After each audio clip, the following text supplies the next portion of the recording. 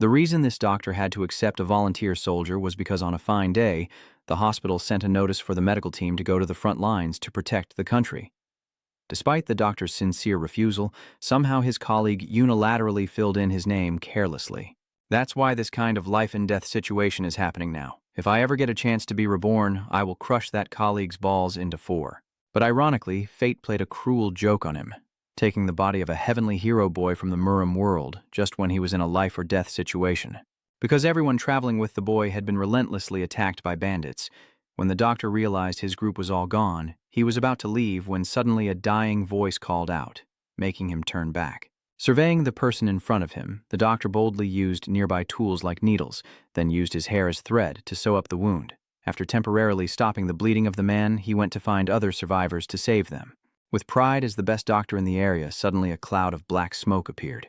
Everyone had fainted, and a pale hand with wounds was desperately trying to hold on to someone's body. Tianhai was now exhausted. In the quiet atmosphere, he gasped, "Too much blood loss. I can't save them anymore." The sounds of labored breathing continued, then he staggered to his feet. With no basic first aid tools, he had to first sort out who could still be saved. He walks while breathing heavily, looking exhausted, trying to save more people, and finally he finds 3 individuals. His eyes were full of hesitation, but moments later they turned resolute. Long clenched his fist tightly, trembling constantly, if only he had proper medical tools then. Suddenly, he noticed a strange piece of cloth lying on the ground and hurriedly picked it up to examine. He quickly recognized the Van Long Royal Palace. The palace is just a place that will transport everything once paid. Remembering this, he swallowed hard. But the royal mansion only appears in novels.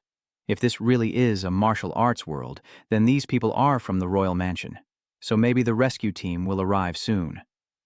After a while, Tiani tried to take the swords of the unconscious people.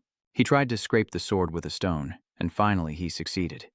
A small flame of smoke rose, and he smiled with satisfaction. Finally, what I learned in the military has a use. Then Tianxi went alone to gather wood and carried the injured by himself. Although he is small, his willpower is enormous. Why are these guys so heavy? As the sunset rises high, Tianhe sweats and says, "Finally done." Not thinking much, he collapses to the ground. He lies down and breathes a sigh of relief. Looking at the peaceful sky outside, a sense of worry fills his heart. The rescue team hasn't arrived yet, so before things get worse, I'll go down the mountain myself and see what's going on. And with that, he stood up abruptly. Tianhai's face suddenly darkened.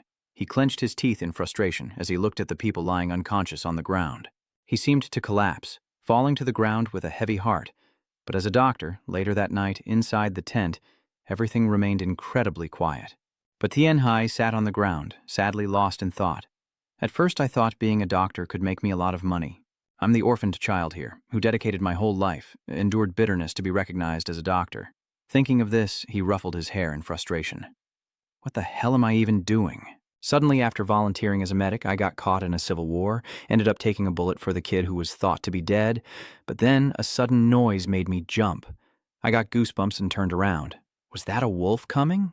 That's possible too. This is a martial arts world after all. Not only bandits, but also wolves. Tianhe starts to get scared and cry. "Please come quickly. Rescue team, Van Long King's Palace, please." Van Long King's Palace, I think I've heard of it somewhere before. Van Long Vuong Palace, also known as the Rescue Team, features the divine Dr. Bill from the story Divine Demon Heavenly Sovereign. As soon as he finishes his thoughts, a sky-shaking battle erupts where he stands. What? Well, what is that? The sound of horses' hooves pounding echoes loudly. Tianhai steps out of the tent with his sword in hand, as if someone is approaching. His hands trembled as he wondered, is it a rescue team or bandits? Suddenly a tall flag was raised, and he quickly realized the Van Long King's mansion had arrived. Unable to hold back, he sank to the ground, filled with joy. The rescue team had truly arrived, alive, both himself and those others, as a group of people riding carriages approached before him. He sighed in admiration and said, "The carriage is so beautiful. It looks like a giant medicine cabinet. I think I've read about this before. The divine doctor's ambulance is surrounded by wooden walls shaped exactly like a giant medicine cabinet. If it's the divine healer's medical carriage," Tianxi suddenly remembered himself from the previous life when he was reading a novel and suddenly another doctor walked by and said, "June doctor, reading martial arts novels again, huh? Please respect others' only hobby." That doctor kept mocking. Thane, Demon, Heavenly Lord, just hearing the name sounds ominous, doesn't it? Thinking of that, he scratched his head and sighed, probably just a coincidence. Suddenly, someone pointed at him and shouted, "Your Highness, there is still someone alive." Looking at the crowd in front of him, he was stunned as the scene shifted to the next morning, and the surroundings now bustling with activity. Tianhai still hasn't regained his composure. A man in front of him orders, "Go check if there are any wounded people." Weekly order. His eyebrows suddenly furrowed. Huh? So he saw Tianhai staggering as he walked. As he was walking, his foot suddenly stopped. In front of him was a person 3 times his size. He was startled and stepped back suddenly. The man knelt down and introduced himself, saying, "Today I am Lu Ho, the Prince of the Vanlong Kingdom." "What's your name?" "Aniai, is your name Jun?" Tianhe is calm and composed, very different from his outward appearance. He continued, "You have a lot of spirit. Staying so calm in this situation proves you're truly extraordinary." Then he suddenly asked, "Are you the one who set up the tent?" He replied blankly, "Yes, for the injured, sir." Hearing that, the man was very surprised. "Are they injured?" Without thinking much, he went over to the tent to check. As he looked in, his eyes widened in shock. He shouted loudly, "Where is everyone? Quickly call Dr. Bill here. Hurry up." When Tianxi heard that name, he gaped. "Is the divine Dr. Billayu the same as Dr. Billabu? You just stood there frozen for a few seconds. Could it be that as you thought, you turned your head to look?" According to the novel, Healer Brewell is one of the greatest doctors in the world, known as Bill Will because of his white hair like that of the white dragon. Although he is male, he possesses a beauty that rivals any woman in the world. It really feels like something straight out of a novel. This isn't just a martial arts world where you stand there with your mouth open, but a world from a story. The Heavenly Demon is an important supporting character in the novel I have read from start to finish. When the Vanlong King's residence was attacked, the divine Dr. Baekyu saved Yel Hanun, the main character of the story, and afterward there were also some legends about the divine doctor and Yel Hanun. But in the end, the healer couldn't survive the serious illness and died in the 2nd volume. Yet this character is now standing before me. At that moment, the healer stepped inside the tent, carefully examining the patient's condition, his attention suddenly drawn to the sutures. His eyebrows furrowed as if he understood, and he said nothing more. He took something out of his pocket, then the healer used his power to acupoint the patient. Haiyan asked, "How is the wound, Lord? Does this mean good things come to those who are kind and lucky enough to survive?" On the contrary, I really want to ask, who was responsible for this stitch? He then looked up at Tianji and was a bit surprised before answering. He is just a young boy. Etienne smiles and marvels, truly an incredible medical skill. This little boy only used a few simple stitches to treat the wounds, yet he managed to save everyone. Everyone around was amazed, praising the young healer.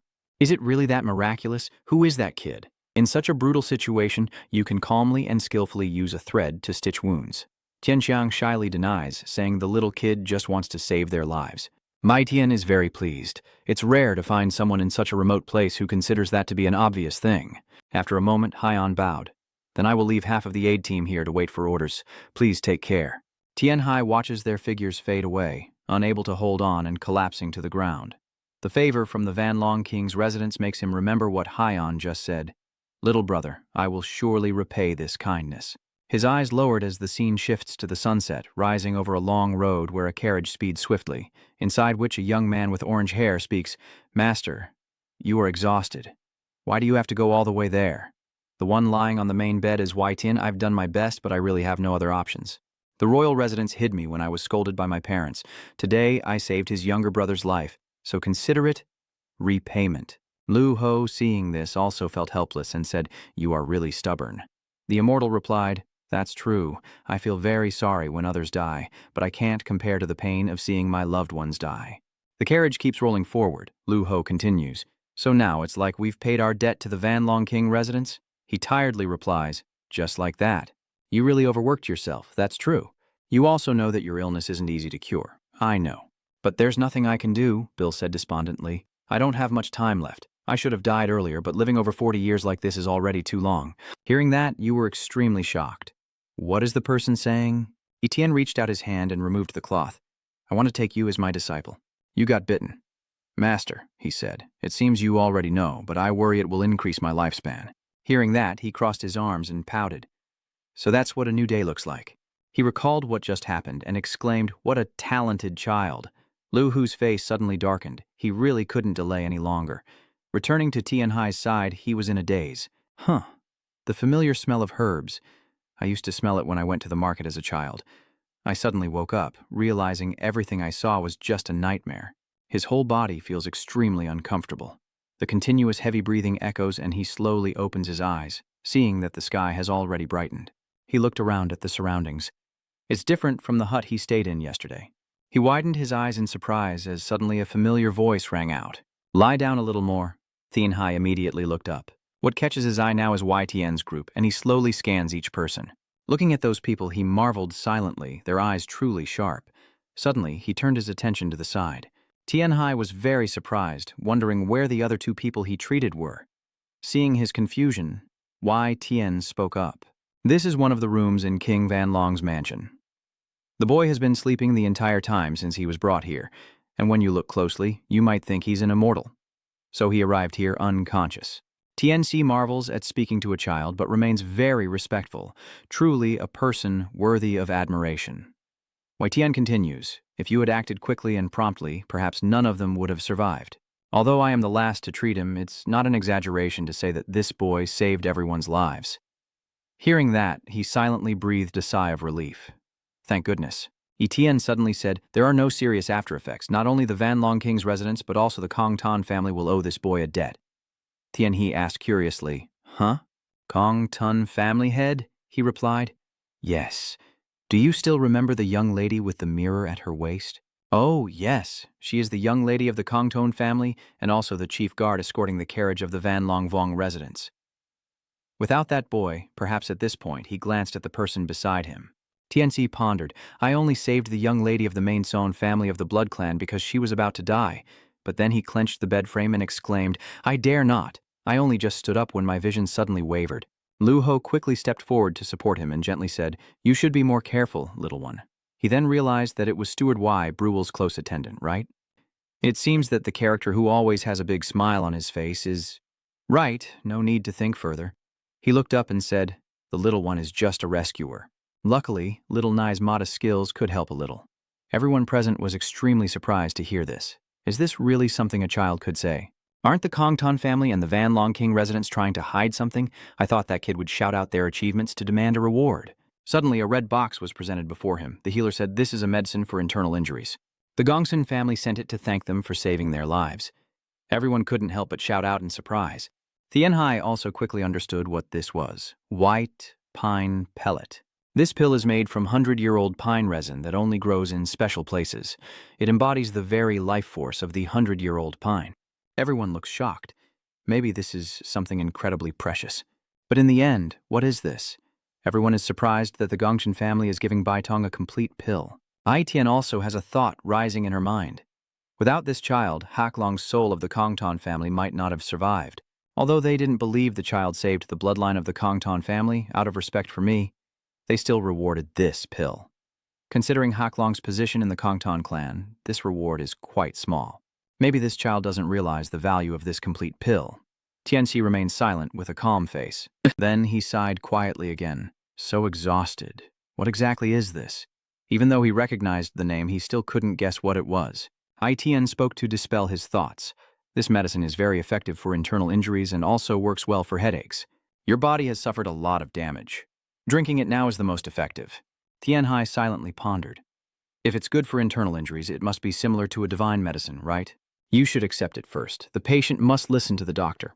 After thinking, he threw the pill into his mouth and swallowed it without hesitation. He closed his eyes tightly, feeling a refreshing sensation inside, as if his body was fragrant and his head suddenly felt light. Lu Ho bowed slightly and offered a bottle of medicine, saying, "Here, please try this as well. It might be a bit strong, but it's very effective." He looked confused as he took it. Wise Yan ordered, "The patient needs rest, so please everyone step outside." Oh, that's right. Before leaving, their voices echoed. It's true that this kid is really unusual. Thinking about that mischievous little boy in our house makes me embarrassed. Let's cut to that afternoon, in the room with only 3 people left. Are you really going to accept this child as your disciple? That's right. Lu Hu was a bit suspicious. No child would dare refuse to become the disciple of the divine Dr. Bill. But I am very worried, unexpectedly Y Tian said. Yes, I also worry that the child will refuse, which will surprise you. What is this? Suddenly he bends down, quickly pulls out a needle, but with sincerity that will surely touch the heart. Liu Hu was once again stunned. Are you planning to give this precious needle to the child? He replied, yes. Then he controlled his energy, slowly moving the needle closer to Tianhai. A sudden surge of energy radiates outwards. His hand trembles as Wai-tin focuses on her task. Is it pitiful or enviable, being pierced by the owner? The hopeless killing intent within you also intensifies. In Tianhe's mind, a voice kept echoing. I dream of becoming a butterfly, but not the luxurious butterfly of the rich. Rather a dream of being caught and stabbed all over by some crazy person. Damn it, save the butterfly. This crazy guy, please consider this a pleur. I wish this torment would end soon. After a moment, he slowly opened his eyes to the siling scene from before he slept, with strange wisps of smoke swirling around him.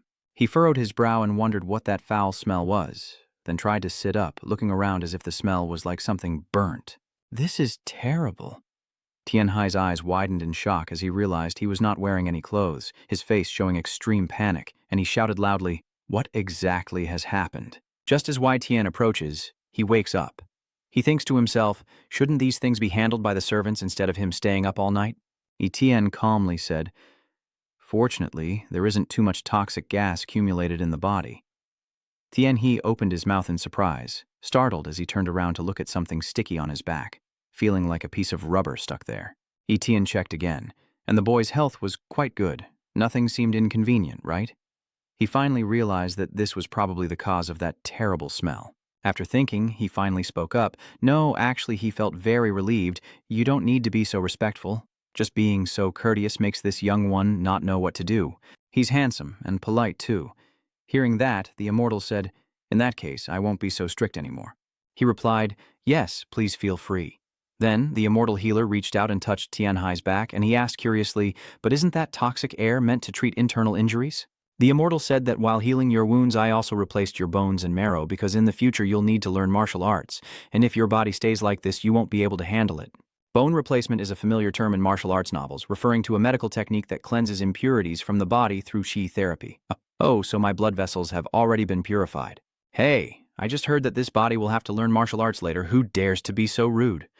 While he was lost in thought, Wai Tian said, "It's time to take a bath." Hill, holding a towel in his hand, smiled at the two people before going to assist him. As he was lifted up, Tianhe continued to be lost in his thoughts. It's probably a bit unusual for the divine Dr. Big Grill himself to change bones and joints, so why would he give me something so precious? Thinking of this, he looked over at Wai Tian, who was smiling gently. After a while, Tianhe was placed into the bath. He sat inside, enjoying this happy moment, his eyes half open as he immersed himself in the water. He looked at the surroundings and sighed. The great mountain residence of the Cloud Dragon King's mansion is also too luxurious. According to Big Grill's words, because he is a benefactor of the mansion, he was given the best place to stay. Earlier, Tianhe and the head were shouting, "My head hurts!" And in his mind, countless questions were living. Where am I? Who are my parents? Have you ever been struck by lightning somewhere? Every time I get asked that, I don't know what to say, besides that I have a headache. A concussion from a head injury leading to temporary memory loss is probably the most reasonable excuse. I don't remember, so I guess I'll just ignore it. Back in the present, Lu Hu is washing him, and before leaving he told him to call Ta when he goes out. Little Tien just entered the bath and thought, that subordinate of his is like a leech, huh?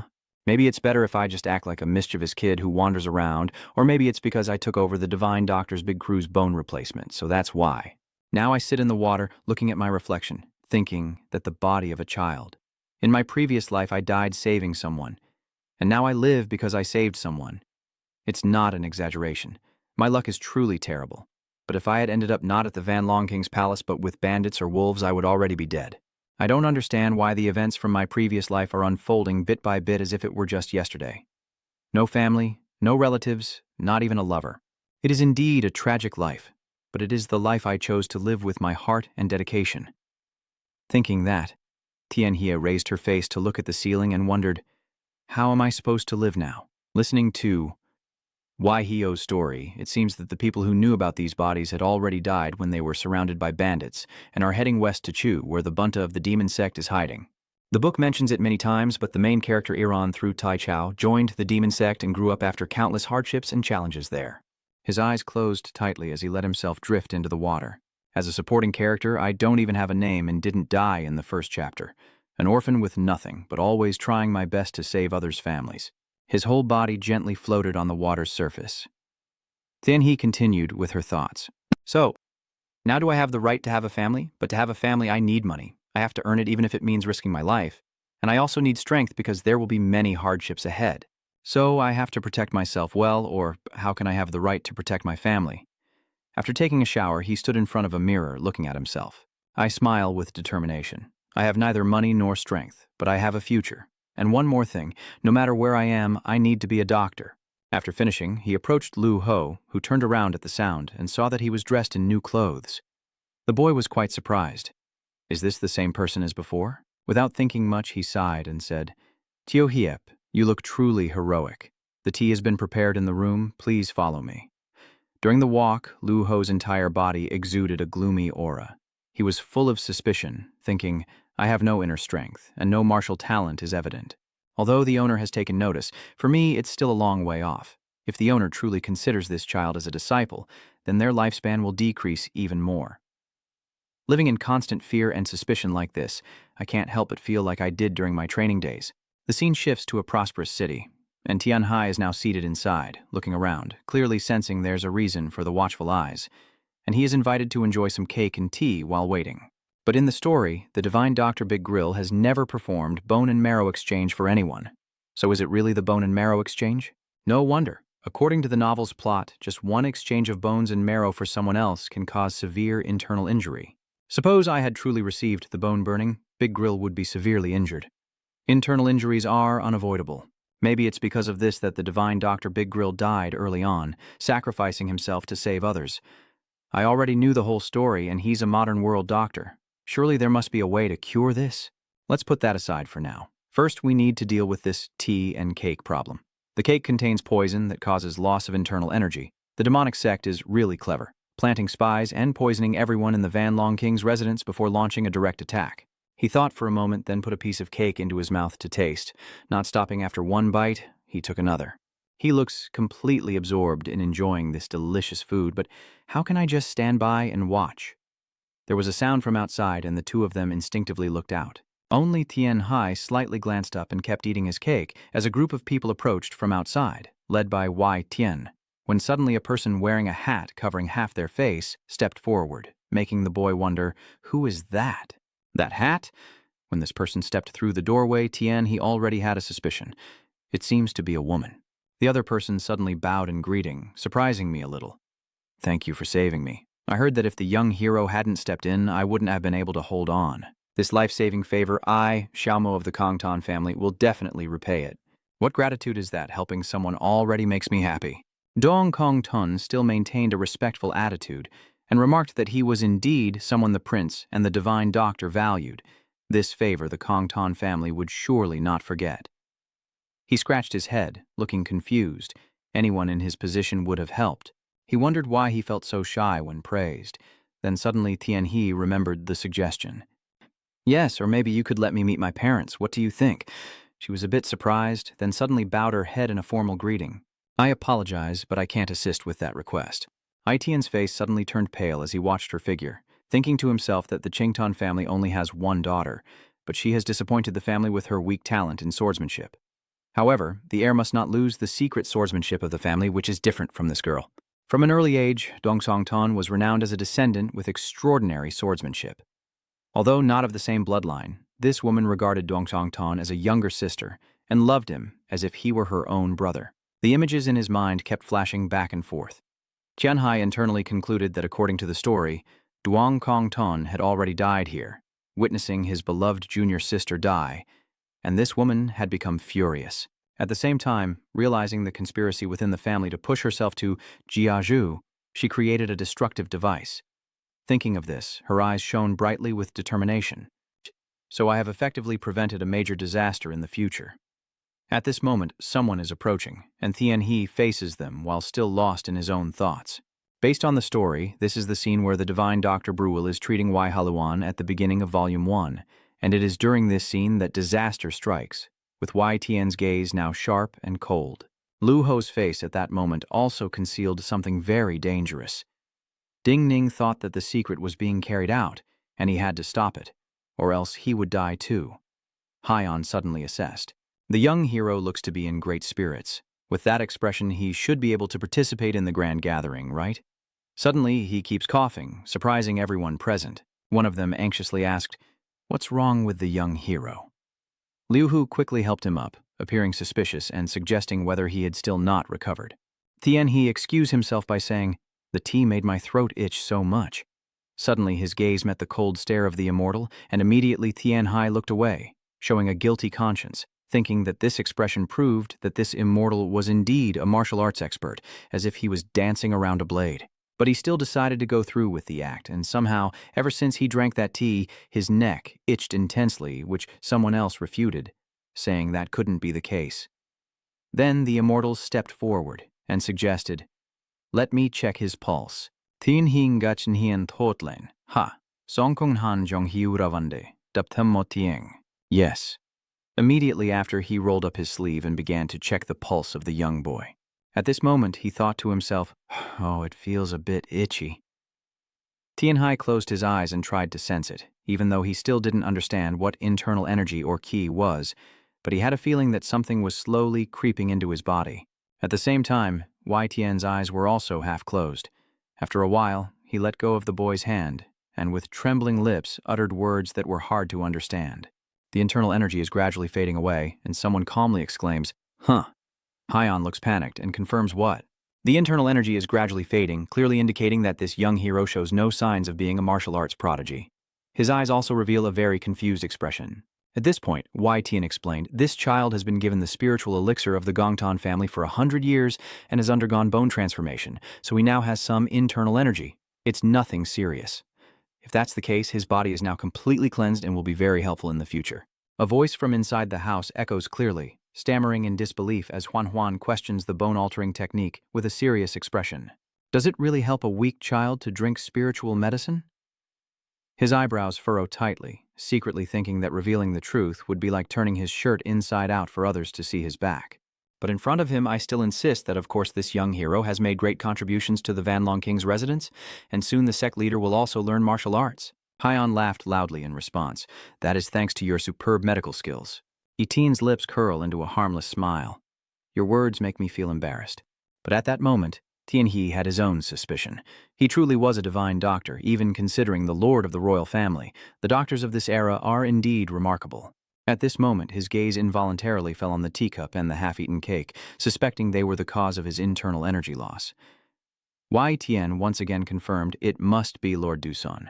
Haiyan, upon hearing this, was furious and demanded to know who dared to poison this child. "Who dares do this to the benefactor of our Vanlong Palace?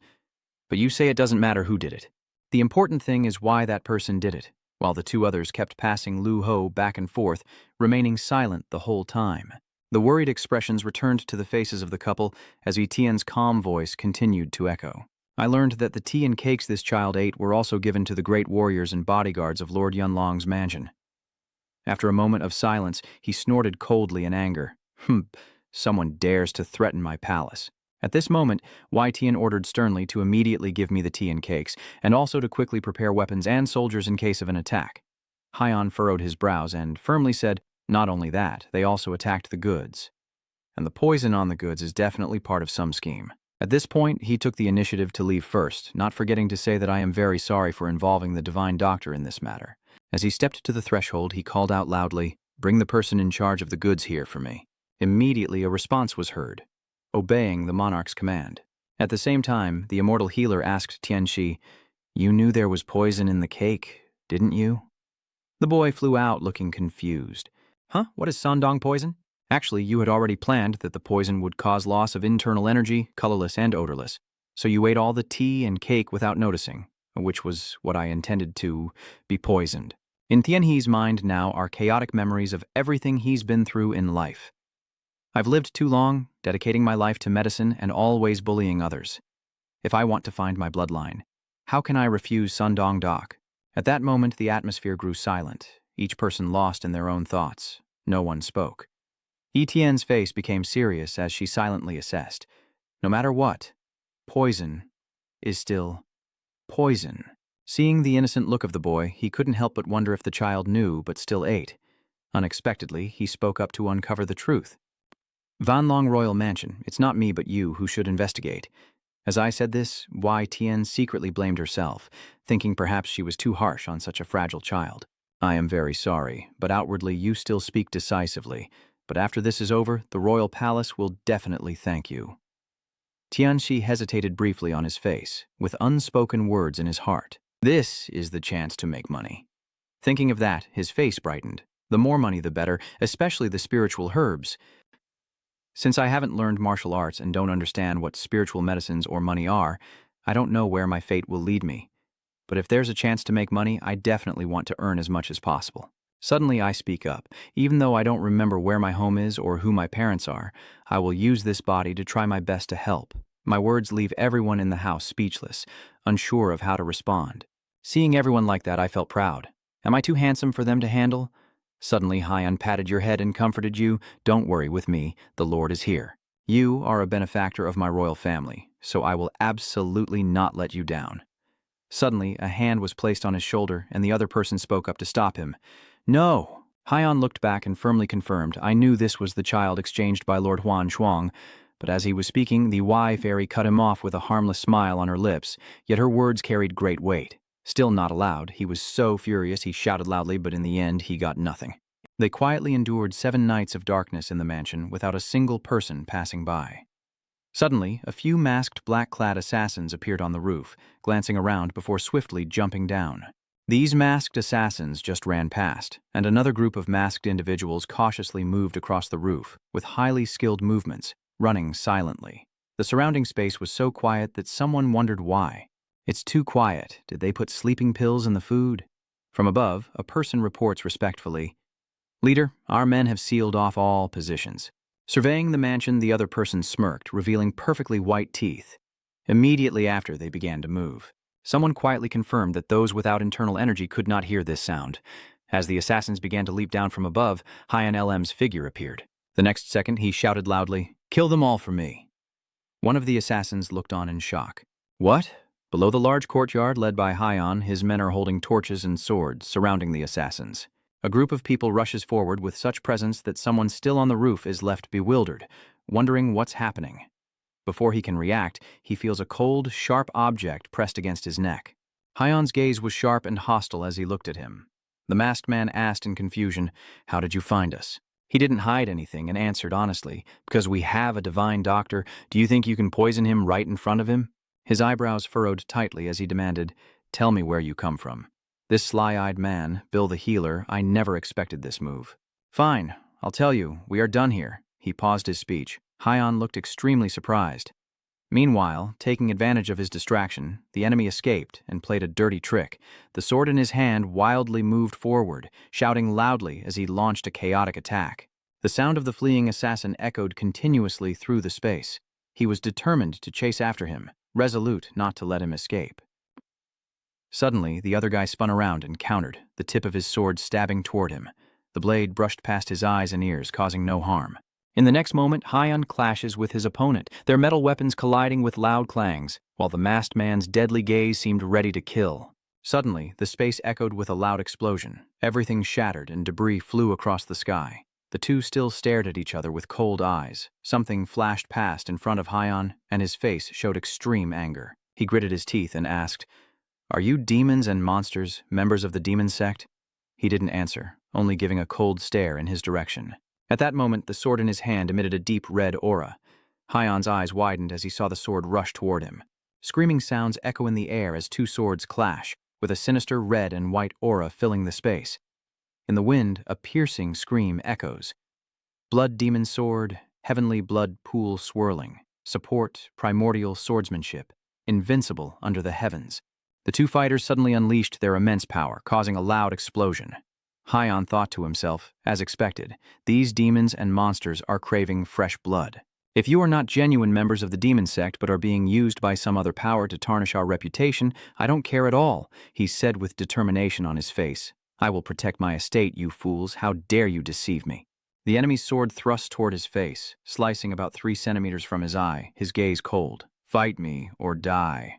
Immediately, Haiyan raised his sword high above his head, successfully dodging his opponent's previous attack. A vortex formed in the space, and his sharp sword tore through the wind toward the enemy, causing his opponent's eyes to widen in shock. In a flash, his counterattack sword sliced across Haiyan's face. He glanced at the wound, subtly moved his hand to turn the hilt, and sharp sounds echoed in the flashing light. The chaotic primal sword technique, the hidden dragon meditation sword. Hyon's sword streaked past his face, lifting the mask, leaving him stunned. Is there really such a sword technique? I wasn't his opponent at that moment when I saw him fall dead, sprawled on the roof. Hyon slightly smirked, his legs shifting as he looked down and gave the order, "Kill them all." In a certain room, Tianhe peeked out the door. It seems like it's starting. Like a war. You look outside, scanning each group of fighters engaged in fierce battles. Your eyes wide open, then suddenly narrowing.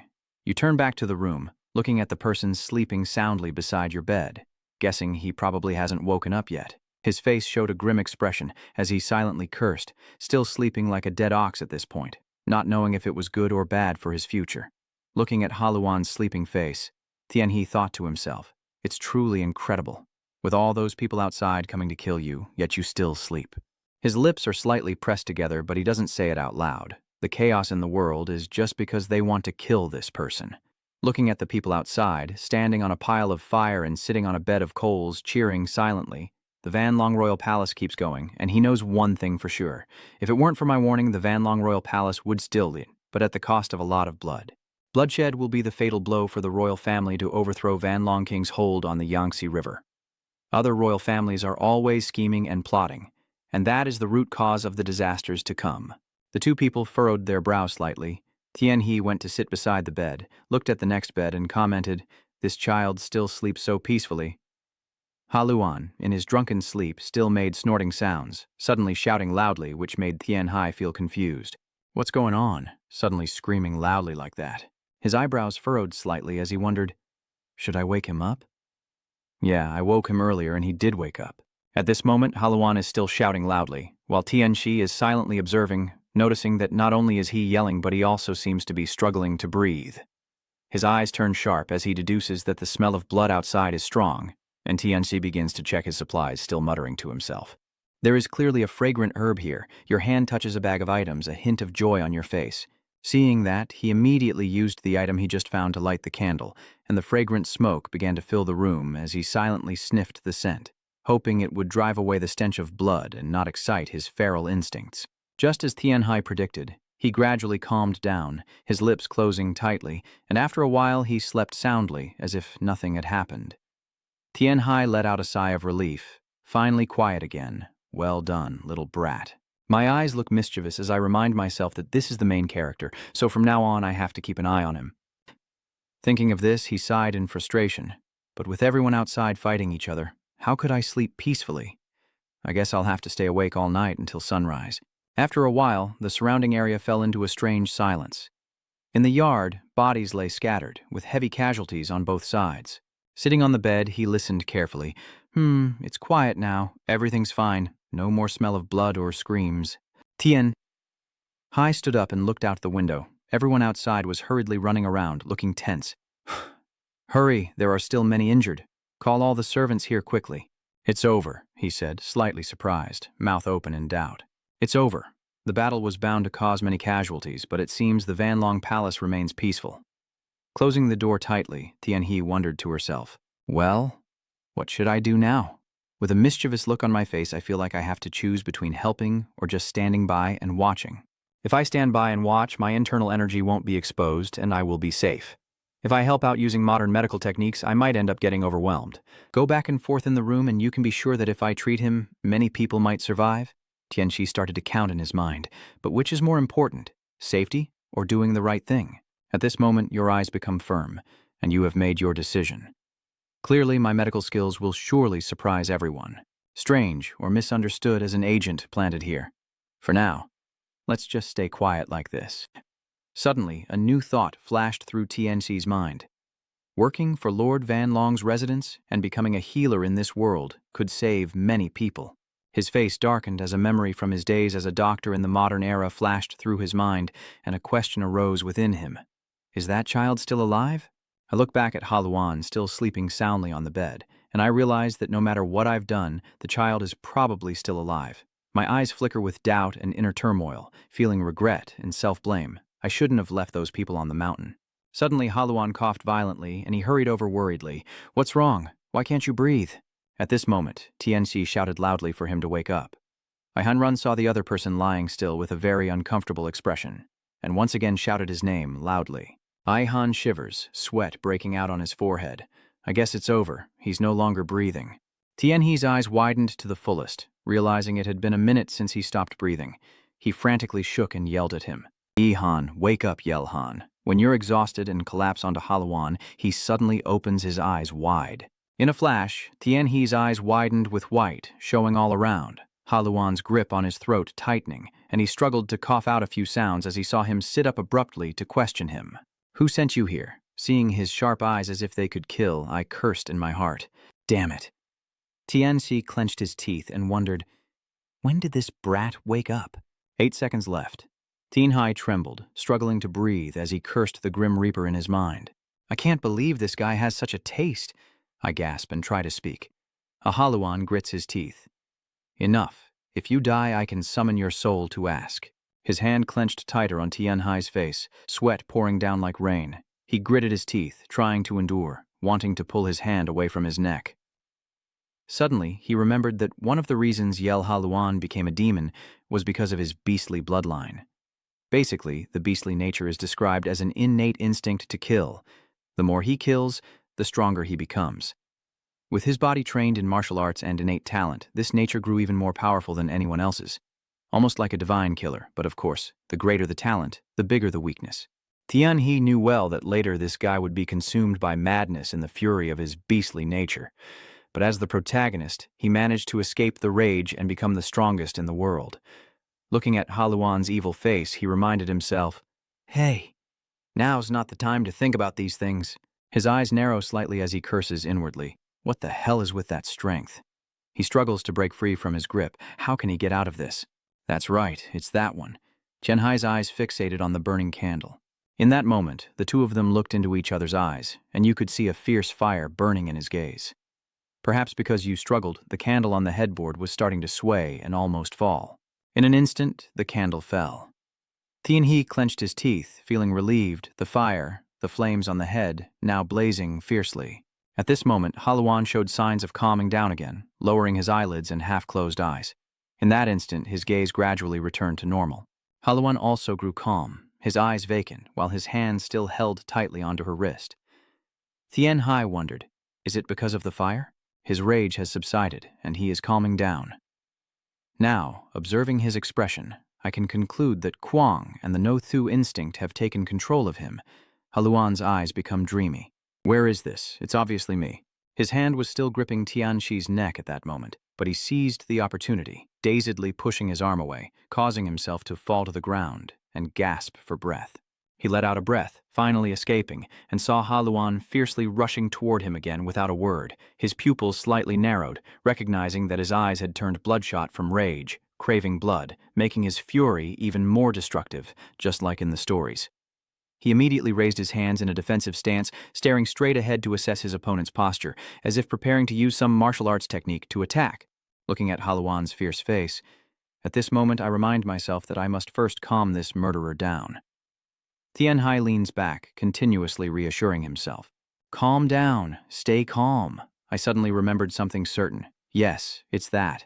At this moment, Haluan brandished his sharp claws and roared as he charged at me, but I just kept talking nonsense, because grudges and debts are like a double-edged sword. His eyes widened as his claws drew near, but suddenly his hand stopped midair and his gaze fixed on him with something strange in it. In Tianhe's mind, he silently called out your name. Ryun. Ah, in his mind are the pains he has endured. Gratitude and resentment are like a double-edged sword. Whether it's love or hate, bloodshed is inevitable in the end. That is true bondage. I remember Haluan crying, and the other person also shedding tears as they watched him sob uncontrollably. In his mind, he remembered the other person once saying, I hope you won't live a life like mine. Thinking about what he had gone through, Tianyu assumed that his parents were Wai Haluan's only blood relatives. But finding a bright path for myself, I suppose that's fine. I knew that his parents' final testament would have an effect. A victorious smile suddenly appeared on his face as Haluan kept staring at him with wide eyes. In the moment their eyes met, Tianxi placed his hand on his shoulder and asked, Do you think joining the demon sect will keep you safe? He pursed his lips without answering. Tianhai continues to advise, if you swallow the blood essence, you will definitely become a puppet. Wake up. Haluan looked at him with a hint of surprise on his face. Then his eyes turned sharp as he suddenly pushed Tianhe's hand away and asked with a serious expression, "How do you know about that?" "It doesn't matter if I know or not. What's important is whether you know anything about the demon sect." After a moment of silence, he half closed his eyes and spoke. "Let me teach you a lesson. To join the demon sect, besides drinking the high blood potion, you have no other choice, not even for anyone." Haluan's lips are slightly pursed, his expression unclear, but what is certain now is that the blood toxin is a parasitic organism living inside him, gnawing away bit by bit, while the steady voice of the boy still echoes in his ears. "You must take the complete pill sent by the demon sect every 10 days. But if you don't take the pill after 10 days, the blood parasite will grow and multiply inside your body.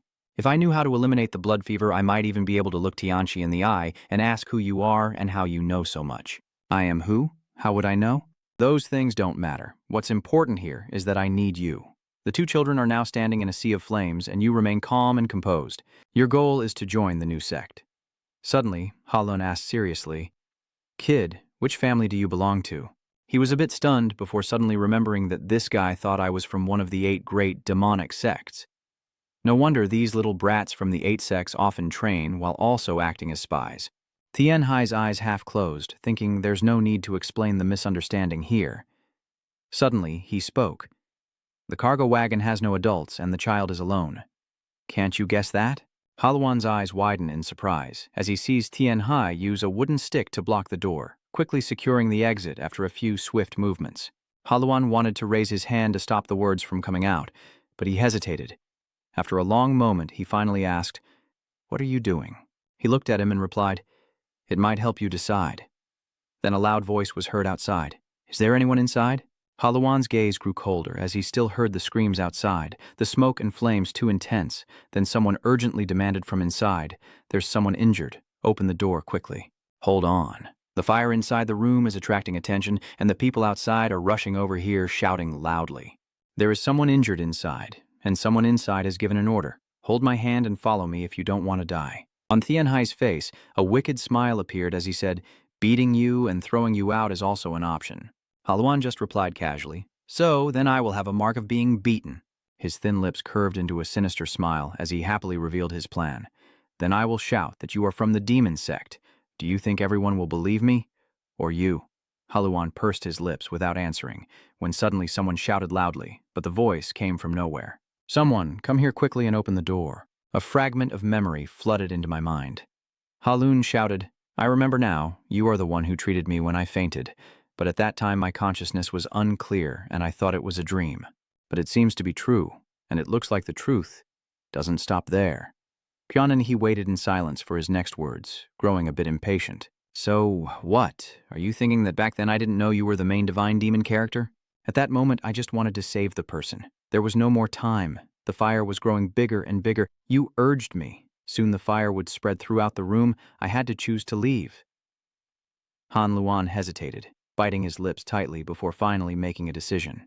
"All right, fine, I'll hold on."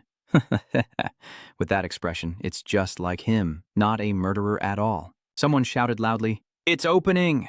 The adults hurriedly urged each other to hurry. Inside, there's a wounded child. Tianhai's tears streamed down as she rushed to the door, crying loudly to save the child, and a grown-up held her as if in panic, calling out, "Mommy." I'm crying out loud, tears welling up in my eyes as I sob and tell my story. The baby was so scared, the door was too tightly closed, the baby thought it couldn't be opened anymore. Haluan coldly curled his lips. This kid. Right now the other person was holding him, while desperately urging, "Hurry up and put it out of its misery." The child was already terrified and lost its soul. The chaotic sounds echoing are unclear, coming from whom I wonder. Are you hurt anywhere? Quickly take the child outside. While everyone else is protecting you, Haluan stands silently in a corner, ignored by all. He still looked back at him with a mocking gaze. After a while, the Wang estate also fell silent. They returned to a place where voices of orders could be heard. "Hurry here." The area was filled with corpses and numerous wounded being carried away for treatment, with some commanding to prioritize the seriously injured. More moans of pain echoed, "My leg!" Then someone hurriedly urged, "Quickly lift the leg." The commanding voices continued without pause, holding that position. At this moment, first aid tools, bandages, and various medicines were all laid out on the table. Someone's voice echoes, "So this is how skilled medical techniques are. Cleaning the inside is necessary for these people to survive." Someone else remarked that it was exactly the same medical skill used by the royal hospital. Currently, Tianxi is sewing up the wound, while the people inside the palace staff watch in admiration with their mouths agape. He silently thought, "All right, the inside is cleaned, now I need to open it up to put this back." As Tianhe hurriedly searched through medicine bottles, worried about a second infection. "Now there's no oxygen machine or disinfectant, damn it. I don't know if I can save him anymore." You quickly pour a liquid into a cup and decide to just do this for now. Everyone was surprised and asked, "What are you doing again? You're not going to cut open the stomach and stuff something inside, are you?" Watching Tianhai perform a series of actions, someone realized he was wetting the cloth with medicine and strong alcohol. He began wiping the wound while silently talking to himself. "This cloth can wipe away blood and debris from the body, but it can't clean everything completely. Now it has turned white, but it's covered in blood." He silently cursed, "This is crazy. I can only do this much now." There are already many blood-stained cloths discarded at his fete, and he concluded there was no way to use anymore. Sweat drips down that person's face, their expression full of pain as their small hands press on the wound. The small hand picks up a needle again, secretly wishing they could use energy and the moaning power of this world. The adults present looked surprised as the wound was quickly sewn up. Then someone came to report that 5 people had minor injuries, 12 were seriously wounded, and there were 5 others beyond saving. But at this moment, his gaze shifted to Tianhai, who was busy tending to the wounded soldiers, and he hesitated, realizing that the boy on the hospital bed was the one pierced through the chest with a sword that hadn't been pulled out yet. Looking at his position, he deduced it was a lung injury, and he began searching for what he needed to perform the surgery. He picked up a knife again, secretly thinking that although it was a bit big, it should do the job. The surrounding eyes kept staring at him intently, and some were determined that this time he had to draw the sword. Could it be with that? He looked at them giving orders, then stopped hesitating and said, "Pull it out quickly." Someone hurriedly responded, "Ah, I see now." At that moment, the injured person on the bed was in extreme pain, so the other person ordered to quickly perform acupoint pressing. Although a bit surprised, I quickly returned to a professional attitude and made my judgment. Oh, in this world, there's even something called acupoint pressing. The person on the bed was then grinding his teeth from the pain as his hand wildly moved near his wound. As long as the blood is controlled, the success rate of this surgery will greatly increase. Suddenly, my eyes widened in disbelief at what was happening before me, wondering what was going on. "How are your hands so fast?" Tien, with a calm and expressionless face, asked, "Is this enough?" In his mind, he shouted, "Divine Healer Tien Hien," firmly gripping the sword handle on the other person's body and commanding, "All right, I'm drawing the sword now. Others hold the patient tightly." Immediately, a group responded in unison, "We are ready." And then he began his task, drawing the sword from the other person while the others held the patient tightly. Etienne's eyes also showed some confusion as a large amount of blood spurted out, frightening anyone who saw it. Someone comments that the blood is in the lungs. Tianhai's face shows clear signs of tension, and his movements become a bit quicker. Etienne watched for a while before asking, "Is blood loss the main issue?" Then suddenly spoke up, "Wait for me a moment." Yai Ho Lu Ho immediately runs over. "Yes, master.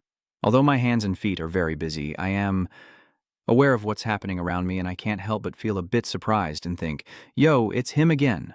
The next second, Lu Ho's hand appeared in midair as Thien He watched the blood spray out, eyes wide open. Seeing the blood swirling in a vortex controlled by Lu Ho, he exclaimed inwardly, "Oh my God." The air manipulation technique is a skill that uses the legs to control objects in midair. While he was still staring in amazement, the man coldly asked, "Is it done?" Inside, he was marveling. "I can't believe I actually saw that with my own eyes." But outwardly, he still managed to answer that question. All right. Tianhai felt that what he had just witnessed was truly miraculous. Then he quickly returned to his task, wholeheartedly focused on saving the other person. Sweat started to flow down his face as he pondered whether to cut this off. Holding the knife, he found Tianhai and felt that now was the time for this knife to shine. He immediately acts quickly, his mouth slightly open, then swiftly sutures the wound, while Wei Tian observes every move he makes without blinking until he wipes the sweat from his brow and briefly sees him smile with satisfaction. There are many people gathered here, caregivers and the wounded, some of whom can now sit up. Haiyan is also present and asks about the situation, and a few seriously injured have been saved. "My lord, there are still 2 seriously injured people who have not been treated yet." Following him, the other person still reported seriously that 2 of the 5 people treated earlier had died. Haiyan then bowed to Wei Tian and said, "You have worked hard. Thanks to you, everyone's lives have been saved. The prince respectfully replied, "That's too much," and he didn't boast about his achievements, but honestly said, "When I wasn't here, this child treated everyone."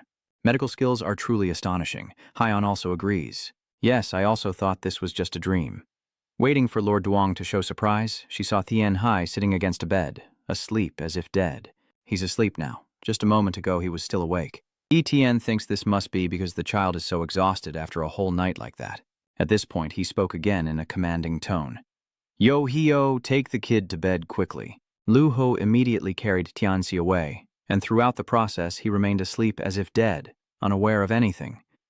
After that day, Tianxi's reputation spread throughout the entire palace. A few days later, the royal estate returned to normal activity. A group of people gathered to chat, each one talking, but no matter how fierce they were, they wouldn't say a word. When they had free time, everyone gathered to help out, and someone suggested, could it be that even if they were exhausted and close to death, they would still be like this?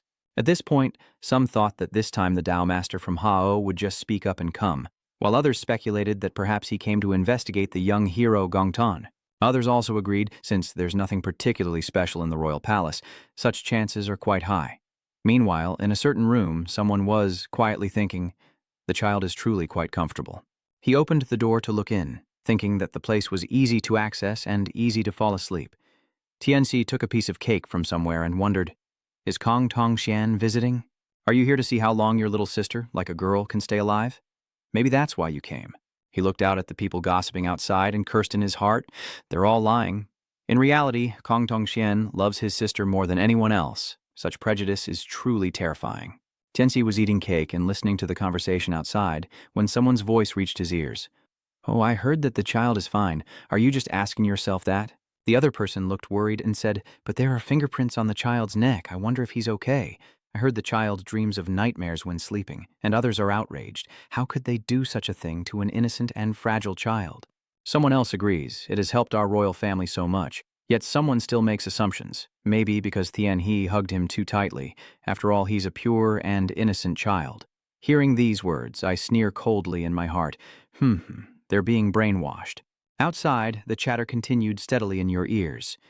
Yes, even the Lord came to apply medicine to Tian Hai's neck. While you were devouring another piece of cake, the people outside were still commenting, with the divine Dr. Bill applying medicine first, but that child really is a treasure. Through the crack in the door, you watched them leave, secretly thinking that everyone seems to misunderstand that Kong Tong Hien is plotting to kill Uncle Kong Tong Yang's child. At this moment, I also startled myself with my own thoughts. What? Kong Tong Hien ultimately didn't bother to explain. Through the crack in the door, he saw a figure pass by, and his mind kept trying to recall the script. The woman was still busy thinking about taking Kong Tong Yang to Jiazhu and finding the murderer of her sister, when suddenly his eyes widened in shock. "When did that person appear in front of you?" Haluan Hanhuo demanded. "Why are you here?" After a while, the two boys led each other out of the royal residence to a less crowded place, and he asked Thien He, "What do you want from me?" He sat on a rock and replied leisurely, "Nothing much," which surprised the other person very much. "What?" Tianxi frowned and listed all the good deeds he had done. "That's right. I saved you, exposed the poison plot, prepared to counter the attack, and even became a healer amidst the chaos." At this point, he deliberately lowered his hand to reveal his collarbone so she could see. "But what did I get in return? What is this?" "Be quiet for a moment," Haluan angrily questions. "Clearly you were the one who proposed the exchange. Then you insisted I change my mind and refused to trade anymore, not even apologizing. But not long after, Tianxi felt regret and spoke up to propose again. I understand, then let's do this. From now on you call me elder brother." Haluan, furious, shouted with his hair standing on end. "What? You stay silent and don't reply." Haluan shouted again, "You want to become sworn brothers with me? Because you saved my life, I can reluctantly accept to be sworn brothers, but I can't call you elder brother. What's wrong with that? Clearly I am older than you." Haluan once again raised his hand in a defensive gesture, challenging. "Then fight me," Tianxi immediately shouted in panic. "Hey, you're about to fight an innocent, gentle, weak civilian? How many bastards are you combined from? Are you planning to bully a weak and helpless child? I am even your benefactor." Hearing you scream, Haluan sweat profusely but still kept his fighting stance. At this moment, Thien Hai kept urging, "Quickly call him. Why are you shouting back in anger? What are you calling him for? Put your hands in front of Thien Hai and ask, do you want to punch me so I become your disciple? Fine, then go ahead and punch." Haluan clenched his teeth and thought to himself, "It sounds unreasonable, but very convincing." At this moment, Tianhe stood straight and demanded, "Come on, call out." There was no response. Haluan clearly didn't want to call out, his eyes filled with hostility towards the person in front of him. "Brother, shout loudly and give the order. Call out loudly." "Senior brother." Haluan gritted his teeth, veins bulging on his face, and his words hissed through clenched teeth. Tianhe, louder and more forceful. Finally, Haluan closed his eyes and shouted loudly in surrender. "Tianhe Huin." A smug smile appeaed on your face now. "All right, I'll accept my junior brother. You should have called him earlier." At this moment, she was quite surprised to see the two children here. "Hold on." Duong Kongton approached, waved his hand, and asked, "What are you two doing here?" Tianhe was startled and reacted. "Ah, hello, sister," she asked again. "Are you feeling well?" "Little benefactor, you're not happy being called that. I am gathering herbs for my older sister." "You are a healer, right?" "You probably know which herbs are good for the body, right?" The boy modestly replied, "I only know a little." Duong Kongton enthusiastically suggested, "Just a little help for me too?" Then immediately asked you to find herbs for her as well. He also followed along, but showed no signs of happiness on his face. Instead, Duong Kongton smiled brightly. "At this moment, I am sure in my heart that little demon Hanrian has become my sworn brother, and Kongton Duong has shared many stories about Kongton Hien with me, always radiating positive energy to those around him. Kongton Duong is exactly that kind of person." When he returned to the royal residence, Duong Songton handed him a sword and gave him some instructions. "Here you go." Tianshi took the sword with a bit of surprise. "Huh? You recognize this and wonder what's inside." Black Tongsong sword, one of the rare swords that never breaks and does not glow in the dark, suitable for secret missions. "Returning the sword you insist you cannot accept." She was a bit surprised and replied, "But I still haven't repaid you for saving my life." Thiene thought the Kongton family had already repaid the favor, but I believe this debt isn't just paid by my family. I also need to repay it. At this point, she explained further, "This sword no longer suits my swordsmanship, so I plan to return it to the family. Luckily, I can give it to you." Duong Kongton said with a smile, "If you accept it, I will feel a bit relieved." "Yes, then I will accept. Can you teach me how to use this sword?" Duong Kongton's gaze is fixed straight ahead, facing Tianhe's resolute face as she wields the Kongton sword technique, recognizing the ever-changing sword that is unleashing its power in her hands. Duong Kongton's techniques are very fast and move very agilely, it can be said. The sword of the Kongton family highly values pleasure. It is the Kim compass that elevates the Kongton family to the top. Kongton Tien Kiem. Usually, noble families aiming for pleasure use waves and wind as their symbols. Tianhe couldn't take his eyes off her, acknowledging that her swordsmanship was truly extraordinary. The most surprising thing was how fast her movements were, as if she was exerting great effort, yet not a single drop of sweat appeared. Although young, she truly has the qualities of a genius, able to exert just a little force but generate immense power, which can only be the swordsmanship of the Kongtong family. Now, the arena belongs to her. The swordsmanship arena of the Kongton family, passed down from generation to generation, is like a towering tree in the modern world. That young woman moves gracefully like a leaf floating in the wind, standing with her sword as if tearing through space, as if pleasure has turned into a conclusion. This is the phenomenon of enlightenment. I feel like I'm being drawn into Duong Kongton's sword path, and I can't help but exclaim inside, I truly can't take my eyes off it. Seeing this with my own eyes is truly amazing. After a display of swordsmanship, Duong Kongton clapped his hands loudly in admiration. Truly a blessing of the Kongton family. Congratulations to the #1 swordsman. The subordinates beside her also started to praise her. Congratulations, miss. I will go report this good news to the family. Congratulations, young lady, she modestly responds with a polite reply. Feeling ashamed, everything was thanks to that child. Tianhe, it was because of his advice that I was able to win like this.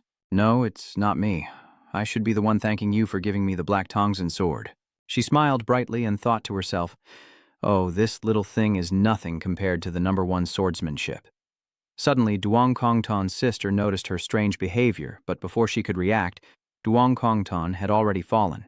Sister quickly ran over to help her, shouting, Duong, where are you? Come here now, I'll carry you myself. At this moment, everyone witnessing was at a loss, unsure of what to do. Tianhe then realized that it was not an ordinary sword, but a dual sword. To attain enlightenment, one must use all the spiritual energy of the body, normally a person with excellent martial arts physique, but even that excellence has its limits. While the Kongtong family is busy treating Kongtong Duong, I went to find Arian at the nearby market near the royal palace, where trade is bustling and the sounds are so pleasant it's as if there's no money involved, yet I paid the royal palace a lot of money.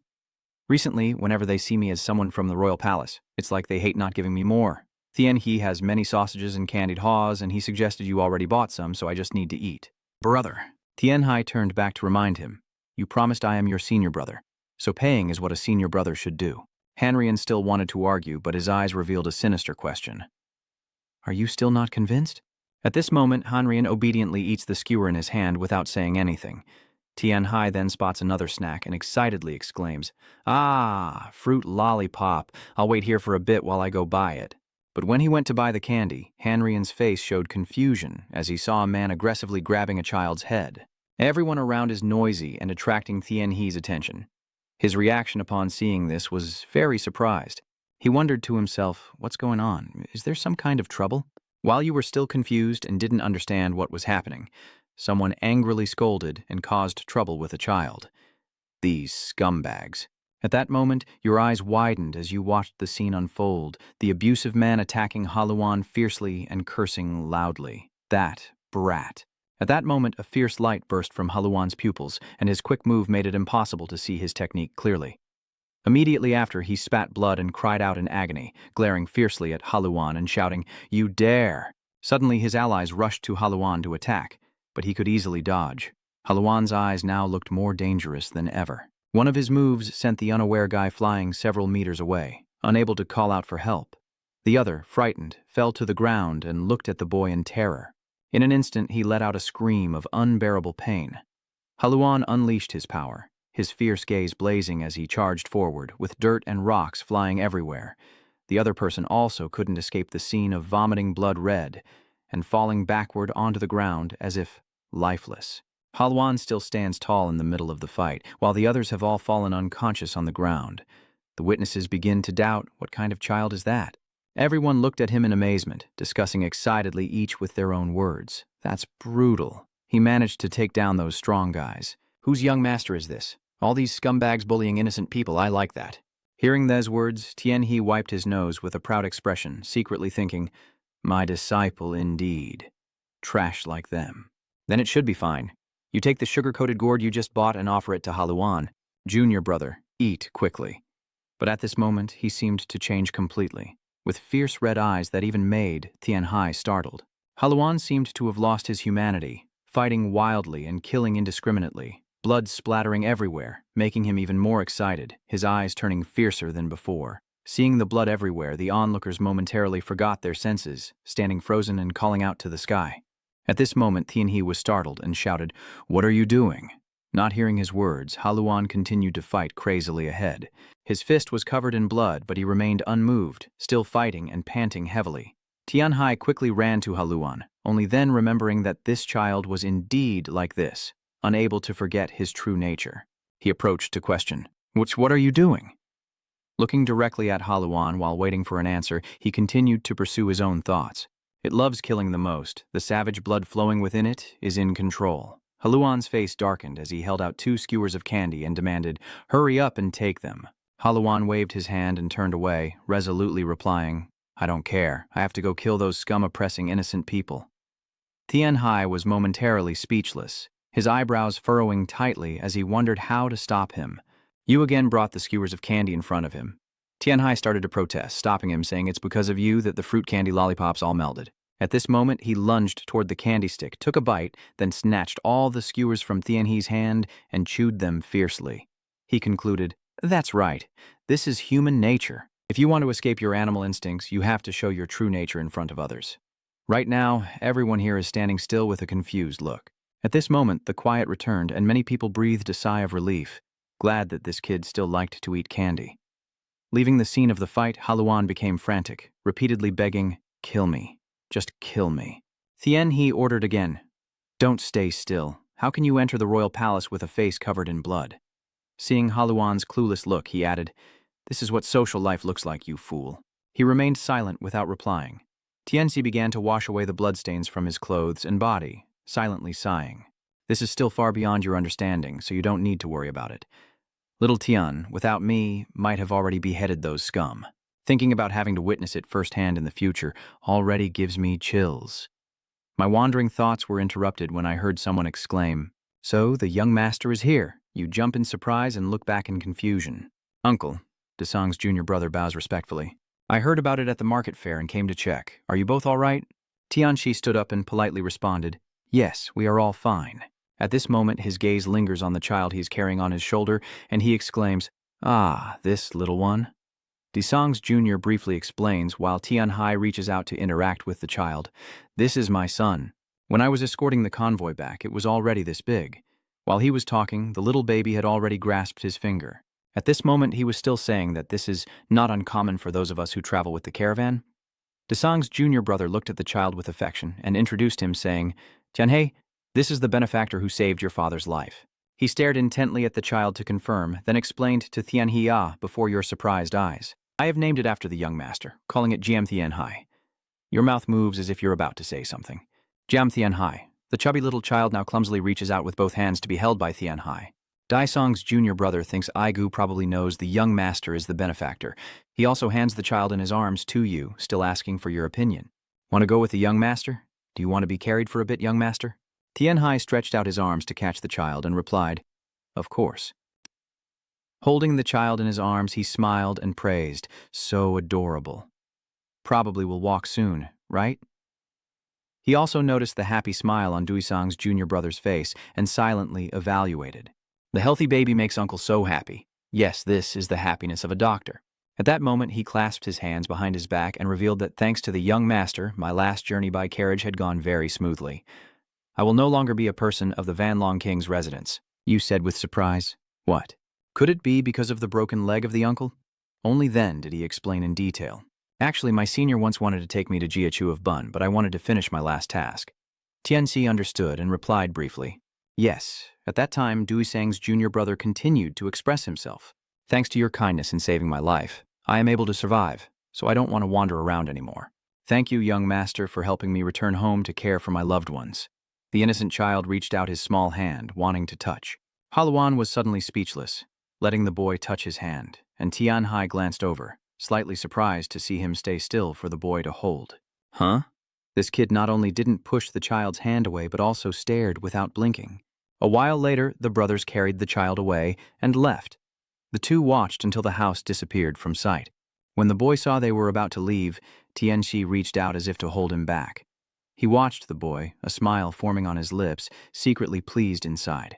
Stay safe. Haluan also watched them for a long time, his eyes unblinking. Not long after, the two of them left the town. On the way, Haluan suddenly said, You really have the qualities of a senior brother, and you were too surprised to react. Haluan awkwardly changed the subject. No, we, the martial artists, know nothing but killing. Right now, he confesses that we always believe that if we eliminate the evil, we are the knights. Martial arts stories may sound interesting, but they are essentially just killers. While he was speaking, Tianhai listened seriously. Haluan's voice still sounded steady, neither fast nor slow. You saved me, saved them. Saved the people of the Kongtan family, the Van Long clan. But I will probably still keep killing someone. Besides killing, nothing else interests me. So compared to me, you're truly much better, with the qualities of a good senior brother. Tianhe heard these words and felt pleased, a faint smile curling up as he made a suggestion. All right, then try calling him once. Call him Big Brother. He rarely listens obediently, so I happily pat his shoulder and praise him loudly. Well done. At this moment, Tianhe thought to himself that the demon lord, meaning the leader of the demon sect, would never have a peaceful day reaching that position, nor find happiness in such petty matters. This isn't the style of a martial arts hero. Now the demon lord has lowered himself to become a murderer, and sitting on a rock with Haluan, he thought this, yet he used to believe that the demon lord was really cool. Suddenly Tianhai asked, You will leave soon, right? That demonic sect? His eyebrows furrow slightly, he remained silent for a moment without rushing to answer. After a while, with his eyes half closed, Haluan remarks, The cargo convoy is being prepared, so I will be leaving soon. You ask again, Do you still walk the difficult path even knowing it? Looking at Tianhai, he replies, I have no other choice. At this moment, he suddenly questions, Why don't you ask? Why do I care so much about the demonic sect? Or do you already know something? Looking into the distance, Tianhai pretended to be clueless and said, I don't understand what you're talking about. I just think you must have your reasons. Suddenly, he called out, Brother, someday will you tell me what you're hiding? He didn't answer out loud, but deep inside Tianhe's heart, he firmly replied, No, I will never tell. Under Haluan's expectant gaze, he closed his eyes as if indifferent and silently told himself not to expect anything from me. At this moment, the two children had stood up, and he outwardly smiled with a promise. Yes, someday, my younger brother, today I will tell you the secret to high-level bloodline that you've always wanted to hear. You must ask before I leave. Haluan confirms. Yes. Time quietly slipped away, and the day the convoy left arrived. He carried his bag and left with everyone, then turned back to look at Tian Hai one last time. He also enthusiastically waved and smiled at him. Handrian has left like that. Watching his figure disappear into the distance, Tian He believed I had done everything I could and that the rest was up to the main character. But now, left alone, I was confused and asking myself, what should I do now? Standing alone and gazing at the endless mountains, I was just pretending to live, neither truly alive nor truly dead, my life feeling aimless. As I looked up at the clear blue sky with half-closed eyes, I suddenly opened them wide when I heard someone calling my full name. Tian Hai Y Fairy approaches you expressionless and says, "So you're here, you look confused. In your mind, you call the divine Dr. Bill, mouth moving but no sound, asking to talk to me for a moment. You are now wide-eyed and mouth agape in surprise. Huh? Take me as your disciple and successor." The room is filled with many items but arranged very neatly. I've been caring for you all this time. Don't you realize that? Tianxi grimaced as he recalled the story about the prophecy which stated that the divine healer had never taken an apprentice. His white hair falling to eye level, his expression unreadable, he simply spoke. "Why don't you like it? You honestly seem confused as you answer." "No, I just feel a bit surprised. This is truly an honor for me, but it seems a bit rushed," and you remained silent for a moment before speaking again. "Do you want to ask me something?" Tian He sat up straight and posed the question. "If I become your disciple, what do I need to learn? Why Tian will tell me everything." Tian He's wide eyes stare unblinkingly at the person opposite, internally assessing and saying, without hesitation for even a second, "You're definitely not joking with me." Yitin asks again, "It seems like you're still hesitating about something." In his heart, he softly called out that the divine Dr. Bill himself was a terminally ill patient, which already seemed like good luck since the divine doctor would die soon. He picked up the hot teacup in front of him, blowing on it, still lost in his own thoughts. "Without an heir, all the assets will belong to me, and the cold illness is just a physical issue in a wuxia novel. Is it really incurable?" Tianxi placed the teacup back on the table and casually said some unrelated words. "Promise me you won't give up on life." Tian asked in confusion. "What? You don't beat around the bush and say it directly, I know you're sick?" "No, to be precise, it's just a matter of physical condition. If I'm right, then healing isn't impossible." But at this point he suddenly stopped, his eyes widening. He could clearly sense the murderous aura on Liu Hu's face and shouted inwardly, "What is this? Why is Wai Hio suddenly emanating such a murderous aura?" Seeing his fierce gaze, he thought to himself, "I'm so scared. This is just a minor character who only appeared a few times in the novel, right?" For a moment, beads of sweat poured down his small face. At this moment, someone asked, "Yohio, stop." Chap 12. Etienne still maintained her posture, sitting upright without turning her head to look back, still feeling the murderous aura emanating from Liu Ho. He calmly ordered, "Use it again." He then half-closed his eyes, remaining silent without replying. Only then did Tian He breathe a sigh of relief when Liu Ho suddenly spoke, "The child is just mocking you, master." Meanwhile, Tian He looked at Wai Tian's troubled face and felt that although he knew it was cruel to tell terminal cancer patients there would be a cure, there would be hope. Because the greater the hope, the greater the disappointment, making people feel hopeless and suffering, unable to die peacefully and beautifully. Etienne still calmly sipped tea in front of him, lost in his own thoughts and hypotheses. But so what? That's a doctor's job. In the end, he confidently affirmed that life must have hope and cannot give up like that. Wai Tian's action of drinking tea paused slightly when he heard Tian He's innocent voice echoing in his ears. "I won't allow you to give up, nor let you give up on everything and die like that. The more you speak, the more determination shows on your face. There must be a way for you to survive." The space suddenly became tense. No one spoke, and Tian He once again confirmed, "Is this a joke?" "You're crazy." Etienne coldly ordered, "Stop talking." The two of them looked at each other in silence, and he couldn't help but feel wronged inside. For him to say it was a joke when he was so serious. At this moment, looking at him, I realize I always smile brightly and act cute around adults. Everyone loves me because I seem smart, but right now it's completely the opposite. Which one is my true face? After a long silence, Waidian stood up and asked, "Tell me first." With his hands clasped behind his back, he warned without looking at you but said, "However, if I find out you're deceiving me, then my wish to take you as my disciple will no longer be valid." Do you understand? We will never meet again. Tianzi didn't answer, but a resolute look shone in her eyes as she thought to herself, it's fine. I'm used to things like this already. At this point, he simply replied briefly, yes, sir. Then he left that house alone, while voices of the others could be heard from inside. Someone asked, Master, what are you planning to do? The other person replied, I have to accept it if it fails, sitting on the throne of the immortal, recalling that he said he wouldn't let me die in peace. Of course, I can't give up everything that easily. I will fight with all my might until my last breath. At this moment, Tianhe's words once again appeared in his mind. Naturally, humans have always faced battles they knew from the start they would lose. But even so, we must fight with all our might and survive. I was stunned to hear you affirm that. So, Divine Dr. Bill, the one who must fight. Liu Hu listened to these words, his face showing some pain, but he said nothing. Tianhai's question still echoed in his mind. I'm only asking you once, Divine Healer Bill, are you willing to fight? At that moment, Wei Xian's mind realized that all along I hadn't dared to think I could answer that question so easily. Even with treatment and careful care, warriors always return injured, all to serve loyalty, rage, and justice. In a doctor's eyes, such warriors are no different from moths rushing headlong into death. Even if I am healed this time, what about next time? What is the purpose of my work? His eyebrows furrowed tightly together. I admit you saw through my hesitation, and I feel so relieved, almost hollow inside. At this moment, I Tian's ear rings again with the question of when someone who liked him that much started, and with his eyes half closed, he admits it. Since the first time I met him, I already had an impression, and now it's even stronger. I am sure I will take him as my disciple. Lu Ho stood upright, with no visible expression on his face as he listened to Wei Tian's reminder. I guess I still have a lot to learn from him. Maybe I'm the one who will become his disciple.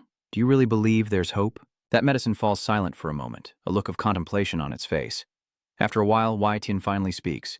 It needs some review and testing, but in theory, it should be possible. Even that medicine alone is extraordinary. We gave up before because we hadn't found anything like it, and it would have taken a lot of time and surely been very painful. At this moment, Wei Tian's face became more cheerful. So, isn't that better? I will live longer. That child, I really don't like him, daring to say he won't let you die peacefully. Who would say something like that? If he said that to someone else, his head would probably be gone by now, but Wei Tian was very pleased about this. Go! My disciple must be brave like that. Getting up from the chair, he thought that if she hadn't dared to say that, maybe I wouldn't have noticed. Dark lines appeared on his face as he confessed, I hate him so much. A few days later, Wei Tian and Tian Hyo stood by the lake with An, recalling the words he once said. You promised you wouldn't let me die in peace. He confidently affirmed, That's right, don't look at him. You turn your face away and demand. Then you must promise me one thing. As my disciple, you will also have to endure hard training. I know I have a lot to learn, but you said it's not just about studying. Wei Tian's eyes narrowed, and in his hand he seemed to be holding something emitting white smoke, making Tianhai feel very confused. Tian's movement was like a snap of his fingers, his eyes fixed on his hand without blinking, then following something flying swiftly through the air, and suddenly a loud explosion erupted, making Tianhe's eyes widen in amazement. In front of him was a piece of rock shattered, and he silently marveled that the bullet fired from his finger, which sounds simple, actually requires a lot of pressure to do. Truly extraordinary. Tian turned back and affirmed, You need skills to protect yourself, and when healing with those skills, you must be extremely precise. At the same time, his hand moved again, continuing to showcase his abilities, with his eyes wide open, watching every move he made. In the air, it seemed as if a few more whirlwinds had been created, and in front of him, a rock was pierced through. But he keenly observed everything, noting that it went through the shooter's hole and even struck the trunk of a tree. The accuracy is definitely much higher than a normal sniper shot. They don't even use their full strength, just playing with the tip of their finger. At this moment, the Immortal explains, it will be different from the martial arts taught in other clans. Being my disciple means becoming the heir of the Zhou clan. His eyes became firm, and he responded clearly, Sir, I will do my best. In the space where their voices echo, there is still one last thing. What is it? Suddenly that voice rang out. Don't let me die easily, okay, you promise? The wind blows away the fairy's hair, hiding his face so his expression can't be seen when he speaks these words. Tianhai also looks in the direction he is gazing and answers firmly, I promise I will do my best. At this moment, Tian gazed at him with a hint of anticipation in her eyes and stood opposite Tianhai, who demanded, All right, that's enough. Now bow 9 times. Chap 13. Will you be leaving soon? The space immediately echoes back the answer. Yes, since the royal palace has requested it, my master told me to leave immediately after preparations. Yang Gongtian's sisters were a bit stunned and didn't respond upon hearing this.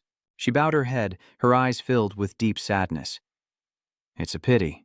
The divine doctor has already taken a disciple. At this moment, a young woman's laughter echoes in the room, saying that no matter what, the master being able to leave like this is already fortunate.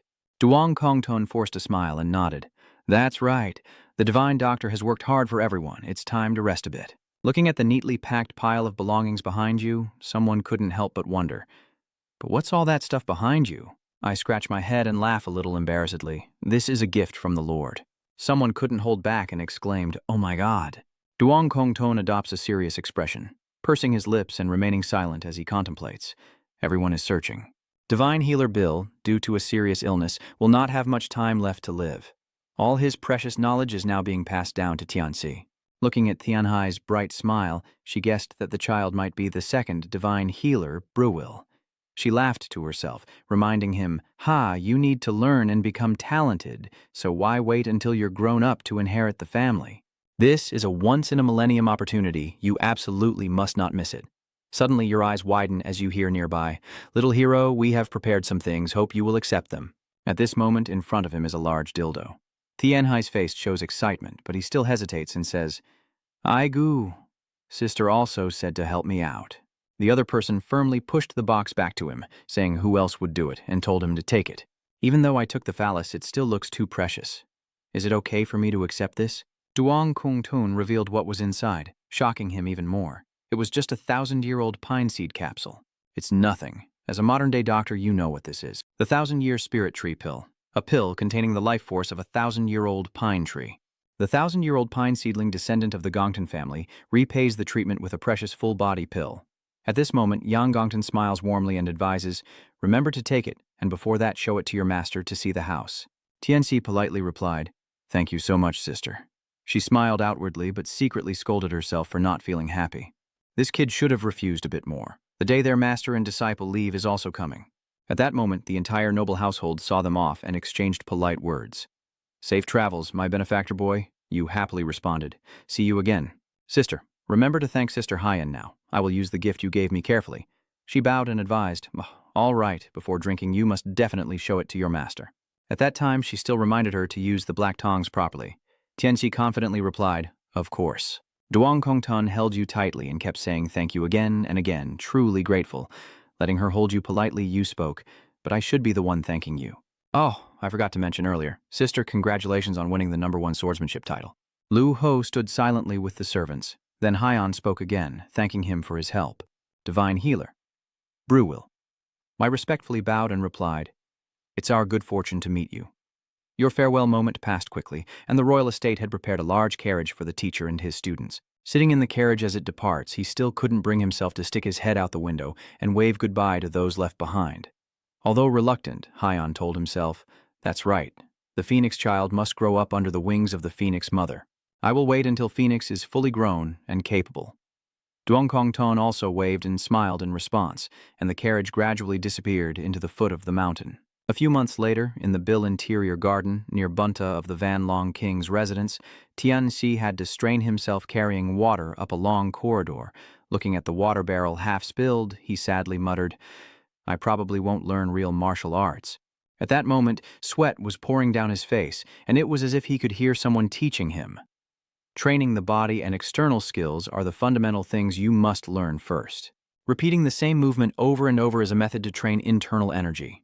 The small hand tightly grips the water bucket on his back. He tries to step steadily, panting but still following the preset breathing method. Walking along the predetermined path, despite being pushed beyond limits, he still showed determination on his face, because someone had taught him.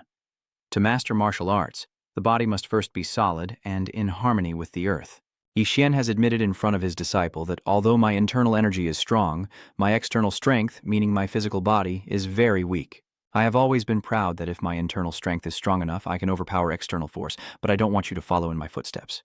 Tianxi was very surprised when he heard this, momentarily unsure how to react. Now, it was like a big explosion was happening on the mountain, yet he still struggled to carry water uphill. Yin still heard Wei Tian's voice saying, "I will first give you the bowl, the big and sturdy one that will never break." After much effort, you finally carried the water up the mountain. As soon as he put down the water basket, he couldn't help but collapse to the ground, gasping as if he were about to die. Standing beside him, Wei Tian continued, "It's time for you to learn the second step of the mental technique." After hearing that, Tianhai excitedly sat up straight. "Master, is it really true, Master?" Ai Fairy raised 4 fingers on her hand and demanded, starting tomorrow, to carry 4 buckets of water. Tianhai thought he had heard wrong and opened his mouth wide to confirm. "Huh? 4 barrels?" He looked at his smiling face and cursed inwardly. "This sneaky kid, huh? Still has an angelic face, but so cruel." Since I first set foot here a few months ago, I remember being surprised when Wei Tian introduced me to this place, which is both a villa and my room. It's quite spacious, so people often call it the BW cabinet. I was surprised because Tianhai was unfamiliar with this place, but I also remember in the novel it was mentioned that to reduce the cold energy in the divine healer's body, a villa was built at the foot of the volcano. Glancing around and seeing many people coming and going, he couldn't help but wonder if it was because so many patients came here. Etienne confirmed, "Of course not even my disciple is allowed in. This is the cabinet after all." "Are you here? Come on, let's go inside and start with the luggage." His eyes flicked around, admiring the interior's timeless elegance, even more luxurious than the Cloud Dragon King's residence, truly refined. At this moment, Liu Hu quickly opened an envelope and asked his subordinate, "There are many message pigeons arriving. Have you arranged everything?" He muttered to himself, "The messenger pigeon." His eyes widened as he watched the departing pigeon, realizing it was the messenger pigeon often mentioned in stories, a trained bird used to carry letters and messages, and witnessing it firsthand was truly amazing. He respectfully handed the letter to Lu Ho with both hands, saying, "Yes, Master Yale Hio. It seems the pigeons from Longcheng Prefecture and Sura Pavilion are both carrying urgent requests for treatment." He held them up to check and confirmed that if they were from Sura Palace and Longcheng Prefecture, it must be a serious matter. While Lu Ho was speaking, Wei Tian stood silently listening without interrupting, and Tian He had many questions in his mind when suddenly someone asked, "What is that?" Lu Ho turned around and replied, "Both of them want someone to come directly for treatment. What is your opinion?" There was no unusual expression on her face. Etienne casually requested, "Show me those 2 copies." After reading the letter, he thinks the young master of Sura is only lightly injured and will recover soon. The real issue is the Princess Chenglong's residence. The Sura family uses the Sura detoxification technique. Luckily, the young master's injury isn't serious, so just a few doctors there are enough. Tianhai looked at Wei Tian with shining eyes, admiring her. She's so skilled that even a simple judgment of the situation allows her to make a decision. At this moment, Wei Tian ordered them to respond that their injuries were not too serious and to limit their movements, so I will not be visiting. Additionally, he instructed Lu Ho to write the formula for treating internal injuries and ointments, then send it to them. The ingredients for making the medicine are easy to find, so tell them to gather the materials themselves. He took the hands offered by his master, then asked where he should send the medicine first, pretending to ponder deeply for a moment before deciding to send it to the Long Mansion, as they might be more seriously injured and delaying could cause the poison to spread throughout the body. Tianhai was even more impressed with his new teacher, so skilled he even knew that. Then Lu Ho clasped his hands and bowed, saying, "Yes, I will do as you command." At this moment, Yai Tian gently suggested to Tian He, "Let's go in." Holding Wei Tian's hand, he turned to look back and saw Lu Ho already starting to write on the spot. Then someone placed a letter into the dove's leg before it flew away. This makes me marvel inwardly. It's amazing. If we think in modern terms, this would be online therapy, right? No wonder the brew cabinet is said to be one of the top healing cabinets in the world during the 3 kingdoms. Chapter 14. In the vast estate, Wei Tian's deep and warm voice kept echoing. To survive, one must endure bitterness and sweetness. For swordsmen, enduring the bitterness of blades is just part of daily life. Haitian and Tian He walked together, saying that in such times they turn to the chambers of the great mages. While talking, he opened a room door and led you in at the same time confirming it, so exchanging medical information between places is extremely important. Now he changes the subject and says, "Come in quickly, this is my room." The boy glances around the room, silently assessing. Although very polite, I still feel a bit lonely.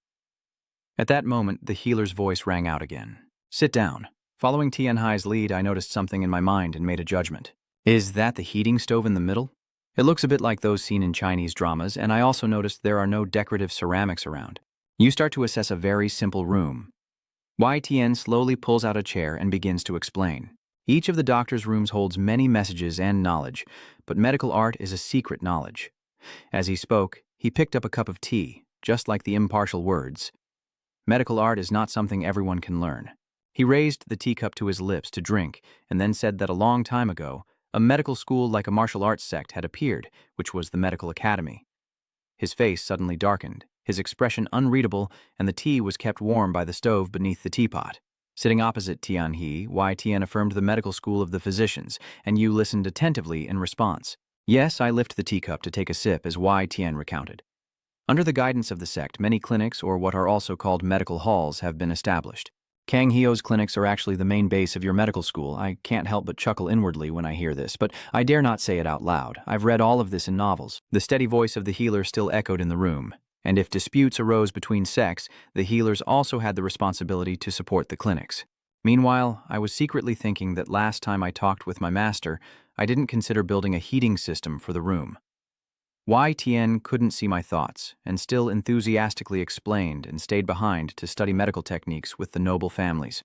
At this moment, he decided to himself that he had to renovate this room. The underfloor heating system would take care of that open window. His gaze then fell on the open door, with the wind continuously blowing in. If we leave the door open in winter, the consequences would truly be unpredictable. Aizhen continued speaking, and after returning, they would set up small clinics. At this point, he paused in silence, waiting while his head slightly bowed, lost in his own thoughts.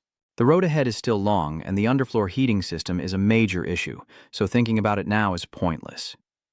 The immediate need is a heater, then gradually improve from there. To get good lighting, you need glass doors, and for good ventilation, you also need proper airflow. His eyes flashed with sharpness as he suddenly spoke. "Kid, are you listening to me?"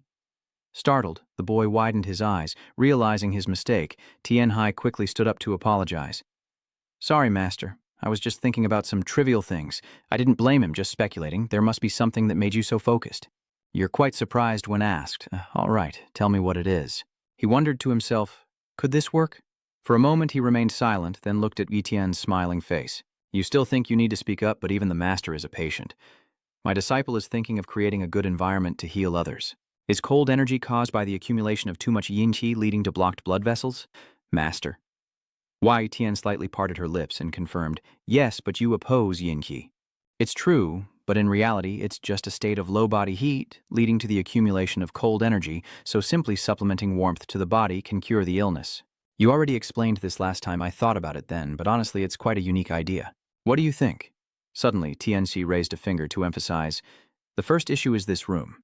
If you keep living here, your condition will only worsen. So what do you think should be done then?" At this moment, he recalls his modern days, and inwardly he knows that a doctor must pay attention not only to the environment, but also to hygiene. Because the second contamination is one of the causes of the outbreak. But that's only true in the modern world. In this ancient world, it hasn't yet come face to face with me. You're saying this is no longer a medical issue but an architectural one, not a doctor but a builder. But either way, both fields are necessary for the patient, right, master? "First, this room is too cold. We need a heater," he asked thoughtfully. "So now, we need to make a heater." Huh. It reminds me of the image of a dying immortal who drowned, but if the heater is too hot, that wouldn't be good either. Although we haven't yet figured out the cause, it's simply like drowning. The boy muttered to himself, drowning. At this point, he started analyzing again, and it seemed like carbon monoxide poisoning. This dictionary is too new for him to understand, so he repeated carbon monoxide. At this moment, your young voice explains that when we breathe, we need a gas called oxygen. But if you burn something, carbon monoxide gas will be produced instead of oxygen. If you inhale too much carbon monoxide, Wei Tian stopped you before you could finish explaining. "All right, so it's like drowning, dying because you're not in the water." Tianhe was startled and fell silent, watching his master calmly pour tea, inwardly praising him. A genius truly is a genius, with no basic knowledge but able to grasp things so quickly. Etienne questioned, "But where did you learn that knowledge from?" "Bunga is the oldest place of knowledge dissemination, but I have never heard of that kind of knowledge before." Your answer made Wei Tian's face turn grim. "That is a secret." His voice sounded cold and clear, calm but commanding, revealing a secret even to the master. The boy bit his lip and stammered for a moment. "Yes, even if I tell my master, he won't understand. It's truly very dangerous." The boy looked at the 2 cups of tea on the table, certain in his heart that this was a realm he couldn't lie about. Looking at Wei Tian again, I remember very clearly. Brew in the novel. No, I mean, master, you are not an ordinary person, but a genius and a divine doctor, yet also a very ruthless and decisive person. Etienne then brought a cup of tea to his face and remarked, I know you're not an ordinary child, and Tian appeared very calm while saying this. So you don't need to answer because I have decided to pass everything on to you. Anyway, thank you for sharing this kind of knowledge with me. That night in his study, Tian Hie sat at a desk, sharp-eyed, holding a pen and confidently convincing himself he's right. Sharpening the brush pen like a ballpoint pen was indeed a wise choice. With such thick bristles, writing is quite difficult. At that time, Yen had already reminded Yel Hio that he was the chief steward of Y and in charge of everything. If there was any difficulty, he should talk to YH. Meanwhile, his hand holding the pen had started sketching on paper, feeling good about it. If so, I will try even harder to develop the heating system based on the Korean method. Now his eyes are full of confidence, realizing that reading many historical documents was indeed helpful. The heating system structure must be like this, right? Like the old heater. After sketching a few lines, you get excited or just happen to draw a few things. Chap 15. Lo Ho holds the drawing in his hands, admiring it. Oh, really? Can this also be made? Holding 2 sheets of paper in front of Tian Hai, he asked, "Is this the underfloor heating system?" He confirms. Yes, it's similar to a heater. Thinking about what he sketched on the paper, Tian He explains that this is a type of heater that is completely sealed and doesn't emit air, and he even imagines its shape in his mind. It looks like the shape of the old-fashioned lunchbox heater from my childhood village school days. I wonder if kids in elementary school still use this kind of heater now. Lu Ho stared intently at the drawing in his hand, feeling a bit guilty for thinking that this little kid who still smells of milk was just talking nonsense. But it turns out he's quite capable. Lu Ho asked again, "Is the window made of glass?" He enthusiastically replied that because of the cold, the master had a hard time going outside, and the warm light would make the master's body and mind feel better. Lu Ho paused for a moment, a thoughtful expression on his face, and said, "This is a Western method. Lam Khao Kai probably costs a lot. But what can we do now? Can I seriously decide to build the heater and install the glass window in just one day? The underfloor heating system needs to be installed from scratch." He started calculating and planning. Since he had to move the owner to a different place, a few more steps would probably be needed, but it will still take at least 10 days. At this moment, Tianchi thought to himself about his master. All right, if we do it this way, it will greatly improve my master's condition, or at least help him live 10 more years. My master has deep internal energy, and now if I prepare some spiritual medicine for him to take, it will be fine. At that moment, he stood in the middle of the yard watching the busy crowd go back and forth, exclaiming in surprise, "How did they build so quickly? It's not like it's some advanced machinery." Liu Hu saw you and immediately came over to ask, "You're here? The heating is finished and the owner is inside. Are you sure about that?" Tianxi burst in as the door opened and his face immediately turned pale. Then the nose turned red again as he stepped inside. He wondered to himself, why is it so hot and stuffy? He looked again and saw Yai Tian sitting calmly reading a book, not showing any sign of discomfort at all, and he thought to himself that in winter, just closing the window and lighting the stove makes it warm enough, and that place has been replaced with glass doors to let in more light, which seems very good for the master. "Hi, come here quickly." You quickly walk over, sit down, and look at the new heating system. Then gaze out the glass window and advise, "The disciple doesn't know how good it is to close the door and light the stove, but the master should occasionally open the door for ventilation." As you say this, you also care about how the person's health is doing. "Yesterday I was coughing so badly my throat was sore, but today I feel much better." "Hi, you really made something amazing. Come over here and sit down." When you sat down next to me, he patted your head and praised you. My H is indeed very clever. No one else ever thought of closing the window. At this moment, Tian He was still puzzled. How could that Y Hio side character replace the window glass in just one day? And he even built a heater. Was he using some kind of teleportation skill? "Hey, hi. I need to investigate this person more carefully later." Besides his loyalty to the master, he seems to have something a bit suspicious. Suddenly he compared again, thinking that the proud noble son of the southern palace might not even come close to our Hai Yi's talents. Tianhe smiled brightly inside, confident, but it seemed the master was very pleased. "My master is happy, so I am happy too." At that moment, Lu Hu eavesdropped outside the door, secretly observing every move of his master and disciple in the room. "At first, I thought you were adorable and innocent, but it turns out you're just a foolish kid. Seeing the smiling face of the owner, I have a different thought.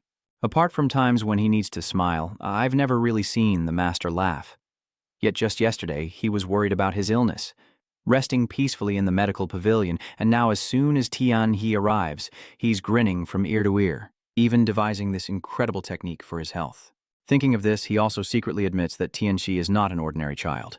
Tianxi, if you save the master, I will give you everything, including this weak body of mine. After staying with the master for a while, Tianhai went outside. When he left, Lu Ho returned to the room to cover the master with a blanket and check on his meridian flow. Tian responded, "Not bad," understanding that Kimak means the flow of qi and blood in the body. Lying on the bed, Tian shared, "I know how to make spiritual pills, but know nothing about housework. Truly useless, and I don't even know how to keep warm." Liu Hu stood beside confidently, asserting that since it wasn't the doctor's business, Tian He's design sketches were indeed very exquisite. But looking out the window, he evaluated with a Western flair, though to be precise, it didn't seem to be that way. It's even more advanced than the Western style. Tian's face shows great pride. Whose disciple is doing that? Lu Ho happily comforts his master. Of course, it's the disciple you are always proud of. Who would have thought? At this point, he also mentioned that the regular carrier pigeons will come again next week. Soon in Kankyo, everyone will be asking again who Tianhai really is. Tian covers her mouth and laughs. Who would be so unreasonable? At this point, he also advised him. "It's late now. Close the door and go to sleep. I'll do the same." He immediately followed suit. "Yes, I apologize, master. I'm so angry." That night, the immortal seemed to sleep very well and then sighed, "Today I didn't hurt anywhere. That's so good." Lu Ho Kong stays to stand guard outside the master's room, noticing the steady breathing and realizing it's been a long time since the master slept so soundly. His rarely cheerful face then reminds the servants to patrol the estate at night. Tonight, everyone needs to move quietly. The next day, while strolling through the mountain estate with Tian He, the immortal explained that Bonaga's ancestor was Jiakat Luang, later known as Gong Myung. Gong Myung invented the methods for reading directions, traps, and medicine, and later generations continued and developed them up to today. At this point, he revealed his original intention. "I initially wanted to take you as my adopted son and train you to become my successor, but passing on Bonga to another bloodline is not an easy matter. You stayed silent, pretending not to understand, but in your mind you thought that whether it's Tianhai or Jiakat Tianhai, it doesn't matter anymore because I have already accepted you as my disciple. You're still naive now. If I take you as my adopted son, Hio will start shouting that you're dangerous. In the future, if you want, you can also use the name Jiat Cat. Looking at my master's back, I wonder if this means after I grow up or after my master is gone." A few clear black streaks appeared on my face, feeling very unhappy inside, sighing heavily, one sentence weighing heavily on my heart. "Master, what is that?" "I will use the doll during my training," the fairy replied with a slight smile, as the boy looked blankly at the two wooden figures in front of him to confirm. "Doll." Eaton looked at the puppet in front of him and explained to Tianhai that our clan focuses on controlling energy, which activates the brain as the foundation for other skills. That helps improve memory and speeds up reaction time. When the brain is activated, the body will awaken. From then on, I could do things like this. As soon as he finished speaking, he started demonstrating by moving his hand. In an instant, he used the tip of his finger to move internal energy to the acupoints on the puppet, including the pelvic acupoint, the forehead acupoint, and the lower abdomen acupoint. Tianhai, watching his movements with wide eyes and an open mouth for the first time in his life. Seeing that scene, I was amazed that just using one finger could accurately target the bodies that can't be seen with the naked eye. When I saw the bullet just graze the mannequin with my own eyes, I was stunned and couldn't help but shout out, "What's going on?" This time he didn't shoot through, but only grazed the surface of the wooden man. Is that even possible? If it were bullets, it could easily be enhanced, but to control everything according to his will. Hearing you speak, Tian felt very interested, very intrigued. The other children would ask why I didn't shoot through the wooden doll like last time and why that bullet was so weak. Immediately, he had the answer ready and quickly replied, "Because you have mastered this skill, Moknon's surface remains unscathed." He was very pleased with your answer and laughed, "Ah ha ha ha, you are really sharp. But as you can see, our clan has achieved even greater accomplishments than the swordsman by using our brains, the source of our pride." At that moment, Tian turned to him and spoke confidently, "But don't worry, you won't be learning in that direction. You will learn things that surpass everyone else in the clan." At this moment, Tianhu was still in shock and wondered why. Is the finger gun technique the main skill of Jigo martial arts? That's nothing special. Tian clearly explained to him that, simply put, the most powerful techniques use swords or fans. Seeing your surprised attitude, he proudly revealed, "Of course, that's just the surface. Once you master the technique, anything can become a weapon. So our clan is very powerful." Immediately, your eyes lit up brightly. "Wow, can I use weapons I haven't seen before?" Tian didn't answer, but just smiled. He looked at you for a long moment before finally saying, It is possible. If you were my master, anything would be possible. Still not satisfied, I ask. So I will also become the strongest person in the world. At this moment, YTN leaned close and firmly said, if you study our clan's martial arts seriously, you can definitely become the strongest person in the world. Is that what you want? At this point, he remained silent and his mind began to ponder his master's words. If I become the strongest in the world, the little demon will come and kill me. To become the great demon king, one must prove their martial arts are the strongest in the world, and naturally that person will go around declaring war. Tianxi suddenly remembered a scene from a story he had read. In that story, Haluan also killed the strongest person in the world, and if that person had been me, that kid would definitely have killed me. Back in the present, he replied, Master, what's so good about becoming the strongest person in the world? This question made YTN think for a long time. Let's see what he means. When you ask me what's good about being the strongest in the world, are you asking why so many martial artists have to train themselves to death? After some thought, he looked at the boy and replied that there probably wouldn't be a champion's crown for him. Instead, he would be respected by others, and if he became the strongest person in the world, he would also hold a power no one else could attain. In the end, to make the game more challenging, he asked the boy back, what do you want to become? He, Tian Hai, didn't need to think, and answered decisively, I don't need to become the strongest in the world. That only makes YTN more curious. So, what do you want? The boy happily replied, I want to become the best doctor in the world, just like my master. His words caught him off guard. A moment later, he happily ruffled his hair and said, oh my, you're so adorable, why are you so cute?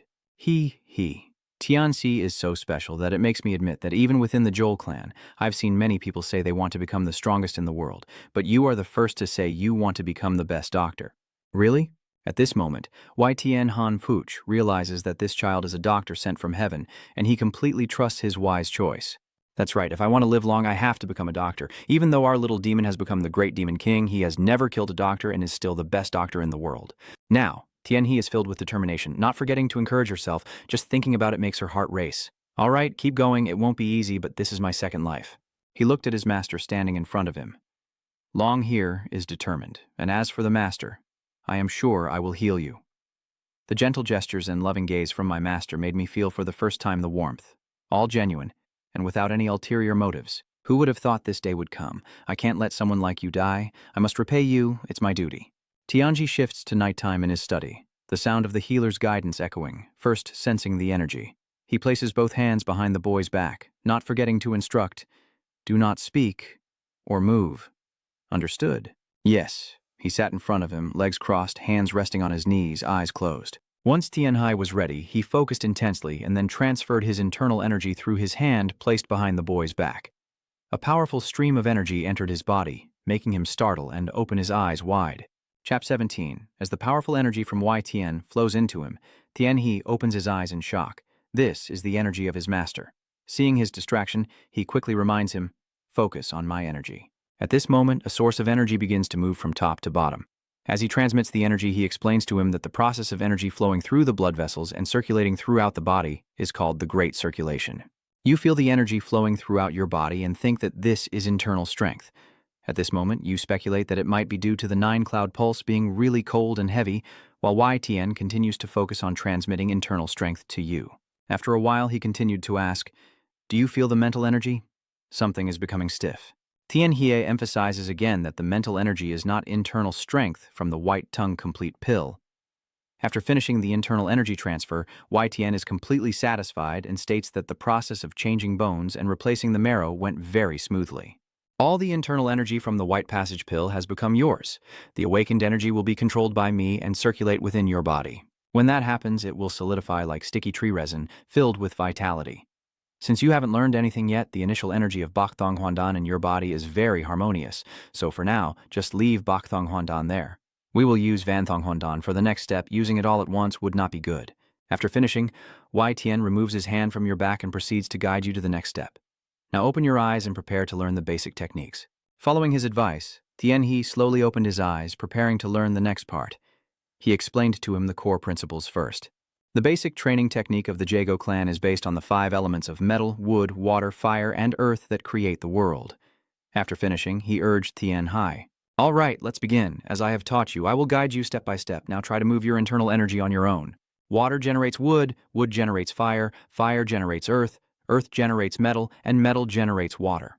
After following his instructions, you quickly noticed changes you could feel, and it truly moved as the master said.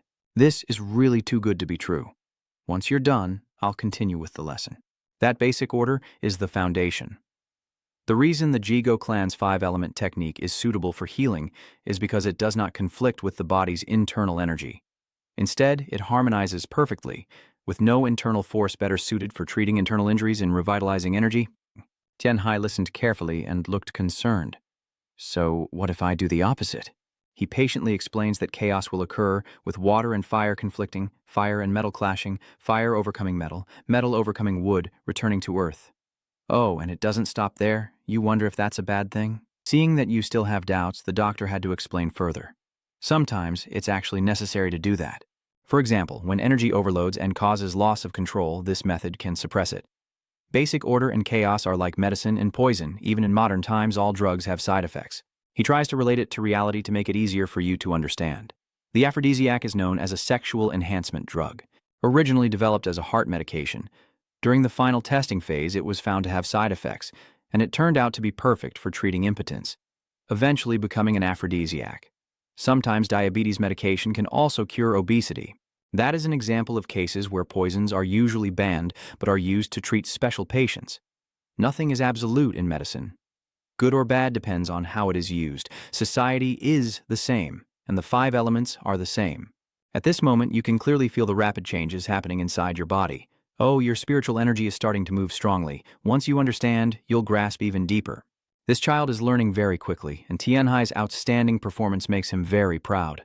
The 5 elements in nature are truly extraordinary. I only taught one, and he understood 10 times more.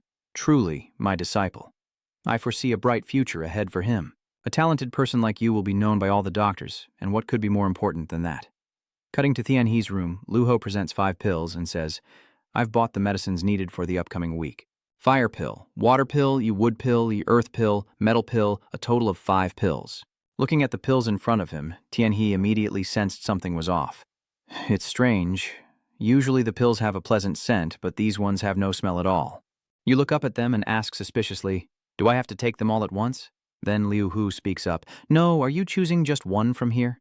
Just one? Hearing him say that, you looked extremely suspicious. Is this a test to see if I can tell which pill to choose? He thought carefully, having taken the Baitong Wan in the past, which means wood energy.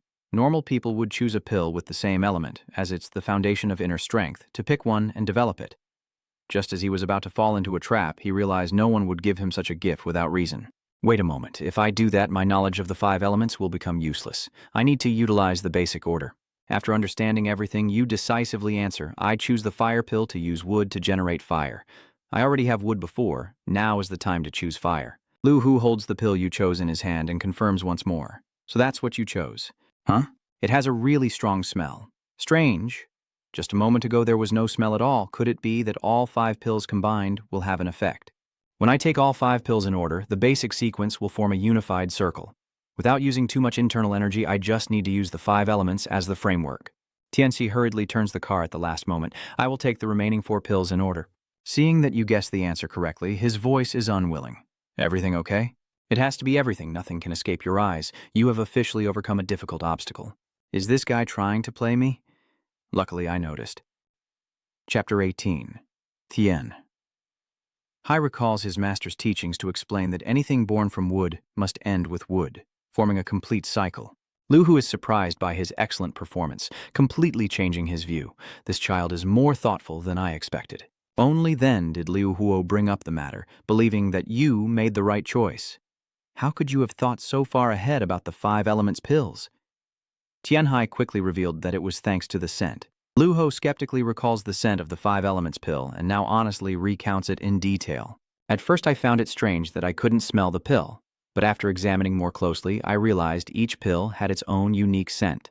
But when all the ingredients are combined, the mixed scents cancel each other out, allowing me to recall the basic order of the 5 elements that my master taught me and make a decision. After hearing that, Lu Ho praised you sincerely. Junior brother, you are truly insightful. No wonder the divine Dr. Bak Long has high hopes for you. Before leaving, he also reminded you that he would pass on your message to the owner. The 5 elements pills. I will leave them there. You can take your time to drink. As soon as Lu Ho left, he raised the pill of completion to examine it, then quickly put it into his mouth. The spicy taste of the pill of completion made Tian Hai regret deeply. I should have known that the fire pellet pill would taste spicy. The scene shifts to a week later, and you get angry when you surpass Pickle B, eating continuously without knowing if I'm a person or a machine, just like the continuous consumption of the pill. Then Lu Ho took Tian Hai to the herbal shop, and when they arrived, he turned to him and said, "We're here. You've found your spot." Tianxi looked blankly, still not understanding what was happening. This is his brief response to the pharmacy. "Wow, this is amazing, truly the hospital of the divine Dr. Baklong. Baklong Hospital is one of the 3 largest hospitals. He just showed you how they work while explaining that clinics are smaller facilities and hospitals are larger institutions. Baklong Hospital is one of the 3 largest facilities in the world, so we have branches in different departments handling nutrition and medicine. Seeing it all firsthand was overwhelming for someone like you. I read about it in stories, but I never expected to see such things in real life." Meanwhile, Liu Hu continued to carefully explain the so-called medicinal foods, which combine natural ingredients and medicines for better effects, without lowering the standards of Baklong Hospital. Hearing this, the boy completely agreed. "Of course, I've tried it myself. The 2 of you go to the medicine shelf and he continues explaining. We have produced many different types of medicine, categorized from high to low levels. High-grade medicines are only made once or twice a year, so even if you are the heir of the owner, it won't be easy." Seeing Liu Hu gently remind him, Tian Hai modestly said, "I don't want that either." He also mentioned that even low-grade medicine, if used properly and regularly every 3 days, can generate enough internal strength for half a year. Thanks to that, Tian Hai understood more about the value of medicine. I guess medicinal herbs really have many benefits. In wuxia novels, heirs and disciples of major clans have to rely on supplements from a very young age. Maybe I'm lucky not to be one of them. After observing carefully, Lu Hu honestly admits your talent. You're quite skilled after all. How can you keep practicing over and over like that? You even skipped meals and sleep to train your internal strength? In response to his compliment, Tian Hai calmly smiled. You remember the high-pressure work from before, but compared to my days of internship and working at the hospital, that was nothing. Back then, both my body and mind were under intense stress. Doing an internship as a doctor in Korea is like being a modern slave. You get scolded any time. By patients, their families, other doctors, even the stray dogs outside. I always felt upset and angry. Eventually, I became so exhausted that I couldn't feel anything anymore. I lost my emotions due to exhaustion, but seeing the friendly doctors greeting me now has completely changed my attitude. 360 degrees. But here, the doctors don't hesitate to encourage and praise me, which makes me realize I am truly a child who is loved. Maybe I am Baklong's successor. They were walking when they saw Wei Tian approaching with a bright smile. Both bowed slightly and asked, "Master, just seeing Tian He," I inquired, "have you visited the clinic yet?" "Yes, that place is wonderful." He patted your shoulder with satisfaction, expressing gratitude. "Thank you, Lo Ho. You've worked hard. I see you have entered the first stage of upgrading the 5 elements pill. You're eager to ask if you're improving quickly. Yes, very quickly, but remember to rest well and don't overtrain." Having received the answer he hoped for, he excitedly said, "Yes, sir. I remember now you also care about me very much. Now let's go eat, and I will look into your accommodation." "Yes, master. Wei Ferry is showing you around the construction site of your residence. Our settlement will be completed soon, which usually can't be done in such a short time. But we have invested a lot of workers to shorten the construction time." Feeling privileged, the boy happily stepped inside the room. He explained the entire design of the room to you, including a large glass window the size of a wall with underfloor heating and a fireplace inside. His words made Tian Hie unable to hide his happiness, and he paid special attention to fulfilling his wishes. The furniture is all made of wood, and the walls are built with cement as you wanted. When it comes to this part, Wei Tian is startled and hesitant. The insulation material you used to build the house is different from ours. I want no cold air to get inside, not even a little. You call this a mattress, is it really great? You still have to sleep on the floor. Yes, that's the purpose of the heated floor. It's already very hot. I added a lot of firewood to the stove to see how hot it could get, and it exceeded my expectations.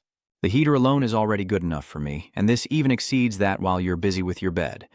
Lu Ho, full of doubt, asked, "Do you, sir, not wonder when he learns such things?" We promised not to ask, didn't we? I'm sure one day he will tell us. He places absolute trust in him. He is very sincere. In the garden beside the house, Tianxi is waiting for Aishan under the tree. Seeing him arrive, he speaks up, "Master, you've come." "Ha, ha, you arrived too early, huh?" Etienne stepped closer, smiling as she asked about your condition. "How have you been feeling lately?" "With a heating system, it must be very comfortable." He teased him, saying the weather has been getting hotter lately, lucky you. Now let's continue studying the 5 elements. You quickly shift to a seated meditation posture. Wai Tian by your side guides you. You need to focus your internal energy in the lower abdomen into your fingertips. He was demonstrating the technique for Tianhai while speaking. Whoosh! Breathe slowly, slowly. You're also starting to inhale and exhale. Whoosh, whoosh. He kept reminding him to focus on breathing. When Wai Tian feels your breathing has stabilized, he shouts, Huakong, a powerful flame erupts inside you. Your heart pounds rapidly and leaves fall around you. You succeeded. At that moment, Tianhai returned to normal and shyly said, My fire technique can only burn a few thin leaves so far. Take it easy, everyone starts like this. With more practice, you'll improve quickly. Let's increase the training intensity. Yes, immediately, the fan that was already in his hand was opened. Seeing this, I was very shocked. Wow, this is the first time I've seen my master use a fan. The raging flames rise up, revealing that the essence of this fire technique is to destroy everything, from metal forests to weapons. After finishing, he quickly turns and moves faster.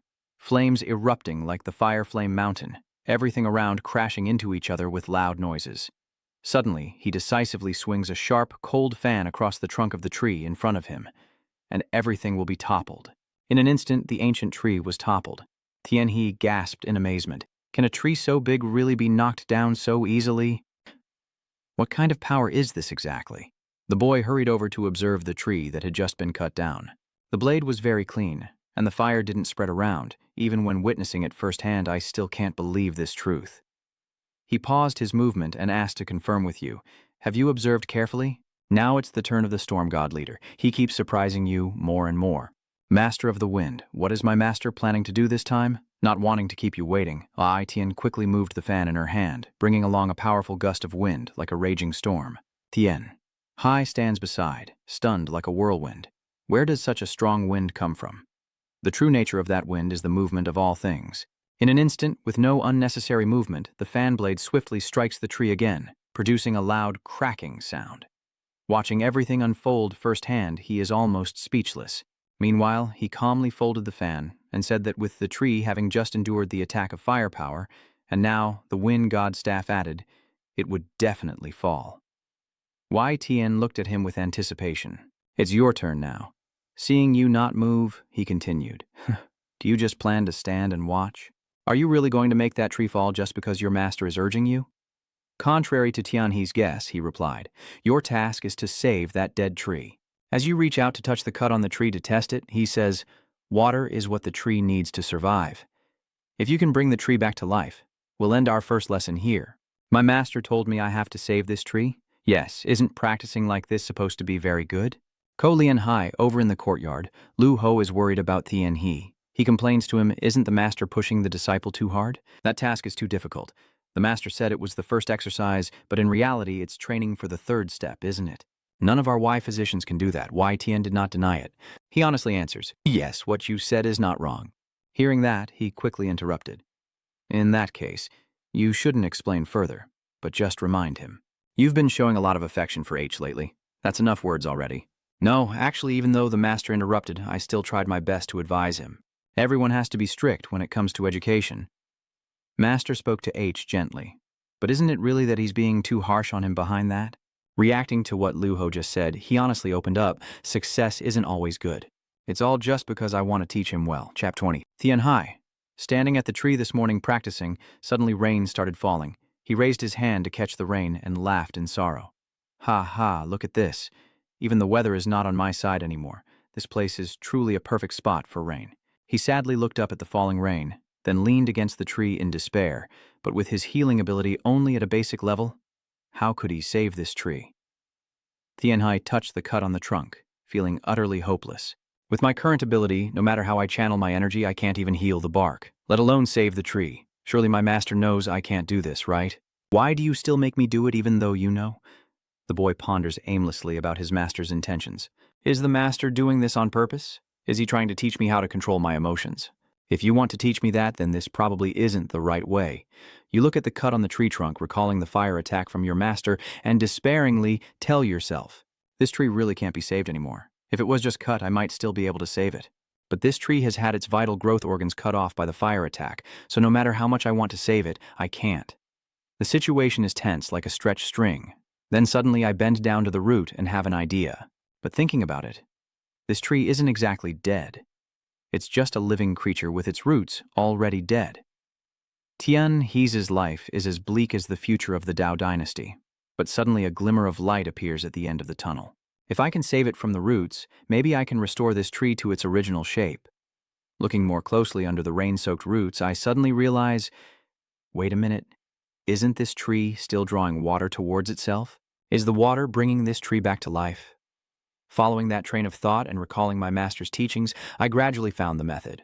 Master said wood generates fire, fire generates earth, earth generates metal, and metal generates water. That's right, maybe this is the way to bring this tree back to life.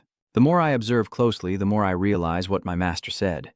Clearly, he told me this, and I still remember his words about the mutual generation and restraint among the elements, which is also a method to heal those with weakened bodies. Although I found a solution, I still can't help but doubt, but I wonder if this method will work for me because the essential element is internal energy. Will using the 5 elements theory here be effective? He reached out again to touch the cut on the tree trunk, a crazy idea coming to mind. I know it's very dangerous to cultivate using methods I haven't learned, but after thinking it over, this is the only way left. Whoosh! If I die just because of a tree, then my stupidity will be remembered forever. In the end, I still decide to take a risk. The young man says, and does. First, I will circulate my energy very slowly and start with earth energy. At this moment, 2 different streams of energy appear in your body simultaneously, and you happily feel the internal energy source. Wow! The water and metal elements are combining, so my internal energy is increasing 8-fold. If I keep going like this, I can save the tree. The next step, he silently calculates in his mind. Now, if I use a little more internal energy generated from metal, my power will increase 8-fold. With this stronger strength, I use it to channel through my hands into the tree. Immediately, the miracle happened. You open your eyes and see that the tree has been reconnected. Is this really all there is? I've succeeded, but something doesn't feel right. So, what if I start with the wood spirit technique? What if I start with wood and then move on to fire, earth, metal, and water? I do a quick mental calculation, raising 2 to the 5th power, so my strength increases 32 times. At this moment, he also realized a truth. Quantity is less important than quality. He touched the unhealed cut and reminded himself that as long as one of the 5 types of energy becomes overly powerful, it will hinder harmony. In the end, Tran still encouraged himself. Come on, try one more time. Even if you fail, there's nothing you can do to me. Right, Treeha? The scene shifts to the morning in the garden, where the immortal asks Lu Ho about Tianhe's condition. All right, Hai is sleeping now, isn't he? Yes. Should I wake him up? It's not necessary. He's been thinking all night and probably has a headache, so let him sleep a bit more. Is it reasonable for the master to set such a big challenge for someone so young like him? Would it be too late now to lower the difficulty for him? While Wei Tian had already noticed the change in the tree, he kept advising from the side, thinking that if the master's expectations for him are too high, it might hinder his talent. Ignoring what he said, he looked at the scar on the tree and exclaimed in surprise, "Is this really that tree?"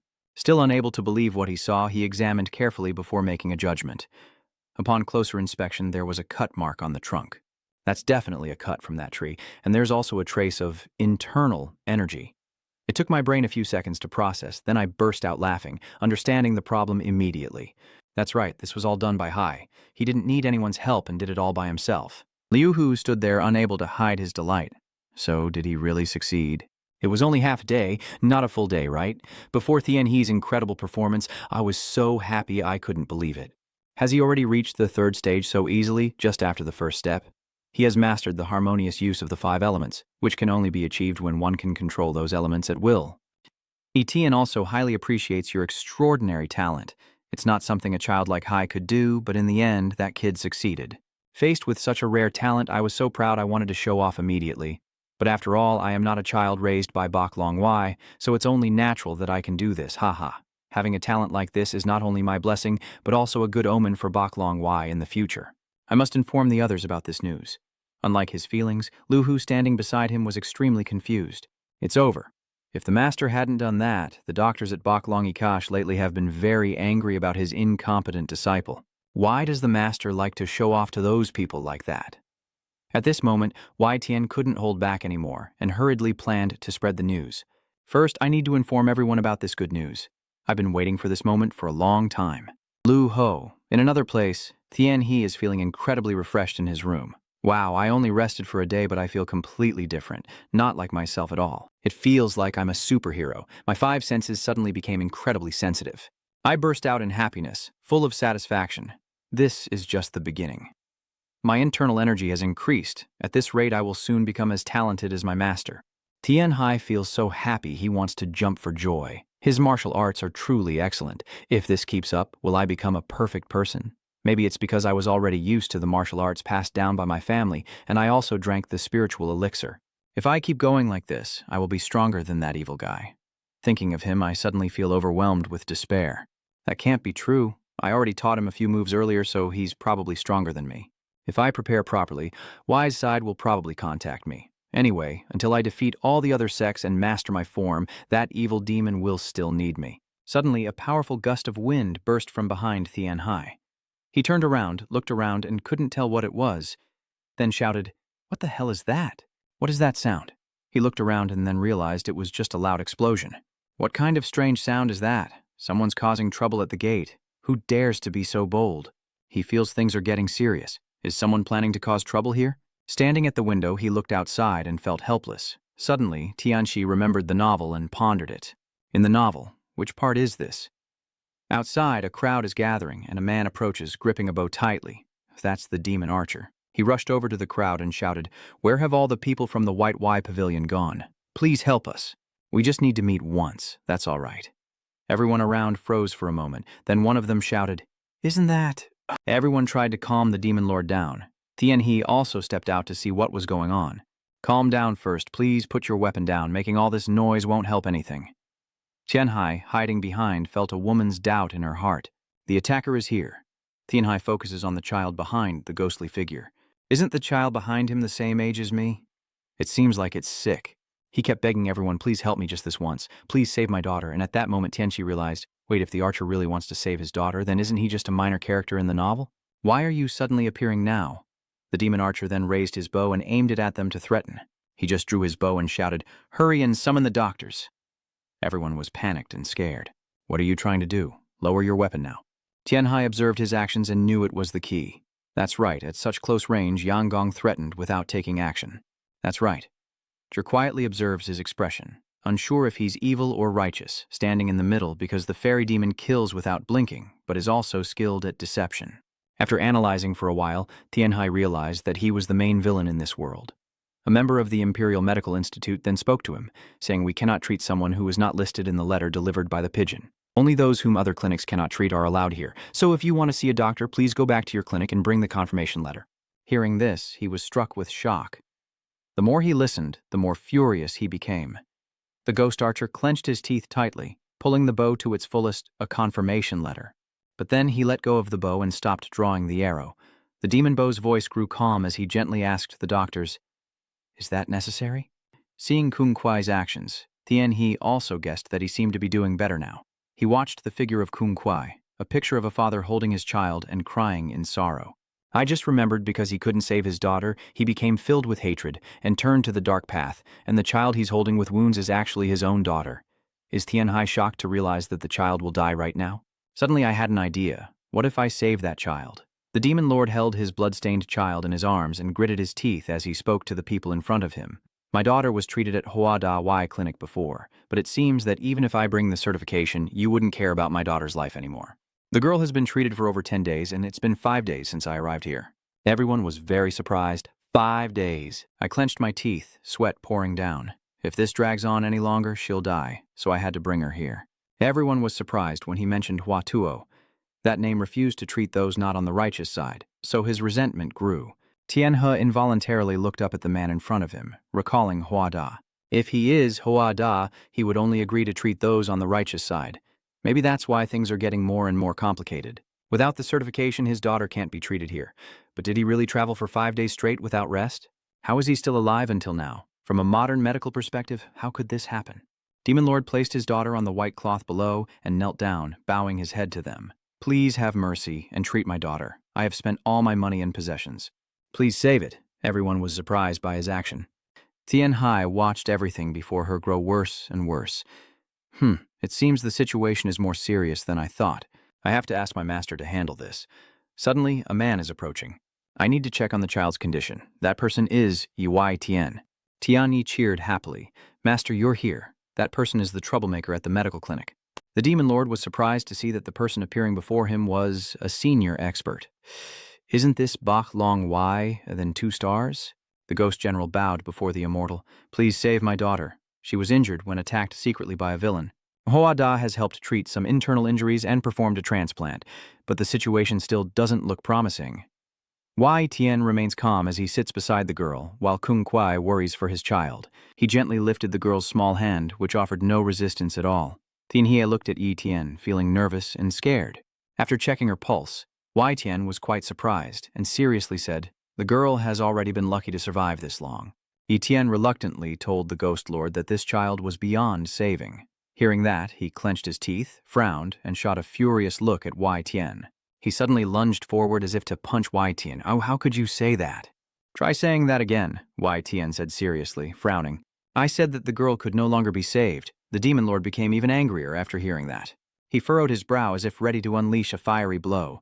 The demon lord clenched his strength in anger. Is that something a healer could say? Everyone around is very surprised. Tian Hai saw his action and thought this guy had gone crazy. He used his internal energy to drain all his strength into his hand. Tian remains calm in the face of his overwhelming mana power. The Ghost King continues to attack Wai Tian. Seeing Wai Tian in danger, Liu Hu immediately stepped in to hold him back while the demon Bao continued to attack Wai Tian. Du Hio steps in to stop him and reminds him to stay calm. This is Bai Long Yi Pavilion. No fighting allowed. The wind howled fiercely around, and everyone nearby quickly moved aside to avoid the attack. Tian Hu was suddenly stunned by the scene before her. When he looked at Joyo, he couldn't believe his eyes. Lu Ho? How is that possible? There's no record of him in the novel, but I didn't expect him to be this strong. Tian calmly watched what was happening, the ghost servant grinding his teeth in anger. He pushed Joey Hayo's hand away and shouted in his face, "Take your hand off now." The ghostly spirit trembled and said, "Did you use dirty money to commit such inhumane acts?" He's getting more and more hot-tempered. "You and all the flower dress girls, you're all liars. Even Tian Hai from afar can recognize that. Such a big hidden weapon. Truly a villain boss." Suddenly he sensed someone behind him, some masked men approaching. They were burly men, surrounding the 3 of them. Is the demon lord surprised? Why are there so many soldiers? The more there are, the more he will be provoked. Suddenly, Tian Hai remembered that Hoadai Y Pavilion was recruiting soldiers for the Murim. Otherwise, how could armed organizations appear? Tian still calmly told Kung Kui that it's not allowed, no matter what. Kung Kui looked at his child, becoming more and more angry because the high doctors refused to save him. "If you've said that, then everyone can go down to the Yellow Spring. Along the path to my child's underworld, you are all companions, so it will be less lonely. Let's die together. The more he talks, the more of a scoundrel he seems. Hodai Y, you all will also die. Seeing the situation is not looking good at all, if this continues, things will only get more complicated. How can the master remain so calm?" Tian sighed because the girl was beyond saving, and there was little hope. "Do as you wish. However, your true identity will be exposed to everyone, especially your daughter." The ghost palace is becoming more and more furious. "What do you mean?" Wai Tian spoke up when she saw him feeling like he was looking down on others. "Do you think I like to joke around?" Wai Tian's especially cold demeanor makes even Tian Hie unable to understand. I was stunned as I looked at my master. This is the first time I've seen him so cold. He looks like a different person. Around the dragon's body, evil spirits and many internal energy rays are gradually emanating outward. His eyes slowly turn strange. I've heard that the martial arts of the 100 Dragon Y sect are the best in the world, and he knows that I will die here anyway. But I'm sure I can take one of you with me. Tianxi was even more surprised. Why is he looking at me? Does he want to kill me? Tian, with her expressionless face, tilted her head and looked at him. "You're slowly approaching." Indeed, a legendary line from villains, but why would you think of taking a kid hostage? He stepped forward because this cowardly act made him believe even more in his own choice. Tian Hai saw his master approaching the demon palace lord and couldn't help but be curious. Could it be that his master really intended to kill him? That's only natural. Why would he dare take his master's only disciple as a hostage? I have to stop this at all costs, Tian He, with his small stature, hurriedly ran in and shouted, "Master, come and give your opinion." "Wait a moment. Can I see how the girl is doing?" This immediately caused both the demon palace and the celestial to turn their faces in surprise. Everyone was also very surprised. What? Even Joey Hio was surprised and a little scared. Tian, not believing, immediately turned to ask him, "Hi, what are you talking about?" Tianxi confidently replied, "I know this girl can't be saved anymore, but he still insists on trying anyway since we have nothing left to lose. Let's take a chance, and see if a miracle might happen. Etienne seemed to enjoy his confidence. What else? And maybe he will be persuaded to follow us. Etienne was surprised. You mean him? Tianhe quickly went over to the girl. Yoihio then ordered everyone to carry her up. The demon lord watched his daughter being lifted to a higher place, hoping that Tianhe would save her. Seeing his worried expression, Tianhe also felt that he had become more composed. I'm sure he's not the kind of evil person who would take a child hostage. It's just that, as a helpless father, watching his daughter walk toward death, he's acting so desperately. The demon lord bowed his head sadly and apologized. I only know how to shoot with a bow, so I no longer know if I am on the side of good or evil. Only my archery skills have improved. But when I saw the eyes of the people in Baklongwai, they definitely weren't looking at a person. Tianhe didn't understand, and asked, so what does that mean? The demon archer then confided in Tianhe, I don't know how to explain it either. I think hiding a gentle and handsome face is a completely different person. Now his hope is that Tianhe will save his daughter. I no longer care about anything else except for one person. Tianhe is proud of the demon. Surely I hold a certain place in my master's heart. He also hopes so. That's right, I feel the same way. Healers often face life and death more than others. The ghost palace grits its teeth and endures, gradually becoming more eccentric and colder than anyone else. Huadai the healer is also quite eccentric, but Baklong the divine doctor is a bit different from him. He leans down and says, so kid, it seems you always wear such a bright smile for everyone, huh? I really was too impulsive. He placed his hand on Tianhe's shoulder with great hope. I am truly very sorry, kid. Please forgive me. As long as I can save my daughter, I am willing to sacrifice my life. Please, I beg you. Tianhe also understood that she is the only family I have in this world. Losing her would mean my life ends here. Now I am caught in a dilemma. I can't go forward, and I can't retreat. Tianhe has a question, but these are just traditional medicines. In the operating room, Tianxi, Y Tian, and Y Fu have finished all preparations. Are you sure the medical skills you've learned can be used? Being asked so directly, I find it a bit hard to answer. Nothing is certain. Master, looking at the girl lying on the bed, he ponders how to treat her. In a world without technologies like CT and MRI, there's no way to determine which bones are broken. If what we read in the novel is correct, Tianxi immediately told his master that the first thing we should do is examine this child's internal organs. But is that possible? Master, Y Tian replied. Yes, that's right. I agree and ruffle Tianhe's hair. Would it be better to do it like this instead of just taking a quick pulse? Yes, I understand. With your current ability, you can't determine this child's condition just by taking the pulse. Come over and let me check. Tian. Hai realizes that in this world, the most surprising thing is the ability to take pulses. Tian approaches and touches the girl's belly to try. He uses his ability to check the pulse. Tianhe is also surprised that just by channeling energy, he can diagnose the illness. This is actually a way to use ultrasound waves for diagnosis in modern times, but what's even more accurate is thanks to sensing Kuai. Tianhe feels that perhaps the master sensed the patient's pulse through touch. Y Tian extends her hand to use her energy to check the girl's pulse and see how her meridians are doing.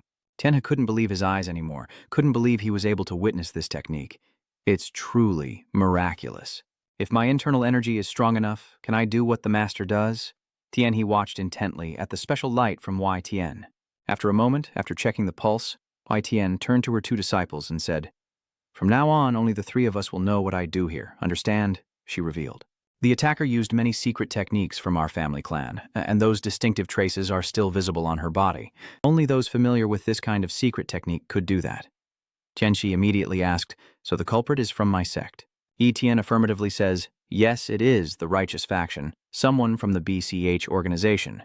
Tianhe is surprised, eyes wide open. The righteous faction, isn't it usually the evil sects that commit such filthy acts? How could it be someone from the righteous side? He looks at the girl in front of him and wonders why, despite the deep grievances, he attacked her and her family. What a despicable person. Seeing the girl lying there, he is even more determined to save her. In the novel I read, the culprit ultimately never revealed themselves. I also feel a bit sad because it might be that the culprit is someone from the righteous side, so somehow everything has been covered up. If you're not careful, this could affect me and my master. Tianhe immediately asked his master with concern. That feud is between the main villain and someone else we cannot interfere with. Our only concern now is to save that girl. Seeing Tianhe's determination also surprised Y Tian. While inside, Tianhe was boiling with frustration. I can't be indifferent just because she's the daughter of the villain. If I do that, I would be no different from a villain myself. Tian pats Tianhe's head. Yes, that's basic knowledge you need to have right now. Tian speaks up. So where should we start? Are you saying that this girl could die from a ruptured liver? Luckily, there is still a way to heal this girl. Tianhe's face showed an overwhelming worry that words couldn't express. The problem is we don't know if she can endure that pain. Suddenly, he spoke up and told everyone, I think we should ask her father first. I will go ask her father and then come back. Tianhe immediately went alone to meet the demon lord and told him there are 2 ways to save your daughter. He was then surprised. Are there really 2 ways? Tianhe explains each method seriously. The first way is for her to pass away peacefully. The master will use acupuncture to pierce the meridian so she can go without feeling pain. If we do that, she might regain consciousness for a short time, and you could talk to her a little. Hearing this, he clenched his teeth in anger. Tianchi revealed that another way is for us to fight this terrible disease together with the girl, and gave a brief explanation to the patient's family about how it can be done. Maybe we will have to perform multiple surgeries because if it fails, her organs will be completely destroyed. In any case, the pain will be inevitable. Tianhai also felt quite heartbroken to deliver such news to the patient's family. The Ghost King almost collapsed, but he did not blame anyone and simply expressed his gratitude. Anyway, I thank you for telling me the truth instead of that bastard Langbam who lied last time about being able to fully cure the girl. Asking for my opinion like this is to prepare in case the surgery fails, so I won't blame you, right? That's not it. That's because I cannot arbitrarily choose a fate or decide life or death for a patient. As her father, you must understand her condition best, and if it were her, you would surely know what you truly want. Hearing this, perhaps even the Demon Lord understands what his choice will be like. Remembering the times when his daughter was healthy, she once said, "Do you want me to disguise myself?" "It's okay, I've always liked this kind of thing. I will definitely not let the bad guys find out who I am. So just rest assured and wipe out those bad people." The Demon Bow realizes that my daughter is the strongest girl in the world. A child like her with such innocence, how could I possibly reveal the truth about my identity? That his father was a wandering hero, recalling the times he escaped quickly, robbing and looting, but the child always believed in his words from start to finish. He used his own techniques to attack suddenly and steal from those within his reach. A child who always follows her father and learns martial arts from him, constantly saying she wants to be like him and become a hero fighting for justice. But when his daughter gets hurt, he immediately holds her in his arms. "Why did you come so late, Dad?" The usually tough man is now with tears in his eyes. "Dad, I don't think I can hold on anymore." The girl struggled to speak her last words to her father, fearing she wouldn't make it. "Anyway, I did very well, right, Dad? I drove away all the bad people." Inside him, it felt like his heart shattered into 100 pieces. A strong man who can also be so vulnerable at times. His eyes burst into tears, shouting like a lament. "All along, I have only been a liar and a coward. I am just a man who hates living in poverty and being judged by others for my daughter." After hearing the story from the ghost, Tianhe blames himself because of a terrible father like me. He bent down, trembling as he begged, "Please save the girl." The man who was angry just now was now crying uncontrollably like a child, pleading, "Please save my daughter." He knelt down completely and begged Tianhe. Why is someone as evil and insane as me still alive while a kind and lovely child like her has to die? Please save my daughter. He begged Tianhe with tears in his eyes. After a moment, Tianhe returned to Etienne. "Master, I have returned." Yabi Tian asked him, "Ha ha ha, how did everything go?" Tianhai scratched his head foolishly and said exactly what his master told him, that his daughter cannot be allowed to die an unjust death. Etienne said, "Let's proceed with the surgery quickly. Tell Lu Ho what needs to be prepared." "Yes, master." Going to the hospital, both Tianhai and Yoi Hio searched for information inside. The hospital was never a good place, and now the girl was ready to go into surgery. The Demon Lord is also waiting in deep thought, placing all hope in Tianhai. IPOIU actively seeks justice. The hospital is not exactly a peaceful place. After a while, all the surgical tools were ready. Tianhai was fully prepared. It's just a place full of battles. The sky is brighter now. Gentle rays of sunlight seep through the rocks, and the bright light along with the fresh air enveloping the operating rooms seem to herald good news. Inside, Tianhe quietly watches Kat Ni lying on the hospital bed, deeply contemplating and assessing the current situation. The patient is currently suffering from a liver laceration. The attacker's martial arts were so powerful that her liver was completely torn apart, but her ribs remained intact. Truly a miracle. How could the girl have survived in this condition for 15 days? Could it be thanks to her inner strength and the spiritual pill? Spirit pills are truly a miraculous medicine, a divine remedy that sustains life. Just then, Lu Hu entered, carrying a coil of rope, and asked curiously, "What will happen if we do this?" As my master instructed, I hurried to bring it here, but Cho En Hio was very surprised by what Lu Ho had brought. You quickly reached out and took the coil, saying, "You finished so quickly." Disbelief evident in your eyes. Cho In-hyo widened his eyes and exclaimed, "Wow, that's amazing. I just said not long ago that you could bring it here right away." Inside, I kept wondering, "Luho, what kind of person are you, really?" I asked Brother Luho to make a device to transfuse blood to the patient, but I didn't expect him to finish it so quickly. Master Y Tien, standing nearby, saw this and looked a bit worried, asking, "Do you plan to transfuse blood with that?" "Yes, Master. If we don't transfuse blood, that girl will die. I will transfer blood from her father to her to keep her alive temporarily." At this moment, the Demon Lord was very worried about his daughter. He said seriously, "I have prepared everything. As long as my daughter can come back to life, this little bit of my blood is nothing." Not long after, the medical teachers and some supporting staff in protective gear were ready. As the lead person, he carefully calculated every detail in his mind and began the surgery. First, we need to position the patient tilted to one side, then we can begin the surgery. After cutting the intercostal nerves, we can ensure her vision.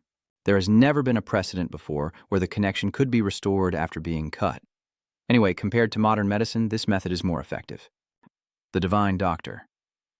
Xian watched all of his actions from the side, his eyes wide with amazement, a question forming in his mind. Technique? Isn't this technique the one used by a doctor who has performed hundreds of surgeries? This child is only a few years old. How could he possess such extraordinary abilities? It's strange. I've never seen this technique before. Not in this world. I mean, not in this universe. Hyo seems a bit uncomfortable, then covers his mouth and coughs, but immediately regains his composure. His pupils dilate as he focuses on analyzing each step. First, I managed to stop the bleeding. I minimized the hemorrhage. I did it. Thanks to Brother Luho, I was able to control the bleeding smoothly and remove the waste from her body very cleanly. I will do everything I can to help this girl come back to life. I will do everything. In addition, the master also continuously channels energy into the child, so the effectiveness of the medicine has increased significantly. Thanks to that, this child has gained some vitality. Because of a single child, all the finest expertise of medicine has gathered and appeared in this operating room. A few hours have passed, and night is beginning to fall. Hyo feels that the situation has improved somewhat. He concluded that now all that was left was to stitch up the wound. This task requires intense focus and high expertise, causing Chen Hem to let out a few sighs. His nerves are stretched tight right now. The divine healer suddenly speaks up to remind him. Her blood pressure is dropping. What should we do now?" Chen Hyo asked, a bit confused. "Yes, you immediately turn your gaze toward Kat Nian. The girl doesn't look well at all." Chen Hyo quickly thought of a plan. At this moment, her pulse is very weak, but no matter what we do, we must keep her heart beating. Did you say her pulse is weakening? Does it have anything to do with continuous bleeding? Wait, if so, then thump. Unexpectedly, Chen Hyo decided to take bold action, forcefully probing inside to check the girl's organs, his eyes showing intense focus and determination. "Do you really want to save this girl?" Chen Hyo Tien suspiciously asked before the sudden action. "What exactly are you doing?" Chen Hyo didn't answer his master but kept his eyes closed, searching for something. In the next moment, he widened his eyes in fear, as if his hand had touched something unstable. Chen Hyo immediately pulled his blood-stained hand away from the girl's body, cursing under his breath. "Damn it." As expected, he then confirmed in a deep voice that her spleen was also ruptured. This information left both Y Tien and Liu Ho completely stunned. Chen Hyo immediately analyzed. "We only focused on the liver and didn't anticipate this, plus there are nerves beneath the intercostal muscles inside the organs. The girl's liver is healing very slowly, so if we proceed carefully, step by step, we can save her. But without a spleen, her immune system will face major obstacles, and in the end, she will never be able to live a healthy life." Chen Hyo hasn't finished speaking yet, but the rest he decides to keep to himself. There is also a possibility that the girl will never be able to pursue her ideals if this surgery fails. The Divine Doctor believes the problem is that we didn't realize how severe the wound was. In this condition, it's best not to delay stopping the bleeding too long. Tianhai was startled and exclaimed after hearing that, "What did my master say?" You look up seriously at your master and ask if this can really be done.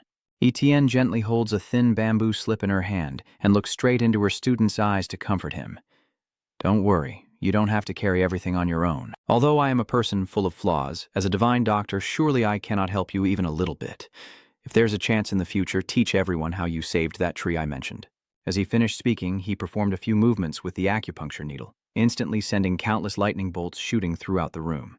Y Tien closed her eyes, feeling that through acupuncture internal energy was being evenly transmitted throughout the girl's body. Just a few seconds later, Cat Nian's condition had improved. Did Chen Hu immediately notice that her pulse had returned to normal? No matter how small or where the torn part is, the person is always so careful.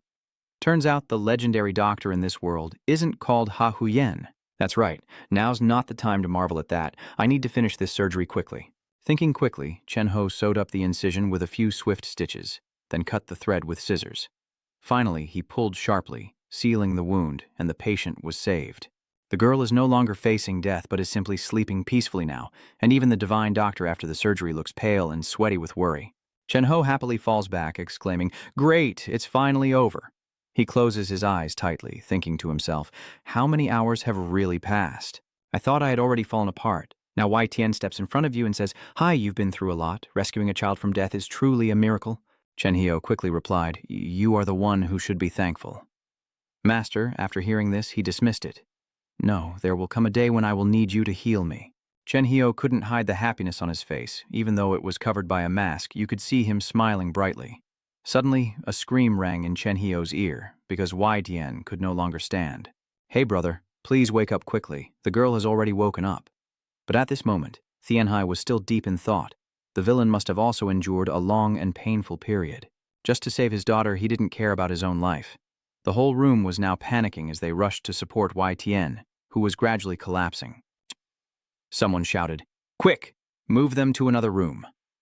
And Tian He suddenly looked over to the side. But by the time you realize, it's already too late. A familiar figure is falling right in front of you.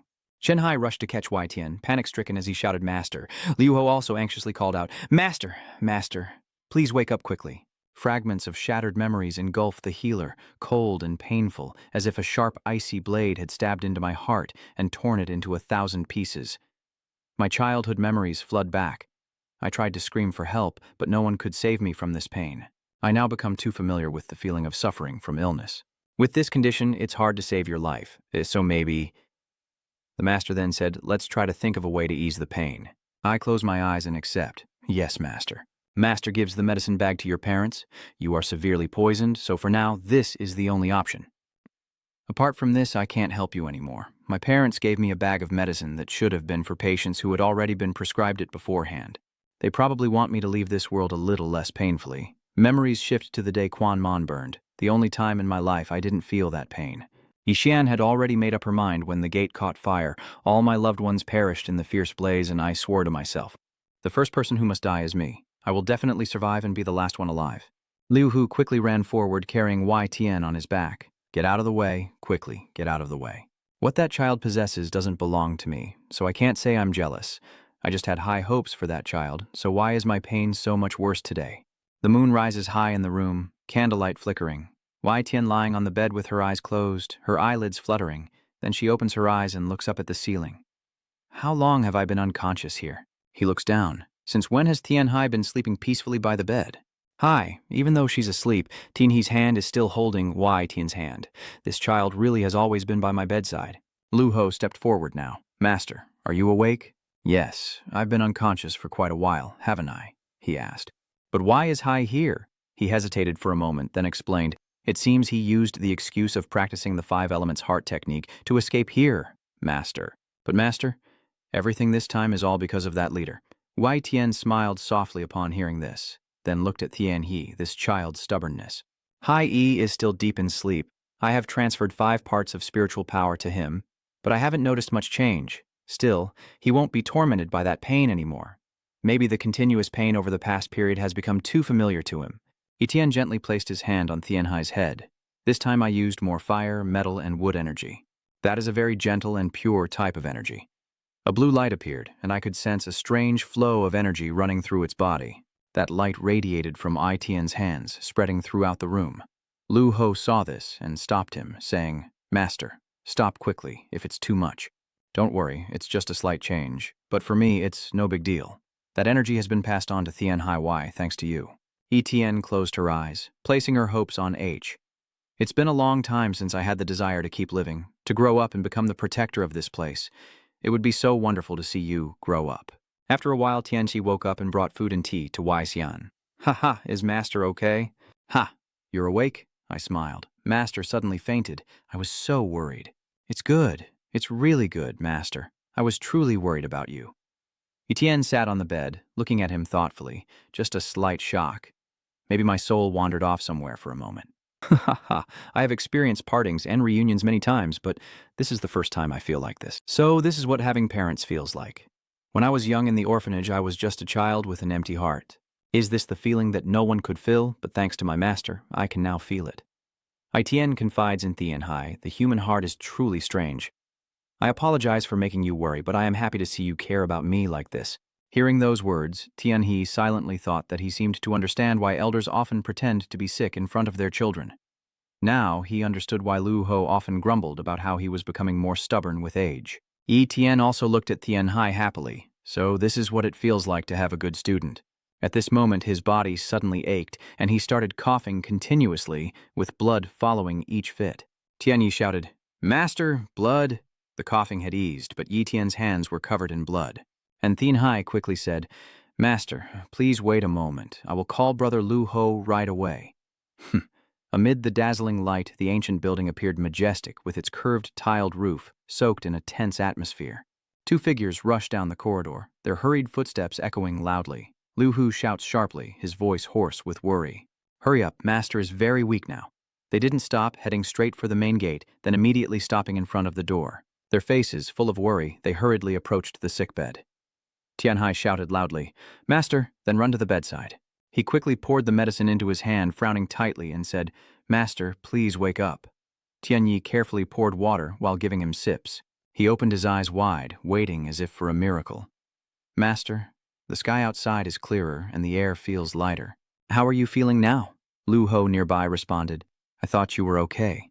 Etienne slowly regained consciousness, her voice hesitant. "I am fine." Tianxi silently breathes a sigh of relief. It seems this isn't the first time the master has been like this. Have I read in the novel that the person's condition is even worse than this?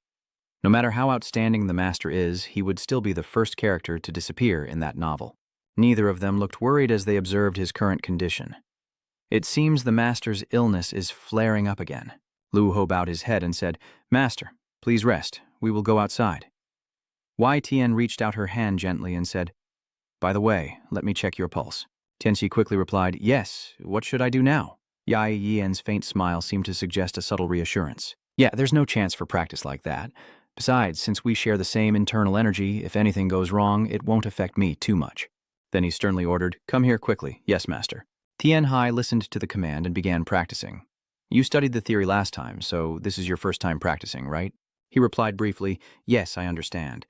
Tian calmly instructs you to close your eyes and try to harness your internal energy.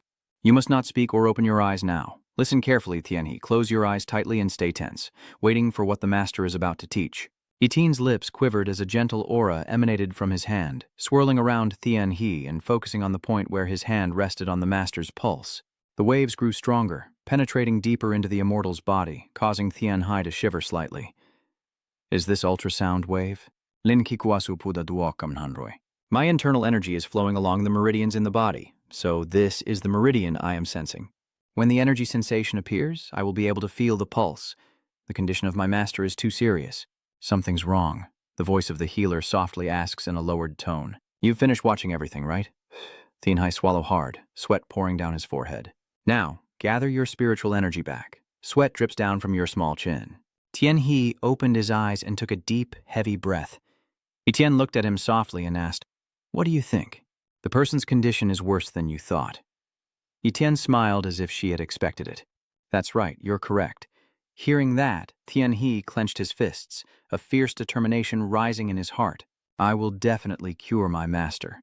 Yai Tian looked at him and smiled softly, a gentle smile both fragile and warm. "I thought you would be very scared, but I didn't expect you to have such determination." Lu Ho stood silently beside, watching with eyes full of concern. Tianxiang confidently said with a bitter tone, "I will definitely heal him." Hearing that, Yixian nodded, a peaceful smile appearing at the corner of her mouth. "All right, let's try our best." A few days later, in the peaceful setting of old tiled roofs, a trembling voice echoed. Dad, what's wrong with your head? You're alive again?" "Cat Nien." The echoing voice from inside the room drew everyone's attention outside. The demon's voice trembled as he said, "Cat Nien, you really came back to life. I'm sorry, I was wrong." He holds Cat Nien tightly and breaks into tears. I'm sorry, my child, it's all my fault. Can you explain everything to me, Dad? The more the Demon King speaks, the more choked up he gets, his voice breaking. Katnian, I almost suffocated to death because of you. He laughed through his tears and quickly let go. Sorry, my child, sorry, it's because I was too happy. Suddenly, Katnian paused, looking at her palm. Wait a minute. I feel my body full of vitality. Yes, wow. Then, suddenly realizing something, the girl's face darkened, feeling more energetic, but her father could no longer regain his previous martial skills.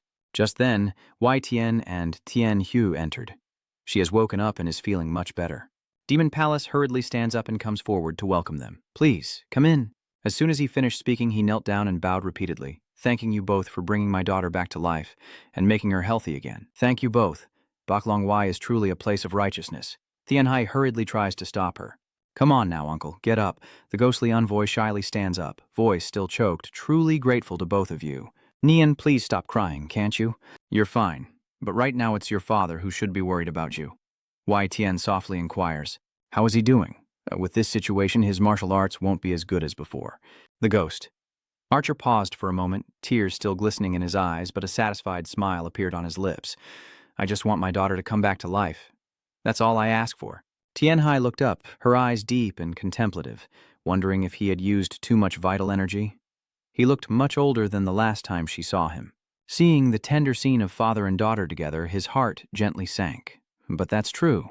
He only helped him recover some of his damaged energy because lifespan is something no one can interfere with. Wait a minute. Everyone says my daughter is in better condition than I am now. He held Katnian tightly, a bright smile through tears, saying, As a father, is there any news better than this? Father.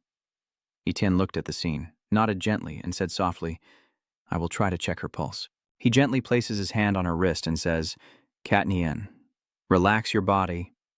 Etienne closes his eyes and calmly senses the flow of energy. Katnian pursed her lips and sat patiently waiting. The other two watched on with hopeful eyes. Tianxi stands silently, with a passionate gaze. A master like him now only has 3 parts of his strength. Could a villain really be so good? He even uses his martial arts for the right purpose. Usually villains only show off their martial skills in a brutal way, then find all sorts of ways to harm the protagonist. They can be called characters who only know how to cut and kill. A character who dies and comes back to life, growing more daring each time. A character who is sometimes an enemy and other times hides and disguises himself as part of the righteous side. A character built around a recurring trope of always being a cool and impressive figure. Tianhai silently observes in deep thought. In the novel, he will fight to the end against some demon god. Despite his appearance, he's also a very ambitious person. Moreover, he's currently losing his power, so he must be having a lot of worries. I need to look into this more carefully. After checking the pulse for a while, Wei Tian slowly withdrew her hand, her voice calm. The girl's 3 meridians are all unblocked. Hearing this, Ghost King seemed to disbelief, his voice trembling. What did you say? So the 3 meridians are all fully unblocked, right? Tianhai watched intently as the immortal calmly explained. More than half a month standing before life and death thanks to spiritual medicine, internal energy, and special treatments, the girl was able to reclaim her life from death's grasp. She was very brave to endure until the final treatment, and you were truly great to transfer almost all your internal energy to her. Hearing that, the father and son were amazed, their eyes wide open, and the doctor hesitated before continuing. But if left as it is, it wouldn't be quite stable, so in the next 10 days, you need to keep practicing your energy and push your internal force into the child's meridian. I will use my acupuncture skills, so as long as the child can endure it, the meridian will be fully unblocked. The ghostly envoy's excitement grew, his voice trembling. Lucky, so lucky. Right, Katnian? Katnian softly teared up, her eyes shimmering, voice choked. Thank you, truly thank you. The father and son embraced each other tightly, crying and smiling at the same time. I also thank you very much, father. Yai Tian smiled gently, a smile that brought comfort. You're saved, that's wonderful. The Demon King choked up, voice trembling. I really don't know what I can do to repay this kindness. Etienne gently nodded, speaking slowly. Actually, I haven't helped you that much. He placed his hand on Tianhai's shoulder, proud. It's all thanks to that dog. Katnian stared intently at Tianhai, her eyes shimmering with gratitude. She jumped off the bed and quickly approached him. I heard what my father said. If it weren't for you, I might have died. Thank you for saving me. It's all thanks to your father. I'm just grateful to everyone. The memories flood back in his mind. In fact, for a girl her age to endure for such a long time is truly a miracle. They're probably just like their father. From an early age, she was dragged into a world of factions and alliances. From the very beginning, it was decided that she could not live a normal life, but had to fight and endure suffering. Tianhe looked at the girl for a long time, a faint smile curling at the corner of his lips. Now that this girl is the same age as me, she can't see clearly yet, but when she grows up, she will surely become a renowned figure in the martial world. Watching the tender scene between father and daughter, a clear realization dawned on him that this time he had helped change the fate of the destroyer, and surely he would be repaid someday. The four of them clasped their hands in greeting and stepped back so the father and son could rest. Tianhe whispered softly, "You shouldn't strain your head too much either." He smiled, his eyes looking out as if waiting for something to come. "Come on, now let's see what we can find out." In the lush bamboo forest, the voice of the ghostly envoy echoes softly. "Actually, I still don't know what to do next. What do you think? I want to take revenge, but with my current strength, I can't." Tianhe quietly followed and said, "The news of you losing 3 parts of your power is already spreading all over the community." Kung Kui's face darkened briefly as he replied with a sigh, "So they finally found out about that?" Tianzai frowned, thoughts swirling in his mind. The demon lord hesitated before continuing. "The collar has weakened a bit, but remember you have me. Maybe my condition is a little better now. The important thing is that my daughter has overcome the threshold of life and death." He looked up, his eyes warm as he thought of his little girl. "As parents, is there anything more important in this world than our children? I don't wish for anything more. If I have time, I only hope my daughter won't forget this grudge and will keep fighting." Hearing that, Tianhe's eyes became alert, and he suddenly thought to himself that he definitely couldn't die just yet, because the people in the martial world would come looking for him again. Wait a minute, everything seems to be unfolding exactly like the story in the novel. After failing against the demon god, he lost his power and then suddenly lost all his hatred for the enemy. There's only a slight change from the novel, if so, he will have to step out soon. He stood frozen, a strange premonition rising. This was his only chance to change his fate. Suddenly, Tianhe spoke softly and seriously. "Can you help me with something?" Kung Kui turned his head back, eyes full of surprise. "You want to ask me for help? What is it?" Tianhe replied immediately, without hesitation. "I want to learn your martial arts." "My martial arts?"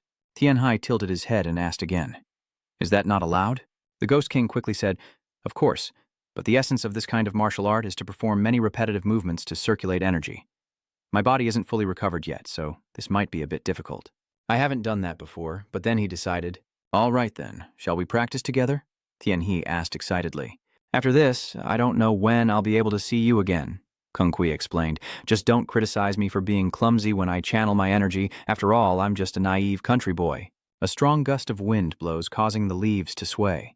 The ghostly spirit reveals, "The martial art I often use is from the Divine Envoy school.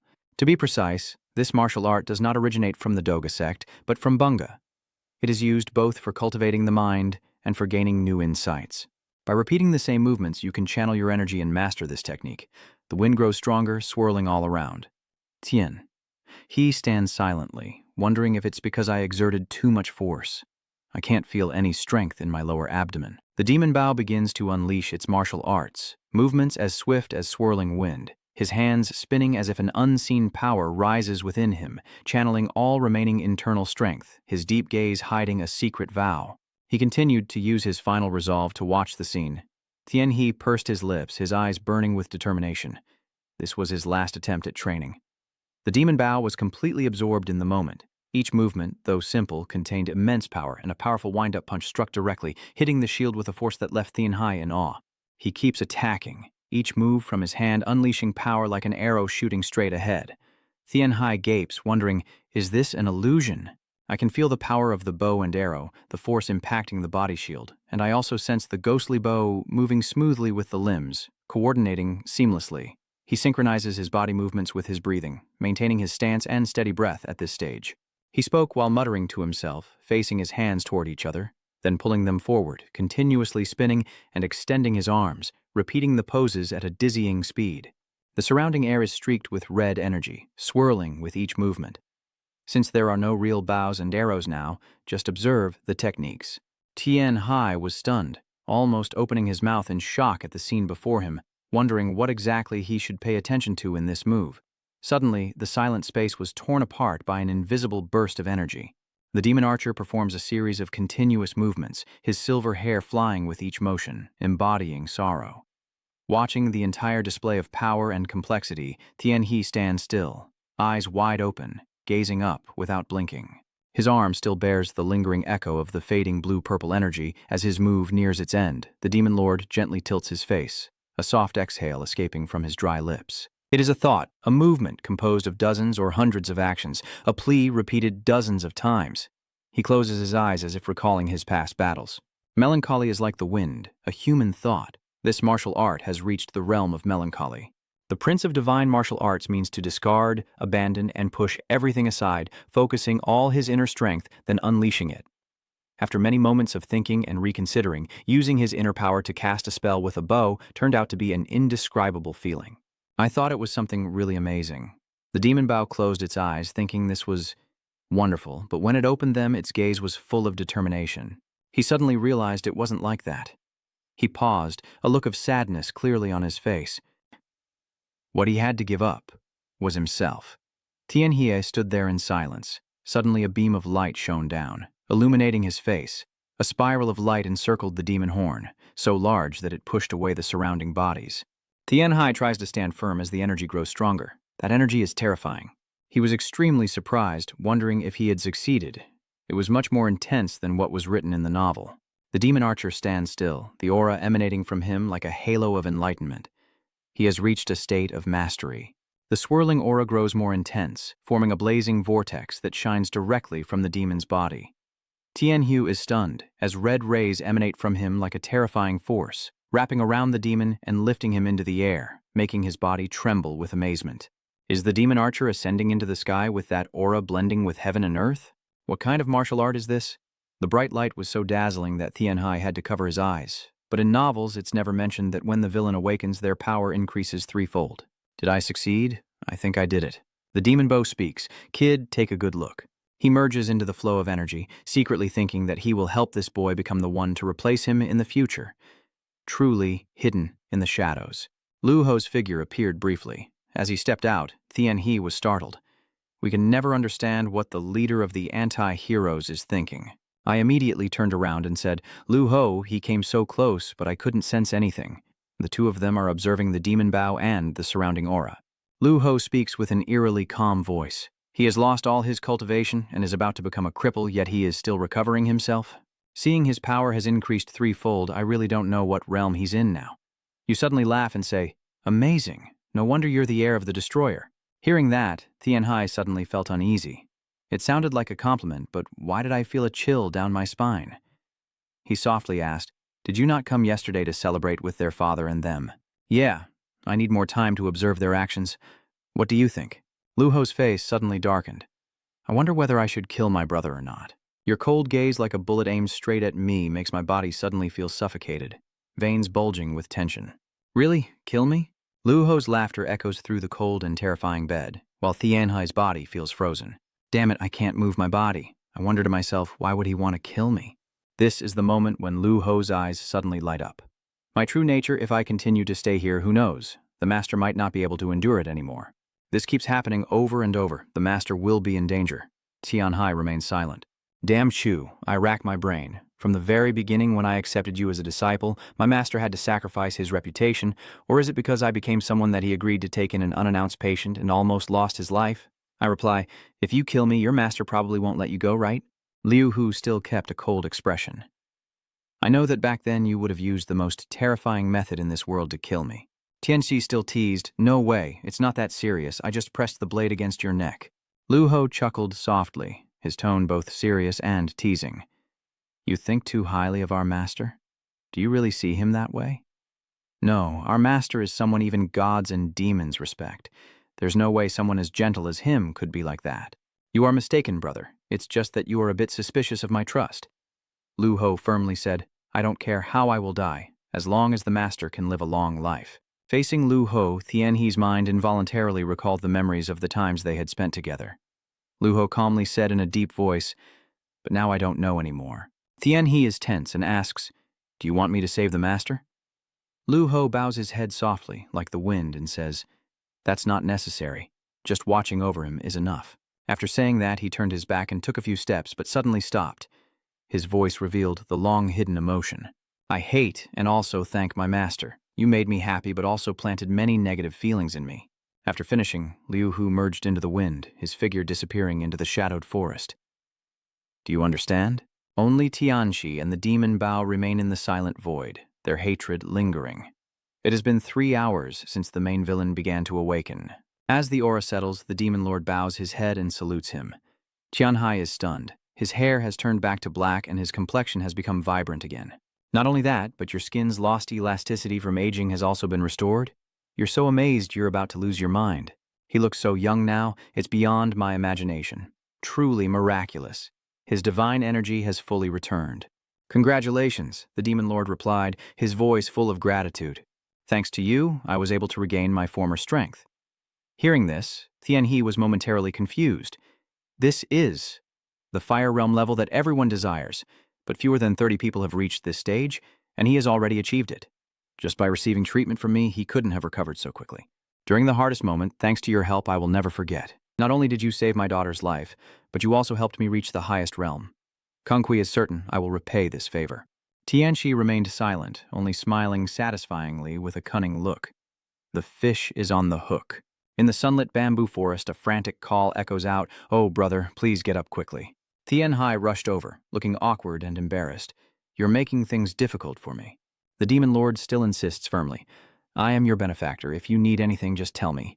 Even if it takes my whole life, I am willing to do so. Hearing that, Tianhai hesitated and asked, Benefactor? He quickly explained, Yes, I've already received the treatment fee from the Y faction. I just simply want to watch you practice martial arts. But the demon lord still shook his head insistently. No, benefactor. If you need anything, just tell me. Tianhai widened his eyes, hesitating. If that's how he feels, then it's fine. Although somehow I miraculously saved his daughter and reached a certain level, I am still just a child. The demon lord bows respectfully. Tianhe silently looked at him, her eyes both serious and sympathetic, then softly replied, Then I'll trouble you. As long as the benefactor asks, I will be utterly loyal and always stay by your side to repay this kindness. Kung Kui asked again, Do you agree? What do you mean? Should I just let everything happen like this? Actually, I was planning to invite you to work at the Y Palace. Me? Hohoi replied, Yes, if you're here, you can teach martial arts to everyone. Sometimes you'll be transporting medicine or refining solutions so it's not too dangerous. That's right, the pay is good too. Hearing that, the spirit archer chuckled. So you wanted to see how I channel my energy, right? Tianxi couldn't hide his joy. That's right. As we walk, the ghost lord softly says with a gentle voice, I know you're a considerate person with a kind heart. I want to treat you well, not just to repay you. It's also because I'm impressed by your character. Sorry for the trouble. I hope you can help a child as imperfect as me. Ha ha, I am the one who needs your help, Tianhai smiled to herself. Ha ha. Changing the situation in the story has turned him into a different person, and now he's working for YCal with his daughter here, so it's like a buy one, get one free. Thinking further, that demon lord eating this child must have a reason. Isn't the Prince of Justice his weakness after all? It's not a coincidence that he has that weakness. According to the story, soon the demon god will become the sect leader, then he will team up with other sects and start a bloody slaughter. I don't know how many main factions, good or evil, will have to be wiped out, but still, there will be a sect that steps up to protect my YCAC from this war safely. Now I need to gradually prepare everything. I will protect the people I love. The Ghost King sits at the tea table with the immortal, bowing respectfully to him. Lu Ho happily brings out the food to serve, a lively smile on his face. In a corner, Tianhe sits quietly meditating, streams of light slowly surrounding his body, gradually converging into a brilliant aura. He thought to himself that it would normally take half a year for him to reach the 3rd level of the 5-element spell. If he advanced too suddenly, he wouldn't be able to control the issues that might arise. I need to be careful and give my all in this battle. One thing I am sure of is that the 5-element spell does not affect the brain. If I can perform it, I will be able to hear and remember everything that I had forgotten clearly, as if I just heard it yesterday. Closing my eyes, Tianxi channels his energy while thinking about many other things, doing both at the same time. But suddenly he paused, eyes opening slightly, and said, Wait. I just remembered Liu Hu. Now I recall that my master once told me Yu Ho Hyun couldn't perform this spell. So did he use a different martial art instead? If the martial arts involve blood and bodily fluids, they are usually not from the righteous sect, but from the evil sect. Tianhai silently visualized the operating room, so even if he saw blood, he wouldn't react. From the beginning, performing surgery while alert would have been difficult for him. It seems he has trained a lot for this, and he always brings me the items I need the very next day. The more I think about it, the more strange he seems. The villainous boss decided to stay and work for them, making everything peaceful. A few days later, a deafening explosion shook the medical hall, and Lu Ho shouted in excitement, "Do you want to die? Your crazy plan is beyond words." You punched through the wall and scolded, "How could you talk about our master like that?" Tianxiang didn't answer, only smirked cleverly, then sat back down at the table with Waijian and said, "Master, Brother Liu Huo wants to learn medicine from me. He wants to improve his skills and save more people." "Really, Liu Ho?" He burst into laughter. "Ha ha ha. I thought you and H weren't a good match, but I didn't expect you to want to learn from that kid." Liu Ho glanced at Tian Hai, his eyes scrutinizing. What exactly is he planning, I wonder? Tianxi smiled, secretly planning to uncover the truth through this and to drive you out. "You insist that we will help our master recover together." "Ha ha, is that really true?" Liu Ho responded with a long, "Do you really mean what you just said?" Tian smiled brightly in a strange way, and Tian He secretly felt happy. This was the first time he saw such a radiant expression from his master. No matter how hard I try, they can't be perceived. Yet this kid can do it just with a single word. Back in the present, Liu Hu sharpened his nails and said coldly, "You only need one finger to kill me. So where do you get the courage to do that? You keep probing repeatedly, so you're not just doing this to tease me, right? Do you have a plan? I think you want to weaken my influence at the Y Pavilion, right? Because these kinds of things happen everywhere, but maybe that's not the case, huh?" Tian He remained silent, clenching his fists tightly. "If you're so afraid, why are you doing this?" Liu Ho becomes even more confused, closing his eyes to probe further. "What are your true intentions?" Tian Hai parted his lips as if he wanted to reveal something. "Yes," Liu Ho kept probing. "What do you want?" The moment of silence stretched as if freezing the space itself.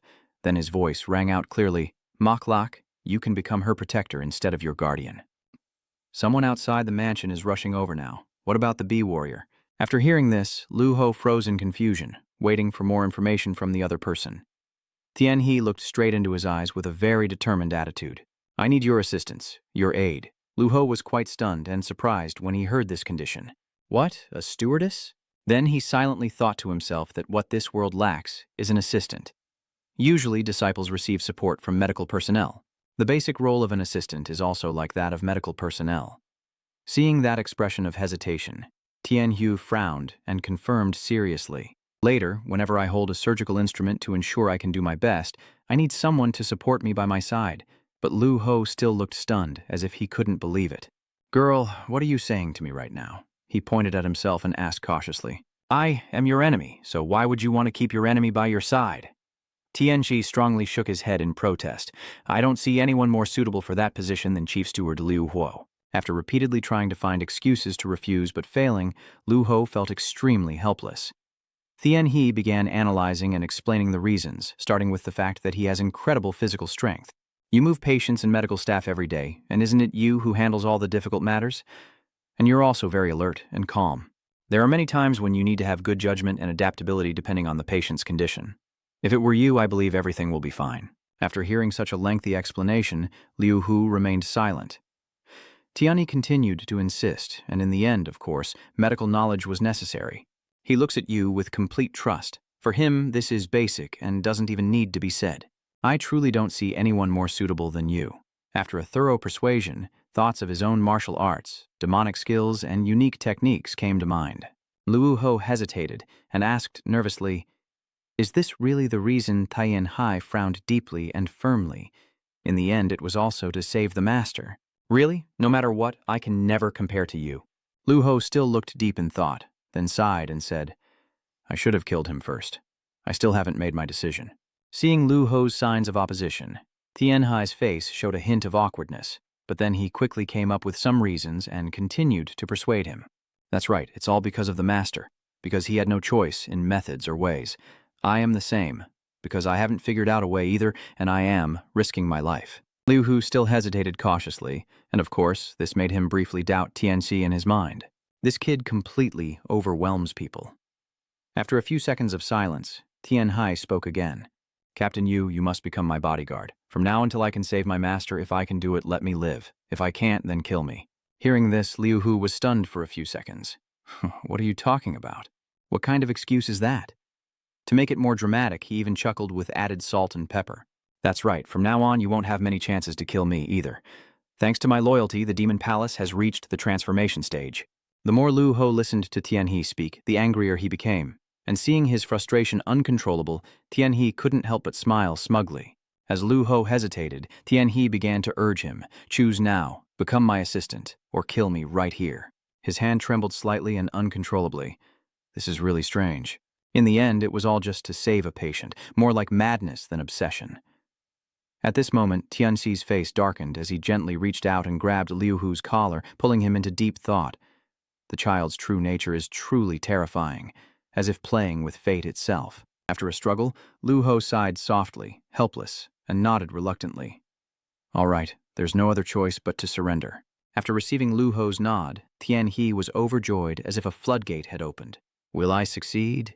Liu Hu, feeling troubled, recounted, "The one I want to end is now eager to become a warrior of Bel." At this moment, Tianhe is completely confident and extremely arrogant.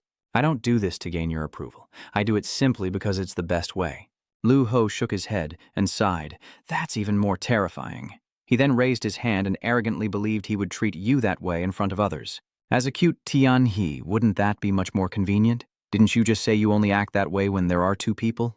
Seeing Lu Hu's stunned and contrasting reaction, Tianxi immediately shouted, "Do you forget? You're the one trying to kill me. What do you want, huh?"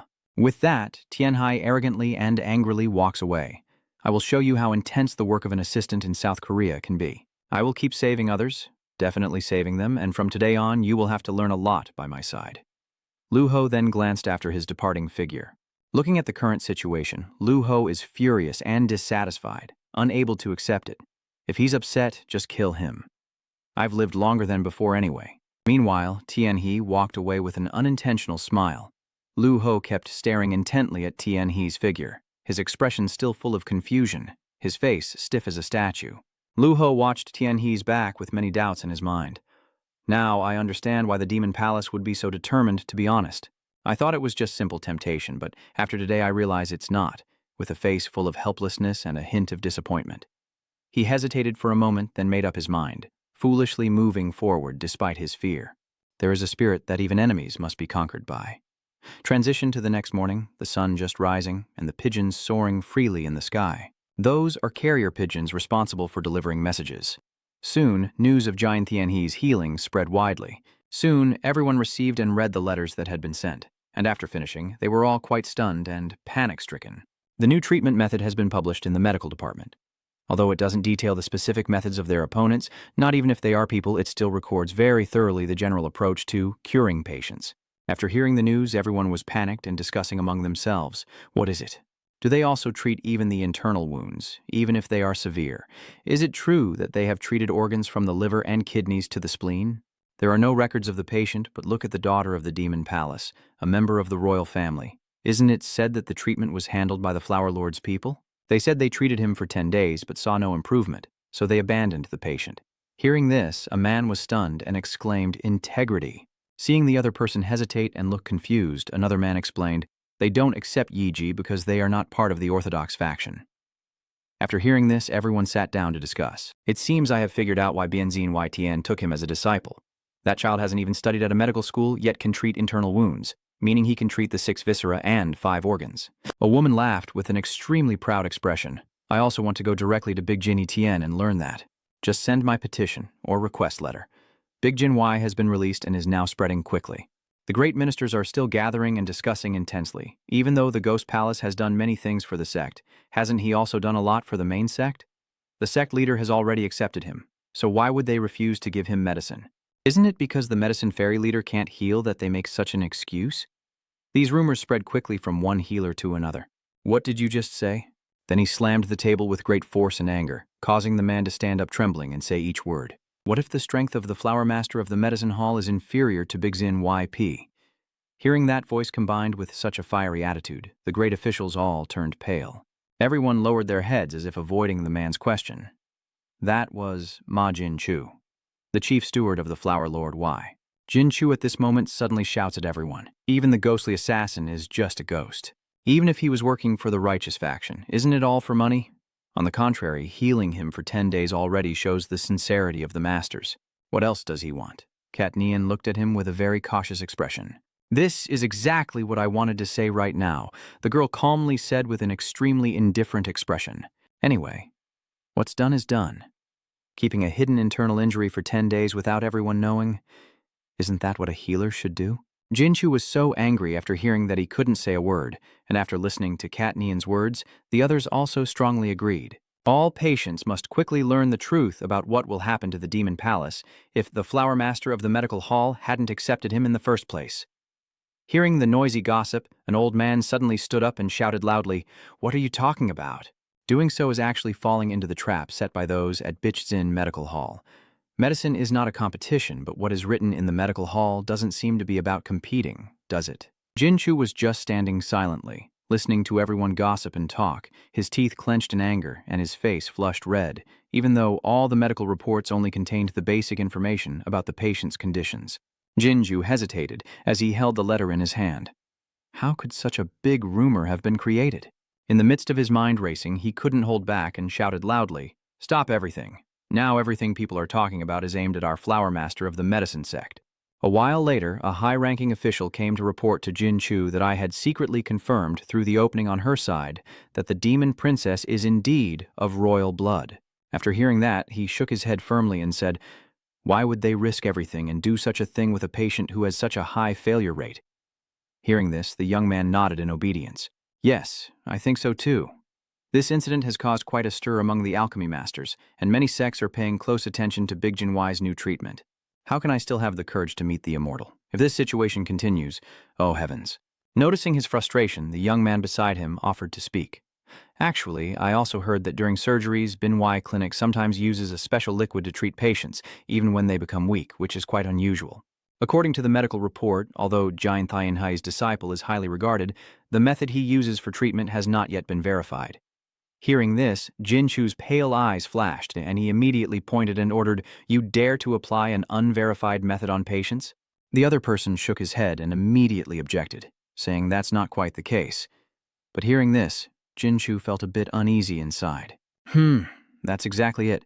While Jinchu hesitated, the young man beside him also felt his heart pounding with fear. Then he slammed the table hard and lowered his voice to order, "Send some of my people to Big Jinwai. I need to send those who absolutely refuse to be silenced by others." Then he turned to the young man beside him and asked, "Who should I send then?" Jinchu's expression showed arrogance and overconfidence, especially regarding patients who could be treated within 20 days. Would using unverified methods for surgery not put patients at risk? If we keep the person for more than 10 days, we still don't know if treatment is possible. Hearing those words, the young man broke out in a cold sweat, terrified. Immediately after, he nodded in agreement. "I understand the chief steward's intentions. After all, even if the doctors refuse him, he is a patient capable of recovery according to their standards." He also emphasized that the demon bow is just something that can't wait. After hearing this, Jinchu stood up to express his trust. "That's right, you're correct. I was just worried too much about the patient, so I can't say I abandoned him." Hearing this, the young man couldn't help but be surprised. "Abandon him?" Jinchu suddenly fell silent in an unusual way. A faint, bizarre smile flickered on his face. "Rumors don't have to be true, as long as I can land a hit on Big Zin. In that case, we also cannot escape the negotiations between the sects. We must prepare thoroughly." The young man immediately bowed his head to accept the order. "Yes, I understand." Tianxi thought about various sources of power with many doubts in his mind, and his master's condition was worse than he had expected. Currently, he lacked both internal energy to perform the surgery himself and the knowledge of mental techniques. "That's why I have to get stronger quickly." Then Tianhai chose a suitable spot to sit down and began cultivating the power within his body. Soon, a sharp wave of power spread out, intertwining with the trunk of the tree. As Tianhe was training his strength, he muttered in his mind that the ghost bow had already created wind energy by absorbing from virtue and had reached a level capable of controlling it. Immediately after, that source of power cut through the large trees. Tianhe was still immersed in his relentless strength. "If I can use the wind energy flexibly, just like that, a magical flame begins to appear." His hand clenches tightly, confirming his intense focus. When the moment is right, Tianhe unleashes that power immediately. First, try mixing the fire energy and see how it goes. Then he uses all his strength to push that power forward. Tianhai's eyes show extreme determination, and a faint sigh escapes his lips. He then charges forward with a swift step. He clenched his hand in the dark magic flame, channeling all his strength to summon the ultimate power toward the giant tree. A blinding light suddenly flashed on the tree trunk, growing more intense with enormous power, followed by a devastating explosion. The sky that was clear earlier suddenly turned strange and gloomy. The remaining power still lingers on the massive tree. Tian Hai, standing below, reaches out to control the source of power, suddenly noticing a strange point on the tree in front of him. When he sees this phenomenon, he can't help but feel delighted. By blending it this way, I can create a much more powerful destructive force. Suddenly, he felt a slight pain in his hand. When he felt this strange sensation, Tian He couldn't help but hesitate. Even though he was careful, he almost got burned. The main concern is safety. Safety. If I leave it like this, it will soon turn into second-degree burns and giant blisters. Tian Hai thinks about various sources of power with a very confident tone.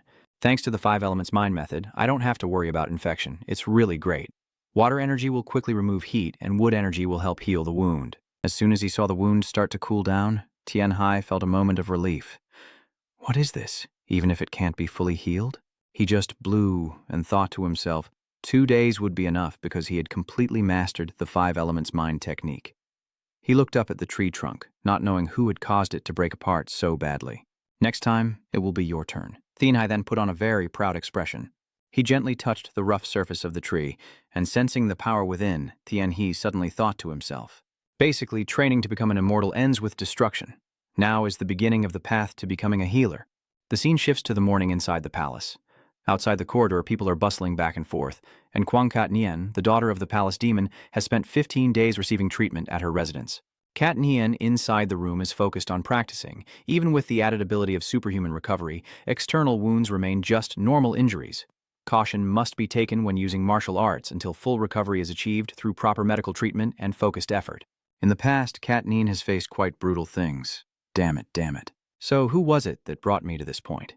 Even though I want to catch and interrogate him for the impact that made my memories so blurry, the girl vaguely recalled since he wore a mask it was hard to tell who he was.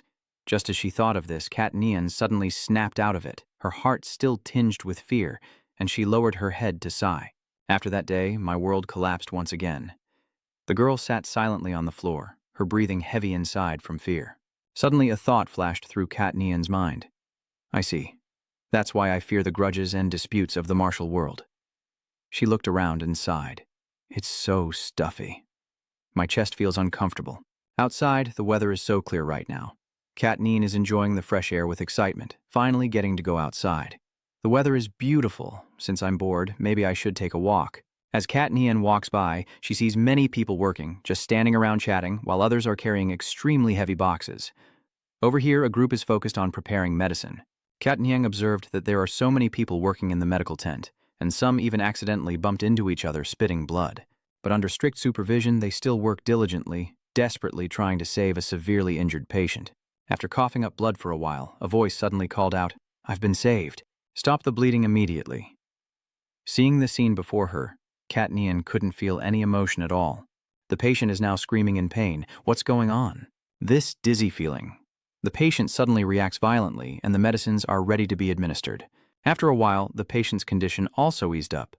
Watching this, Kat Nien silently thought to herself, even though I was saved, everyone else seems to be on the brink of death. It's so frustrating. Someone pulls a doctor over and says, "Yidian, please come this way." And as soon as Kat Nien sees the doctor, she can't help but be amazed. She quickly followed in to observe the doctor's movements. The graceful figure of the Y physician gradually appeared. He calmly begins to prepare the medical tools for the patient as Tian He approaches with a look of extreme panic. This child, Kai Nian, just kept standing there, making Tian Hai very curious. Rin Tian Hai suddenly became visibly unsettled. Seeing Tian He lose his composure, Y Tian rushed forward but was easily restrained. Everyone nearby continued to watch Y Tian's technique closely and took notes. Kat Niang still stood there observing, thoughts swirling in his mind. He really is as handsome as everyone says.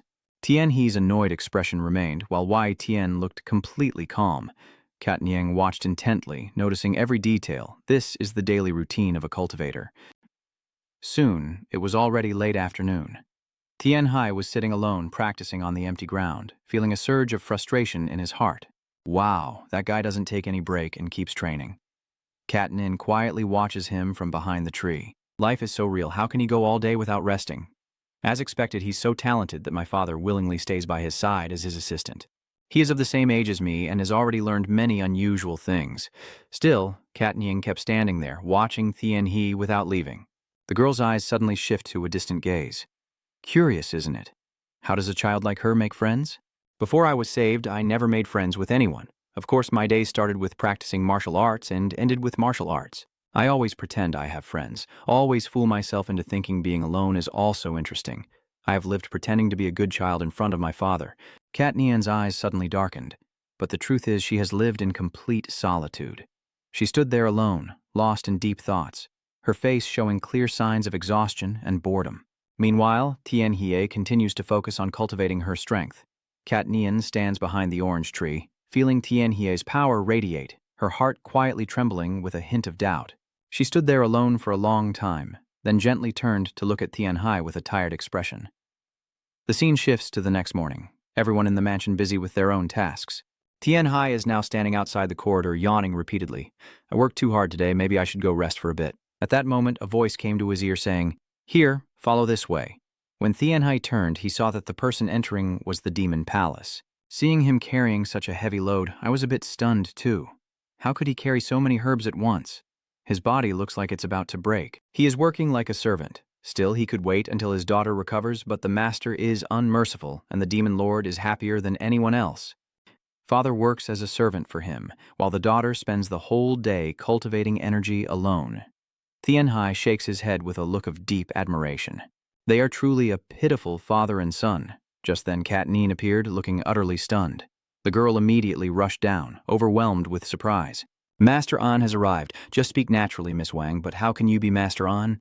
As he spoke, he forced a stiff smile and said, "Sorry, but neither I nor she are exactly the kind of kids you can just call by name. Miss, please try this. It's a type of tea that helps boost your energy." The girl cheerfully and politely accepted. "Ah, yes, thank you." The girl hesitated while holding the teacup, contemplating. Her politeness towards her sisters, she calls him Little Tian but treats him like an elder brother. What should Wang do now? Suddenly, Tianxi smiled brightly. "So, what does the young lady want?" "I hope she will treat me comfortably." Hearing Tianhe's words, Kat Nian trembled inside, as if losing her composure. That matter. The girl pursed her lips and hesitated, thinking carefully. Should I take this opportunity to speak up? Holding on to her hopes, the girl softly spoke. Tianhai replied in confusion, "Yes." Kat Nian hesitated and asked cautiously, "What you think?" Hearing that call from a friend, Tianhai was quite surprised. "Are you okay?" As soon as she finished speaking, her heart wavered shyly. "I'm going crazy. I have made a mistake." Then the girl looked straight at him, her voice trembling intensely. "Keep this a secret from my father. My dream is to try making friends." Hearing that, Tianhe couldn't help but be surprised. Why? Could it be that the young lady has had no friends all this time? Seeing her expression, he was stunned and thought to himself, "Ha ha ha, can your face really turn that red?" Kat Nian still held her teacup tightly and hesitated before saying, "Actually, my father is the sole ruler of the martial world. I can't socialize with kids who don't share the same background, and am busy hiding my identity. Moreover, I practice archery every day." Hearing that, Tianhai silently thought, "She is truly lonely. This palace is too terrible." Then the young master took the initiative to extend his hand and said, "All right, let's be friends instead, miss. You should speak more comfortably." Hearing this, Kat Nian was stunned in shock and exclaimed, "Yes." Kat Nian responded with a stunned feeling to his handshake. "Is it that easy for your wishes to come true?" "I see. I understand." Kat Nian still shyly asked, "Please don't tell father about what just happened." Tianji also nodded firmly, confirming, "Yes, a secret." "I will treat the young lady as one of my friends," Kat Nian immediately denied excitedly. "It's not about that. You're very special and will also be a special friend to me in the future." Hearing this, Tianhe just chuckled in response. "Is that so?" Seeing the smile on Kat Nian's face, he couldn't help but wonder why children, who will soon become adults, feel so sad. Then he casually suggested, "If that's the case, let's go out and play. Is that okay?" Tianhe nodded firmly. Sneaking out for a day won't cause any problems. I've checked your pulse, so rest assured." As soon as she went outside, Kat Nian casually said, "How should we play?" Tianchi hesitated for a moment, then spoke. "I can't use internal energy right now." "Of course not. I haven't fully recovered yet. That's not the issue. Even if I did, I absolutely can't." Time has passed, and the child has become a teenager. Tianhai stepped into the icy land and thought to himself, so winter has officially begun. He looked up at the sky, a hint of contemplation in his eyes. Tianhai exhaled softly. "So it's been a few months since I arrived in this world?" Jin Tianhai, the young man who has gone through busy days without knowing how time has passed, has become this strong after only a few victories. It's surprising that this world is full of the principles, sounds, and scents of the five elements. After practicing precisely, will the five elements' energy create a body? The combined power is truly terrifying, and suddenly Tianhai feels that something is about to happen. What is that? What is this dark thing creating this powerful aura? He frowned, trying to sense where this energy was coming from. What is this after all? Immediately after, Tianhai was suddenly attacked by it. Although very formidable, it was a terrifying level due to the secret power. After a struggle, Tianhe suddenly snapped out of it and gasped for breath. Who could it be? Someone with such an incredible aura and power. Then he kept standing there in the increasingly cold and thick snowstorm, still staring intently at everything around him, especially towards those three mountains. After a moment of observation, Tianhe widened his eyes in astonishment. There was nothing there. He clearly sensed something from that direction, but was mistaken. The icy wind still blew stronger and stronger. Then Tianhe suddenly realized, yes, how could a newcomer like him sense that? It's truly unreasonable. Then Tianhai took steps on the thick snow. 2 hours. I've been practicing for 4 hours straight this morning, haven't I? Deep inside, Tianhe also feels encouraged that his internal energy has improved, as the effects of Tian Tongdan have been fully absorbed into his internal force, and he has been continuously practicing while consuming various medicinal herbs and spiritual plants every day. Not only am I practicing meditation, but I am also training the five elements heart technique, so my internal energy is accumulating at an unimaginable rate. In half a year, I have achieved the internal energy of someone 15 years old, as if surpassing the normal laws of the martial world. Suddenly he stops while walking. Oh right, today is the day I officially get appointed as a Y Kavien, isn't it? From another perspective inside the medical hall, everyone was bustling in front of a room. Then they pushed the door open and entered. Tianhe stands inside, witnessing everything and pondering. All 4 people who have influence over Bin Y are gathered together like this. Lu Ho pointed in one direction and said, "Follow me. Your place is over here. You just arrived at Y and haven't been officially appointed yet.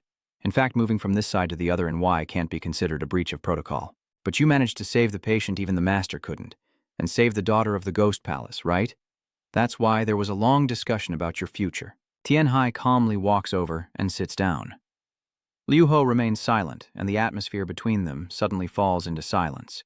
Tianhe's gaze unconsciously became determined as he observed everything around him. In that room besides him, there were other faces as well. They also sat at the table opposite Tianhe, and seeing that, he couldn't help but feel worried. This atmosphere is really terrifying. The first person is the leader of the Tramkyu Sama Ma Bong sect. The second person is the martial arts master, Go Dung Ho. The third is the massage master, Duan Ha. And the last person is the drug master, Man Bago. As soon as she saw Ba Got, Tianhe was stunned, mouth agape. Oh, sometimes you might meet the alchemy master. That's right, he's famous throughout these medical halls. No one doesn't know him.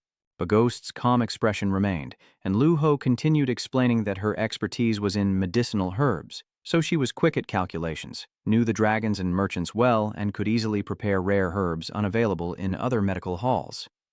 Hearing this, Tianhe finally felt relieved and slightly smiled with satisfaction. At this moment, a message was announced from outside the door saying, "Master YTN has arrived," and YTN strode in proudly, prompting everyone inside to stand up and show their respect. Meanwhile, YTN confidently stepped inside with a proud attitude, calmly approached his esteemed position at Bin Y's table, the head of the gathering, then gently sat down, looked around at everyone, and softly said, "Well, I guess it's time for us to start this meeting." Tianhai noticed that Lu Ho was also standing there bowing respectfully. Then Lu Ho went to report to YTN that the first matter was the delegation from the martial world, and the Long Phoenix Society this year was also fine. Hearing this, Tianhai's expression suddenly became curious and surprised. Long Fengqi Society. The Long Fengqi Society is a non-martial arts gathering of top experts from various sects aimed at promoting unity among those in the martial world. Liu Hu continued to explain seriously, "The scale of the branch meeting? It seems the number of participants this year is the same as last year." After hearing this, Ma Bai immediately had an opinion.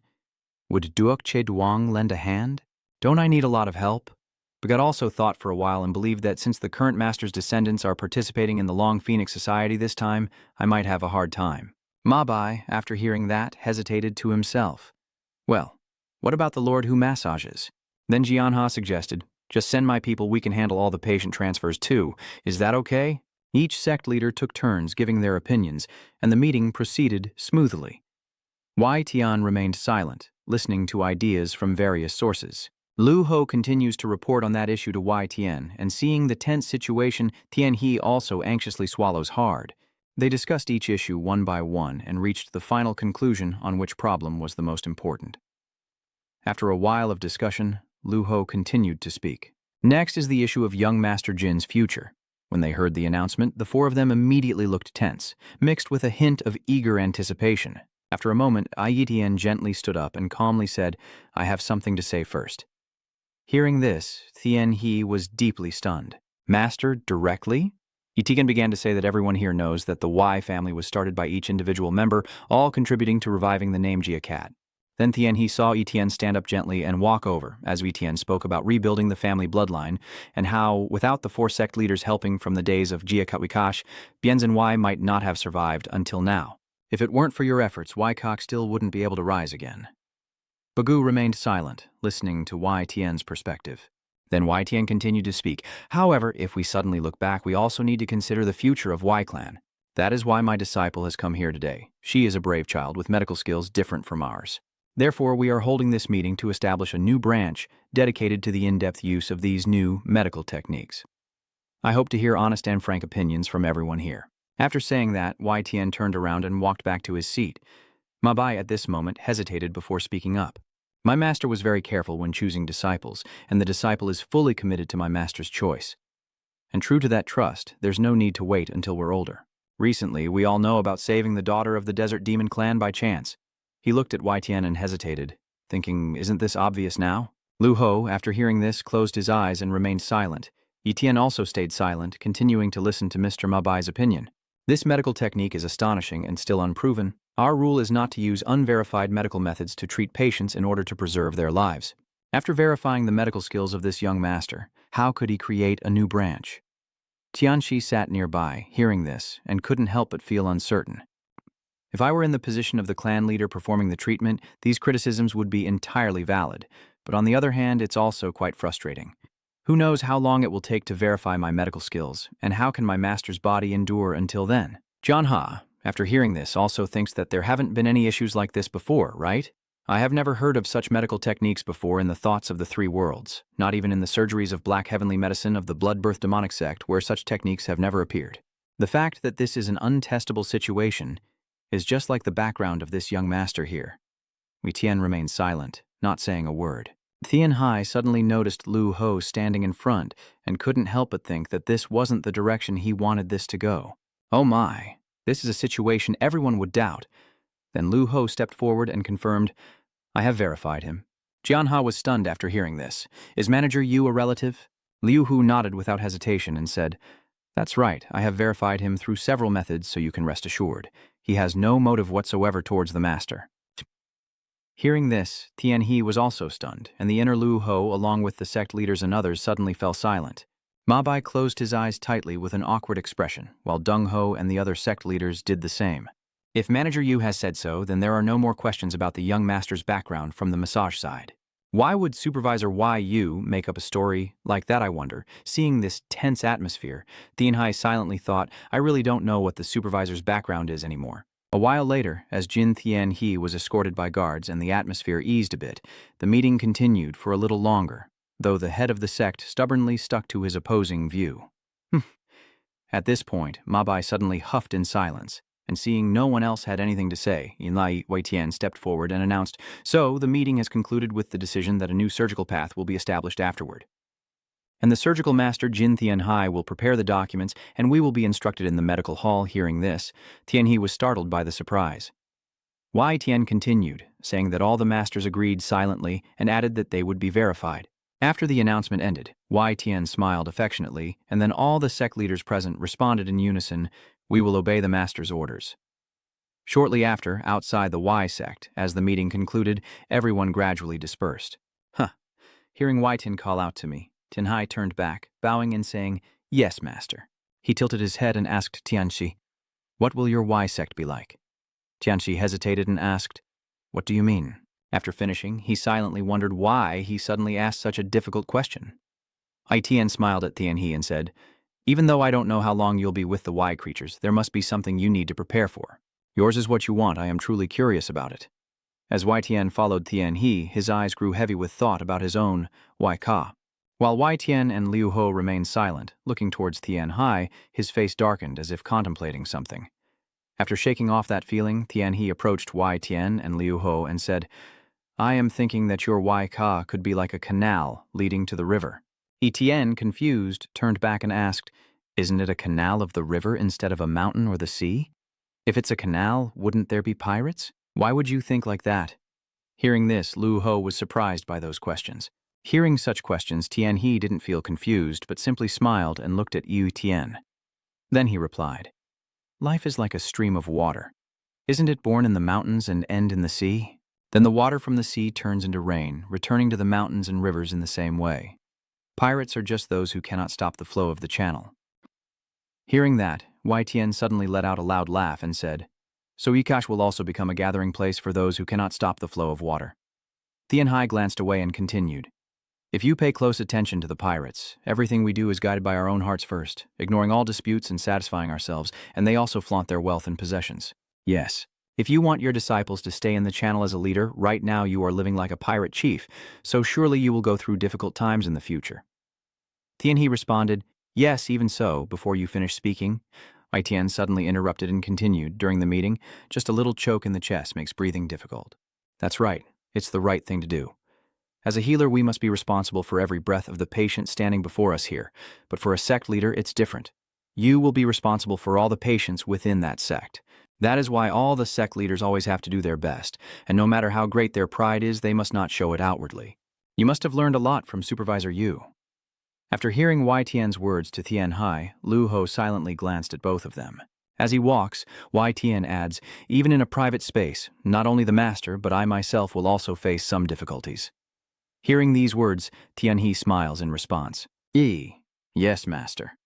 Tian silently looked at Tian Hai, thinking to himself how heavy the burden of being a sect leader of the Y sect must be. In the evening, in Tian He's small room, the candlelight illuminated his desk as he silently thought to himself that even during rest, training, and recording medical techniques for the surgical path, there's never enough time when others are around. It will become a battle over time management. At night, I still have to share knowledge with my master, so there's no time left to discuss this sequence. Tianxi held a pen and wrote something, smiling to himself, glad to have this pencil, which was more convenient and faster than a brush pen. As he spoke, he looked at the homemade pencil with satisfaction, not worrying about clogging, making it easy to control and write on the book cover. As he spoke, he thought to himself, to popularize medical knowledge, it should be relatively useful, right? While writing, Tian He suddenly paused and whispered, But the difficulty of this isn't too hard either. Then he looked over the materials while thinking, most of the specialized medical knowledge is written in foreign languages, so converting it into the local language for easier understanding is indeed a big task. Although there's no other way but to roughly transcribe it, I guess I'll just do it myself and see how it goes. When they finished outside the room, the moon was already high in the sky. A few days later, inside the waiting area of the Y-Sex training grounds, Liu Hu adjusted Tian Hai's clothes and reminded him that this was his first official training session as the sect leader. Master and the leader of Wu Ye will come here to observe, so you should try to complete them well. Hearing those words, Tian He suddenly looked up at Liu Ho and let out a sound. Liu Ho was adjusting Tian He's clothes and asked, Do you know who that is now? If I make a mistake, wouldn't it mean that I am directly taught the true intention of the Vonye leader? Truly, knowing one should lead to enlightenment of two. Little did you know the other 4 sect leaders had already developed desires for you, just like ants seeing the path. Hearing that, Tian He suddenly turned back and asked, Isn't the sect leader of Wu Nei not concerned? Aren't their responsibility to ensure the safety of the patients under their care? Hearing that, Liu Hu chuckled softly. After a light laugh, Liu Ho explained, Martial artists, like the saying goes, if you don't die, it won't end. But if you have martial arts, you won't need to worry about such things anymore. The methods may differ, but the concerns about human-caused issues among the sect leaders are the same. Hearing that, Tian He suddenly fell silent and thought to himself, This is really interesting. True to the world of martial arts, even if you're a healer, danger is unavoidable. He is different from a martial artist, but this remains important and unchanged. Then Tianxi gently relaxed and smiled, saying, I am truly satisfied with this place. Liu Hu also involuntarily smiled along with Tianxi and said, Sometimes I wonder if you are really my master's disciple. Your voice sounds exactly the same. You like this place. That's really fortunate of you. Hearing that, Tianhe awkwardly turned around and responded. It seems my master also once said the same thing. Thinking of Wei Tian happily, I smile and continue. Yes, I have never felt as satisfied with any place in the martial world as here. That's right.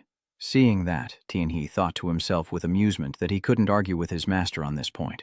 Suddenly, Tianhe turned back and asked Lu Ho, but how long will I have to do this? Anyway, the outfit will get wrinkled, so you don't need to be so careful. Hearing that, a voice suddenly spoke from afar. Yes, but you must show respect to those above you. Hearing that, Tianhe turned around and suddenly let out a cry, seeing the immortal and Deng Ho approaching.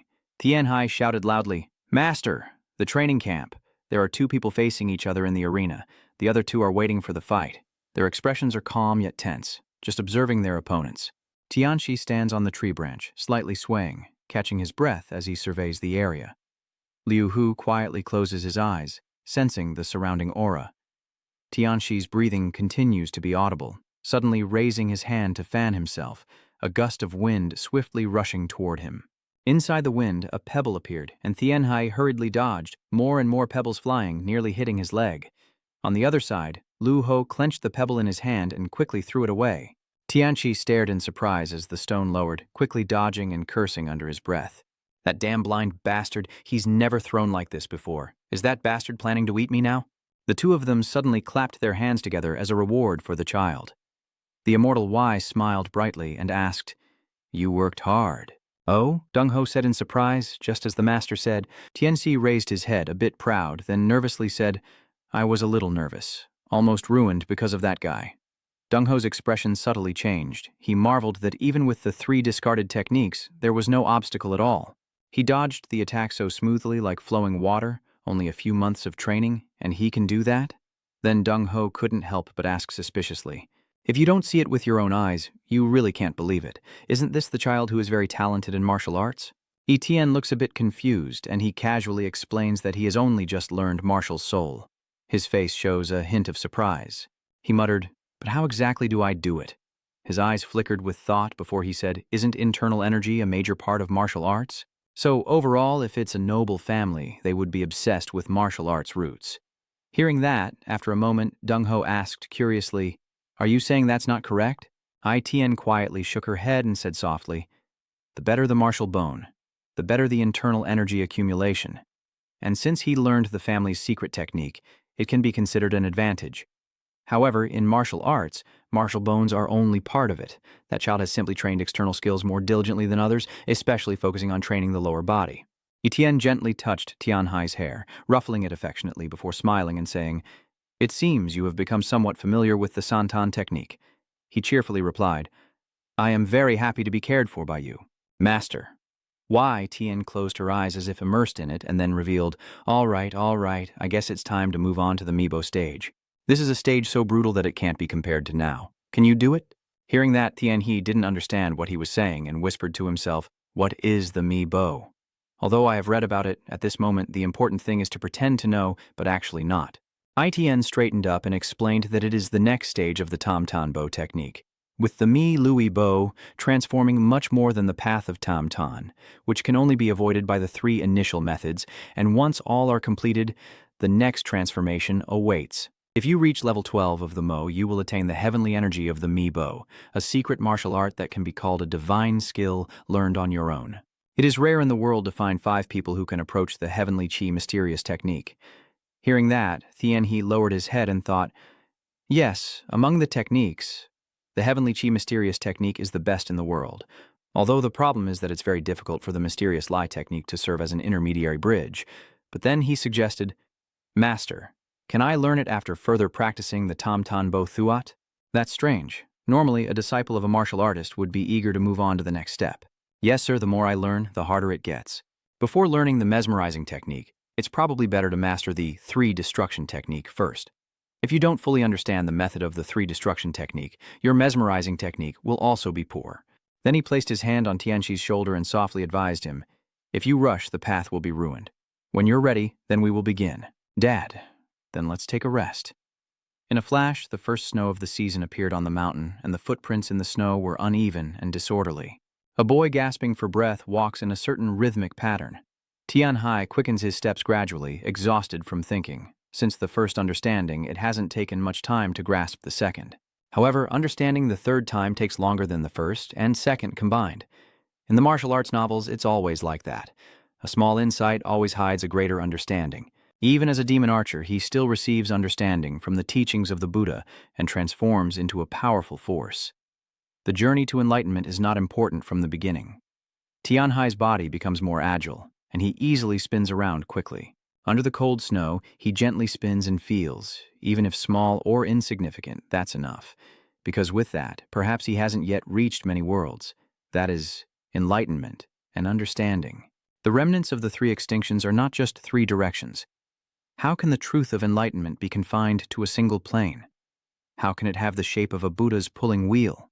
The footprints form a circle along the ever-changing path. Tianji gently closes his eyes, feeling a sense of peace within himself. The miraculous transformation resembles a mandala. He slowly opens his eyes, his face extremely calm. Inside his soul, he saw different colored orbs, which made Tianhai even more astonished.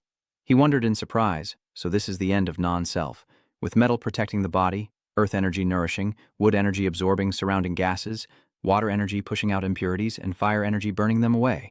Tianxi lies exhausted on the cold, vast snowfield, his face showing a mix of expressions as he gasps for breath, only the sound of rapid breathing filling the snowy space. At this moment, Lu Hu laughed heartily and asked, "Do you know how funny it is? Walking on snow without leaving a trace? Snow walking? The ultimate realm of masters walking on snow." Tianxi frowned and angrily shouted, "Lu Ho, stop it!" He still smiled happily and explained, "Stepping on the snow is just a basic footwork technique." The amazed expressions of the medical officers are still very clear, just walking on snow without leaving a trace. But you make such a fuss. Hearing Lu Ho say that, he feels annoyed and confused, thinking he got too excited about this. After that day, Tianxi was given the nickname Snow Step Vonggan, the pink cloud, the mountain castle. In the study, a soft voice asked, "Is this shape correct?" Then a confident voice exclaimed, "Yes, yes, very beautiful, just a little smaller there."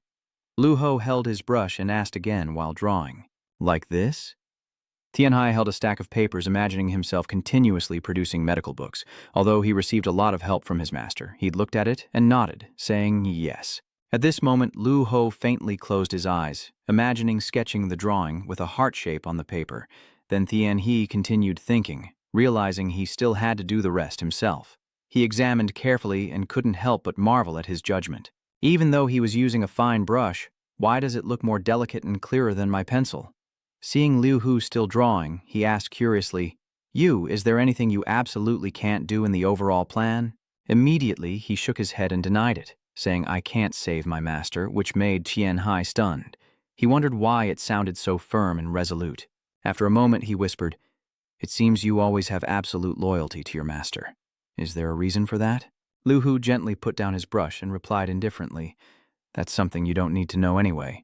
Your young master seems to be quite talented in martial arts. You have gained a deep understanding of the ice connection with the body of the 4 and 5 elements heart technique." And, noticing your avoidance, Tianxi pouted in displeasure and silently changed the subject. Thinking about it, this guy always uses that method. Why do I keep trying to ask something and then hitting a wall? It makes people want to prove themselves. Tianhai widened his eyes in anger and asked, "Why are you suddenly talking about me?"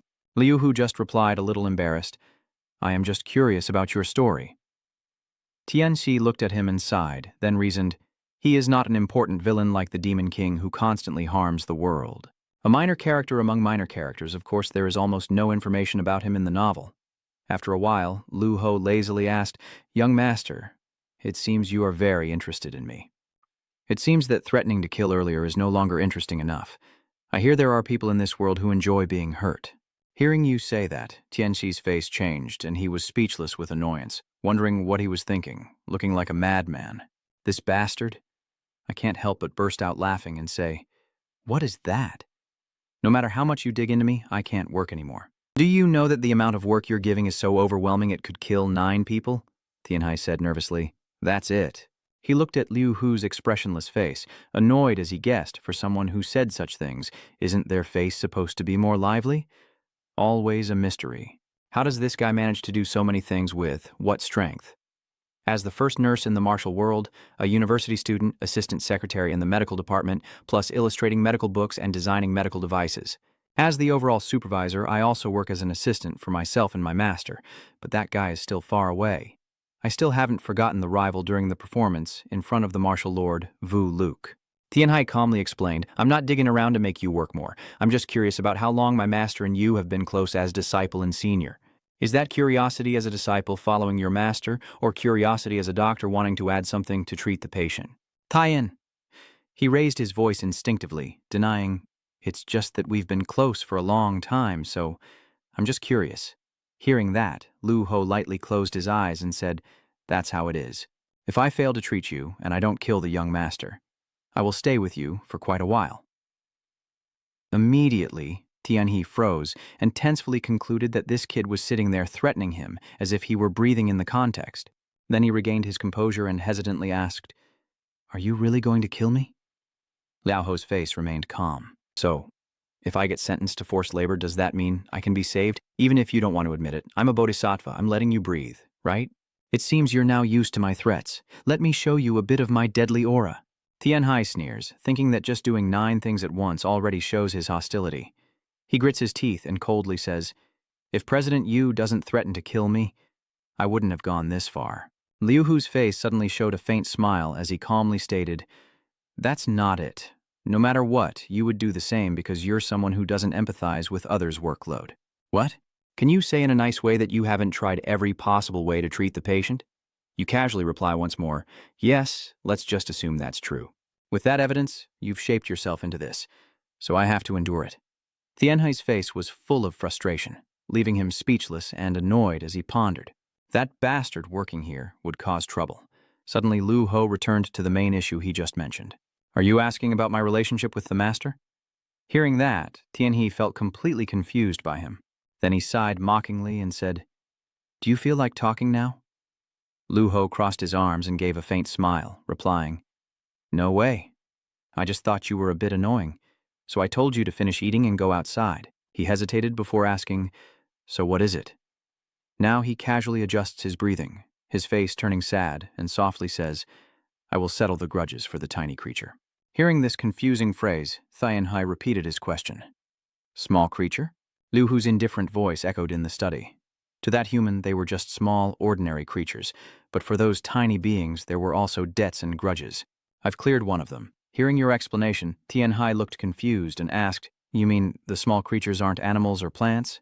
Why does President Yu keep calling me a tiny creature? Hearing that, the guard only smiled without replying and softly said, all right, if you keep being curious and get sick, there's nothing more to say. He nonchalantly responded, killing and silencing like that? Tian, he continued to glare, annoyed by the matter. I just lightly touched the paper on the table and said that no matter how convincing you are, I won't say anything more. After killing you, I will say that if you're curious, you'll fail to treat the master. Tianhai collapsed to the ground and shouted, what? Then he cursed under his breath, this bastard dodging everywhere. He held up the paper while shouting in frustration, stop it! I'm scared you'll say something. Lu Ho just happily smirked with his pen and said, I won, so now it's time to get to work. Next, he slipped away. While guiding him, Tianhai was also lost in chaotic thoughts. A tough opponent to beat with words. I will make it hard for him to grind his teeth. It's not like that there. You can't do that. You threaten and tell me not to force you. It was clearly just now. The dark sky echoed with Tianhe's shout. What? So it's my fault? A new day has begun, and the cold, icy mountain still remains. The production and teaching of medical books are proceeding smoothly. Those who inherit Tianhe's knowledge are opening their eyes to a new world. In just a few years, they will be able to teach medical books based on what Tianhe knows. And Baron Y will become the greatest doctors in the world, possibly dominating this world's healthcare system. A month later, in the closely packed houses, an annoyed voice called out, hey, it's so cold, so cold. Tianhai quickly runs past the pillar where the snow has been shoveled away. He involuntarily looked up, stared in surprise, slowly pushed open the wooden door with a creak, and Tianhe observed the room and exclaimed, this is probably about the size of a half-century-old operating room. Now the auxiliary surgery operation officially begins, and winter has truly become colder. Today marks the first surgery performed since Wangjian, the auxiliary surgery department. This is not a patient rushing in suddenly demanding to be saved like a demon's bow, but a patient brought here through proper treatment. Everyone is now present in the operating room preparing as a small hand tries to pull on its white glove, taking a deep breath.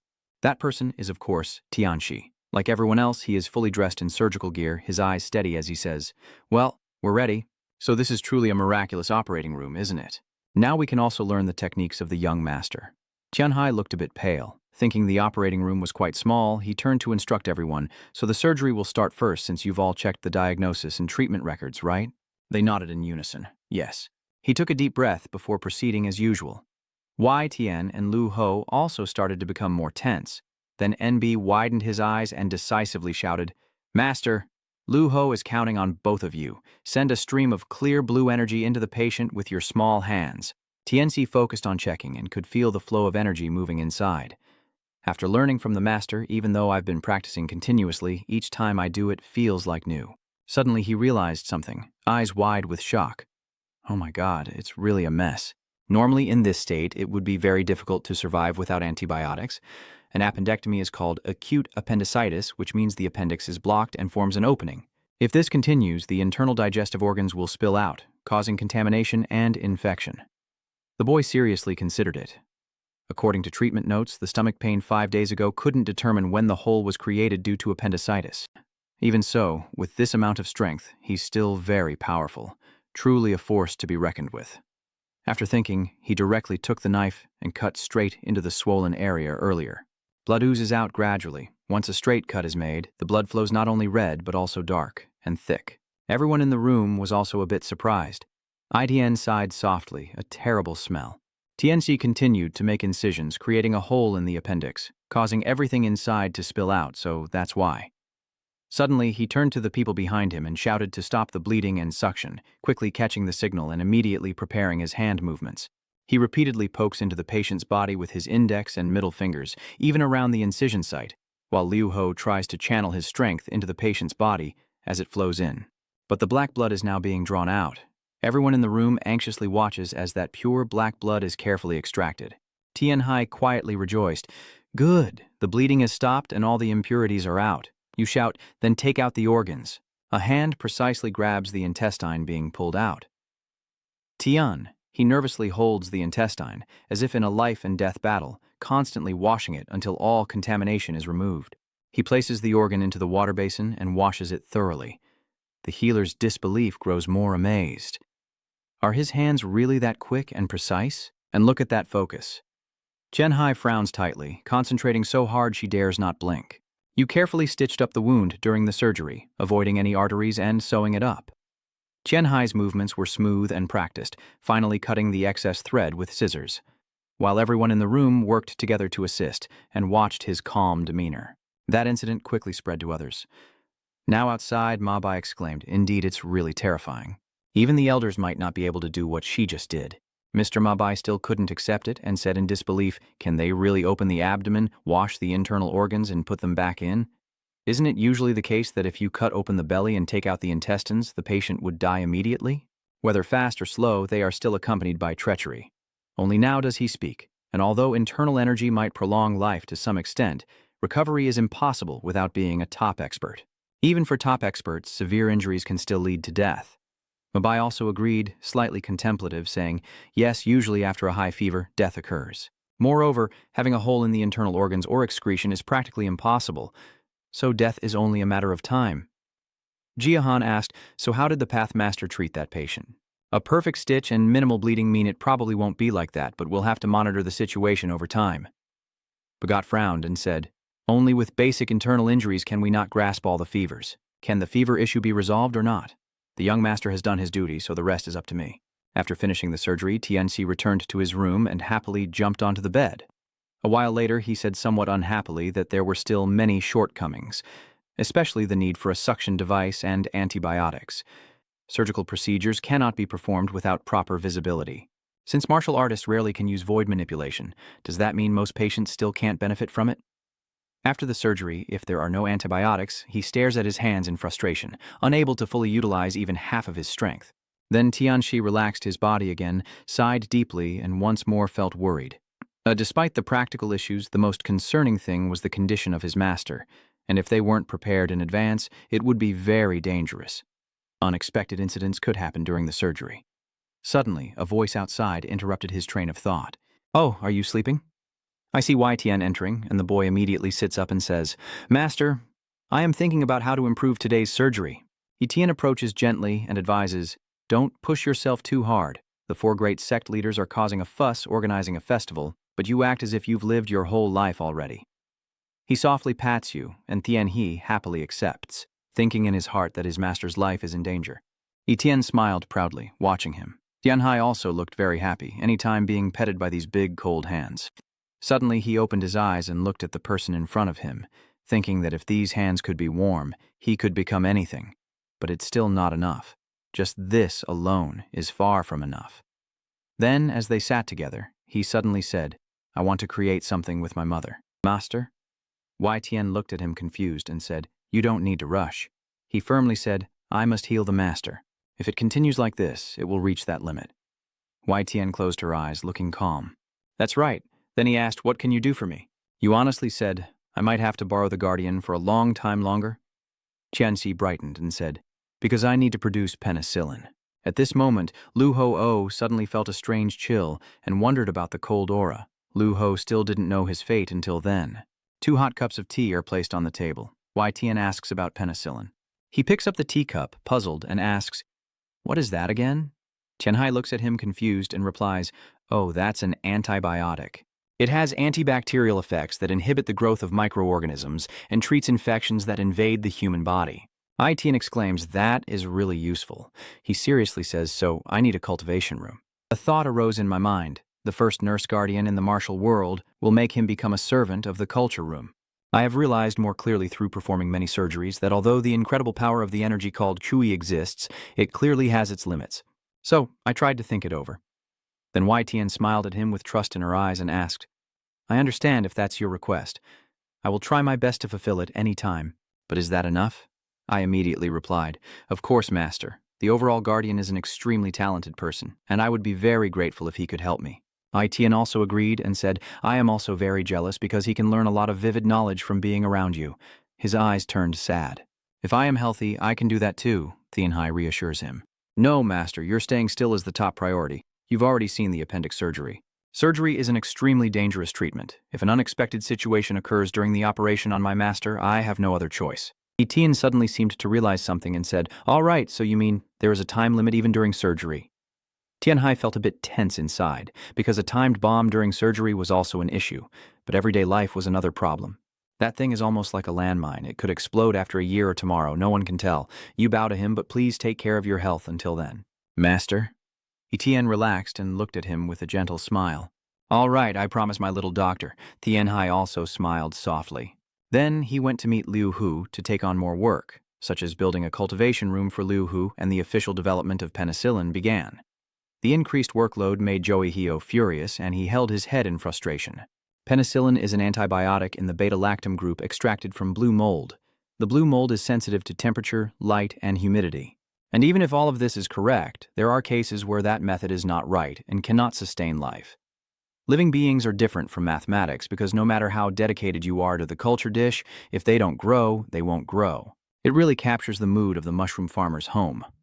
Then, at the medicine counter, Tianxi took her paper and asked the staff there. Everyone is working very hard. Then, Lu Hu led you to a large jar and asked, I prepared it as you said. But is this correct?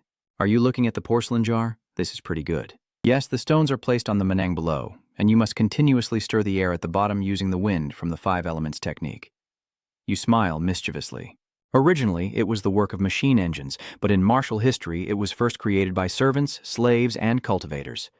Lu Ho Trong said, I haven't studied the 5 elements mind technique, but I can manipulate the wind energy. The master said to cultivate it from the beginning because blue mold is very sensitive, so only the chief steward can be trusted. Then Hio asked, what happens after the fermentation is complete? Tianxi immediately replied, the medicinal pills learned in the 5 elements mind technique will cool the fermented water and then refine it. Around 3.5 degrees is enough. At this point, use water with pH 2 acid. But since there's no way to measure that precisely, you continued, I plan to implement a thorough quantification method for the internal energy and purified water preparation. This will probably be a difficult task. That's right. After removing the impurities, just form it into pills and store them in the coolest place in the medicine hall. Tianhe's expression grew serious, thinking that although the plan was like that, there were too many variables. Ensuring the exact quality of penicillin even on the second attempt still can't determine if its effects on this world are the same as on Earth. The antibiotic made from blue yeast is progressing better than I expected, and although there haven't been any tests, results are gradually appearing before the season ends. A month later, in the cultivation room, a small figure of Tianhe appeared. He happily looked at the glass beaker on the table and exclaimed, "This is it. I thought that no matter how fast I went, it would take twice as long." He looked at it with relief, thinking he was under a lot of pressure due to lack of time, but with results like this, he felt even more empowered. Indeed, the 5 Elements Energizer is truly amazing. Training, researching, developing.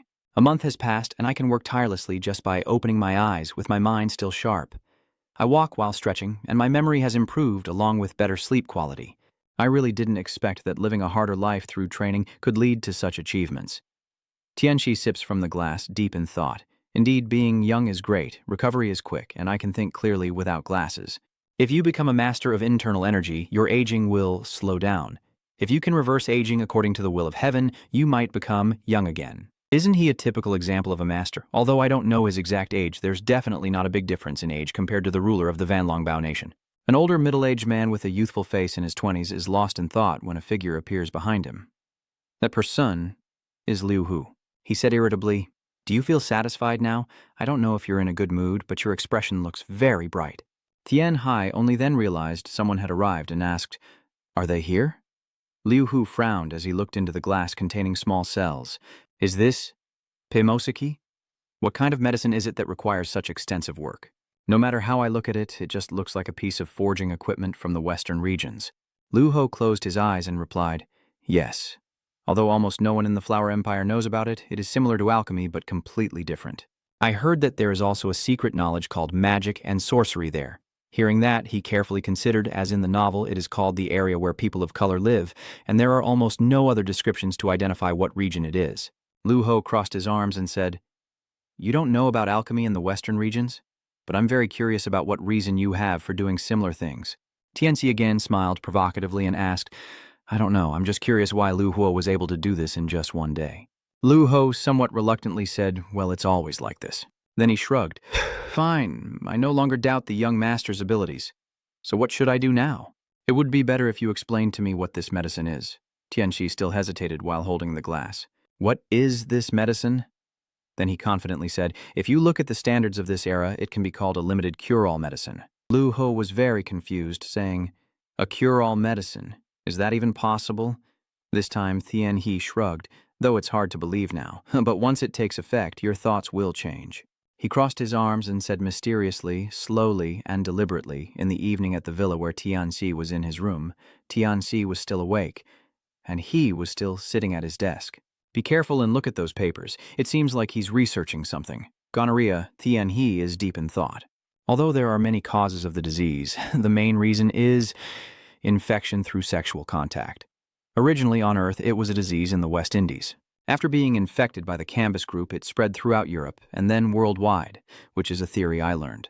Recently, a base that existed 100 years before Columbus has been discovered and has become an enigma.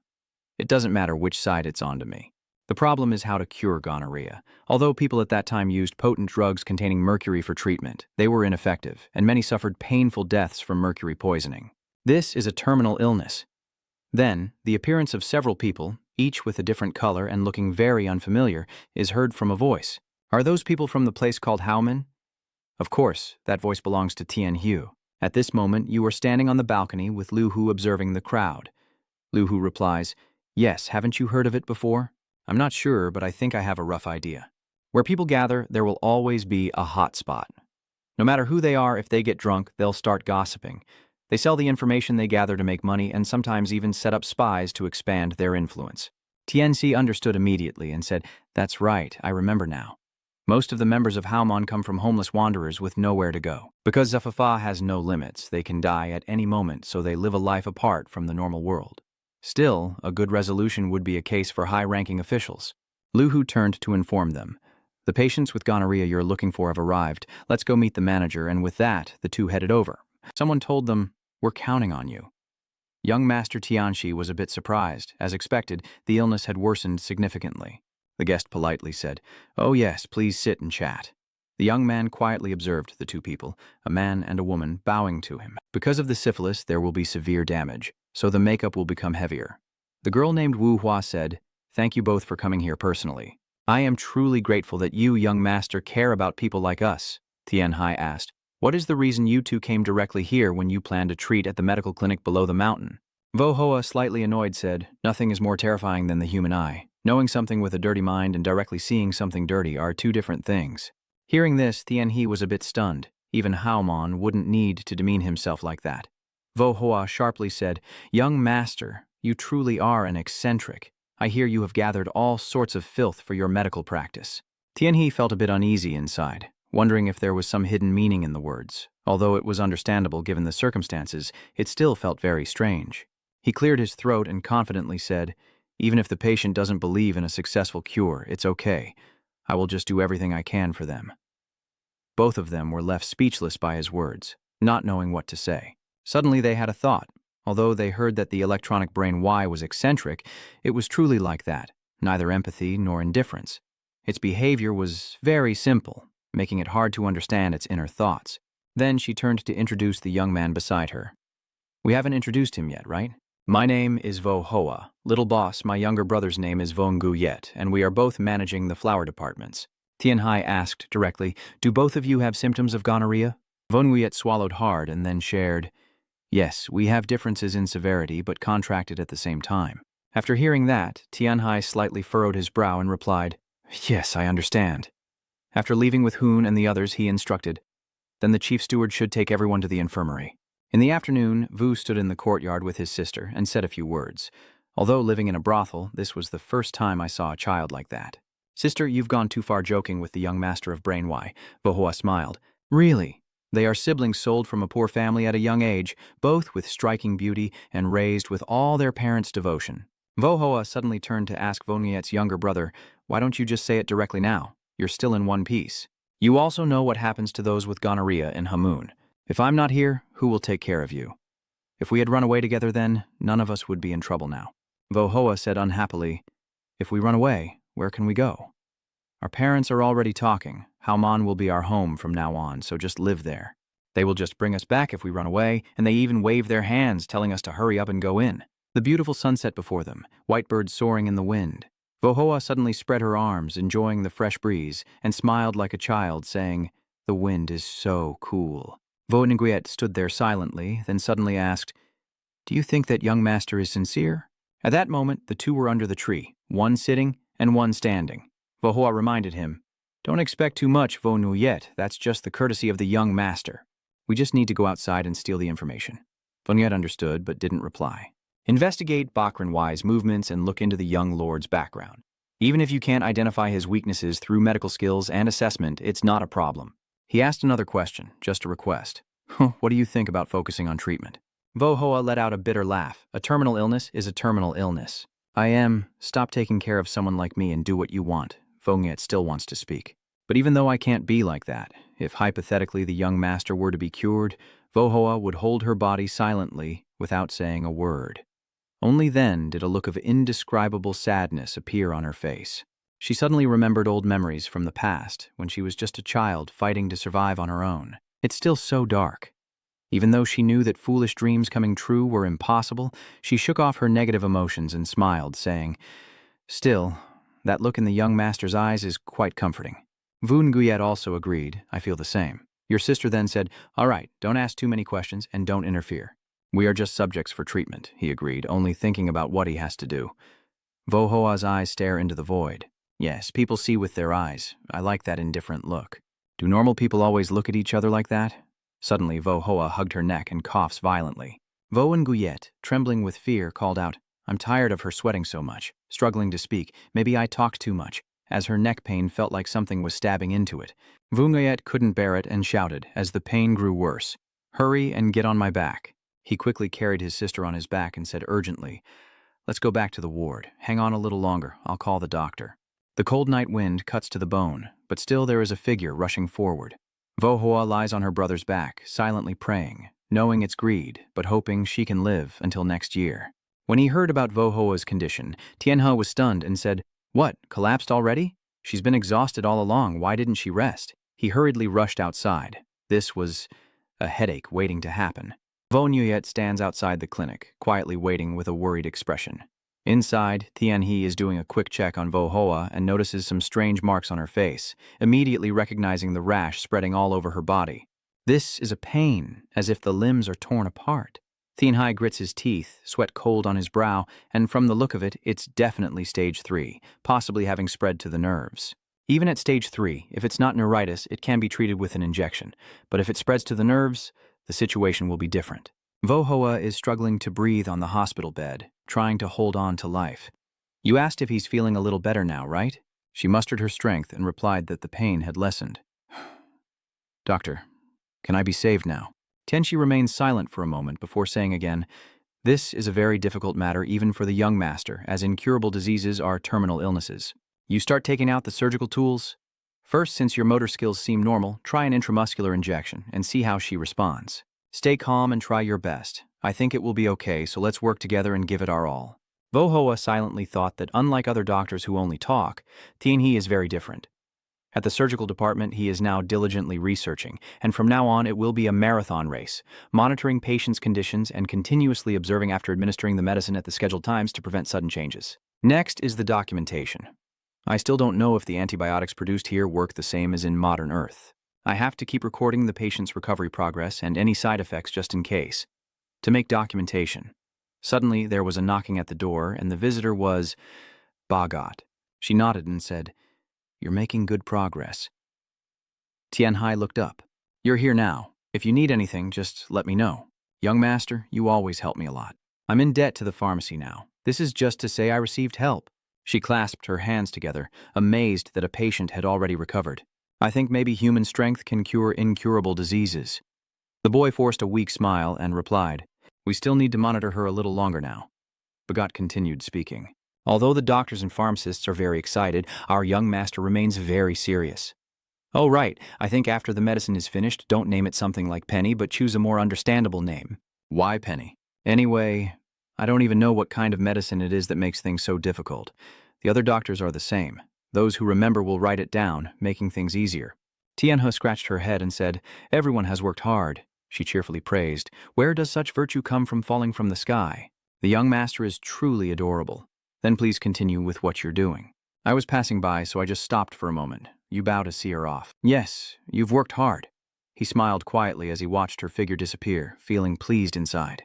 Fortunately, there is Duong medicinal herbs. Tianhe is sitting in the clinic, and this time his patient is a boy named Tianhu. The boy asked Tianhe, I heard you made this medicine, reminding him. Oops, I was checking the pulse. The boy sat still in panic. Tianhe carefully checks the pulse, revealing a child born with congenital gonorrhea contracted during pregnancy.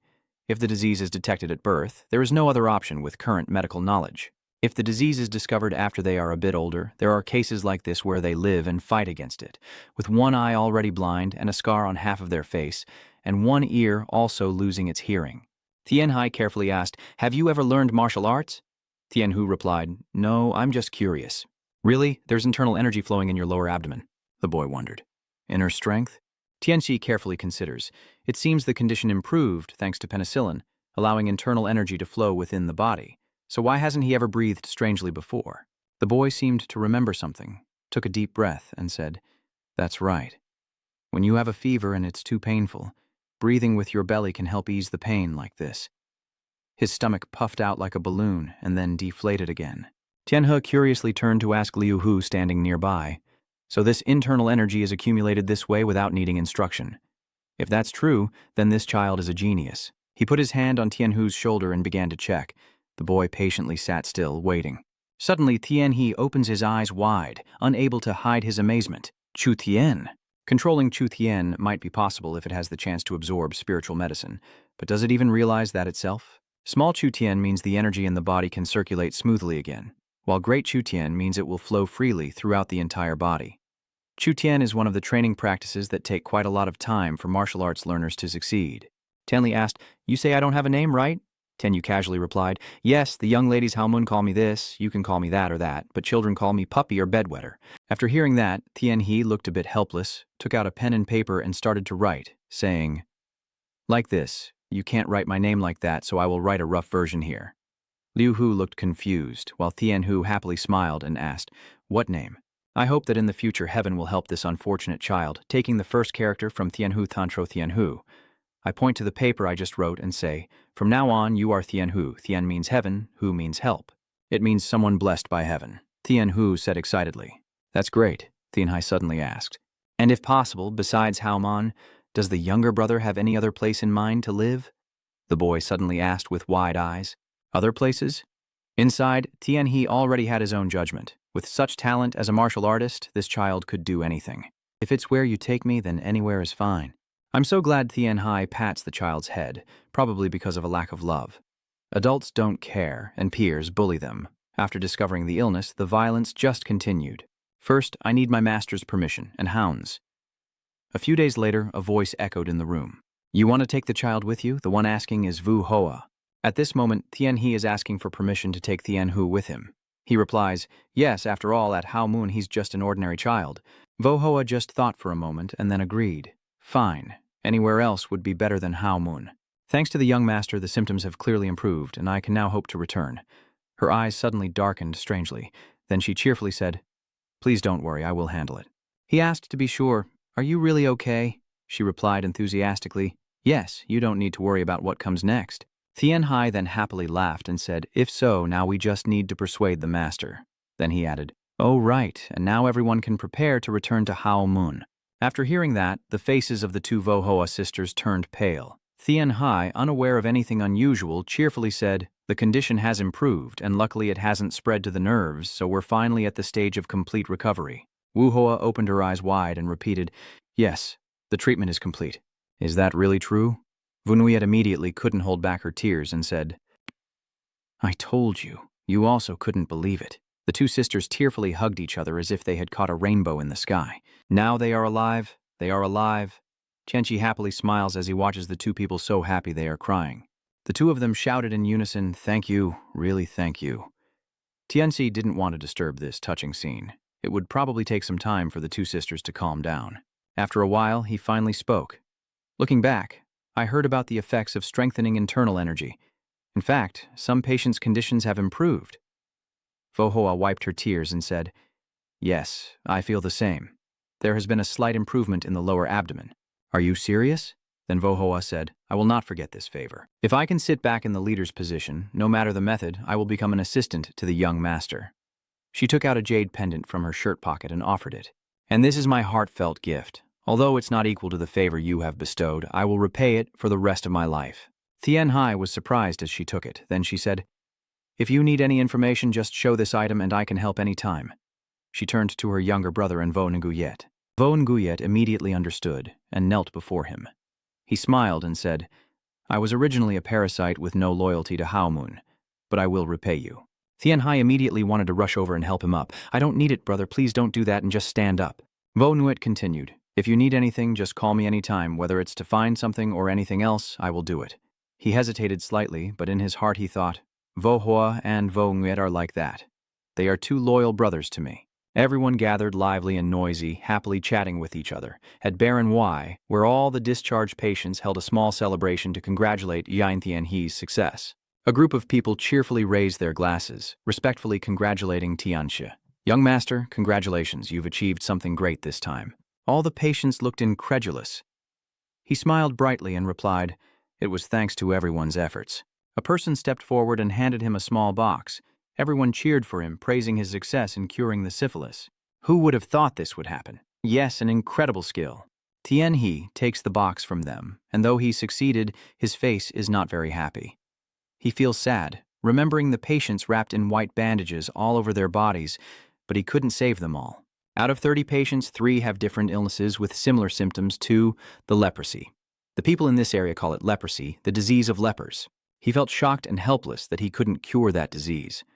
This disease is tightly protected by a wax membrane and blocks penicillin, so lipopysin antibiotics are needed, which hinder the formation of Na.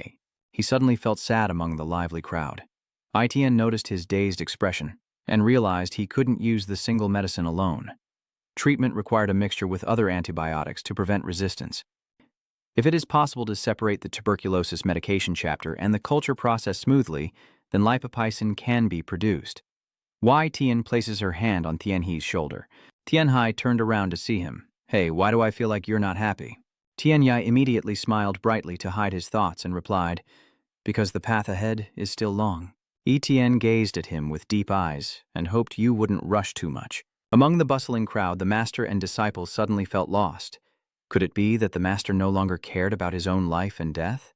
As expected, he's from the martial world, but this won't do. I have to save my master. Wai Tian smiled as she mentioned Tianhu, the innocent child scratching his head. Ah, that child. Tianhu. According to what you said, it has great talent, but its nature is not suitable for us. So I will send it to a better reputable sect. In a different land, that is Donghuin's sect.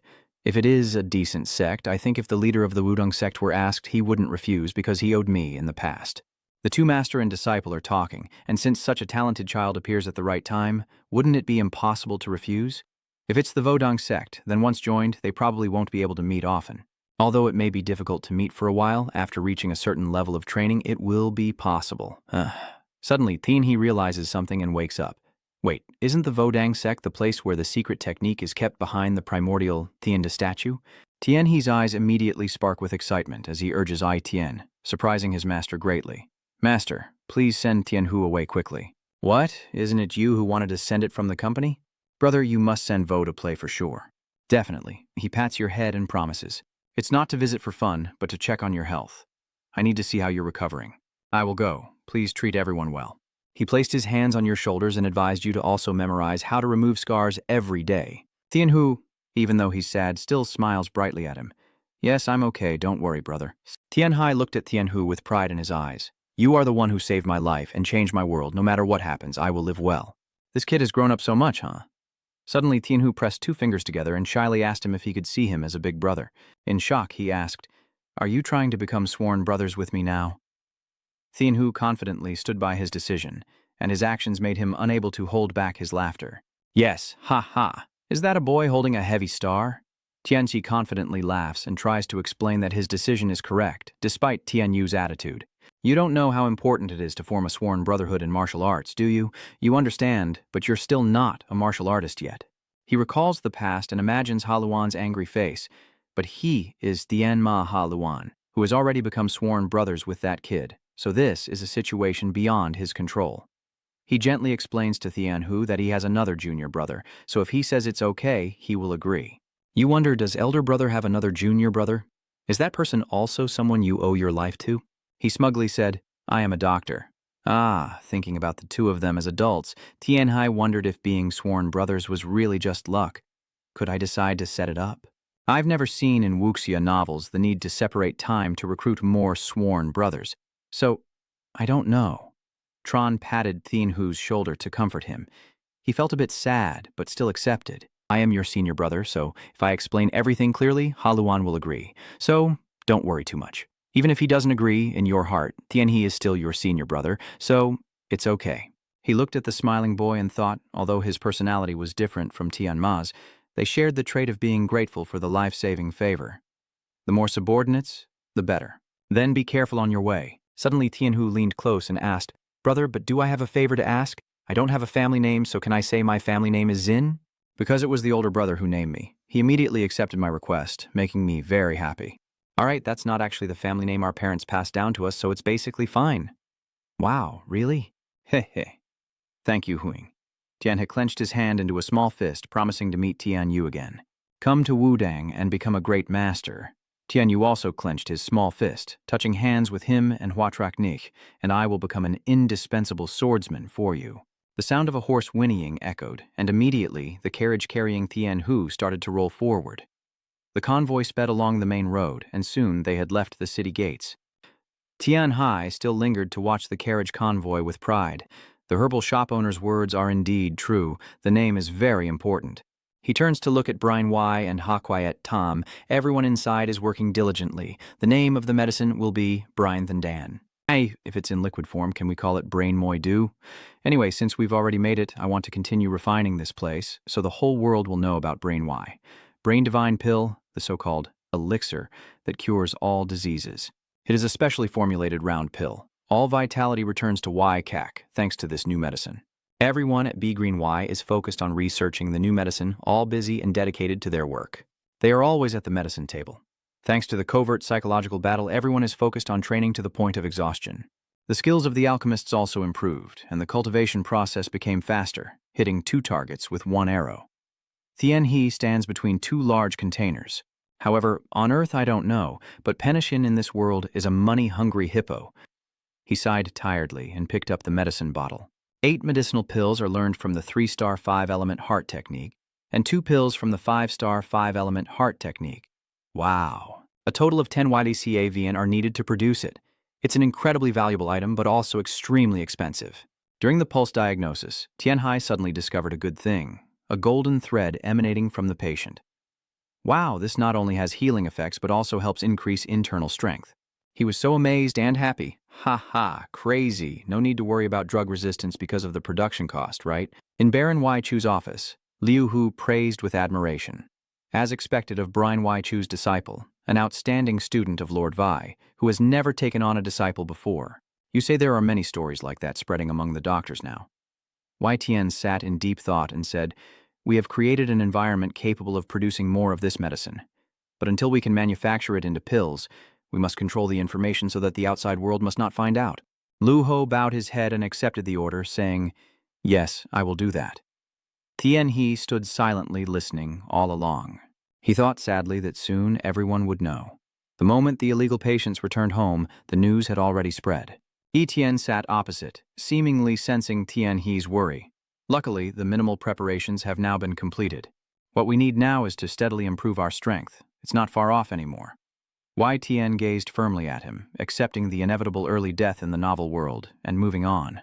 Although Tien He was very worried, he still felt proud of his achievements, and the time was near when he could save the Brine Y Master. The warm sunlight bathed the entire Brine Y. Under these rays, lush green trees stood tall, beautiful butterflies fluttered in the breeze, soaring among the splendid flowers. The season of awakening and new life begins, and everyone in Brine happily laughs together. They can't part with their research books in their hands. Some doctors laugh and chat with Tien He.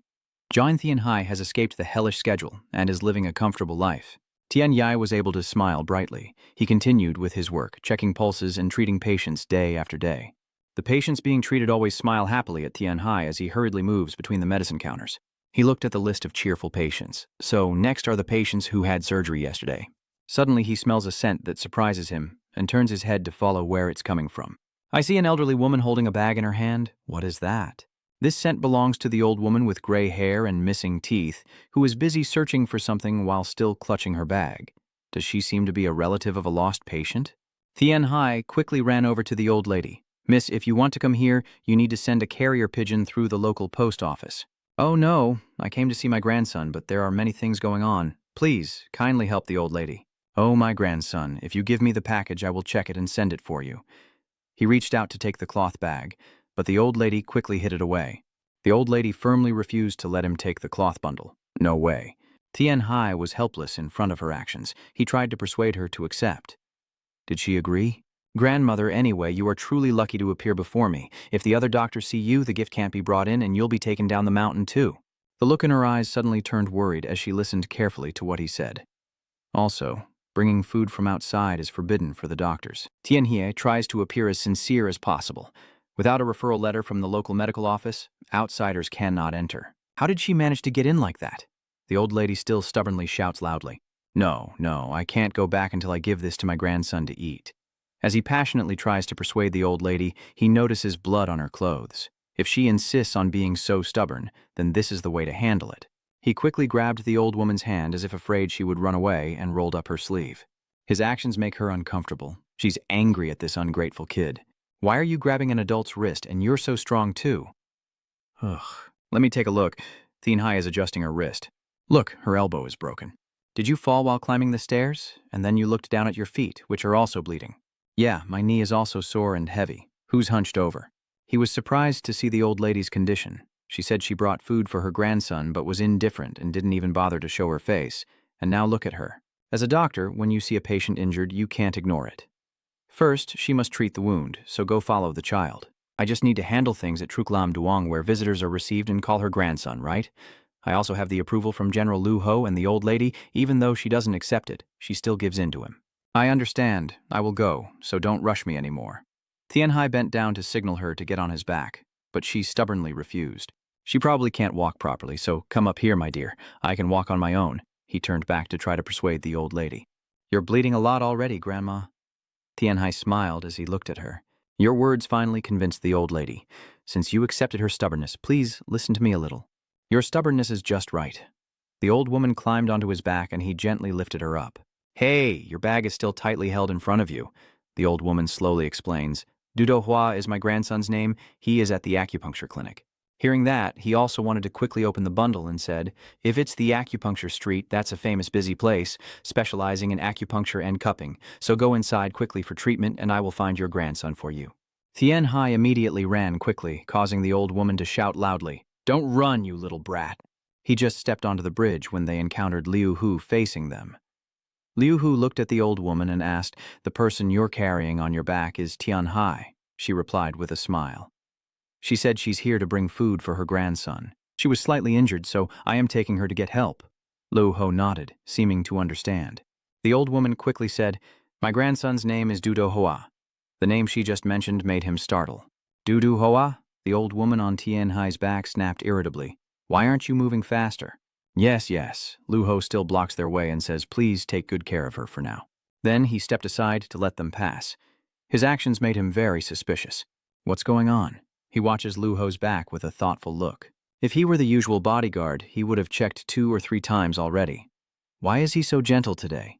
Does this bodyguard also have a grandmother back home? The old lady keeps reminding him, Hurry up, little guy.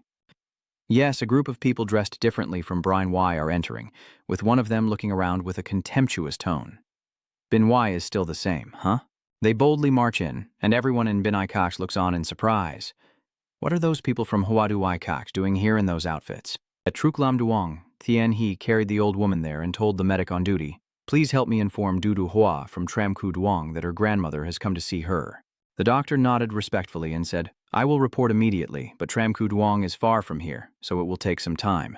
That's true. Lapshuan is a season with more patients after all. Yes, then I'll leave it to you to handle the green ointments and such. Tien Hai has prepared the necessary medicines and tools. Just stay here and finish your treatment before you leave. All right, just leave it be, it'll get better soon. I insistently tell her you promised, and since you accepted her stubbornness, you have to accept mine too. This little kid is so adorable. I know I lost. He smiled brightly after hearing the old lady's acceptance. Heh, he gently treats her. Please stretch out your arm a little. While cleaning the wound, he comforted the old lady, surprising her very much. Please bear with it a little longer. How can a child know how to treat a patient like this? She watched closely every move Tianhai made, and he handled it quickly and precisely. He stood up to bandage her wound, wrapping it tightly without any excess. Like a gentle breeze in spring, sunlight bathed them as the old woman asks him softly, What is your name? Jin Tianhai. The old woman seriously told him, You shouldn't be such a kind person. Did you know there's no kindness at all? Now I will check your knee. He rolled up the fabric below her leg and was horrified. There's so much blood, Grandma. Are you not in pain? It hurts my heart. How long did it take her to climb up like that? I don't know. Tianxi gently straightened her bones. I'll check her condition a bit. While examining the bones, he discovered something miraculous. Tianxi was amazed. It was truly incredible. Can her bones and cartilage be intact after such a serious fall? Since there's no pus yet, just treat the torn wound. He took a piece of cloth to wipe away the blood on the old lady's leg, then performed acupuncture.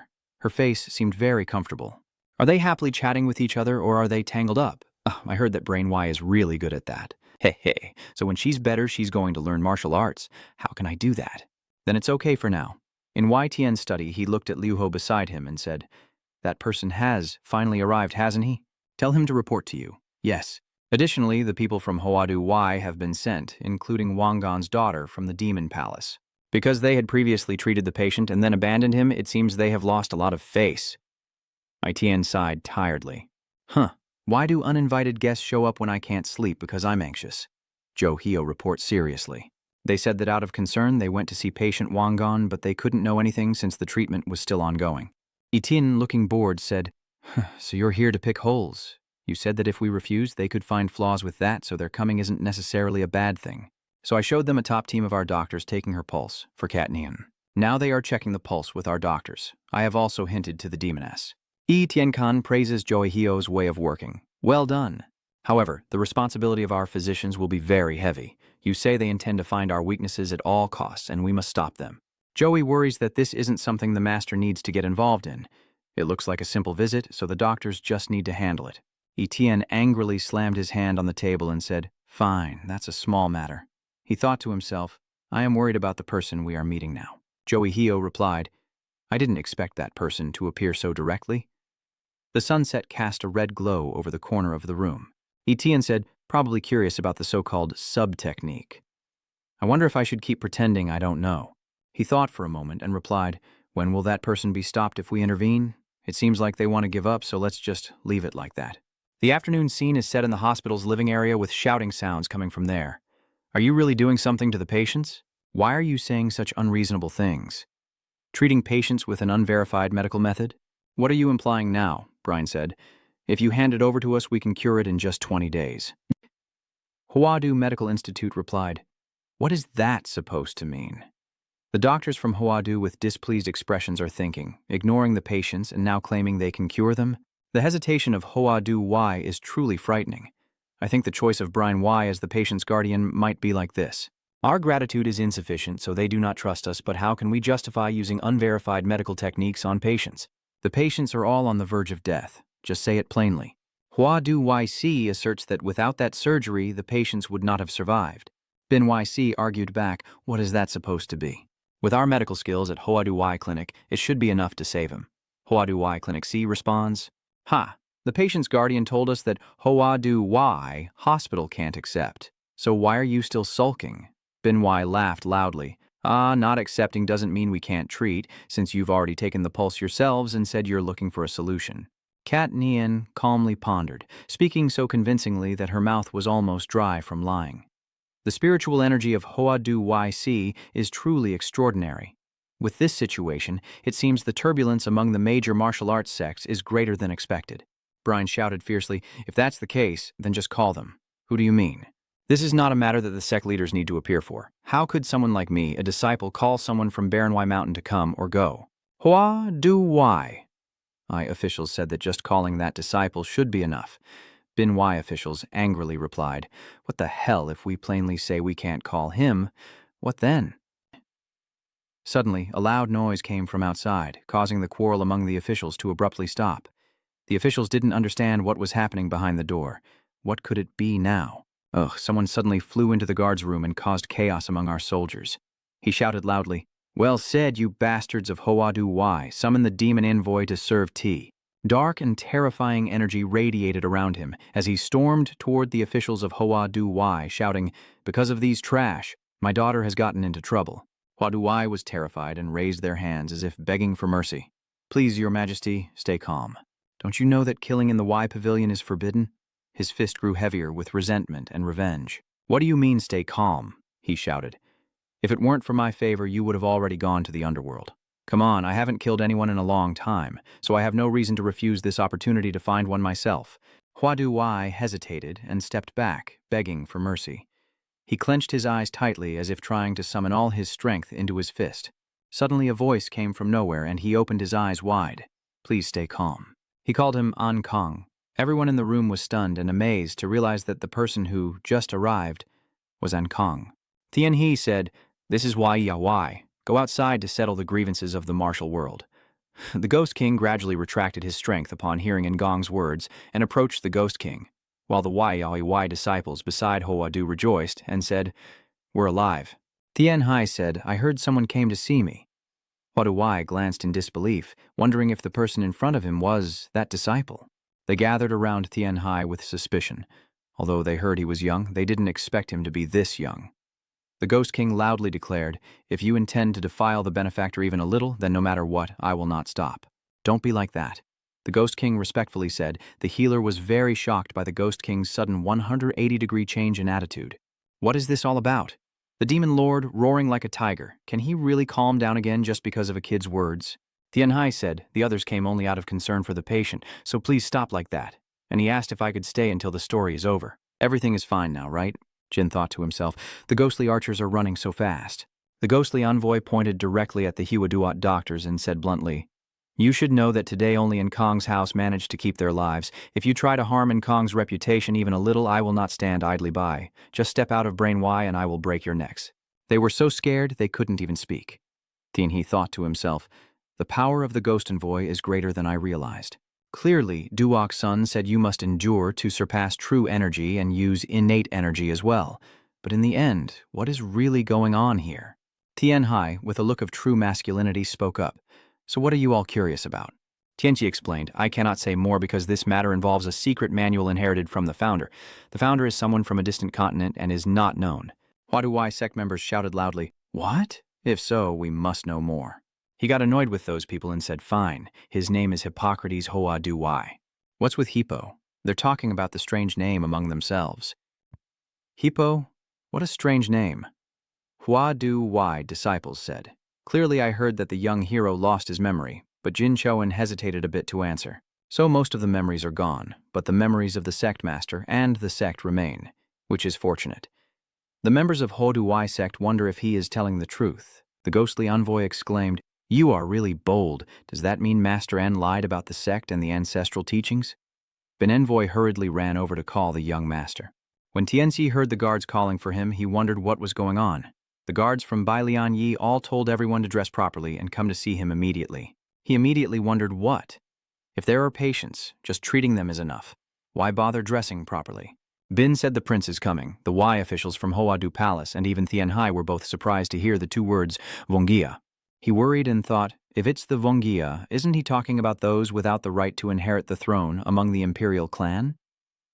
The ghostly envoy hurried over to Baron Y officials and asked, "Is it really the Vongia?" The Y officials replied, "Yes, the Lord Regent has arrived." Hodu Y officials panicked, saying, "No way. The Lord Regent is a regular guest of the Cat Queen. Are you sure you didn't hear the name of another prince wrong?" I officials replied, "No mistake. If I commit treason, I will be beheaded, so it must be King Ju." Hodu Y officials were very shocked and asked again, "What?" "So what is really going on?" Tianhai wondered curiously. "Oh, so the prince is visiting. Could it be that a close VIP guest has come from a rival shop? All the royal families in this world are descendants of Tai Hu Fuk Hai. Fu Hai is the creator god of the ancient era of the great ancestor and one of the three kings of the three sovereigns who passed down the Bagua, fire, and livestock farming to the human world. In the human realm, he fathered children and descendants were formed. Since then, his descendants became the royal family of today. The royal family has the surname Fong, and because their ancestor was a creation god, they possess a special bloodline that allows them to use supernatural powers. Rank within the royal family is determined in two ways. First, by how prominent the maternal relatives are, and second, by how close the bloodline is to Fuxi. The King of Pillars is the most powerful among them, but he refused to become emperor. He possesses two supernatural abilities, controlling the mass of anything within his reach and manipulating the temperature of any object he touches. Having both powers at the same time is very rare. Although he has no high status on the outside, he can defeat 8 princesses and princes. That person is a killing machine, a divine blue dragon guarding the throne. Tianhai adjusted his clothes and wondered, such a powerful ruler, why is he here? Isn't that place where they've been trading all along the Flower Lord's Yishi Pavilion? Tianhai recalled a bit of the past. It seems they also follow the rules of the palace more strictly than I thought, to change the rules within the royal family. Brian, I am ready. Let's go to Nihia Cat. Nungia Tuan is waiting. Yes. Green Y and the others, along with him, headed to Nungia Cat. Seeing a group of people standing outside the yard, they quickly ran over. Tian. I suddenly wondered what was happening. The atmosphere felt really strange. He kept worrying and thinking, and the entire village was filled with tension. Y Xian called out, "Are you here?" "Hi, you've arrived," Tianhai replied. Yes, yes. He looked at the man with orange hair with a bit of fear. Everyone was looking at something in the distance, where a group of people suddenly appeared from nowhere, carrying a palanquin near the distant mountain range. That is the prince arriving? Everyone is surprised and stunned, unable to believe their own eyes. Wherever the prince goes, his aura follows, sparking everyone's interest as the sedan chair slowly moves into the sacred grounds. Tianxi is excitedly thinking how amazing it is that a person can carry such a large palanquin. Moreover, each person's aura is truly impressive. Liu Hu bows his head and greets, "Your Highness." Ai Xian knelt and said, "Long live the Emperor, long live the Emperor, long live the Emperor." Everyone in the cemetery knelt and shouted, "Long live the Prince, long live the Emperor, long live the Emperor, long live the Emperor." The prince inside the carriage slightly lifted the curtain and said, "Calm down, there's no need for such formalities." King Ju stepped out of the carriage, exuding a majestic and imposing aura that took the Enhe by surprise. In the courtyard, soldiers parted to the sides as the carriage entered, and a figure stepped down. Feng Chuha, majestic and commanding, walked between two rows of guards, his sharp eyes scanning the surroundings, with soldiers carrying the palanquin following behind. Chuha calmly led the procession into the residence, and the people there whispered among themselves. It seemed they brought someone else along. Tianhe looked up and secretly observed, then lowered his head in thought. Could it be the patient? A spirit servant shouted loudly, "Who are the masters? Step forward." Ithan calmly approached without speaking, slowly moving toward the patient lying on the stretcher. Tian Yu, Chuha's horse, is injured and writhing in pain, crying out loudly, and Yi Tian observes seriously. He sees Tian Yu as a man over 30 years old, and judging by the condition, he likely has a broken leg from a fall, more precisely an open fracture. "Master Jia Cat, please hurry and treat the wound," she said urgently and commandingly. The patient is taken to the treatment room, and Tiandu's screams of pain echo throughout the entire room. Chuha stood outside, unable to hide her worry as Tiandu continued to struggle with the pain of her broken bone. She hurriedly asked Wei Tian how he was doing, while observing the treatment and reporting that it would be a bit difficult. Tiandu's leg bone has been broken and separated. Treatment in the martial world, called Tri Thuong Do Thu, involves manually reassembling the broken bones without tools. Chuha, anxious and angry, shouted, "What should we do if the wound is difficult to treat?" Tianxi suggested, "That's right, I just remembered. This also appeared in the novel." He is trying to recall the details. As with other injuries, the golden hour is very important for broken bones. Tianxi stood up and asked, "Chuha, how long ago did the incident happen?" A guard answered, "The prince has been thrown from his horse for about an hour, maybe an hour and a half, but who is this young hero?" The Y god pointed to Tianhai and introduced him, then skeptically asked the disciple again. Chuha heard this and wondered to himself, is this kid really a disciple? Tianxi approaches Tian Yu, who is painfully examining his wound. It's been an hour, so the accident must have happened nearby. Facing everyone's suspicious eyes, he still wonders why such an incident occurred close to Bailing Nia Kha. There was a change in the event in the novel, so if that's the case, it might be okay. A voice interrupted, saying, "Cut it off." Chuha, hearing that, was furious and shouted, "What? You mean to cut his leg?" Lu Ho glared at them and said coldly, "You're not guests." He stepped forward to block their way. "This is Baklin Ngia Cat's treatment room. Members of Hoa Chungia Cat, please step outside." The healers of Hoa Cat hurriedly said, "Yes, but for other patients, we would have ignored it. But since it is Vongia, who has worked with Hoa Chungia Cat for a long time, their voices have attracted Tianhe's attention.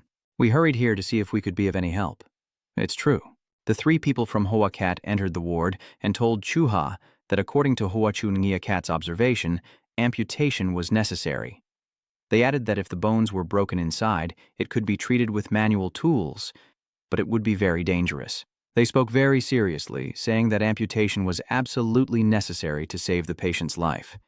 Both the doctor and Chuha listened intently. His eyes suddenly turned cold. Tian Hai stood anxiously, realizing that because of Baklin Ngia Cat, Hoa Chungia Cat's people would raise their voices, saying, "If they manage to pull down the king, there's nothing we can do."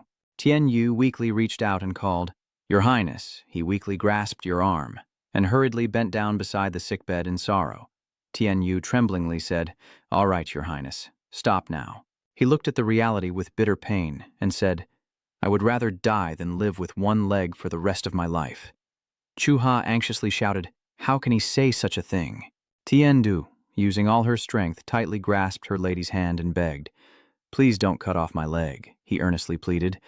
"Don't take away my only joy." "My lord lady." Tianxi stands nearby, deeply confused by the scene before her. This scene is very different from the novel. I wonder if there's some incident I don't know about. Is it the butterfly effect or a conspiracy? I keep imagining all the possible scenarios behind what happened to Tian Yu today and why he was seriously injured. The incident originally happened near the Sandism flower, when King Zhu refused Ma's desperate plea and cut off his leg. But for someone like Tian Dulang, who lives as an artist, being unable to dance is like death. Although looked down upon because of his humble status, he always lived happily because he was always loved by King Tru. Losing one leg made him refuse to eat and gradually weaken. From then on, King Ju became negligent of the Grand Vizier and self-destructed, leading to a royal crisis. The chaotic times have begun. After reviewing all the events, Tianxi drew a conclusion. As I suspected, this is a conspiracy. What should I do about this? Master Y interrupted your thoughts. Well, what do you think? He ordered you to try checking the pulse. Yes, it seems that the master also leans towards the idea of removing that leg. You go to Tiandu's hospital bed and ask for permission to proceed. Your Highness, I beg your forgiveness. Tianyu seems worried about Tianxi. H checks his pulse and explains the principle of the five spirits weapon within the body. After sensing it, Tianxi suddenly speaks, surprising everyone. The divine can save his leg. Chu Ha was stunned. What did you just say? A man from Hoa Dai spoke up. Vuong Vuong Gia, the Bok Lin Y cat are just seeking credit. Please don't fall for their tricks. Lu Ho shouted angrily at them. Enough with the schemes at this point. That night, angry and loud, you said a patient must have their leg amputated, yet you claim it can be saved without amputation. If that's not a conspiracy, what is?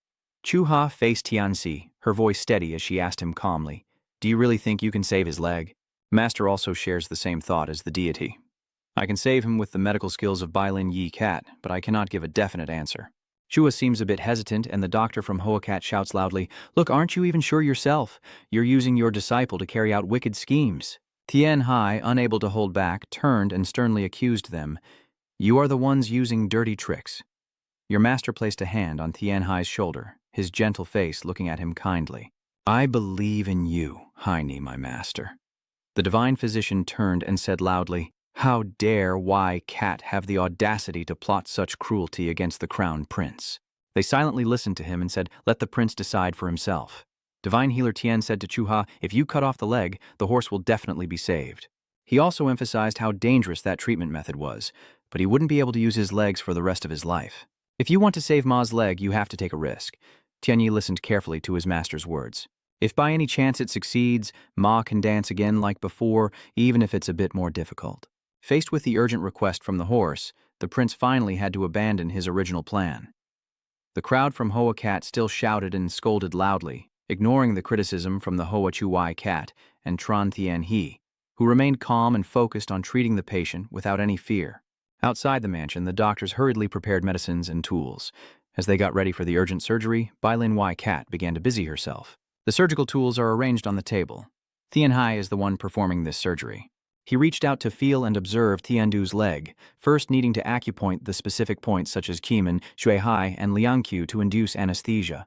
You have already started acupuncture. Even in modern times, there are cases where anesthesia is achieved through acupuncture techniques.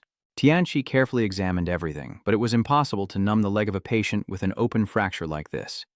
The first acupuncture needle was inserted into Tianyu's leg for a more thorough check. The blood vessels are not seriously damaged. The fibular artery is still normal. If so, the nerves are also fine, so the situation looks quite promising. Tianhai smiled contentedly. This person truly has divine luck. Tianyu was already sober enough and gently smiled at him to thank him. Thanks to you, I didn't have to cut off my leg. He also didn't forget to praise Tianhai. You are truly as talented as the rumors say. Lord, your praise isn't too much. I don't know how to respond. No. Even though I am called Ma, I was born a lowly servant, so doctor, please treat me normally. Tianhai happily replied, Yes, understood. In the end, why did King Zhou fall for this man? He must have known how beneficial it would be to marry someone with greater power through an arranged marriage. He sat by the sickbed, admiring Tiandu, silently thinking that this person was truly handsome. Tiandu seemed uncomfortable with someone staring at him intently, but still fell just a bit short of the master. Moreover, this person seems kind-hearted, but that alone can't be the reason. In the end, what is it really for? Tiandu asked Tianhai about his condition. I can still continue to live as an artist in the future, right? He smiled and replied, Yes, as long as you try, you can. Is this man alive just to dance or what? His appearance in the book and in real life are different, but why is that? His face looked a little worried and restless. Why does my doctor's intuition conflict with what I remember from the book? Tianhai quietly tended to the patient, with a captivating smile, like a bright red flower. He glanced at the young man and said, If I ask anything, he will answer with that friendly smile. This person truly deserves to be here. Tianhai imagined the surgery to be like those in modern times. All right, I will clean the wound first. This is the second time I've performed surgery in this world. He takes antiseptic to clean the wound. Everything is modern equipment, but all the tools are prepared thoroughly. He holds a sharp knife. Where the fat beneath the skin and blood vessels are areas where blood doesn't flow. These could become breeding grounds for bacteria, so it's best to clean them thoroughly. It's time for debridement surgery. The patient's broken leg bones are being stabilized with specialized equipment. The Bien Duyen Thiet Tru Thuat refers to a surgery to remove necrotic or infected soft tissue, and he was startled because someone was wiping sweat off his forehead. That person is Liu Hu, and now it's Liu Hu. Is he wiping sweat off my forehead now? He politely smiled and replied, "It's obvious without saying. Your Highness already knows. Very perceptive. This part is done." Next, Tianxi glances at the Yixian. "Master, the temporary fixation outside is a method using pins to hold things in place. You just point out the more skilled master to perform on this side and this side." "Yes, that's the spot. This metal pin is used to stab the tofu just like these chopsticks." The doctors standing nearby are carefully recording the process. Everything is going better than they expected, right? Good. Continue monitoring the soft tissues and maintaining the temporary fixation outside, then proceed to the second surgery. Master suddenly focused intently on a spot. The patient's finger is the point he is paying attention to. "Tianqi, the patient's finger is moving?" Tianqi smiles and replies, "Sometimes the patient moves while unconscious. After all, acupuncture anesthesia seems a bit different." Suddenly his eyes widened in shock as his pulse quickened. Lu Ho urgently shouted, "The patient's consciousness is still not regained. What exactly is going on?" Tiandu fell into a critical state, his body convulsing. Lu Ho holds him down and reports that the patient is experiencing full-body convulsions. Both Tianhe and Wei Tian are stunned. Tiandu's body convulses more violently, causing the blanket to lift and his legs and upper body jerk even more, worsening progressively. Lu Ho struggles to hold him back. Why did it suddenly happen like this? One hand holding his body, the other gripping his leg, a black aura appears in front of Tianhe, making him suspicious. He ponders the scene before him, the strange black aura enveloping Tianyu. What is going on now? "Oh my God, what is that shadow?" I look at Lu Ho, a dark figure behind him. Lu Ho's shadow is moving, and the strange scene confuses the other doctors in the room. Tianhai finally guesses what kind of martial art it is, and it doesn't seem to be an orthodox style. Liu Hu pulls him back to reality at this moment. Young Master Tianhai is startled and refocuses. He looked at Tiandu's condition. Could this be a complication? Acute compartment syndrome? It's not like that. Could it be acute pulmonary embolism syndrome? Isn't it impossible for such symptoms to occur in a pulmonary embolism? Could it be a muscle issue? The patient's limbs are convulsing like in epilepsy, but why is the patient completely unconscious? Ai Tian suddenly placed his hand on Tianhe's shoulder to comfort him and said, "Calm down, Hai Ni. After all, this is a martial arts illness, and with only knowledge from the outside world, of course, you wouldn't know." Master. Ai Jian uses his aura to press on Tianyu's chest, suppressing the convulsions. He closed his eyes to feel it. Lu Ho beside him watched nervously, then he took out a long needle, lifting it up to prepare to stab it in, saying, "Let me check." A fairy's eyes closed precisely as he drove the long needle down, leaving the surrounding doctors stunned by his action. Could he really use such a long needle? Lu Ho anxiously waits for the result. Stabbing the needle into Tiandu's abdomen surprises Tianhai. "What?" Tiandu coughed up blood splattering everywhere, Master. The immortal turned to remind Tianhe. "Shini, we must operate quickly. It will be soon." He asked, "Is it in the stomach?" The longer the needle stays in, the more blood from Tiandu's mouth. Tianhai is worried, but at this rate, the blood will block the airway and the patient will die. He quickly performs surgery, blood splattering all over his face. Inside Tiandu's body, his stomach is being surrounded and pierced by something. Tianxi was stunned. "What is this? A parasite?" "I can't believe it. How can it be this big?" The parasite's head biting into Tiandu's stomach makes Wei Tian cry out. "Lu Ho." Its mouth is firmly attached to the stomach. Lu Ho replied, "Yes, Master." Ai Tin raised the needle again. This time he targets the parasite, which thrashes when stabbed, its jaws leaving Tiandu's stomach. Wei Tian grips it tightly, then grabs the parasite with his hand and pulls it out of Tiandu's body. The remaining healers were terrified of the parasite, and Tianhe was no different. His eyes widened as it was lifted up. "Oh my God, oh my God." Lu Ho took out a large jar, holding the parasite away from Tiandu, then quickly placed it into the open jar that Lu Ho had prepared. It was at that moment that Lu Ho immediately sealed the jar, successfully trapping the parasite inside. He let out a breath as if a burden had been lifted, and the healer also showed a hint of relief, while the others were stunned by what had just happened.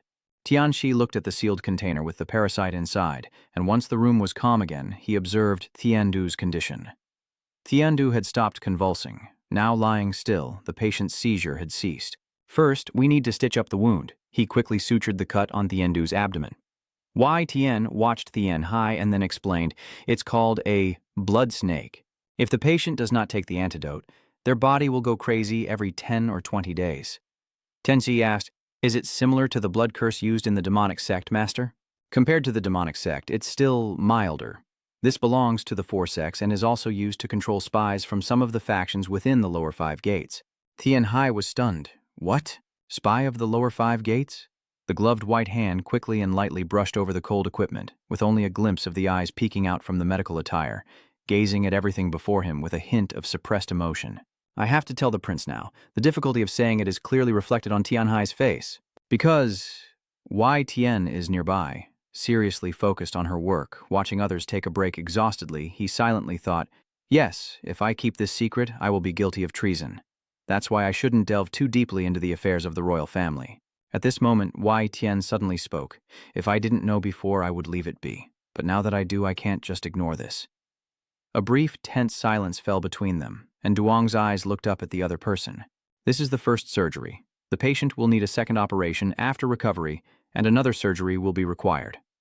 Looking at the wound, which is gradually bleeding through the bandages, a steady voice echoes. Yes, the patient needs time for the damaged soft tissues to recover. If left as is, the risk of sequelae and complications will increase. Facing the person lying on the stretcher, they were unsure how to handle the situation because the patient had learned martial arts, making it impossible to predict the speed of soft tissue recovery. TNC carefully considers the options. If the recovery progresses quickly, the temporary external fixation device can be removed afterward. Through the second surgery, I can save both the patient's life and leg. Lu Hu closed his eyes as if pondering something, and everyone seemed worried about their own concerns. I don't know if the prince will permit it. At this moment, the solemn yet dim royal court softly echoes with sighs. Everywhere there are guards on duty, and the only place still lit is the study, filled with more than one lingering worry. Dian Haluan gazed deeply at the person kneeling before him. Under the yellow light, they seemed to be separated by a stone in their hearts. What exactly is wrong with the novel? In the end, everything revolves around the narrated characters. Thinking of the images of the other two, he doubted that the ending he knew was only from the perspective of the lost royal family. That look of boredom kept staring at one point. But first, everything that appeared in the novel was the truth. Tutui's face on the bed only deepens Tianhe's worry. But what if this was all part of a plan from the very beginning? What if Tiandulang is an undercover agent of Ha-Wumen? Feng Chuha is one of the princesses, so what if his goal is to become the current king's consort?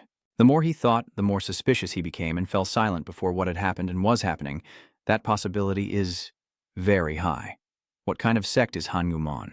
Remembering the smug look of those who appear righteous, he thought that those who always want to dominate and expand their power are a faction. They do everything to make money even beyond the bounds of the law.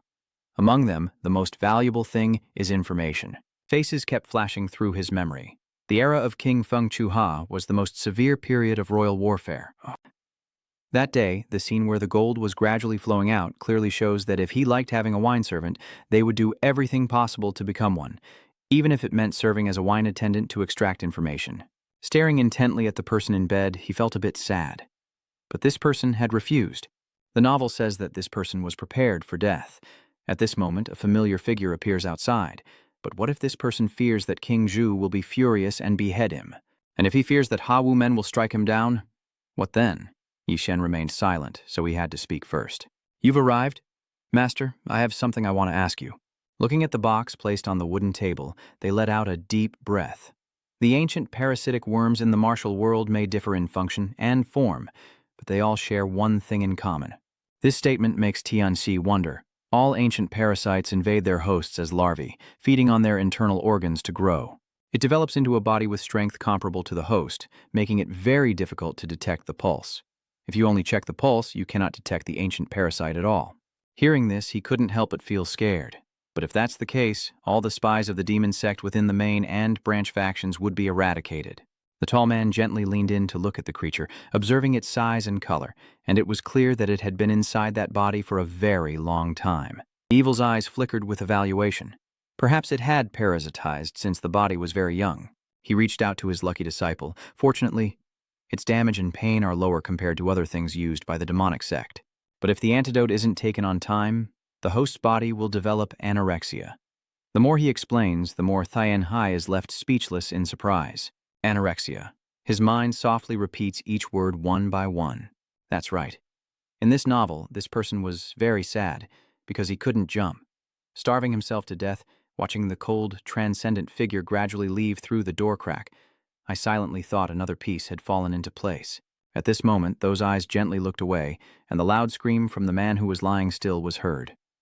No, no. The surgery ended successfully, right? Contrary to that appearance, he still calmly replied, he is awake. The small hand quickly reassured him. Please don't move your body too much. We discovered a parasitic worm inside you, so we had to perform surgery. His words immediately silenced the struggling man in fear. Glancing at the man's body, he was slightly surprised. What? The stomach? At this moment, Tianxi hurriedly asked, Are you okay? Could I have been discovered? Hearing the sound of law issuing from his patient, he was a bit surprised. This was an action, an observation of the opponent's facial expression. Tianhe quickly realized he was about to bite his tongue and commit suicide. Who allowed him to decide on his own? He quickly rushed toward the man to stop him. Seeing the blood spurting from his throat, he felt a bit angry. They are really scoundrels from the martial world, always attempting suicide and doing whatever they please. They don't value their lives at all. The paper and cloth quickly stuffed into his mouth to prevent him from doing something foolish. Please stay calm. Tian Hai shouted loudly, I stand on the side of the horse. This surprised the other guy slightly, causing a sound. But this man was trained by Ha Wu men to be a spy rather than taught talent from a young age, so he wouldn't easily trust others. His eyes seemed to see through the mortal world, and thought that since he didn't have much strength, if he regained it, he would still find a way to commit suicide while trying to restrain his opponent.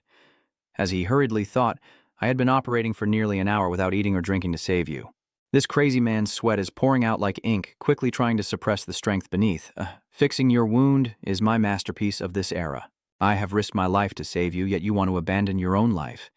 The moonlight outside shines over the entire scene, revealing the cold indifference clearly inside the side hall. The man's murmuring voice continues to echo as the dishes on the table shatter and scatter everywhere. The man lying on the bed keeps struggling, but is held down. He shouted loudly, Do you know how many doctors are here?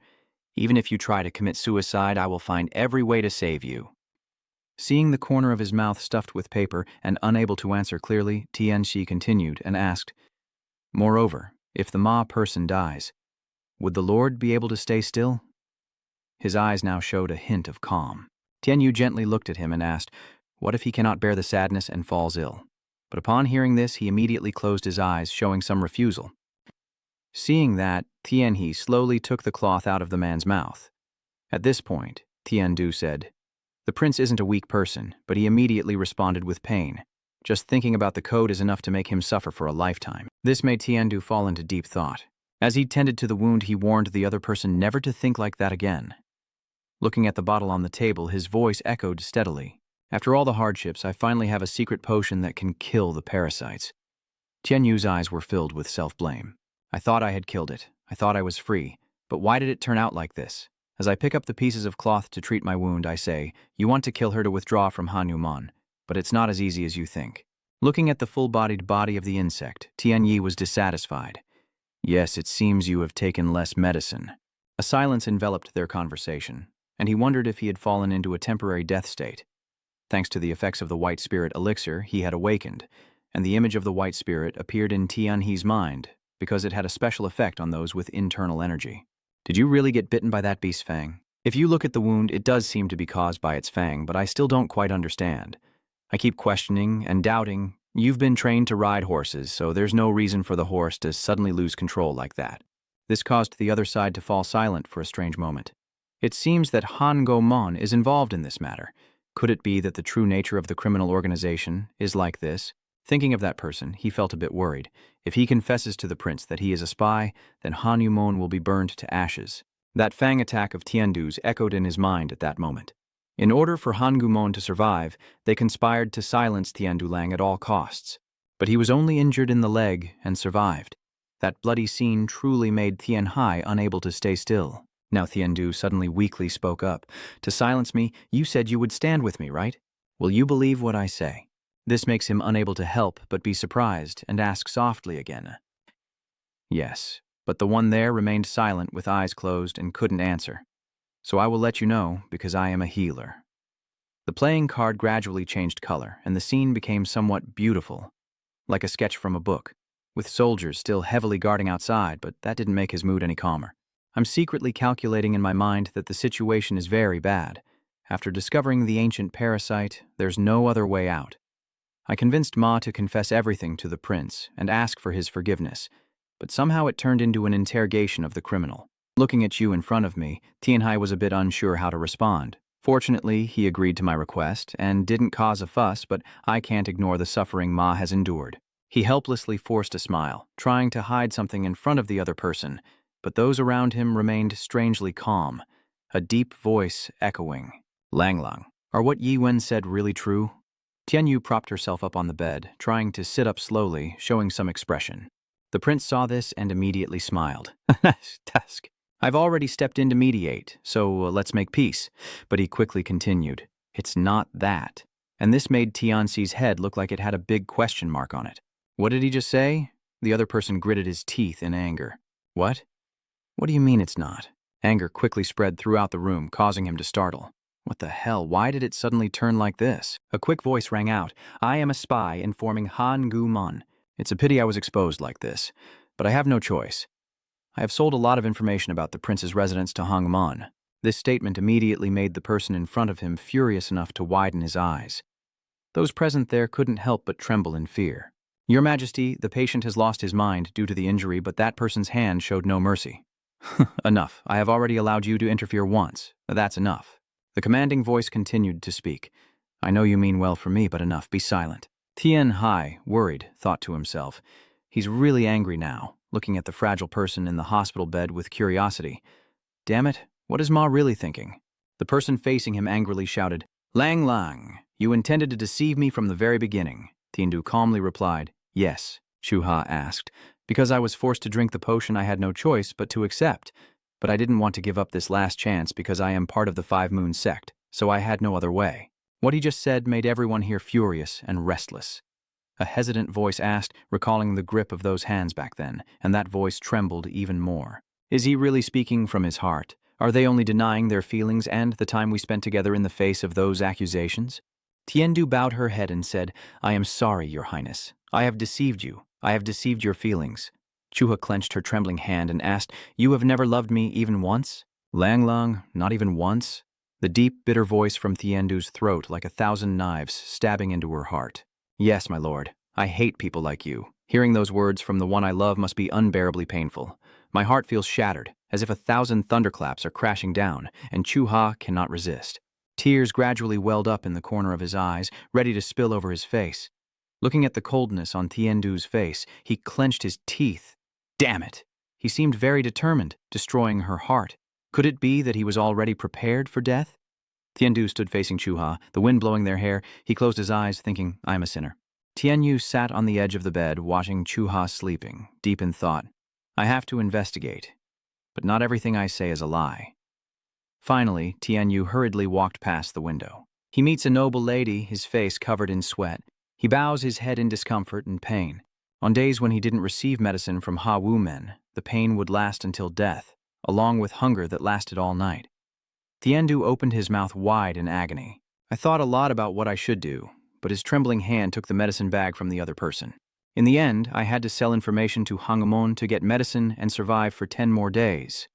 Tiendu poured the medicine from his bag into his hand, put the pill into his mouth, thinking painfully that only by taking their medicine could he eat something. Tiendu picks up a piece of sliced beef and ribs, bringing it to his mouth with a thoughtful expression. Chua holds a hot steamed bun, takes a bite, and smiles happily. Tianyu squinted and smiled as they walked hand in hand down the corridor, still lost in thought. Now I also want to end this crazy life. Tiendu clenched Chuha's hand tighter. Chuha smiled faintly with amusement. He watched Chuha's back as she left, a feeling of longing rising again. Living by betraying the one you love will never bring true love.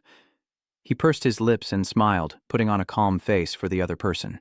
Tianyu looked up at the bird flying high, then turned to look at Chuha, who was watching him. I have committed a sin that cannot be forgiven. Chua sat on the porch, waving her hand to call. Tiendu also waved back from below, but his mind was elsewhere. I have deceived you and your love. Chuha smiled brightly, while Tiendu's face was filled with sadness. Avoiding the scene, he lowered his gaze and looked elsewhere, sitting on the bed facing Chuha, determined. In the end, I found the courage after everything was revealed.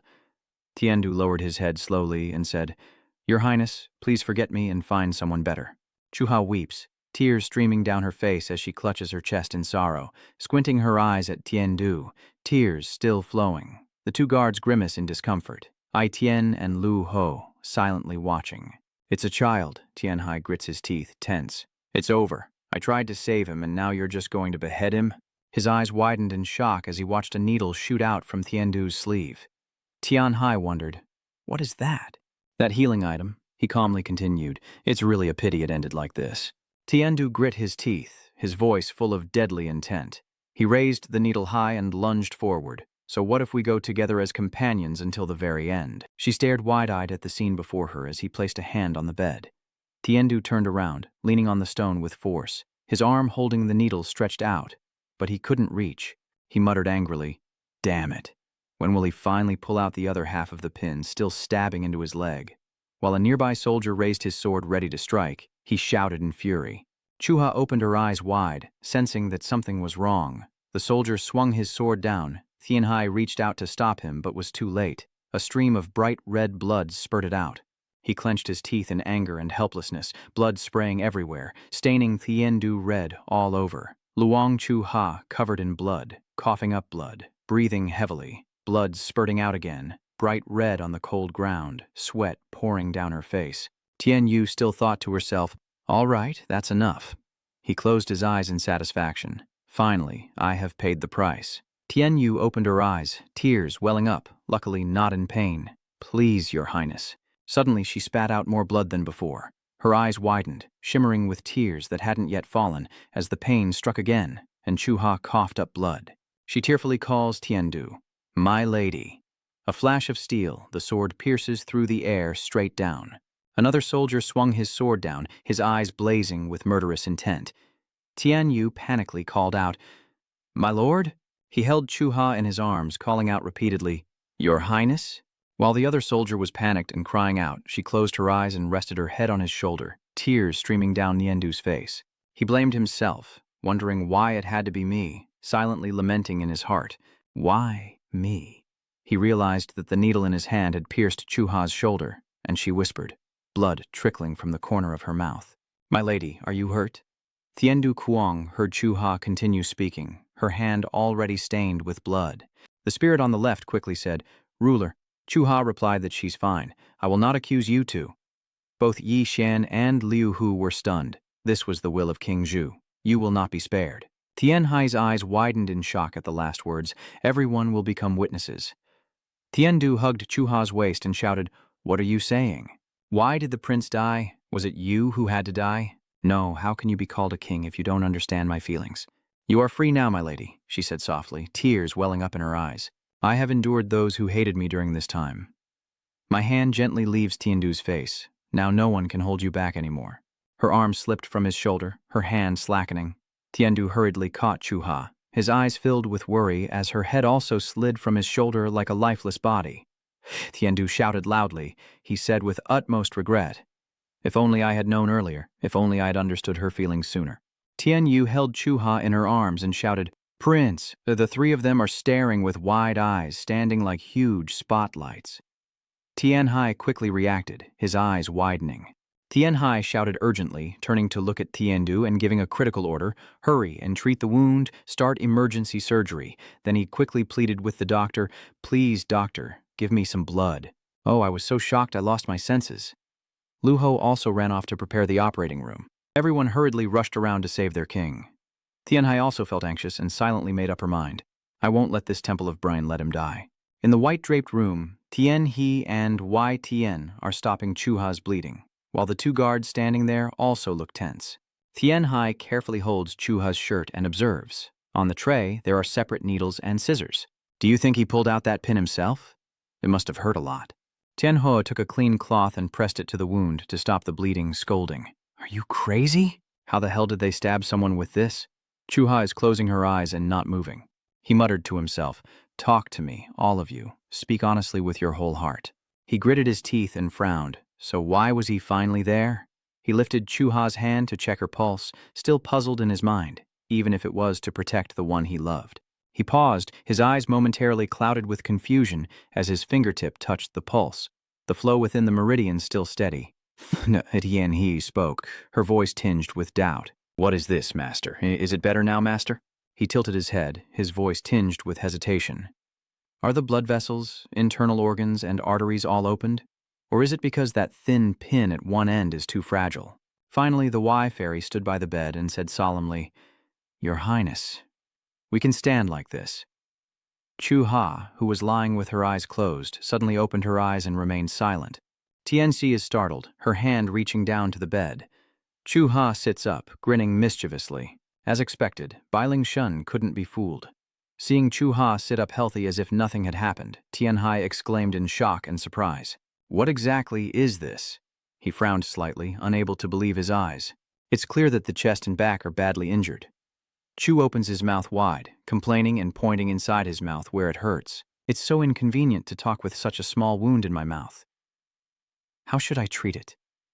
He hesitated, opening his mouth but unable to speak. "Hey, do you have a cigarette?" Chu-ha smiled. "What? Acting? Do you think I'm that good?" Her eyes showed clarity as she explained, "I really want to, but I can't, and how could I abandon a small strategy for this love?" Tianxi was stunned and speechless, wondering what was going on. It was clearly happening right before his eyes.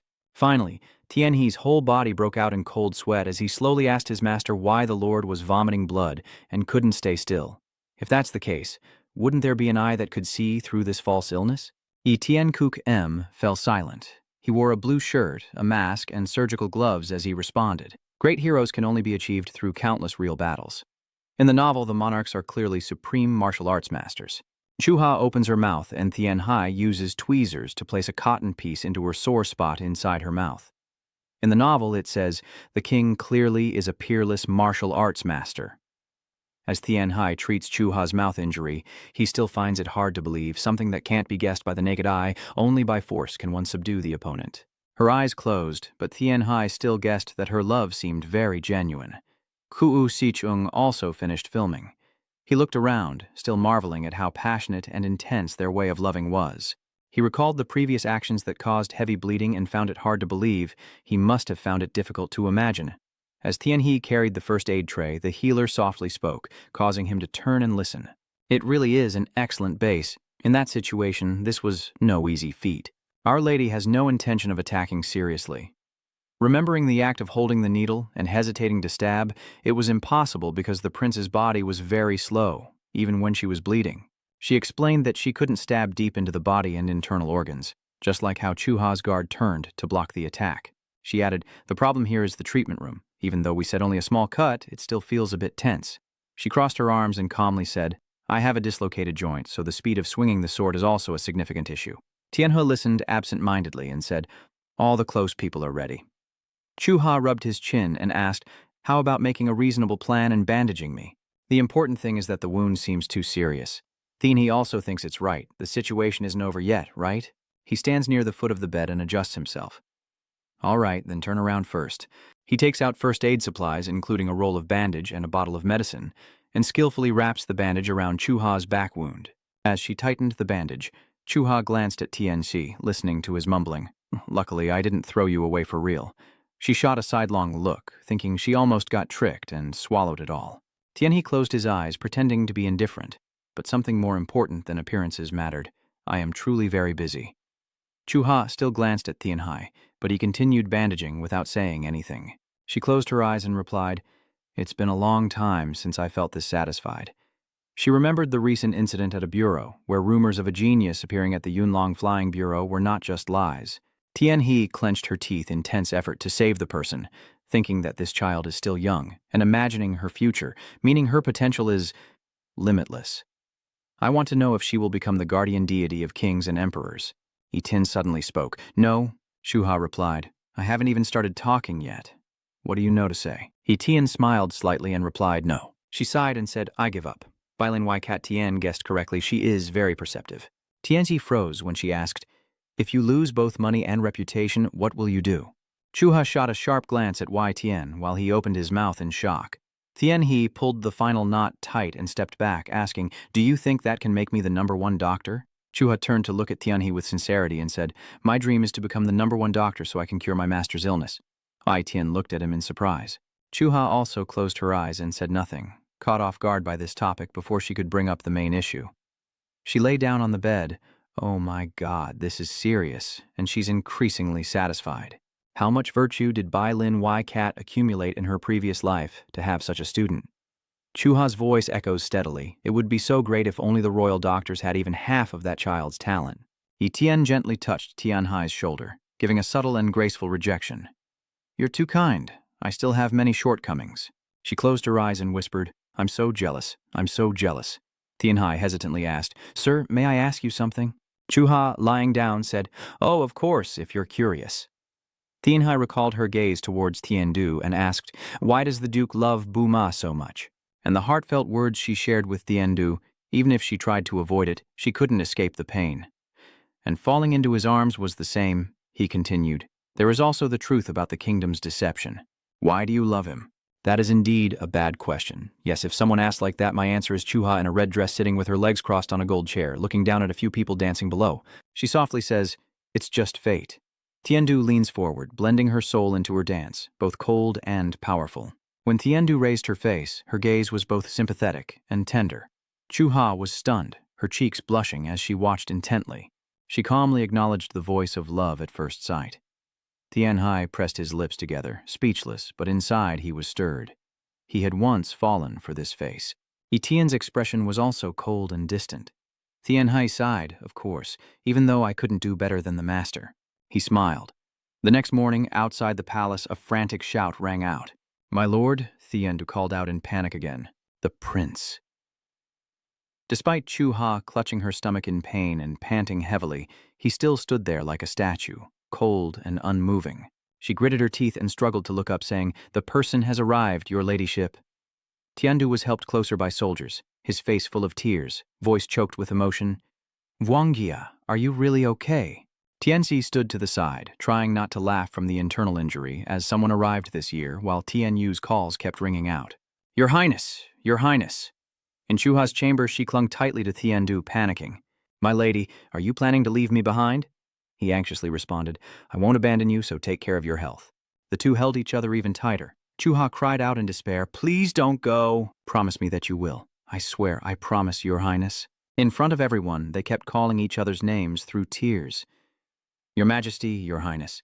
Tianhai's face darkened as if he had realized something. He thought to himself, He's sick. Tiandu, the prince is deceiving you. Your condition will worsen if you stay here. The two guards go outside, and Yu Tian also advises him, Haini, we should let him rest. Master Tuan ordered. Yes, sir. Deep down, Tianhe also wanted that. I really can't stay here any longer. Shua, with tears in her eyes, immediately noticed the two people. She waved her hand and called out, Hey, wait a moment. The master and disciple turned around, and Tianhai bowed respectfully. Yes, Your Highness. She requested, Prepare the sedan right now. He wondered, A sedan? Where do you want to go? She replied. Kingju suddenly erupted. How dare you disturb the lady? I will cut you all down. Yutian was surprised and immediately became alert. Tianxi is sweating profusely, he ponders silently, looking at that expression. Chuha's face is now visibly pale. He secretly wonders, is this the face of a defeated king? He replied to Chuha, Oh, yes, sir. She made another request, adding one more seat. He hesitated again, wondering why. She said that if Lady Ho Wai Cat listens to them, the lady's safety might be at risk. Chuha, with firm words and as the Grand General, will teach him a painful lesson next time to make him understand the consequences. Heavenly Blessing was at a loss for words from gratitude. The prince and his two teachers could only stand there like gods, afraid to speak. Tian Hai, feeling anxious, swallowed his saliva and broke out in a cold sweat. He realized this owner of the Y-Cat dress was making him panic all over. A few days later, the sunlight and firelight shone down on the tiled roofs of each building. At the general's headquarters, citizens gathered around. General Fong Chu-ha clenched a piece of paper with writing on it and gritted his teeth in anger, trembling. The surrounding subjects immediately asked nervously, General, what did the prince write? He closed his eyes tightly to reveal extreme fear and read aloud the contents of the paper to the Chu gods. She says that all the benefits and support she gives to the Cat Lord will belong to White Spirit Divine. The crowd couldn't believe what they just heard, and Dongthon shouted. The general exclaimed in shock, Why would you make such a decision? The logistics officer spoke up. So did something happen at Baklin-san? The general couldn't hold back and slammed his hand down on the table, shouting angrily. So what's the point of sending our people out then? His anger controls him and he can't stay calm, so he shouts loudly, Do they only look at what's in front of them? The logistics officer dismissed that. How could it be like that? He couldn't believe it and responded, What do you mean by that? The general immediately ordered, Quickly investigate this. Hurry up, we must change this decision quickly. If the surviving people find out about this, another servant rushes to open the door and report the news urgently.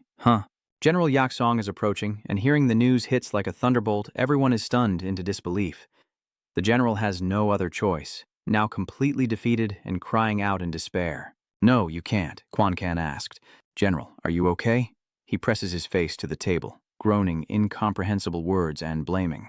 What exactly is the prince thinking about with this prophet? Everyone around is reassuring, stay calm and find a way to resolve this. The general's face darkened, and all his worries suddenly turned into calmness. He stood up and turned away, showing a composed demeanor. "That's right, anger won't solve anything. Find a way to handle it and review what has happened so far. Should we close or open the Hanyu Mon gate?" The general, with an angry face, replied, "Opening the gate is not an option. The Hanyu Mon side would be better." He issued a warning and reminded his subordinates that the strike from the prince and the strategic position of Bach Lin Thane are deadly, so caution is essential. Everyone respectfully replied, "Yes, sir."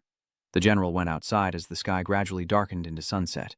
By the order of the prince, the sponsorship check for Bailing Yikang was cut off and redirected to Bailing Shen, causing not only a crisis for the Waikang owner, but also shaking the political stability of the imperial court. But that is a story Tran Thien Hai will never know. Therefore, his future will gradually be changed. At the wooden house, Thien He ran over and called out, "Grandmother," anxiously asking about her. "You're late, aren't you?" "I'm sorry, Grandma. When I came here, I promised to help you, and now I am here." She just replied, "I see, arriving is enough." He noticed the bag beside him and guessed, "Oh, the bag is still the same, so the owner probably hasn't come to pick it up yet, right? So, you come and go without eating anything?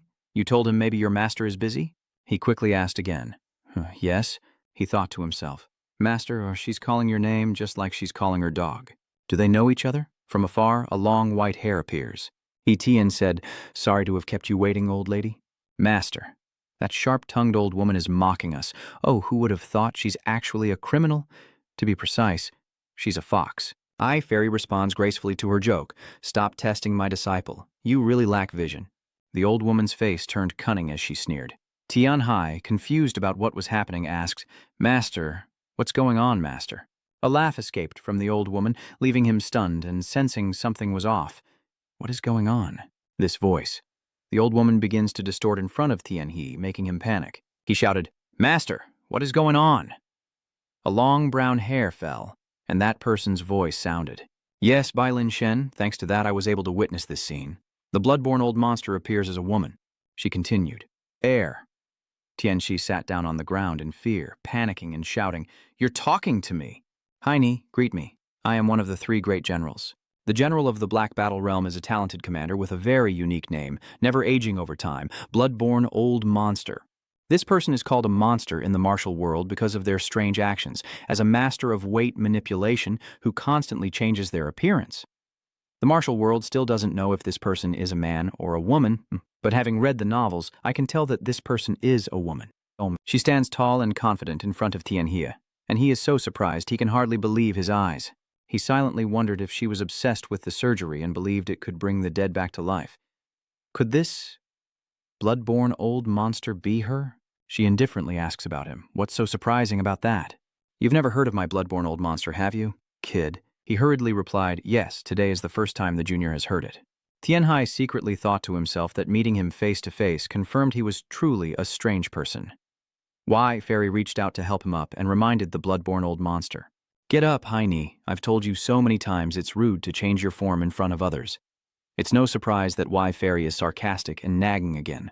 The master asks about his disciple. "You must be quite surprised." Tian Hai awkwardly smiles, feeling overwhelmed inside. What exactly is going on right now? "I don't have any illness, so I probably didn't come for anything." Seeing the situation, she couldn't help but feel it was too much and started to worry about the young man. "Is it a bit too much?" Tian He quietly considers. At this point in the story, it's not yet the right time to directly force treatment on the master. Etienne begins to speak with her. "Still, you have kept your promise." Tian Hai wondered about their situation. "A promise?" The blood-born old monster boasts about his reputation and begins to tell his story. All right. Haven't I already stopped disturbing your medicine?" Tian Hai listened and understood their story, and he reasoned that it was a fair deal. Earlier, Wai Tian's expression grew serious when she learned about his illness. He told his story to his disciple. "Huyet Sin has cared about my illness for a long time and has tried to force me to treat it, but I resisted. If I lose in 50 matches, I am willing to become Huyet-Sin's patient. If I win, she must stop disturbing my peace. She burst into laughter and said, I remember now. Chen Zong suddenly felt embarrassed. He wondered silently, can the master survive 50 rounds against a rejuvenated expert? She cheerfully expressed her sympathy. This young guy has surely endured a lot of hardship. With the body of the Nine Yin secret, the strongest in the secret sect, your master only lost a few hairs fighting against the rejuvenated expert. You hear that and immediately turn to ask your master to confirm. Really? Etienne smiled and patted her beloved disciple's head. Hai Ni, if our sect's martial arts reached the highest level, we could become the #1 in the world. Huyet-Sin saw this scene and happily teased his friend. Even now, you can still teach your disciple? Bok Lin, you didn't argue but went along with the joke. If you have time, you should teach. Huyet-Sin. She takes the bag from the chair and tells the two, that's enough for today. She invites Wai Tian Lap Xuan, as the change of seasons brings yin and yang. Year after year, I wonder if you have the courage to eat the food prepared by my sect. Bok Lin Chen Song only then realized that was for the master. That food was for the master? Yetian confidently guessed, once you promise something, Huyet-Sin, you will always keep your word as if it were your life, right? She smiled smugly and replied, do you understand me well? At the row of connected houses with majestic mountains running across, 3 people sit at a table talking. Yetian says, I treated a patient with a different method, but it's quite similar to yours. The problem is that this treatment method is really strange because the patient's will is completely absent. Tian Hai happily deduced this. Yes, I knew that. The teacher continued to tell, even though it can't be cured 100%, there is still a chance to treat it. The young man marvels at his master's talent, truly one of the 3 great medicinal powders. The story continues to unfold. Hak Tawan Medical Sec. Sai. It is the result of the martial world's long-term efforts using a mysterious healing method. As time passes, grudges fade, and now we are dealing with demonic sects and orthodox factions. The illnesses that those 2 medical schools cannot cure, I can treat with the black complete medicine. Tianchi politely replied yes. Scientist Matt rejuvenates and restores youth. The treatment is effective, fast, and inexpensive, but has side effects. But the major advantage is that it allows the discovery of various materials used in Demon Kings, Demon Arts, 4 Arts, and can assist in surgeries which may lead to death, but still offers a small glimmer of hope. Tian Hai lowered his head and pondered deeply about this. So that's why. But why challenge yourself with the appearance of an old woman like that? Sears. Xuesheng slowly stepped forward and said confidently, everyone has been waiting for a long time, right? She happily carried the items in her hands and said, I've worked hard to make these delicious dishes. Dr. Wai Tian is excited. Come on over. Huyet-Sin, you little brat, try it quickly. Tian Hai is happy and grateful. The junior will eat very happily. As time passes, all 3 have finished their meal, feeling very satisfied. Huyet-Sin continued the story, asking about some strange matters. I heard that Bai Lin Wai Cat used a surgical method I have never heard of before. There's no surgical method I don't know. That's why I came here. She praised the young man, saying he was very skilled at treating her knee. The young man modestly replied that he still had much to learn. Huyet-Sin keeps marveling at Tian He's talent. Even my black full-body suit doesn't have many people as quick and precise as this young man. She silently marveled to herself that this young man had ideas she hadn't even thought of. The young man on this side was struggling to swallow and worried, his gaze truly intense. Tian mentioned something different from Huyet-Sin. Do you know if King Tru has arrived? She disappointedly told him that the atmosphere in the entire medical pavilion seemed to freeze. Because of the curse, he lost his reason. If it were wartime, King Zhu might have already captured someone. After hearing that, he thought, yes, that means the person has seen the treatment method. Bloodborne recounts his story with his crazy blood.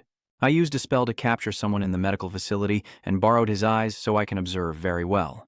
Tian He opened her mouth in surprise, wondering what kind of spell she was talking about that involved continuing to discuss the surgery. This kid is treating patients with an approach even I haven't thought of. First, cutting away the damaged area so the tissue can recover. Tian Hai cheerfully shared her opinion that removing the necrotic tissue would lead to faster recovery. She was impressed and thought, yes, removing it is necessary for treatment. It's a really interesting concept. Bloodborne laughed and plotted, I'm liking you more and more, little one, in my dark world. The young disciple's master's face darkened and suddenly became serious. He cut him off immediately. No, she grumbles. What do you mean, not allowed? You keep refusing. I already said it's not allowed. She stood up and said loudly, looking frustrated. I haven't finished talking yet. What's wrong with you? Even Etienne knew about this beforehand and firmly insisted, absolutely not. She suddenly turned to Tianhe with a determined look, her blood fueling her persuasion. Hey kid, not Heine. Do you want to become my disciple? If you become my disciple, Hak Toanwai Cat will belong to you, and you can shake the world. He looked confused and asked, What?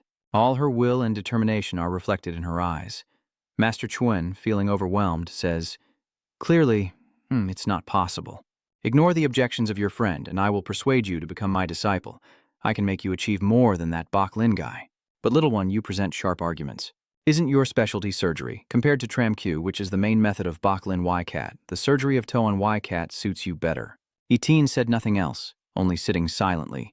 His disciple quietly asked her, If we get there, can the young one become the #1 healer in the world and cure the master? Huyet Sin was stunned by the young man's question. What? Even I, the master of this strange place, cannot cure that. It's already very lucky that he's still alive now. Huyet Sin silently thought. Indeed, this kid's refusal is truly clever. She turned pale and sat down heavily. Huyet Sin was defeated. Even though I said I would give it everything, it still only gave to its master. You make me truly jealous. Baklin Ytn smiled smugly. He is willing to share Hini as my disciple, and she means everything to me. I can only thank her. The master and disciple look at each other as if sharing the same thought. My mind is in turmoil. Bloodborne is a master of rejuvenation. I have lived more lives than ordinary martial artists. It's been 50 years since my nickname changed from Bloodborne Monster to Bloodborne Old Monster, and now I finally meet a true talent. This young man. She couldn't take it anymore, slammed her hand on the table and tried to suggest more. It's okay if you don't become my disciple, but what about other ways? I can't give up like this. Etienne wondered. There is still another way. She has made her decision.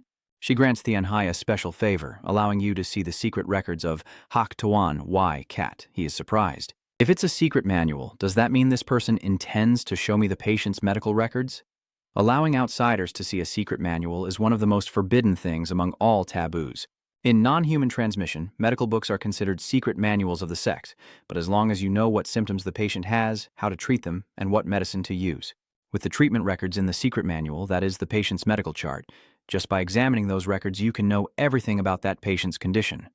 Moreover, even if they have past injuries, by analyzing their martial arts traits, we can assess their endurance. Therefore, what the bloodborne old monster told Tran Thien Hieu was beyond imagination. Bai Lin still called out uncertainly. Bloodborne calmly and deeply explains to Tianji. Listen up, kid. This old monster believes that surgery is the most important thing in medicine. She smirked and continued. If there's any problem with the body, of course it must be operated on to be treated.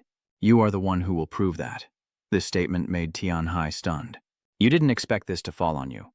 Meanwhile, Bok Lin kept her lips pressed, listening carefully to her words. Even Hoada's descendants have abandoned it, but you, little one, have already begun to prove yourself.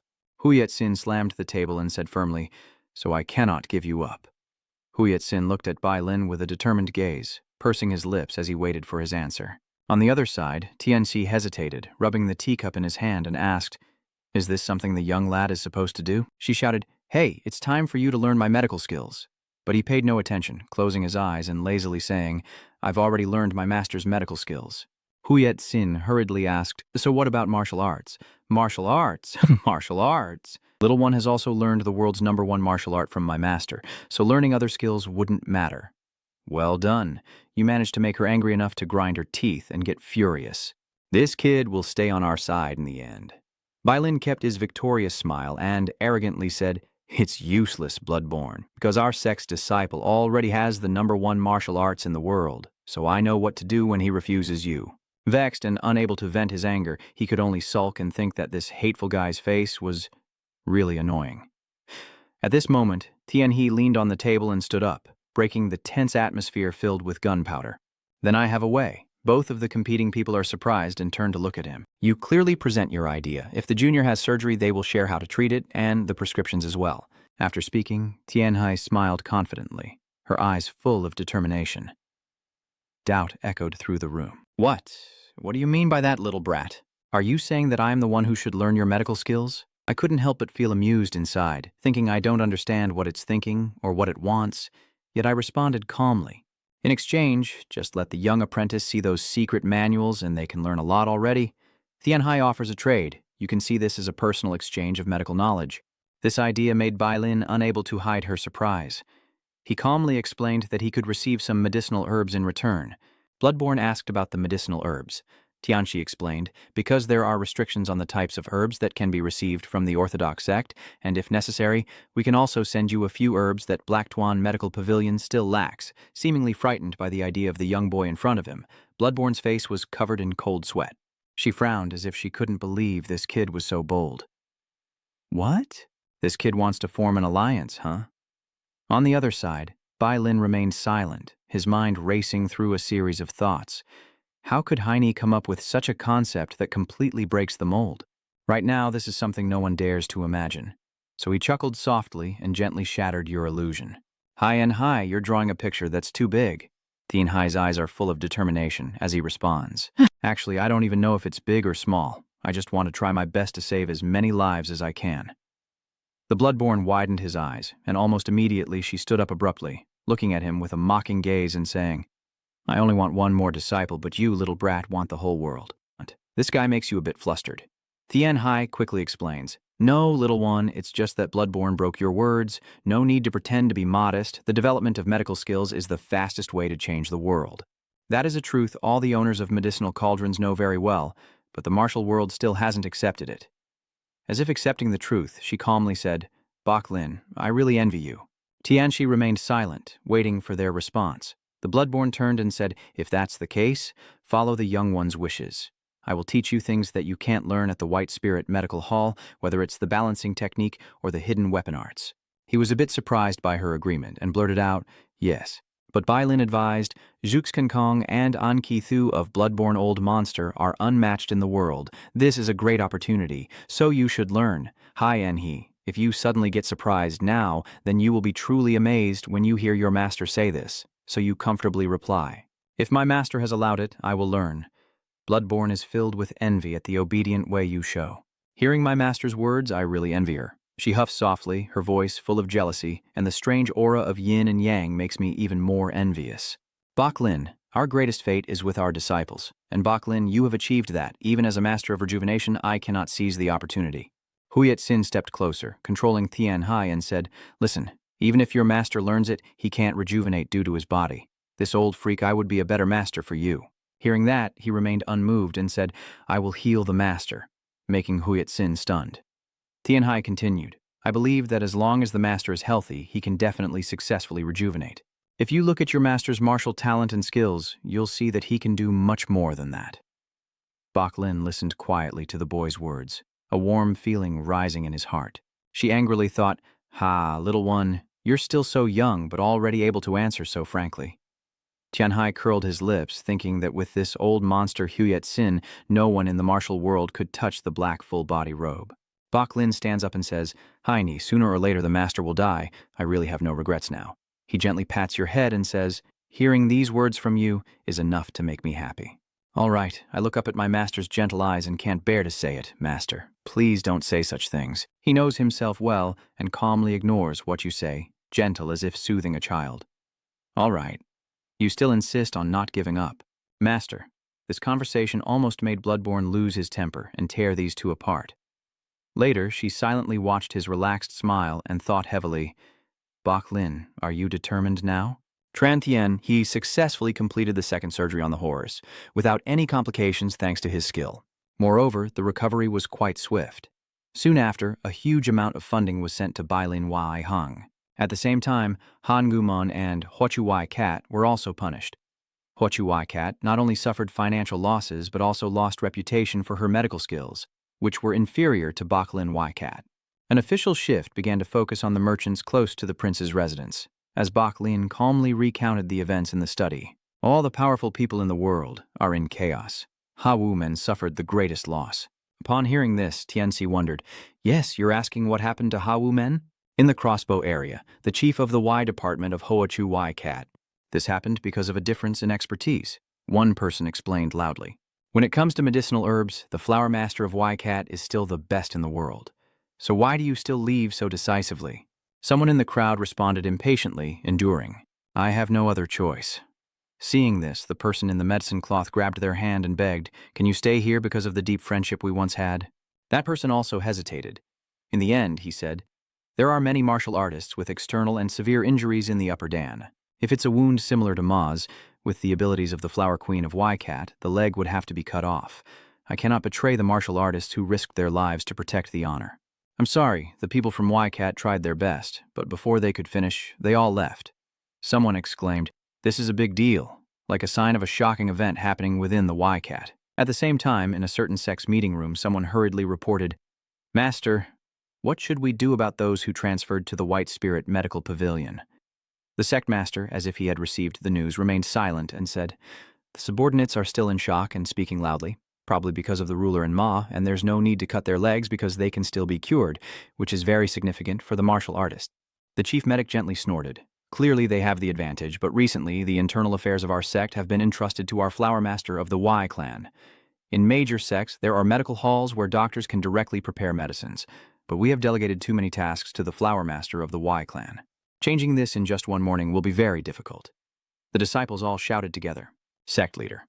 He responded with pursed lips, unwilling, but that's just the thought of an old man like me. The future leaders of our sect are young martial artists like all of you.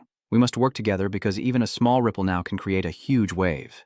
Returning to Bailing Y Sa, Bailing's voice calmly reports the situation to Tian Hu.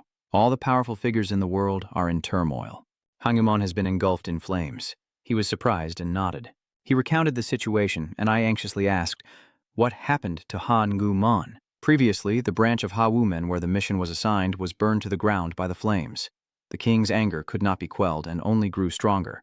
The branches were burned down along with their leaders and forces, and who will take over the vacant position will become a major issue. He sighed to himself, thinking, even in chaos it shouldn't be this bad. Isn't this a bit different from what happens in the novel? After reading the letter, Bailing gently smiled and asked softly, "Haini, do you know that the regulations say officials and the martial world factions should not be involved with each other?" Tianhai replied, "Yes, I know." He didn't explain much either, just saying that's how it is. But in this world, things are rarely completely separate. Currently, the place King Zhuo trusts is the same as the secret informants in the martial world and the official circles, using similar methods. It's really a difficult problem. He looked at you thoughtfully and said, "Yes, that's human nature. Our Y-Ka can be considered neutral in some aspects, so we must think carefully before acting." I sighed helplessly and said, "This is really difficult." Bailin leaned back in his chair, seeming a bit tired. He analyzed slowly, but in a way, this is just a simple matter. You just need to set the standards. The standards of the Quan Lai and the martial world are set by both sides according to what they can accept and follow. Ha-Wumen's ambition led them to break these standards, which is why they face such disaster. This analysis of yours earned his silence. Tianhai was a bit surprised and wondered what. "Are you implying that Master is just assuming about what will happen after he dies or disappears, so I can become the next leader and take over the Y-Ka? Don't be like that. Master has to live until I grow up." Although I feel a pang of sadness inside, I understand what's important, so I continue the exchange. "So, what will happen next?" "Master, they say that as long as wine and criminals don't disappear from the world, the Hangumon will never be destroyed." He calmly closed his eyes and replied, "Even so, the power will weaken, and at the right time, it will be resolved because it cannot last long. It seems the Wuhua brothers have had a new opportunity after being treated for syphilis last time. Only then did you remember those two people, and wonder in surprise about the Wuhua brothers." Bak Lin smiled faintly and said, "They are branch leaders, so this might be their chance to go further." Thien He remained silent, secretly letting out a loud sigh of relief. This is truly something to look forward to. Next week, the emperor will issue some decrees to soothe King Zhu, because the foundation of the judicial system would be shaken if the royal army was controlled and handled arbitrarily without the cooperation of officials from the start. The emperor has granted Ma Tianduang the title Dung Lang Hao, officially giving him the status of a Ma and making him a foster son in a prestigious family, changing the household registration, and bringing the royal bloodline's heir into the adoptive family of the Ma and Tru Vuong to ensure the succession of the Tru Vuong's throne. From then on, no matter how angry Tru Vuong is, he could do nothing. Meanwhile, Tran Thien Hiai received a letter from Tu Vu Hoa saying that good news would arrive soon. As he read the letter, he felt happy, thinking that the status of the two brothers was being strengthened within Haningou Mon. As my master said in the tea house, Tianxi spoke up. "Master, I told you I had something to discuss with you, right? Are you ready yet?" He straightened his spirits and responded with a yes before getting to the main point. Bak Lin silently looks at him with a gentle smile. He takes a deep breath as if to gather courage and begins to speak. "Until now, my master has always taught his medical skills, but in reality it was just an unstructured way." This shocked Bai Lin. So I think we need a way to share that medical knowledge in a more detailed and systematic manner. That's why you need to talk to your master. Bak Lin narrowed her eyes slightly but didn't reply. Tianhu is still considering it. It's too early for me to pass on all the knowledge, even the true effectiveness of penicillin antibiotics. From the beginning, the master and the doctors didn't know for sure. Seeing your hesitation, he encouraged you. Hi, even though you are my disciple, I always see you as a healer. You don't need to tell me everything, but teach me your medical methods. I will also teach you everything I have. Hi gently lowers his eyes, having thought long and hard about this day, but in the end there is only one answer. Whether the master understands or not, I will say everything. At this moment, Bai Lin has already begun imparting the mental technique. He said, "Well then, let's begin." The eldest disciple was shocked, never expecting the master to reach this level. What I heard is the secret technique of the Jiacat family, the Mysterious Origin Complete Spirit Pill technique. They use the Mysterious Origin Complete Spirit Pill technique to awaken the brain. While Bai Lin was imparting her knowledge, Tianhai also used all his modern medical knowledge to explain to his master, making him unable to help but admire and marvel. The knowledge is truly amazing. You shyly smile and say, "What I just explained is only a general concept. To give more detailed instructions to my master, it will take at least a few years." Bak Lin said excitedly, "That's it, amazing beyond words. Cells are truly strange. Such tiny things can create life." Tianhai looked up at him, unable to take his eyes off his master, secretly marveling at how his body radiated a brilliant light. Hoyan. Nguyen's complete divine beast technique is truly mysterious. Suddenly thinking of a problem, he widened his eyes. Wait a minute. Could it be that what happened with the palace rules also happened to his master? Streams of spiritual energy gently swirl in the air, gradually retreating back into Bai Lin's body. He gently closed his eyes, feeling a mix of curiosity and regret, surprised to have learned this at his age. On the other side, the boy was observing the situation with his master, then retracted his gaze back into his body. Bak Lin hesitated and said, "If it weren't for my body, I could have achieved more. It's a pity. You're not quite sure what to think." "Ah, I see." Then, as if letting go of a long-held obsession, he closed his eyes gently and said, "Still, what you said has made me feel much lighter, much better. Hi, Ni, I truly thank you." Hearing that, you hurriedly said, "Master, you're too kind. I feel very happy to be able to make you feel satisfied." Bak Lin smiled softly and gently said, "I've been thinking for a while. Maybe it's time for you to start learning." Tianxi is shocked and stammers, guessing, "Learn? Are you sure about his thoughts?"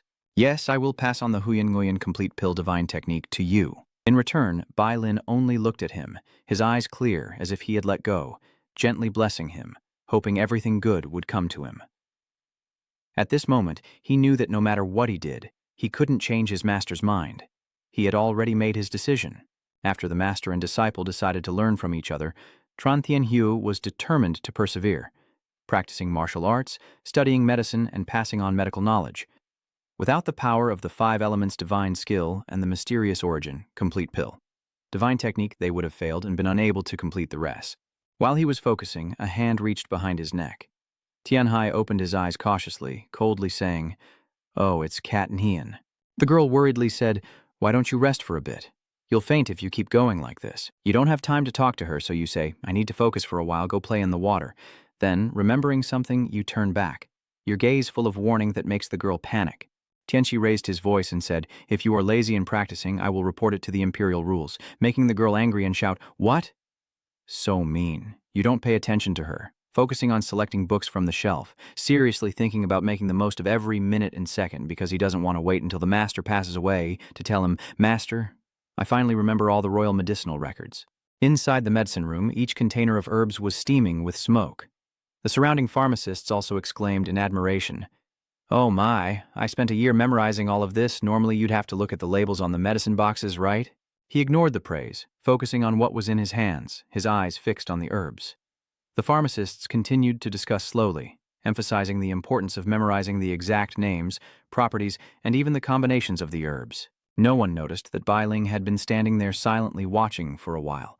Just as the medicine was finished, he happily cupped both hands around the bowl and said to him, "Master, these are the days after practicing martial arts and studying medicine. No matter where I am or what I am doing, I still remember to keep learning.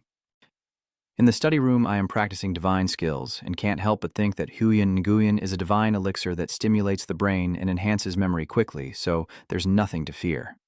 If I teach this to students in the modern era, I could make a lot of money." Tianxi's gentle voice explains as it absorbs heat from the 6 capillaries around the heart. My master's heart has to work hard to keep him alive. If he didn't conserve his internal energy, he would have frozen to death in the middle of summer. Bak Lin occasionally replied, so that's why I am still alive. Tien Hien Hive, Long Chung Tronen Tram Lang Hon Hiu. That explains why the master had a seizure due to lack of internal energy. And that's also why he fainted before. At first, the master used too much internal energy, but it will soon reach its limit. Seeing you silent, I continued. The previous occurrence of aortic dissection and degeneration in the middle layer had already happened. Aortic dissection. The aorta consists of the intima as the innermost layer, the media as the muscular layer, and the adventitia as the outermost layer. This phenomenon occurs when the intima is damaged, causing blood to flow into the media through a tear due to increased blood pressure. The blood flow in the upper part of the aorta to the upper body remains stable thanks to the strength of the 5 elements' divine skill, allowing the master's brain to stay safe. He continued analyzing, but the question was whether the lower half of the body, in the symptoms of the 9 Yin manual, caused the master to feel numbness or paralysis in that area. Bai Lin nodded slightly, which made Tian Hai feel surprised. It's truly astonishing that master is still alive. He should have undergone emergency surgery. Kang's shock faded as he silently pondered that if he used an aggressive surgical method, he would need to remove the damaged tissue caused by the cold air, but doing so would be too much for his master's body to bear. Even if I try to restrain it, the evil energy of the 9 Yin secret will still emerge and cause an endless battle. At this stage, it's no different from self-destruction, not just because of my current heart condition, but what worries me more is that the deadly trait exists in the martial world. The deadly vein is characterized by its ability to absorb heat in a humane way. This is truly incredible. Almost too incredible. Thinking this way, he shared his method. After considering the backup plan through endurance, he researched the ancient medical texts and found a few precedents. He said it outwardly, but in his mind he also thought that his method had its limits. Bai Ling asked in surprise, "Really? What is it?" At this moment, he no longer beat around the bush and straightforwardly said, "You need the internal pill of the 10,000-year fire essence." He pondered for a moment before repeating, "The 10,000-year fire essence? Fire essence.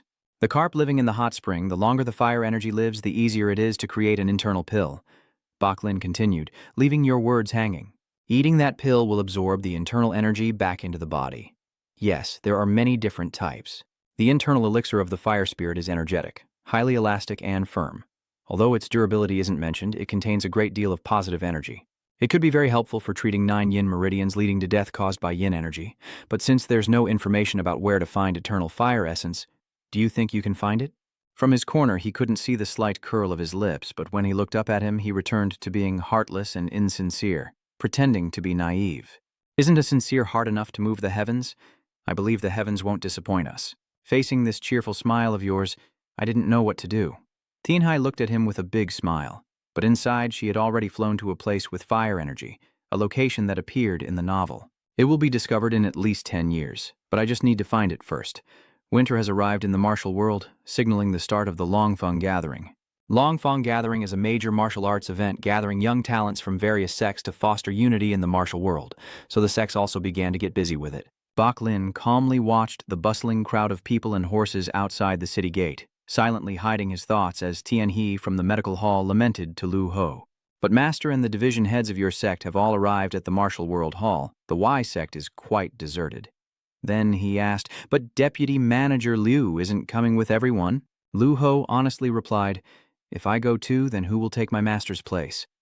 I couldn't hide the smile on my face and said, "That's true, my master was very worried about not having anyone to take care of me. You didn't forget to provoke him either. Master Liu, just do your work. I can take care of myself." The success made Liu Huo furious, and he angrily gritted each word. "Are you trying to die, young master?" Seeing that my joke worked, I laughed heartily and said, "I was just joking." Then, as if to retaliate, Lu Ho replied, "Well, the master doesn't believe you can handle it alone, so he kept me here, right? After all, you're just a child. How could you manage it on your own? This doesn't hurt or itch, it just makes you sulk inside, and you're still young enough not to understand that." Seeing that teasing you didn't work, Lu Ho finally remembered the main matter. "Oh, young master, you have a letter?" the boy asked curiously. "A letter?" Lu Ho held out the box in his hand and said, "Yes, it's a letter from Tu Chao." His pupils contracted. If it's from Tu Chao, could it be from the demon sect? Tian He quickly looked for a quiet place. sat down, and carefully read the letter.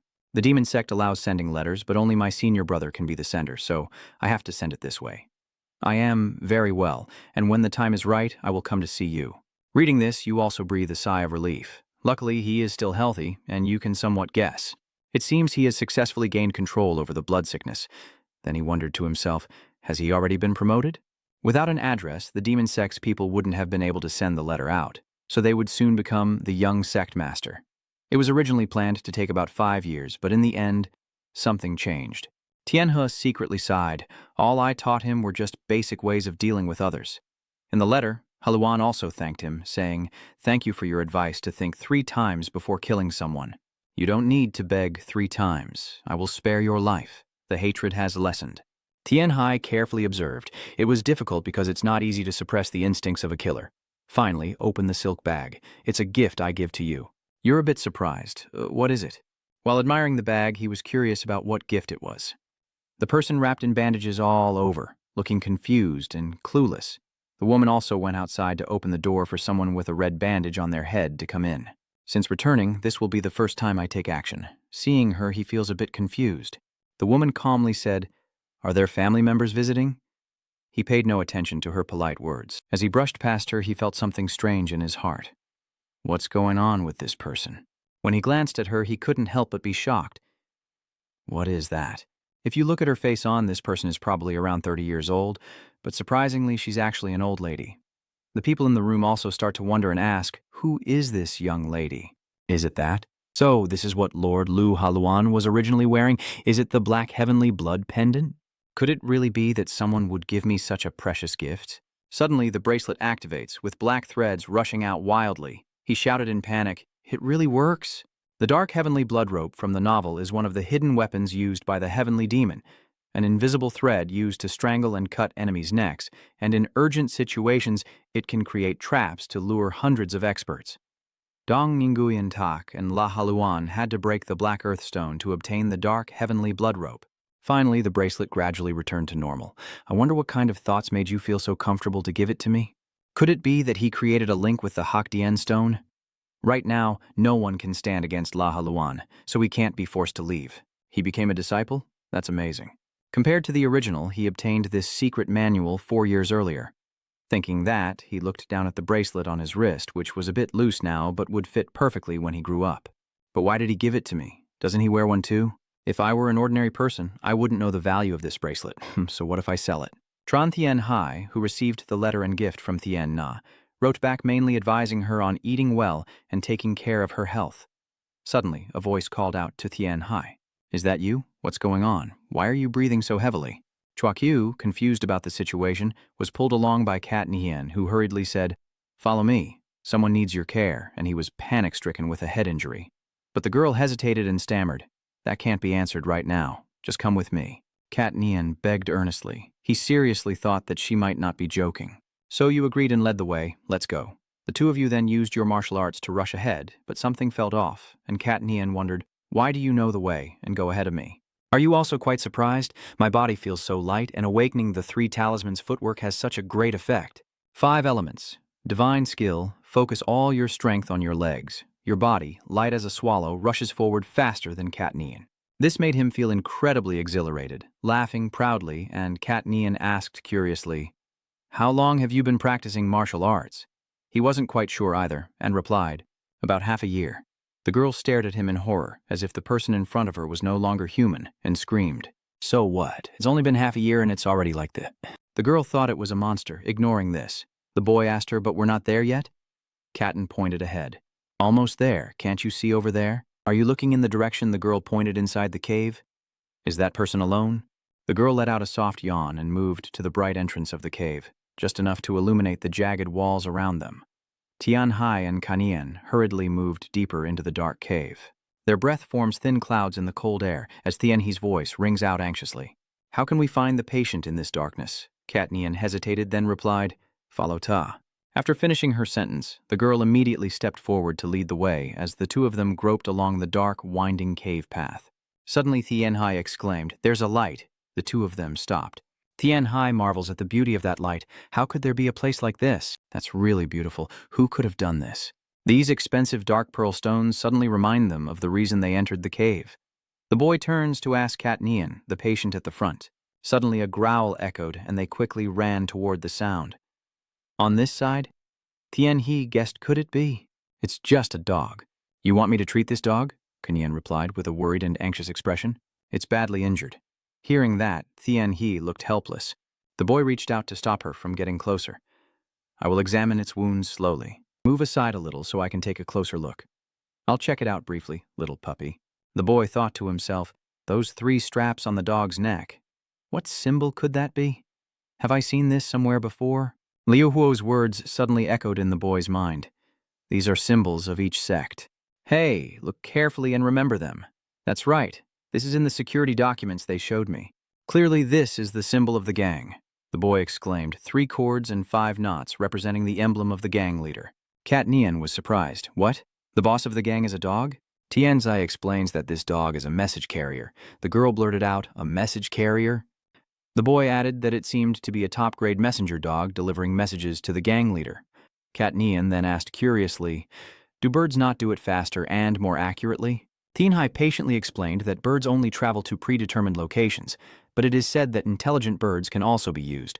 Dogs may be slower, but they can move in packs and navigate complex paths at the same time, using its sense of smell to track. Hearing this, Cat Nian couldn't help but ask in surprise, it's a complete spiritual creature. Tian He avoided her question. After all I know is just the basics. I need to find someone knowledgeable about this because I don't have much experience. Cat Nian asks anxiously, what should we do with this dog? Tianhai replies, I don't know either. I will try to give first aid and take it back to YCat for treatment. The boy gently lifts one of the dog's legs. Be good now. But at that moment, the dog immediately bared its teeth, growling fiercely, completely refusing to be approached. It suddenly lunged to attack the boy's hand. Tianhai was startled. Why are you like this all of a sudden? Cat Nian quickly runs over from behind to comfort it, saying, Huang Kao, be good, be good. Hearing the unfamiliar name, Tian He can't help but wonder. Huang Zhao, is its name Huang Kao?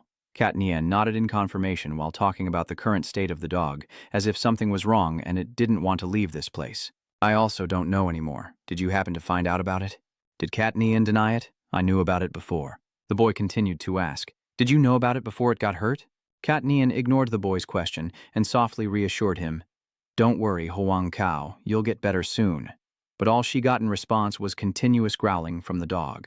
Tianhai secretly thought that the golden dog messenger in the novel would face many challenges in the future, with each event affecting the survival of the sect. Perhaps this dog must live for the sect to be saved.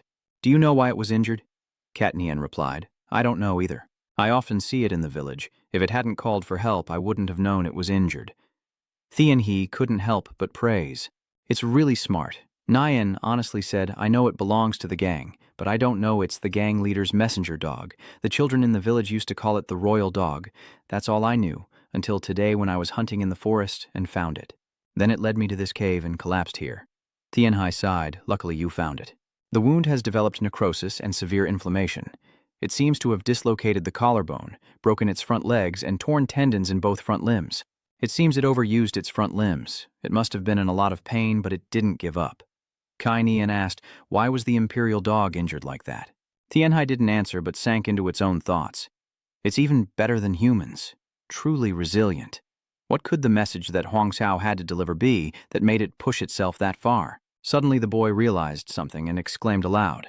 The opponent didn't use a sword but only fought with fists. He had tried to capture the messenger dog alive. A big question mark appears above Cat Nian's head. Why is that? Killing it and taking the letter of authority would be more effective, right? Tian He replied matter-of-factly. So what should we do with it now? If we can't bring it to YCat, can we call more healers here? Suddenly, the golden retriever bared its teeth and growled as if protesting the boy's suggestion. Tianxi was surprised, so it understood what we said? Catin agreed. It reacts very sensitively to your words. Tianyi sighs in frustration and asks, what do you want me to do? If you don't want to call more people, can you just deliver the message to us? As soon as he finished speaking, the boy was met with a fierce rejection from the royal hound. Seeing this, Cat Nian quickly interjected, absolutely not. Even if it's a spiritual creature, a dog is still a dog. It considers its owner as its life. Tian He had an idea, so he said, well, there is one way. Cat Nian immediately asked, what way? The boy suggested that he would first treat it and then take it to the disciples of the Kaibang, but he wasn't sure if it could send messages or hold out until it did. After saying that, the boy thought to himself, "There's no other way. I didn't expect this to happen in the martial world." This time, the fierce Huang Sao barked loudly, and the boy asked in confusion, "What's wrong?" "It's barking at me, right?" Cat Nian said uncertainly. "I think so." Huang Sao cast a glance at Hanhuo and then at Tian Shi, and the boy stepped forward to soothe him, saying, "All right, calm down.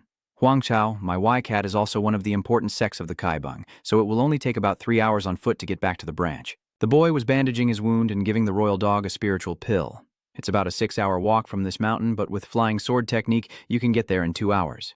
The boy carried the golden dog on his back because it's a spiritual creature, so you can endure, right? Until we get back to the branch of the Kaibang, you must not die. After being treated, the golden dog showed its goodwill by tilting its head toward the special, dark, bright pearl. Tran Tianhe and Vuong Cat Nian used that dark, bright pearl as a guide and immediately left the cave heading toward the faction's outpost. Stepping out of the cave, snow-covered mountains lie ahead.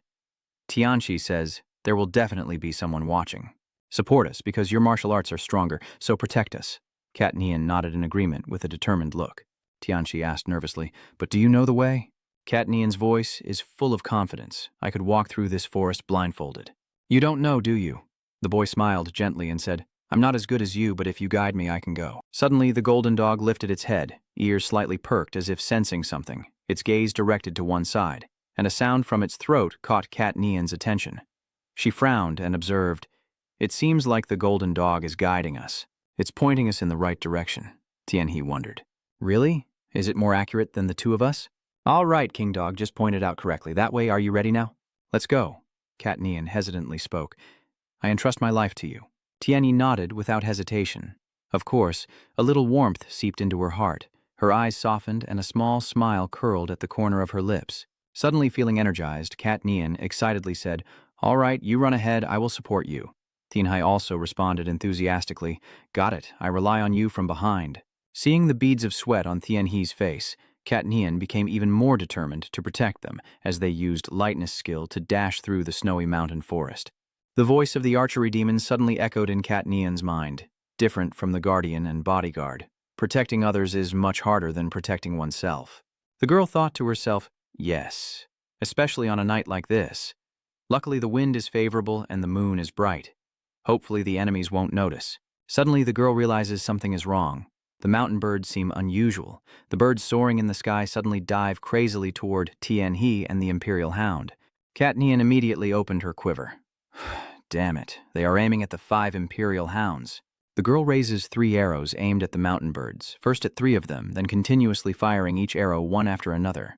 The girl's face is focused intensely, her sharp eyes locked onto the target as arrows fly swiftly through the air, piercing through the space between the trees, straight at the prey. The birds pierced by the arrows cry out in pain, and only then does Tianhe realize something is wrong. The boy's face couldn't hide his shock at seeing the birds pierced and stuck to the trees with arrows. "What? Are these birds chasing after us? Are you scared?" "Huang Sao, it's okay. With her support behind you, you'll be fine." Cat Nian stands firm amidst the snowy mountains with her bow in hand, a look of satisfaction on her face after just defeating the enemy. Sure enough, Huang Sao's scent was being tracked, and it seems the dog knew, which is why it hid deep in the cave. But once it comes out, it will be followed immediately. Suddenly, a strange noise sounded, causing Tianhe to be startled. He instinctively raised his hand to protect Huang Sao behind him. Cat Nian also heard it, and her face immediately became tense, her hand gripping the bow tightly in alertness. As expected, the position has been exposed. In an instant, the assassins suddenly leapt out from the trees. They all rushed to attack Tianhe from every direction, ensuring the safety of the messenger dog is the top priority. Kill the child. Huang Tao lying on Tianhe's back, growling at the enemies. The boy was a bit stunned, oh no, surrounded in an instant. As the assassins prepared to strike, suddenly arrows came from nowhere, catching them off guard. Watching their comrades fall one by one, the remaining ones were left stunned. What? What's going on? Is it not just it alone? I can't get close. Faced with the barrage of arrows, the assassin temporarily hid behind a tree trunk, frowning as he observed, quickly noticing Kai Nian, the child there, had a bow. Meanwhile, the teachings of the bow demon echoed in Kai Nian's mind. A critical hit is the goal of all archers, but it's not easy to achieve in actual combat. The opponent is also skilled in martial arts and knows how to avoid vital points. At that moment, what should I do? What must I do? Each arrow shot doesn't need to carry any deeper meaning. If I can slow down the enemy with just one arrow, that would be an advantage. The girl just managed to move and aim while thinking to herself, yes, the important thing is not a critical hit, but being confident in every shot fired. Her arrows keep bloodied the enemies, and witnessing this scene, Tianhe couldn't hide his amazement. Amazing, just like in wuxia novels, unfolding before his eyes, there's a huge difference between imagination and real experience. Cat Nian, are you okay? This guy is too scary. A rogue dodged Cat Nian's attacks with lightning speed and closed in on her. He swung a slash toward her, but she quickly evaded. The Demon Lord's teachings echoed in her mind. Don't fear close combat. Tension can cost you your life. Cat Nian quickly regained her composure, moved swiftly, and prepared to counterattack. In the end, the assassin was defeated by her. Katten just caught her breath and wondered what the letter Huangxiao was carrying really was. Other assassins are also chasing after Tianhai and Huangxiao over there. Don't be careless. These kids are not to be underestimated. Kat Nian quickly pulls out her arrow. Oh no, Tianhe is in danger, but she suddenly freezes. Damn it, I've already taken everything with me. At this moment, Tianxi is still running swiftly through the forest. The boy thought to himself, this place is truly terrifying. Suddenly, a bandit rushes in from the left and throws a dart directly at Tianhe. I've only been practicing. This is my first real fight, and the boy narrowly dodges each dart, using such sneaky hidden weapons. Seeing the boy's skills, the assassin couldn't hide his surprise. What the hell is that? It seems like it's using the 3 talents footwork. Not an advanced technique, but it appears to be avoiding everything with the basic footwork of a lower-ranked martial artist. Damn it, so annoying. Huangqiao suddenly barked loudly, and the assassin had already closed in nearby. Tianxi was panicked. Oh my god, how did they catch up in just a moment? The assassin suddenly widened his eyes as an arrow shot straight into him. Tianxi and Huangqiao were also stunned to see the assassin fall to his knees before them. Before I could understand what was happening, Cat Nian's urgent voice rang out. Run quickly. Don't look back. I will handle the rest. You go ahead. Tianhai looked like she couldn't believe her ears. What? You told me to leave my friends behind and run ahead? So what if they come again? I've run out of arrows now too. Hearing that, the boy was about to protest, but suddenly the golden hound barked several times, interrupting him. Tianhai thought he couldn't abandon her just because of the dog. At the same time, Cat Nian also thought to herself that even if it was important information from the martial world, it was not more important than Tianhe's life. She suddenly ordered to put Huangxiao down, surprising Tianhe. Huangqiao, Cat Nian confidently replied, yes, put him down and run, you must survive. Tianhe Chen Chu. But with such a pitiful look in his eyes, Cat Nian urged him to run quickly. They're about to catch up. Tianhai silently considered a solution. Damn it, is there no other way? We can't fight each person individually. The way is to gather internal strength and win with a single strike. Ah, I got it, that's it. The boy clenched his cloak to keep the golden dog closer, and suddenly shouted. Katten, run quickly. Katten asked nervously, what are you planning to do? Tianxi firmly said, just follow my orders. The boy closed his eyes and focused on channeling his energy, starting with the fire of the 5 elements divine skill. If he can turn and amplify his internal energy, then the light surrounding Cat Nian's body would be truly astonishing. An incredible display of the great internal strength of the golden metal from the 5 elements divine skill.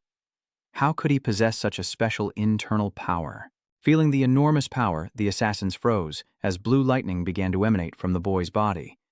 Tianhai shouted, run! Cat Nian receives the signal and immediately moves away. Tianhai channels all his strength into a punch into the ground. Lightning streaks weave through the forest and mountains. Snow begins to break apart into small pieces. Chung! It's a success. The snow and ice from the mountain peak are crashing down at terrifying speed, with avalanches flowing like giant waves sweeping across the mountainside. The falling ice chunks crash down fiercely, causing the ground to shake violently. The assassins panic as the ice keeps descending.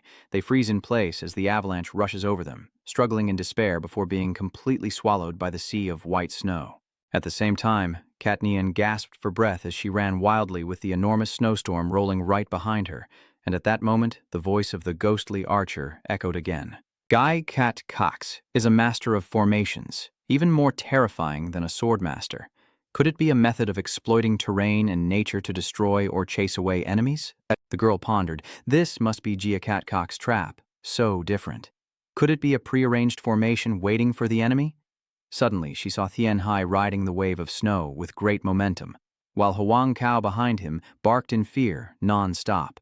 Tian Hai landed softly on the ground, then leapt up again, looking proud. Even though I don't play golf, I know how to ski. What is that? You're so excited, huh?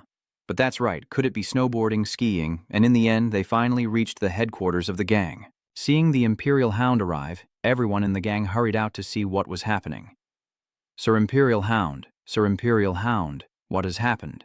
Huang Cao shouted in response. Tianxi was stunned. What, Lord Huanggo? One of them asked curiously, who are you guys? While Huang Cao was about to respond, Tian He suddenly presented a token, causing everyone in the gang to be visibly surprised. Cat and Hien hadn't yet understood what was happening, and wondered silently. What is it that makes them so surprised? The man suddenly said in a very serious tone, then gestured with his hand. This way, Master Y. Tian Hai felt a sense of pride in his heart. Indeed, carrying this token was truly advantageous. As soon as the branch leader saw Tran Tian He's token, he immediately recognized that the Y Vian of Baklin Ei Cat was made of metal, not wood. Because it is made of silver, it can be immediately recognized as the youngest fourth-generation leader of Baklin Y Cat. Could it be that the young master is a direct disciple of Baklin Y Tien Ovias Sai Vien Tio Bach Long? Hearing that, Tian Hai scratched his head and forced a smile. This is the first time I've been called the Little White Dragon Healer. Are they also secretly evaluating the Little White Dragon Doctor? That makes sense. The illnesses that Tran Tian Hai can treat are not ordinary. Suddenly, Tian Hai noticed something on the Huang Cao's body. A letter on its neck, so it was because of this letter that the Huang Cao came all the way here. You must treat the royal dog quickly. Bring a doctor from the White Spirit medicine room here as soon as possible. Bring all the medicinal herbs I mentioned. The person immediately obeyed. Yes, I will go prepare right away. He quickly assigned tasks to each member of the gang. In no time, everyone dispersed to find the Bailin Y pharmacy. At that moment, Tianxi turned to Canyon and said, before they finish preparing, let me see your wound, sit down. The girl hesitated and asked back. Oh, the boy said gently. It's lucky there are no serious injuries. Yes, just disinfect and stop the bleeding, and there won't be any major problems. You're really strong, thank you. Thanks to you, I survived. Cat Nian felt guilty. Because of me, you were in danger. You should also treat your wounds. I will take care of the Imperial dog. Tianxi immediately laughed and said it's nothing.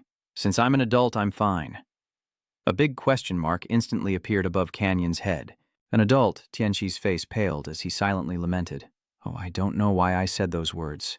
The boy laughed nervously and said, I am older than you, so I can treat it later. After all, the 5 elements divine skill can help with recovery. But those words couldn't fool Cat Nian. The girl pondered silently, clearly the same age, but he had very deep eyes, making it hard to read his thoughts. Although everyone always said she was more mature and thoughtful than others her age, Tran Thien He was somehow very different. Today, you saved a dog, but it also means you saved someone important to the clan. Tian Hai smiled kindly and said, that's also thanks to you. Captain A, if it weren't for you, I wouldn't be able to protect the Imperial dog. The dog suddenly barked a few times, but no longer looked fierce.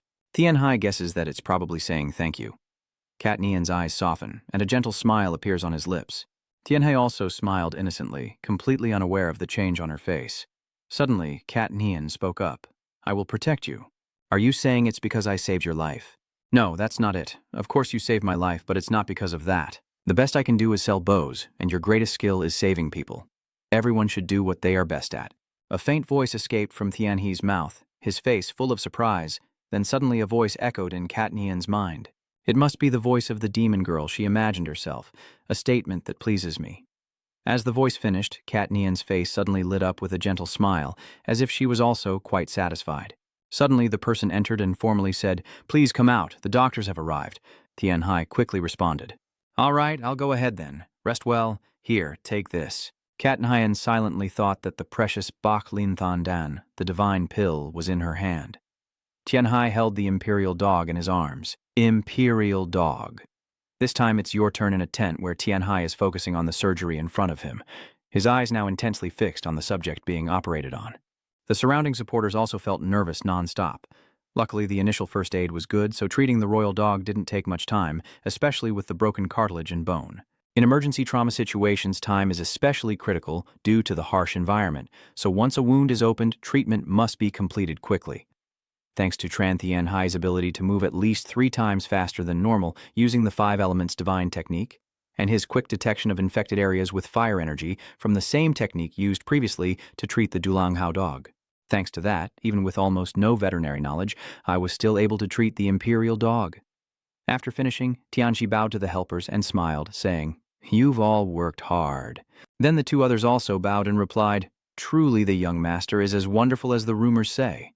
Master Bai Lin has very keen eyes, and Tian He modestly responded, "You're too kind." Tian Hai then spoke again, saying, "Everyone is very talented and has been very helpful." Then he thought to himself, "I thought people would ignore me because I am a child, but I didn't expect them to be so enthusiastic." One of the helpers, feeling confused, asked, "Anyway, isn't that level of cleanliness quite good?" They looked at the pile of stuff and continued, "I thought it would be dirty and smelly, but the inside of the tent is cleaner and brighter than I expected." The person nearby replied, "Well, even among martial artists, everyone has their own personality, and beggars also have their own traits. If some beggars prefer to be dirty, others prefer to be tidy." Hearing their opinions, Tianxi was slightly startled, thinking to himself, "That's true. Even beggars don't have to be messy. With high-quality information and putting in maximum effort, can they really earn as much money as they wish?" Moreover, the kaibang costs less to maintain than the han ngu mon. He let out a soft and thought, "Does kaibang really have no money?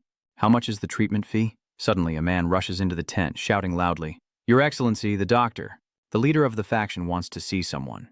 Hearing this, Tianxi was startled and turned around just then. In a hut, Tianxi gently lifted the cloth covering and slowly stepped inside. After entering inside, he faced 3 men in front of him. As soon as he sat down, Tianhai subtly glanced in one direction.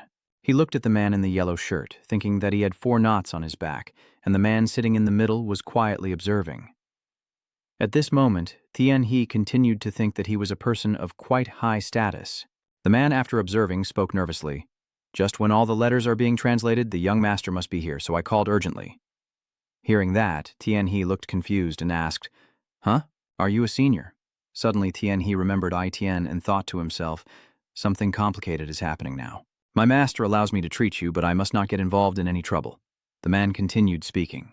The gang leader is now on the run after being attacked by masked strangers. Tian Hai looked at the man with some confusion and asked, "Attacked?" Then he silently wondered if it was the masked ones. Could it really be them? The man looked at Tian Hai and replied, "Yes." The gang leader personally went to recover a divine artifact for quite a long time. "So, you mean the sect leader was retrieving an object but was also attacked by masked men?" Tian si tiep tuk noi, trong thu chuang ai noi, dabi thuong noi thuong kanang. Ngoi makausan nang hivai lientram matsuong, kong noi gika. Seeing their expressions, Tianai suddenly realized something and thought to himself, as expected, the image of someone with piercing eyes appeared in his memory, and he silently thought, "Little Demon Lord in the novel." The Demon Lord appears alongside other heavenly demon followers to make achievements. In that case, that divine artifact is also related to the demonic sect. Ending his thoughts, Tian He looked at the 3 people in front of him and asked, "What about the strangers?" The man sitting in the middle replied immediately. Most of them had been defeated except for a few, but one of them was especially strong and caught his attention. He said that he almost died, so he let him escape. As he spoke, the man pushed the letter in his hand forward. Then he hesitated before continuing, but he was also seriously wounded internally and unlikely to survive. Hearing the man say that, Tian He suddenly realized something and thought to himself, "It's strange. The gang leader should have died from the attack of these troublemakers. An effect of a butterfly appearing?" As Tian He was thinking, the man suddenly bowed his head in front of him. Seeing that, the person beside him also quickly bowed his head. The 3 of them bowed before Tian He and said, "I feel very sorry to make such a request to you right after your surgery, but our boss's life is in great danger. Please save him." Hearing that, Tian Hai was surprised. The man anxiously continued, "We only trust you now." Seeing that, Tian Hai continued to fall into thought. The sect leader and the little demon are connected. This just got complicated. At this moment, on a snow-covered mountain, inside the forest on the mountain's snowy peak, bloodstains quietly appeared across a jagged rock, spreading throughout a certain cave. Inside the cave, a dark mist is swirling, and soon after, a figure is seen writhing on the ground, gasping for breath. Touching the wound on his body, he mutters, "Damn it, so that person is Ha Luan." At this moment, he was breathing heavily while thinking, with a decisive and deeper thought that the old man was already dead. Haluan closed his eyes tightly, then gently coughed and continued to wonder why he hesitated. The person called the boss is surprisingly soft-hearted when it comes to feelings. After all, how many can ignore a child crying out for their mother in the cold mountains? When he saw a crying child, the leader of that gang accidentally caught sight of him and gently lifted the child onto his back. Remembering the image of the man carrying the child, Haluan continued his train of thought. I never expected that child to be a disciple of our sect. Even as the leader of this gang, I couldn't ignore the scream of a child. Then, a masked person turned around and spoke to his comrades standing behind. He has no right to become the leader because he easily softens due to personal feelings. Don't forget the most important rule of our Sun and Moon Divine sect. Long Traken is the weak point, and while the boss of the Kaibang is carrying him, the child suddenly draws a weapon and tries to attack him. The child's weapon pierces deeply into the Kaibang boss. Meanwhile, Haluan's thoughts continued.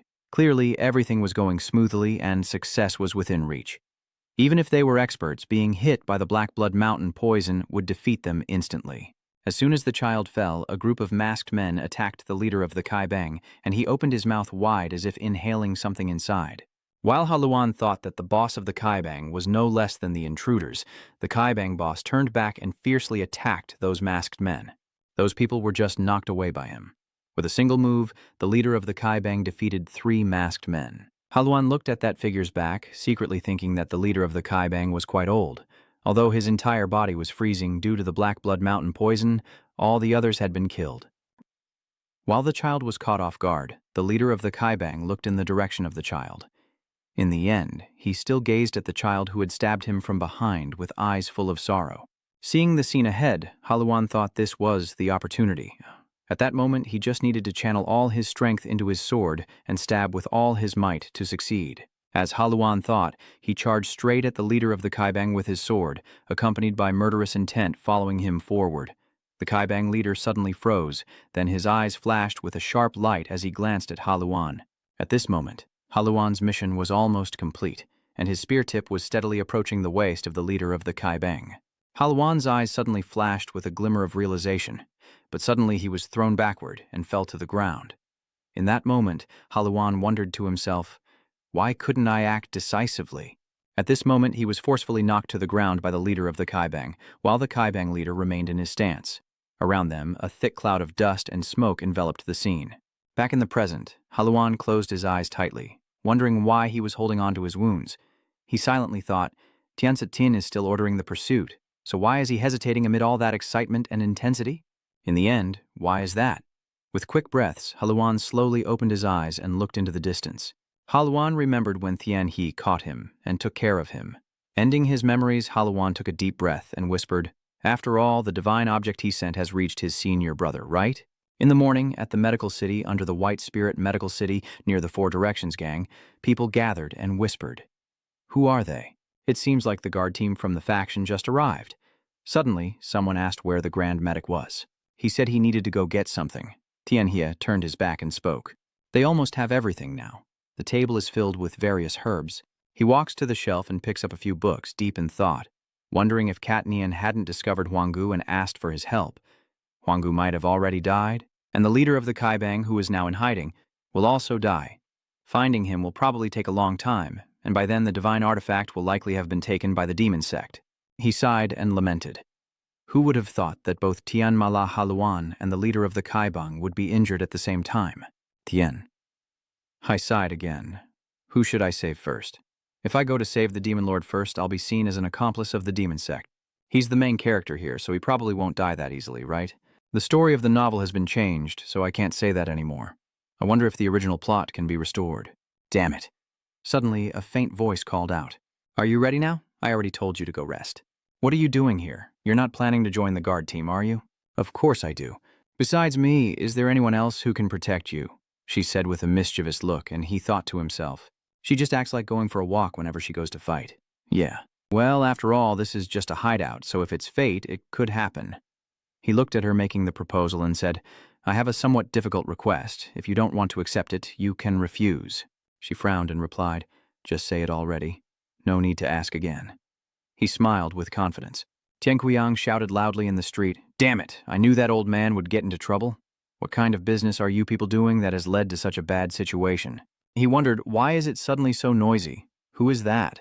The leader of the gang is getting scolded non-stop about those ropes and knots. This woman is no ordinary person, and she even has a hilt to go with her. She has a terrifying scar on her face and looks to be over 30 years old. Wait a moment. Could it be that the next leader of the gang is Tuyet Kuyen? Her arrogant attitude and way of speaking definitely suggest it's her. I think her real name is Tuyet Hoa. That flower looks like her. It seems she will also join the search for the leader of the Kai Bang, and it's going to be very exhausting soon. Since she was young, she has been known as a genius martial artist and achieved the 10 unbreakable dragon fist at the age of 20. She has been involved in and advising major affairs of the martial world from behind the scenes. But after this incident, she will lose her mind and wander far away. Still, she is the one who continues to search for the leader of the Kai Bang. Even though the Kai Bang has given up searching for him, she searched alone for 8 years and finally found out that the culprit was, her, laughing loudly and saying, "You know, my nickname is the dog, right?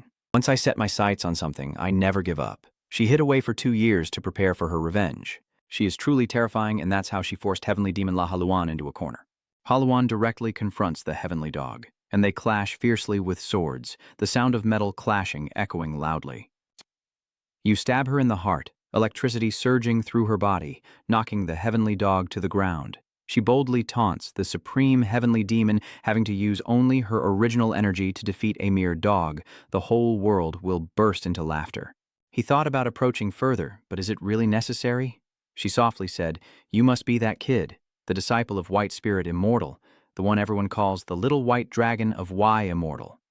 Hello, this is the gang leader you confidently introduced yourself as. I am Tuyet Kuyen, called so because I resemble a one-eyed dog. You can call me Snow Dog or Snow Cow, whichever you prefer." I humbly reply, "Of course, thank you for saving the Snow Dog." She smiled and said, "The food for the Imperial Dog is all delicacies from mountains and seas, you know." The old man really takes good care of him. He thought to himself that she was stealing food from a dog again. It seems people really aren't calling her a dog for no reason. Suddenly she gritted her teeth and said, "That old man won't die that easily. I'm sure he's still alive somewhere." "Child, I can trust in your abilities, right?" Tianhai fell silent unexpectedly. "All right, are you ready to go? Then let's head out." He said yes. He thought cautiously, she still hasn't found her own answer yet, huh? Suddenly she raised her voice and left. He pondered that the parents of the demon ancestor of the Ta sect had committed many wrongdoings throughout their lives. Her story began when her parents were slaughtered by that sect leader. Neither he nor Snowflower knew at that time that she was a descendant of the demon race. If she knew, it would probably be hard for me to treat that old man as my master. She used to be Snowflower, the daughter of a demon, and now she is Snowhound. I wonder what she was thinking during the 8 years she searched and the 2 years she spent preparing for revenge. He quietly watched her as she spent 10 years fighting against the demonic sect. She turned around and shouted, "What are you doing?" "Little guy, come here quickly." He hurriedly approached. Yes, the Martial World Bright Phoenix League branch, a temporary outpost of Baklin Y Cat, suddenly makes a loud noise inside, drawing everyone's attention. The confused young boy shouts loudly, "What on earth is happening?" Baklin Y Tien glared at the Vo Lam Min Fong Long branch. Meanwhile, Tran Thien Hyo and Kat Nhayan continued their journey while at Bai Lin Y Cat. Even the Master Bai Lin went to Fong Long branch to find injured martial artists. The 4 sect leaders under the Master's command worked tirelessly to treat all kinds of external injuries of the patients. The clinic is bustling, the healer has arrived, and the young martial arts heroes are all cheering happily. The stern man wondered how someone who was supposed to be close to death could look so healthy. And the elders of the sect were asking the same question about everything happening in the martial world. A letter was sent to Bai Lin, who was still focused on the patients. As soon as he finished reading, he erupted in fury. Everyone was stunned and exclaimed the killing intent was terrifying. Why did he suddenly become like that? The person from the Jim Road, the divine doctor's martial arts have improved again. Has that monster become even more of a monster? Everyone keeps saying he's about to die, but every time I see him, he seems stronger. What does that letter say to make him so angry? Suddenly, someone shouted loudly, "My master!" The immortal with blank eyes looks at the person in front of him. "Please, Lord Y, calm down," he whispered. Dojo Master Dung Ho shouted loudly, "Even though I don't know what happened, please stay calm." He opened his eyes wide, his murderous aura quickly dispersed. He took a deep breath, and those around him relaxed, seeming to finally calm down, as if we were about to get into trouble. Itien slammed his hand on the table and said firmly, "I will stop the treatment here and return immediately." Dung Ho looked confused and shouted, "What? What do you mean by that?" "The Fong Long branch isn't finished yet." He glared coldly and said, "Tell the Fong Long branch to go down to the underworld. I have to leave right now, and tell the Martial Alliance leader to cover for me." "What do you mean?" he retorted. Do you accept responsibility for what will happen next? He turned away, ignoring the call. Waju, he is panicked and overthinking. Damn it, he completely ignored me. No one can stop him now. What exactly did the letter say that made him leave in such a hurry? Where could he have gone? Who would have thought that this piece of paper would be torn to shreds because of the terrifying killing intent? What are those scribbles on this high self-written page about the missing Y master? He glanced around. I can understand him, but how could he just leave like that? Master Y, on a snowy mountain there are many people walking along the mountain path. Qiankui shouted loudly, "This way must be nearby." Huang Xiao's voice is getting louder and louder. "I'll go ahead and head up front." She rushes forward. Tian Shi is surprised and thinks to herself, "It seems I'm not too late." She struggles. "Is Huang Xiao over there?" Tian Kuyen holds the dog's head and runs toward the light. She exclaimed in surprise, "A glacier. That old man really is quite clever, huh? Stay here, Huang Kao, bear with it. Even if these stones are cold, I have to break the ice now. Grab the stick, and if I cause a landslide, that wouldn't be good at all. I should go easy too, right? Old man, wait for me. You run away, hold on a little longer, I'm almost there." He is confused and witnessing it. What's that noise coming from behind? The crowd rushed over, and Tianxi was stunned as shards of ice shattered around her. The person on the cliff shouted, "What is going on, Lord Snow Dog?" She cheerfully replied, "He's over there, in the cave behind the frozen waterfall." The crowd was terrified. The sect leader is there, the ice cave appears before our eyes. All right, everyone, hurry up. The cold air is blowing around here. Old man, are you still alive? The call echoes out, "Old man." The tough icy spikes protruded, and an old man sat deep inside the cave, coughing heavily. The old man remained silent. The snowflower has arrived. The flames are raging fiercely, and those around exclaimed, "It's burning, it's burning. Quickly find more firewood." The group gathered around the flames, while others rushed to fetch more wood, and Tian Kuyen angrily scolded. Still, this immortal old man is worrying. Now only a little breath remains. Tianhai holds his wrinkled hand, guessing that the severe wound in his chest from the sword has no intact parts, and there's also a cold burn mark. Even with their poison, he can still hold on until now. Using the remaining internal energy to keep the life force alive doesn't seem easy. He turned to the people tending the fire and said, "First, everyone increase the temperature inside the cave." She said, "What? Wouldn't moving quickly be better?" The doctor explained seriously, "The cold burn patient cannot move. If subjected to external impact while frozen, the frozen liquids will destroy the cells." Suddenly someone objected, but it took some time just to gather firewood, so he explained further without worry. "That's why I have mastered the 5 elements divine technique of water and fire energy, even reaching the 5 stars. They were stunned. What do you mean? Fire and water energies are 2 extremes, so internal energy can easily conflict. Are you sure about that? I heard that the White Dragon Medical Institute hasn't mastered the 5 elements divine technique for long. Really? He replied. Yes, I can still do basic first aid, the man said with a tense expression. You say it's possible? It's something you can learn when your inner strength is still weak. The key is how to regulate internal energy, continuing to combine the 5 elements divine technique from when the internal force is still small, like a seed, and repeatedly causing conflicts. The foundation is crucial, even for small matters. It cannot be neglected. He lets him get closer to the fire, his face expressionless. Tianhai closes her eyes, channeling her internal energy into him as she quietly observes. He concentrates intensely, his internal energy enveloping him, starting with powerful and gentle water energy, then moving to light and sharp fire energy. If they clash from the beginning, it will cause conflict. After surrounding the water energy with fire energy in a spiral shape and harmonizing them, the fire and water energies merge together. That power gradually transforms. His power erupts. Well done. The cold energy invading the acupoints has endured the 5 elements divine energy. Next is the terrifying burning cold, which is transmitting internal force fiercely. If it clashes with the cold energy, the patient could suffer internal injuries. I will extend the time. The vital energy curves and gathers into a sphere, surely melting the ice in the acupoints bit by bit while channeling internal strength inside.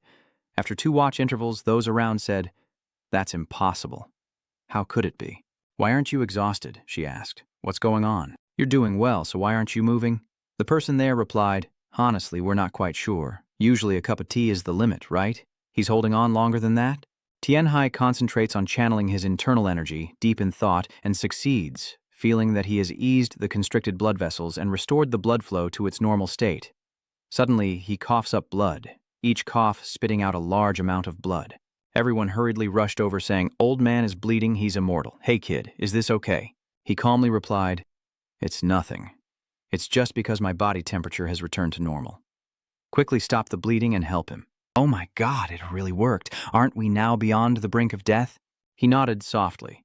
"That's the first step, but the internal injury is still very serious, and the external wound from the attacker's attack, the sword wound through the intestines. Luckily, the sword didn't hit a vital spot." She admitted that it was truly lucky. He stood up and replied, "The young one has transmitted internal energy, and the bleeding has been stopped successfully. But there's another problem now."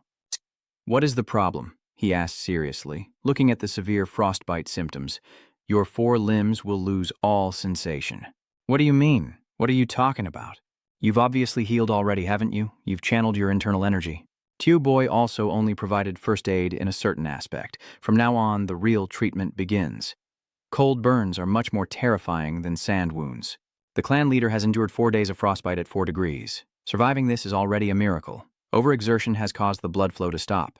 If you forcefully move him over a long distance, he will become a cripple for life, she asked carefully. "So, you say we must resolve this from within at all costs?" He replied, "Yes, that's right." "The old boss, do you have any treatment methods?" "Anything is fine. Just tell me what to do." "I have prepared what is necessary, and above all, what matters is determination." Determination. "Your right hand and left foot, all 5 fingers and toes must be removed." She was stunned. "What did you say?" "Everyone around is worried." "Bangju, are you saying you want to give up living as a martial artist?" "No, even living as an ordinary person." "Hey kid, are you right?" "See, our gang leader is not easy," a faint voice calls out. "Tuyet," she was surprised. He whispered. Tuyet hurriedly ran over. "Boss, you're awake now. You cough and shout so loudly, how could I not wake up?" "Anyway, I regret not being able to set an example, so that's why they treat you like dogs. The immortal old bastard, are you awake now?" They cheer as he coughs. "Boss, you're awake." The heavenly hound shouted loudly. "That quack said we need to cut the old man's limbs, but he's just letting it be. Look, he's healed and whole, kid." He whispered, "So indeed. Bak Long Y Clinic is truly a renowned doctor. All 4 limbs have no sensation. So you say only cutting those 2 parts will save him?"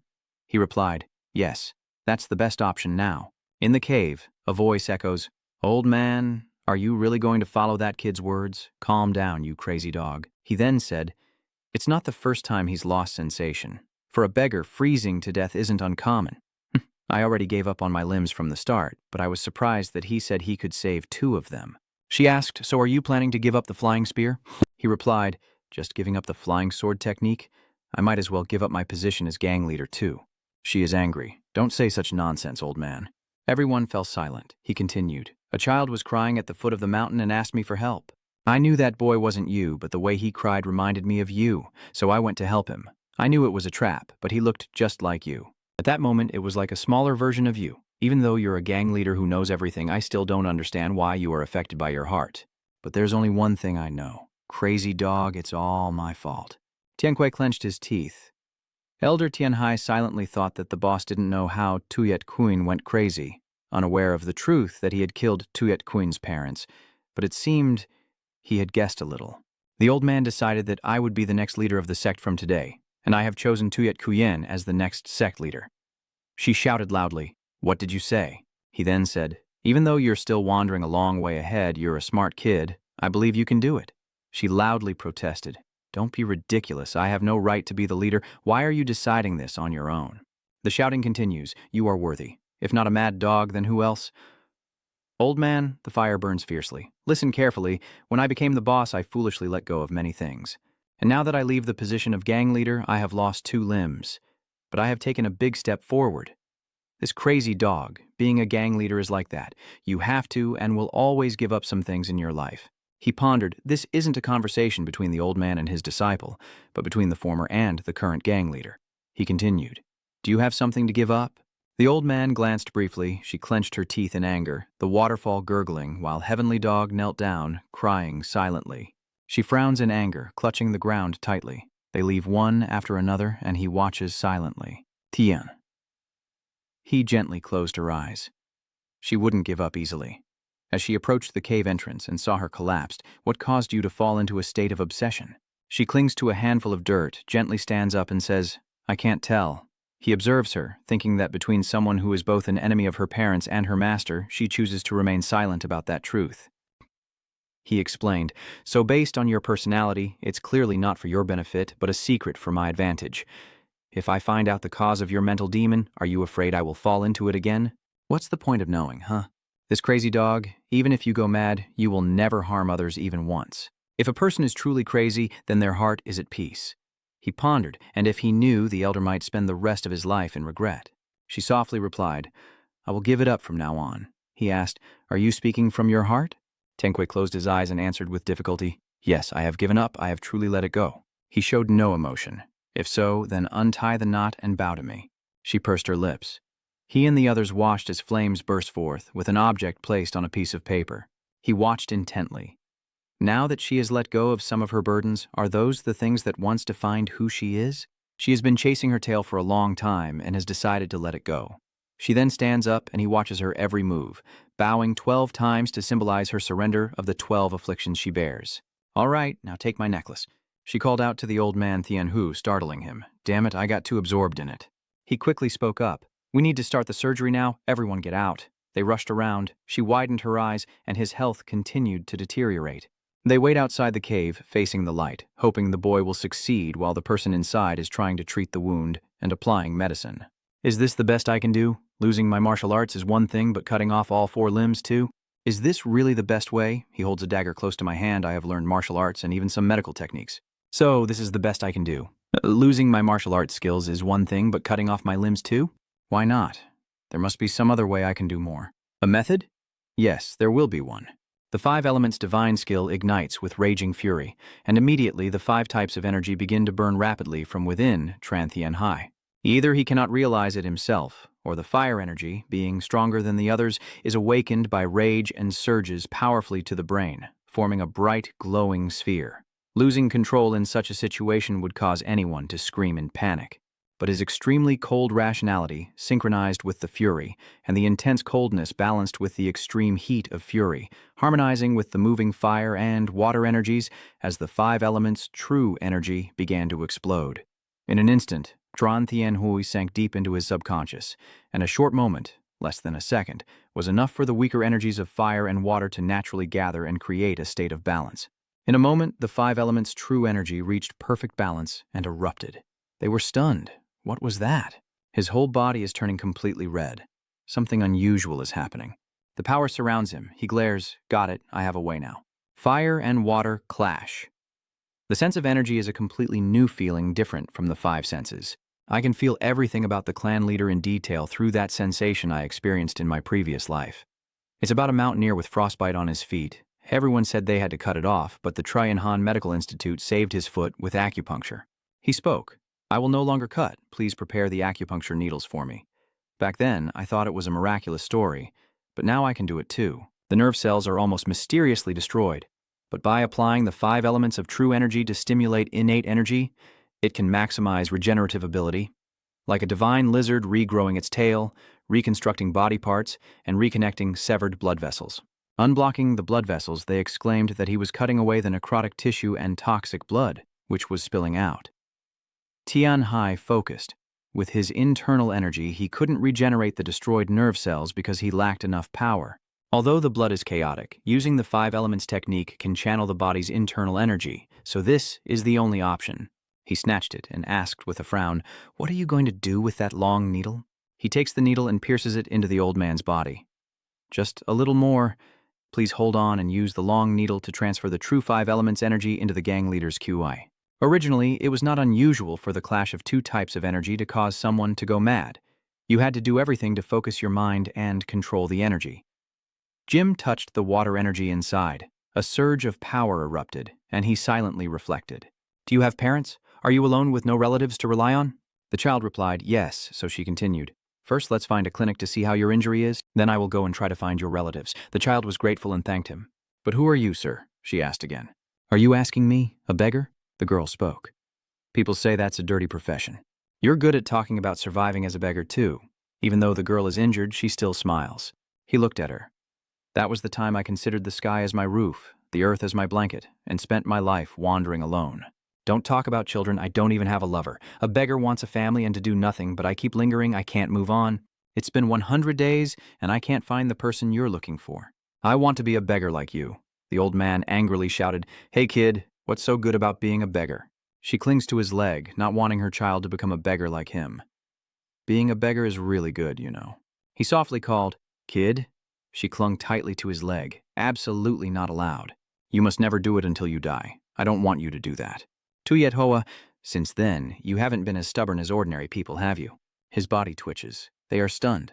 No way. The hand with gangrene just moved. It really is the top student of the masters. Under the ice-filled cave, the group is taking a break. One of the disciples suddenly notices and quickly shouts out, "Someone is running here, surprising Tien Huyen. What is it?" The medic rushed forward anxiously, surprising everyone in the gang, then quickly reported, Boss, he's awake." Upon hearing the news, she looked serious and thought to herself, "Old man, you're heavy on the mat, but I thank you for saving me. The clan will never forget this kindness. It's no problem at all." Tianxi sincerely said, "What kind of favor is that? You need to recover first and then quickly check on the gang leader." He himself also realized that, like a piece of wood, it's said to be able to save, but indeed, all 4 limbs still need to be cut. It's just a pity that I still have many things left unsaid to that kid. Now, Tian Kui is rushing headlong. From the secrets of the martial world to the hideouts of the gang and countless stories only the gang leader can know. There, you don't need hands or feet, just your internal energy to pass on messages. That's right, just like that. All the underlings and Tian Kui rush over shouting. The old man responds, "Those are his words. You're here, crazy dog?" And she smiled happily. "Ha ha, you're really awake now. Only after surviving can I say I am alive." Thien Kuyen was attacked and is left stunned. She easily gets annoyed and yells, "What's wrong, little one? I have to warn you, we can't meet yet. We have to wait until he's more stable." This request confuses her, but Va and Thien Hao are very determined. It can't be done. Overcome with worry, Tian Kui was flustered and panicked. He has woken up already. Why is that? Is it not allowed? Feeling very anxious inside, she begged just a little, but was completely refused. "Yes, I can't do this. I can't stay calm anymore." Tianquan tries to scream. With the current situation and still being so fragile, it's so worrying, what can I say? Seeing his anguished expression, Tian Hao understood, but could only be helpless. "Sorry, Junior. You should have tried harder." And the clan leader also calmed down. What is he saying? Even if Bailin Yiyin comes, there's nothing more she can do now. She kept turning around and emphasizing, yes, little Bailong did his best, and this is really the best he could do. Next, Tian Hao reported that everything was intact except for the 2 fingers. Hearing this, the sect leader was stunned. 2 fingers? You mean 2 fingers. He confirms cautiously, yes, the index and middle fingers on his right hand, I can't save these 2 fingers. Because Tian Hao himself understands that fingers are important to martial artists, yet the clan leader's eyes widened not out of regret, but from shock. So are all my limbs except for 2 fingers saved? The miracle appeared, making Tianquan happy. Was he surprised? It's really not Langbam. How could this happen in the face of their astonishment? A team of doctors is very happy, smiling because they saved another person. Hearing from Tian Hao, yes, the internal energy was also somewhat depleted, but that's enough to make the younger disciples extremely happy, reassuring them not to worry, and he quickly assured them that if they rest well, they can regain their martial skills. The ancestor was so shocked that he almost fell back. What? Even my martial arts? Are you saying I can pick up the dog-beating staff again? Tian Hao still feels conflicted, of course, because his 2 damaged fingers are gone forever. But for him, that's more than enough. What are you talking about? Just a moment ago, 4th brother was carried away, but now only 2 fingers are ruined. What more could anyone hope for?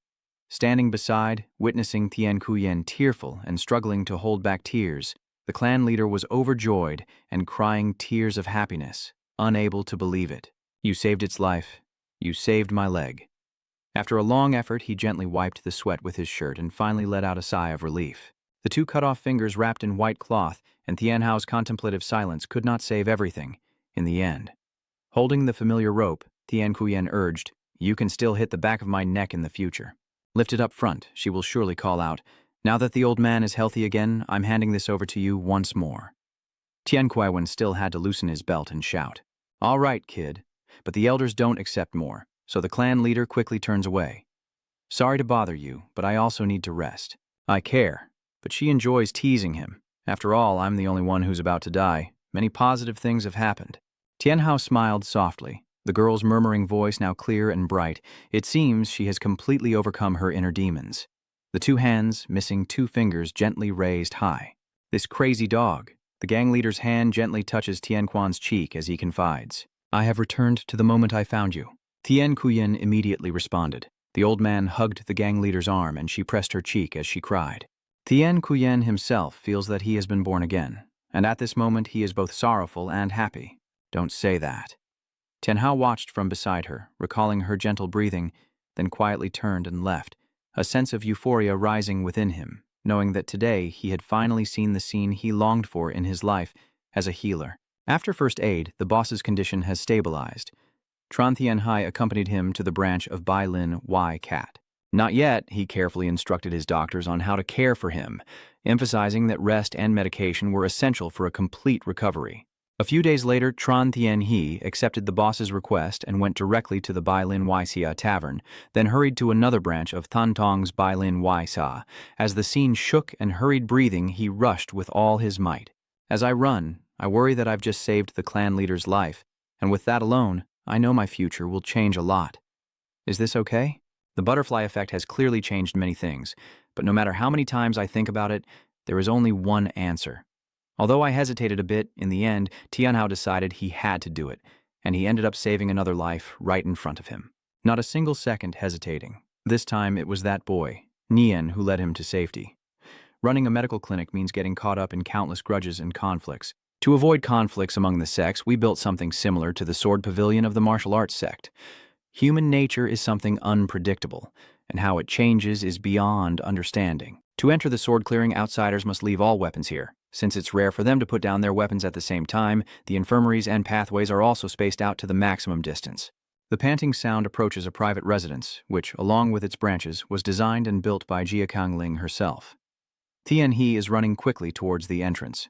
Tran Tian He indeed had to go around several times before reaching the villa where Vuongkat Nian was. Ni recognized that Tian He was running towards her. "You're here already?" Tian Hai put his hand on Kat Nian's shoulder and said, "Thank you. You've worked hard, thank you." Kat Nian replied, "You always say thank you." Tian Hai, half-joking, asked her, "Are you like that? How is the little guy?" I pointed inside. She's already given first aid and medicine, and now he's sleeping soundly. The two of them opened the door and entered the room. Tian Hai looked inside and saw Haluan resting on the bed. Some medical tools and a teapot are placed on the table. Haluan's arm has also been bandaged. "Tian." Hai only then relaxed and gently wiped the sweat, looking at Kat Nian with a grateful expression. "It's fine now. It seems there are no major issues left. Now just focus on recovery." The girl replied, "So lucky." Now I realized that while I was helping the gang, she had already found Duha and brought her back, right? Luckily, I asked Kat Nian for help. No matter what, I'm the young master, and I performed first aid, even lent her the villa. This guy has a lot of debts to pay. Haluan is still deep in sleep, and Tian He now approaches the bed, sitting down beside the edge, looking at the person on the bed. This kid has grown so much since the last time I saw him. Kat Nian looked at the scene and smiled softly, when suddenly a voice rang out. "I have a patient you don't know about, Yen Yi, with a cold expression, said, "You didn't tell this master before accepting a patient? Master, why are you here?" He turned back and saw Y Tian standing in the middle of the room. Y Tian asked, "Who is that guy?" Tian Hai silently laments, "This is a scene I never expected." He hurriedly explains, "I didn't mean to hide it from you. It was urgent, so, although it's an easy misunderstanding, I will explain everything."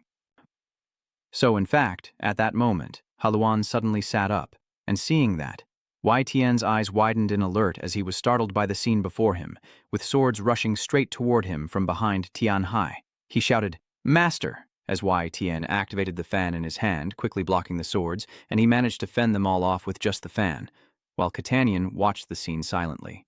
The swords fell one after another, hitting the ground with a loud bang, and Y Tian remained calm, unharmed. Tian Hai shouted and turned to look at the person sitting on the bed. What on earth is this chaos? Haluan, waking up, caught him off guard. He ran to the bed and said, "How could this be such a big deal when you are clearly just sleeping deeply?" It seems he's not rational anymore. Even the master wants to rush in immediately. Then he nervously looked at Y Tian. "This really is crazy." I Tian speaks. "So this is the kid I met before." "Yes, clearly from before." Haluan clenched his teeth tightly, his face hardening. Tianqi sees the tense scene and speaks to mediate. "We can't go on like this. We need to do something." "Wait a moment, master." He supported Haluan on one side and explained to Y Tian, "This is an accident. Give him some time. This kid's condition is not normal." "What are you doing now?" Haluan suddenly grabbed his wrist and pulled him back. Tianqi's head slammed onto the bed. "Calm down, kid. If you keep going, it'll become a big problem." "Is it because of demonic cultivation? Why is your strength so powerful?" There's no way to move. A stream of black energy surrounds the immortal. The immortal explains, "Is it the celestial assassin star?" I was too young to understand back then, but now I see, clearly. The black aura grew thicker and thicker, continuing to surround the immortal. "Hi, did you really go through so much trouble to treat that thing?" Tianqi grits his teeth.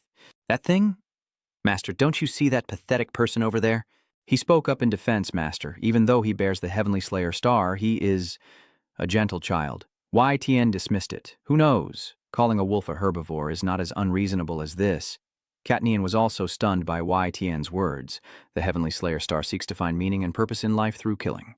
Tien He also became serious. Although a child, being born under the celestial Sat-Tin star means always being hunted. The dark aura now spread throughout the room, confusing Tien Hai. Damn it, why does it have to be so complicated? This isn't something I can fix just by trying. Haluan seems to be losing his composure, his face radiating murderous intent, while the immortal opposite him remains calm. Katnian observes the situation and contemplates.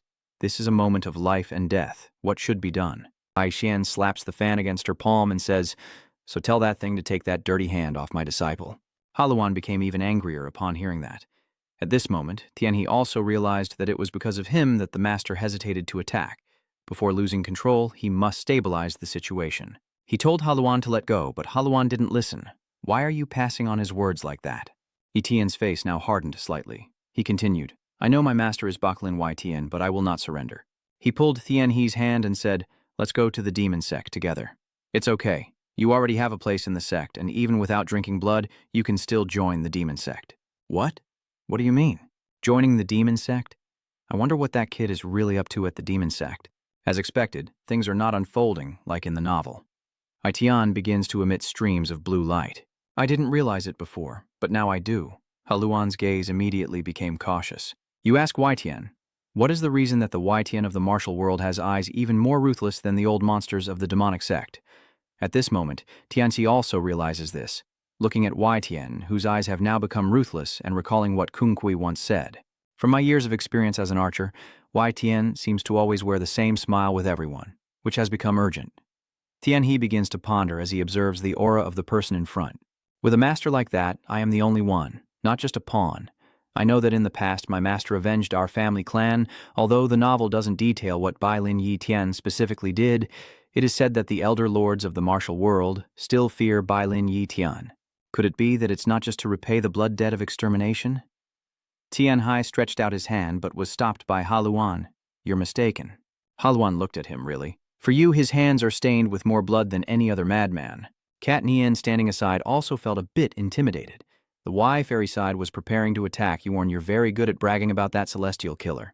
I warn you one last time. Take that hand away now." Haluan remained firm. "If you're annoyed, just look at it yourself." Then he began to chant. The chanting made Tien Hia feel uncomfortable. "Enough. What are you holding on to so tightly for?" He placed his hand on his chest, feeling suffocated. What kind of blood sacrifice situation is this? In the end, he shouted, "Master, Haluan is not a bad kid. Even though he's a heavenly assassin, he's living a disciplined life on his own."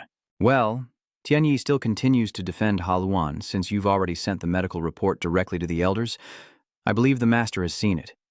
Otherwise, he wouldn't have come to this branch." His eyes grew determined. He turned and loudly said to Halun, "If you dare say that to my master, I will never look at you the same again." Hearing that, you froze up. "My brother reminded you that being able to treat you was also thanks to our master's medical skills, so stop this behavior." Katnian observes the situation, which involves those martial arts characters. Neither Haluan nor Wai Tien has given way to the other yet. "Please stop shouting and try to be more clear." Tianhai finally managed to free his hand from Haluan's grip. He looked at his swollen wrist, thinking it might be broken. "Anyway, this kid can still control himself. No, even if it's not that person, your method would be enough to treat it. But since you've already said that, I have no other choice." Wai Tian is still on guard, and he looks at Tian He's swollen wrist. "Hi, I can't understand why you became sworn brothers with that person. What should I do?" "It's all because you're too kind-hearted." Haluan was unhappy with Wai Tian's words. Ai Tian told Katnian, and moreover Lady Wang, this matter was handled too recklessly. If Kung Kui finds out, she definitely won't stay silent. Tian He was caught in a dilemma, blaming Katnian as well, truly suffocating. Etienne asked Katnian to go outside for now, and this matter will be dealt with again later. The girl heard this and bowed with her hands clasped. "Yes, Wai Tian. Tianhai looked at her. Cat Nian, is it because of me? Cat Nian looked at him anxiously. Tianhai, if I leave now, I'll be doomed. What should I do? She turned her back and left the room, silently praying for him. I'm leaving now. Stay strong. Tianhe moved forward until he was standing right in front of Wei Tian, whose blue eyes looked down at him with a cold expression on her face. He pleads, Master, please give me some time. A while later, in the medicine room, Tianhe is focused on preparing medicine. A look of exhaustion and deep thought is clear on his face. I'm going crazy. How did it become this kind of relationship? In the novel, it's a relationship between the main character and a savior. At this moment, Tianhe, exhausted, recalls and carefully analyzes. But Du Haluan is not the type to share his feelings.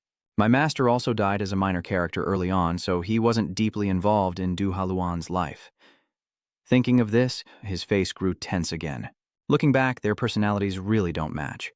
Tianhai now has the answer within himself. I have to improve this relationship by any means necessary. Then he takes the medicine to Haluan's room. On the way, Tianhe couldn't help but think that he had saved his master, who was supposed to have died according to the rules. As he thought this, his gaze became more determined. Du Haluan, even so, he has fewer enemies than in the original story. I wish he could live. The scene shifts now to Haluan's room, where his eyes show clear hostility, while Tianhe awkwardly pours tea on this side. Etienne sat opposite, her face still calm and expressionless. Tran Tianhe poured tea for both of them, beginning to enthusiastically convey the words he wanted to say. He told Du Haluan that his master is an amazing person who treats him so well, and that he told his master that Du Haluan is a kind, honest, and patient boy twice, even becoming his younger brother. He also said he hasn't forgotten the little boy who gave him a very precious bracelet. At this moment, he suddenly slammed the teacup down on the table. Etienne's face now clearly showed displeasure and anger as he questioned. Hi, you don't need to protect that thing so much. Haluan felt even more uncomfortable hearing this. To you, the master really is a huge presence, isn't he? Tianxi feels utterly helpless standing between them, yet still can't hear a thing. Well, even so, the master's expression has softened compared to before. Not long after, Wei Tian also coldly said, 2 patients? In those blue eyes, hostility and a cold tone are clearly visible. I've never seen in any records that the celestial assassin is that patient. Wei Tian directly mocks him. Your endurance is truly remarkable. At this point, Wei Tian turned to call his name. Hello? Yes, master, you speak gently. I have said many times that no one in this world is more precious to me than my eldest son. But when it comes to Haluan, Wei Tian's voice immediately changed. If it had been before, at this very moment in front of me, I would have already died. After hearing these words, he clenched his fist in anger. Over here, Tianhe saw this and turned to try to soothe him. Stay patient. Haluan, Etienne seems to care a lot about this matter. I seriously remind you that since you call that thing your brother and he calls you his elder brother, I can't just do whatever I want. Tianxi was a bit surprised and asked, so when the master says it's not easy to do casually, does that mean not acting arbitrarily? Etienne said very seriously, if that thing harms even a single hair of mine, I don't know what I would do. His eyes slightly narrowed. Etienne did not avoid but faced directly. Seeing the situation was tense, he quickly stood up to explain. Master, that won't happen. In the end, I will trust you this once since you've said so. But Wei Tian also won't let this go easily. Of course, I should investigate a bit as well. The master frowns and warns, this master also has friends in the demon sect. It looks like Tianhai is now very tense at the demon sect. Then Wei Tian also left. Watching his figure disappear, Tianhe couldn't help but think that it must be someone. After all, Baklin Wei Tian is the most renowned in the world. After a long while, he finally let out a sigh of relief, because he had succeeded. A few days later, Tran Tianhe was helping Du Haluan recover, and Bailin Wei Tian occasionally came to check on them. Some time later, from the herbal room, Kain Hien's voice could be heard from inside. But isn't it because of brother that they didn't fight?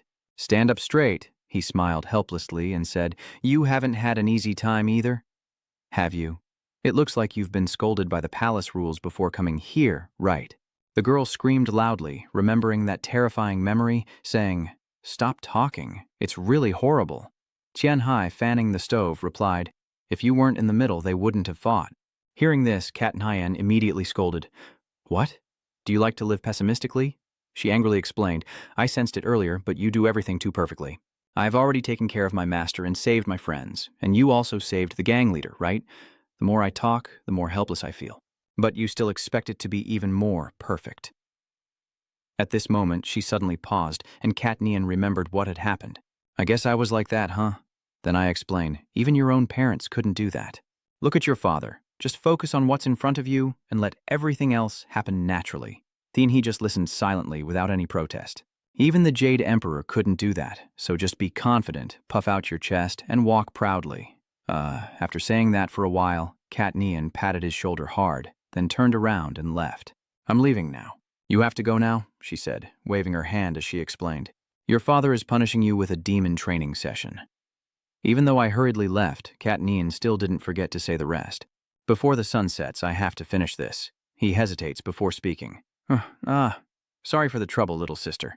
TNC watched as the girl left, a gentle smile on his face. Although he had changed from the original, he was glad he had saved his friend's life.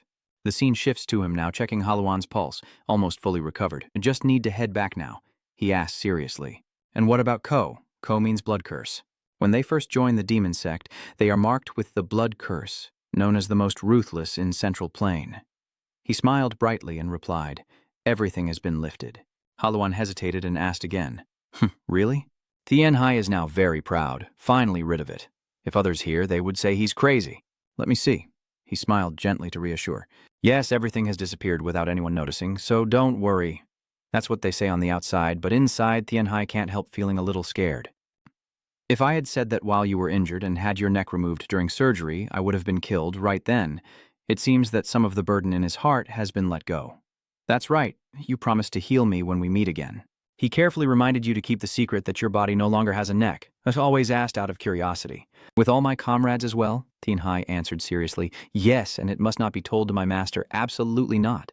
As soon as he finished speaking, he fell silent. Haluan now felt a bit confused, but my brother also found it strange. Why does talking about my story feel more like a conversation with a fortune teller than with a mentor? Hearing these words, Tianhe couldn't help but startle in panic. He couldn't help feeling helpless inside. That kid. To avoid suspicion, Tianhai immediately smiled and gave a vague explanation. Originally, a good counselor shouldn't be distinguished from a good fortune teller, right? Although there was still some doubt, Haluan finally believed. Well, that's true. Now I can finally breathe a sigh of relief. The main character really is terrifying. At this moment, he suddenly fell into deep thought, sometimes appearing like a young boy, sometimes like a celestial demon. My heart has become more resilient. Tianhai looked at him with a hint of worry and suspicion. Then after a moment of silence, Haluan suddenly spoke. I saved you again this time. I haven't been able to repay you yet. He asked gently, you don't plan to come with me to the main sect? Hearing that, he was a bit surprised. Tianxi carefully asked, demonic sect?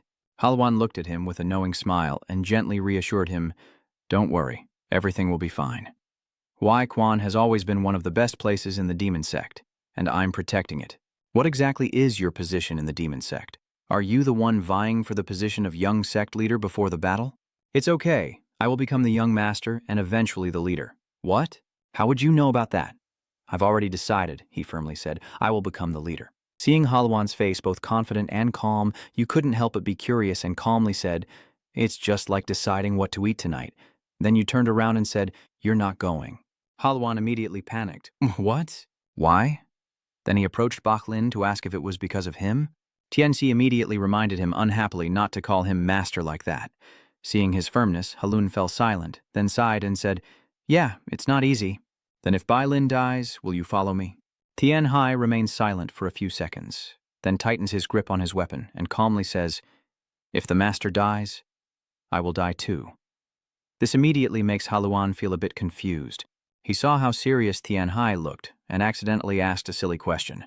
If that's the case, suppose you die, what would I do? Tianhai put down the item and asked back. And if I die, what will you do? Haluan said sharply. Of course I would kill you. The one who kills my brother, even if they are like demons or gods, I will kill them until they regret being alive, suffer to the bone marrow, and even do everything to save you. Tianhai stared intently at him, but did not reply. Then I'll do the same thing, all right?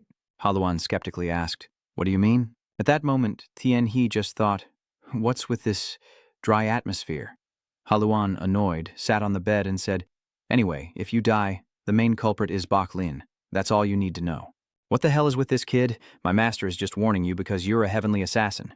But since you drank demonic sect water, your mind is full of demonic sect thoughts, right? He doesn't listen and just mocks. Bak Lin is really lucky because his disciple is so naive. He gets furious when he keeps talking, but the other side doesn't listen, and that kid is still like this. Then Haluan calmly declares, "Actually, your opinion doesn't really matter that much. You will definitely return to the demon sect."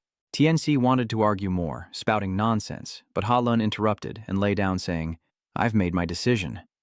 TNC felt very annoyed and said, "All right then, go ahead, you're discharged. Return tonight." Haluan lay on the bed lost in thought before suddenly sitting up. "You already said it? Are you really telling me to go?" TNC was about to go out and say, "That's not a joke." Halu wanted to say more, but he waved his hand, signaling Jia to leave. Then he sighed again and said, "All right, if someone blocks the way, just break through with your fists." Haluan asked anxiously, "What? Why are you suddenly talking about that?" Thien Hai signaled and said, "Just take it as my life advice." Haluan then fell silent, carefully observing the other person before reluctantly saying, "I understand. I will remember. You must wear that bracelet. Never take it off." Thien Hai couldn't help but smile, thinking to himself, "That's the fastest way to get through future challenges, little one." If he were an ordinary person, he wouldn't have caught it. But little brother Du Haluan is a kind and obedient younger brother. Tran Thien He simply saw Du Luan off, worried he might stay sluggish for thousands of years, so he let Du Haluan leave the hospital. He smiled as he watched Han Lun's figure disappear. Then suddenly a voice came from behind him, saying, "Have you finished saying goodbye?" He was startled and turned around to see that it was Bai Lin, and he was panic-stricken. "Yes, master." Bak Lin smiled broadly and said, "Did you rush to see the celestial assassin off?" He seriously replied, "Yes, Dua Ha Luan just looks that way, but is actually very gentle." Bak Lin closed his eyes and said thoughtfully, "Is he a gentle celestial assassin? I have never seen it in the old records, but thanks to my disciple I was able to witness it. Honestly, I don't care whether that celestial assassin is gentle or evil. I'm only worried about what's around you. But what should I do now?" Bak Lin suddenly sighed. "As a master, I have to suffer because of my disciple this way." The boy forced a strained smile in response. "Bak Lin pats your shoulder to encourage you, then you must keep training. No matter how crazy that thing acts, you have to be strong to protect yourself. Isn't that right? That's my younger brother. Nothing will happen to him." Bak Lin said sharply, "But they are not even real brothers. In the martial world, except for the bond between teacher and student, everything else is just fiction. Hi. The world is very frightening. Children kill their own parents, siblings fight with knives. So I guess my Hai needs a hellish training course." As soon as I said that, a black horse charged forward, panting heavily. Thane. Hai widened his eyes in amazement. "Wow, what a big black horse." Bak Lin looked and said, "This is my sincerity." He stared intently at the black horse, noticing it seemed uncomfortable with him. That's right, the path to hell is paved with good intentions. And then, under Jia Cat Lin's gaze, Tran Thien He began his hellish training. Jia Cat Lin knew that the sworn brothers of his disciple were the celestial assassin, but it seemed he never intended to let them go. Except for eating and sleeping, he dedicated all of his time to training. Seeing them train, Cat Nian and the Ghost King beside him both marveled that his actions are just enough to keep him alive. The Ghost King also looked on with a mixture of admiration and exasperation. That's right, normally he's like a caring master, but when training disciples, he's truly a demon lord, calling him brother. But Tianxi never complains, he's really incredible. Suddenly, the demon lord, with admiration in his eyes, said, "Both disciples and masters are formidable people. Right now, Tianhe is focused on practicing the three talents fist, and even with his eyes closed, he's experienced this situation countless times. Tran Thien Hai, through his practice, has gained a deeper understanding of the importance of what is called the fundamental foundation. He is Nuliing with all his might to master the martial art he always values. Based on the spear technique recommended by Bak Lin Y Tien, he created a new internal energy combining 4 types of qi: wind, fire, water, and metal, all different from the 5-element divine skill with lightning.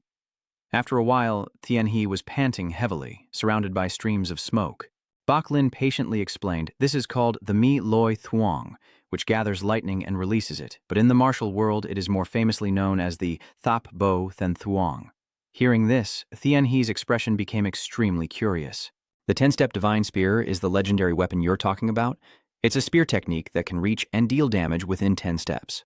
Bak Lin continued explaining, "For martial artists, they usually only use swords and fists. If there was a martial arts competition, only 1 or 2 people would use spears. Fighting with a sword and fist, the spear will have the advantage. After hearing this, he stared intently at the thong in his hand, thinking, that's right. Dua Haluan also uses a sword. Now I understand why my master told me to use the spear. Baklin smiled and said, Hi Ni, congratulations on reaching the initial stage of the 10 Divisions Divine Spear. No matter how you look around the Gia, only once is enough to break through into this stage, and you're the only one. Tianhai forced a smile, thinking to himself, but there's still one more training session before death. Suddenly, Bai Lin frowned. A red flash shot through his eyes and his 5 internal organs shattered, causing him to clutch his stomach and cough up blood. Seeing this, Tianhe hurried over and called out, Do, master! Bai Lin can't stop the violent coughs. He's coughing non-stop. After a moment, he collapsed, and Tianhai hurriedly caught him. Master! Luho, master, it's him. He kept calling. Luho. Luho ran over from afar and asked what was wrong. Upon seeing the situation, he gritted his teeth in panic. Baklin was almost unconscious, and Tianhe called for the master beside her. But in the end, Baklin couldn't say a word. At the alchemy hall, Tianxi was fanning someone with a paper fan, worried that the situation was getting worse day by day. Although he had lived longer than in the novel, he still couldn't change the outcome. He continued to take out paper to write, talking to himself, having tried warming the body and using antibiotics, and had attempted to add fire element into the body, but he still felt powerless. Yet it was still not enough. There must be clear progress before that can happen. In the late afternoon, as the sun is setting, Liu Hu is talking with Tianhe in the backyard. He suddenly asked, confused, What do you mean by that, young master? Tianhe said very seriously, I need the Huyan Guyan 5 Elements Divine Pill. Do you not understand? Then let me explain again. Liu Hu said with a slightly unpleasant expression. No, I didn't mean it that way. So why do you need that? Is it a medicine that can save the master's life? Oh, I see. But that thing can only make the dizziness go away temporarily. It can't solve the root problem. Tianhai felt a bit confused inside. It's not a big deal, so why is it so sensitive? You explained that even if you used both pills, it wouldn't help at all. Suddenly, Liu Hu closed his eyes in thought and then, with fierce killing intent, said, Still, isn't it better than nothing? You probably aren't the kind of thug who would steal the master's medicine to gain internal energy, right? Tianhai was surprised.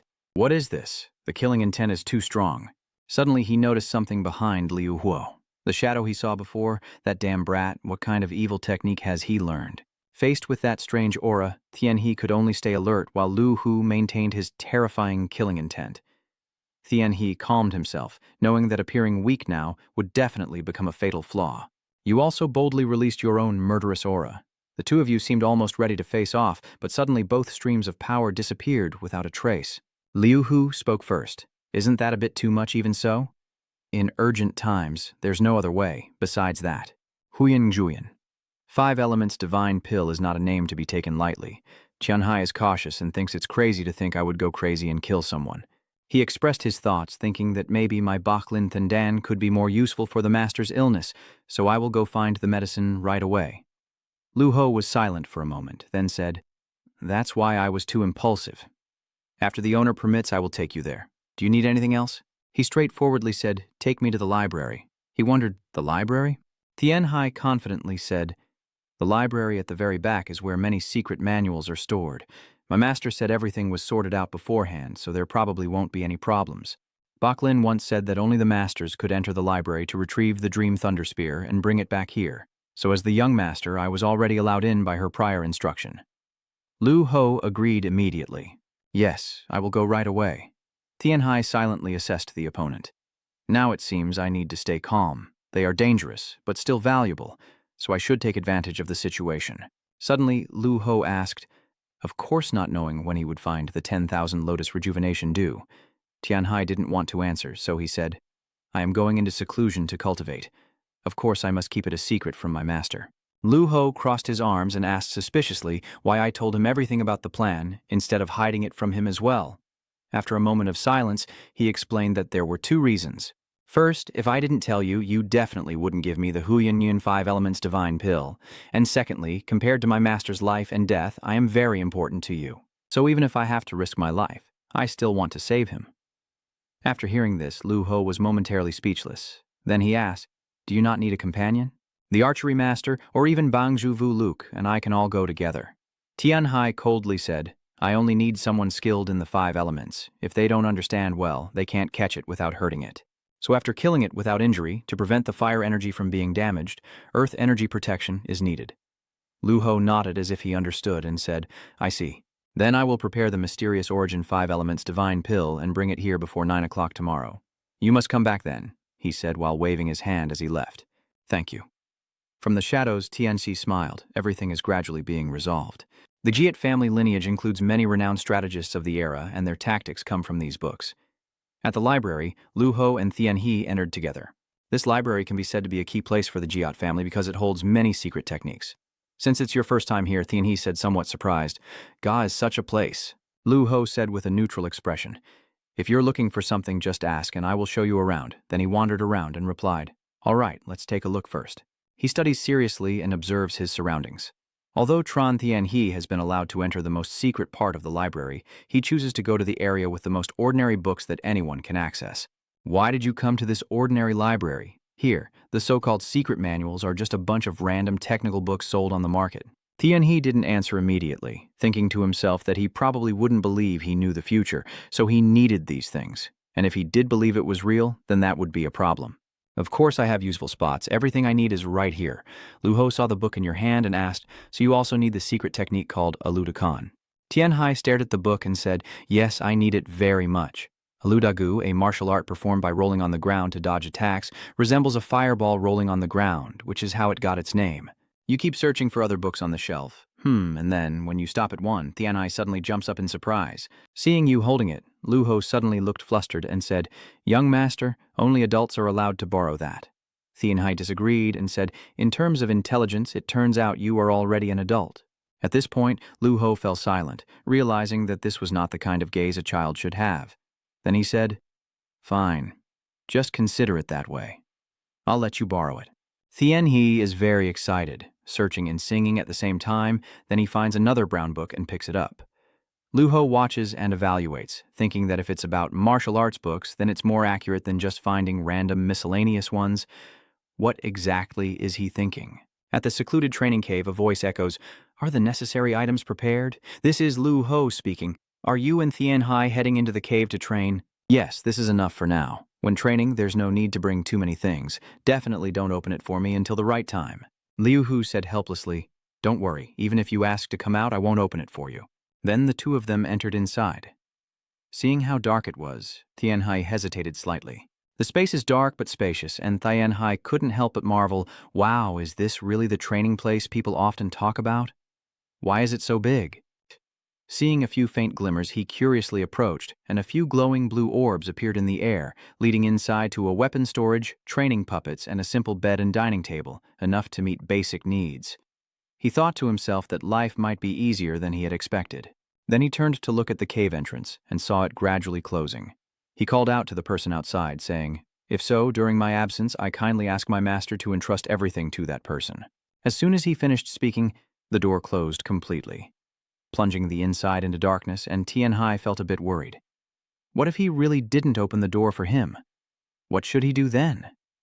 Then he began to sit down and cultivate, with his strength enveloping his body. Secluding oneself to cultivate is an essential part of wuxia novels. Through this, the protagonist becomes stronger, reaches higher realms, and most of the time avoids contact with outsiders, dedicating over half of their time solely to training. Time is not strictly defined. What matters is becoming stronger. When you are satisfied, follow the Wuxing divine technique that Jeket Lam has improved, and muscles play a very important role. Tran Tianhe focused on improving his physical strength, repeatedly training to increase his muscle mass. After a series of exercises, he was exhausted and lay on the stone floor, gasping for breath. Then he continued to train tirelessly. After completely exhausting himself, he absorbed spiritual energy and circulated his kueh. He increased his recovery speed to the maximum by using the secret medicine of the Jiat family, which is the secret external technique of the Jiat clan. Besides training his body, he is also practicing the Mei treasure method and the Thap Bo Than spear technique, approaching a new realm. Everything outside continues as usual. The patients still come, Bai Ling has woken up, and under guidance, she has also started to hold a bow. While immersed in intense training, 3 months had suddenly passed. In the final stage of this cultivation session, by swallowing all 5 remaining Heavenly 5 Elements divine pills, Tran Tianhe's mind unknowingly entered a phase of transcending the body. With just one divine pill of the 5 elements divine elixir, gaining 10 years of cultivation is easy. This is a very powerful spiritual pill, so it should be taken one at a time, but since all 5 pills were consumed at once, a great transformation occurred within Tran Tien He's body. A new internal energy source has just been unlocked in Tran Tien He's central dantian, with 5 streams of qi conflicting and supporting each other to create a new flow within his body. This has never happened before, breaking through, healing, and becoming stronger. That is the true power of the Heaven Origin 5 Elements Divine Pill. The 100 convergence points are opened and the remaining energy begins the great celestial cycle. The 5 elements merge into one, reaching a state of non-self in a short time. A black liquid gradually escapes from the body, which has been replaced with a new layer of skin. This is transformation and rebirth. For those experienced in the martial world, situations like this can only be counted on one hand. Amidst the pit filled with blue spirit stones, the full moon's glow reflected, and each stone fell and shattered into bright fragments. Tianxi's hair was disheveled, and he suddenly raised his hand and asked what this was. His body feels like stone. He touches his head and realizes, wait, it seems like he's also grown taller. He continues to touch his neck, his voice deeper. At this moment, he feels very confident, having read many stories about body transformation in martial arts novels, but this is beyond his expectations. Smiling contentedly, as if he had completely transformed into someone else, Tianhai approached the water mirror, curious about the process of shedding and transforming, not knowing exactly how it works, only that it involves the mind and energy. When these 3 elements harmonize together, the phenomenon of shedding the mortal coil and transforming the bones occurs. If this transformation happens, the sui and blood of the entire body are replaced, and the body is reshaped into its optimal form for practicing martial arts. All impurities and waste are eliminated, reaching a state as if reborn again. He is certain that his master has definitely achieved this level. But in the end, why was the Baihui point unblocked? The Baihui point is located at the top of the head, but he frowned when touching his forehead, feeling something strange. Clearly, that point had been sealed all this time. This is so strange. He doesn't know who his parents are, nor how old he is, and according to Liu Hu's investigation, they couldn't even find his hometown. I just thought it was simply a minor character who died in the first half of the original story, so Tian He wondered if it was related in any way. Then a thin stream of water floated into the air, and both his arms were soaked and trembling. Suddenly, Tran Tien Hiu can now move the wind and make the water rise just by thinking, a realm of spiritual energy merchants where thoughts alone can harm others. At this moment, his eyes slowly opened. Sensing his new ability, he guessed it was working. If so, he could catch the spiritual carp. Looking down at the lake full of heavenly fish, he was sure everything was ready. The underground spring and the water link connected to somewhere in the valley. Tran Tien Hai planned to escape the training place through a secret exit in the underground waterway and catch Van Nien Hoa Li. The waterway is like a spider's web, so if he loses his way, he could run out of air and drown before reaching the valley. But because he was so familiar with the mystic formation in the 5 elements divine technique to the extreme, transforming his body was no longer a special problem for Tran Tien Hiu. The moment he rushed down, his mind suddenly remembered that only Lu Ho and himself knew this plan. If Lu Ho keeps quiet, this will definitely not be discovered. In addition, Tiu Tiu Trigong has been applied. That is one of the techniques from the book that Tran Tien Hie brought with him during his first closed-door cultivation.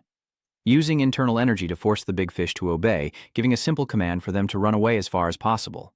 Tran Tien Hai is trying to set up such a plan, and is advancing boldly along the deep and complex underground waterway, until Menno escapes, somewhere not far from Bai Lin Wai Cave, pilgrims entering under the watch of guards, seeing the stranger appear, panic and scare him. "What the hell are you? Why are you walking around here without wearing a shirt?" After hearing the others behind him whispering, Tien Hai looked embarrassed. "That thing," he shouted, showing me the proof of identity. Then he secretly took it out. If there were any mistakes using the Bailin sect identity, the master would definitely find out. So if it's not really necessary, you shouldn't use it. You must use a fake identity badge to enter the village. After checking the badge, he would be stunned. What kind of name is Tianquan? Even Tianxi is surprised. What the hell? Even though fewer strokes make forging easier, Tuyet Queen is really pushing it with her joke. After a while, the guard let you in. "Come on, go inside quickly. Remember to put on your shirt." "Yes, thank you. The first thing you're looking for is the clothing shop. Please come in." The shop owner was shocked when he saw you. "What is that?" "I'm here to buy some clothes, sir." The shop owner feels embarrassed. These bandits have been truly cruel lately. "Do you need anything else for the clothing?" "That should be enough. Then let's go over here to choose. These are the latest styles nearby." Then Tianhe hesitantly stepped in, and the shopkeeper looked him over. Luckily, his handsome face remained unscathed. Better to be robbed completely than beaten to a pulp, right? He chuckled softly. Yes, luckily I am lucky. Did you recognize that from just seeing a light blue outfit? As expected from someone with good judgment. This hairstyle must have been infused with internal energy, causing a slight change in color. After putting on this outfit, Tianhe looked like a wealthy young master, attracting both men and women's admiration, even the shop owner. At this moment, he gazed into the distance and sighed. What should I do now? To reach the destination, I will probably need to walk for about a month. I have read the records about Wan Nian's life during the Li Dynasty, but all of that is just from novels. I need someone to help narrow down the search area, so I guess I have to hire a guide. Then I went into the residential area to continue on my way, and everywhere I went, people kept staring, which made me laugh and thank them. Thank you, Prince Chu, for granting me this body. Then Tianshi decided to go. After a long time, you finally arrived. A simple-dressed person from the gang glanced at the master, and immediately he was shocked. Young master, do you have any business at this humble beggar's corner? Please extend your hand in a proper greeting. Tianhai was a bit surprised, thinking he would just swing his stick and shout loudly. But he asked first, then explained the reason. Do you want to send a letter to the Lord and make him freeze? Are you joking? Suddenly he pointed his finger and shouted, Do you know what our sign means? Please go back immediately. Consistent as always, in the end, Tianhai still had to reveal it. Indeed, it cannot be expressed in words. The mark appears, and everyone in the gang is stunned after reading it. Could this be the work of the gang leader? Then he emphasized, Yes, the boss personally did this for me. Afraid of trouble, he bowed his head and apologized. You should have told me earlier. It's because of that I had to be 100% courteous in asking about it. Young master, leave the letter to me. This beggar won't dare to hide anything and will deliver the message immediately. Seeing the other person's attitude, he also looked surprised. Kai Kuang's gang is more solid, Min thought, so Thien He spread out the letter and demanded. So thanks to you, he is very confident about the timing. Yes, he will arrive in 2 days. In the meantime, please go to a good place to rest. I will take you there. Does that suggestion happen to be something you really need, or is that the case? I also don't have anywhere to go. Therefore, Tianhai followed him, thank you. So I asked for help and received a reply. Yes, this way. 2 days later, footsteps appeared in the middle of the night, and a stranger approached Tianhe, asking, Is young master Tian Huyen here? Upon hearing that, he immediately raised his hand in response. It's me. He confirmed the target, looked around to check. No one was there. Then he decisively threw the red bag onto the table. Here, I was ordered to secretly deliver this to the young master. Please keep it safe. What secret is this? This person looks like Xiaotui, so they must be someone on the payroll at the government office. He said nothing more, bowed his head with his hands clasped. Then I respectfully took the other person out through the gate while I stood there feeling uneasy. Since my master is ill, I can't tell if it's a blessing or a misfortune anymore. If I keep doing this for a few more days, it will probably be certain. I can only pray that Lu Ho will shield my master's ears and eyes well. If there's a chance, why not give the Bach a try? Tien. He smiles softly as he looks at the bag. Maybe I should check what the Vuangia sent me. Manin's token begins to glow. This is a token that can be used to contact the teleportation station so Tianhai can understand its purpose, to help him borrow a horse freely. Opening the 2 sheets of paper, the content of the letter is to just enjoy yourself. Reading the entire line, he doesn't react too strongly, just closing his eyes. Truly a carefree person, grateful. Yes, but the weight of the token feels like 1,000 caddies. An extremely important order has been issued since the moment Tran Tianhe, who saved the leader of the Kaibang, requested help. It is to protect him absolutely and follow all his demands. The reason is that the gang discovered that news about Tran Tianhai was spreading through officials of the imperial court. From an educated perspective, there was no way to know what chaos this would cause in the martial world, but they could only react sensitively. The scene shifts to another side with a cry of shock. What? How did that kid suddenly appear? When did he leave Weicat? And was quickly stopped. Calm down. Tianqui's voice screams in disbelief. No way. Bai Ling Wai Tian was guarding so tightly, but didn't notice the kid digging a hole to escape. Yeah. Hearing that, the gang leader just laughed out loud. Being a disciple is like that. You can't do whatever you want when you grow up. He frowned in confusion and asked, What? Are you really that concerned about that kid? A huge problem arose from Tian Quan's words. Tran Thien Hu himself didn't know, but he had already become emotionally involved, and he didn't know how the grudges with Hang Yu Mon had resurfaced. Pour the tea first, the boss also confirmed that yes, I did hear it. When Wu Yue carried Wu Hua on his back, both of them cried with joy. because the boy had cured the disease completely without leaving any traces of syphilis, which was thought impossible.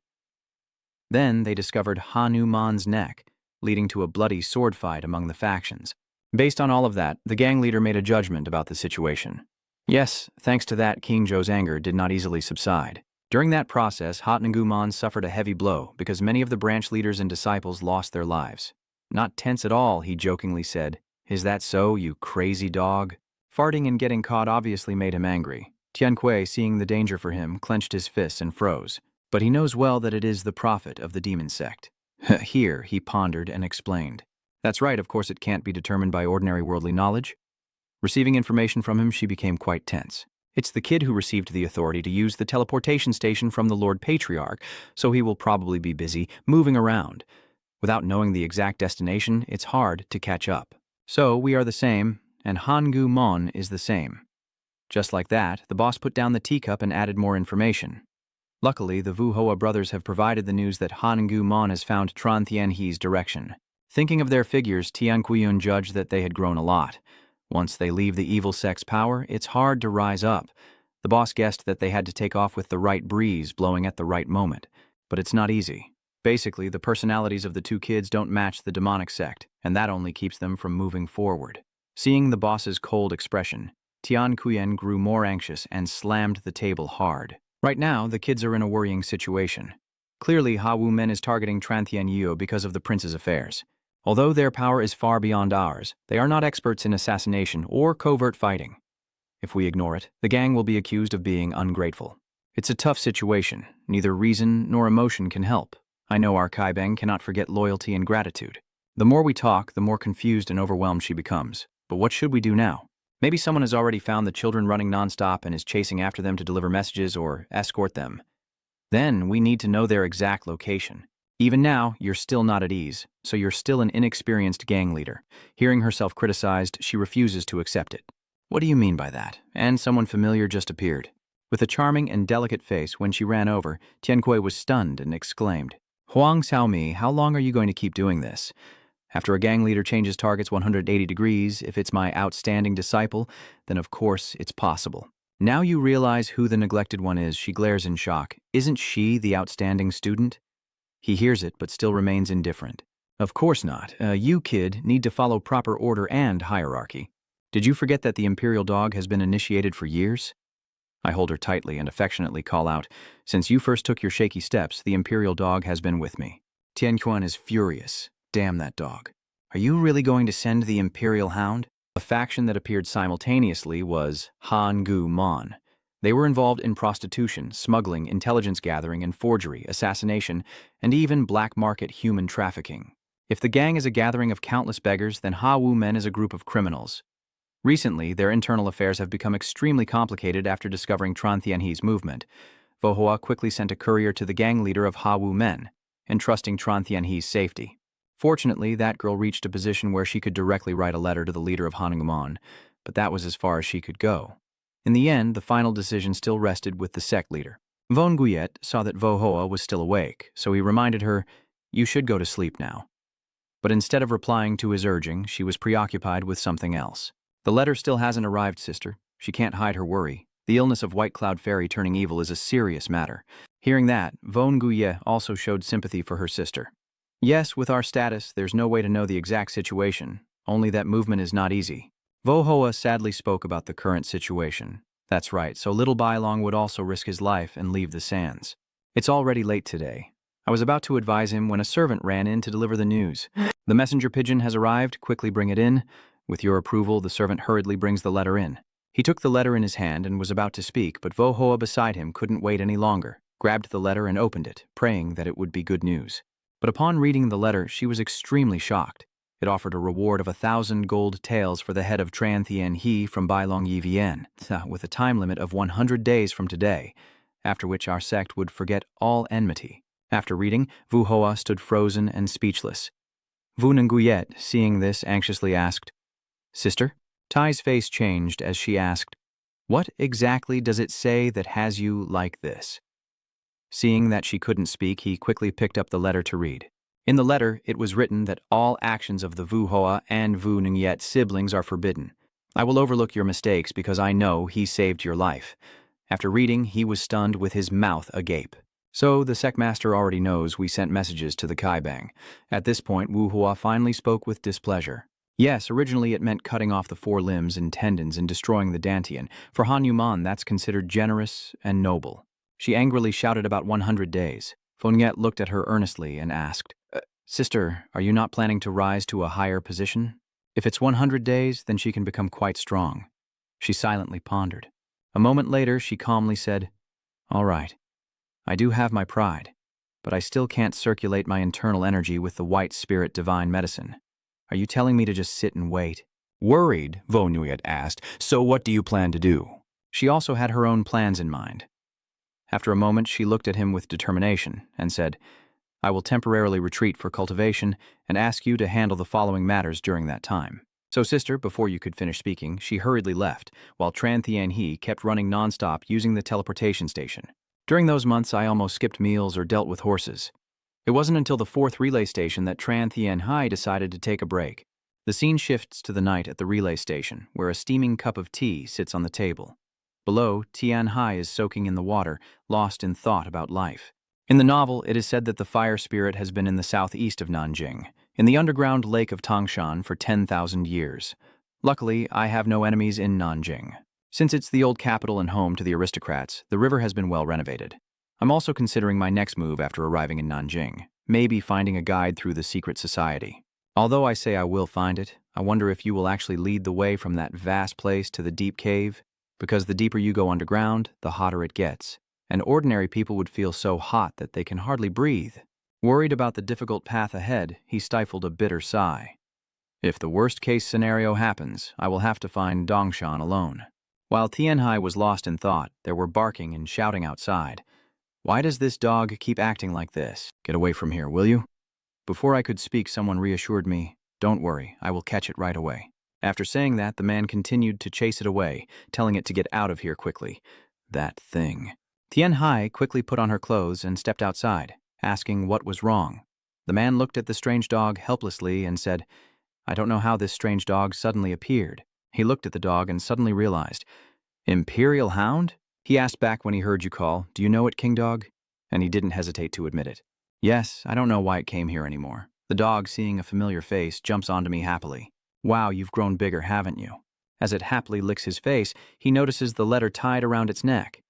He touches the letter, puzzled, and asks, Did the gang leader send this to you? He quickly opened the letter to read, which stated that the Hawu sect announced a reward of 1,000 taels of gold for Tran Thien He, with a deadline of 100 days to settle all debts and grudges. After 100 days, all hatred will be forever buried, and there will be no more favors left.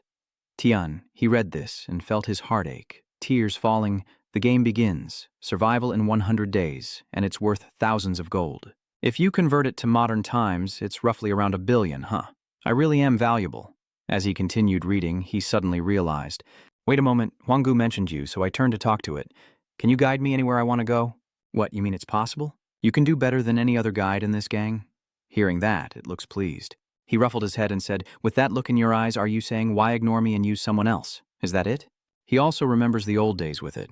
When facing demons, this kid took the path through the vast snowy mountains. The path that Huanggu leads is the safest route. With an unexpected companion, he happily accepts. All right, if I don't believe you, who else can I believe? Teen He happily hugged him tightly like a close friend. Right now, a few assassins from above are also watching his every move. While waiting for the right moment to strike, their internal conflicts are brewing. If we kill Bai Lin Y Tian's disciple, who knows? It might change our luck. Big brother, when do you think we should pay attention to that? Third brother didn't pay attention to that, so this is how we look now, isn't that right? So from now on, are you planning to pay attention? Second brother, that's not it. If you get injured in the future, you should rely on black full-body ointment. But if it's 1,000 taels of gold, what can we do? They have been blinded by greed and have made their final decision. Second brother, get ready. Can you see? I'm ready. Talking about those hunting you down, they are bounty hunters specializing in assassination for the 3 sects of the South, the 3 assassins of the trial. Due to their elusive movements, unlike their cunning appearance, they are also called trail rats, meaning tracking rats. They are famous for their exceptional escape skills. Each of them has their own specialty, regardless of getting involved in petty crimes. The 3 bounty hunters are discussing their plan to ambush. Maybe we can cross the Yangtze River by heading towards Hongzhou Lake. If we can cross during the day, we'll strike afterward. If we only manage at night, we'll attack right there. Since I remember the scent for now, let's just chase after them and get there before someone else beats us to it. The three of them, each with their own special skills, the first being a master tracker who can follow a trail using a sense of smell sharper than a dog's.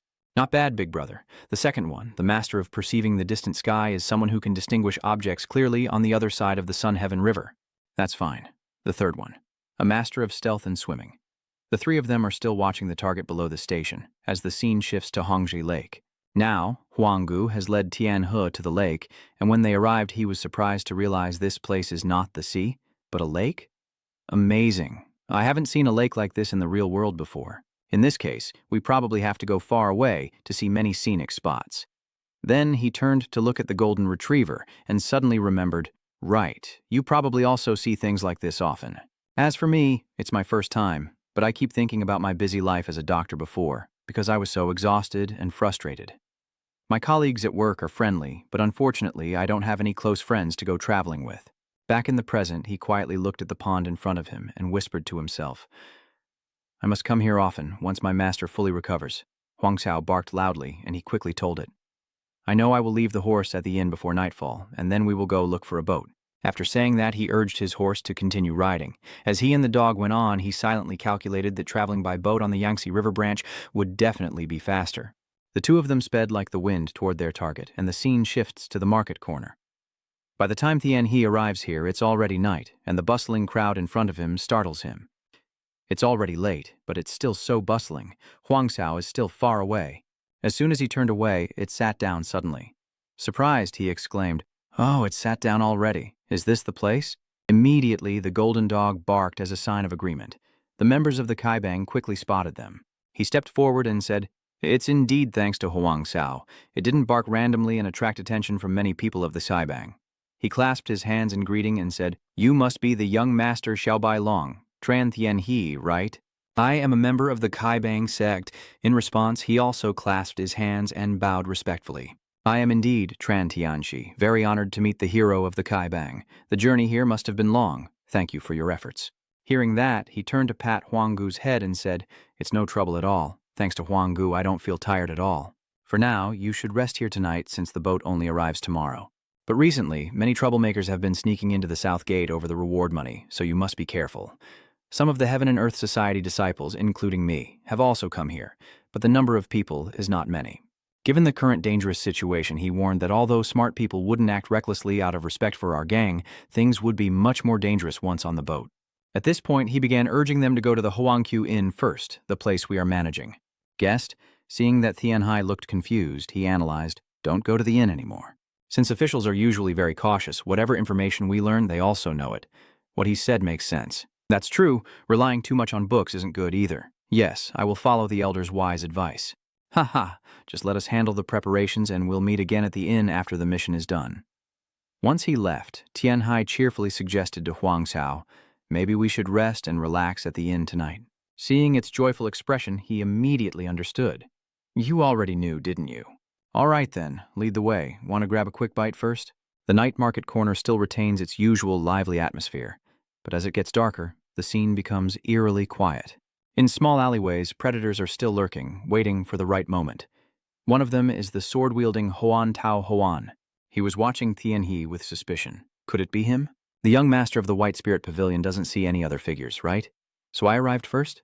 If that's the case, sensing the opportunity, he threw a hidden weapon at him like lightning, muttering to himself that he had to deal with him quietly. As he sped through the alley, Tian He already sensed it. At the same time, the accompanying guard dog also barked loudly. In a flash, he threw a hidden weapon toward him, and he quickly dodged the attack. Just barely escaping death, he realized. Dark arts? Just now I said that smart people wouldn't rush into reckless actions. On the other side, after failing to assassinate, he felt regretful. Damn, I thought you were just a fool who knew nothing but medicine. This is going to be tough. Soon, members of the gang appeared and surrounded him from both ends. They shouted angrily, Tui Kim Tao Huan, how dare you harm the benefactor of our sect? Do you understand what this represents and still choose to do it? Facing the threat from the Kaibang, he remained fearless and responded arrogantly.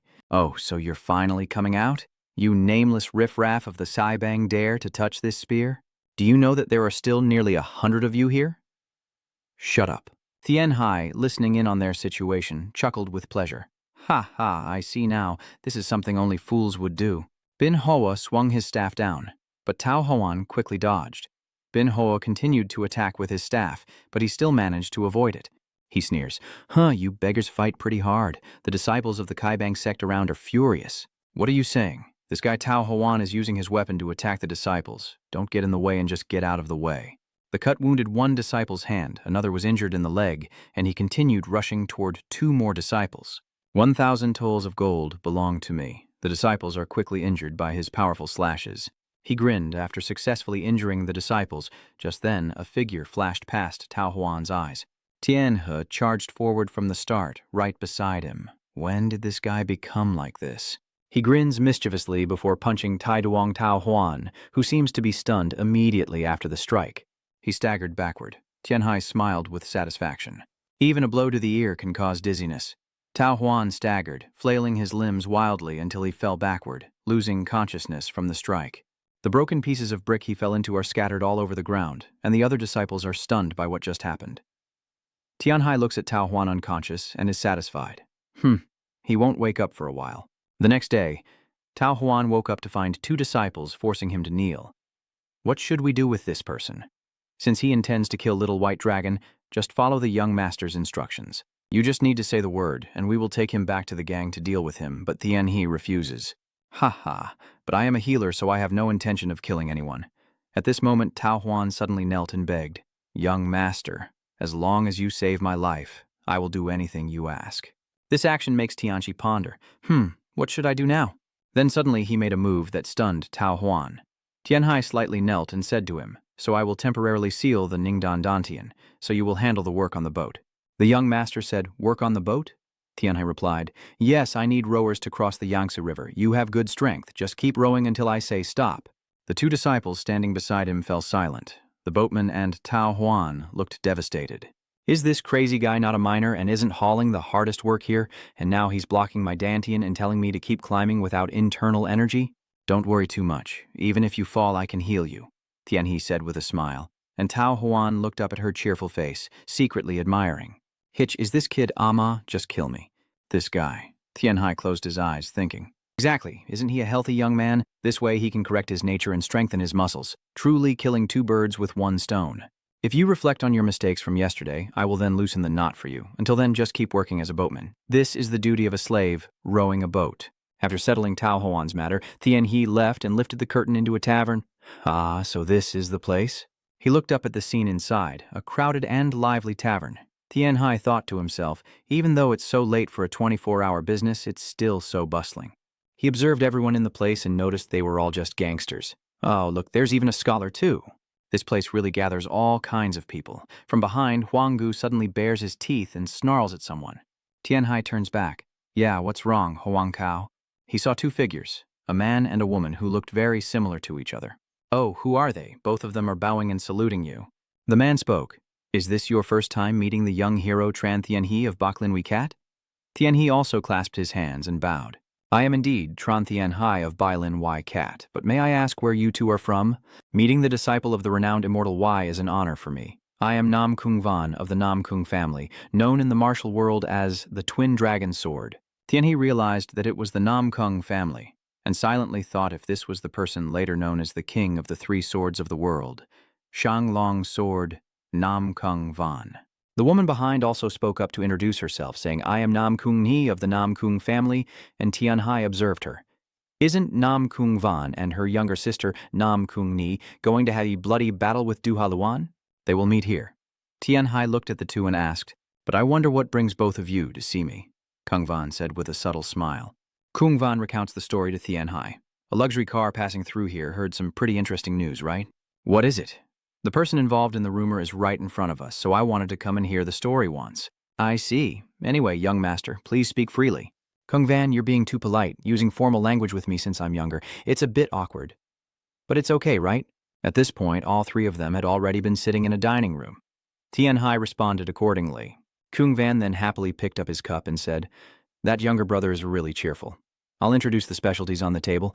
Brother Tran, this is the top quality Xiaolong Bao. Try it once. Pork dishes like dong phaya or hui wei roasts are all cooked by the head chefs themselves. If you want to order anything, just ask, and it will suit your taste. Tianxiang nodded with his hands together. Yes, that's right. Then Kung Van turned to her younger sister, wondering what Nini had chosen, and Kung Nian blushed upon hearing that. Little sister, if it's noodles, anything is fine, Kung Van reminded her. You've already greeted very well, but now you're starting to be afraid of strangers, huh? Isn't it enough to just do it during practice? But Tianhai was also a bit surprised by Kung Hian's personality. Suddenly, Kung Hian pinched Kung Van's waist. He cried out in pain, Niana, you're killing me. Even if you speak slowly, your hands are still the best in the world. As expected, pinching is a talent. Nhienni? Tianhe smiled softly at the closeness of the brother and sister in front of him, marveling that they truly have a good sibling relationship, unlike Vu Hoa and Vung Guyet. Kung Van picked up a bottle of wine and asked Tianxi if he wanted a glass of small red wine. Tianxi thought to himself, I must have changed a lot in appearance. Then he declined, saying the road is still far, so I can't drink right now. Is that so? Then I'll just drink alone. That's true, at this age it's normal to consider marriage. Tianhai raised his cup and finally accepted it with tea. Kung Van started to express to him that I went traveling and didn't expect we would meet like this. Lately, you've become quite famous. Me? That's right. I heard that your brother has developed a cure for syphilis, but I also heard that the medicine can treat other incurable diseases as well. Tianxi no Diaz in agreement. There are no secrets in the martial world. Kung Van then crossed his arms and confidently said, with our family background, of course we would know. Do you think it could be hidden behind some other facade? But I am curious why it hasn't been announced yet. He frowned slightly. What is the reason? Noticing Kung Van's change in expression, Tianhe silently assesses. The flamboyant aura has disappeared, he explains. Isn't it just medicine? Because it risks others' lives. It clearly works for terminal illnesses like syphilis, but I don't know if there are any side effects. I plan to announce it officially after thorough testing. Kung Van places the cup on the table. The rumors might not be baseless, so be very careful. Maybe this is the reason behind what's happening this time. Tianxi wanders. This time, it's about Ha Wu men. Kung Van looked at Tianhai seriously, which made him feel a little worried. What's going on? In the end, how much do they really know about me? Kung Van continued. I've heard about the Five-Horse Gate. It's truly a complicated place. They truly have no intention of killing you. If they really wanted to, it wouldn't be 1,000 taels of gold, but 5,000 taels. Of course, 1,000 taels isn't a small amount, but it's not enough to make the big bosses act. Have you met him before? As expected, since it's a pretty large amount for the Tepru gang, it will probably cause trouble. Tianhai helplessly wondered how much more they had gathered. Kung Van, while pouring wine, asked Han Tianhai, so you don't seem to be injured, have received help from the gang, or show some skill, both of you. He shared his thoughts, and if you go by that impression, you seem quite modest. Well, if it's you, you don't seem to be in much danger. Tianhe's face darkened as he was contemplating something. I also have something I'm quite curious about. Meeting with Brother Nam Kung, stopping to eat and chat, could it be to protect me? Kung Van laughed loudly after hearing that. Is he really someone so insensitive? That's right, it was to protect you. Since I heard that there haven't been any boats recently, this is a great opportunity for Baklin Y-Cat to receive a valuable favor. If you want, I can also arrange the fastest boat nearby, which is the one that can depart separately from our house. Of course, they are all trustworthy people, so you don't need to worry. Actually, Vu Hoa, the person you saved, is my old friend. It was a misunderstanding. It's not that kind of relationship, just that she helped me when I was in trouble as a child, and I have my reasons to help you. Tianhe's eyes flickered with calculation as he put down his chopsticks, and at that moment his voice suddenly rang out. Which boat did the young hero take to get here? Kung Van asked unexpectedly. Oh, that girl has been silent all this time. I came to the Duong Mountain near Nanjing. Kung Hian was surprised that he went so far away. As soon as she finished speaking, Nam Kung beside her became anxious. Our Ni is talking so much again, huh? He burst out laughing. It seems the girl likes him quite a lot, which made Kung Nian feel shy. Ka's sister starts pinching him, making him cry out, Nian, stop begging. Kung Van's face, pinched, is now all scrunched up, while Kung Nian's face beside her remains red with embarrassment. Tianhai smiles and comments on both of them. The latter becoming the martial arts leader is so simple. But what should I do now? Can I really accept so many things like this? Did I suddenly notice something about Kung Van? He looked quite uncomfortable. Immediately, he stood up and said to his brother Nam Kung, Please wait a moment. Both of them were surprised. Tianxi raised his hand and asked, You've treated me to this meal. Can I check your pulse? Kung Nihian willingly extends her hand for Tianhe to check her pulse. He carefully feels her heartbeat from within her body, with a serious expression, sitting quietly for a moment without saying anything. Kung Nian also straightened her back and waited, when suddenly she heard in her ear that everything was normal, except for the tension in her body, which was no big deal. Kung Van, after hearing this, placed his hand on his sister's shoulder, a joyful expression confirming it. Is that so? Our Nian Ni is usually tense, but in fact you are accurately assessing that the Niam Kung family's physique is quite fragile, with blood flow and meridians not like usual due to lack of martial arts practice. A moment later, Kung Van sat down to suggest, "It's my turn now. I haven't sutured my meridians in a long time."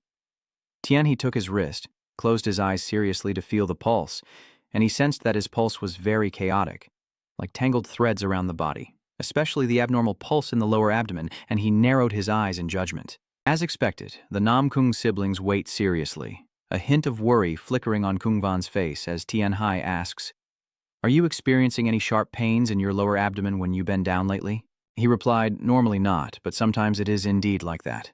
But is there a problem?" "It's a urinary stone." After a long silence, you two looked confused and then repeated the main point of what I just said. Urinary stone. So you two know about the bladder, right? He asks, crossing his arms and leaning back in his chair, questioning, "Are you talking about the urinary system?" He started to wiggle his legs and wave his hands as he explained. "Yes, simply put, there are stones inside or around it."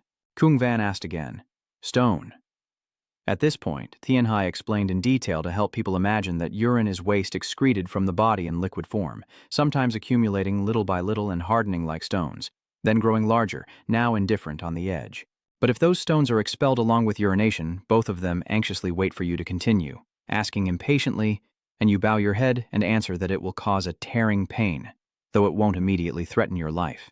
When he reached this point, Kung Van's face had turned pale, with veins showing on his temples. His voice still rang out steadily, but it was filled with intense suffering. "Ah, if it gets worse, it could be fatal." Kung Van stood up in panic to confirm. "What? Could I die? Then how should we treat it?" Seeing my brother so anxious, she quickly spoke up. A Tianhe stands up to comfort him, saying it's not an urgent situation so you can go to Y-Cat later. He wonders, then why not treat it now? He confidently smiled and affirmed that it was not an urgent situation at first. Judging by its size, it seems the pain hasn't started yet. If it's not expelled through urination, symptoms won't appear until 1 or 2 months later. At this point, his serious tone reminds him, "You should go to Y-Cat then, not to the branch. Make sure to go to the main branch." Tianhe affirmed, "I believe only my master can cure this secretly. I plan to visit him after this to prevent you from dying by the heavenly demon." Kung Van politely bowed and thanked us for discovering the illness thanks to you. At this moment, Tianhe silently thought that in the novel he would safely become the martial arts alliance leader, so kidney stones would likely be expelled through urination. He outwardly reassured, "Yes, don't worry too much. You feel a bit guilty for making him scared, but it's a good excuse." Suddenly, he raised a finger to advise, to temporarily reduce salt intake and drink more water. He chuckled and asked, "What about alcohol?" "The Yangtze River and the Yellow River. These 2 rivers are major waterways flowing through the Empire of Flowers. The Yellow River runs through the north, and the Yangtze River flows through the central south. These 2 rivers maintain transportation across the central plain, with all trade routes converging at the centers of the 2 rivers. Of course, there are bandit groups called pirates who intercept and rob from intermediaries, with the most powerful organization being the so-called 18 robbers on the Yangtze River. Fortunately, Tran Tien Hu is not in Hong Troch Lake, where the 18 pirates of Nanking, former capital of the empire, used to operate. Now, high-ranking officials are also living here because the military is stationed nearby. Now Tianhe has put on his bracelet and is about to leave. From afar, people are panicking and pointing at something. At this moment, the Nanchung brothers bow and bid farewell, saying, "Be careful. I hope you succeed in what you aim to do." The young man politely replied, "I will not forget this kindness." Kung Nian also clasped her hands and bowed, "Senior, please take care." He smiled brightly and replied, "Yes, see you again." Right now in his mind, he was thinking he still couldn't believe that girl had become the owner of the Iron Blood Sword. At that moment, my subordinate came to Kung Van to report that we could set out now. He confirmed, "Really? Then let's get on the boat now." His eyes sparkled as he looked straight ahead, thinking to himself, I should leave now, too. After boarding the boat, he still stood watching the Nam Kung brothers. The 2 of them also kept their eyes on the boat until it disappeared into the distance. Then over on the other side of the mountain there was some kind of commotion, but I don't know whose it was. "Isn't that the Nam Kung, the Gia boat?" "The crew on the ship is quite capable too, big brother." The 3 masters gathered together, and the tracker believed there was a change in the situation. Watching the boat's shadow gradually disappear, someone decided it was time to change the plan. Looking out at the waves, Tianxi silently thought that since they were heading to Nanjing, there probably wouldn't be any pirates at Hongjia Lake, so it should be fine. With guards patrolling on the boat, he wondered whether to stay on the boat and train for 2 more nights before reaching Nanjing. Hey, climb straight up. The other person retorted, I'm doing the right thing. Tao Huan glared angrily, gritting his teeth as he argued back. Hey, I'm worried too because I can't climb up.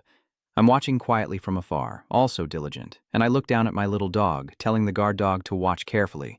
On the night sea, the ship still cut through the waves, some people leaning on the railing to sleep, others fighting off sleep with long yawn, while the guard dog curled up to rest. The calm face suddenly disturbed as 2 heads bobbed up from the water, identifying the Kung family's boat, so the others had to be careful not to cause damage. If we get hunted by the Nam Kung family, it will be very troublesome. One of the 3 brothers asked Ngu, Big brother, do we have to go this far? It seems that Xiao Bailong has some martial arts skills, and someone feels guilty, saying, sorry, if you hadn't gambled, maybe it wouldn't have come to this. At this moment, the eldest brother speaks up. Forget about that, let's focus on the goal first.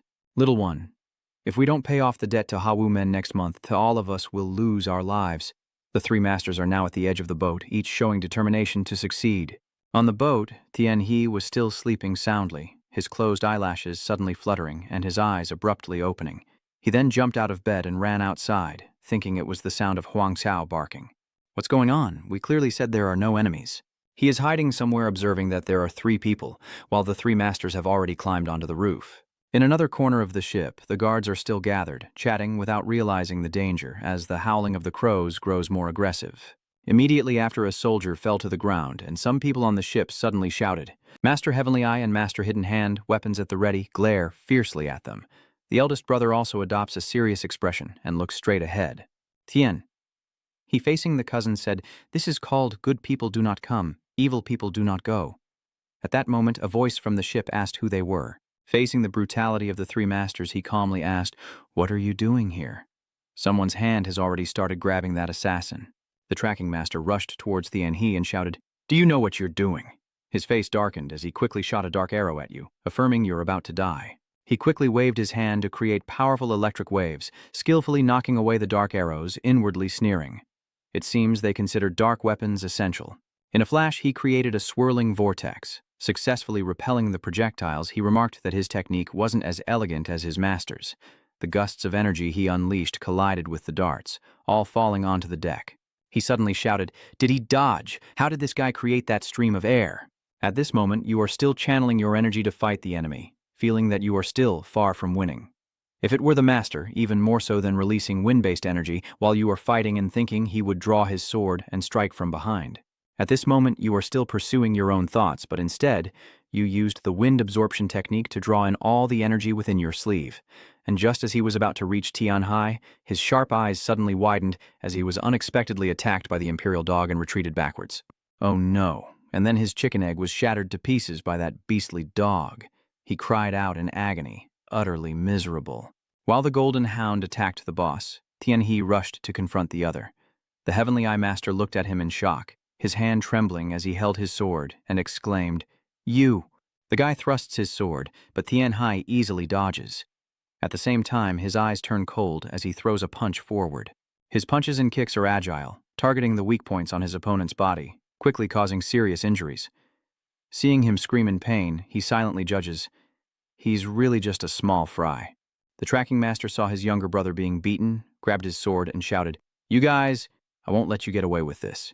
But before he could do anything, Tian He kicked him away, sending him flying. His gaze was extremely dangerous, and then he used the wind to deliver a few more punches to the tracking master. Although his movements were very fast, he still believed that while quick, he couldn't evade the 3 talents' footwork. The tracking master aimed his spear at Tian Hai, but he seemed to have a split body technique, easily dodging his sword in the blink of an eye. In the flickering light, his hand reached for his sword's hilt, and a look of surprise appeared on his face. Your mouth is slightly upturned. It will be hard for you to hold a sword later. I wonder what Tianj did back then.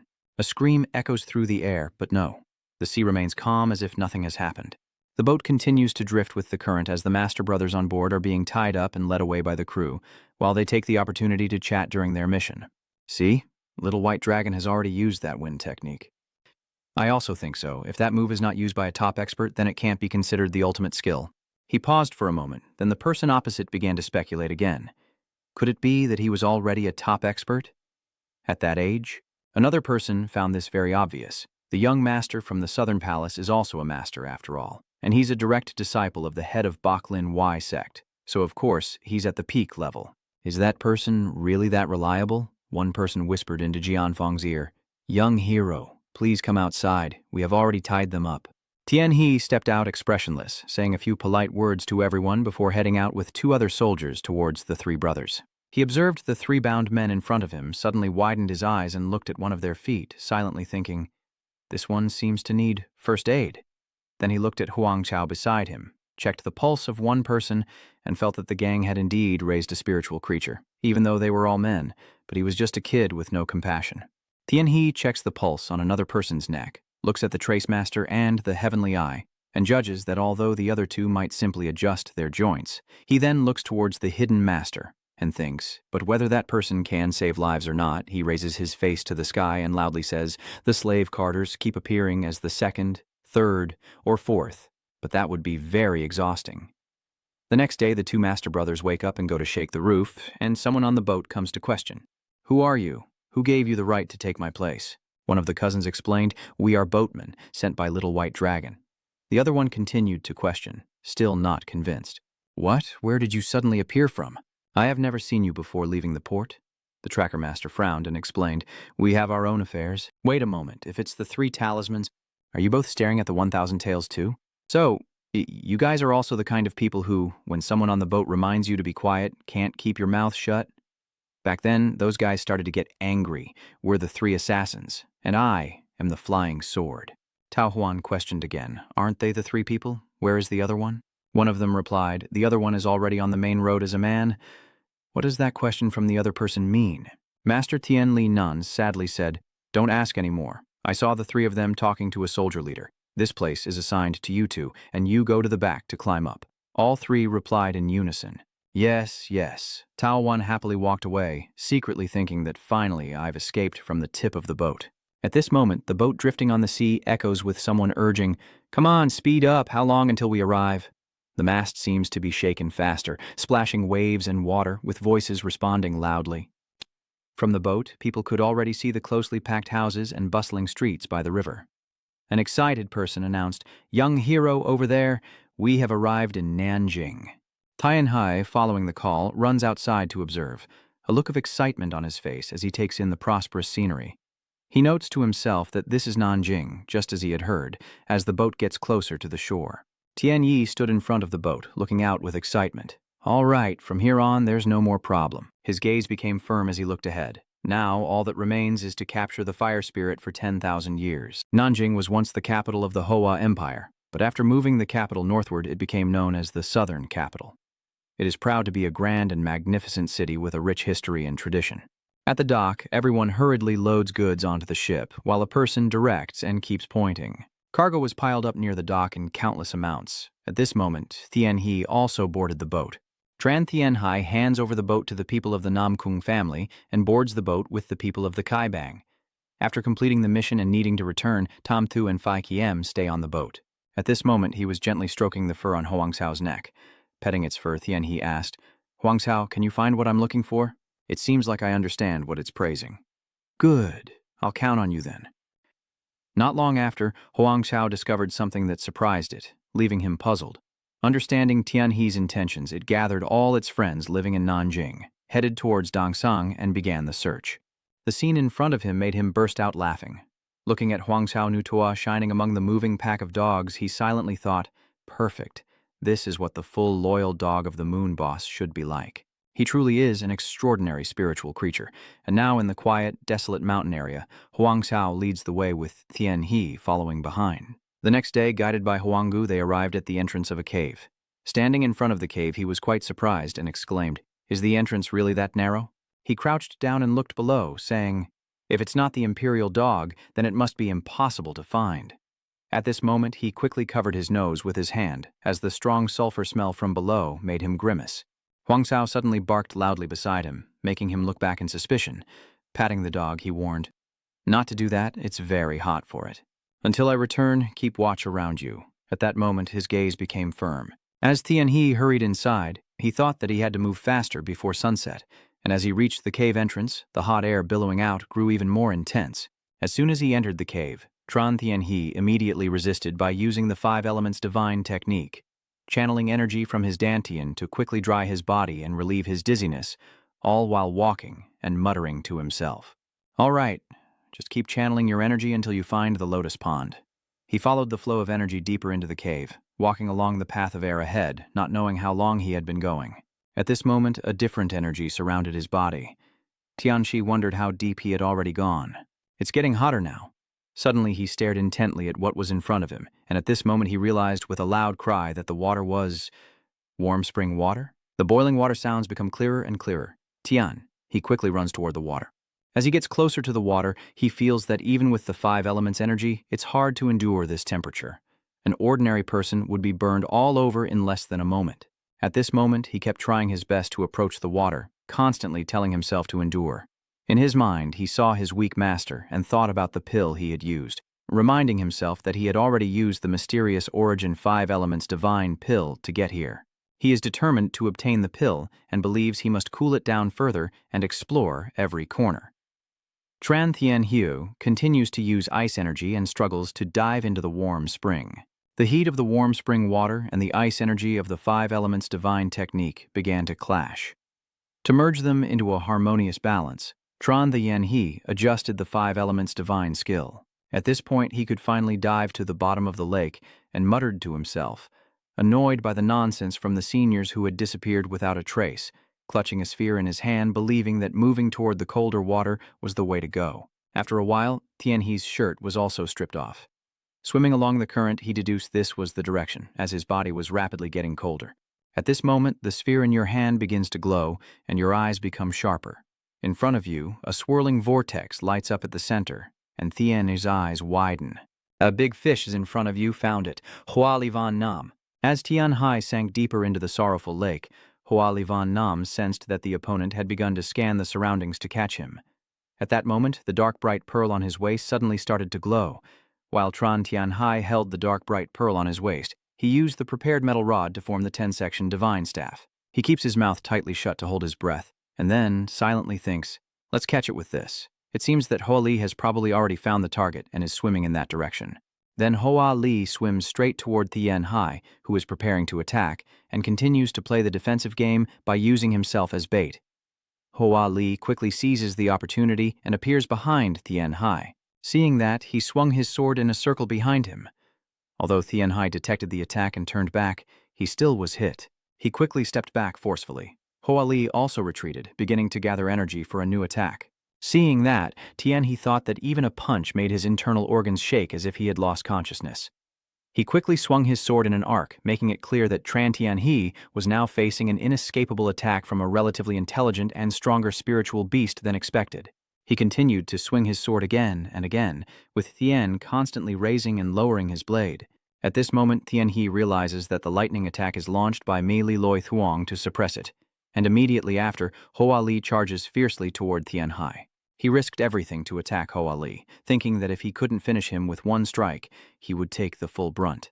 At this moment, Hoa Li suddenly paused, then Tien Hai launched an attack as Hoa Li charged toward him. The sword tip kept approaching Hoa Li's mouth, and X secretly rejoiced inside. Good, I hit it. Then, Tien Hai quickly grabbed the steel wire in his hand, pulled back, and the sword pierced through Hoa Li, while the steel wire pulled Hoa Li back. As he pulled, Tien Hai thought, let's have a proper strength contest. After bringing Hoa Li ashore, Hoang Cao also came to watch. During Hoang Cao's observation, Tien He used a dagger to cut open Hoa Li's belly, revealing a golden gem inside. Holding the gem, Tien Hai exclaimed with delight, such a large and bright inner core. Seeing that the golden retriever kept drooling, Tien Hai warned him, no, this isn't something for you to eat. It's not an inner core, but the meat is very nutritious. Eat this instead. Hearing that, the golden retriever immediately started eating non-stop. Seeing Huanggu eating non-stop, he was speechless and thought to himself, so determined to eat his fill of something good for the body? Looking at the glowing gem, Tien Hai continued to think, well, if this kind of inner core is left untouched for a few hours, it would naturally turn into a regular stone. I need to preserve its temperature. After receiving the inner core, Tien Hai let out a gentle sigh, and then looked down at it before saying, Huang Xiao, is it good? We need to head back now. Under the moonlight, a boat slowly glides across the river, drifting gently on the water. A voice echoes inside the boat. Master Tam Thu just survived the little white dragon. Thank you, little white dragon hero. Hearing that, Tianhai replied, I thought it was ultimately the work of the gods. Lucky me. The tracker spoke up. No, if it were normal, he would have had his dantian crippled and his meridians cut off. The hero has treated us so sincerely and guided us, so of course we must admire and respect him. The master hiding and swimming nearby also spoke up. Little white dragon, it's not just because of the blank paper contract that we genuinely want to follow the young master. It's the will of our brothers.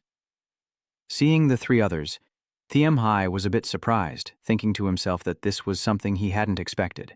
I only thought that because they targeted my network and kept exploiting my labor without pay for that price. One of the three continued. This is the first time someone has treated us so sincerely like this. We think that instead of cutting the tendons and veins in the limbs, rowing the boat is the meaning of the teachings. Although we are ignorant and know nothing, we want to continue following the young master. Seeing how sincere they are, I wonder if these people are truly honest. Anyway, I need help with unexpected matters for the Baklin Y cat business. After finishing his thoughts, he replied, All right, I understand, but the road won't be easy. Hearing that, the hidden master and the swimmer cheerfully asked, Saha, really? As expected, young master Little White Dragon is a great person. As they were talking, suddenly there was a noise, and Tianhe and the three immediately turned to look at the door, where a hand pushed the door open. So that person is Tao Huan. At this moment, he hurriedly ran in and shouted, I also want to join the Third Assassin Brotherhood, the Flying Sword, even the person. If it weren't for the Third Assassin Brotherhood, this Flying Sword would have already thought about escaping from the young master, so I thank all four of you for awakening me. Suddenly he froze and said nothing else. Seeing that, Tianhai forced a smile and thought to himself, Ha, he must be under a mistaken impression. At this moment, Tao Huan continued, I understand. Then Fei Jian will also go with me. Immediately after, on the way back to the Bailin Waixa headquarters, the three assassins and Fei Jian temporarily left to settle their gambling debt with Tam Thu. Looking at the three assassins, he thought to himself that those with special tracking skills and who fled wouldn't need to play a big game. Just handling small matters bit by bit would be enough to settle everything soon. Then Tianhai and the yellow dog left, and he approached the horse, gently stroking it. After Tran Tianhai parted ways with them, he began returning along the old path with Huangku. The image of the mountain area suddenly appeared and then gradually faded away. Under the sunset, light clouds drift gently by, and time gradually passes until 2 days later, near the Baklin Y cat base, Tran Tianhe arrives at the cave entrance connected to the secluded cultivation area. Seeing that, he turned back and said, Huang Kao, your job is done. Go back now. Hearing that, Huang Kao kept shaking his head non-stop. Seeing Huang Xiao like that, Tianhe silently wondered in helplessness. Why was it like this? Huang Xiao didn't seem to be the type to forget the way back. Huang Xiao still sat motionless, let out a soft cry. Tianhai gave in, raising his hand to his forehead and saying, That little rascal, just leave it like this for now, I understand. So wait here, okay? I will return, after completing my seclusion training, and he patted Huanggu's head as he said this. As soon as he entered the cave, Tianhe let out a sigh of relief, and then silently thought, All right. Now the only thing left is to follow Duangthui back to the training room. Suddenly the golden retriever became aggressive, baring its teeth as it looked ahead. Tianhai was surprised and turned back to ask, What's wrong, golden retriever? Seeing this, Tianhai turned around and saw 2 figures approaching him. What's going on? Is it those troublemakers again trying to take 10,000 gold taels? It seems you've realized something and suddenly froze. That person just approached Tian and asked, Hi, where have you been wandering around with your master's trust? It turns out that person is Y Tian. Seeing that, Tianhe excitedly called out Master. Tian Y was surprised and confused. Master, your aura is so intimidating. Seeing my master so furious, I muttered to Liu Ho, Liu Ho, this guy. Etienne said nothing, only pinched Tianyi's ear and muttered, Sifu. Tianyi awkwardly responded but was immediately scolded by the master. My disciple is clearly in secluded training, so why are they outside like this? Tianyi hurriedly explained, It's not like that, master. Huanggo stood to the side, watching silently. YTN pinched and chuckled teasingly. Ha ha ha. All right, your inner strength has increased and your body is stronger, huh? Listen to me for a moment. That's right, come in and tell me the details. Tianyi grimaced in pain, thinking to himself, No way. The master's condition seems to be worsening. But where does he get this much strength from? Wang Kao quietly watches the three of them from a corner as the clouds drift lazily and the sky gradually darkens. In the study, the immortal straightforwardly said, "I have a rough idea, but I still want to hear it from your own mouth first." Tian Wai calmly replied, "The master has also guessed that the 5,000-year fire spirit core is the essential item." Then he took out a large inner core, carefully wrapped it up. As soon as Wai Tian saw the core, he immediately became angry, saying, "How do you know this thing is there?" Tian Wise hesitated, then honestly said, in truth he knew the habitats of at least 5 spiritual creatures and the growth places of 7 kinds of spiritual herbs, thinking to himself that at this point, lying would be pointless. The obedient Huang Xiao lay quietly listening, while Tian Wai avoided revealing details, claiming he couldn't explain how he knew. "Fine, I have agreed to take you as my disciple, and I won't delve into these matters anymore. But I'm curious about one thing. Capturing the fire spirit after 5,000 years, with your strength, is impossible to do on your own. Are you planning to risk your life to capture other spiritual creatures in the future?" Tian-Yi hesitated, not. "Yes, if it means saving my master, I will do anything." Etienne's face suddenly darkened. He steadied himself and spoke heavily.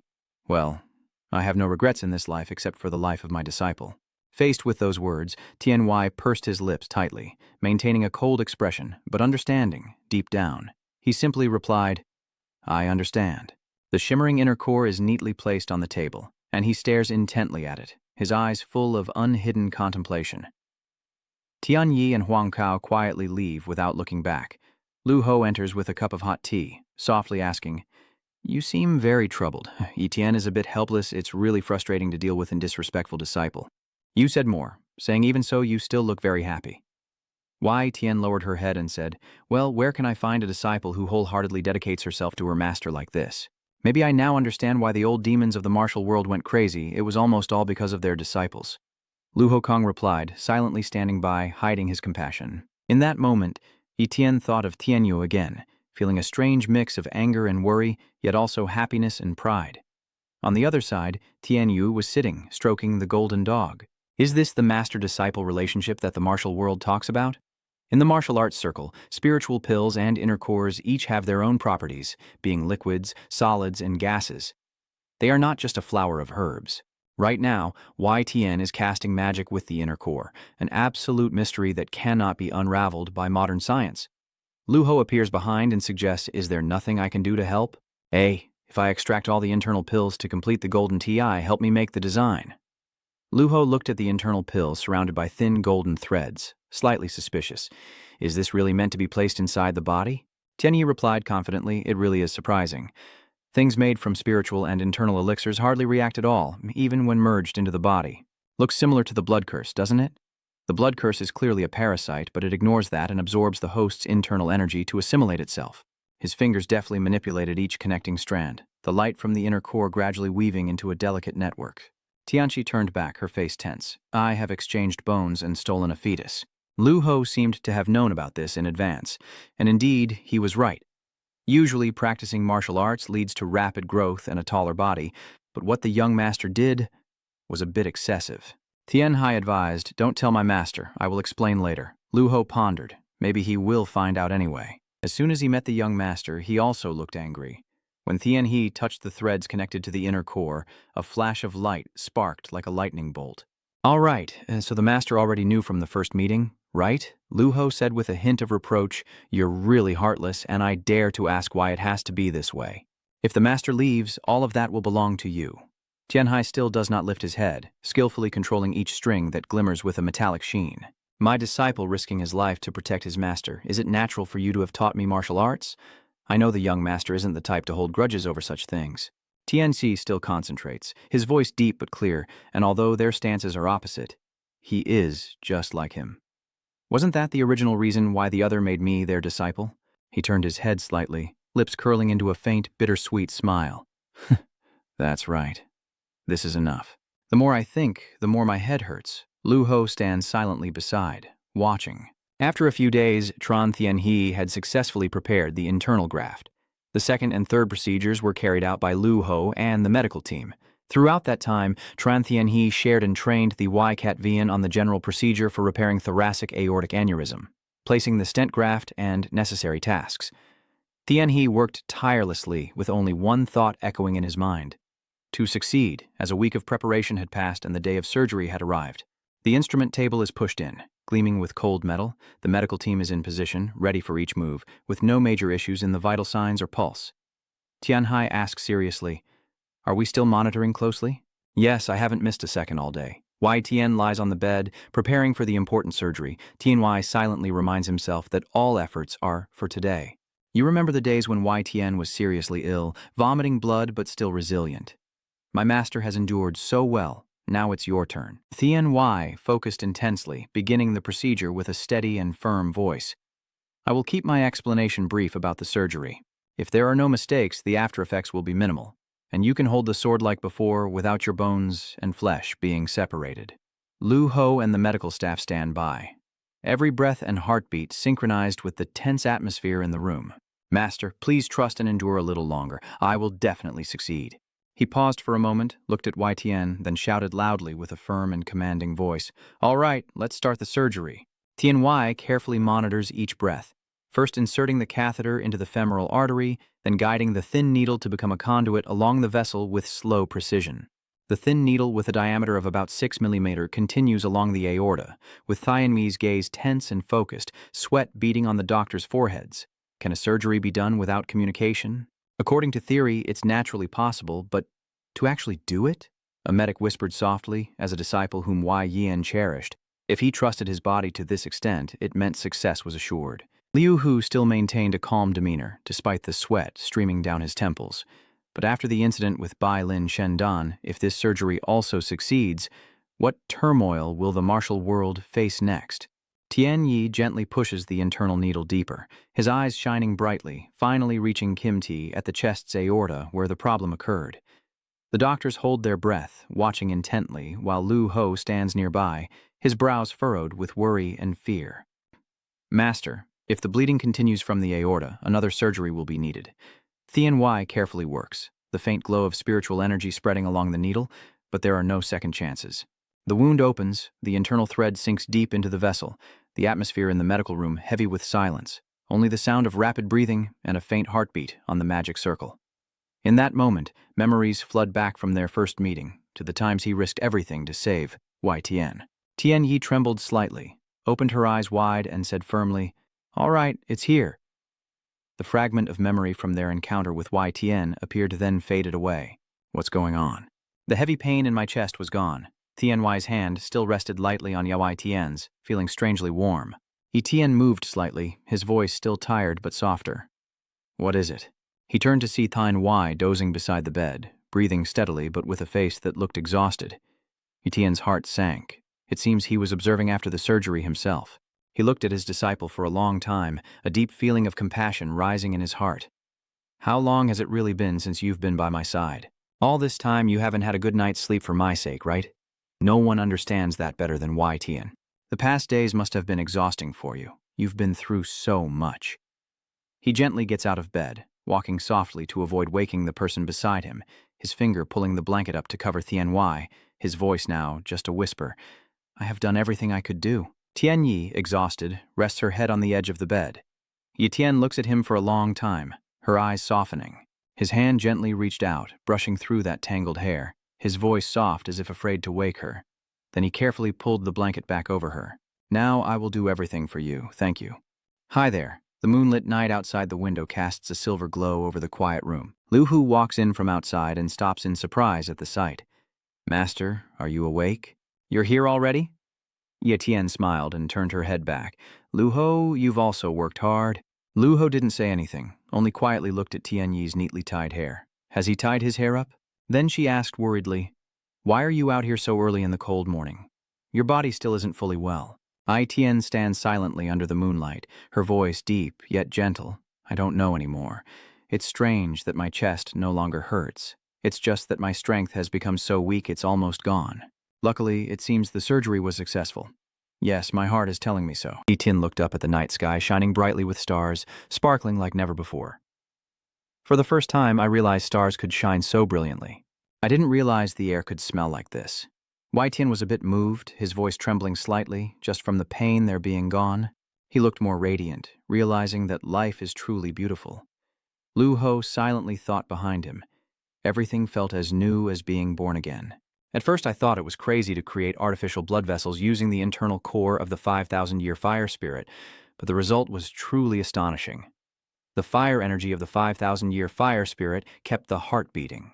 The young master hasn't fully recovered since he didn't cure the ultimate technique, but just with this much, vitality has returned to the eyes of the owner. Etienne smiled softly, whispering to himself, "I must act quickly before Hai wakes up." Liu Hu stammered in panic, "What are you saying, sir? You shouldn't overexert yourself today. You need to rest." Etienne calmly interrupted, "I just want to do this one thing," and then a loud scream echoed throughout the medical hall. Tianyi snapped awake, rubbing her eyes, and before she could gather her senses, she saw Wei Xian entering with a steaming tray of food. Tianyi almost couldn't hold back, quickly getting off the bed and rushing to embrace him tightly. Etienne paused, then gently closed his eyes and embraced him, in a hoarse voice saying, "I have succeeded in eliminating it."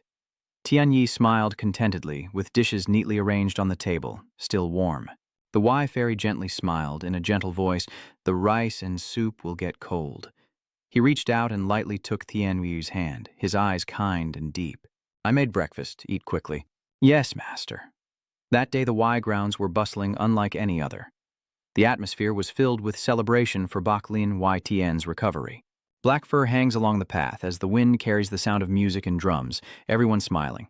The celebration begins with dances and songs performed by invited musicians and artisans, marking the official start of the feast.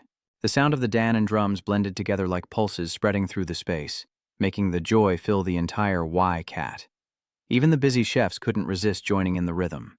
A radiant smile appeared on their faces. Qianha and the group stepped forward, bowing together. "Masters and young masters, congratulations and best wishes for endless longevity." Tianyi and the Wei fairy both smile in return, their gazes filled with the joy of everyone around them. From afar, Tianyi softly curves his lips, knowing in his heart that everyone at Wei Cat is truly happy, because their master is safe and sound. Over there, Cat Neen was petting the golden dog, her voice clear and sweet. "Do you remember me, boy?" Both of them were overjoyed, jumping up happily. "You're so big now, you're getting cuter every day, I just want to hug you."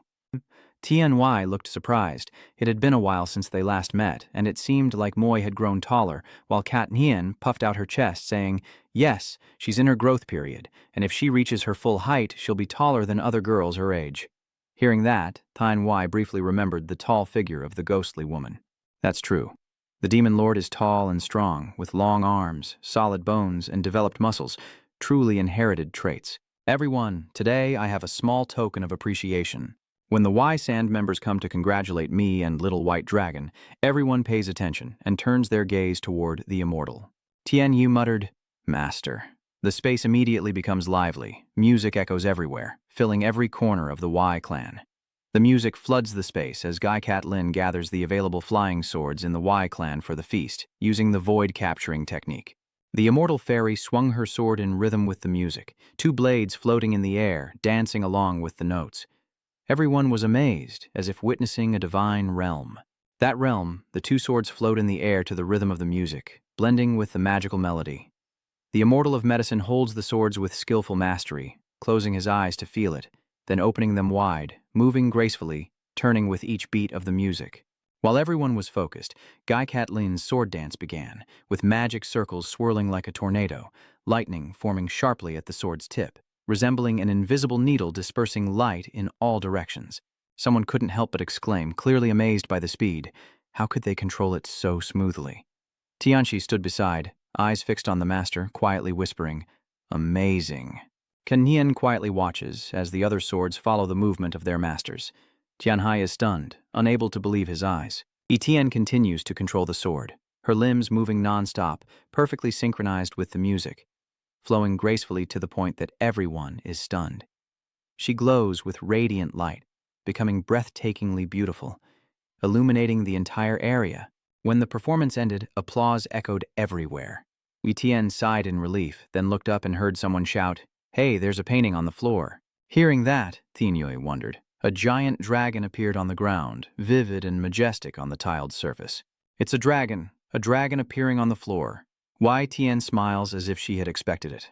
"Oh, this is the one." Hearing that, Tianyi was amazed. "Yes, I am." If I do that in front of so many people, and especially since I am known as the disciples' lover, what will happen in the future?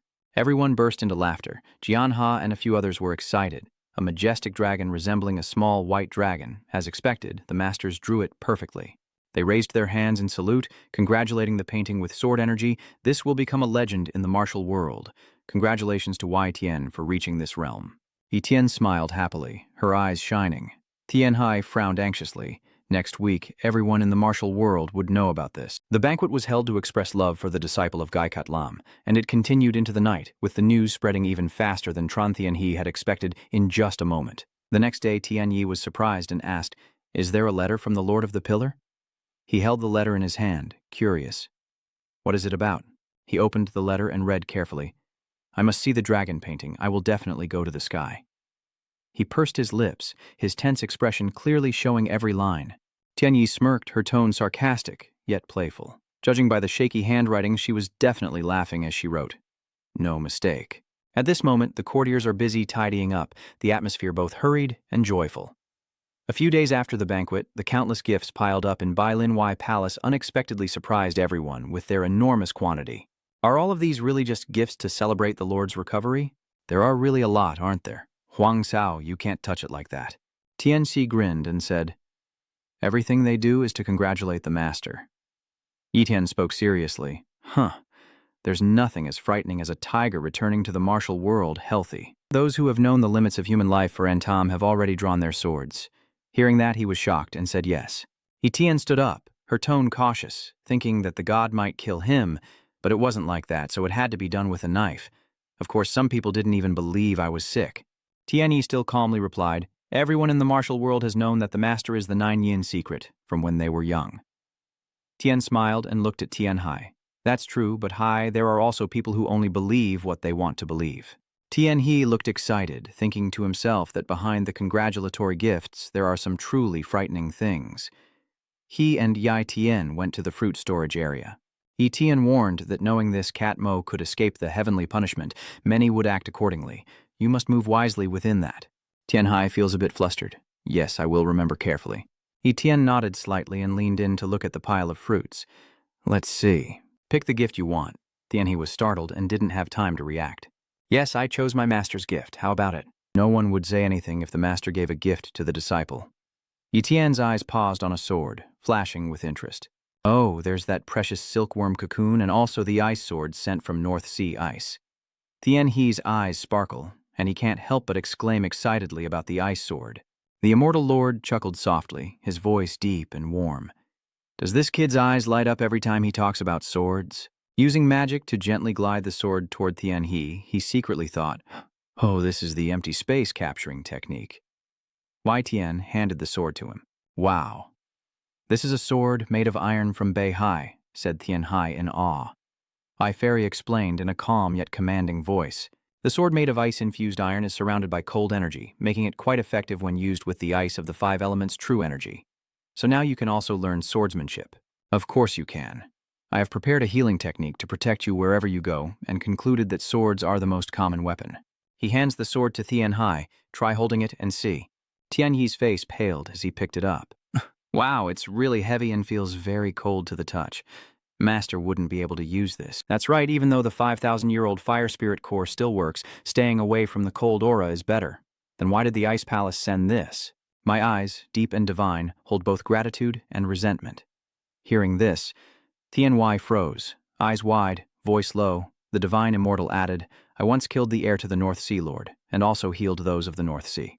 The Lord of North Sea said that his debts of gratitude and revenge are entrusted to the heavens, waiting for the divine judgment. Tianhai tightly grips the sword with both hands, full of doubt, so it means that regardless of whether someone dies because of the 9 Yin secret art. That's right, although I am grateful for having healed the people of North Sea Palace, I cannot forget the hatred for the enemy who killed my son. That answer is in the sword. After thinking carefully, Tianhai silently realized that everything was connected. Like this. He struggled to hold the sword in his hand, panting, Master, this is really heavy. Etienne still calmly smiled, teasingly. Ha ha, you need to train your physical strength more. This peerless divine sword, nothing can save your life like this. Tianhe struggled to steady himself and hesitantly said, I thank you. Sweat dripped down his forehead as he looked up, his eyes full of doubt.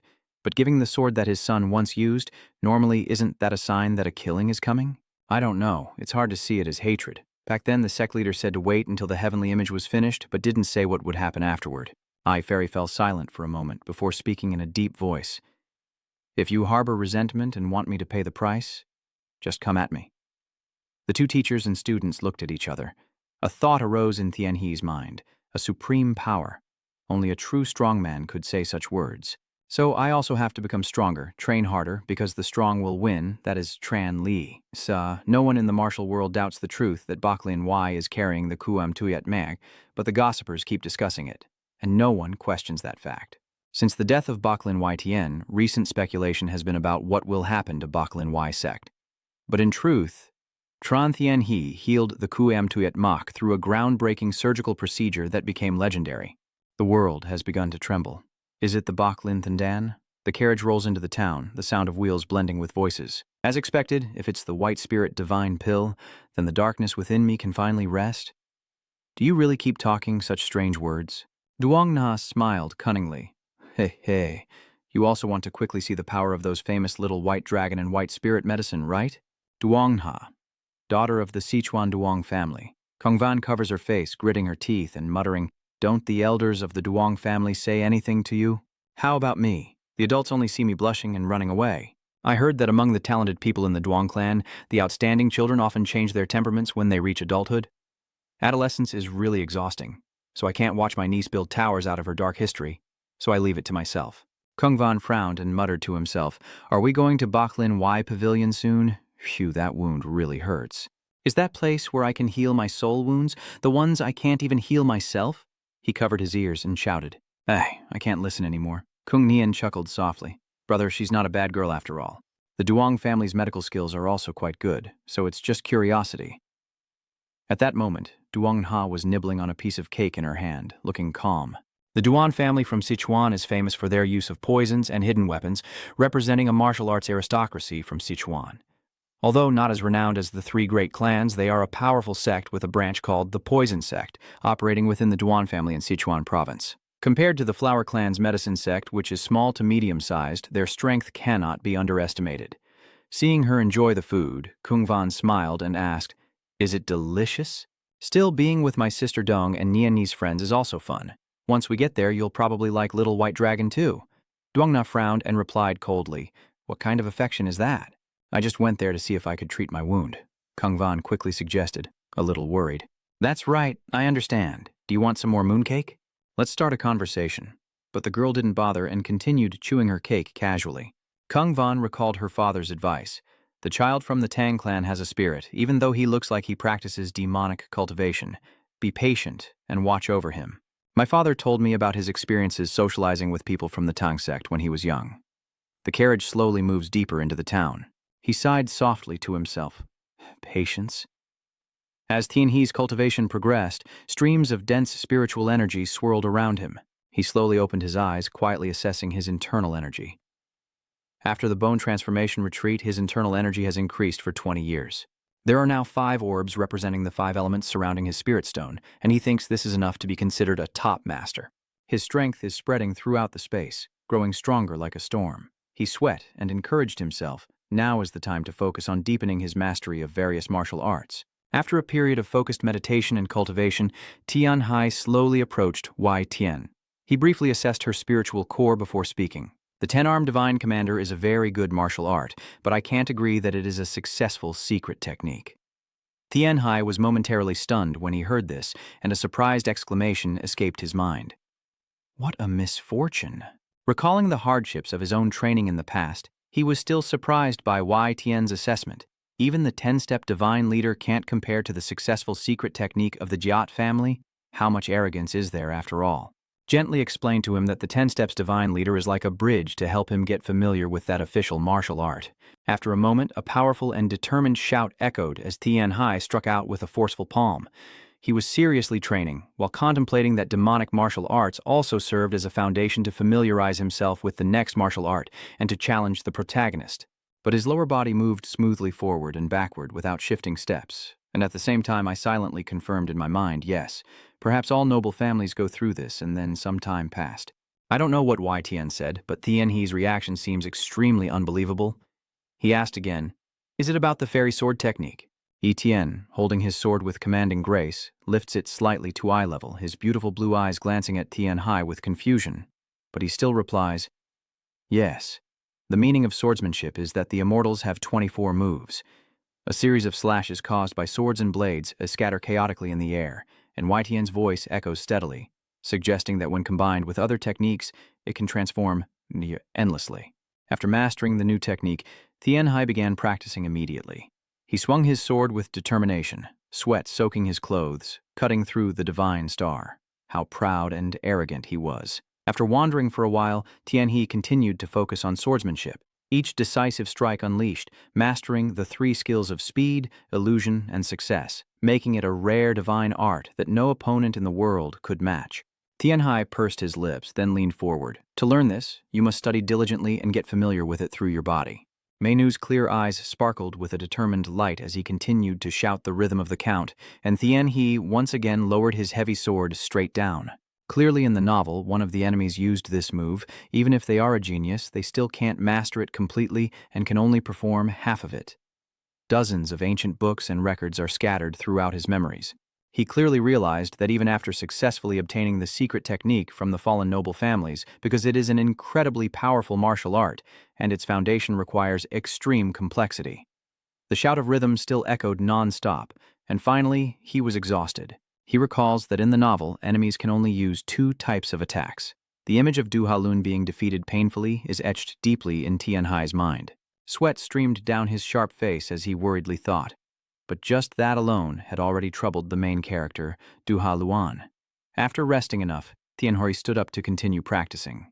He exclaimed, "Nice!" Suddenly, something made him open his eyes wide in amazement. "If I can master all of this perfectly, I can hear the shout from the distant, towering mountain. So you mean to say, you're wandering the martial world?" Tianhe nervously asked Kat Nian. What suddenly happened? She quickly stopped him from shouting. "What if someone hears? I can't let father find out." Then Kat Nian continued to defend herself. "And besides, you've already secretly been wandering the martial world." Tianhe shyly responded to her accusations. "That's true indeed." He tiredly thought to himself, "It seems this girl has been provoked." The lush green forest is refreshed by a gentle breeze that makes everything seem alive again. Kat Nian's voice softly explains, "I didn't find it easy to make this decision either." Then she nodded and said, "Seeing you secluded in cultivation, your reputation spreading across the martial world and returning home, I've been quite troubled." Tianxi feels helpless, closes his eyes as if he doesn't want to hear anymore, and worries about what to do. "You're right. What about the money you plan to use?" Tianhe's tone became even more excited. "You're going to need more money than you think when you go out." It seems that Kat Nian hadn't thought of that either. She was a bit stunned when she heard and hesitated before replying, "With martial arts, I can do anything to fill my stomach." After saying that, she seemed very determined, silently closing her eyes to reflect. Seeing Kat Nian's expression, Tianhe was startled to realize her resolve, and he muttered to himself, "Because you said you would step into the martial world. This uncle of yours is truly heartless." After a moment of silence, Tianhe thoughtfully rests his chin in his hand, realizing he can't stop her with this anymore. After a moment of thought, Tianhe decided to give up persuading Kat Nian and instead snapped his fingers to suggest, "Kat Nian, how about heading towards Van Long Pheo Quoc? The Ghost Sect can also introduce jobs for you. I secretly agree that the Lord of the Nation is a good person and would probably help you adapt to the martial world safely." But Kat Nian unconsciously contradicts. She says, "I've been there with the Ghost Sect many times. What if I get caught and dragged back?" Tianxi came up with a brilliant plan. "Hung, if we make an official contract, then I won't be able to make you do anything." She hesitated and asked again about the contract, then quickly explained. Yes, in that case, even the palace rules and regulations would make it difficult to bring her back. Fearing she would refuse, he then made a request. "I will write a recommendation letter." Kat Nian didn't respond. She silently observed to gauge how sincere the offer was, but with no other options, Kat Nian hesitated and reluctantly agreed. "Then I understand and will do as you say." As she replied, Tianhe immediately handed her a blank sheet of paper. He said this. Kat Nian took it confused. She looked at it for a long time, still in awe. Tianhe looked very proud again and cheerfully comforted her. "Archery is highly respected in the Flying Kingdom, and the ruler will welcome you too. Also, I will write a letter of recommendation for you to Kongton Huyin Kongton Lin. The gentle smiling faces of the two siblings from the Gongton family suddenly flashed through their minds. Hearing Tian He mention them, Kat Nien asked in surprise, "The Gongton family. Do you also know them?" "Oh, I remember now. I heard about them before. They are the ones who saved me," Tian Hai said proudly. Vin Vin grinned and said to her, "That's right. If it's those two, they would never treat you casually." Unexpectedly, Kat Nien suddenly threw herself into his arms. Tian He dazed and blushing, unsure whether to place his hand on his head, while Kat Nien still held him tightly, her head buried deeper into his chest, until he finally reacted, hurriedly calling her out. Kat Nien. But she had no intention of letting go. She said seriously, "Tian Hai, thank you." At that moment, he understood her feelings. "All right, take care. If you're injured, call me immediately. Whenever you go to the Baklin Medical Hall, you can contact me anytime." Kat Nien just smiled, as if silently agreeing with Tian He's advice. "Yes, I will be careful, thank you for your concern, and I will protect you." The light in her eyes flickered through the bodies of the skilled snake fighters, while the shadowy figures in black cloaks lurked, unwilling to reveal their faces after those warm moments. It was also time for them to part ways. Tian He waved goodbye from afar to Tien Kat Nien, who responded with a wave, her innocent gaze now replaced with maturity and deep determination. She had gone, but Tian Hai remained standing still, waiting, unaware that the warm, smiling expression from earlier had vanished. "You actually stepped out. I didn't expect someone to come out after all." The person who was discovered wasn't surprised and laughed arrogantly. "It seems you've seen me for the being time." He suddenly said with sadness that I haven't cultivated enough. When Tian He saw that he was unhappy, she was confused and tried to keep the atmosphere light. "I've been feeling hot for a while now." The palace officials became even more awkward seeing that. He whispers softly, "And I also unconsciously don't know," but then he turns his eyes to follow the figures just walking away. Her resolute back is now just a tiny dot amid the vast, lost sky and land. Tian He asks concernedly, "Are you okay, letting her go alone?" The Duke's residence didn't respond, only continued watching her while casually speaking. "That girl looks just like me. I also left home around that age, but not to this extent." And then he turned to look at Tian Hai, choked up as he said, "If it were Van Long Phu Quoc, you could check in on us sometimes. Lord An has helped us a lot." He seemed indifferent, smiling foolishly as he said, "It's nothing. With your strength, I don't really need to help with these things. I was just nosy. Too modest isn't good either." A bright smile lit up Tian He's clear face.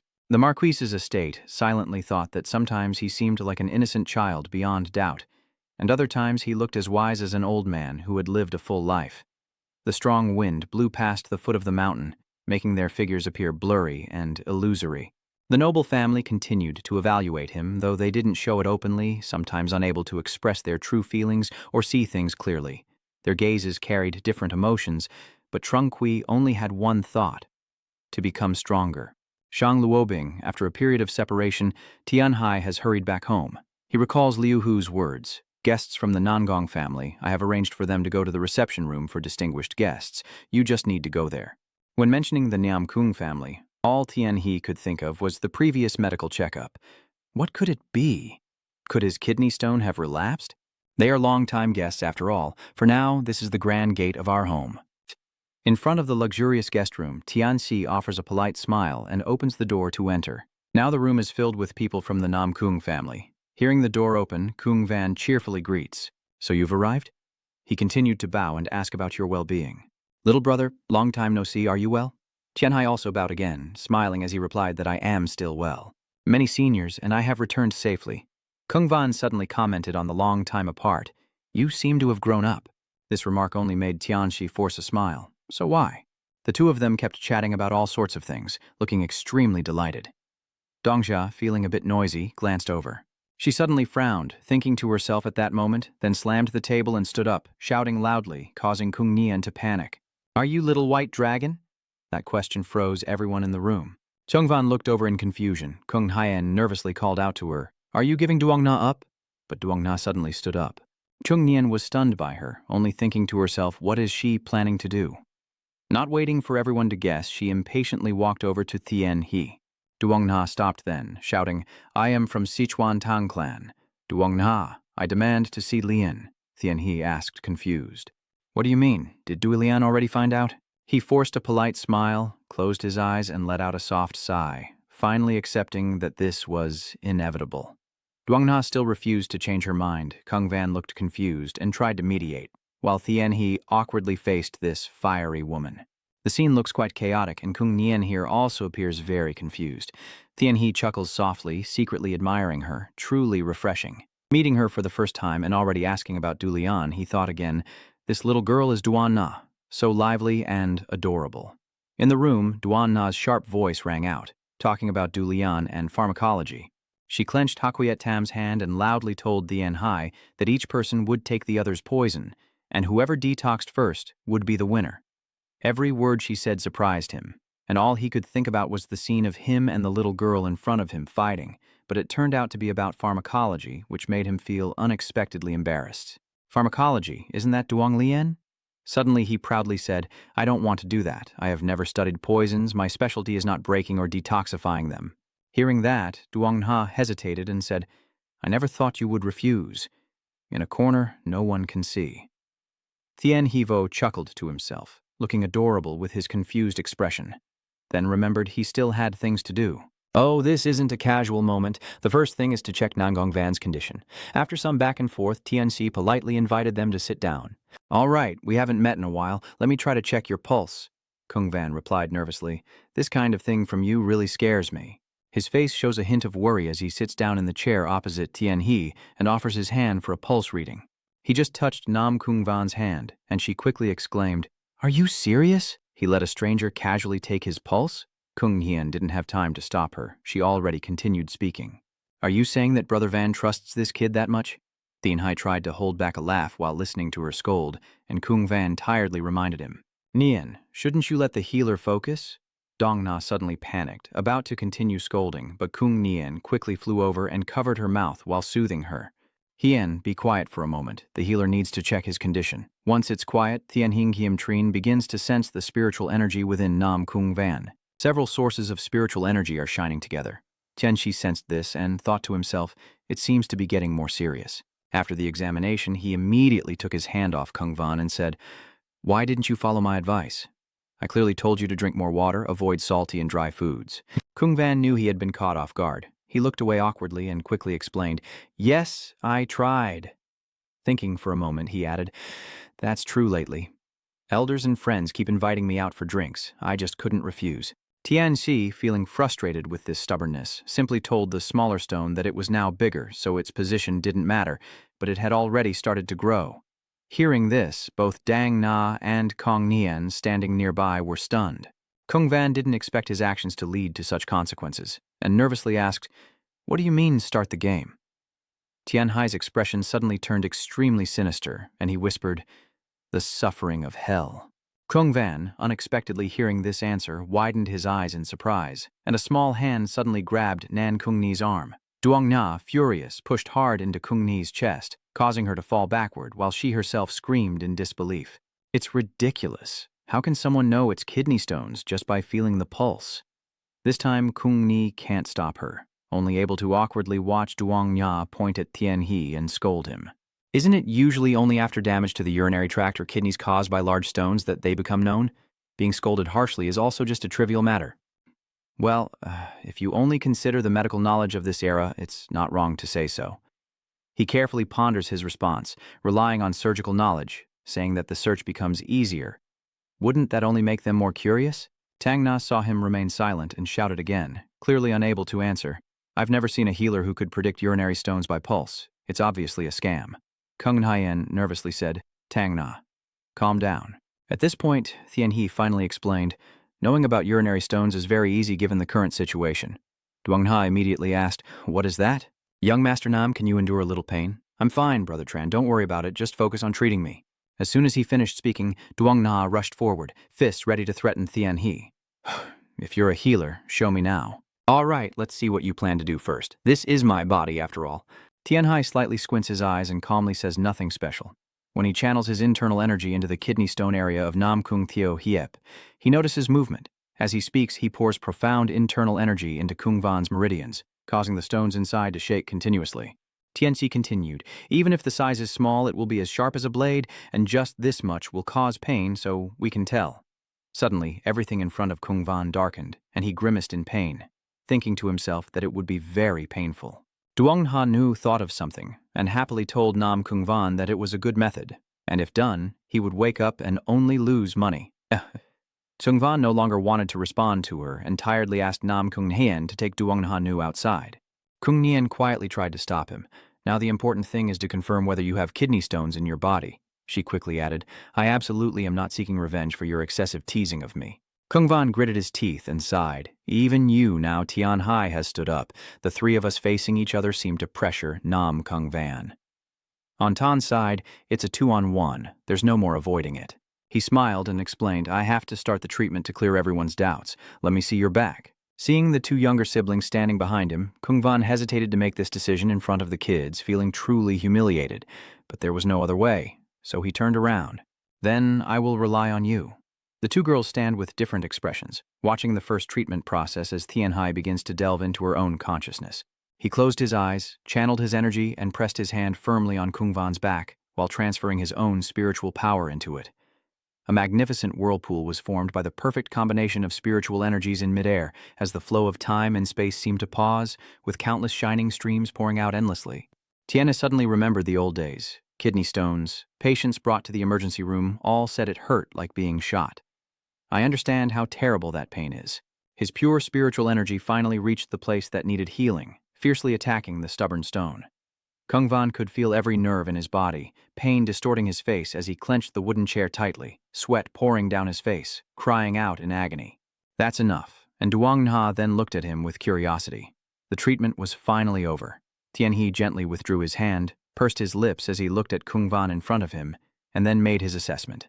Well, it must have hurt quite a bit. It seems Duong Na has trusted Tian Hai. She arrogantly crossed her arms and said, this isn't acting. It really hurts. I can feel the scream of Brother Van's soul. Sung Nayen, hearing her senior brother's scream, was so frightened she opened her mouth wide, and she anxiously shouted, Brother, the veins on Kung Van's neck are all bulging. He's grinding his teeth and growling. You won't be allowed to snack for 3 days. Tian He looked over and asked Duong Ha for her opinion. Are you sure it's safe? Can the treatment be successful? Kung Hien lowered his head, afraid to speak. Only Duong Na still arrogantly replied, Yes, if that's really the case. The agonizing screams of Kung Van echoed, and Tian He could only smile helplessly. Kung Van Nan pouted and said to him, I don't know whether I'm taking care of the 2 young ladies or the 2 villains anymore. Tian Hai just nodded with a smile. Seeing the chaos among the 3, he thought to himself, is this what the future martial arts leader's humanity looks like? In the end, he concluded that all human lives are the same. A temporary medical clinic? Today, the weather is especially clear and perfect for healing. Outside the living room, Kung Hien and Duong Na are desperately trying to stop the doctors from working. They urged until they were exhausted, sweating profusely, but couldn't compete with the 2 of them. Duong Na seemed to want to scare them, rolling up her sleeves, making Kung Hien anxious and trying to persuade her. Ha! Lu Ho, standing upstairs, seeing them like that, sighed tiredly. Those kids just can't stop them. He frowned and looked around, observing her strange actions. Tianxi sat quietly inside, listening. And when he saw Kung Hien once again chasing after Duong Na mischievously, Lu Ho felt even more troubled. He said he was practicing a new martial art. His arm wasn't injured but was bandaged. Tian He could only comfort the guest from the Nam Kung family, someone understanding a bit. Lu Ho asked confusedly, What do you mean? Oh, Tian He simply said, Because I am busy taking care of the patients, Lu Ho. Please pay attention and help me. The giggling from below echoed up, and Lu Ho snapped angrily. That girl's personality is no joke. Tian Hai didn't reply. He simply told me to go, and then walked away. Besides the busy street outside the tavern, Tian He walked calmly, recalling Nam Kung Van's illness. He carefully pondered that as a young man who lived on wine and meat, if he suddenly escaped, he wouldn't survive even if he died. Thinking about it, he couldn't understand how she could become the martial arts leader and be debated as the #1 sword in the world. Truly surprising. The book clearly states that Kung Van's case is well known in Tian He's mind. He recalls, if according to the rules, kidney stones will eventually cause illness, then how can it be resolved? Could it be that the kidney stone is stuck like that, preventing him from using internal energy like his master did? His legs have never stopped moving, wandering aimlessly somewhere, while his mind is still fighting. Anyway, how Kung Van managed to deal with the kidney stone illness is not mentioned in the novel. As a medic, I should just do my job and focus on the patient in front of me. At that time, the medical clinic was bustling with experienced doctors, and during the surgery, Tian Hai's lecture echoed loudly.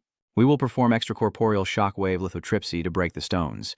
All the doctors are diligently taking notes until their hands are tired. And Tian Hai, still passionate, said, "This way it will be shattered into tiny pieces. If it can be expelled through urination, that's good. If not, surgery will be necessary." Hearing this, Kung Van whispered to himself, "Oh, I feel like I am an example of that little brother." Tianxi calmly turned to him and said, "Just think of it as karma coming back. Since things have turned out this way, I might as well use Nam Kung Shao Yi as a medical reference." After a moment of silence, Gong Yun asked hesitantly, "Am I just a tool for practice?" "That's right, because the other medical members also need to learn surgical treatment for urinary stones." Kung Van didn't expect to be looked at like that by so many people and couldn't help feeling uncomfortable. After explaining, Tian He said, "Let's get started."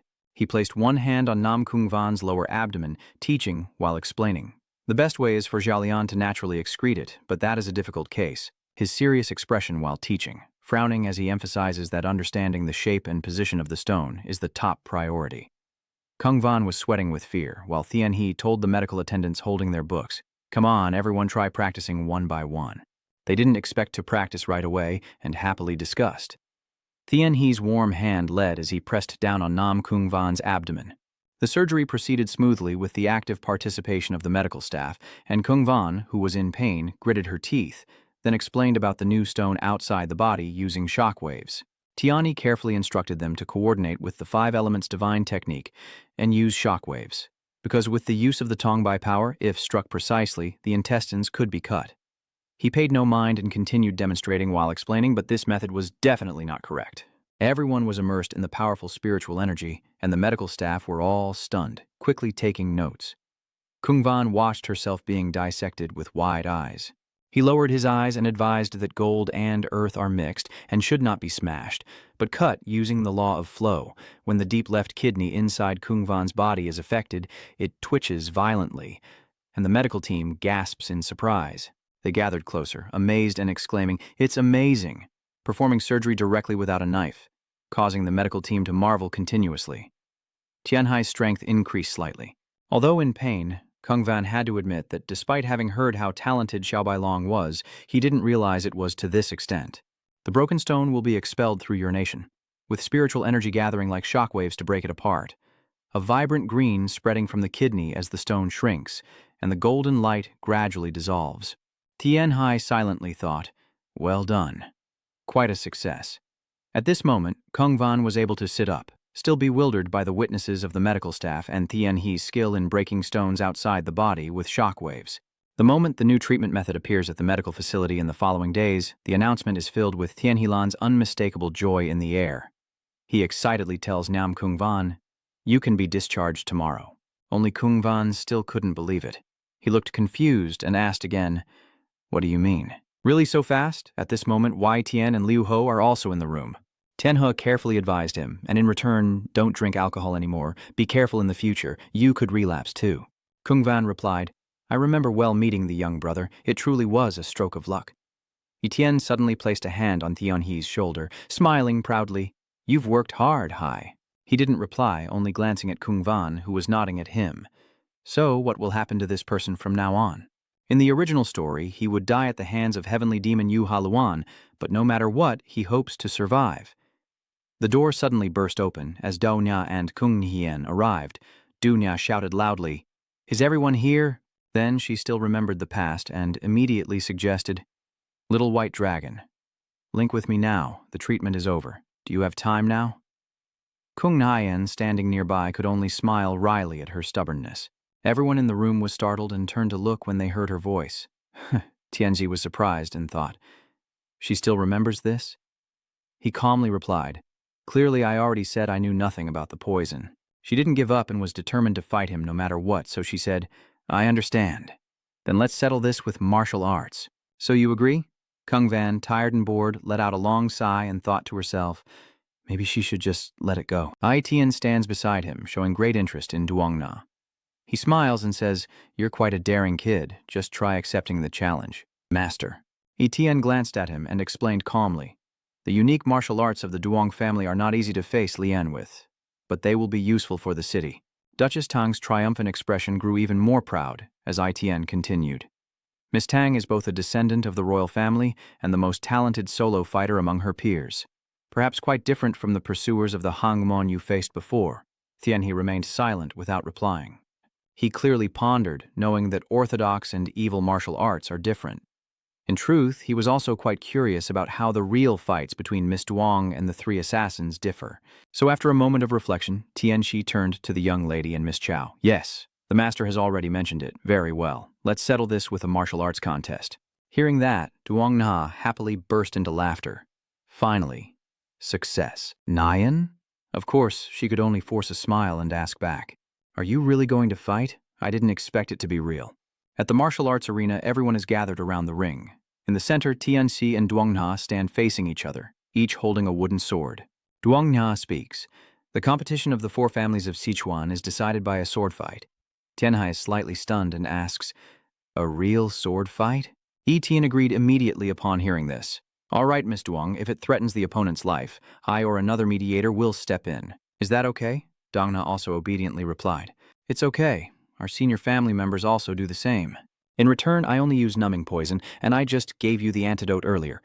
Both Lu Ho and YTN nodded in agreement. Etienne said again, I know, so you have brought H. Lu Huo's sword, right? Lu Huo immediately drew a beautiful sword and replied, yes. The sword spun in the air and Tianzhu caught it with his hand, confidently drawing it and thinking, good. Through training I have become familiar with the Ice Spirit sword. She glanced at it and could tell it was truly an extraordinary sword. Her expression was eager with anticipation. This was quite interesting. Tianhai knew she was a professional, so he instinctively tensed up, and now all he could think about was giving his all in this swordsmanship match that would decide the outcome. The referee didn't wait any longer and immediately raised his hand to signal. Tu Shuyen Duong and Duong Na are armed with iron immortal weapons and hidden weapons, while Baklin Y's celestial weapons are ice spirit swords, both ready to fight fiercely. The ghost archer lowers his hand and loudly announces, begin. The abundant spiritual energy from Tianhe and Duong Ha immediately burst out powerfully, making the atmosphere suddenly much heavier. Duong Ha's eyes flashed with a teasing glint as Tianhai silently assessed her, his gaze shifting accordingly. Vo Lam Nanxi's personality remains as mysterious as ever, as she firmly plants one foot on the ground. Tianhe, not willing to fall behind, swiftly dodges the attack and ponders. Surely Thoithan during her youth was an unbeatable child, so now the pressure she exerts feels just like that of a martial arts master. A deadly aura shot towards him, and Tianxi managed to block it just in time. Suddenly, an image of Karen's archery practice appeared in his mind. Vuong Katnhien also seems to have only eyes for the distant target and the bow, her stance natural and fluid as if she had practiced hundreds or thousands of times, and her wife's powerful strike made him secretly admire how her body revealed no flaws. After 100 moves, neither side could claim victory as they continuously launched their strongest attacks and dodged each other's strikes. Duong Na Dan grew impatient, her attacks becoming increasingly fierce. Tianhai can only say one thing. This is a completely different level from those he has defeated before. Wai Tian and Lu Ho quietly watched this tense battle. The other side, the two brothers Kung Van and Kung Nguyen, watched anxiously as dust rose from Tutung, obstructing their view but unable to hide the spirit of the two warriors in the arena. It seems Duong Na has figured out the pattern. What is she secretly thinking? Pretty impressive. I also know quite a bit about Bai Ling Wai, but the Steel Fairy once again targets his face with an attack. Tianhe once again evades smoothly, leaving Duong Na stunned. Does he dodge all of my attacks? The Steel Spirit Wire, already enraged, kept missing Tianhai with its attacks, seemingly wanting to smash the arena floor, but he simply dodged effortlessly without striking back. Then he thought to himself, it seems that the fierce look on her face earlier has softened a bit. Truly astonishing. It turns out Tianhe's mind has been nourished by her, and his incredible spiritual power is tightly protecting his brain. The Huyan Nguyen Quan Danthan, Kong helps the brain develop rapidly, making my thinking speed in battle much sharper. Suddenly, the ghost bow becomes frantic and rushes forward. Tianhai's thoughts still lingered, sensing that the surrounding targets were slowing down. Everyone around seemed like mere illusions, and their battle grew more intense. Duong Ha Quat Man Thiet Tien arrived, but still couldn't hurt Tianhai. He judged that at this level, he could handle it. Sweat has been streaming down his forehead. At last, Tianhe has found his opponent's weakness. The girl is starting to show her weakness. Now, his legs swiftly glide lightly across the arena floor. Then he exploited the opening in Duongna's attack and immediately thrust his spear toward her, silently reminding himself to stay close and cautious. The sudden counterattack made Duongna momentarily complacent, almost getting injured, and her eyes suddenly widened in shock as Tianhe's sword, still wielding a commanding swordsmanship, charged straight at her. Long Yen breaking sword. Each decisive strike cuts toward her, forcing Duongna to fight desperately. Not to be outdone, Tianhe also unleashes her swordsmanship, her mystical purple spiritual energy enveloping her whip like a serpent. Seeing this, he thought to himself, so fast. In that instant, he was momentarily distracted, and the divine sword seized the opportunity to shoot forward like an arrow, but Tianhe also hurriedly dodged. The roaring sound of the fight echoed loudly. When Tianxi saw Duongna's swordsmanship, he immediately remembered that this was the Tai'at, the immortal sword. Another palm strikes, but he swiftly and lightly dodges to the side. His eyes unconsciously reflect the blue light of spiritual energy, and in his mind he silently recites the secret mantra, the first move of the celestial cloud sword technique. The two sword slashes suddenly rang out, and Kung Van exclaimed, "Amazing!" With many continuous variations in the sword techniques, Kung Nian also nodded in agreement. Yes, and they are extremely fast and powerful. Both of their decisive moves grow increasingly powerful. Tian and Lu Ho remain silent, watching. Seeing Tianhe's techniques improve significantly, Wei Tian quietly thought to herself that indeed she hasn't neglected her training, but she must be careful. That child is also patiently waiting for the right moment to counter her attack. Duongna's eyes widened in disbelief as she fiercely whipped her whip, her swordsmanship constantly changing in unpredictable ways. Truly a rare genius. Once again, her techniques failed to affect Tianhe, and she snorted coldly. Not bad. There's no choice but to keep attacking, huh? She clenched her grip on the iron immortal sword tighter, her spiritual power erupting. Duongna changed her sword technique again, a dangerous red glow flashing. She decisively swung the rope, and the steel immortal quickly wrapped around the Bing spirit sword, leaving him stunned. Tianxi was panicked and thought, what is this? Is this a snake fairy? But immediately the ice spirit sword broke free, and the tail of the metal fairy curled up trying to catch it, but couldn't manage it. The metal fairy was incredulous and continued to wave forward. Tianhe understood its intention and immediately stepped back to dodge. Dao Na, seeing this, gasped and said, "You managed to avoid it?" The ghost archer standing in the arena was sweating profusely, and the Nam Kung brothers from the noble family were no different, gaping in amazement. Ai Tian and Lu Ho seemed to have anticipated this development and continued to watch the fight calmly. The sword techniques suddenly paused and the arena's floor was covered with large puddles of water. Tiejian continues to launch a full-scale attack, soaring fiercely into the air. Dongna suddenly pulls it back into her hand, frowning as she shouts loudly, "Usually, I would win this match easily." A few gasps from Tianhe's breath, he tiredly thought to himself, "That was close. I almost lost my sword."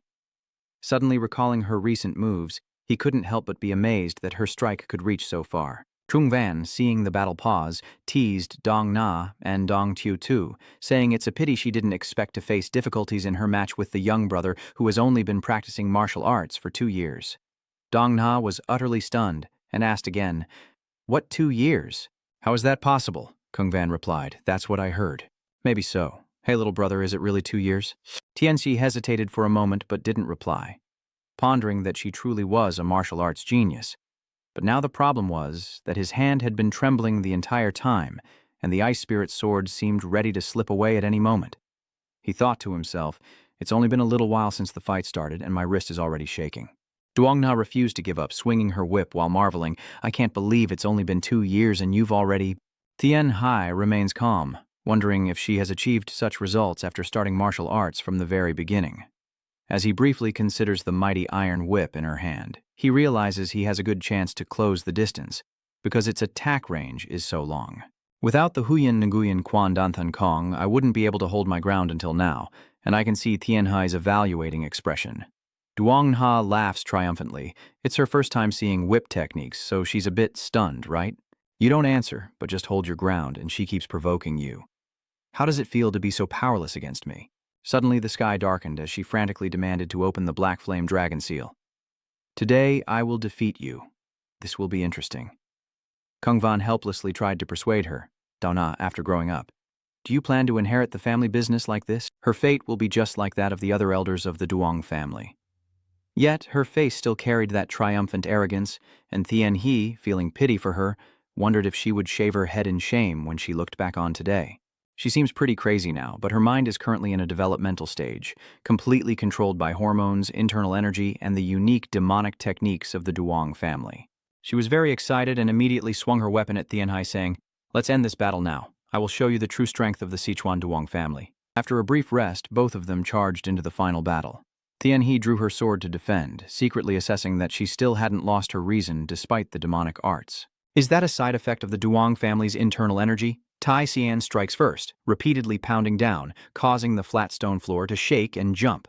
This time, Duong Ha seems to fight even more fiercely, her whip striking forcefully, forcing Thien Hai to struggle to defend. It gracefully weaves through the air, attacking with mesmerizing agility, making Thien Hai even more exhausted. He thought to himself that its movements were like a serpent, making it very hard to predict its direction of movement. He had been pushed back by Thiet Tien to the edge of the arena. How about now? My whip is powerful, isn't it?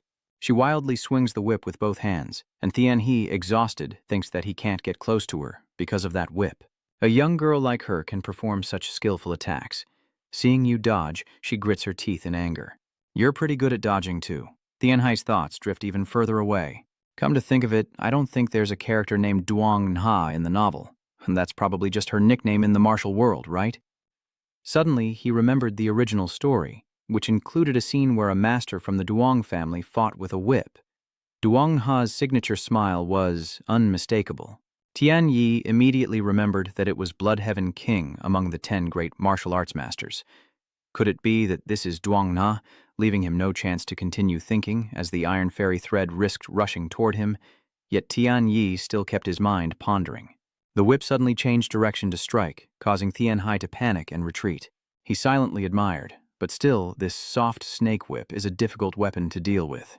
The whip misses and crashes heavily to the ground, sending dirt and stones flying.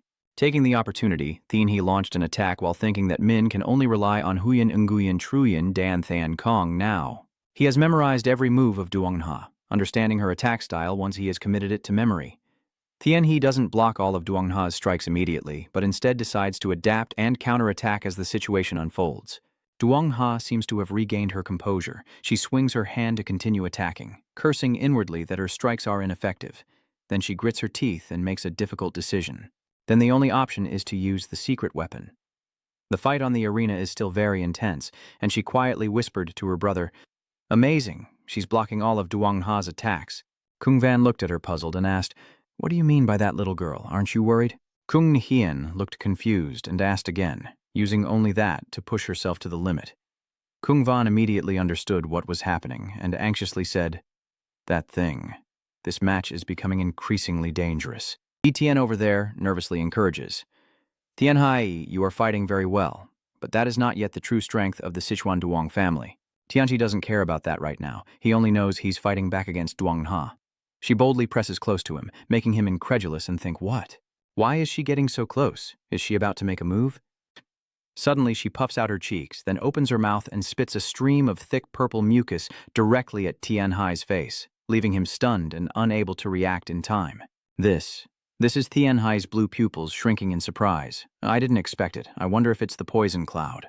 "This is a paralyzing poison. You can't block it." The purple toxin seemed to swallow Thien Hai whole, and they rushed forward, but the remaining poison in Duong Na's mouth was gone, though each drop still made Thien Hai struggle with pain. Damn it. I knew she was skilled with poison, but I didn't expect her to spit it out like that. There's no other way. I can only try to drive them away, I tell myself, but even if I know, it won't be easy to avoid. Duong Na is well versed in poisons. She fiercely swings her iron spear, laughs triumphantly, and advises him that the Taliet people's fate is just a matter of time. Surrender now. The poison has already touched Thien Hai's armor. Zhang realized that the reason she suddenly approached him was because of this. So he started to calculate that continuing to defend would only expose him to more poison, so he had to attack aggressively.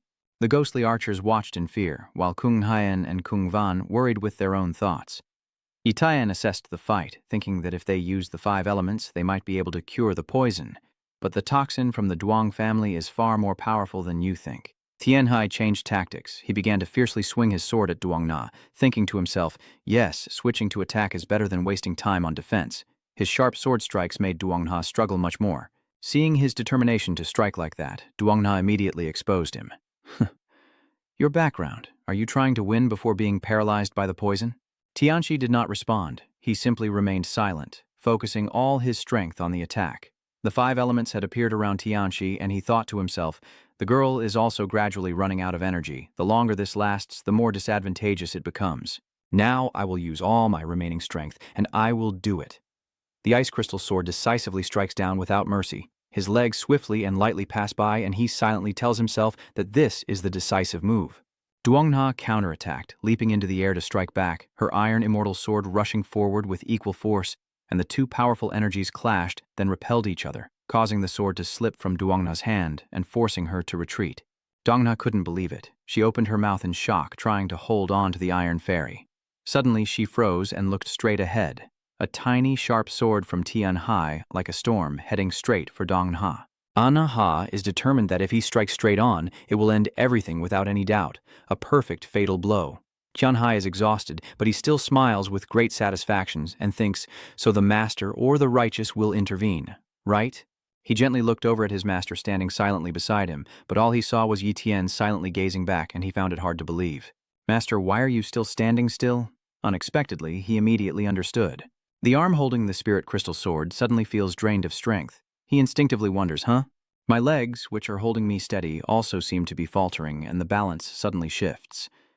Tianxi still can't accept the truth. Why did this suddenly happen? I grit my teeth, trying to hold back, but it's useless. He kept thinking it was poison, but he felt nothing at all, and his body was stiffening. The demon lord watched the ongoing chaos and could only be amazed.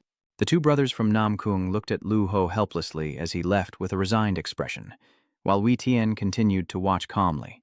Seeing Yi Tian's expression, Tian He felt like he had been deceived. His master had known all along. He trembles stiffly, unable to do anything, while Duong Na now laughs happily. Finally, the toxin has spread throughout the little white dragon's body. She mocks him, just a little more to go. Then he bent down to pick up the iron spear, but Tianxi still couldn't move his body. He hesitated and pondered at the critical moment, could he just rely on his energy to detoxify?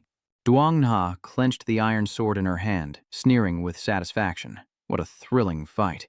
The whip once again curled and twisted. She said straightforwardly, Now I have to end this competition, right? Tianhai was worried but couldn't do anything else. He quietly growled in his heart that he couldn't move.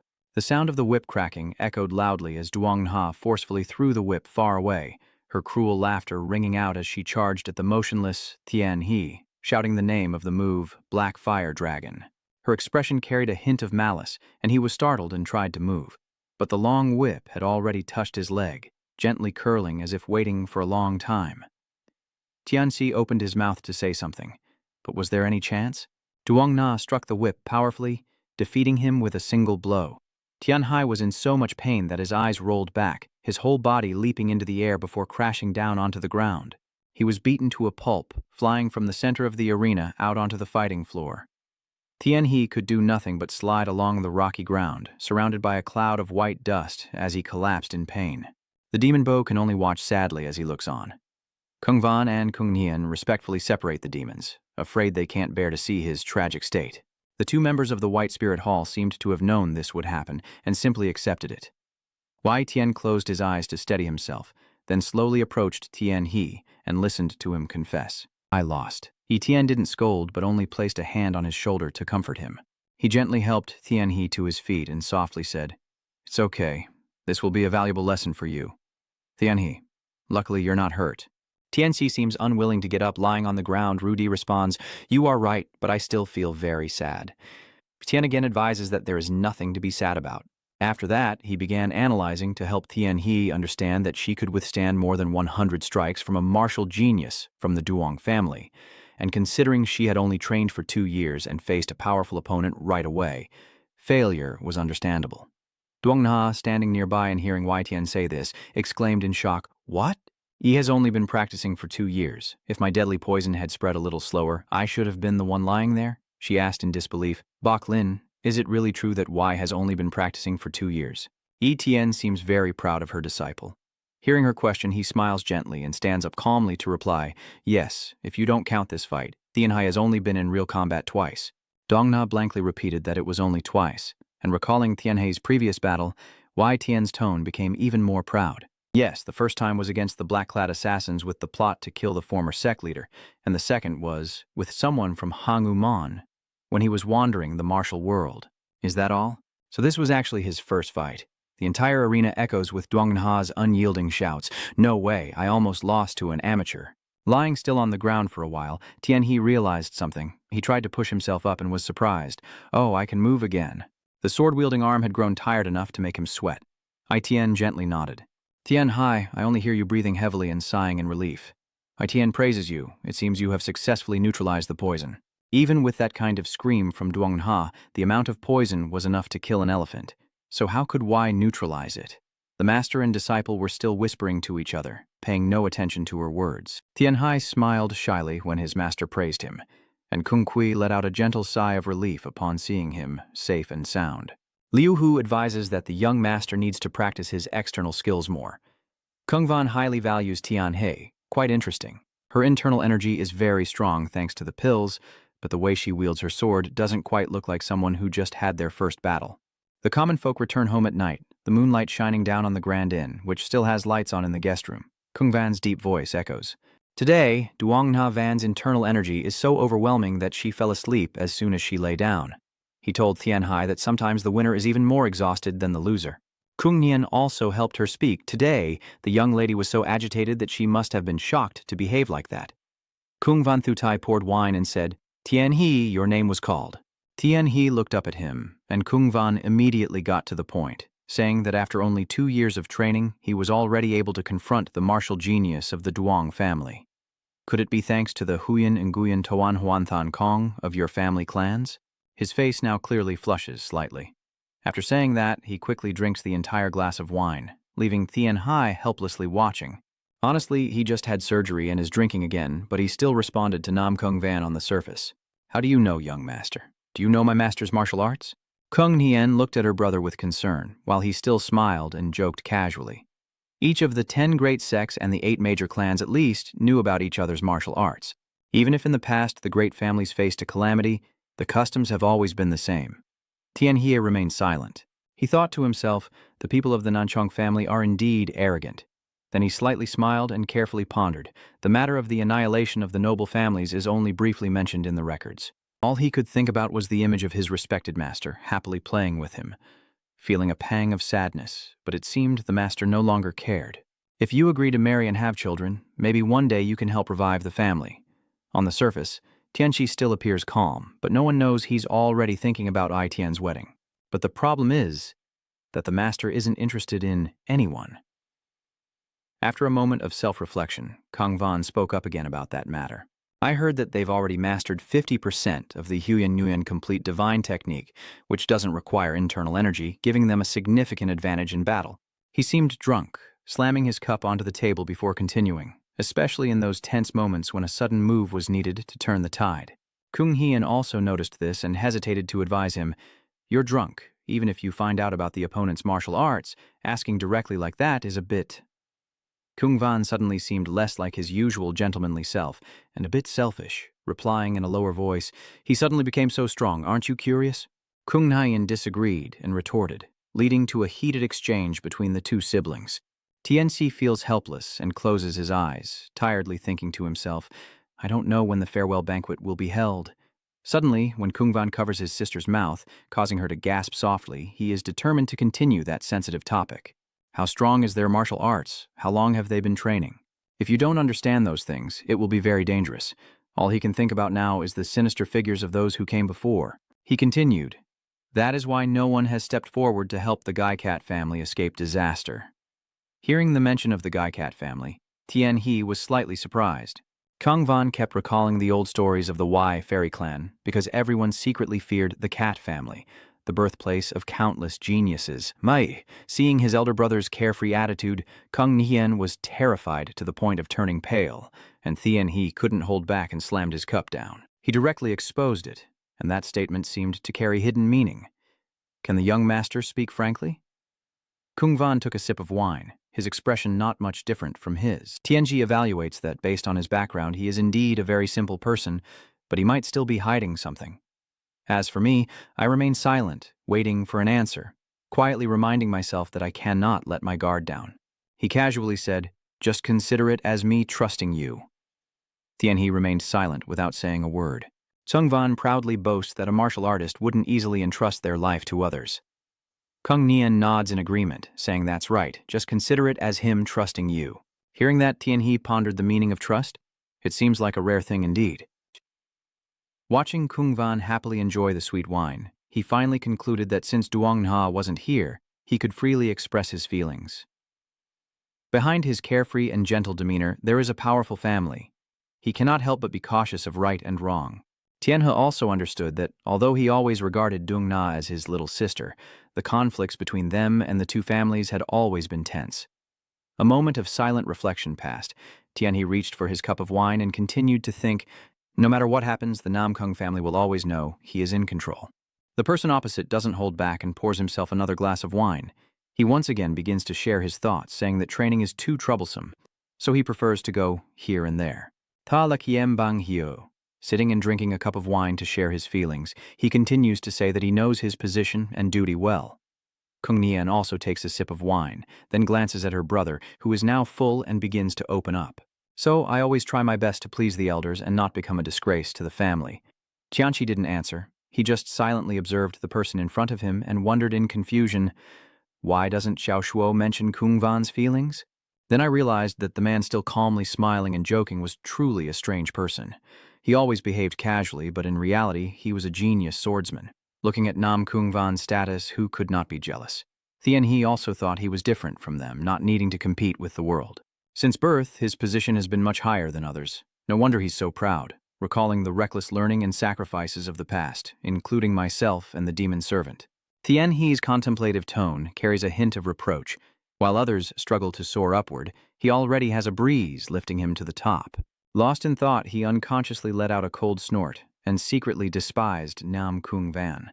So annoying. Then he suddenly remembered a friend from his previous life whom he always admired. I also met people like that before. He was also one of the proud talents among them. Now, after recalling, Tianhe revealed that those who normally take 10 hours to learn a pile of documents can do it in just 2 hours. Moreover, they are very kind people. Glancing at Banqua, Tianhe hesitated and asked, "Young master, what is the point of telling me this?" Kung Van closed his eyes and chuckled, then directly told Tianhe, "I already said so. I really like you. I appreciate your diligence and your perspective on things. I also like how you hold back when fighting Duongna." Tianhe was also slightly taken aback and asked in surprise, "You guessed it?" Looking at Nanggong in front of him, for the first time Tianhe had to admit that he truly was a genius. All the cruel acts of the bandits that I have personally witnessed flash through Tianhe's mind, and he convinces himself that dealing with a gang of bandits oppressing the people and stealing is an easy matter. However, remembering Duong Ha's small yet resilient and determined figure, he cannot bring himself to do it. But if he had to cut off the limbs of a child, that would be a completely different matter. It's just a fight. He quietly bowed his head and rearranged his words. Then Tianhe calmly said, "If I fight with all my strength, I will also lose." Clearly, Lord Kung Van does not believe these words, and he directly exposes them. "Since you are a great doctor, you must know all the vital points on the human body, right?" "Maybe I was thinking differently." Tianhe began to fight back with words. "Why don't you try it yourself? I also want to see your skills in a few years, as a way to repay you for treating me." This unexpected proposal left both young masters of noble families stunned. Nuchung turned and asked, "Do you want to fight him?" In a cheerful tone, Kung Van happily said, "In a few years? Which martial art do you want to learn? If Tianhe achieves his wish, he will be even more delighted. I would very much like to see your lightness skill. Fast footwork. Compared to lightness skill, the swordsmanship of the Nanchong family is much more outstanding. Don't you know, when it comes to lightness skill, Kung Van has to bow to Wai Tin as her master. Because every time he competes with her, he struggles greatly just to catch up with Wai Zhen. He knows this, so he also told her, honestly, the void manipulation of your noble families is even higher than the lightness skill of my family by 2 levels. Tianhe nodded in understanding, but he still stubbornly said, "I know, but I still want to see it with my own eyes." Hearing Tianhe's urgency, Kung Van was pleased and immediately agreed without hesitation. "All right, Then I will give in to avoid losing face in front of you. The three of us bow to each other. Tien He happily replied, I am very much looking forward to it. His mind still vividly remembered Nam Kung Van's calm and composed demeanor. He smiled to himself, thinking that if so, he would have a better chance of surviving if he had to fight the heavenly demon. And the noble and elegant Tien He couldn't help but recall her fate. After he dies, Nam Kung Ni should only need to rely on his imagined lightness of foot to envision Nam Kung Van's future mastery of agility, which would ease Tien He's mind and help him avoid the worst consequences. Having finished discussing what needed to be said, Mian politely stood up and said, It's late. I must take my leave. Looking at Kung Van still holding the wine jar, Tien He couldn't help but remind him, Young master, take care of your health, and after you return, try to limit drinking. Your illness could relapse easily. The man, on the other hand, was very carefree. He laughed loudly and replied, I know. I still smile politely in front of you, but in my heart, Tien He is cursing silently. Did you really have to drink in front of me? Then that's good. Rest well, everyone. Then he confidently stepped outside and said his final words to the Nam Kung brothers, Take care. The silhouette of the young man, slender and skilled, was illuminated by the evening moonlight as he looked up at the mysterious night sky. Tien He couldn't help but feel happy, thinking that today wasn't so bad, and he whispered to the night wind that he wasn't drunk but still intoxicated. Early the next morning, a lively crowd gathered in front of the clinic to see the three Nam Kung members off. Dong Nha still, as always, enjoyed teasing Kung Hien, making her flustered. Na Huai Tien and Tien Hia led the procession, bowing respectfully to them. In Tien He's mind, he was pleased, thinking the weather was perfect for Feng Tin. He gently smiled, not knowing what they were saying to each other, but Kung Van looked a bit awkward as he bowed, yet Tien He's thoughts still lingered. Although I was very sad, I didn't know why I still wanted them to leave as soon as possible. Duong Na still didn't forget to provoke Tien He, once again causing everyone to panic. The two brothers from Namkung had to work together to stop her. Luluot took her away, and he muttered irritably, Indeed, you are easily influenced by those around you. The people at Bailin Y Pavilion watched Kung family's carriage leave, and Y Tien seemed very happy to see them. Watching the farewell scene, Tien He couldn't help but feel soft-hearted. However, a bad friend is still a friend. I wonder if Kung Van will fulfill my wish? Days quietly pass by, and after Kung Van returns, Tien He's life returns to normal. He continued practicing martial arts and studying medicine from Central Plains, even passing on his medical knowledge to other doctors. Even his master did not have only peaceful days. Every second he fought to save his patients from death also helped them without hesitation. He has saved countless lives but also let some slip through his fingers. Sometimes he can only watch helplessly because he doesn't know how to save them. There are also people whom even knowing how to treat them, he cannot cure. In those moments, he can only move forward step by step. Once again, an autumn day arrives, with red leaves covering the clinic poetically. Old leaves fall in flocks, gently ending their lives to make way for new, tender ones. Tianchi reached out and caught a still fresh leaf, whispering, Time flies so fast, the season has passed in the blink of an eye, but he won't be young for long because a new event is about to happen. Tianchi happily thought. Finally, the day of the master's surgery has arrived, the morning sunlight shining on the face full of youthful vitality. He whispered, It's your first time, right? An appendectomy. During the surgery, Y Tien was very focused on each of her actions. Tien Hai was assisting in the first operation performed by Bai Lin Y Tien. They all wear modern protective gear with reverence, including Liu Hu and the medical staff watching closely. The sharp surgical knife in Y Tien's hand moves with incredible precision and speed through the patient's open abdomen. Tianxi admired him, noting his extremely skillful movements as he gently picked up the appendix with the small forceps. His disciple continued to comment on how well the master performed during the dissection, suturing the appendix and reconnecting the blood vessels.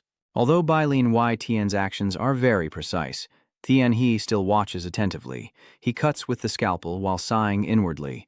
Luckily, not much blood is flowing. Tien Hai was not directly at the operating table, but his emotions were even more turbulent than at that moment, clearly showing sweat streaming down his face. He remained very focused until the surgery was over. The surgery was successfully completed. Y Tien calmly placed the surgical tweezers into the tray, and the stitches on the patient's abdomen were meticulously sewn, looking extremely skillful. Tien breathes out tiredly. Finally, Bak Lin Y Tien finished in the blink of an eye. Congratulations, master, you did very well. But Y Tien still didn't seem excited. He simply said, I wonder if maybe I supported too much this time and got a bit bored. Tian Hai was still amazed by Wai Tian's surgical speed and praised him. "You're really fast." The others couldn't even sleep the night before the surgery. "I guess it's because you have more medical experience so you don't feel pressured." "Is that so?" The medical staff around them all clasped their hands together and loudly cheered.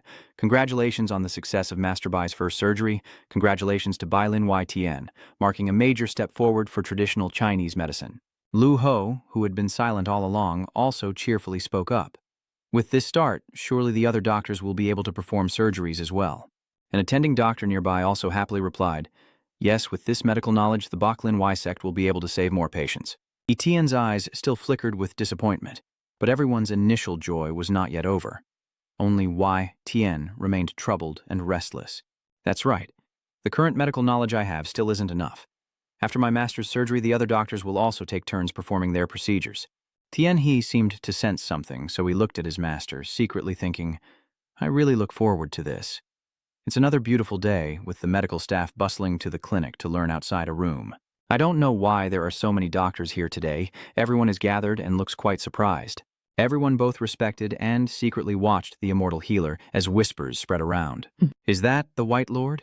This is the shared dining hall inside the medical institute. Some of the medical staff curiously glanced at him, while others hurriedly finished their meals and left the place as quickly as possible. Seeing everyone rush around as if they had seen a ghost, Tian Hu followed Ai Tian and sighed to himself.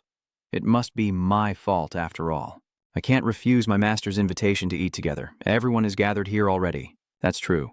Even though everyone seems nervous, they still gather around them like stars.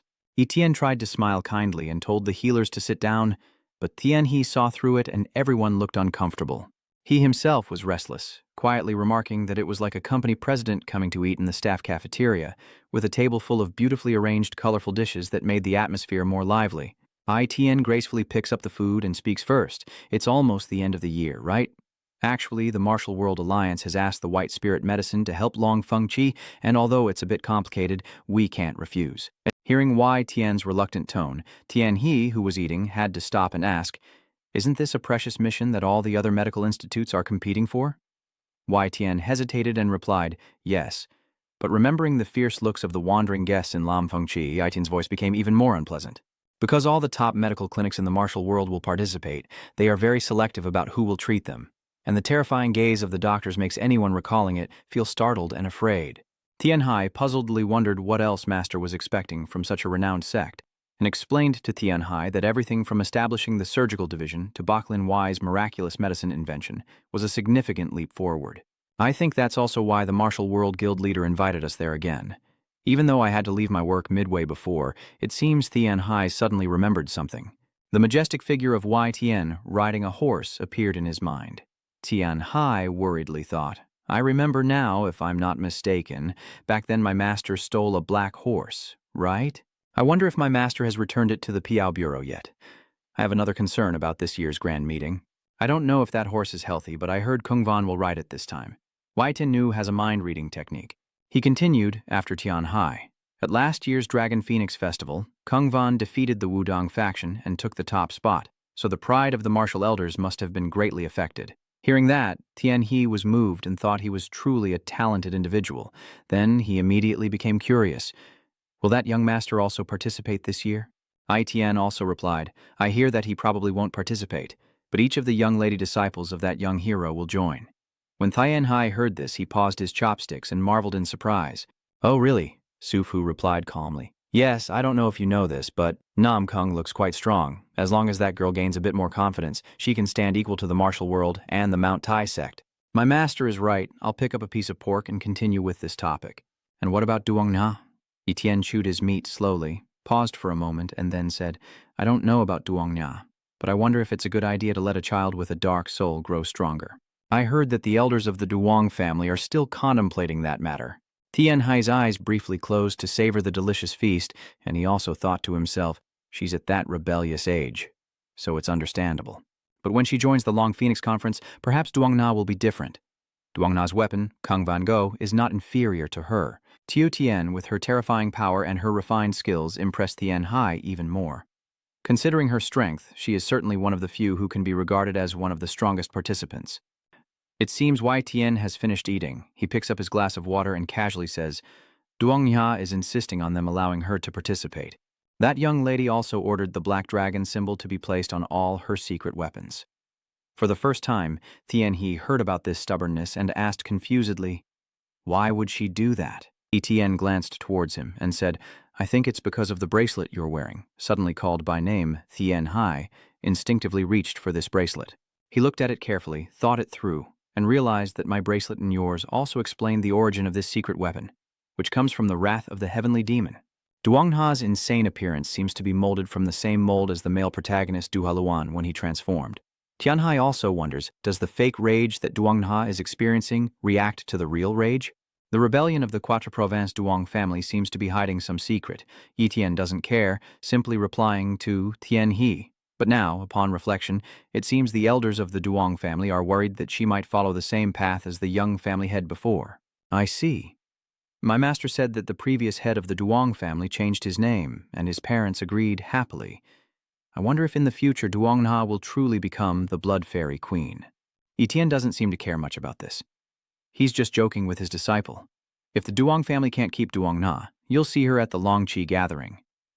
Tianhe also smiled and replied, so it's probably going to be quite complicated. Healing the whip marks must be difficult. Etienne was actually right. It's not an ordinary weapon. So many doctors don't know how to treat those wounds. Moreover, the Duong family is still using the toxin from the herbal poison of Lord Mempgach, hoping that Duongha will stay in that place. That young lady is extremely strong and never holds back, so they sent a few people to subdue her. Hearing the teasing words of his master, Tianhe hesitated for a moment. How can we treat this wound caused by the poison whip? It's going to be difficult. In the evening, they went to the main gate to see the doctors off. Hai Tian happily told him, I am very glad that the knowledge of surgery has been successfully taught. With this foundation, more doctors will be able to perform surgeries in Longfengqi. Tianhe lai tu vetiech nuai chotai nangkwa sufhumin an lungtung duate. Suphukankot hethuki kachkaf hau thuat fuktapdo. Etienne kongde iden loido, an thuai mekhen ngoi Tianhe. Tianhe, it's all thanks to you. You're now better than the doctors in our medical team. There are many people out there who see you as a genius. It's been a long time since I was praised, so I don't know what to say, only able to force a smile and respond. Really? He felt shy and embarrassed inside. Etienne gently looked at him and encouraged this talented disciple that he would soon become a top-tier doctor. The nervous voice of Tianhe echoed throughout the medical clinic.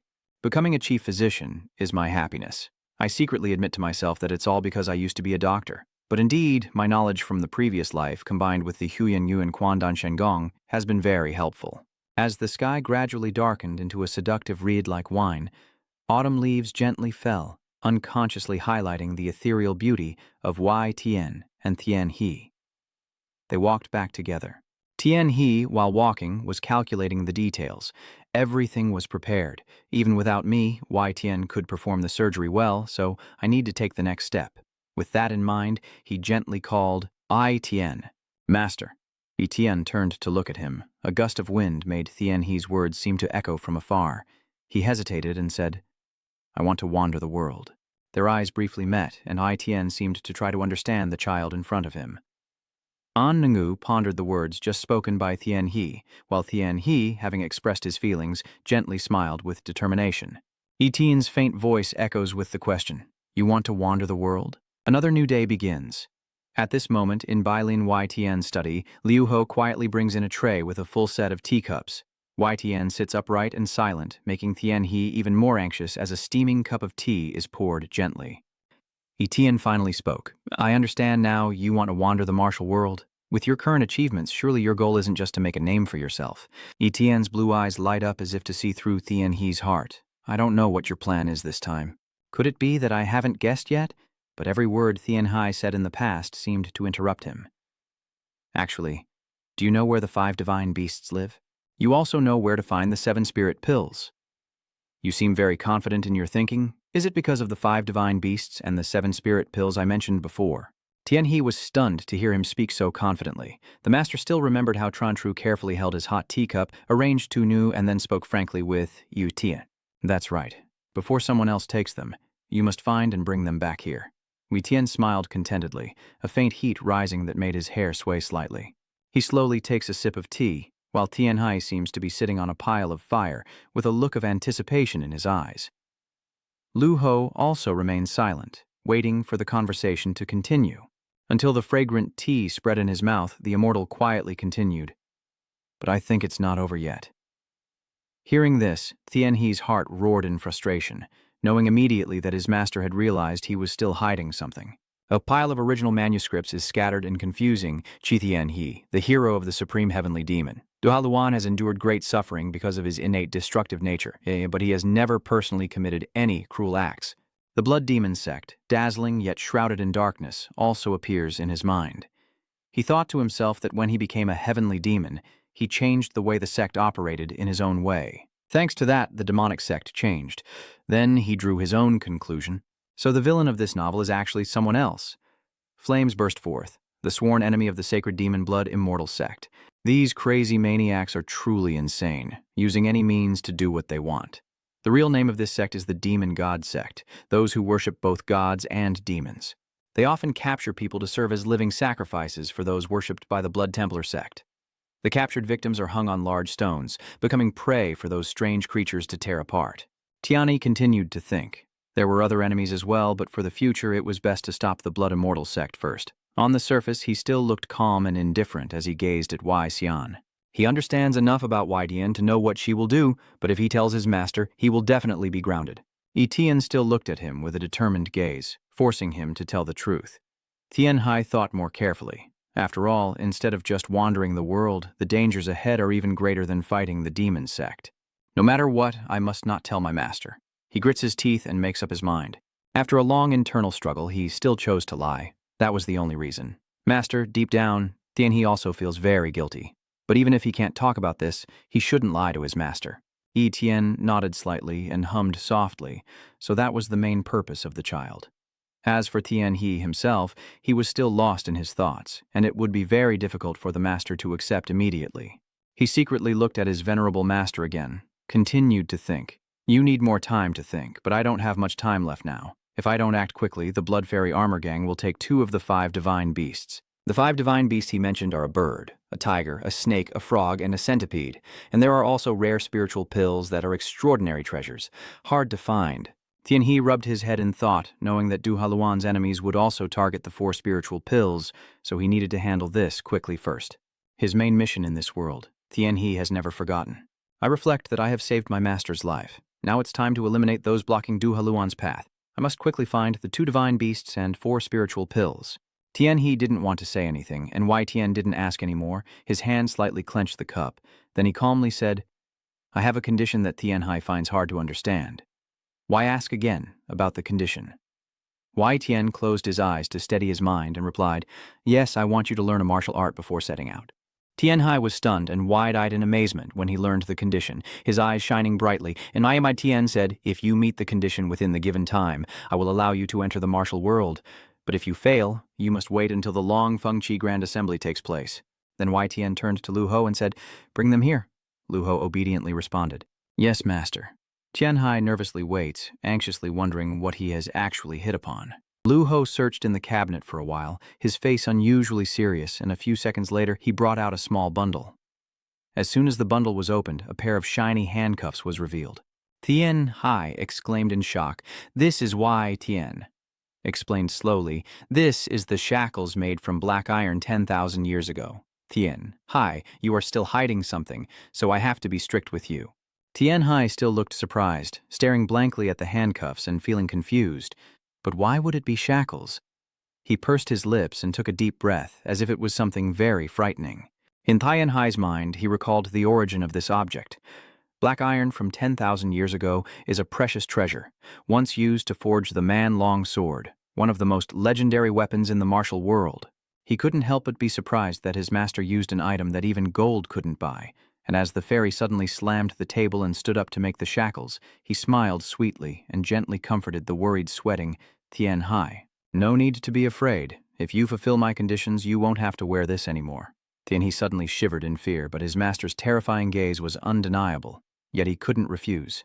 Master wants me to learn what skill? Yi Tian's satisfied smile appeared on his face as he softly uttered 2 words, Poison technique. Tian He, unable to accept it, stood up and asked again, What? In his mind, he thought that among all kinds of martial arts, Master Wei Tian paid no attention to what he said and set the limit himself. A week. If you don't want to, then I will consider that you never mentioned anything to me. Remember, you and Tianhai might get to go for a walk together in the deserted town. Tian slightly smiled in satisfaction. After the grand Long Fuchi festival, I will take you to the martial world with me. Tianhe, not convinced, slammed the table and stood up, his face full of confusion, secretly thinking, does my master want me to learn poison arts in just a week? It seems my master wants to keep me here. Lu Ho and Wei Tian said nothing more, only waiting silently for Tianhe's answer. At this moment, he finally realized he couldn't do anything else, supporting himself on the table as his body was overwhelmed by shock. Tianhe thought carefully. If he didn't act quickly, his plan to eliminate the Blood Fairy sect would be useless. After a few minutes of contemplation, Wei Tian raised her head and asked him, "Have you decided yet?" Tianhe was still hesitating. He pursed his lips again, sweat streaming down his face. Tianhe calculated that if he refused, he would lose the chance to go outside. Usually conditions like this are impossible to meet, but there must be a way. After thinking, he confidently replied, "I will try and comfort myself. I will definitely learn it." Etienne was slightly surprised when he heard him reply. Then he said to Tianhe, "It seems you still refuse to tell me the truth." Lu Ho's expression grew even more serious. Wei Tian didn't say anything. He nodded and said, "All right, then let's see how it goes." Knowing that my master tried to force me but failed, Tianhe looked at Wei Tian with a desperate gaze and pessimistically thought, I might as well wear those shackles. The next day, in the training room, Lu Ho slowly brought out some kind of poison. "I have brought it here." Tianhe is eagerly awaiting it. In Lu Ho's hand is a purple pill that looks a bit terrifying. That is the 5 elements poison pill. There are countless pills in this world that can cause people to die. Among thousands of poison techniques and secret methods, the one Tianhe chose is the 5 elements poison. This purple pill is like a treasure of the poison world, both mysterious and difficult to refine, and only those who master the 5 elements divine technique can cultivate it. The 5 poison sect of Yunnan has studied to harmonize all the crafted poisons into the pure spiritual energy of the 5 elements. The alchemists truly find this toxin daunting. However, because this 5-element divine skill is too difficult to cultivate, almost no one in the 5 poison sect is truly determined to learn it, leading to no one being able to master the poison technique that integrates the 5 elements. At first, there were quite a few clans determined to master it, but eventually no one wanted to learn this secret technique anymore, and now there are no descendants left who can cultivate it. Finally, after thousands of years, the secret technique of the 5 elements poison was lost and fell into the hands of the White Spirit sect, which reviewed and revised it to prevent it from falling into the hands of dangerous assassins. Since poison cultivation is not the specialty of the White Fairy sect, their reputation on the martial world would be clearly affected if they used poison to deal with enemies with malicious intent. Therefore, they only focused on practicing poison cultivation and neglected martial arts. Tianji leaned in close to the poison pill, took a deep breath, and then made an observation. "Does it have no smell?" Lu Ho seems a bit dismissive. He whispered, "This poison is only used for training, so will it meet expectations?" Still a bit worried, Tianhe glanced at Yu Hio and asked, "If used improperly, will the person swallowing this legendary pill die?" "No, but I heard it can be quite painful. And what you said next is even scarier. Even though we have an antidote, it still causes constipation for a whole month." Remembering how I was struggling with diarrhea, I was terrified but even more determined. Another reason, I will try it. Staring at the dark purple poison pill that was terrifying, Tianhe silently resigned himself. If there were any mistakes during the cultivation process, I would have to stay in the outhouse for a month. And even the master has carefully planned to block my path. I can't help but complain, is this too convenient for the master? But no matter what, I have to do it. Thinking about it, he glanced at the pill in his hand, first comforting himself a little. All right, there's nothing to be afraid of. His lips pressed tightly together in fear. He encouraged himself inwardly, I can do this. All things in the world are divided into metal, wood, water, fire, and earth attributes, and separated into yin and yang, just like the poison core has its own characteristics. This cultivation process is about using the 5 elements divine technique to separate toxins, destroy them, and then release them. Then, after absorbing the deadly 5-element poison, Tianhe recited the spell his master taught him and began to cultivate. The words of the spell now seemed to protect him, controlling the flow of the 5 elements within his body to suppress the toxins. Tianxi muttered the incantation, focusing completely on this. I've heard that if you reach the highest level, you can even absorb poison itself. However, for that to happen, the toxin must be as pure as the 5 elements divine technique. And to reach that level, Most of the toxins have already been burned away, leaving only a small amount of the purest, most essential essence. The incantation grew faster and faster, causing the five-element spiritual energy to surge powerfully. He whispered to himself, "I don't even hope to reach the peak. I just want to resist the poison and release it." One or two more talismans kept flowing, the ultimate blue spiritual energy gently dancing in the air. Tianchi continued to try to maintain this speed, feeling that his spiritual power was very stable, until suddenly he cried out in pain, contorting his face. After beginning his cultivation, it didn't take long before Tianchi started to feel the primal fire energy and toxins spreading throughout his body. The fire element feels like your heart is burning. The water element soothes all heat. The wood element penetrates and circulates. The earth element strengthens the body and increases toxicity. And finally, the metal element breaks the meridians, causing the cultivator to spurt blood. The five elements suddenly turn into five poisons, invading his body one after another. No matter how hard Tianhai tries to maintain his concentration, he cannot ease the pain even a little. He shouted, his face contorting, suffering and realizing that pills and poisons are the same, only differing in the effects they bring.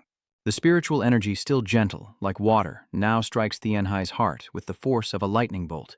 Tianhai successfully used the five elements' power from the inner core and the primordial pill at the highest level, forcing the deadly poison of the five elements outwards.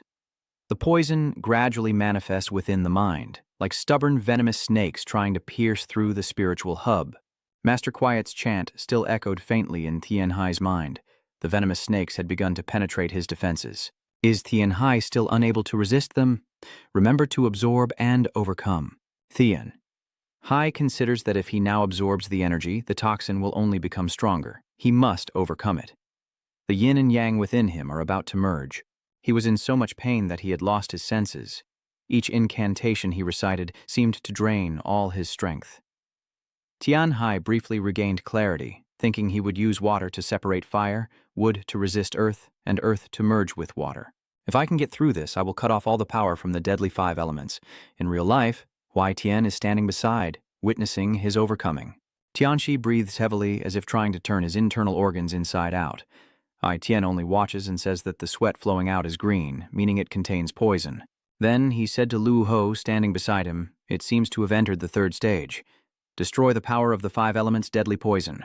"Tianhai, you're truly exceptional." Hearing that, Tianhai forced a smile and replied, "I still have much to learn, and Lu Ho isn't as fortunate as the two of them."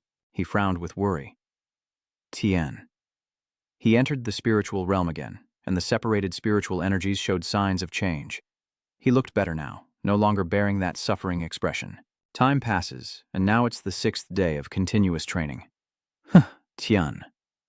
His body feels much lighter as he can sit upright, his head slightly raised, comfortably awaiting the myriad toxins of the world. Tian Hu has reached the threshold of poison resistance unconsciously. Resisting 10,000 poisons, he has cultivated a body immune to all toxins. Tian Yi Lei stepped out of the cultivation room, and after meeting Liu Hu and Wei Xian, the first thing he said was, "Master, I won."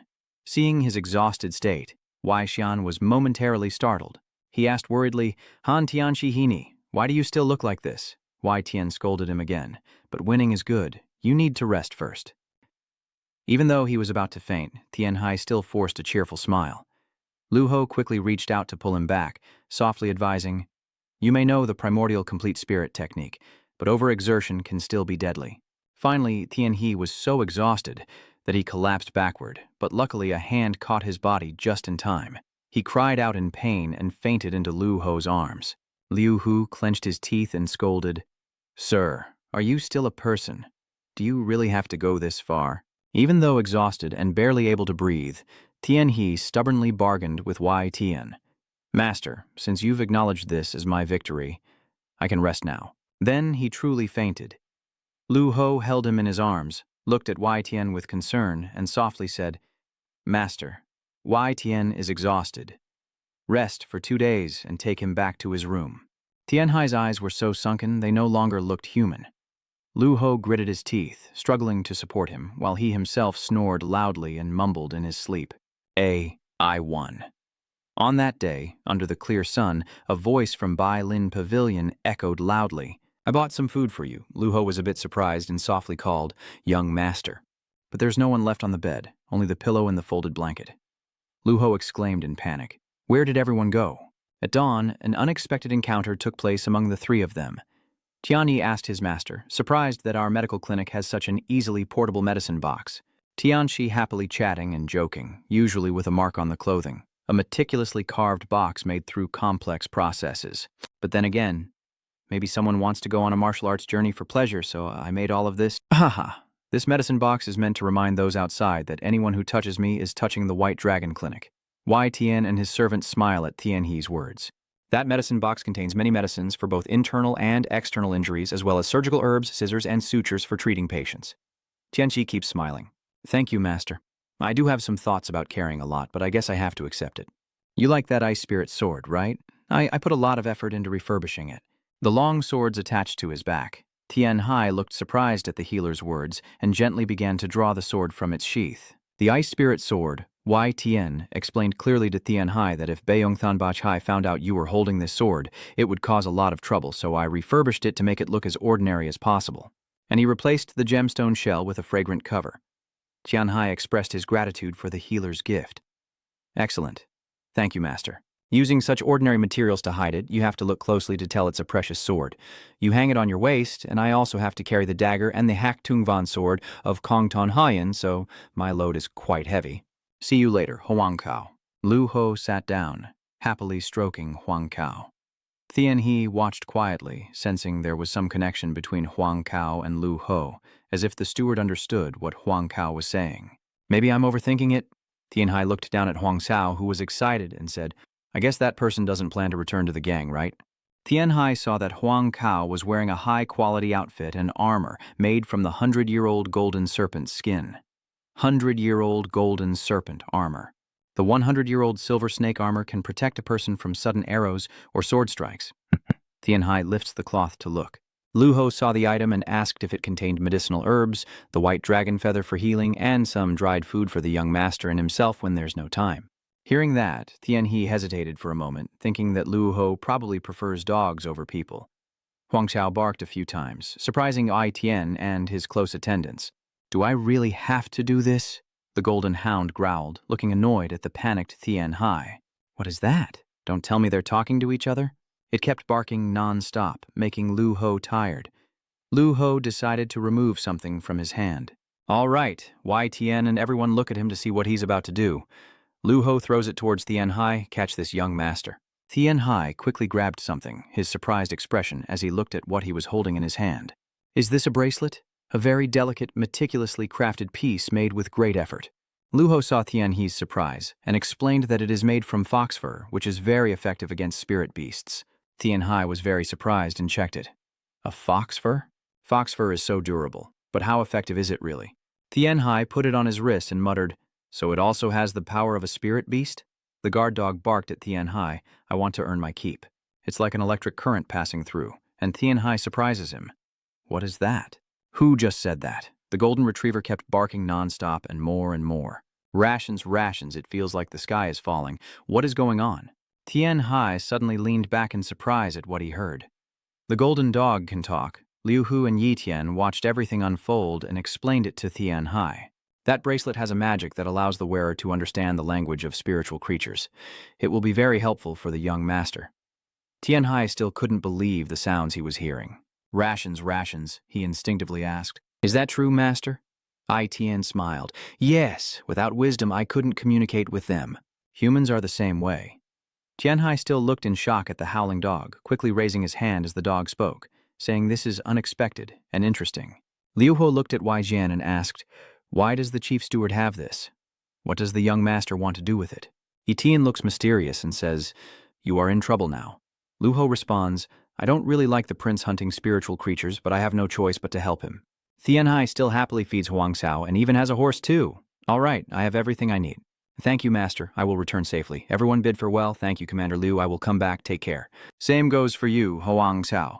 Tianhai smiled, accompanied by Huang Cao and Lu Ho. Ai Fairy watched Tran Tianhuai ride away on her horse, launching into the sky like a missile alongside her companion, Huang Cao. Tianhai's face was determined. The final journey was finally beginning. Thinking of a magnificent scene, he silently vowed to capture all the spirit beasts and search for the elixirs. In a luxurious inn, the guests admired the brightly lit buildings against the quiet night. Tian He and Huang Kao are exploring everything around, currently hunting for spiritual beasts. Anyone who wants to possess the 4 elixirs becomes an enemy of Haluan. Tian Hai's expression is calm and thoughtful, with his first goal being to acquire all those elixirs. Tianxi looked at the lush green hills covered by the beautiful moonlit night, but the problem was that the awakening pills were everywhere, and their medicinal properties were extremely strong. The night covered everything. The 1,000-year war was just a fire attribute carp spirit, so it had no advantage in battle. According to the novel, I only fought it because I could handle it. Tian Hai leaned against a tree, lost in thought, but now I have a specific plan. I'm not fully prepared to face other spiritual beasts yet. Tianxi closed his eyes and thought, wanting to fight them, but he needed to master the swordline realm of a top expert first, with scenes of someone soaring and wielding a sword with incredible power. The sword realm is a level where swordsmen can unleash thin, sharp sword paths. At this level, they can use sword energy to attack from a distance. A voice echoes, "What's wrong, master?" Tian Hai still carefully listened to Huang Kao's words. There are currently 5 spirit beasts, and he used a stick to draw on the ground the creatures like a snake, toad, scorpion, tiger, and eagle. Now that the Blood Heaven sect has hawks and eagles, our targets are these 2 spirit animals. It has the lightning attribute, with wings spanning up to 3 meters, earning it the title of Lord of the Sky. Next is another drawing, the scorpion called Black Armor, simply because it has a very tough black shell. It is the only spiritual creature without any element attribute, only capable of defense. Huang Xiao could only silently watch as Tian He continued to speak engrossedly. Tian Hai looked at the golden retriever, feeling overwhelmed. Basically, I'm quite wary of them. Another image of a powerful figure in black appears in Tian Hai's mind. Since eliminating them, he has become a key player within the Blood Heaven sect. He continues to sink into his dark thoughts. Perhaps he should strike at Lei Ying first before dealing with the black armor. After healing my master, I trained crazily, and in just a few months, my internal energy improved significantly. Tian Hai looked at the bright face and said, "If I can absorb the essence of the Thunder Eagle, my internal energy will increase by at least 60 years. Tian." He gently pats the sleeping Huang Kao's head and says, "At that time I could defeat the black armor and start collecting pill herbs. That's the best way for now." Looking at the mountains, Tian He mumbles, "What do you think, Huang Kao?" Waves crash with echoing sounds as the boat cuts through the water. Now Tianxi is on the boat, excitedly awaiting the upcoming journey. The letters and scrolls appeared. Tian Hai picked up one, looked at it, and pondered. The news from Vo Hoa and Vo Nuyet from Hao Wu Men that the gang and Tam Thich Kach Tio Lo Thu sent messages at the same time because they had taken on different missions, made Tian He recall Yi Tian's frowning face. Although the martial arts news I obtained from my master is quite astonishing, what I need are even more detailed secret reports. Tian, he took 2 more steps forward and opened to read what was written inside. The scene in his mind brings back memories of some mysterious people. I must find out what they are plotting. Tian Hai stared at the paper for a moment, then suddenly remembered something. Is it true that Lord Mountain Lord has appeared near Potal Mountain and is eating people? The notes and images of innocent villagers hanging from trees remind Tian He of the missing residents from nearby villages, and after a few days their bodies were found with their intestines removed and hung from the trees. Tian Hai worries for a moment, have I already overlooked the Blood Heaven sect? The villagers' bodies are dumped in the fields with no signs of martial arts. All of the corpses are hung on trees or rooftops so anyone can see them. With such a brutal act, it can only be the Blood Heaven sect, along with faces filled with fear upon discovering the corpses. The most convincing evidence is that their guts have been removed because a person's intestines are the most valuable part to them. Tian Hai stared blankly at the floor and muttered, "These false rumors are spreading very quickly in a strange way." The image of the sea appears in a refreshing blue. The 3 assassins have done very well. Now I just need to verify the information from Hao Wu Men and the Kaibang, and then analyze the situation. In the forest, Tian He hurriedly ran to find something, deep in thought. It seemed the Blood Heaven sect had already searched this area and left, but his determined expression kept him moving forward, probably because they were still searching for Loi Ung, which meant they hadn't found him yet. "Master, where are we headed now?" "We are heading to Trichjiang province, and I will also pass through Hangzhou to see if there is a boat heading to Chusan Island, where Lei Ying lives. But Huang Xiao keeps calling, 'Tian He, master, give me more dried meat.'" Tian He turns back to look at Huang Xiao with an annoyed expression and tone. "What? Again? Didn't you just eat a bunch on the boat earlier? Your pig of a master is in a hurry now, so I'll deal with you later." Tian Hai pulls Huang Xiao with a tired, helpless look. With this kind of situation, I might end up being a servant supplying dried meat rather than its owner. Rest here for a while before continuing. Tian Hai keeps looking at the paper, while Huang Xiao lies opposite. Huang Gu was fiddling around alone, looking at Tian Hai lost in thought, when suddenly he remembered the scene of the hills and two shadows appearing. Smay. Podal Mountain is also located on Chusan Island, so the Podal Sword Sect is here too. That is the second sacred place for female cultivators, almost on par with the Ame sect. Tian He gazed into the distance, lost in thought for a moment, because this island is among many others, so the Puda Sword Sect is almost unrelated to the affairs of the martial world. Looking up at the clear blue sky, I guess by this point in the story they've already trained 2 sword emperors and are planning to train a third one. Tian Hai squints thoughtfully. The Bloodheaven sect is truly daring. Just thinking about how they could sneak past the strict defenses of the Foda Sword Sect on Chusan Island and successfully capture Lei Ying. With my keen ears, Huang Kao signaled to Tian Hai, the owner, that there was a human scent. Huang Kao Lien said it was a dead person. Hearing that, Tian He was very shocked and surprised. A person? Where is it? We need to get there quickly. Lead the way for me. The Imperial dog goes first and Tian He follows behind. As they crossed the forest, a blinding flash of light suddenly appeared. What the hell is going on? Voices cry out, please spare us. Is that all you have? Hand over all the money and valuables and show them the scene of innocent people being exploited and abused. Tian Hai and Huang Xiao secretly looked around and asked what those people were doing, sure that those bandits had brutally killed the escort guards. The savage bandits are threatening and killing innocent people, with blood-stained corpses everywhere around, covering the ground. Looking at the situation, it seems more than 20 people have lost their lives. An innocent civilian is begging them, please, please spare our lives. We truly have no silver left on us. We've already surrendered all the banknotes we had. The man waved his sword at them and stabbed them with a malicious smile. How ridiculous. These so-called merchant demons always hide their money on them, don't they? If there's really nothing left, then surrender your lives instead. What nonsense are you talking about? Just surrender and give up your life. Tian Hai quietly observed everything and saw the survivors, only a few guards and civilians remaining alive. Everyone, young and old, was frightened and timid, their faces dark with fear. They seemed to be refugees trying to move to another area. Tian Hai said to Huang Kao, I guess the bodyguards here are not very strong. If this keeps up, they will all be doomed. Lam Tak's name screams as he forces everyone. Come on, move your legs quickly, escort all of them away. His soldiers approach and everyone uses knives to threaten them into obedience. Your lives are now in our hands. The villagers kept begging, please spare them. There was a rustling sound in the forest. Tian He slowly stepped forward. Everyone looked around in surprise at the sound, and Tin glanced at the panicked face, wondering why there was a barking dog. Tian He and Huang Xiao stand before them, and he begins to speak, please do not force or threaten these defenseless villagers. Everything falls into silence. After a while, Tian He's words caused a commotion among the villagers. Where did that guy crawl out from? The evil people facing Tian He and Huang Kao drew their swords and sneered, you're really funny. That young lad, judging by the map on your back, you must be a wandering doctor. You also need to hand over your valuables and that chubby little dog too. I'll cook it into a 7-course meal to nourish the body. Tian Hai, exhausted, scratched his head, while Huang Kao growled in anger, just as I suspected of a third-rate villain. Hearing this, the other side angrily said, what are you guys standing around for? Catch him properly. Yes, big brother. His soldiers rush forward swinging swords at the two of them, adopting fighting stances and charging at Tian He and Huang Kao in an instant. Huang Gu barked a few times, but Tian He said, Huang Xiao, these guys are yours. His face turned serious as he fought against them. Tian Hai streaked past them like lightning, his face showing determination, as the dark night wind carried him swiftly and bravely. A loud noise shook the heavens and the earth as Tian Hai charged at the mastermind, leaving him no time to react. His face darkened as he uttered a few words, unable to speak clearly. What?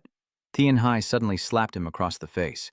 Tian Hai's small hands wielding great strength made him lose all his teeth. He kept punching him, causing him to cry out in pain. Tian Hai narrowed her eyes with determination and kicked the guy hard in the leg. He fell backward, and all he could do was lie unconscious at Tian Hai's feet. He threw back his head, his eyes filled with fury, then glared towards the mountain before passing out. His subordinates could only stand still, too afraid to act, with surprised expressions on their faces. Did he defeat the boss? The innocent villagers looked towards the evil man lying motionless. Tian Hai kicks his head and wonders what to do next. Should I kill him or not? Even if I spare his life, he will still be a scourge to the world. Killing him is the right choice. He clenched his fists and looked back at the innocent people who had suffered a tragic death at his hands. No, look at how many have already lost their lives. There's no need to shed any more blood again. I should save the people first. Tianxiang looked solemnly at him and slowly lifted his foot. Before becoming a hero, I must be a great doctor. After a while, the dust began to settle. His soldiers panic and run everywhere. This dog is too terrifying. If it keeps up like this, we will all be doomed. Run quickly.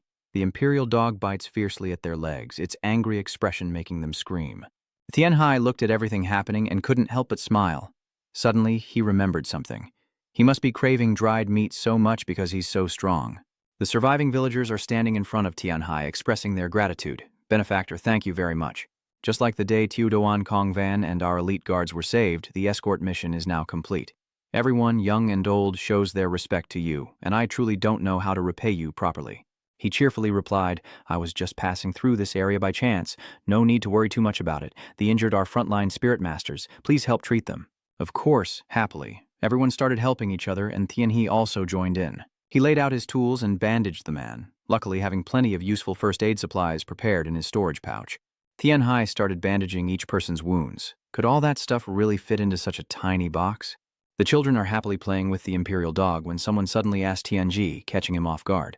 I heard that you are the famous little white dragon. He immediately stood up and approached them with a surprised expression. May I ask how you know that among our top alchemists, one has witnessed your saving the poor from afar? I see now. I have witnessed the truth of those rumors with my own eyes. It is truly an honor to meet you. They clasped their hands and bowed to him. Tianxi also bowed in return. I only do what I need to do, but where are you all from? They then introduced their background. We come from the Tiu Kuk Kong Van, a small bureau not very well known. He wondered silently, has Tiu Kuk Kong Van ever been mentioned in the novel? I've never heard of this name before. They handed Tianhai a bag, surprising him. Well, it's not much, just a small token of our gratitude for your dedication. Please accept it. He looked at them with a thoughtful expression and said, if they are so sincere, then refusing would be too regretful. I guess I'll accept it then, so I'll thank you all and probably use it on the way. Someone is whispering to each other, how should we deal with the bandits?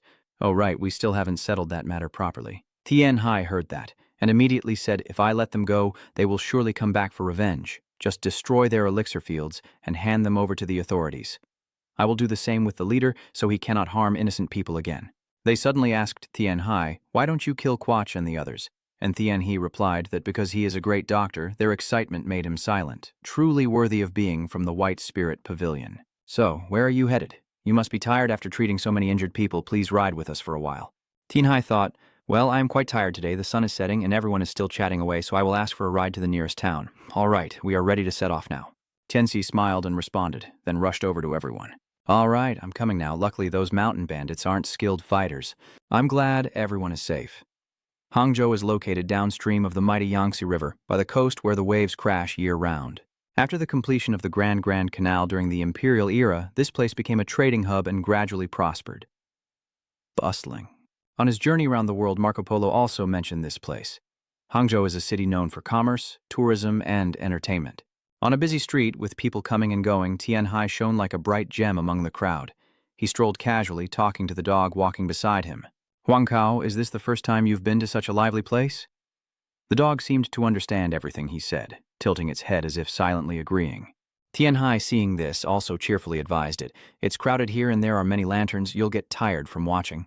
But in his mind, he was considering something else because more lanterns meant more bright spots, which also meant more dark corners.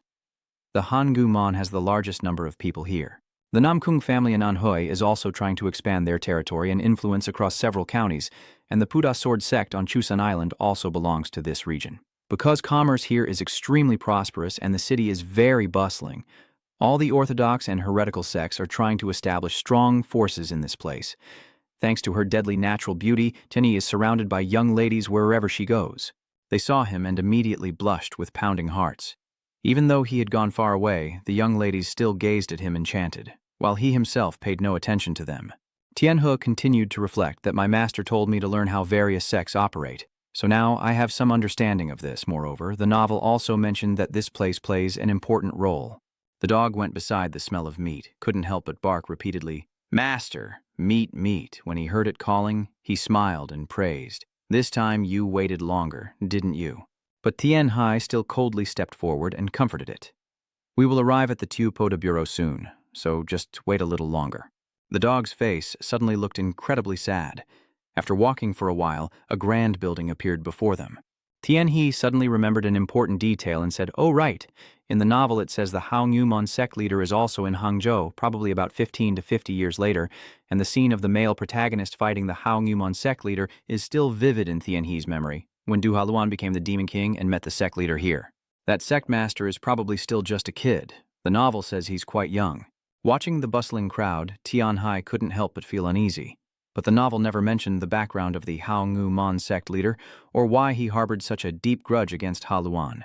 And he silently concluded that an extremely mysterious villain. Tianhe suddenly seemed to have sensed something.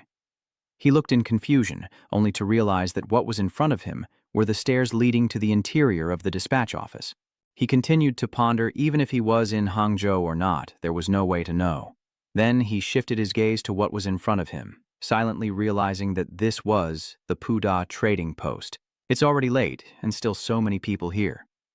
In his memory, the friendly people he met at this dispatch office kindly asked him, "If you're heading to Hangzhou, could you stop by our dispatch office on your way? We will always have a room ready to welcome our benefactors." Tianhe suddenly felt warm inside. They were very enthusiastic and kind. At that moment, they also said, "The Puda Trading Office has a business relationship with the Kongvan Trading Office, and some of their people are currently working with us. Just go straight there, and you'll see many talismancers from our trading office without hesitation." Tianhe immediately stepped inside, thinking to himself, "If I want to go to Chusan Island, I will need a boat, so I will need their help. If you want to hire us, please go to the door on the other side." Tianhe understood and immediately reached into his green shirt pocket to find something. "I came here to meet someone from the Tukuk Kongvan. Here, take this badge." The person from Tukuk Foda was surprised to see the token and exclaimed loudly, "So is he the little white dragon?" Tianhe heard himself being called that way and smiled happily before replying, "Yes." The person from the Tukuk quickly said to him, "I have already received the notice from Tukuk Kongvan, you are too young." And the person turned back and shouted loudly, "Where is everyone? Quickly tell Tukuk Kongvan that little white dragon has arrived." Seeing everyone warmly welcoming him, Tianhe was momentarily stunned. "Are you kidding? Does everyone in this public bureau know about me?" A sudden voice called out. "Please come in. This is my first time being treated like this, so I'm still not used to it." I just simply reply, "All right, thank you. A representative from the bureau will escort Tianxi inside." Huangxiao Luang Thuong followed behind, and a few others who heard he was coming hurriedly rushed out, happily asking, "Are you really here?" Then they all bowed and greeted him, with the lead person introducing himself. "I am the head of Kongvan Zhao Bureau, Kongbanha. It is an honor to meet you." To Little White Dragon, "Please be polite and bow. Nice to meet you." Banha begins to make small talk. "I have heard many stories about you. I didn't expect you to actually come here today to invite me inside. We have already prepared a guest room for you, but he still refuses to go in. You politely declined. It's no trouble at all, sorry to bother you. Since this is my first time in Hangzhou, I honestly want to stay at a place with more local delicacies. The officials in the bureau are not too particular either."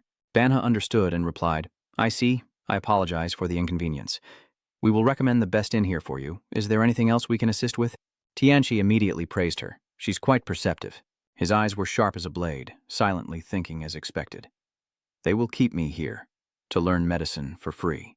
In Tianhe's vivid imagination, Banha would hurriedly invite him in first. As the sky darkened, the scorching sun remained as hot as ever. In the Pavilion of Fame, Tianhe hesitantly said, "I actually want to go to Chusan Island to pick some rare medicinal herbs." He cheerfully suggested, "To reach that island, we need a boat. I will pay fully, so please find us a boat as soon as possible." Banha nervously told him, "We wouldn't dare take your money," and then he explained, "As I've heard, a boat will arrive at Mount Puda on Chusan Island in 3 days. I will help you reserve a spot on the boat. Can you wait until then?" Outside the Teokak Foda, Tianhe happily agreed to their words, naturally smiling so brightly that his eyes disappeared, looking extremely cute and friendly. Since Tianhe is safe here, sweet wine and a full breakfast have been served on the table. He was surprised as he stared intently at the steaming meat dish. Of braised meat, unable to hide his admiration. "So, this is the famous braised pork dish." The dish is full of vibrant colors, just like modern cuisine, and suddenly he was lost in thought, wondering if this dish is different from the old world. Huangxiao approached from somewhere, its nose filled with the rich aroma of braised meat. Unable to resist, it gently approached and asked Tianhe, I want to try too. It looks so delicious. I will save some for you. After finishing everything, Thyenhai started to eat voraciously. Suddenly, the surroundings became much more lively and noisy than usual, making him curious. A thin, weak leg slowly stepped out, and some men seemed very interested.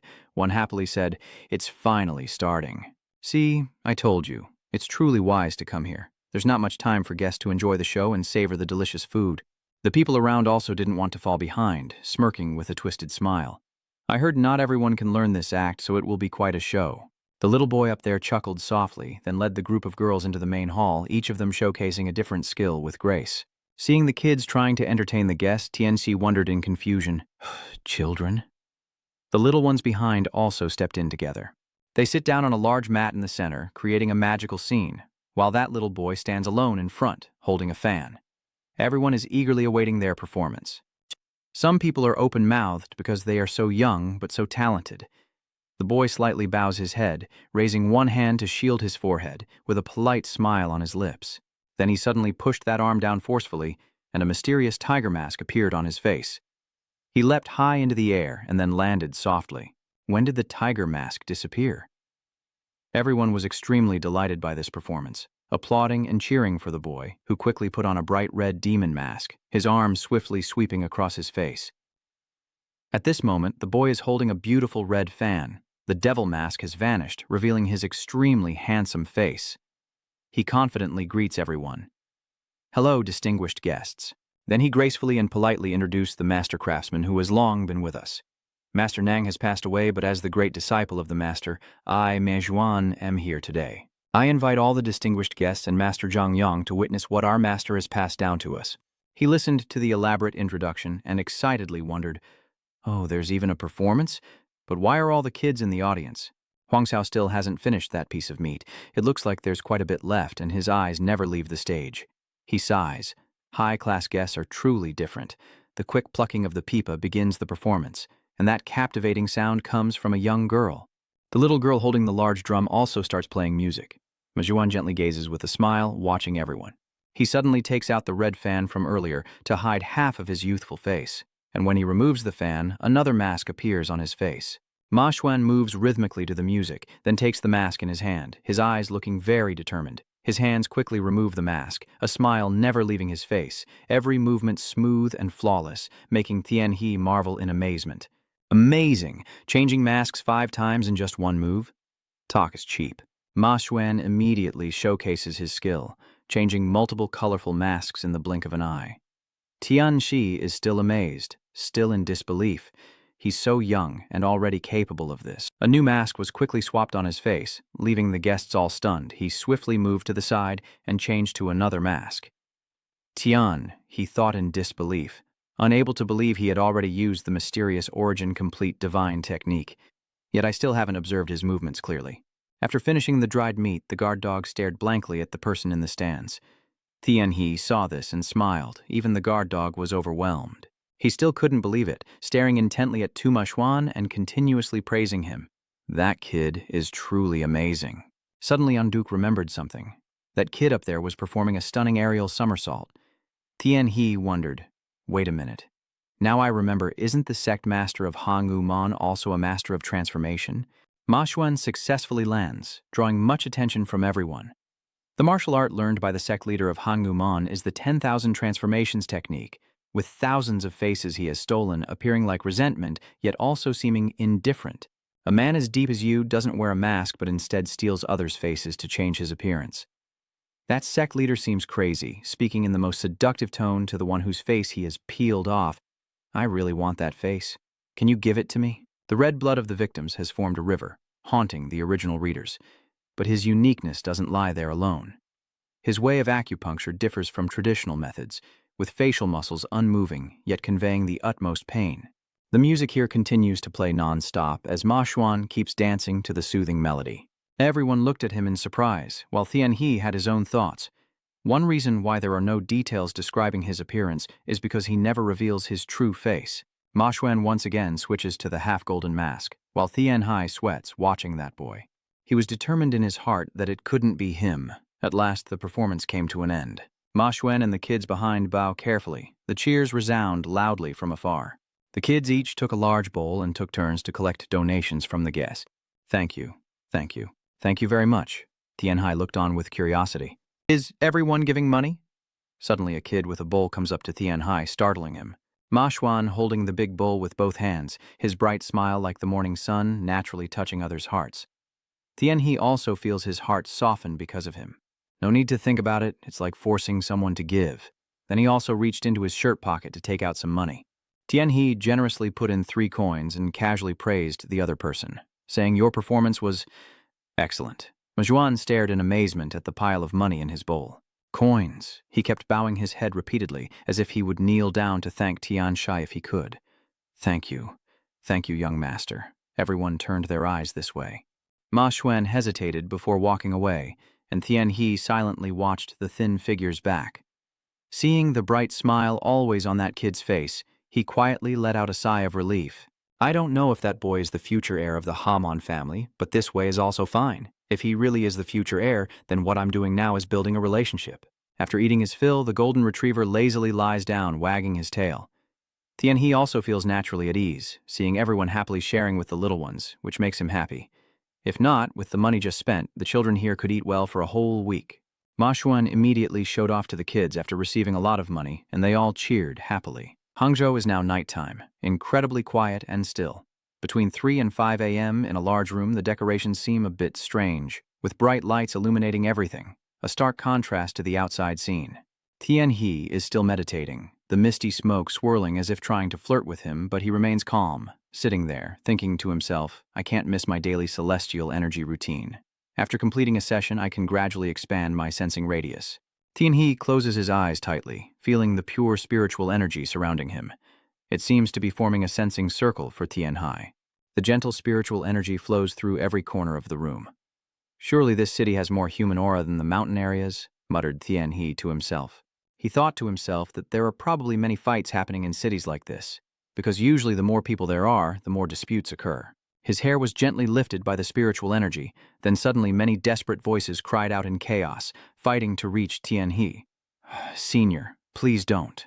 This sudden shock left him dizzy and stunned, as the screams of agony echoed even more painfully. Stop right there. Hearing this, Tianhai opened his eyes in panic. Huanggo still seems unaffected, sleeping soundly while Tianhai looks half dead and rushes outside in a panic, thinking that someone is being beaten and those people are still children. He runs to the balcony, looks around, and shouts loudly, Yes, this is the martial world. That's why many places still lack rules. Looking down at the vast land below his eyes, he suddenly felt lost. Tianhai turned his gaze back toward the door. At this moment, Huang Xiao quickly ran out after him. He pointed in that direction. His luggage was immediately packed up. After a while, Tianhai finally realized, Are you awake now? I have to go out, so you should go back to sleep. The watchdog refuses to listen and clings to Tianxi, saying, Master, I have to follow you. If Tianxi can't persuade it, just give instructions. That's fine. I will lead the way. Don't lose the trail. After saying that, he jumped over the balcony, clinging tightly to the roof and leaving. His lightness skill seems to have improved a lot. Tianhai swiftly glides through the wind. No one can see his shadow. It hurriedly calls out to its master. Oh, slow down. Let's go back to the tavern earlier. The screams from the basement haven't stopped yet. Senior brother, stop, please. The kids shouted in panic, but there was no way to escape from the strong men blocking their path. As for Ma Xuan, he was being brutally beaten, while someone sitting on a chair laughed happily. If Tu Ma Xuan had just listened to me, none of this would have happened. You shouldn't have been so arrogant and thought your martial arts were so powerful. Another punch lands on Ma Xuan's innocent face. He cried out in pain as another blow struck his soft stomach, screaming so loudly that his eyeballs nearly popped out. The strong man kicked you even harder and bitterly blamed Ma Xuan, the one responsible for all this. Ma Xuan had no strength left to argue and could only cry out in pain. Tianhai has arrived here. He lies stretched out on the roof, observing the tense situation below with eyes wide open in disbelief. That little boy looks just like the sweet kid who is deeply imprinted in Tian. He's memory. He then looked at the children behind the one crying and begging. One of them screams in fear. He immediately remembers and, upon closer inspection, realizes those children are the same people who performed yesterday. What on earth is going on that the boy is being beaten so harshly by those thugs? They still casually torment Ma Xuan with a hint of smugness in their eyes. Tianyi carefully observes and notices something, thinking to himself that it seems they also have knives. As he finishes speaking, one of the thugs pulls out a shiny knife to threaten the kids. They are still very young, trembling and crying when they see the knife. Tianhai carefully considers in his mind, I really want to act immediately, but if I do, those children being held hostage will be in danger. Ma Xuan, exhausted and battered, collapsed and gasped heavily. Then suddenly a savage laugh erupted from his body. Where are all the brothels in Hangzhou now? I can't believe you bastards are actually coming after our kids to die for you. You want your descendants to organize a gathering and put people in this disgusting sewer? The men were also scared by you, but they still kept threatening bravely. Hey, little brat, you're still talking back? I guess you haven't been beaten enough yet. I was going to go easy on you because of that old man, but now I've changed my mind. The man sitting in the chair has now stood up, ready to continue tormenting Ma Xuan. I must personally teach you a new lesson now. Ma Xuan's face is battered and unrecognizable, yet he still defiantly meets the other man's gaze. Huang Chao swiftly leaps down from the roof, then shifts his gaze to a narrow alley on the street, darting through it, while Huang Kao moves quickly in one direction. Now, the man is lifting Ma Xuan high and shouting, "This is fate, not just yours but mine as well. Everyone is like this. When the strong speak, we the weak can only bow our heads and obey." Ma Xuan tilts his head back, trying to breathe. The man continued, "You suffer so much because you don't understand this principle." He grinned, his mouth curling into an excited smile. "I give you one last chance." The girls in the distance are trembling uncontrollably, and the man's voice echoes loudly. "Choose, either submit to me or die here today. From what I saw yesterday, you've already received some silver." Ma Xuan's face was bruised and swollen, trembling and gritting his teeth as he gasped, despite the opponent still holding on to him. Ma Xuan shouted loudly, "It really is exhausting to try to be a decent person among a pack of dogs. What do you all think? Do you want to go to the afterlife with me or stay trapped in this dark future?"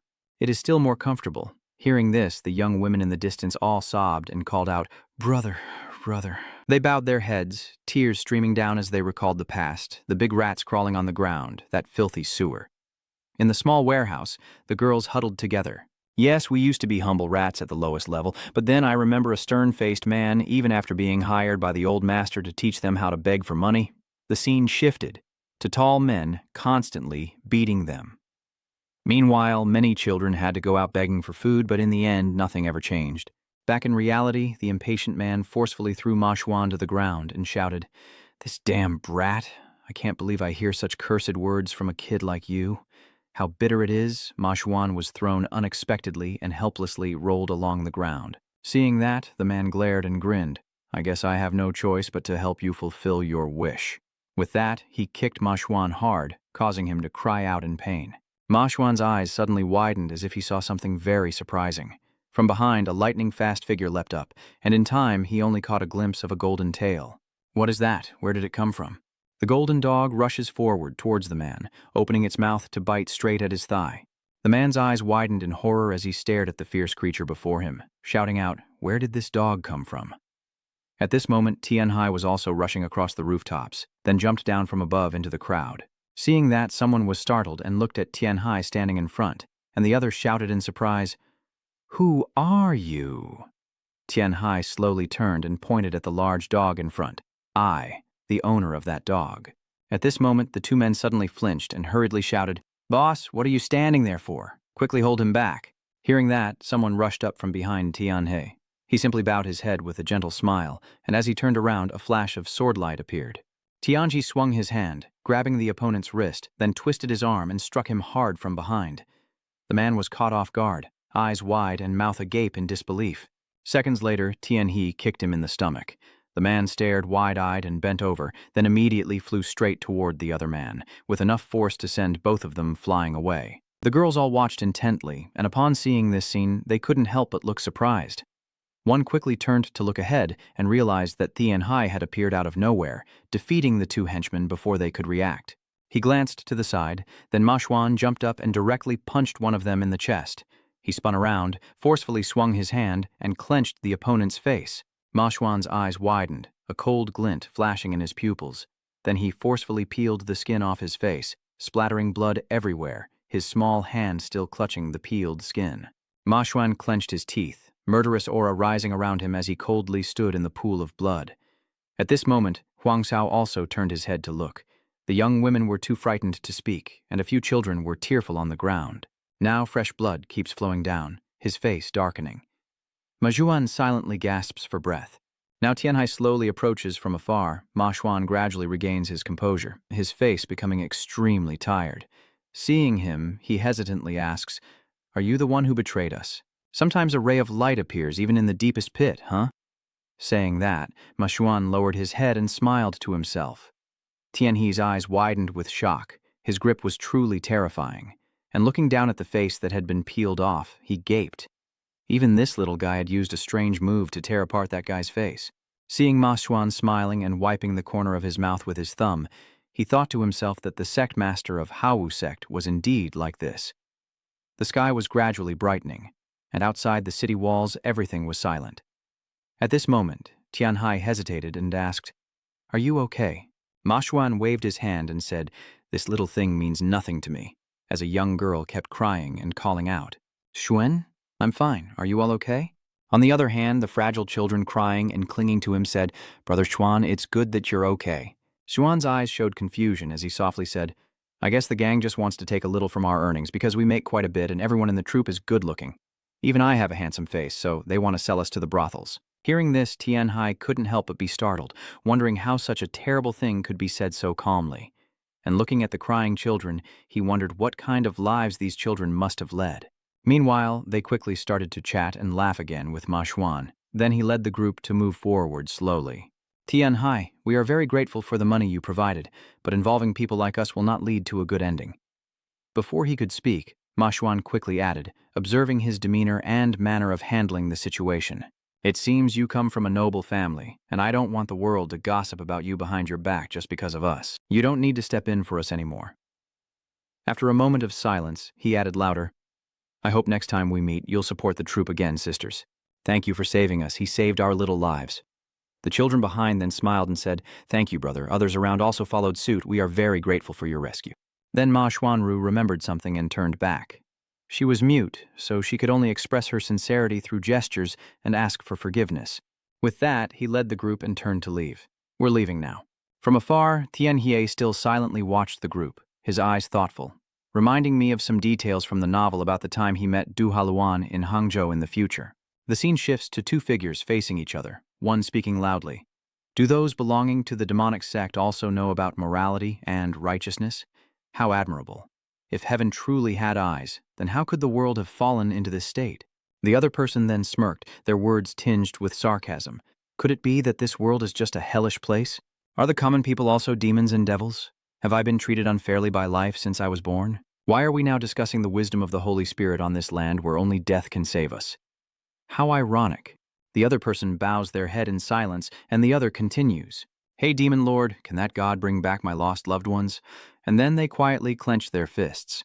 "My younger sister once suffered so much that I had to end her life myself to help her find peace. So tell me, do you think the heavens can save the innocent lives that have rotted away in this hell?" As he watched Ma Xuan's figure gradually disappear into the distance, Huan Kao looked up behind him with a somewhat sad expression. Tianhai glanced down, silently thinking that the sect master of Haoyu Mon was a strange person, one who enjoyed killing and wanted his enemies to suffer even more. The small figure of Ma Xuan entered his sight. Perhaps he was born into this world only to burn away this dangerous world and dance happily on its ashes. His smiling face and gentle appearance briefly appeared again, making him wonder why an ordinary person could become like that, surely because he had to live a life worse than a bug since he was a child. Tianhe pursed his lips, his gaze vacant to the point that he had to kill even his own loved ones. Thinking of this, he lifted his head up. Tianhai's step suddenly quickened. "This is just my guess, but I can't just let them go like that." Thinking that, he quickly chased after them, shouting loudly, "Wait a moment, kids." Ma Xuan's group looked back in confusion, and Tianhai silently made a decision. Since their loved ones died because of their severe illness, maybe there's still a chance to save them now. Seeing that he didn't speak, Ma Xuan took the initiative to ask, "What's going on?" Tianxi quietly looked down, thinking that Tu Ma Xuan still hasn't been corrupted by life. If he lets this kid go now, the tragedy of the future will repeat itself. After making up his mind, Tianhe smiled and tilted his head to come up with an excuse. "Are you injured? Let me take a look and help you out," Ma Xuan asked suspiciously. "Do you want to treat me?" "Yes, I am a healer." Meanwhile, Ma Xuan was stunned, speechless, recalling the face of the immortal doctor, and Tianhai confidently introduced himself, though it was a bit embarrassing to do so. On the martial world, I am known as Little White Dragon Master, the owner of Bai Lin Y sect, Bai Lin Y Immortal. Hearing this name, Ma Xuan's body trembled suddenly. Little White Dragon. The children around couldn't help but discuss after hearing this.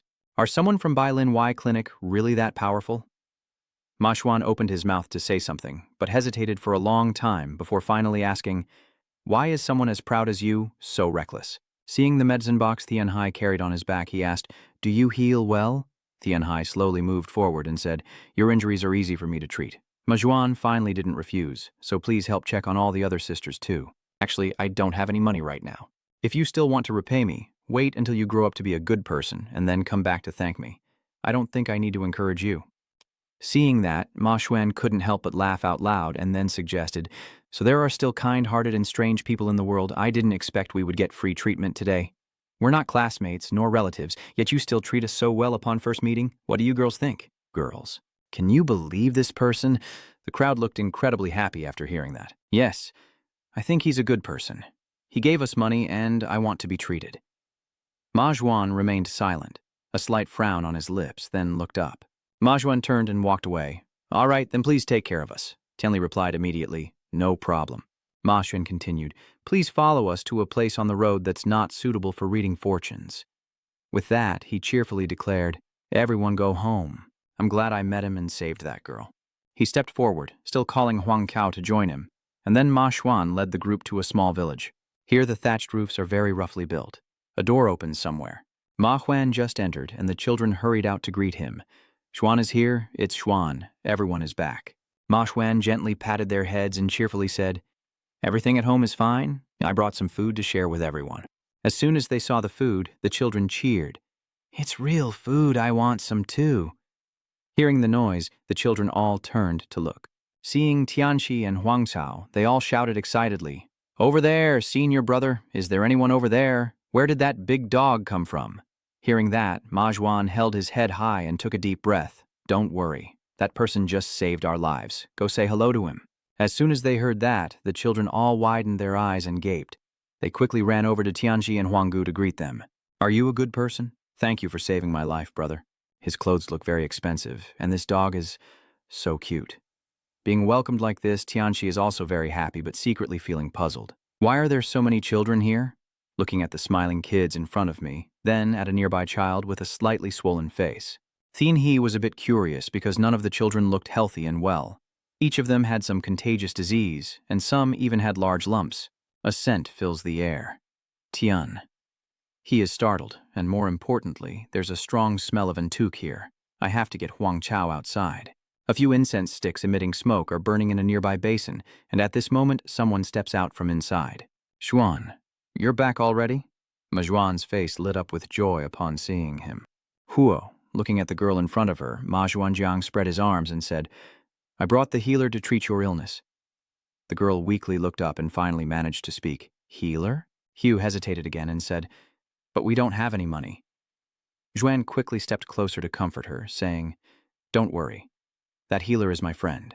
His eyes showed kindness, and he silently thought to himself that he is Xiao Bailing, the best disciple of Bailing Yi and the healers. Maybe I shouldn't say anything right now. If she tells, she might get too excited, right? Far away, Tianxi is still surrounded by the children. "Over here," Ma Xuan slowly explained. "The doctor also told me he would treat those kids too. I don't think he's a bad person." "All right, since you said so." Looking at this scene from afar, Tianxi secretly smiles. That kid is really good at hiding his expressions. Seeing Ma Xuan smiling happily with Hu, Tian He sighed in disbelief that he could show such a cheerful expression in front of his sister. His eyes flickered slightly, and a question arose in his mind. Who exactly is that guy? Suddenly, someone lightly tapped at my feet. Looking down, I realized it was a curious little girl. "You don't look much like an adult either. Are you really a doctor? It seems you're only a few years older than Xuan." Tianhai frowned slightly, a hint of a tremor in his lips. "These kids are getting suspicious. Take a deep breath and raise your voice. All right, that's enough. First, we need to quickly treat the injured. Then, I will check everyone's pulse, so don't worry."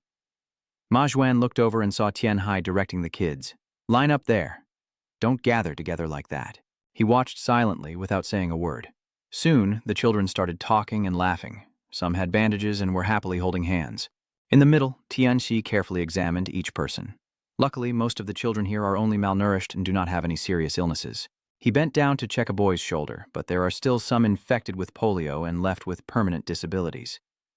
Seeing the smiling child with a runny nose in front of him, Tianhe suddenly had an idea. They are still young, so they might improve with acupuncture and physical therapy. His gaze lowers, and he faces another difficult problem. But to succeed, we have to fight against time and the will of the children as well. At this moment, Majuan suddenly overheard the two children talking. He's really skilled. He's no longer in pain. Seeing that, I quietly approached and asked, "You treat my sisters so quickly? You are truly very talented." Then he stepped closer and whispered softly, "Truly well-deserved reputation." Xiao Bailing? Tianhai again felt puzzled. "What are you whispering?" He looked somewhat distracted, as if lost in thought. The other person was gazing into the distance, and Ma Juan quickly replied, "Yes, that girl is Tu Ma Hui, my younger sister." Hearing that name, Tianhe suddenly stood up, examining the girl's back and immediately recognizing that her spine was significantly curved. Hugh tried to sit up, her throat still emitting faint moans. Seeing that, Tianzi could conclude that the scoliosis was serious. Thinking this, he picked up the wooden medicine box and approached. "I need to examine it more carefully." Then he approached, with Ma Xuan slowly following behind. Seeing the person arrive, Hugh looked up. Ma Xuan bent down softly and said, "Hua, IVN will examine you now." Tianhai also sat down beside her and added, "Just relax and sit still." Hugh nodded and followed suit. All right." TNC smiles and points at Hui, saying, "Let me have a look at your hand for a moment." Hearing that, the girl also extends her hand for him to examine. Hugh's eyes flickered with a hint of anticipation. Tianhe closed her eyes, trying to sense the pulse, as streams of spiritual energy wrapped around her, and red lights reappeared within the girl's body. The lights gathered and then gradually spread out. Tianhai startled. "Oh no, is the disease already in the chronic stage?" The spreading smoke gradually connects to form a network. Tianhai still closed his eyes, took a deep breath, and thought to himself, she must be enduring intense pain and suffering. His hand slowly moved to the pulse point. What could be the cause? Next to Ma Xuan, he anxiously observes, step by step. Tianhai then thinks, "Let me see how the spine looks now." He shifts his gaze to the pile of red lumps stacked on top of each other. His view gradually moves deeper into the red masses, revealing a spine curved abnormally. Tianhe had to shout, "Oh my God!" A big lump lodged among the organs. He clenched his teeth. That was a tumor. From afar, the children dared only to quietly watch as he examined, all curious to see. Hugh's figure appears before his eyes, and Tianhe tries to deduce the cause. It's not due to poor posture that her spine is deformed, but because this is a congenital condition. Thinking this, he slowly releases Hugh's hand. Even modern medicine cannot determine the cause of such a tumor. The small hand raised in the air, the source of the pain caused by the tumor, must be removed. After completing all the procedures, Tianhe lowered his head and sighed, then sat upright and spoke seriously about the situation. Her spine has been severely deformed, affecting her entire body, and her internal organs are significantly impacted, making eating and breathing difficult. Ma Xuan's eyes lit up with a glimmer. He silently listened, only to see Tianhe bowing his head and continuing to speak, especially since the illness had progressed to a chronic stage, making a normal life unlikely again. Hearing this, Ma Xuan hurriedly sat beside Hugh and explained, "We don't expect much, Tianhe. Everyone has said that treating her is impossible." At this point, he hesitated again and made a suggestion. "Just to help her suffer less, right?" Tianhe remained silent, carefully observing Ma Xuan's face, which looked genuinely sincere. How much does he love his younger sister? He has endured all the hardships in this life for Tumahu. Is there a way to die without pain right now? Yuan. Ma Xuan was startled, his voice slightly higher as he gently scolded, "Hugh," again. "I told you not to say things like that." Then he turned and pretended to scold, saying, "I will really punish her." Seeing this, Tianhe felt a bit thoughtful. Seeing Hugh with tears in her eyes, a sudden thought arose in his mind. Hugh's will to live has been worn down through the 5 people Tu Ma Xuan was forced to kill, who was her own sister. Seeing Ma Xuan's anguished face for Hugh, Tianhe wondered how much he must be suffering to have to kill his own sister himself, as Hugh's tears kept flowing uncontrollably. The girl sobbing with her head bowed. Seeing this, Tianhai was certain that living in such a situation was enough to ruin a person's character. A glimmer of resolve appeared in his eyes. "We need to operate, but the chances are..." Hearing his words, both of them turned around. Ma Xuan was startled. "What do you mean?" "What did YVN just say? What do we need to do? Tianhe shows no emotion and repeats, yes, we can perform the surgery, but there will be certain risks. Majuan immediately stands up, trembling all over. Wait, so you mean there is a way to cure her? Tianhe nodded and said, yes, but I can't guarantee success. We don't know how the surgery will turn out, and there are also side effects. The children around looked at each other anxiously. At this moment, Ma Xuanjin finally made a decision. Tianhe, we accept that risk, because if we don't treat her, she will die anyway. Hui bowed her head, tears falling, her lips pressed tightly in effort. Tianhe closed his eyes and took a deep breath. That's right, Majuan quickly said, so let's give it a try. Any kind of surgery or whatever is fine, even better than doing nothing, right? Tianhe nodded in confirmation. Surgery requires a lot of patience. Do you agree? Majuan clenched his fist and said firmly, damn it, of course I agree. She still has a chance to live. Please try. Please help us. Thien. Hai, lying on the ground with bloodstains still fresh. Someone shouted in panic. What is this? A face has been peeled off a corpse, and the soldiers stare at the body in front of them, unable to hold back their curses, saying, damn you, gangsters. There must have been a fierce clash here last night.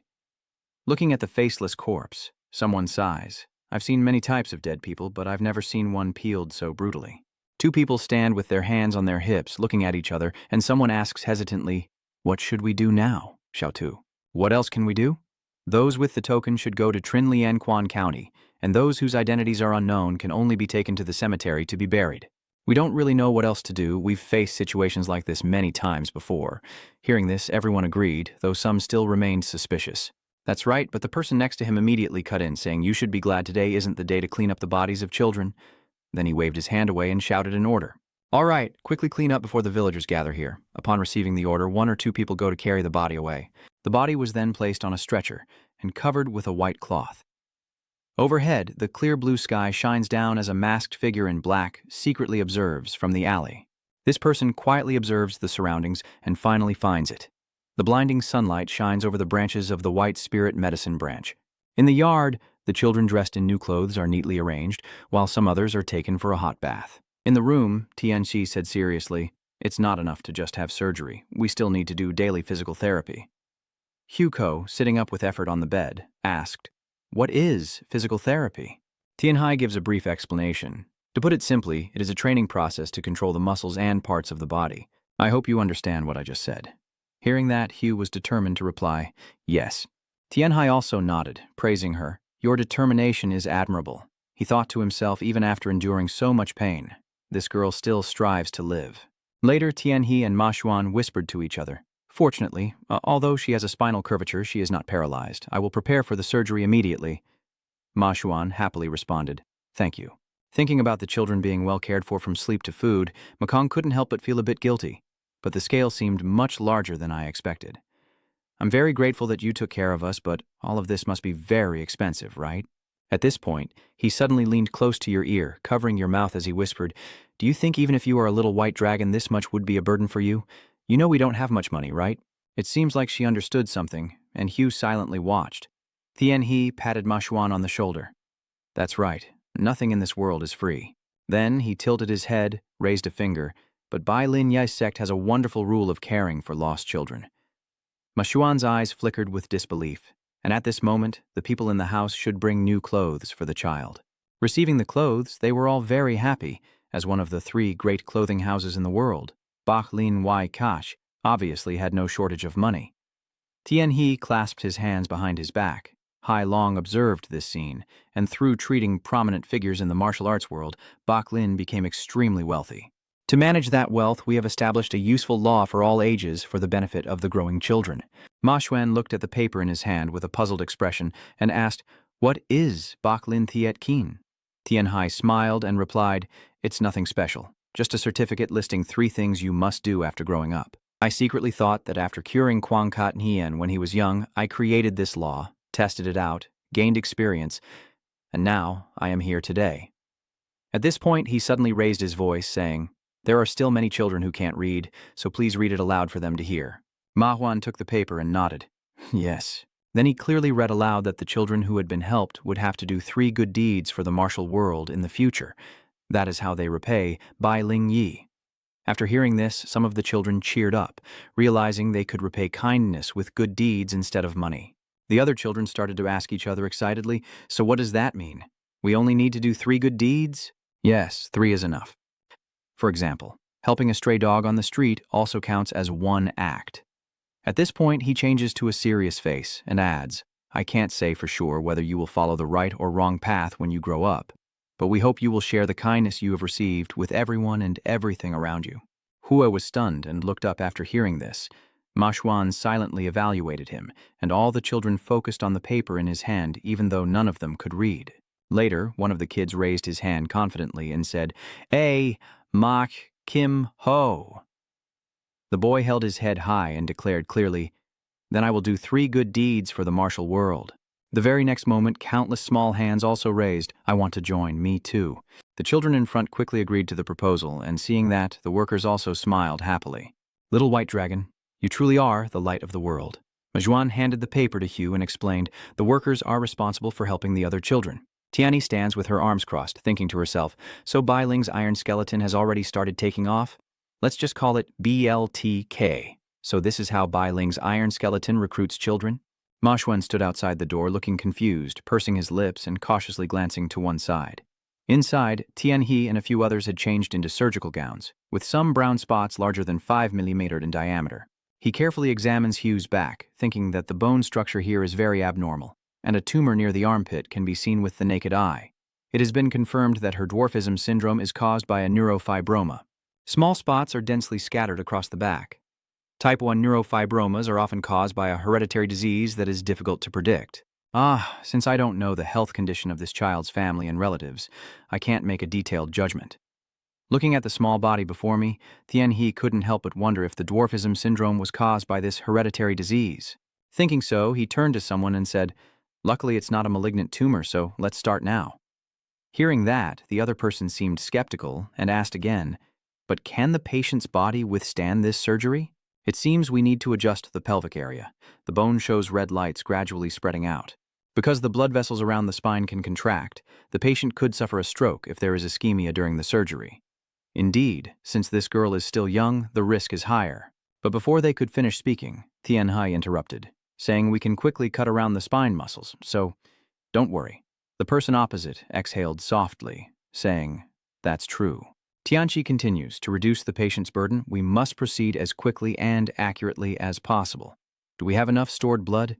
"There is a fresh blood bag placed on the table now." "Yes, it has been delivered."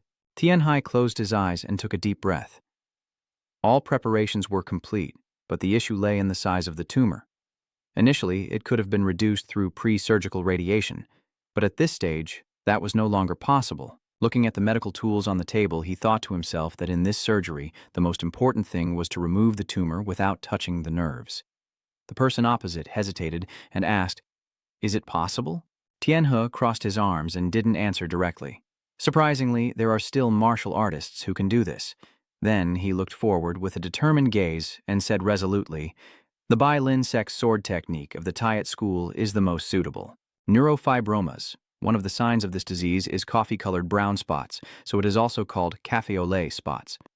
The image of grayish patches appearing all over the body shows that they usually appear on the skin, retina, and cranial nerves of children with the condition." Tian Hai frowning, carefully examining the patient's body. The child's ribs are deformed, looking like claws, specifically the first rib of the scapula. Looking at the vertebrae before him, he silently thought that although life is like a fan-shaped path, it is gradually becoming distorted and unstable. Even a small mistake could cause the girl to be paralyzed from the chest down forever. A look of slight contemplation crosses his eyes, noticing the numerous large nerve tumors. Only the Huyan Nguyen Tuan Dan Than Kong can handle this case. Thinking this, he quickly reaches out and picks up something, his tweezers moving swiftly and precisely. Tian Hai carefully picks up something, then quickly places it into a tray. Seeing that, the person opposite can't help but marvel. "Oh my God, his movements are so precise and professional." Watching those continuous movements, the other person became even more impressed. As expected from Little White Dragon, he is removing the tumors very quickly without touching the nerves. Finally, Tian Hai stopped, took a few deep breaths, lifted the last blood clot, and silently rejoiced in his heart that he had successfully removed everything. Then he turned to look at the person on the bed and quietly encouraged them to hold on just a little longer. All right, now we need to straighten the spine. In the hazy memory connected by a fragile thread, a voice called out, "Mother, mother." The blurry figure of the surgeon in surgical scrubs appears, softly reassuring. "It's okay. You'll get better soon." The scene quickly shifts from the dark wooden floor to the old wooden house, and that voice echoes again. "Mother." Finally, Hugh opened her eyes, her face a bit stunned as she gasped for breath. Then the girl mustered her strength to move to the side to listen, and Tian-He turned happily. "You're awake?" Seeing him, the girl weakly called out. Tian-He slowly approached to check on her. Since the anesthesia had worn off, it might hurt a bit. But it should hurt less than before, right? Hugh weakly replied, and Tian-Hai couldn't hide the happiness in his tone. "I'm very glad you're awake and safe. Now let me take a look." Then Tian-He carefully helped her check. Seeing his face in front of her, Hugh couldn't help but wonder, did he watch over me all this time? So the voice I heard was his. Tian-Hai tries to help her move her wrist. "How do you feel?" Hu smiled and replied, "It's cold." "Really? And it seems my hand is a bit cold too. Can you move your toes?" Hugh looked at her protruding foot and tried to move her toes with effort, and finally, one toe was able to twitch. Tian-Hai clasped his hands behind his back. Hai Long smiled and said, "Everything is on track?" Hugh felt puzzled inside. Good. Then Tian-Hai raised his hand to her forehead to check, and her body temperature was normal. He nodded and continued. "All right, now let's look at your back." Outside, a few people greeted Ma Xuan cheerfully with open arms, speaking and laughing naturally and warmly. Ma Xuan looks a bit worried. The children behind him are laughing happily, and suddenly a figure on the ground rushes away. Ma Xuan runs quickly forward, calling out to Hugh with a joyful expression. The morning sunlight shines on the vast courtyards. Hugh's gentle voice echoes. The doctor, now able to walk again, has left. "Of course, but you'll need to work hard. I've found a type of external martial arts that's useful for physical therapy. It looks simple, but don't underestimate it. You need to get used to it gradually. For now, just avoid infection and focus on recovery." Huilong Lan looked at him with clear eyes, and upon seeing this, Tian-He gently smiled, indicating she could return to normal. Hearing this, the girl seemed unable to believe what she was seeing. Thinking of the joyful scenes running and playing with Ma Xuan, Hugh's eyes suddenly spark with a glimmer of hope. Normal life? Living a normal life. As she thought about this, the girl closed her eyes tightly, tears suddenly streaming down. Hu suddenly sobbed, her emotions spilling out. "I wish I could go back to a time when I didn't have to suffer. Why, Vian, thank you so much." Tianxi tilted his head with a gentle smile and said, "You should have waited for your brother to arrive before crying, so why are you crying so loudly now?" Hugh couldn't hold back her tears and cried even harder.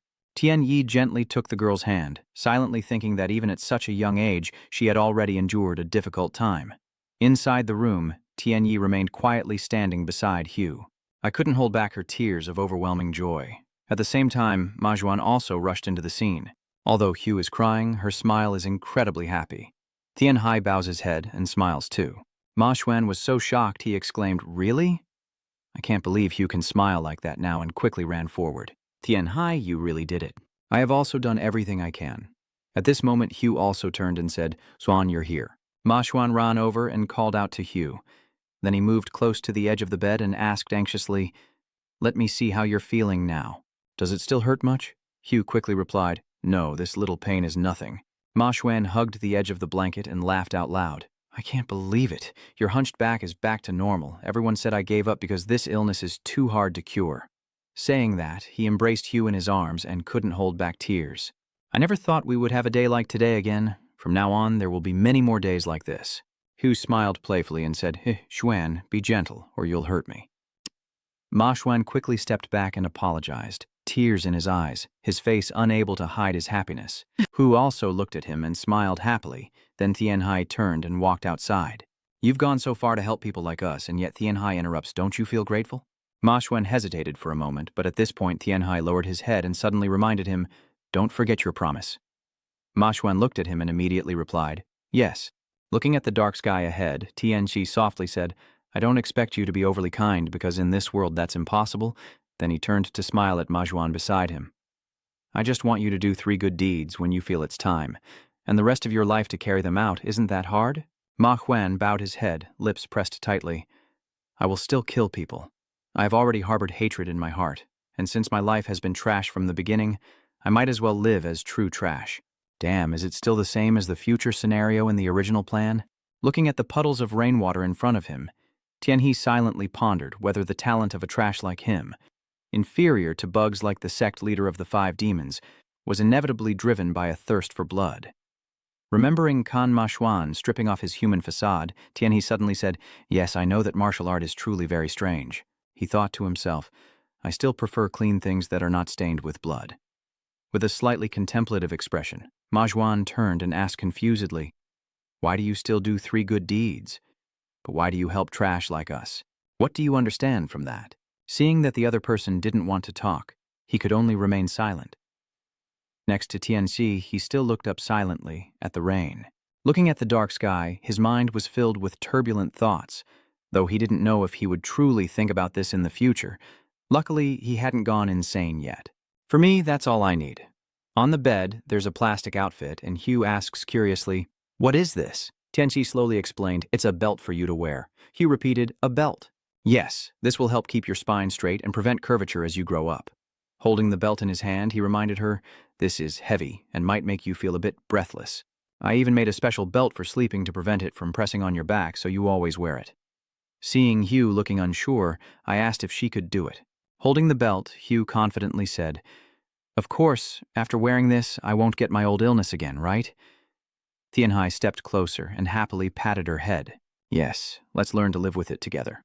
Hugh squinted and smiled, tears gradually welling up. Tianhe couldn't help but think that this young girl, when things become too difficult, it's okay to feel a little discouraged.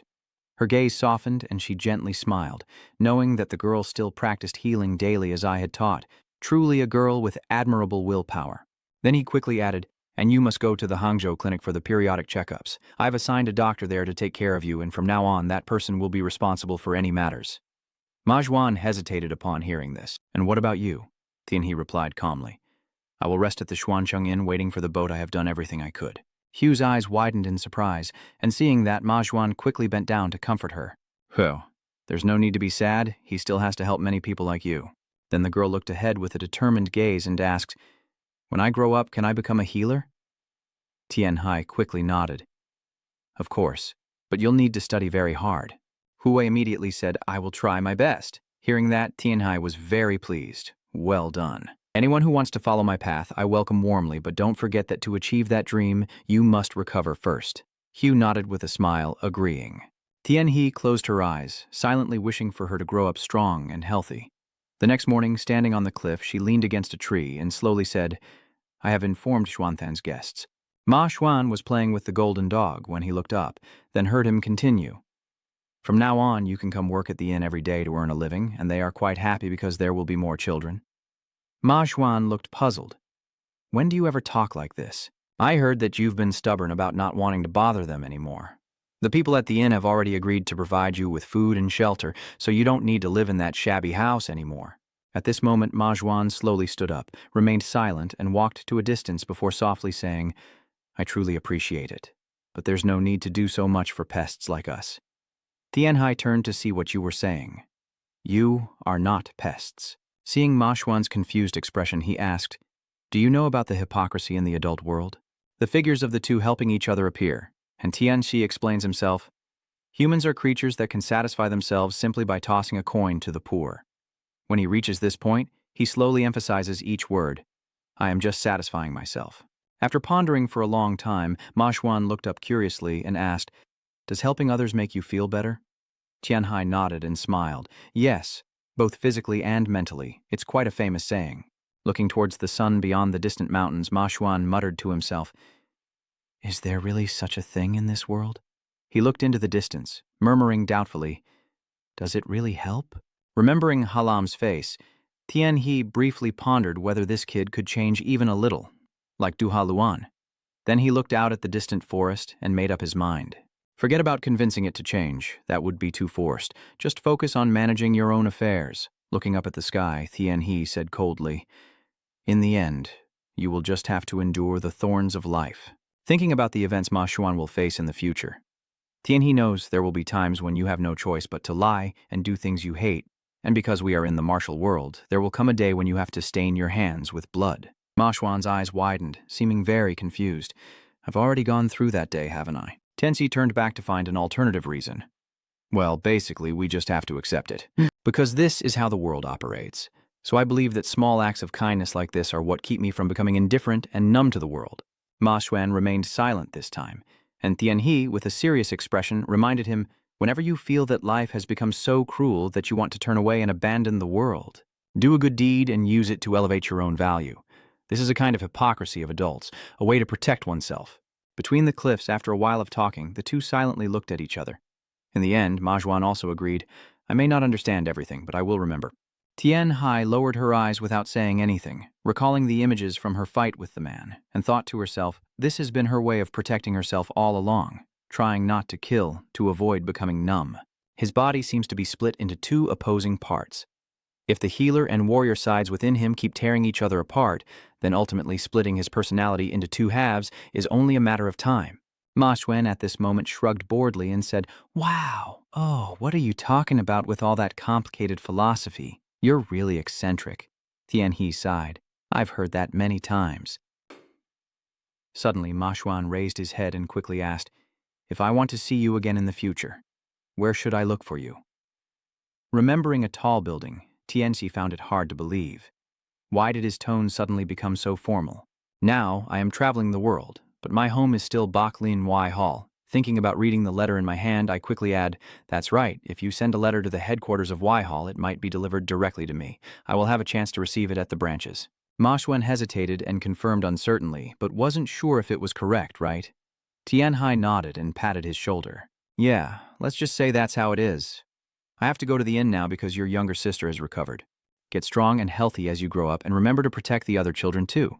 Speaking of this, Ma Xuan quickly said, You don't have to worry about that.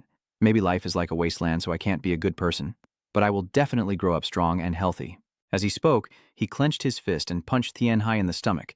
Then Ma Xuan pretended to speak seriously and warned him, Remember not to get hurt while traveling. Understood?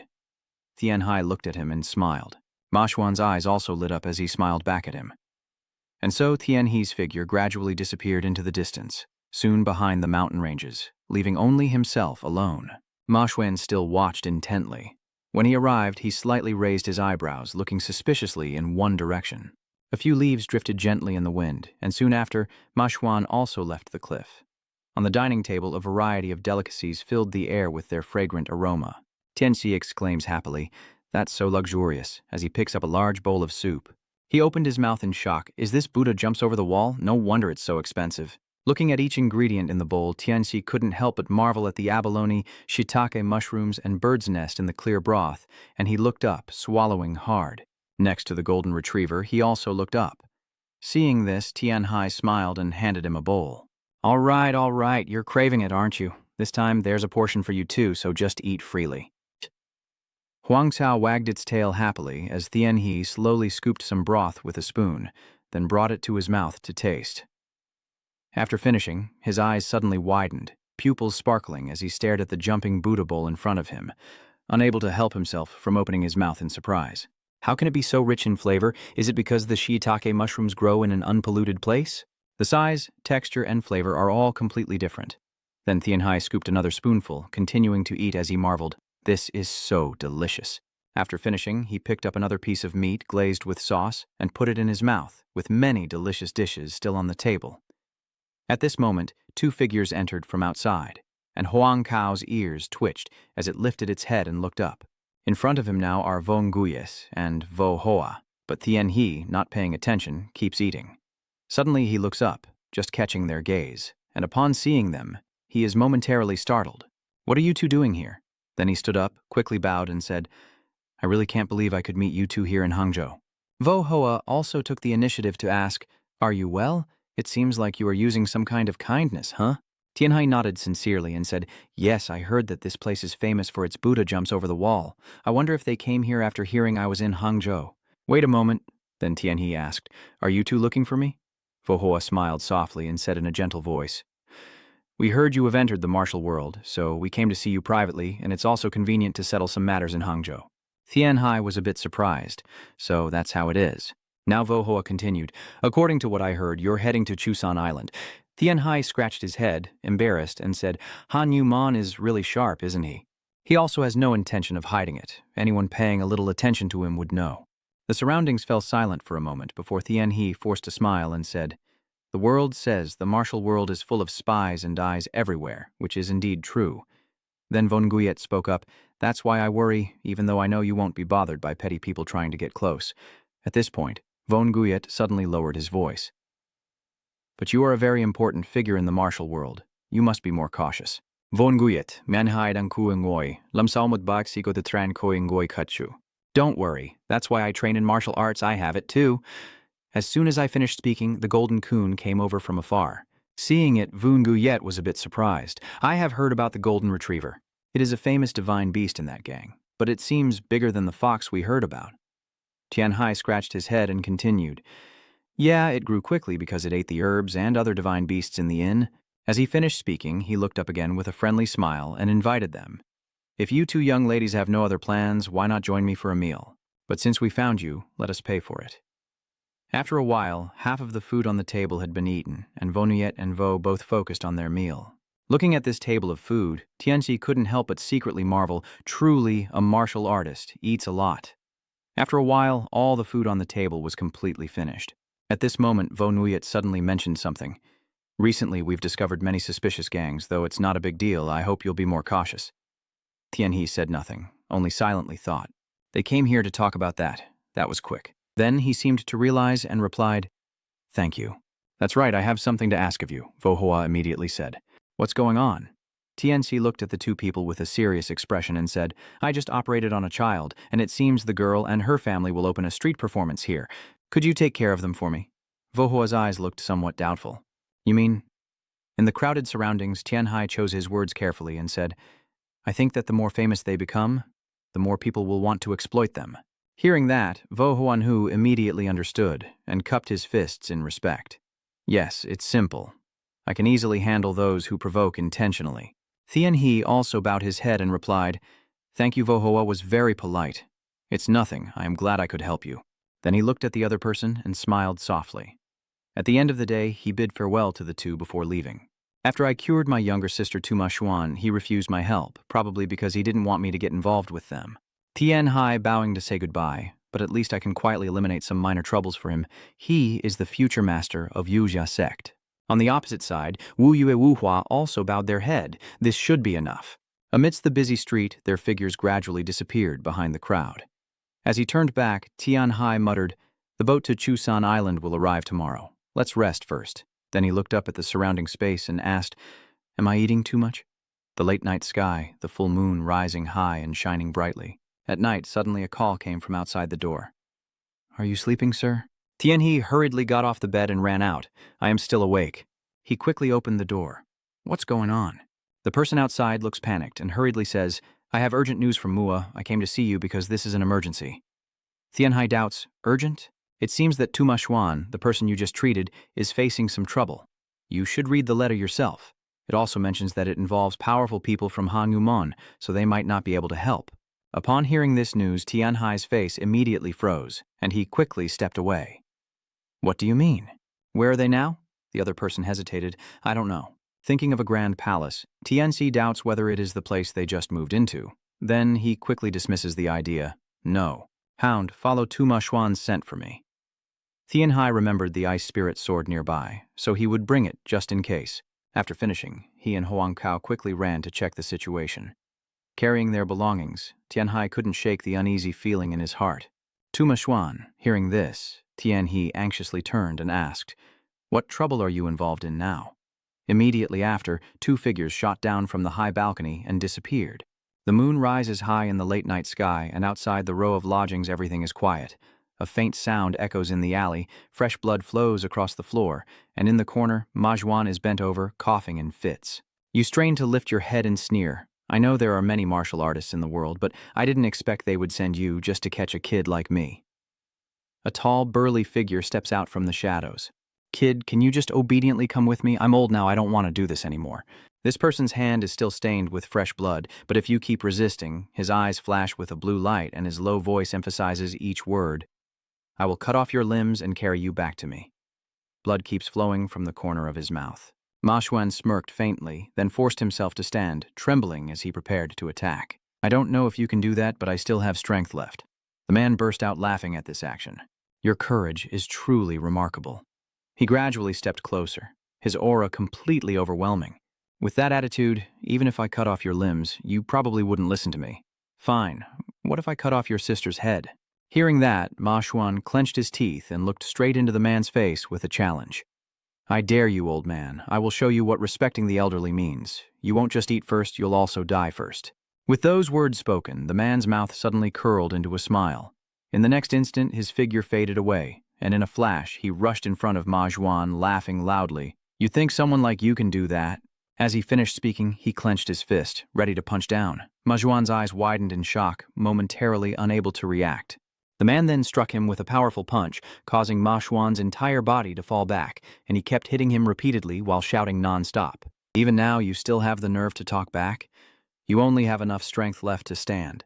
Ma Xuan, trying to hold his head with his hands, suddenly slipped from the ground. He was startled as the man charged forward, and just as he turned, he faced the opponent's fist with wide eyes.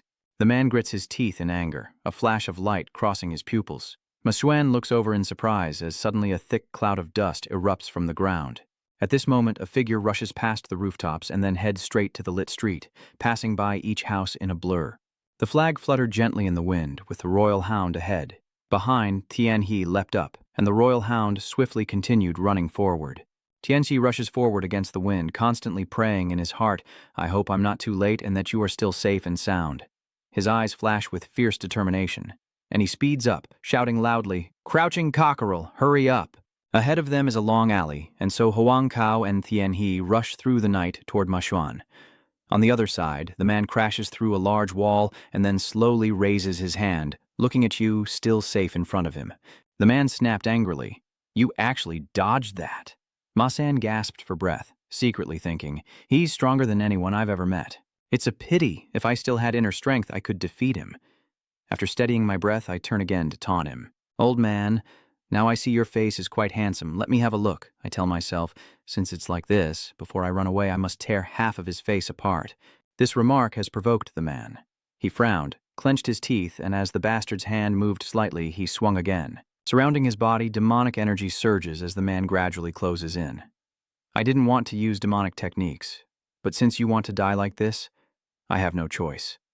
Don't hate me too much. Seeing the demonic aura in front of him, Ma Kong couldn't help but be amazed and gape, as the swirling demonic energy around the man named Ma Xuan made him resolute. Damn it, the demonic technique is good, but since I have no internal energy now, I'll use my innate talent instead. Bright blue rays quickly appeared in the space around Ma Xuan, spreading across the corner where he stood, as he silently thought to himself, This will hurt a lot, but at least I will die properly. Seeing this, the man widened his eyes in anger and growled, Fine. Keep resisting then. Ma Xuan glared at him, teeth clenched tightly, and the man shouted and charged forward. He charged towards Ma Xuan with a body full of demonic energy. He didn't dodge, but quickly countered. The man's eyes widened, a ruthless red glow shining brightly. Tianhe, rushing over, saw the massive tremor on the ground. As the dust settled, he quickened his pace, shouting, Old man, I am his bodyguard. Stop right now. The man repeated in disbelief after hearing that he was a bodyguard. Ma Xuan shouted again, Tianhe. Seeing this, the man glared and gritted his teeth. You have allies too, huh? Ma Xuan looked angry as he stared ahead at Tianhe rushing over, unable to help but wonder how he got here, with Huang Chao close behind and large fragments falling from the sky. Tianhe quickly lands between the two, then turns to look at the man. The man silently assesses him. That guy is not an ordinary type. At this moment he asked, What are you to that kid? Tianhe calmly replied, I am his bodyguard and doctor. He hasn't paid me for my treatment yet, so you can't make a move. The man, after hearing this, drew his conclusion. He is a doctor. Right now, Tianhe turned around and whispered, I don't know what you're planning to do, but don't do anything dangerous until you pay me. Ma Xuan looked up worried and asked, Why did you come here? Tianhe's eyes flickered with a flash, but he remained silent. Ma Xuan looked at the scene before him with suspicion, saying, It seems that dog sniffed my scent and led him here. But how does he know I am in danger? Why is he risking his life for me? Seeing the figure blocking in front of him, he suddenly had a thought. How long will he keep trying to save me? In the empty space of the quiet alley, Tianhe and Ma Xuan stand facing the large man. Tianhe bowed his head, silently thinking that he had temporarily kept Tuma Xuan's internal energy from going out of control and causing him to lose his mind. People in the martial world really throw away their lives too easily. Looking at the man with shining eyes in front of him, Tianhe made up his mind and said, "Well, let's try to recall which novel this tall brother belongs to." Memories of characters from the novel gradually appeared in his mind, and Tianhe pondered. An unruly and daring man, tall enough that people might mistake him for a walking tree. Looking at the white beard and muscular arm with tanned skin, Tianhe suddenly realized, yes, it was indeed that Water Clan member. Remembering the fight earlier with Ma Juan, Tianhe was certain that he had used demonic techniques, and he was sure it was him. Thinking of this, Tianhe raised his head and said slowly, "That thing looks like a dark art from an ancient tree. Could it be that you are the blood demon Bach Nien Tung?" Hearing this, Bach Nien Tung snorted coldly and nodded in confirmation. "You're quite observant," Tianhe silently affirmed. Without a doubt, in the scale of monsters, he is probably akin to a mid-level creature, and his mastery of martial arts has reached the highest level. "So how did you find out about this place? Were you following us from the beginning?" Tianhe slightly furrowed his brow, pressed his lips together, and did not answer immediately. Once at the highest level, he was strong enough to defeat a city lord or a bodyguard. Now I understand why Wu Hoa and Wu Dui can't do anything. Because following the hierarchy in the gang is as important as a person's life. Behind the golden dog, it kept barking loudly, and a voice rang out, "Do not underestimate the intelligence gathering of that gang." Bach Nien Tung was startled. "What gang? Is that how it is?" Tianhe narrowed his eyes, and even so, seeing that he had no subordinates here, it seemed they were also trying not to attract attention. At this moment, Bach Nien Tung chuckled loudly, mockingly saying, "You have a mysterious creature from the gang with you, so you must be that little white spirit. I've heard of you before." Tianhe remained silent, quietly reminding himself to be careful with what he says. He cannot let him know that Wu Hoa and Wu Du are the ones who informed him. If they find out, their dantian could be destroyed along with their 4 limbs and tendons torn apart. Bach Nien Tung's face darkened, his eyes flashing brightly. He waved his hand and said, "I heard that you were the one who healed this child. Rumor has it that you are someone who cannot stand by and watch injustice. However, this is our internal matter. Please step aside. Remember the group of people in black and the 2 Vo Nguyet Vo Hoa," Tianhe silently thought. Bach Nien Tung's demon sect has left the demonic sect that once traded with Ha Wu men before it completely collapsed. I am sure Wu Hoa and Wu Dieu have endured a tough time. So this is a unilateral move by Autat Nikamon? Standing in front of Bai Niantung with arms crossed and head held high, I said, "Looks like you know quite a bit about Ha Wu men. The Shaolin sect?" "No, perhaps it was Bach Lin who told you this information. Anyway, he is known as a cunning and treacherous serpent." Tianhe sighed quietly. The martial world is truly vast, but also very small. Everyone knows each other. Then he waved his hand and sternly said, "Do not insult the reputation of the evil master." Behind him, Ma Xuan widened his eyes and gaped in shock. Hearing that, Bach Nien Tung chuckled again. "You don't look like a child at all, quite calm and composed when probing me." At this point, he smirked, his voice filled with satisfaction. "Now, at last, you are acting like a child." Tianhe's lips twitched slightly, and he bows his head in silence. In the martial world, offending someone's master is no different from offending their parents. If he refuses to back down, it means he wants to fight. Thinking that, he immediately raised his hand to block Ma Xuan's path and firmly said, "The kid is just an unknown minor in the martial world. I am sure that people in the martial world would laugh if a great person like you fought against a child." Dozens of years' hand on his hip clenched tightly. "Do you think I don't know that?" His eyes flashed brightly, and his deep voice gritted out, "I have no choice in this matter." Damn it. Then he calmly made a proposal, "So what if we do this? I know you don't like doing this, so I will fight in the name of that kid." "Are you saying you want to take that kid's place in the fight?"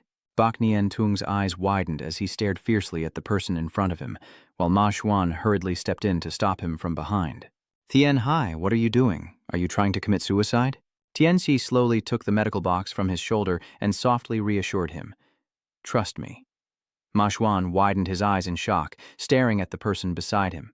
Then you run ahead to block Tianhe and say, "Forget it. Just take me with you. Don't lay a finger on him." The space falls silent for a moment, and then Tianhe slowly breaks the tense atmosphere. Even though the little white fox is still inexperienced, it's nothing compared to the reputation of Blood Demon Bai Nian Song. "Fighting me is better than fighting an unknown kid." Ma Xuan spun around and shouted loudly, "Tianhe, stop talking nonsense. If this keeps up, both of us will be doomed." Seeing this scene, Bok Nian-tung in front lowered his head and couldn't help but laugh out loud. I don't know why you went so far just because of him, but fine. I don't care about my reputation being tarnished. I will fight you. The hand raised in the air was held back by Tianhai. He softly reassured him. I am strong, so just trust me, and wait. Ma Xuan still seemed unconvinced and asked again. Are you serious about this? Tianhai. I mean, what the hell is with this overconfidence? Tianhai confidently affirmed once again, yes, I will fight with all my strength. Then he led Ma Xuan toward the large barrels, secretly thinking I can't hold him back. Damn it, do I have to rely on him to help again? As he turned away, his cloak was suddenly pulled back. Ma Xuan hesitated for a long time before finally saying, Don't die, he's really very strong. Tianhai turned back, his bright eyes gently ruffling your hair. Don't worry. Ma Xuan looked up at him and finally said nothing more. Tianhai looked at the person opposite with gentle eyes and said, If the master could see this, you would say I made the right decision. Then he raised the sword in front of him with a cold expression, nodded slightly, and immediately drew the sword from its sheath. Looking at the sharp sword in front of him, Bai Niansong crossed his arms and sighed. You have a pretty good sword. Tianhai raised his sword, his lips pressed tightly. This is the ice spirit sword made from the bones of the northern stone beast. Thinking, he waved his hand to push the sword sheath aside, and the nearby imperial hound quickly caught it. At this moment, Bok Nian-tung smirked, and the red aura around his body gradually spread out. The red glow spread through the space. He grinned and said through clenched teeth, So let's see how far you've trained. And sensing that aura, a faint twitch appeared at the corner of Tianhai's mouth. Unbelievable demonic energy. Did that little novel really say he has about 60 years of eternal energy? A small corner on the ground is illuminated. Ma Xuan loudly shouted, The sun is rising now, and Bok Nian-tung also leapt forward. I will finish this before they start to arrive. As soon as he finished speaking, demonic energy around him surged even more. Tien. He gritted his teeth, struggling to hold on. A series of swift strikes rushed towards him, and Tianhai focused and raised his sword to block each one. After a while, he was pushed back slightly before charging forward again. The two kept exchanging moves, with demonic and spiritual energy clashing, causing the ground to tremble. From afar, Ma Xuan's eyes widened and pupils contracted repeatedly as Tianhai defended the attack before him while secretly pondering how he could have such speed with a body as large as that. Each strike is infused with endless, demonic energy. Seeing Bok Nian-tung still full of strength before him, he couldn't help but be amazed. He even blocked all of his attacks with his bare hands. A flash of light crossed his eye corner, and Tianhai swiftly spun around, with sharp swords flashing around Bok Nian-tung's body. The novel mentions that the armor is very tough, able to withstand even sword forces. Bok Nian-tung's eyes glow bright red as he crosses his arms, focusing his energy. Tension rising, he prepares to strike, muttering under his breath, Damn it, dealing with this in real life is really quite troublesome. Moments later, their figures flicker in and out of sight, each launching rapid, successive attacks against their opponent. Finally, after a while, Tianhai and Bok Nian-tung were both pushed back, and he seized the opportunity to charge forward, with Tianhai's body flickering in and out of the space. Seeing this, Bok Nian-tung couldn't help but marvel, That is indeed a good sword, capable of resisting even my demonic energy. As soon as he finished speaking, a red glow flickered in his eyes. This time, the demonic energy is even more intense than before. It seems I shouldn't underestimate you anymore. Feeling his rage, Tianhai glared and stepped back. Taking the chance before he raised his sword, Bok Nian-tung clenched his fist and punched down with his demonic power. Clenching his fist, the source of magic spiraled into a circle from his wrist, and Tianhai tightened his grip on the sword hilt as he raised it. At the same time, Bok Nian-tung struck down, and his sword deflected the blow, with spiritual energy spilling out around them. A moment later, another fist was swung down by Bok Nian-tung. This time, Tianhai couldn't react in time, and the impact caused the ground to shake, knocking him over. He skidded across the ground, struggling to keep his balance, his foot slipping slightly on the earth, sending debris flying into the air. Soon, the dust in the air gradually cleared, and in the distance, Ma Xuan was with the imperial hound. Seeing this situation, Ma Xuan's face couldn't help but show surprise. The ground where Tianhai just swept through left a deep, elongated dent. He gasped for breath, fingers clenched to channel spiritual energy from his body, just as he predicted. With a few ordinary attacks, he wouldn't even have a chance to win. So he needed to use a decisive strike to defeat him and end this. Tianhai grit his teeth, determined in his heart to unleash the ice array. Without hesitation, shards of ice began to spread from his body. Seeing that, Bak Nian Tung excitedly stretched out his arm and said, "That's right. You have to go all out like that, or you'll end up dying here." Then he sneered with a teasing smile. "All right, this time I'm serious. This move should at least pierce through his defenses." A determined glint in his eyes, Tianhai decisively launches his attack, rushing forward in a flash. The spiritual energy combined with thin ice creates a powerful force, and Tianhai swiftly swings his sword toward Bak Nian Tung's face. Suddenly, Tianhai changes direction, spinning his sword in mid-air. Bak Nian Tung's eyes widen in surprise. Tianhai swings his hand, with sword moves covering the entire space, boldly slashing forward with techniques like Tai at Fa Bat Thien and Nie Thap Tu Bang Din Ta Jiang. After a moment of confusion, Bak Nian Tung turned around and used his elbow to block each sword strike. Tianhai spun around, took a deep breath, and then charged downward. He charged forward like lightning, launching a continuous assault on his opponent. Bak Nian Tung waved his hand and shouted loudly, "You underestimated my resilience.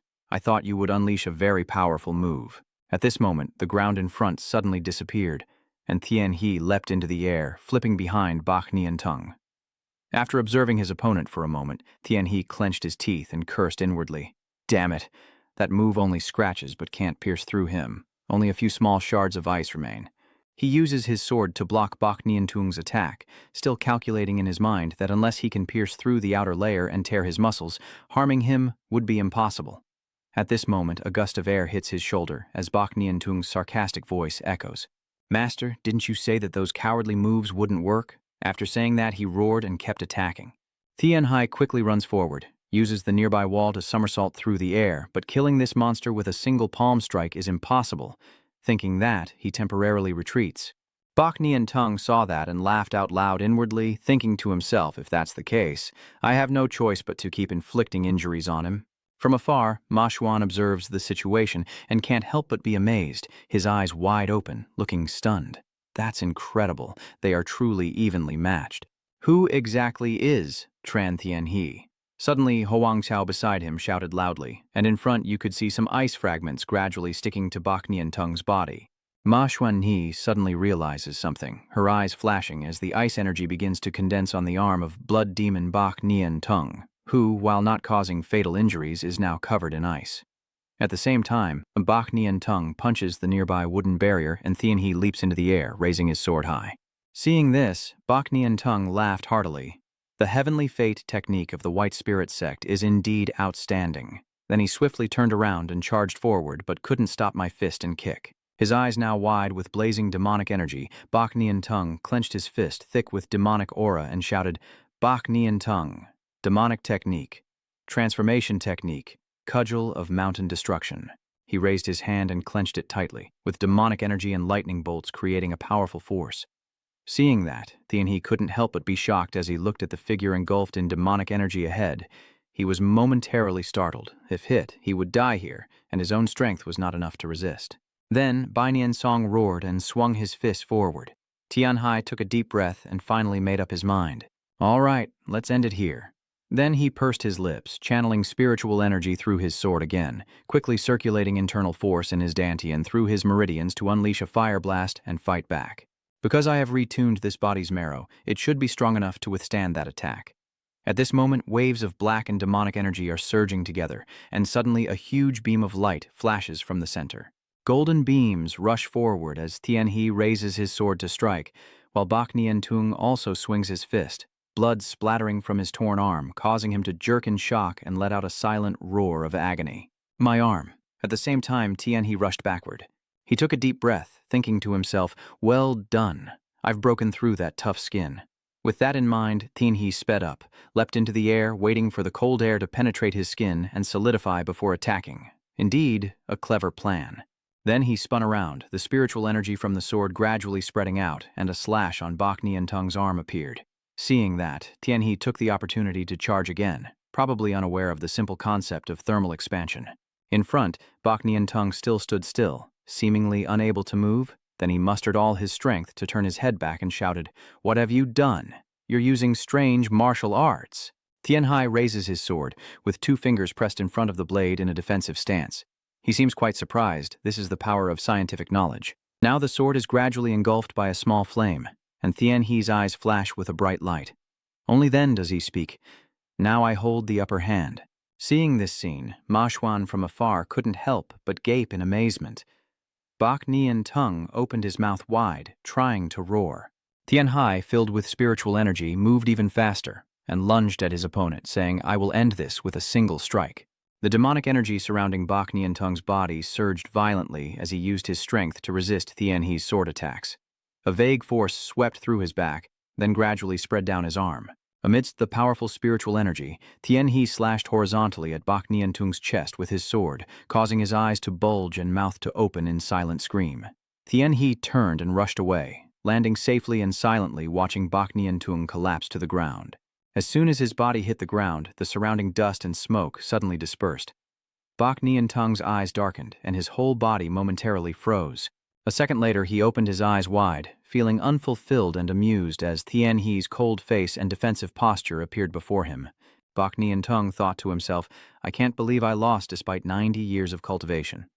From afar, after reacting, Ma Xuan hurriedly asked, "Is it over?" Then he smiled, reached out to pat the golden dog beside him, and praised with satisfaction, "Well done. It seems your master has won." After saying that, he turned around, still seeming unable to believe what he had just seen. It's hard to believe he could suppress someone wielding such a powerful demonic technique without suffering significant injuries.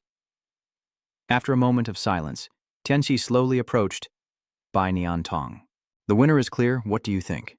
"It still seems a bit unwilling." Bak Nian Tung lowered his head, gritting his teeth and growling, "Don't let the opponent speak further."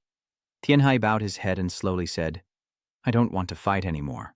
The Black Hole Medicine Sect can probably give you a new arm, so I advise you to go there immediately.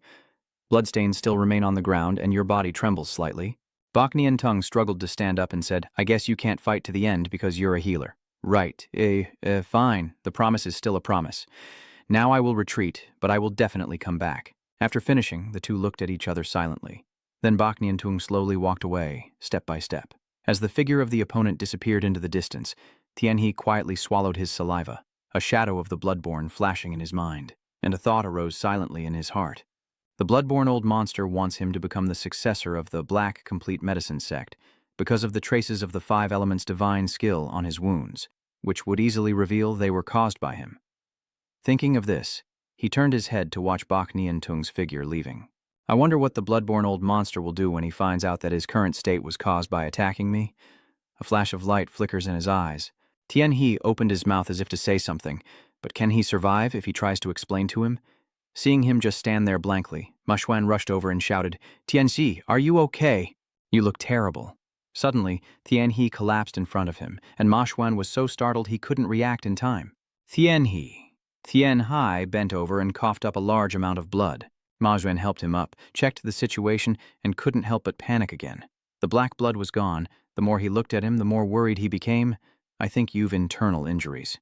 He coughed up blood again. Tian Hai quickly checked the blood in his palm, secretly thinking that when he fought with him, he had appeared to be fine. But the strength of someone with 90 years of cultivation is undeniable. At this moment, his breathing grew increasingly rapid, and his body weakened and collapsed. Weakly, Tian Hai said, "Take me to the nearest White Dragon Y branch. Can you do that?" Ma Xuan, still in shock, stammered, "The Y branch?" As he finished speaking, the sword in Tian Hai's hand also fell to the ground, his eyes gradually becoming hazy. Tian Hai leaned back and collapsed, unable to hold on any longer, closing his eyes and passing out, his body collapsing onto the ground. Ma Huan shouted loudly, "He has fainted." Early the next morning, loud shouting echoed everywhere. "Tian Hai, you're not dead, right? Damn it, even at this moment, the sounds of chirping birds and people's voices are mixed together. Is it this way?" By evening, the clinic's branch lights up and a gentle voice echoes. "What do you think of our medical skills?" Tian Hai checked the body and cheerfully replied, "You did very well. Both internal and external injuries were treated very well." Then he thought to himself that the stitches and bandages were perfect. Hearing that, the old-haired doctor smiled and replied, "You have no idea how frightened we were when we saw you being carried to the medical station on that child's back. We have done everything you taught us that we remember." Tian Hai turned back, his eyes softening, and softly said, "Sorry for frightening everyone." Remembering the scene in the operating room from before, the silver-haired doctor said seriously, "I hope I never see you as a patient again. I don't want to go through that feeling again." "Oh my God, I guess they have suffered because of me." The candlelight in the room flickers on and off. It seems he remembered something, and one of the group suddenly spoke up. That's right. I heard you risked your life to protect that boy. I plan to send a letter to Bai Long. Tianhai was startled and quickly shouted, You can't do that. Upon hearing that, those around suddenly froze. Then the silver-haired doctor gently smiled and nodded slowly. Seeing that, Tianhai said, If I receive that letter, he will forget the Long Phoenix Festival and come here immediately, just like he did last year.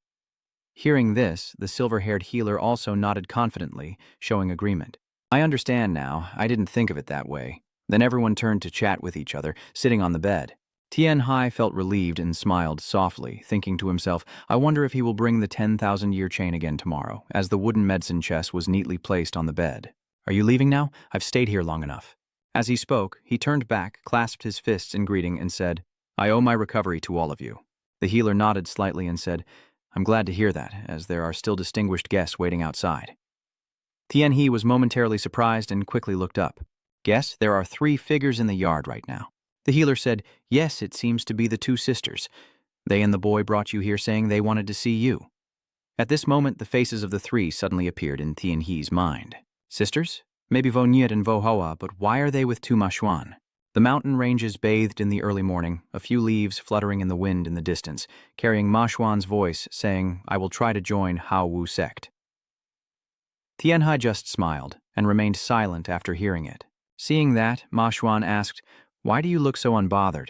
Hearing that, Tianhai tilted his head and calmly replied, Well, since Miss Vo Nuyet and Vo Hoa are also with us, I kinda guessed. He silently thought to himself that after all, according to the flow of the story, Tu Ma Xuan would eventually join Hao Ngu Mon and become its leader.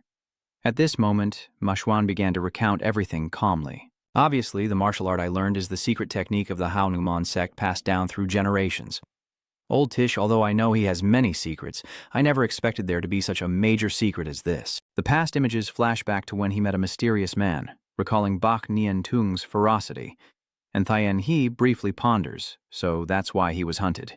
They even ordered the blood demon Bak Nian Tung himself to carry out this mission, but if he truly is the long-standing sect master of Hao Ngu Mon, it makes sense to send the blood demon Bak Nian Tung.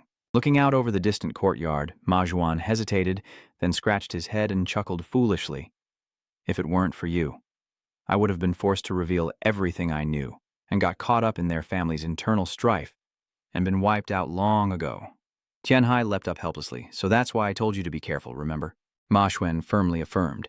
Now I understand. There won't be anything like that in the future. Remembering the children who now have a place to stay, Ma Xuan continued. Bai Lingyi Academy has decided to take care of the little ones who follow me, and since everyone in Hangzhou knows about this, I have nothing more to worry about them. Turning to Vo Nuyet, she nodded slightly in agreement. Vo Hoa also lowered his head slightly, and Tianhai smiled, asking one last time, Are you going to be okay?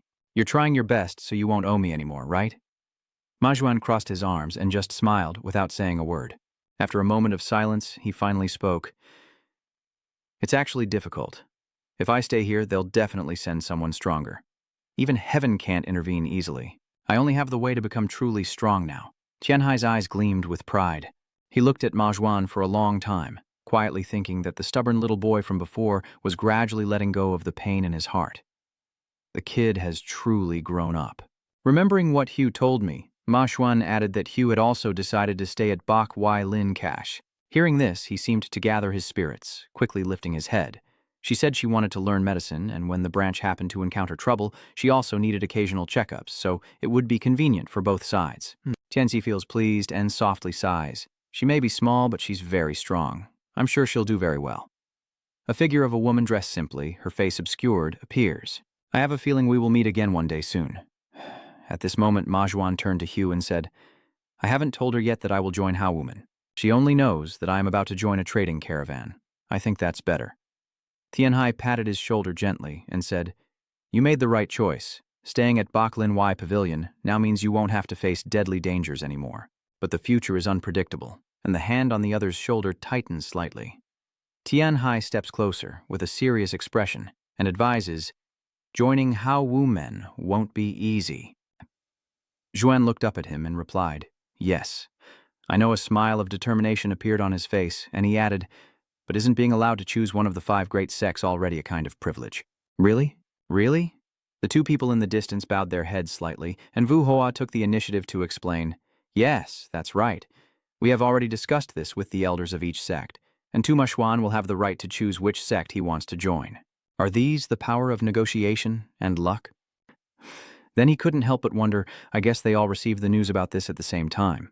Vo Hoa stroked his chin thoughtfully and replied, "Yes, we are very lucky that the news about No Kachni's recruitment attempt was leaked outside." Her lips pressed tightly together and trembled slightly. Tianhe snorted coldly to himself, sensing something suspicious, and was quite sure that Vonuyet and Vo Hoa were also involved in this matter. A cheerful laugh echoed from behind the bushes. "I'm glad everything went smoothly, but your life won't always be this easy." Tianhe smiled with narrowed eyes and cheerfully said, "You will definitely adapt." Majuan also eagerly added, "I have to succeed so I can repay the debt I owe you." At this point, he suddenly startled, his voice firm yet hesitant. "Tianhe, I may be a bit shameless, but can I accept you as my sworn brother?" Tianhe looked a bit surprised and momentarily fell silent without replying as the leaves gently rustled in the wind in front of him. Ma Xuan asked cautiously, "Is that okay?" Tianxi clenched the strap on his shoulder, pursed his lips, and thought to himself, "I once read about 3 heroes with the same loyal spirit, so I decided to make a blood brother oath at the Peach Blossom Garden. But is it okay to add one more?" Ma Xuan looked up with a determined expression and hopeful eyes. Seeing this, Tianhe yawned repeatedly, pretending to be confused. "Actually, I already have a sworn brother, so I need to ask for his opinion first." Hearing that, Ma Xuan couldn't hide his surprise, and his voice also became higher. "Really? You already have a sworn brother?" The two people in the distance chuckle happily. Wu Hua covers her mouth and whispers, "He's really famous, isn't he?" At this moment, Tianxi in front of them raises 2 fingers seriously and adds, "I'll ask if he's willing, so you'll probably be his honorary sworn brother, right?" Ma Xuan stared wide-eyed, opening his mouth to repeat, "Stand in." In the middle of the deep forest, he refused to give up and shouted his demand. But no one knew when they would meet again. "Just decide now." "I'm also really having a headache." The waves crash one after another, pushing the boat back and forth as it sways with each rising swell. Outside the large cabin on the boat, it is silent and deserted. Inside, Tianhe sat cross-legged practicing cultivation, and although I truly defeated a top-tier supreme expert, it was because my fighting style had the advantage. He closed his eyes, calming his mind, taking a deep breath. If that was another expert specializing in fast strikes with more tricky techniques, I would have definitely lost. The image of fierce-looking sword-wielders appears. Tianhe silently thought that in the future there would be people like that. It's truly unstable. Spiritual energy swirled around his hand. He exhaled softly, knowing that although he still had many shortcomings, his foundation was stronger than anyone else's. He closed his eyes tightly, unable to help but wonder what he should do to become stronger. Then he opened his eyes, stepped out of the boat cabin, and suddenly an idea came to him. Eating immortal pills to boost his internal energy must be one of those ways. He leans on the railing, gazing at the waves beneath the boat. "I've made up my mind. I will master the internal energy technique and the invincible divine art. That should be enough." At this moment, Tianhe turned his head to one side. Before his eyes was the blazing golden sun with rays of sunlight, reflecting his thoughts. The Song Qiu internal skill technique is a move that can split a person's mind into 2 separate halves, but its drawback is extremely dangerous. The sky turns orange as seabirds soar, and any technique related to the mind has always carried the danger of destroying the user's sanity. Tianhe put him inside, and Huang Xiao hurriedly ran after. The figure of the man walking into a deep cave is reminiscent of a story where a heretical martial master searches for and uncovers the remnants of a martial sect that had been lost for thousands of years. Tianhe gently strokes Huang Xiao's head and mutters, "I need to find a way to minimize the risk."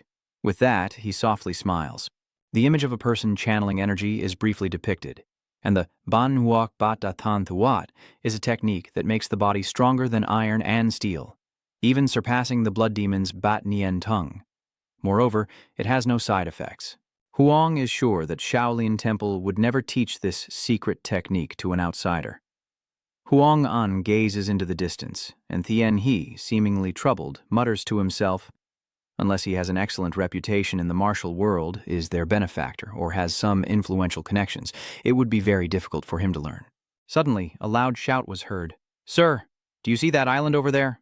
As the island grew closer, the person couldn't hide their excitement and exclaimed, "We're almost at Chusan Island." The wind blows gently, making his robe flutter. Tianxi looks ahead.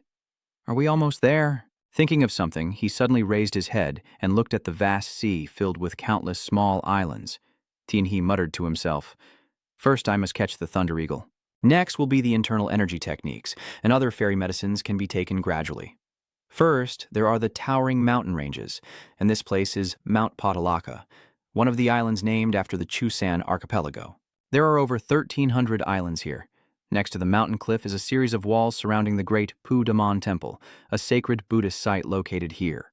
A vast area combining sea, islands, and mountains with a boat docked by the shore. If this is called a major port, there are only about 2 inns. At this moment, Tianxi and another person have also disembarked and gone ashore. He then begins to try persuading a passerby.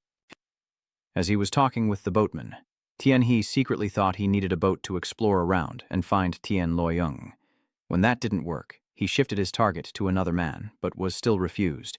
One after another, people kept passing by, making Tianhe almost unable to believe his eyes. Standing on the dock, he sighed in frustration. But is it really so hard to find a small boat? Huang Cao beside him lifts his head and takes a few gentle breaths. Tianhe closes his eyes and takes a deep breath, finally making up his mind. He doesn't know if using a boat is dangerous or not, but buying one seems better since no one will lend him, and he quietly mumbles to himself, "Well, for the common folk, a boat is just their livelihood. What can you do?" The endless mountain ranges surround this place, and Tianhe sighs loudly. It's so troublesome. At this moment, Huang Cao seems to sense something, and suddenly the sound of hurried footsteps quickly echoes. Feeling the movement, Tianxi was about to leave but looked over, and as he looked, his eyes suddenly stopped there. In front of him is a group of people dressed in clothing that combines martial arts and monk attire. Tianxi silently thought, "These are the monks leading the group, and that is Han Huyan." Seeing this, Tianhe also slowly approached, walking and thinking, what's going on? This unusual atmosphere, this is the Mount Potalaka. Seeing the visitors, An Huyan and his disciples behind him clasped their hands in greeting. Amitabha. Tianhe also clasped his fists in response, secretly glanced upward, and silently thought that this kind of aura somehow reminded him of a temple. Could this be the internal energy of the Puta sect, renowned in Buddhism? Then An Huyan took the initiative to ask, "Young benefactor, I have something I want to ask." Tianxi politely replied, "Yes, please go ahead. Are you the young white dragon hero from Bailin Y Pavilion, based on the pattern on your medicine box?" Tianhe looked closely at An Huyan's face and silently thought, "There are people here who recognize me." Then he nodded sincerely and replied, "Yes, that's right." "Are you monks of the Buddha sect?" Amitabha well said, "That's right. I am An Huyan, a disciple of Patalama, and due to the urgent situation, I didn't hesitate to come here like this." Tianhe bowed his head, briefly lost in thought as An Huyan's focused gaze fixed on the person opposite him. A few words from his mind were transmitted. An unusual illness had begun to spread within their sect a few days ago. Knowing that martial artists can get sick, but isn't it true that the more profound the internal energy, the faster strange illnesses heal? Tianhe, who was bowing his head, was slightly startled when he suddenly heard that voice. This is telepathy. Sound waves do not carry the voice from one person to another. Using a special skill called telepathy to transmit words through internal energy to the opponent's ear. The wind gently lifts the flowing robes. Tianxi, don't stay silent and say nothing. It seems like talking on the road is a bit difficult. Fortunately, I learned the secret voice transmission technique from my master. Later, he nodded and responded through the transmission.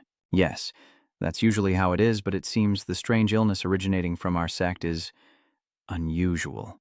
And Huyan closed her eyes and continued transmitting mentally, recalling the image of the weak people lying on mats, their mouths wide open, foaming at the mouth, and she said, "That's why we urgently need the young hero's help."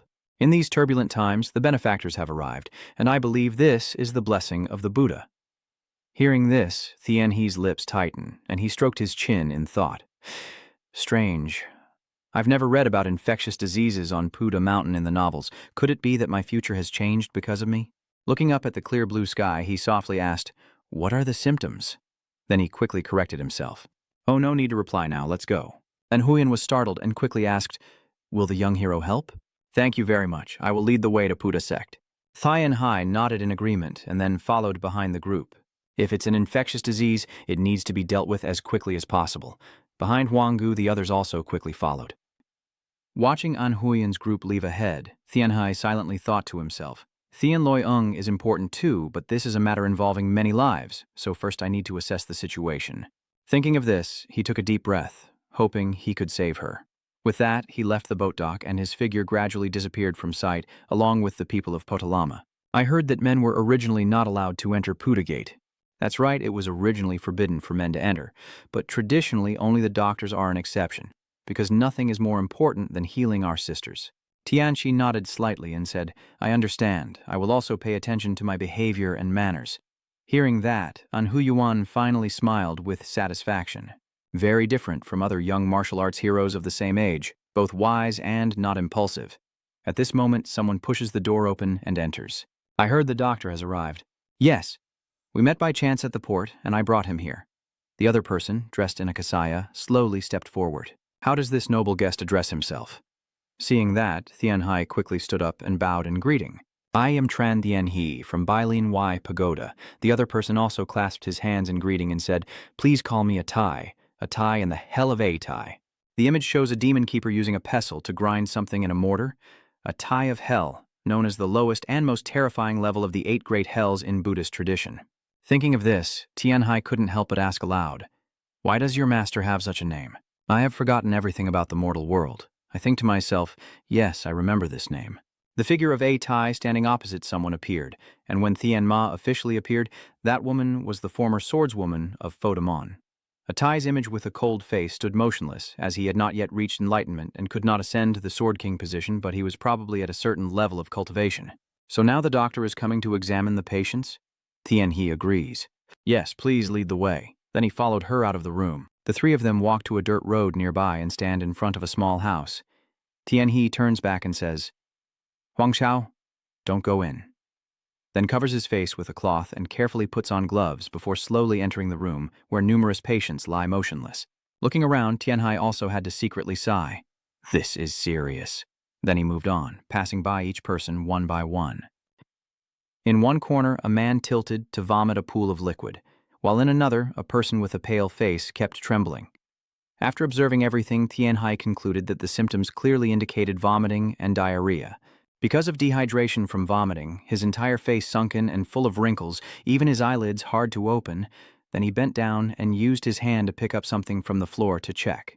Tianhai noticed the watery diarrhea like rice water, and, standing behind An Huyan, couldn't hide her shock. She examined every bit of that dirty, filthy matter without overlooking anything. Next to Atai, he was just as surprised. That's right, isn't it? I thought that if they were doctors from Bailin Medical Hall, they would be very arrogant, still focused on thinking in front of Tianhai. If it were modern times, they could do bacterial culture tests or blood tests, but here it's not possible. However, given the current condition, it's already quite clear. Thinking of something? His eyes widened and his whole body suddenly tensed. This is a typical case of cholera. When the tiny bacteria gradually invade the body, this is cholera. Doctors are fully covered before examining the patient. The infectious disease is classified as level 2. In modern Korea, it is not a deadly disease, but in third-world developing countries, it still claims many lives. The Ganges River region in India once had leprosy, and the British occupation of India began to spread it worldwide. Many people have died from this disease, although not certain more have died from cholera than the plague, a dangerous disease that still persists into modern times. At this moment, Thien He sat down on the ground to check the situation, observing silently and thinking to himself that cholera causes acute dehydration. Tianhai checks the patient's wrist pulse, knowing that after the incubation period they will start experiencing severe diarrhea and vomiting. In serious cases, the patient could die within a few hours. The man struggles to breathe. Even someone with great martial skills has over 50 to 70% water in their body, and without water, they cannot survive. Then Thien He suddenly stands up and concludes that the well is likely contaminated. Then he slowly approached An Huyen and Atai, urgently saying, We need to quarantine immediately. The monks who are infected might feel fine now, but symptoms will appear after a few days. Hearing that, An Huyen was so shocked she couldn't speak. We use water from the well for cooking and laundry. Atai's face also turned pale. That well is the water source for Fodamon. No one is not using it. Tianhai's eyes widened in shock. This is a serious problem. Immediately afterward, he hurriedly proposed a temporary solution. Stop using the well right now and isolate anyone who has had direct or indirect contact with it. Seeing him turn away, the two behind him looked puzzled. But where are you going, young hero? Tianhai turned back and replied seriously, I'm going to the village to seek help. so I rely on you all. At this point, he hurriedly went outside. Imperial Hound, follow me, you have something to do. Seeing that, Anhuyen and Atai also hurriedly got to work. Come on, let's move quickly too, to the nearest well. The sky gradually turns orange. As Tianhe is tending to the market, he suddenly remembers he already sterilized it with fire once. Then, Tianhe sent Wang Cao to find the nearest clean water source. Wang Cao quickly found a small stream running through an open field, while he himself went to the village to find strong young women to bring to Fodamon. Someone happily said, I have received kindness from Fodamon recently. I am glad to have the chance to repay it like this. Hearing that, Tianhe modestly added, I also need some wine. Immediately after, he obtained large jars of wine. Now the essential thing is to disinfect and provide moisture. Tianhe uses the wine for sterilization, boils water for drinking, adds salt and a little sugar, then tests oral rehydration therapy. He focused on stirring the water boiling in the pot. This is a method used in developing countries to treat cholera. Suddenly, from outside the market, a loud noise was heard and a villager hurriedly ran in, shouting, The doctor, there's a big problem. Patients have appeared in the village, including children. Tianhe was startled and turned around. Why, Ko, I can't feel at ease. This matter involving children and the disease is much more dangerous than for adults. Hearing that, he quickly turned off the water and ran after them. Guide me quickly as I follow him, thinking I must hurry up. Soon it will be dark, and the patients in the room have already started taking medicine. Atai and Anhuyen hurriedly helped everyone carry medicine to the patients, while Tianhe used his spiritual power to heal the children. He kept running around, asking the local people for help, while Zheng Tianxi also continued to deliver medicine to the patients. It's already late at night, and inside the main hall the discussion continues. What if we seal the sect and isolate the infected for about a year or two? The monks couldn't believe it and exclaimed, What is going on? Tianhe sat cross-legged in the center and replied, You still don't know how terrible this disease really is. Recalling the number of infected people, Tianhe's eyes flickered with a hint of contemplation as he said, although everything would be fully cured, a new variant would emerge after about 10 years, likely to reignite the chaos, and the only way to eradicate it completely was to close the sect. Atai in the distance remained silent.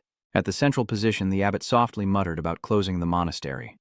Another monk immediately spoke up, saying, Abbot, does that mean we will give up our current influence if we close the monastery for 1 or 2 years? The person next to him immediately added, That's right. Which other sects and noble families would leave the position vacant? Tianhe didn't speak because he was silently thinking about which issue should be prioritized first.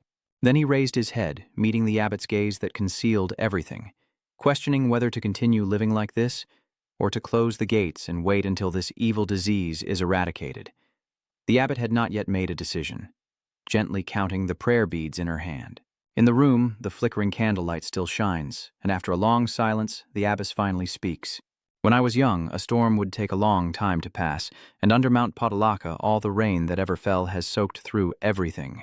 As she finished speaking, she turned to smile and nod at Atai, and the figures of the two from the past seemed to reappear in the heavy rain. At that moment, my junior sister hugged me and said that no matter how strong the storm is, this island will never sleep, so don't worry. Then the scene of calm seas and still waters appears. The abbot smiles and says, That statement was very true. Even though the island is small, the sea cannot swallow us. Atai closed his eyes as if recalling that moment. Then the abbot slowly said, Atai, just follow the little white dragon's advice. The other 2 monks were slightly startled after hearing this. Venerable Master, a light, relieved laugh echoes in the room. You made the right decision. Atai sighs softly, thinking that even if it's not correct, the discipline among the disciples has become lax lately, so I was planning to give them some guidance. Luckily, the abbot still looks incredulous. Why is that? I wonder if it will be effective in just a year or 2. Then the 2 of them chat and laugh happily. From afar, Tianhe also felt uplifted. The teachings of Buddhism became an island of protection for people amidst the storms and hardships. No matter how strong the waves are, Potalaka Island will remain steadfast. He bows his head with a slight smile. It's hard to say, but I feel truly relieved. After the discussion ended, everyone gradually left the main hall. Before leaving, Atai looked back for a moment. The candlelight at the stone pillar outside the hall was still burning, and the abbot asked, May I ask why Master An came to the Chusan archipelago? Thien. He slowly replied, I want to repay the kindness Mr. An showed to Fodamon.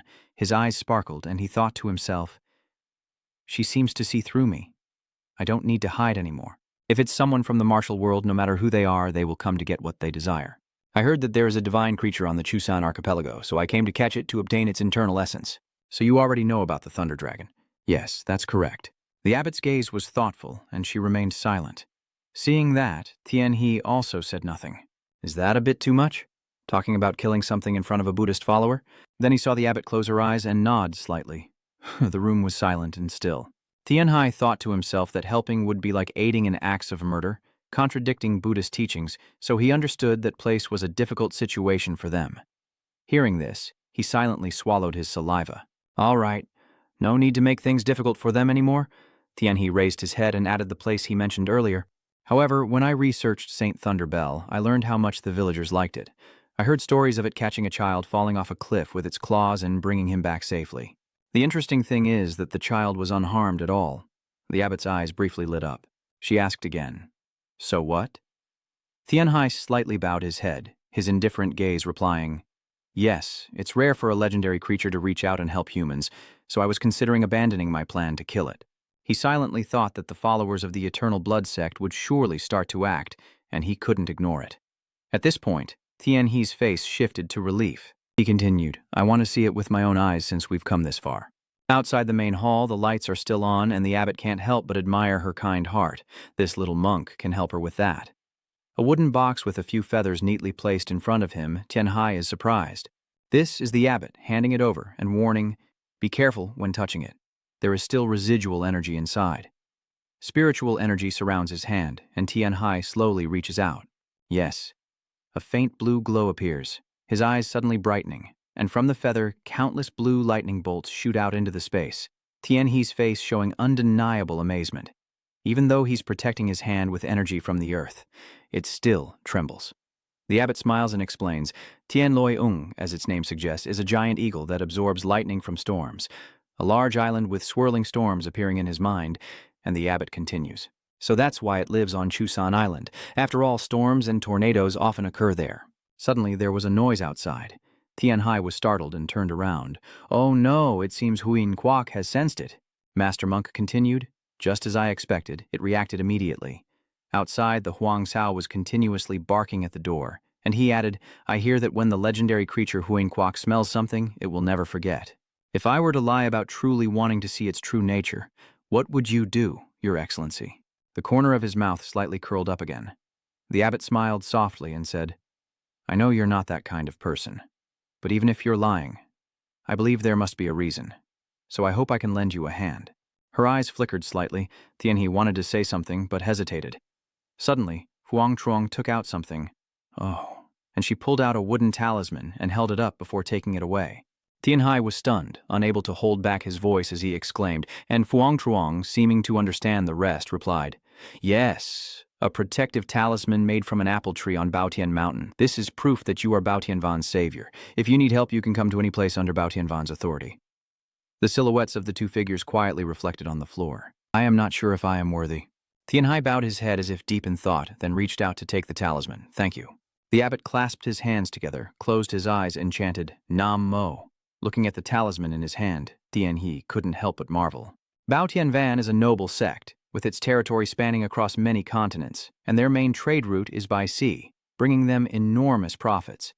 The talisman is inscribed with special characters which even do not appear once in the novel Great Heavenly Demon. The protective talisman of Bao Tianvan increasingly amazed Tianhe with its wonder. Now Min has become a member of Bao Tianvan. Late at night, everywhere was silent. The next morning, as the sun rose high and white clouds drifted around the mountain peak, Tianhe and Huang Cao arrived on a cliff to check the water source. "Is this the contaminated river?" Then he took a running start and jumped to a spot not far away. "All right, let's go." As he rushed forward, Tianhe silently thought that once he finished the Thanlok Lake, his task would be complete, and he could purify it using the 5 elemental forces. Immediately after he landed on the edge of the rock near the water source. Watching the ripples in front of him, Tianhe briefly pondered what would happen if the Shengsheng blood sect was the cause of the epidemic, and to quickly find Tianloyung, they would have to keep Bao Tianvan busy. He bowed his head to observe, his serious expression just a hypothesis. Then he bent down and used his hand to check the water source he was investigating for the arranged epidemic. His hand is about to touch the ground when Huang Cao behind suddenly sniffs something and quickly turns to run in a direction. Huang Cao's eyes fixated on something, sensing Tianhe suddenly stand up and turn around with wide eyes, and he hurriedly followed in Huang Cao's footsteps. What was that terrible scream? What's going on, Huang Kao? Is it from here? Then Huang Cao led him into a nearby deep cave where there was a small water source. Tianhai was surprised. There's a stream here? As he spoke, his eyes suddenly widened and his body froze. In front of him, on one side of the stream, was a large stone covered with talismans. Tian. Hai shouted in horror. What is that? Why is there a wooden phallus here? As he approached, he couldn't help but feel scared. There are too many charms, so it's magic? What did they do? Tianxi raised his hand, blue spiritual energy flashing, to see inside. A beam of light spread out, quickly knocking the talismans away. Waves surged, continuously crashing against the charms. A few small sounds echo as they tear the talismans apart with force. Tianhe and Huang Cao stand still. Huang Cao bowing his head, looking down with a hint of fear. Tianhe also didn't say a word, silently watching as the talisman fell, revealing a blue-purple arm inside Yang. Tianhai couldn't help but curse silently. Damn, is my hypothesis really true? A clear morning, thick gray smoke rising from a mountain range. Tianhai looked up and observed, certain he saw it move when it was burning. Watching the flames consume that arm, he thought to himself. Honestly, if it belonged to the Eternal Blood Sect, it wouldn't be surprising. Could those zombies really be as common as ginseng in a herbal shop? Thinking of this, Tianxi slightly lowered his head, gritting his teeth in anger. Weren't all these problems already difficult from the start? A few boats are still docked at the pier, and Tianhe urgently shouts, "Hurry up, Huang Cao, we must reach the island where Tian Luoyong resides." In another part of the mountain range, dark clouds gather in the sky. How come you can smell it now? All right, lead the way for me. Huang Cao then decided to run quickly ahead. Behind Tianhai, someone quickly followed. As he ran, he was amazed to think that it also detected a different scent, suggesting that the Eternal Blood Sect had already set foot on the island. If I had ignored Shuangmin Huyen and Bao Tianvan, this disaster wouldn't have happened. Watching the dog run ahead, Tianhe thought to himself, but he was determined not to regret. Without hesitation, the energy on the ground is kicked away, and Tianhe speeds up, leading the way with Huang Cao. Hurry up, Huang Cao. You need to focus on the immediate target now. At this moment, the blue sky is turned into a dark gray within the forest. The sound of rushing wind whistling past, Tianhe's steps suddenly halt. In front of him now is a source of energy with massive blue lightning constantly emanating. Seeing it, Tianxi couldn't hide his amazement. Watching the continuous lightning strikes, he silently marveled, Lo Chuchoa, oh my god, I've never seen such a huge lightning before. It seems to discharge electricity from its body like the electric eels on Earth, but the intensity is completely different. Thinking of this, Tianxi turned to look at Huang Gu. Huang Cao still needs to be cautious and step back. Right now, the two of them are standing in front of a high cliff. All right, I can finally see it. Hopefully, I'm not too late. Drawn by the static, Tianhai turned his head to look into the distance, where a giant thunder eagle appeared amidst the lightning bolts in the sky. Seeing that, both Tianhai and Huang Cao were extremely amazed. Truly extraordinary. The eyes of the thunder eagle flashed red, unable to believe it was so large and magnificent. Its wings spread wide, revealing neatly arranged feathers. The sharp claws of the creature become clearly visible before his eyes, indicating it often lives on deep cliffs. The thunder eagle struggles constantly in mid-air. Blue light spreading out, its feathers falling as gusts of wind sweep through, and Tianhe far away struggles to hold on. What's going on? Dongchan is so big. The golden hound suddenly raised its head and looked in one direction, and Tianhai was startled and quickly turned around to look, discovering 3 people in black under the cliff, one of whom had been struck by lightning. Another was laughing wildly, and the ringleader, with an excited expression, loudly said, "Thunder Eagle, if you don't want to die, submit and obediently accept your punishment." The young bird, crying, rushed up but was suddenly held back by a hand. "Stay still. In the sky, the Thunder Eagle keeps raging, while below the bandits continue to challenge. No matter how much you struggle, it's useless. Just come down obediently." Behind the rock, Tianxi had overheard everything and lowered his head quietly, thinking to himself that they were just a bunch of bastards from the Eternal Blood Sect. His gaze then shifted to a man lying motionless on the ground. So that's the offspring of the Thunder Eagle. No wonder it's so furious. One of them seems to have been struck by lightning and cooked, right? Meanwhile, the ringleader is still loudly challenging, and it looks like the one with steam rising from him is the real boss. Next to another subordinate holding the young Thunder Eagle, Tianhai felt a bit worried. His men were holding the child. The situation was too dangerous. Then he turned to the nearby Huang Cao and whispered a command. "Huang Cao, listen carefully, rush and give the guy in black holding the little bird a punch, I'll handle the boss." After hearing this, the golden hound stands up straight, nodding as if they've made a deal. Tianhai purses her lips tightly and decisively turns back. Let's go. At the same time in the sky, the lightning of the heavenly thunder eagle grew increasingly fierce. Its wings kept moving, and lightning spread from there. A giant lightning bolt strikes from the sky, causing the ground to explode, and the boss to be knocked back, cursing loudly. You bastard, is that your answer? In front of that guy, the fierce blue lightning gradually envelops the space.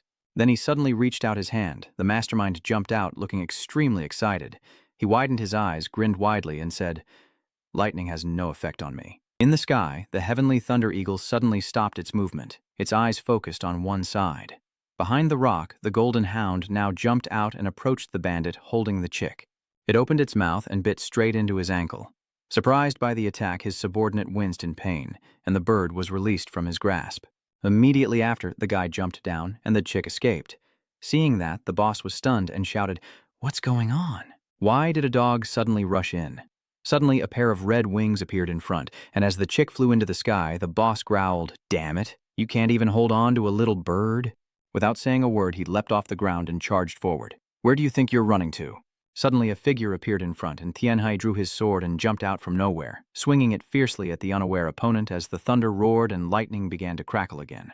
In the fierce lightning, Tianhai spun and swung his sword, the culprit trembling in horror and opening his mouth to ask, "Who are you?" His hand clenched the hilt tighter, now gradually merging fire and lightning. Tianhai didn't answer but was determined to stab with his sword. So this is the ultimate lightning source from the ice crystal blade. This is the lightning technique. Thunder Eagle shouted, and it continued to unleash lightning onto the ground. At this moment, Tianhai is fighting directly with the mastermind, both gritting their teeth as she desperately blocks his attacks. Suddenly, a blue lightning bolt strikes down, splitting them apart. The lightning strikes caused nearby rocks to explode. The ground trembled violently, and debris flew everywhere. He covered his face with his hands and couldn't help but shout in admiration. "Amazing! Right next to you," he said, then firmly grasped the banana sword. "All right, this is my chance. I will disperse the thunderbolt using the 5 elements divine technique." The celestial thunder eagle spread its wings and swept across the ground, while the chick trembled and cried out. Huangshao stands behind, ensuring the chick is safely returned to its mother.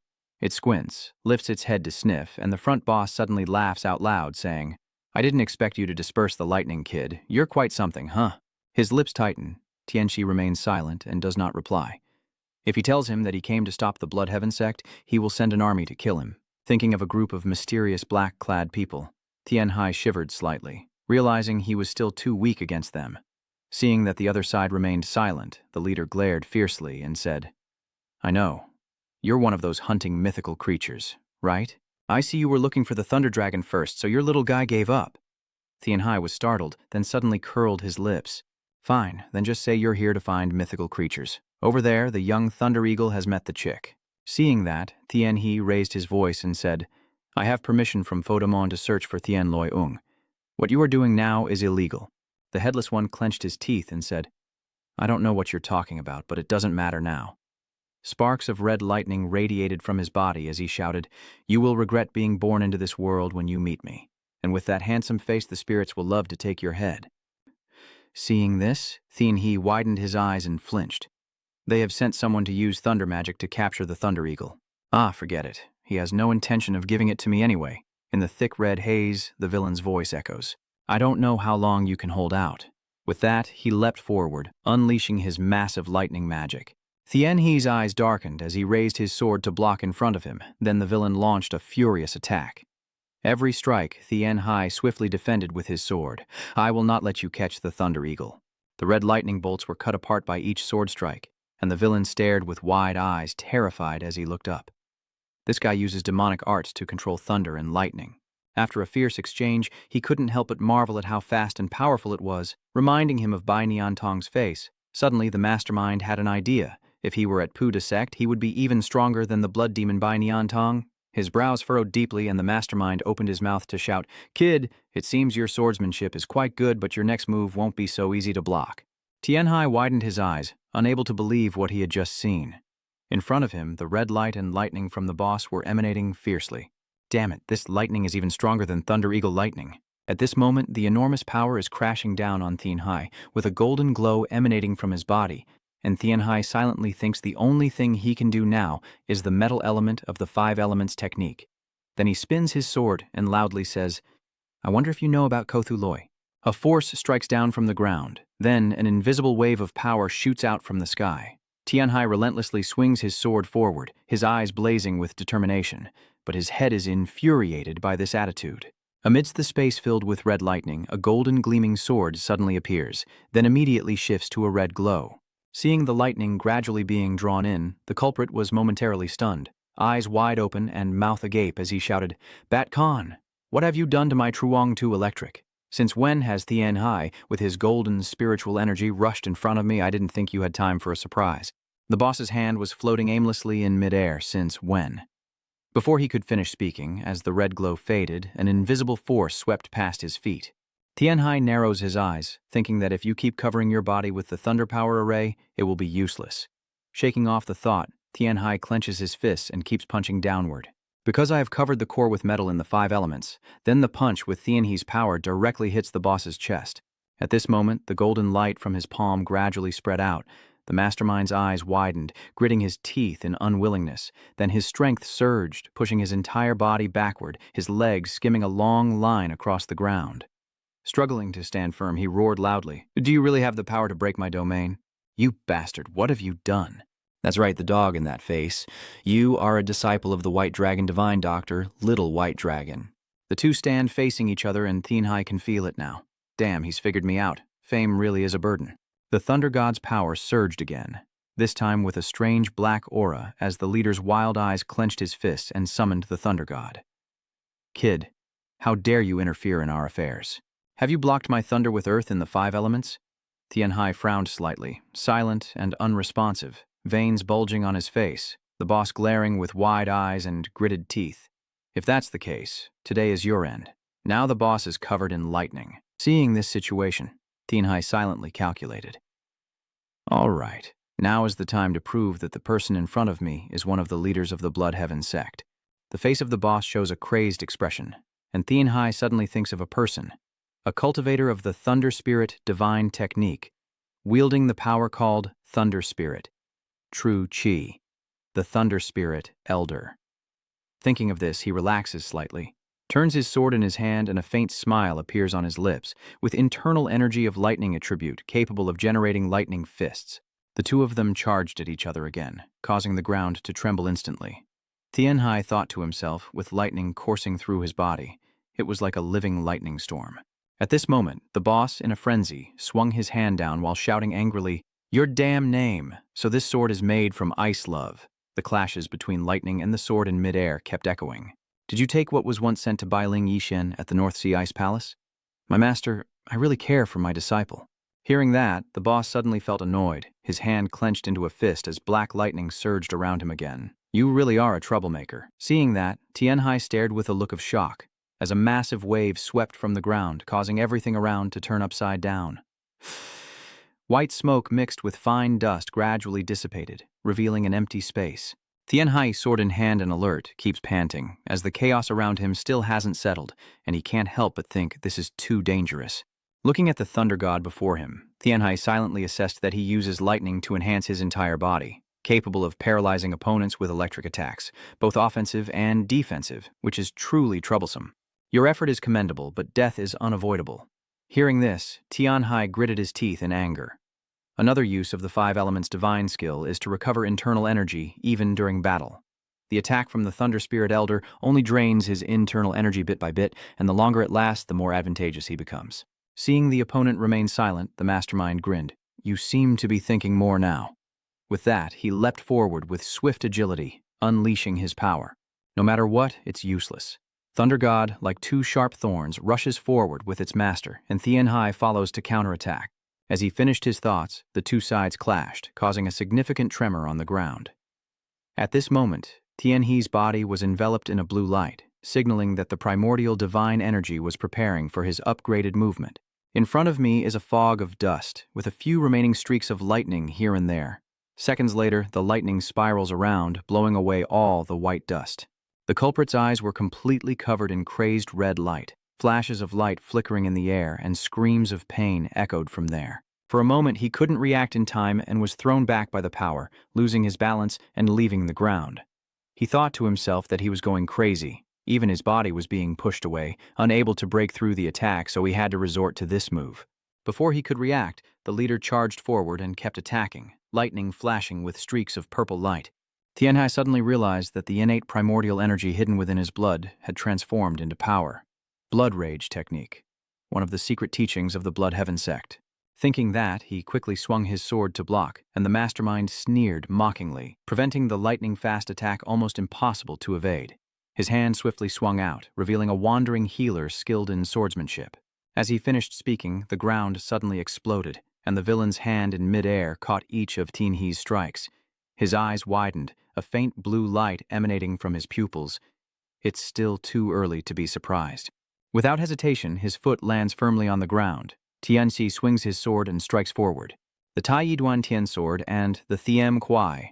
Duantian, watching each cold blade cut down, the mastermind grits his teeth and growls. This one's strength is terrifying, smashing rocks and dirt into view. He's not a zombie, but his strength and body toughness surpass even theirs. Tianhai opened his mouth and shouted, "Now it's the real deal, stay truly alert." Then he braced himself and leapt up. The Taiat Duantian sword and Taiat Fan Kuang cut through the villain's wrist with a cold blade, while another beam of light sliced through his ankle. The boss couldn't react in time and was thrown back. Seeing this, Huang Xiao gritted his teeth, and the boss was knocked away again, charging towards Tian He's stomach. Bak Lin has raised a dragon with glowing red eyes. The leader growls, "This cannot be allowed. I cannot let anyone obstruct the great cause." Lightning now surrounds Tianhai's body, and the ground suddenly trembles violently as the leader summons the terrifying power of the Thunder God. "You will definitely die here." Bright red lightning spread across the sky and the ground, and the head of the villain shouted, "O Lord of Thunder, grant me your power." Muscles bulge from his arm. A red glow surrounds his feet. Tianhai bends forward, gripping his sword tightly, performing a technique once used by the supreme leader of the Blood Heaven sect. It is clearly described as a secret technique unique to the Blood Heaven sect. The entire body of the culprit gradually transforms into a monster with sharp claws. He tilted his head back and let out terrifying screams. With sharp teeth, blazing eyes, the mastermind chuckled in amusement, and a sphere of power appeared in his hand. He roared, "You won't be able to cheat anymore." At this moment, lightning flashed around the imperial dog and the mother and son of Tian Loyong, with strong winds sweeping through their bodies. Tianhai silently cursed in anger. "Damn it, I can't avoid it." He clenched his sword tightly, a mix of orange and golden light emanating from it. Now it's time to use it. Strange characters appeared in the air. Tianhe drew a symbol on the ground, activating the formation, which was a secret technique of the Jiacat family he had prepared during the battle. Finished, Tianhai pinched 2 fingers together and then forcefully slammed his palm onto the ground. Seeing this, the opponent in front let out a scream. "Die!" The young dragon's eyes fixed on the opponent. A flash of light suddenly streaked across, and the culprit shot forward like lightning, muttering as he went, "For the great cause of our sect, become fertilizer." The red glow in his eyes spread out as the culprit charged wildly. At this moment, Tianhai prepared to counter, took a deep breath, and shouted loudly, "Thunderstorm Array, activate." As he finished speaking, a formation created by ancient characters suddenly lit up in the space, with the circles gradually turning red and continuously spinning. Underground, it swept through, creating a thick cloud of dust and smoke, with waves of energy swirling around the body. Tianhai thought excitedly, "Good, it's successful." The sword in his hand glowed brightly as mysterious symbols slowly wrapped around him. Tianhai thought to himself, just one more strike to go. Immediately after, both of them poured their strength into the attack. The mastermind and Tianhai charged forward together. The ground exploded, rocks shattered everywhere, and on both sides a fierce red light and a blazing yellow light clashed. Now the space is filled with dust and smoke. Only faint flashes of power can be seen. Then they collide fiercely. A moment later, the gathered energy spread out, sweeping away everything on the nearby ground. The red lightning and yellow light extended outward, causing the earth to explode wherever they reached, as if the space itself was overturned by that terrifying power. The incredible power was so overwhelming that even the mighty dog could barely withstand it, before finally gathering the courage to turn around. At this moment, Tianhe's sword just barely sliced past the boss's body. Seeing the cold, sharp blade before him, he opened his mouth and let out a scream. "What is your name?" Your eyes are filled with a blue glow. Tianhai grits his teeth. Indeed, your internal strength is profound, and the side being pushed will surely have their limbs broken. The sword quickly positioned itself across the boss's right hand to resist, golden light emanating from his body, and being pushed back would only lead to death. As soon as the thought crossed his mind, a massive surge of power suddenly flowed into the sword. Tianhai's eyes widened in disbelief as a slight change seemed to occur in Thon Kiem's head. Tianhai thought to himself, "What is this? The ice crystal is starting to melt." The culprit clenched his teeth, startled as he looked over, his body enveloped in golden light. Tianhai took a deep breath, channeling his strength into his sword, and kept going. Amidst the two forces, a strange blue light suddenly appeared. The light carried a powerful aura and gradually spread out, obscuring everything around it. The mastermind was thrown back along with rocks and dirt, while the remaining Tianhai, unable to react in time, lost her balance and fell. The blue light erupts and sweeps through every corner of the ground. Huang Chao, standing nearby, is also affected by that power. Lan's power gradually made it unable to resist temporarily. The blue light flooded the ground. The mother and son, the Thunder Eagle, have taken off into the sky, flying away and leaving a series of echoing sounds in the air. The dust on the ground gradually clears away. A hurried breath is heard. Tianxi grips his sword tightly, struggling to stand up. He bends over and coughs up a mouthful of blood. "Damn it, I almost died. I never expected Bingtin to melt." Suddenly a scream rang out in front of me. What is this now? Tianhai immediately tensed up and looked up, noticing the culprit across from him, clutching his chest and shouting, "My lightning!" Then he turned and opened his mouth to demand, "What exactly are you?" The lightning and wind array is a formation that suppresses lightning energy. Golden light from the surrounding formation flickered, causing the culprit to flinch slightly. This is the lightning wind formation of the Jia clan. He turned around and looked around again, realizing that the formation had been activated all along, and the entire body of the culprit quickly bowed down. Tianhai stood before him, lowering his voice. "According to my calculations, the internal energy of the person inside the Thunderwind array has now decreased by less than half, and with its current state it is still decreasing. Dispel the blood frenzy technique and surrender, maybe there's a chance to survive." Unwilling? The boss bowed his head and suddenly opened his mouth to interrupt. "I thought you were a little dragon, but it turns out you're a grown dragon this time." "I was wrong, but don't think you can stop our sect this way." His eyes suddenly flashed red. A large amount of blood spurted onto the ground. The boss kept vomiting fresh blood. Then he grinned wildly, his body trembling uncontrollably. The boss gradually collapsed. "Our sect will definitely kill your kid." The opponent lies motionless. Tianhai glares and grits his teeth, muttering to himself, "Is this still self-destruction?" While at his feet, the body of the culprit now lies still in a pool of blood. Tianhe slowly turned around and walked away. Bangtin Kiem had already caused a change, and before leaving, he silently prayed, "May you live honestly in your next life." With that, Tianhe quietly stood still for a moment.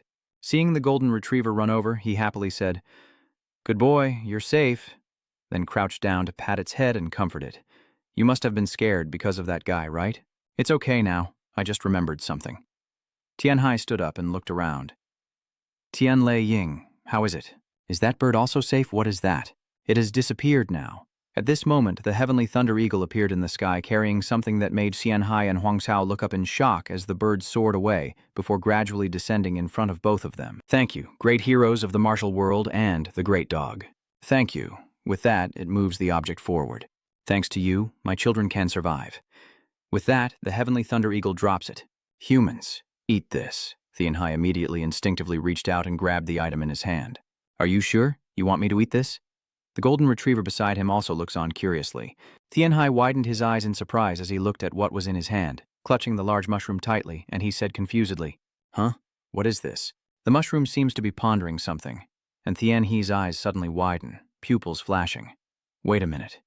Could it be that night has fallen, and the full moon is shining brightly behind the mountain peak?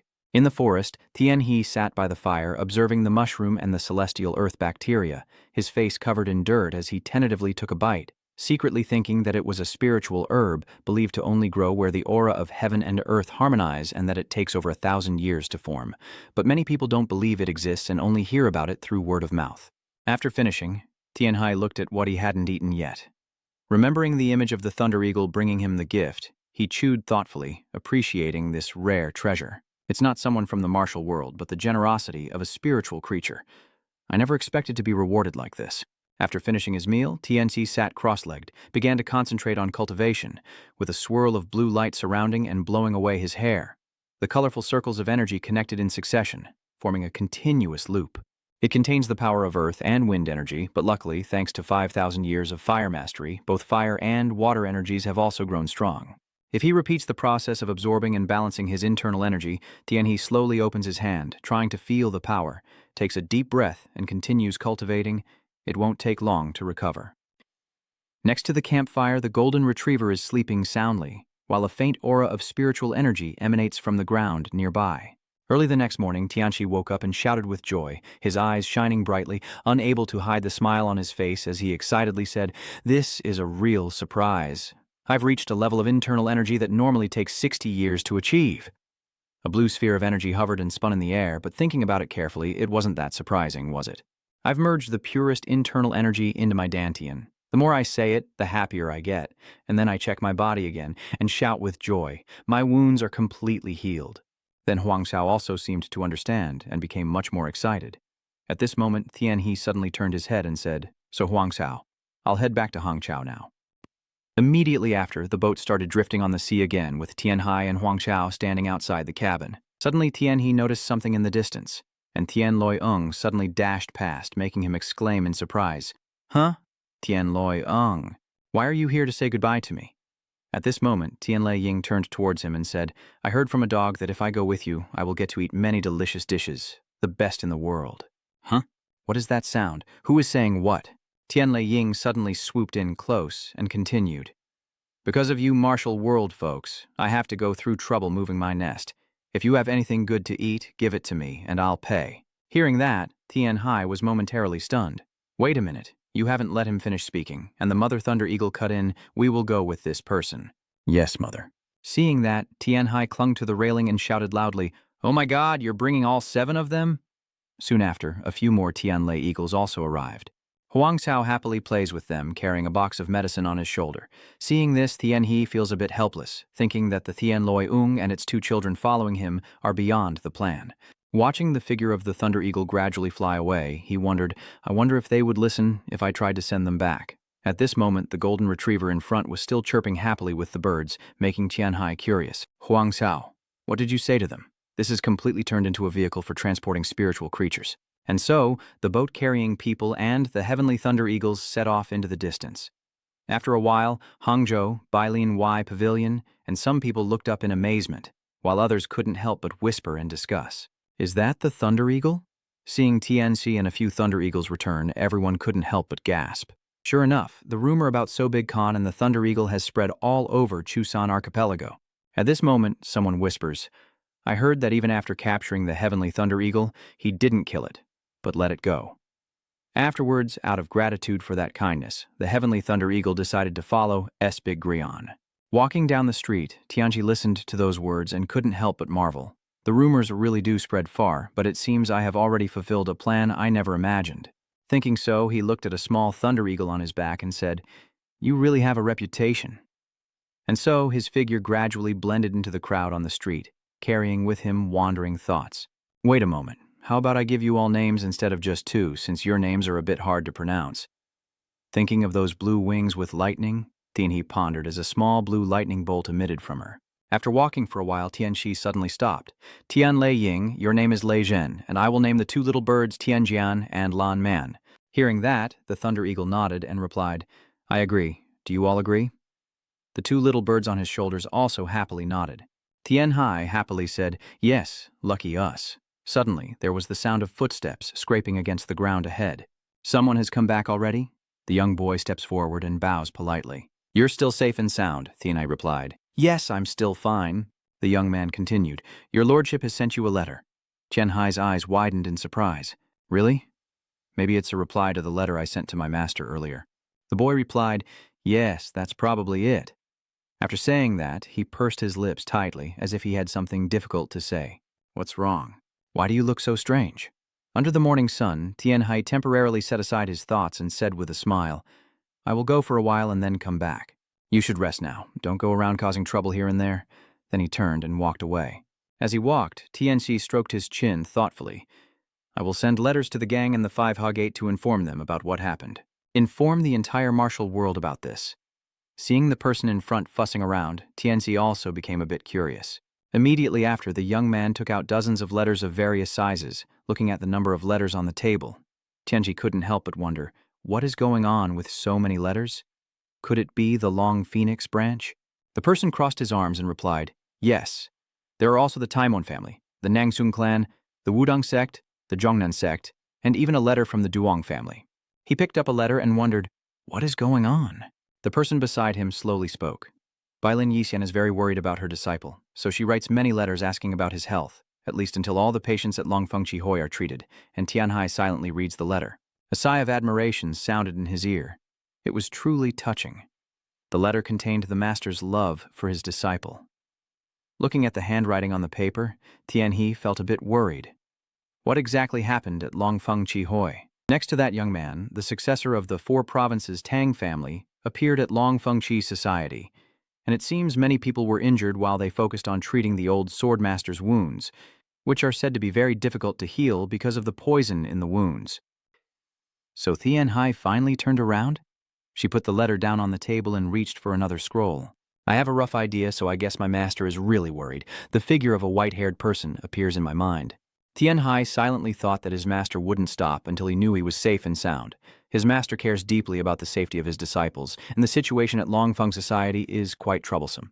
At this moment, the boy beside him suddenly seemed to remember that the people of the Duong family had taken action in the Longfeng branch this time, and they were said to be a master who acted extremely ruthlessly, known as the Blood King. A girl's face appeared in his mind, and Tianhai guessed it was probably Jiang A. Thinking that way, he said, if she does well, she might win at the Long Phoenix branch. The boy replied, yes, I heard the final battle is about to take place, and the result should come soon. If this time they win, the Duong family will have a victor at Longfeng branch after nearly 100 years. Tianhe pursed his lips tightly, silent. In that case, Jiang A's story will be recorded in the Martial Arts Chronicles. As a top expert of the Duong family, the silhouette of the girl with long hair appears, and she will make history for the Duong family. The room suddenly fell silent, and Tianhai clenched the scroll tightly in his hand, quickly becoming excited. This is very important. I have to inform my master. It was getting dark, but the candlelight still flickered in the room. At the table, Tianhe was taking notes and exhaling deeply, feeling frustrated about the opportunity to draw the Thunder Eagle. The brush glided gently over the paper as Tianhe silently thought, and he couldn't even reveal a word about the Blood Heaven sect.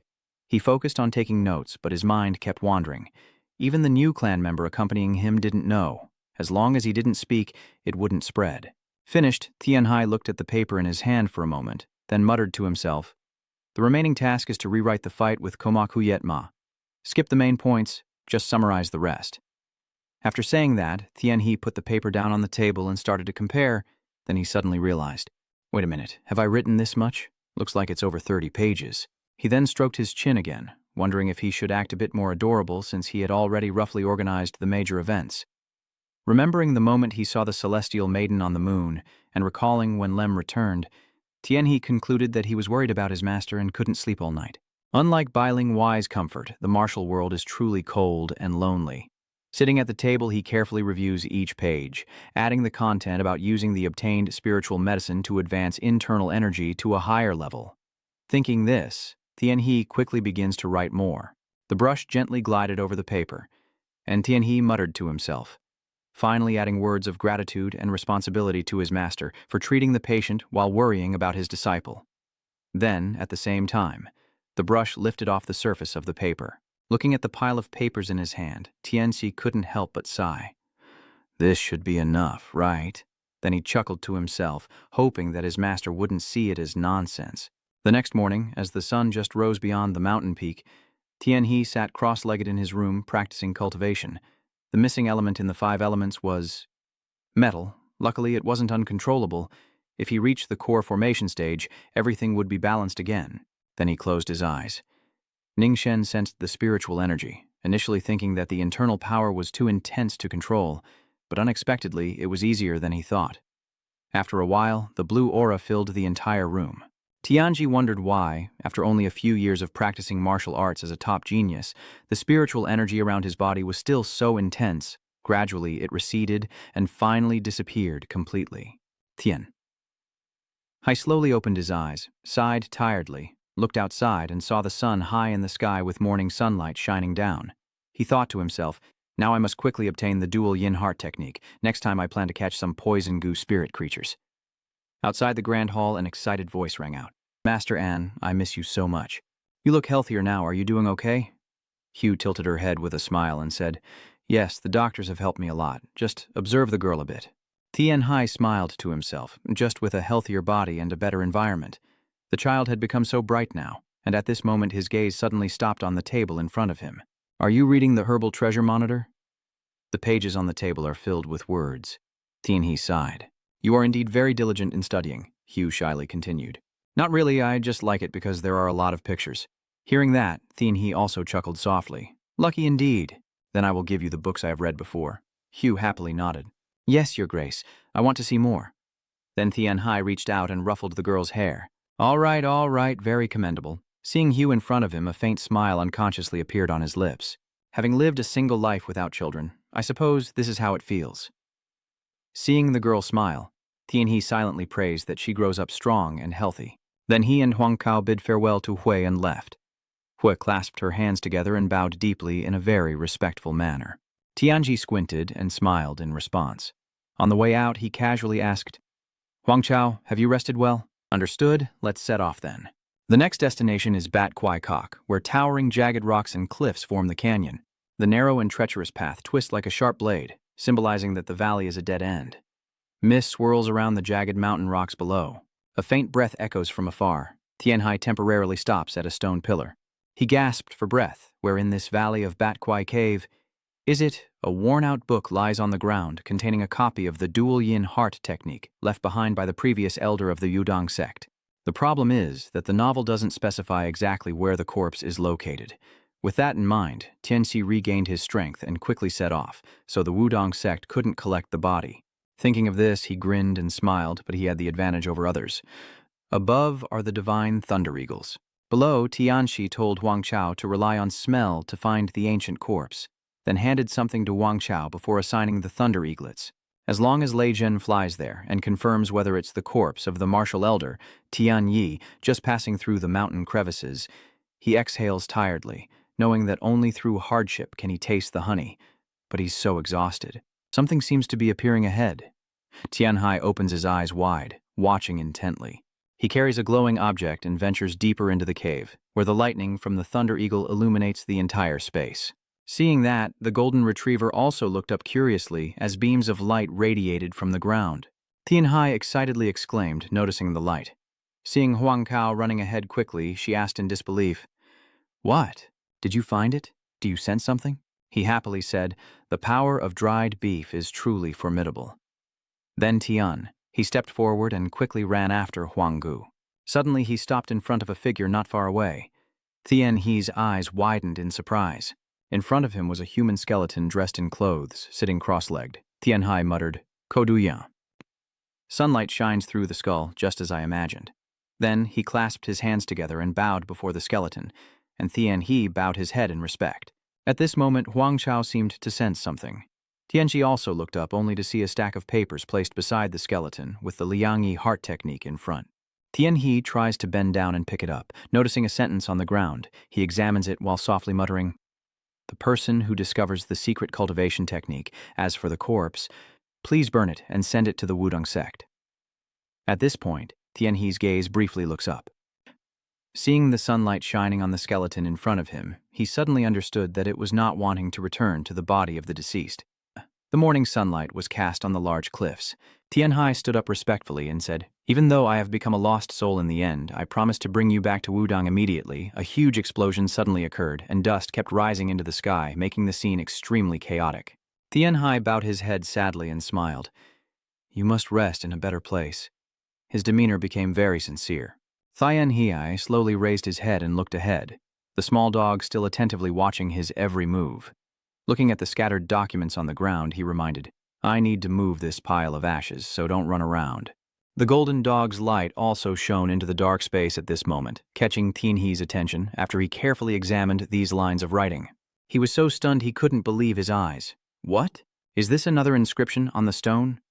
A moment later, Thien He hurriedly approached to examine the writing on the stone, speaking about the achievement. As he successfully cultivates the dual yin heart technique, he is carefully translating it step by step and noting the key points before mastering it. A smile appears on his face. I really wouldn't have known any of this if I hadn't moved his body. I couldn't help but praise him, saying, "What a wonderful old man." What this man has done has moved him deeply. He wants the secret manual to fall into the hands of an honest person. Suddenly, his eyes suddenly turned serious as he looked around this space. "There's no one here to disturb me. It seems you've made a decision that if I happen to go mad, I won't harm anyone, so I'll train here." No time to waste, Tianqi quickly instructed, "Hey Huanggu, I will practice this secret manual here. You should go nearby and play, and if you're hungry, go hunting with Lei Zhen. It looks very happy, as if it understood what you meant." In the blink of an eye, a long day has passed, and the space in this darkness returns to an indescribable peace, with streams of energy rising into the sky. Tianhai silently observes everything. The duality heart technique is a move that embodies two distinct concepts, but not in opposition. Rather, they harmonize and complement each other.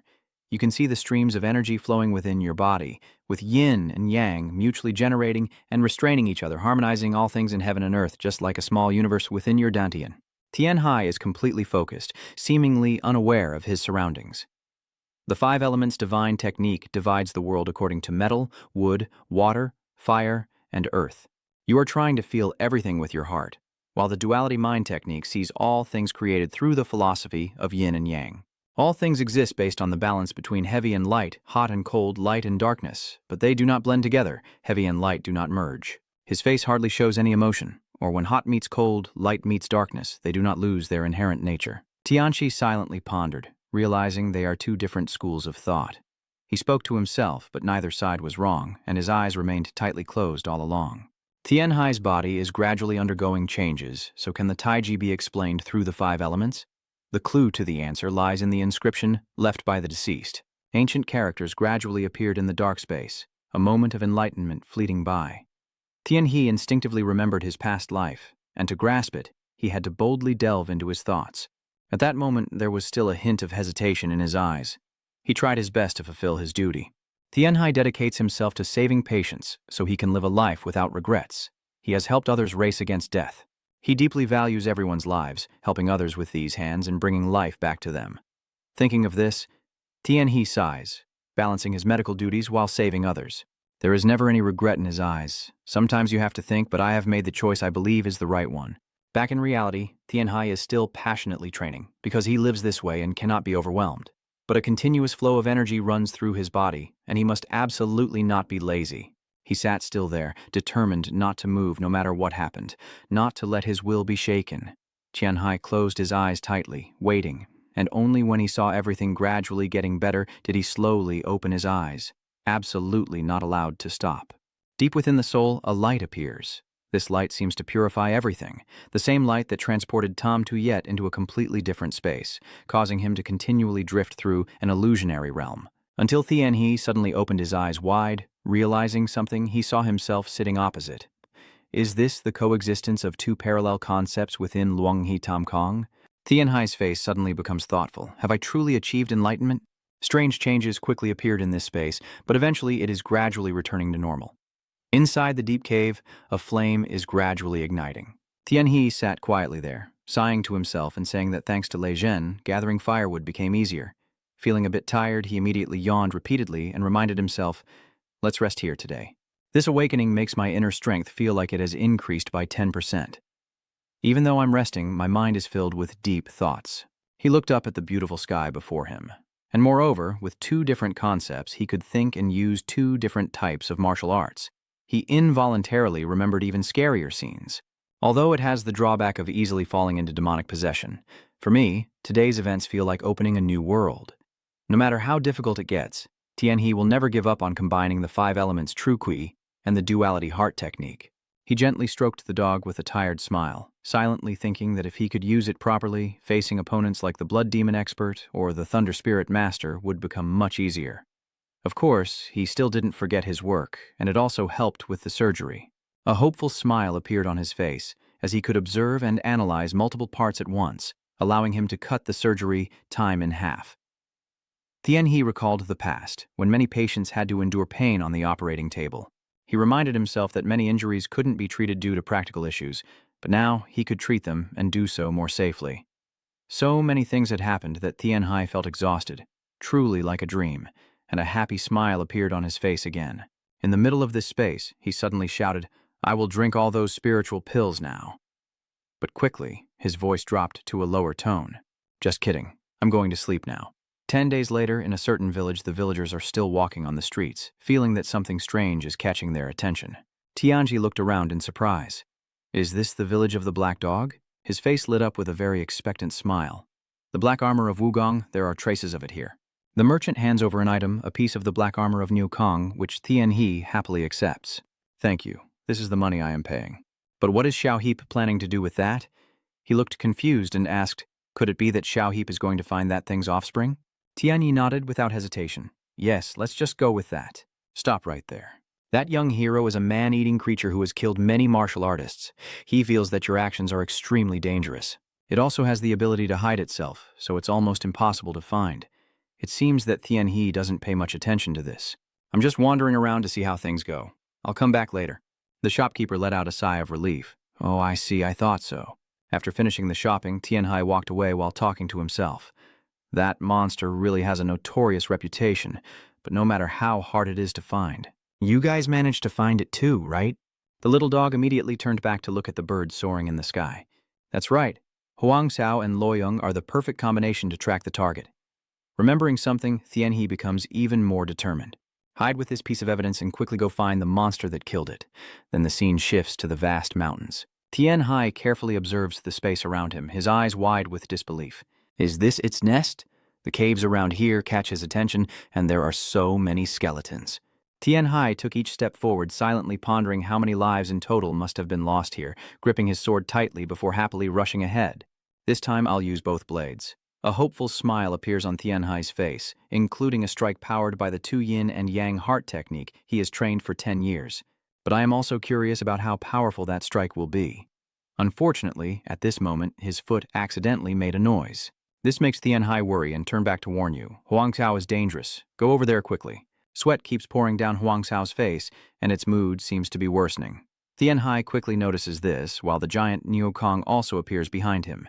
Its eyes became extremely furious.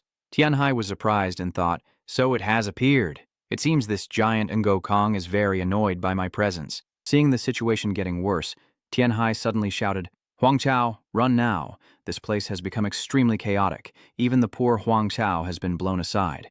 Tianhai stood still, trying to hold his ground in this space. His eyes widened as he looked around, and the giant Nuokong immediately charged straight at him without hesitation. Huh? That was fast.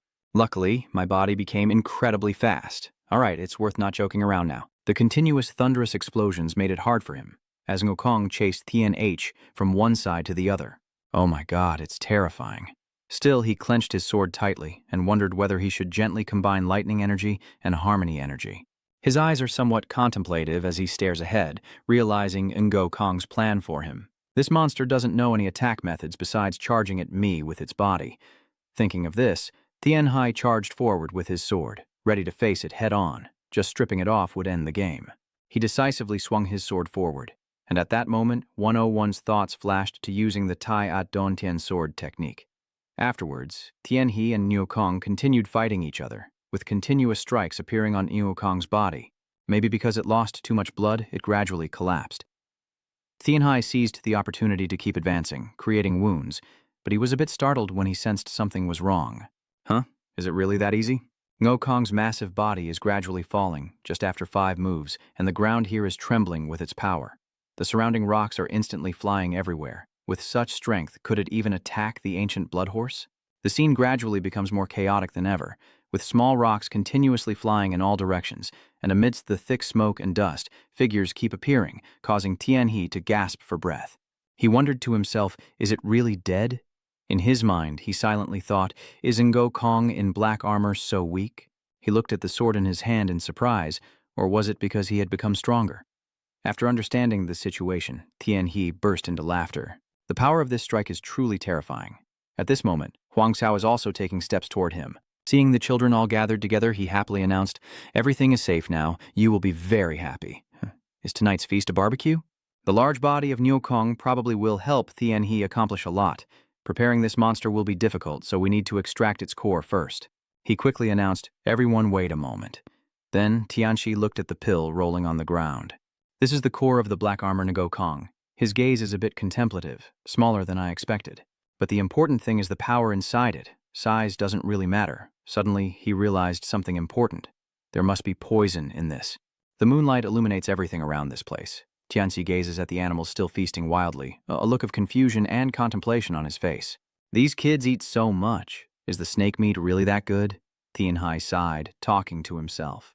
That's right, for a spiritual beast, this amount of beast-grade meat is a rare feast. Holding the pill in his hand, he silently thought, I should take this opportunity too. Quickly turning to look ahead, he called out, Huang Xiao, from now on I will absorb the inner pill, so you watch over me.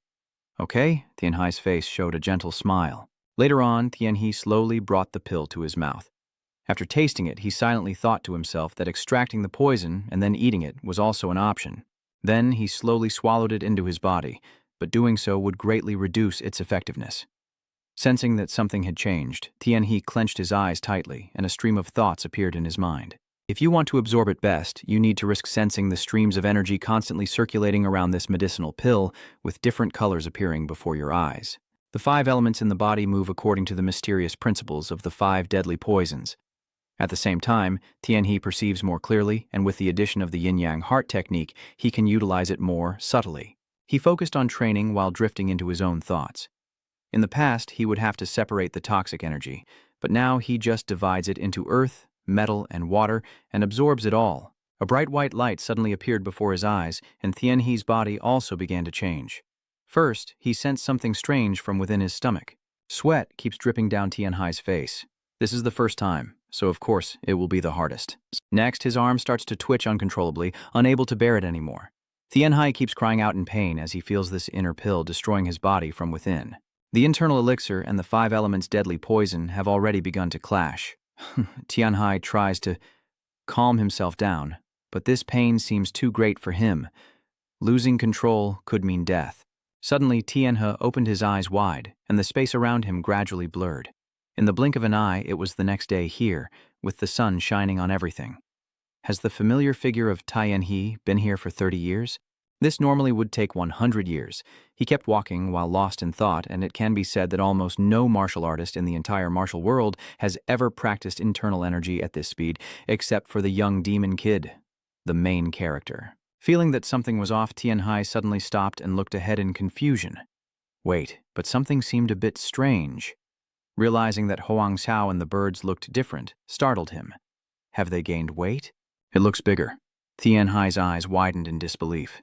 Huang Xiao, this little guy is starting to look like a bear. At the same time, the flying birds also seem to become more lively. Tian Luoyong's children have also grown significantly. Only then did Tianhe suddenly realize that maybe he has also... He quickly raised his hand to his body, and it seemed that his physique had become much sturdier. Something came to mind, so he turned his head to look in another direction. Tianhe slowly stepped toward the riverbank. I know that the growth of martial artists is usually much faster than ordinary people, but the reflection on the water below piqued his curiosity. Could it be the same this time? When Tianhe looked at his face in the water, he suddenly froze. In no time, a smile appeared on his face, and his skin looked even better. His vanity left Huang Xiao and the birds speechless. Later, Tianhe smiled to himself, quietly thinking that these were encouraging changes. He also knew very well that he was still very weak. But it was not enough yet if he wanted to confront the Bloodheaven sect. The spiritual medicines they absorbed later would be of 4 types. Tianhe's face suddenly lit up with an excited smile. At this point, he must eat everything he can. Quickly turning around, he said to the Golden Hound, All right, this time I will be the White Fairy Herb, one of the 4 great spiritual medicines. Tianhe's journey continues. Good. Now that I'm full, let's move a bit. The scene shifts to a sheer rocky cliff, wasting no time. Tianhe rushes forward quickly, accompanied by small birds and the golden dog, as thoughts of the next journey make him incredibly excited. Finally, Tianxi has arrived at another vast place, and the story is gradually being told. Tianhe stopped by a nearby village to inform his master that he had achieved the internal skill in 100 years and had prepared a gift for him. Tianhe also refused to rest. After delivering the communication token and the item to Bureau Chief Xiao, he continued on his journey. He wanted to expand his knowledge further, and ventured deep into the mountain where the Baijian ginseng was located. And the scene before Tianhe made him a bit surprised. He quickly picked up the ginseng to examine it and carefully held the spiritual herb in his hand. Tianhe's eyes widened in disbelief. Feeling the effects of it, Tianhe hurriedly sat down to practice. The only missing element among the 5 types of divine energy techniques is metal. Hopefully this time there will be more metal energy. He is determined not to waste another second. Time has passed, and Tianhe has gained the internal strength of 60 years by absorbing White Fairy Ginseng, then moved on to Trantang Beach, where the next spiritual medicine is located. Tianhe smiled and continued his journey. I will stay here to organize everything and send the pine mushrooms along with the master's shared gifts. But the atmosphere here feels a bit strange, and he realized something was off. Why is there not a single person on the street? Carrying a sense of confusion, Tianhe slowly moved forward. He looked around everywhere. It was strange. Despite being peak business hours, not even a roadside stall was in sight. He continued to observe the men here, their eyes becoming strangely intense, and even those coming and going carried swords. Seeing this situation, Tianhe was also startled. What exactly was going on? At this moment, a voice caught his attention asking, "Has the shop opened yet?" The guard stepped forward and said, "Young master, please stop." Tianhe was surprised and asked quickly, "What's going on?" These strange people immediately request, "Sorry for the inconvenience, we want to see the young hero's badge." As usual, Tianhe reached into his bag. "A membership card? Here, I'll show you a card from in front of everyone." The guards carefully examined the card, their usually serious eyes gradually brightening, and their attitudes became joyful. So the young hero is Little White Dragon. Tianxi quickly nodded in agreement. Yes, that's right. He was a bit surprised and silently wondered, is there someone who knows me even in such a distant place? The guards continued chatting. Even if we didn't watch, we could tell by the presence of an important figure with an impressive appearance carrying a medicine chest on their back. They seemed a bit awkward about what they just did, but of course, even if we noticed, we couldn't ignore investigating outsiders. Tianhe still nodded seriously in agreement. Yes, I understand. His eyes gradually grew suspicious as he pondered. Indeed, something was going on in this village. After a moment of silence, the guard sighed and recounted, yes, lately there have been continuous disappearances. This story left Tianhe completely puzzled. Disappeared? Seeing is believing, I can't say anything more. The 2G soldiers hurriedly bowed their heads. Maybe this has nothing to do with Yensob Gong? Are you still wondering what that was about? But they still refused to say anything. So we will take our leave now. Seeing the two of them leave made Tianhe feel very uncomfortable. What's going on? Why don't you continue? He silently watched the backs of the 2 Lingak. Seeing no other choice, he immediately turned around and walked away. Quan and Volam don't need to get deeply involved with each other. Later on, Tiuni was very surprised. About 80%. Tianhe explained seriously, maybe it's not enough. Seeing the cheerful figure of Huanggu, he seemed to have understood something. Yes, that's right. Tianhe looked around and asked, but isn't there always a music master or customers here? I feel even more curious now. I wonder if this is really the best restaurant in the area. The young waiter quickly spoke up. It's not true, sir. The few customers are something we have to accept reluctantly. He stammered a little, but just one taste from the hero would tell right away. Tianhe nodded upon hearing that. Is that so? Still, the guards have mentioned the disappearances. Sweat kept dripping down his face, and seeing this strange thing made him feel extremely confused. What? The customers around here also refuse to talk? The guards won't say a word about the relationship between the officials and the martial world, so even if asked, they won't reveal anything. Tianhe hesitates, unsure of what to do next, whether to press for more information or not. While he was still thinking, the man suddenly slammed his beer mug onto the table and said, "Little brother, let me tell you." Huang Zhao, surprised by the situation, turned around, and Tianhe couldn't hide his surprise either. Tom Tuyet Truho smiled and asked, "To make it up to you, little brother, how about a drink?" He turned to look at him and said, "So? Maybe it's a profitable deal." Looking at the stranger before him, Tianxi was very confused. Who is this? He sensed that something was off about the man in front of him. A mysterious aura flickered in his eyes, radiating confidence and a relaxed posture. Despite his curiosity, Tam Tuyet remained remarkably calm. Tianhe had reached a final conclusion. This is at least a master, possibly even a top-tier expert. Without hesitation, he immediately stood up. While the waiter was still confused, he quickly requested a bottle of Baihuazizi, and little Hongzi took it to the other person. He quickly nodded in agreement and said, "Yes, yes." Later, Tian He sat at the same table with Tam Tuyet Chui Ho and was extremely happy after finally getting the bottle of wine he desired. I've really wanted to drink this. Turns out drinking with someone else's money is truly different. His expression made Tian Hai feel amused, as if he were a strange character for no reason. He suddenly slammed his glass down on the table and said, "Let me introduce myself first." A gentle smile appeared on his face. "All the martial world friends call me the Three Wonders Tiger Pursuer."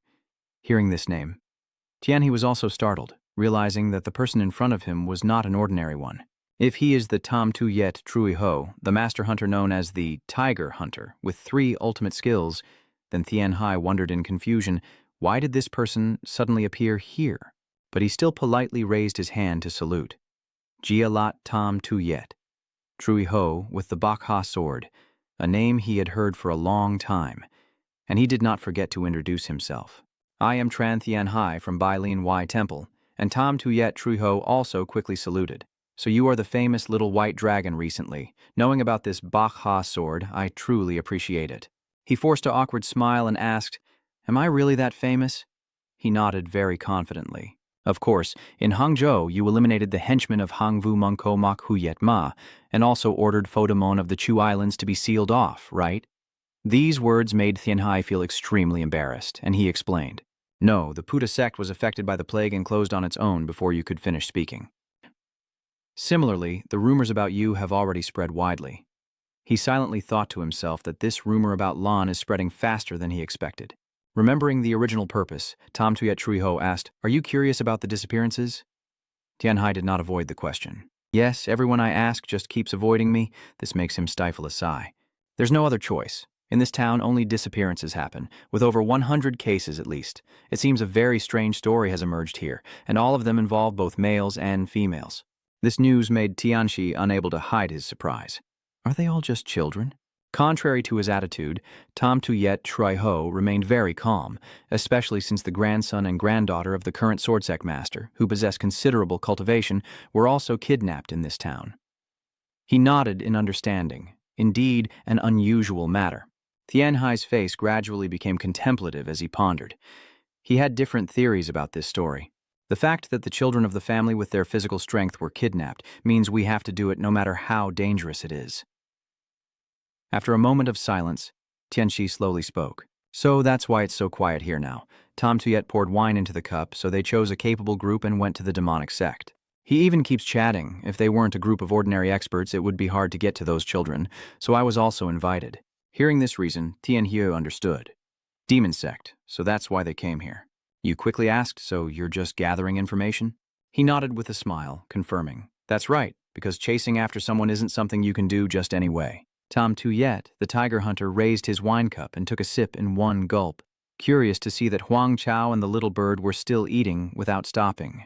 "It's a funny question, but can you answer me?" Tian Hai looked up at him in surprise. "What's going on?" He suddenly asked, "Are you Dong Trin?" Hearing this, the cup in Tian Hai's hand fell to the ground, his eyes wide with disbelief. "Huh? What did you say?" Tam Tuyet Trui Ho, seeing Tian Hai's surprised expression, realizes, "You're still a virgin." He quickly explains, "I didn't mean to answer." Hearing this, he finally spoke slowly and sincerely apologized for his rudeness. He quickly explained what he was suspecting. "Please understand me. I am wondering if targeting the same-sex peers is the work of a group trying to brainwash the children or not. I guess their purpose is related to sorcery." Tianhai immediately fell silent, blushing. He silently pondered, feeling awkward with such an overly direct question. Recalling what Tam Tuyet Trui Ho said, he felt a bit contemplative. If it was for the purpose of sorcery, those children might still be alive until the ceremony day. His face suddenly broke into a very strange smile. Tam Tuyet Trui Ho did not hesitate and revealed his true purpose. "I'm still holding on to hope. Anyway, I prefer to resolve things rather than seek revenge." This makes Tianxi curious. Does Tam Tuyet Trui Ho think this is the work of the demon sect? He slowly lifts his glass with one hand. Tam Tuyet Trui Ho's face gradually grew more serious as he expressed his thoughts. First, there aren't many powerful factions capable of kidnapping the daughter of a noble family, and there might also be a crazed group with comparable strength. These pieces of information caught Tianhai's attention. Another group as well? Could it be? As night fell, Tian He sat quietly on the bed, holding an object in his hand, deep in thought as he recalled what Tam Tuyet Trui Ho had said. I plan to stay here for a while, so if you have any information, tell the shopkeeper. This surprised Tianhai, who then stood up. Why are you telling me? Is it really because of the wine? He smiled and turned to explain. The best place to gather information on the streets isn't the medicine shop. Besides, no one in the underworld would be unaffected by the nickname Little White Dragon. Finally, Tianhe understood his true intentions. Remembering something, he quickly asked, if you have any of the kidnapped children's belongings, could you give them to me? He hesitated for a moment and asked, the item? Yeah, anything is fine. Returning to the present, Tianhai looked at the item in his hand, and seeing Huanggu back made him feel very hopeful. You're back already? Well done. What about the traces? Contrary to his hopes, the golden retriever immediately shook his head repeatedly. That makes him a little disappointed. What do you mean? Could the scent have been hidden away? He silently pondered in his mind. It seems we've handled this thoroughly. Even the Imperial Hound can't find it. Suddenly, Tianxi clenched the object in his hand, his thoughts racing. What should I do now? Is the only option left to search through the novel. Damn it, just keep your eyes closed and use your spiritual medicine on the kids, whether they're dead or not. I keep sighing and complaining. This is making me lose all my hair. Maybe because today was too exhausting. Tianhui lay still on the bed, still talking to himself. All right, since things have come to this, I might as well drain all the money from the sect leader myself. His body immediately shows strange streams of energy, and when Tianhai closes his eyes, these streams seem to flow even faster. The documents are gradually drifting through his mind as he begins to search for related information from this period, and a story starts to unfold. Dua Haluan has heard from Ammak Huyat Ma about recent events. The male and female companions have gone missing, causing the surrounding people to feel anxious and fearful. This caused many people to feel indignant. Everyone believed it was the work of the demonic sect. But this man didn't react at all. Dua Haluan didn't bother to reply, but felt quite satisfied. The next scene turned into a pile of ruins, which was not unprecedented. After all, people always need an outlet for their anger. So isn't this just natural? The man walked away coldly, and in the end, everything happened as it should. What must come, will come. Dua Halwan had a gut feeling that one day, the demon sect, the sun and moon divine sect, would face a great calamity. Tianhai closed his eyes, recalling the story just now, feeling puzzled, then opened his eyes again. The sun and moon, divine sect, morning has arrived the next day. Tianhai strolled through the streets, his thoughts constantly flashing through his mind, described in no more than a line, with no mention of the village name or even the names of the children who had disappeared. He sighed tiredly, but when he checked the terrain and climate described in the novel matching this village, it meant the children nearby could be involved. He recalled the past, realizing he alone could not fight against the experts of the Blood Heaven sect. Halwan, please help me.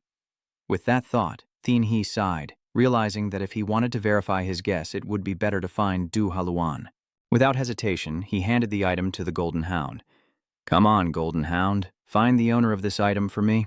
He turned to look at the two birds still waiting. Let me write another letter, you help me send it. Not wasting time, Tianhe quickly took out paper and pen. He handed this letter to Huang Cao to keep. Seeing them leave, Tianhai waved goodbye and said, safe travels. Then he told himself, all right, while Huang Cao is out searching, I might as well go to the main sword sect to gather information. Tian.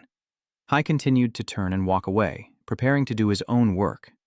As the scene shifted inside the dark cave, a deep voice echoed, good, good, eat well. Then came words of criticism, because only then can pure and healthy blood carry innocence and strength, right?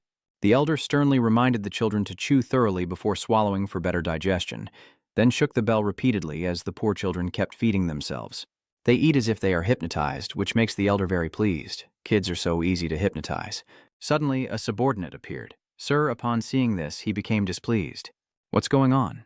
He continued reporting that there is news of Little White Dragon arriving at the main sword sect. Hearing this, the elder immediately stopped and looked extremely displeased. Tu Bak Long is Bak Lin's disciple. My subordinate nodded firmly. Yes, that's right. Remembering something, he asked, do you mean that kid is also a pure spirit? While he was still thinking, the mysterious person continued to inform. Yes, according to the eyewitness who saw him, his face wore a very sinister smile, clearly showing he was a virgin when talking to Tam Tu Yet Troi Ho. Hearing this, the elder couldn't hide his joy. Unexpectedly, a big fish came to him on its own. It seems he is very pleased. That kid has the purest spirit, and my subordinate is still standing here waiting for orders. He coldly commands to bring him back. After receiving the mission, my subordinates hurriedly clasped their hands and disappeared. Obeying the order, only he and the pitiful children remained in this space. Thinking about a bright future ahead makes him extremely proud. There is still no news about the Thunder Spirit Master capturing the Thunder Dragon. Yes. The elder shakes the bell repeatedly in his hand. After this, I will take a big step ahead. He kept saying incomprehensible words. If I do well, I might even receive teachings from the 10 heavenly lords. The space here is filled with strange sounds continuously. Tianhai steps forward, heading to the main sword sect. He silently thought that thanks to the little white dragon's name, entering and leaving had become easier. Looking at the woman in front of him, he noticed that this ingredient was actually the lady of the house, and indeed her face was quite pale. Tianhai quickly bowed and greeted. I am here to seek guidance on swordsmanship from the renowned sword sect. The woman was startled upon hearing this. Oh, I see. It is truly an honor to have young hero Little White Dragon visit, but at the moment we are unable to receive guests due to an unfortunate incident. These words made Tianhai a bit stunned and confused. This truly is a painful matter. So, madam's expression, may I be of any help? The woman looked up at him with hopeful eyes. Later, the candle flickered in the room as Tianhai sat quietly, taking the woman's pulse in deep thought. Fortunately, I was able to confirm the condition of the sect leader and the lady. When asked about the reason, the lady broke down in tears and began to tell everything. Suddenly, the woman burst into helpless tears. That day was just an ordinary day like any other. But in the morning when I went to wake up the boat, her husband was right next to her, also silent and not saying anything. Tianxi feels overwhelmed with sympathy for her fate. The time now has shifted to late night. He stepped outside to breathe the fresh air. Indeed, it's not easy to track him. There are no traces here either. Things are becoming more complicated, making Tianhai feel a bit awkward. It's really difficult. Time is running out. He looked up at the bright moon overhead, and according to the rules, the Blood Heaven Sect's ceremony usually takes place at the end of the month. Tianhai slowly walks forward, lost in thought. They will kill the kidnapped children and use them as sacrificial offerings. Doing so would give the Blood Heaven Sect a greater source of power. Just thinking about these things made him extremely tired, so he should sigh and complain as he walks. Halun, come here quickly. I'm really exhausted, and isn't it true that you also hate being wrongfully accused for being part of the demon sect? Come on, hurry up and get ready. We have to depart this afternoon. Everyone is busy preparing. This surprised the gate guards, who discussed among themselves. Are you saying those people are from the Japan Moon God sect of the previous heavenly demon era? Yes, our young master personally escorted them to that part. They looked confused about this. There were no major incidents on the way, right? There were a few fights, but nothing too difficult to handle. But sometimes the young master acts strangely. The familiar figure before their eyes caught their attention. Strange, huh? Back then, there was a chaotic battle when we returned. At that time, these guards had all escaped death because the young master didn't kill all those targeting us, which made the guards very proud, and they decided to serve him. Really? That's allowed too. At this moment, a hand grips the cloth tightly, and Haluan, feeling annoyed, warns him. Now, let's go. Get ready quickly. The subordinate nodded in agreement. Yes. The soldiers quickly ran off to carry out their mission. Something clicked in Haluan's mind, and he sat still without a movement. He had endured twice already at his brother's command. He glanced around in all directions. Even the blood vessels in his body had been cleared. This made him a bit uncomfortable, so if necessary, I can ignore some of the orders from the church. Everything is as planned. Haluan remained silent, gradually closing his eyes. Just one more step to lead him there. Suddenly, the royal dog and the guards were furious. What's going on? Where did this big dog come from? Go away, you dog. Do you think this is anywhere you want? But the imperial dog was in such a hurry that it had no time to pay attention to these men. It sped forward very quickly. Before the guards could react, it leapt into the air as the subordinate hurriedly rushed forward to stop it. Hey dog, young master, please step aside. Huang Kao has also approached close to Haluan, and sensing that something is wrong, he slowly turns his head back. With quick agility, it stood right in front of him. Huang Xiao's appearance had become extremely hurried.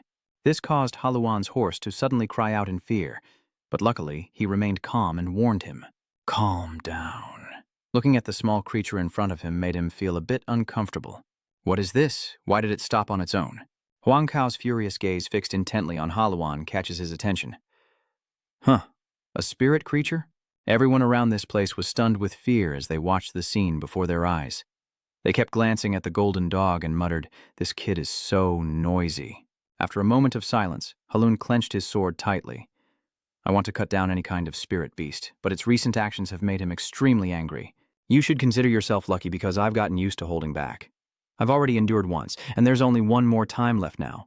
He was about to say something else, so be good and wait. Seeing the letter under the neck of the white dog, Haluan approached to examine it. What is this? This is a familiar patterned mark that suddenly catches his eye. Haluan's face immediately turned serious as he thought in surprise why Tian's dog was here with the symbol of the White Spirit Pavilion. Until now, Haluan finally realized something and silently recalled Tian He's figure. I've heard people say that my brother always has a big dog with him. So could this dog be the one? Realizing everything, he hurriedly asked, "Are you sent by Brother Tianji?" After inspecting the royal dog more closely, Halun quickly took the letter from its neck. "So this kid is the one. You found me easily. Impressive. Let me see what he wrote." His actions make those around him feel confused. What is this? It seems like the young master knows that dog. Haluan slowly opened the letter in his hand to examine it. His face gradually began to change. He keeps muttering to himself nonstop. He's gone crazy. He is still as crazy as ever, and seeing Tianhai's figure makes Haluan even more worried. What exactly is he thinking? If so, he's in danger. There's no other way. He immediately puts away the letter in his hand and leads the way. Haluan's voice is determined. "I must find Daika.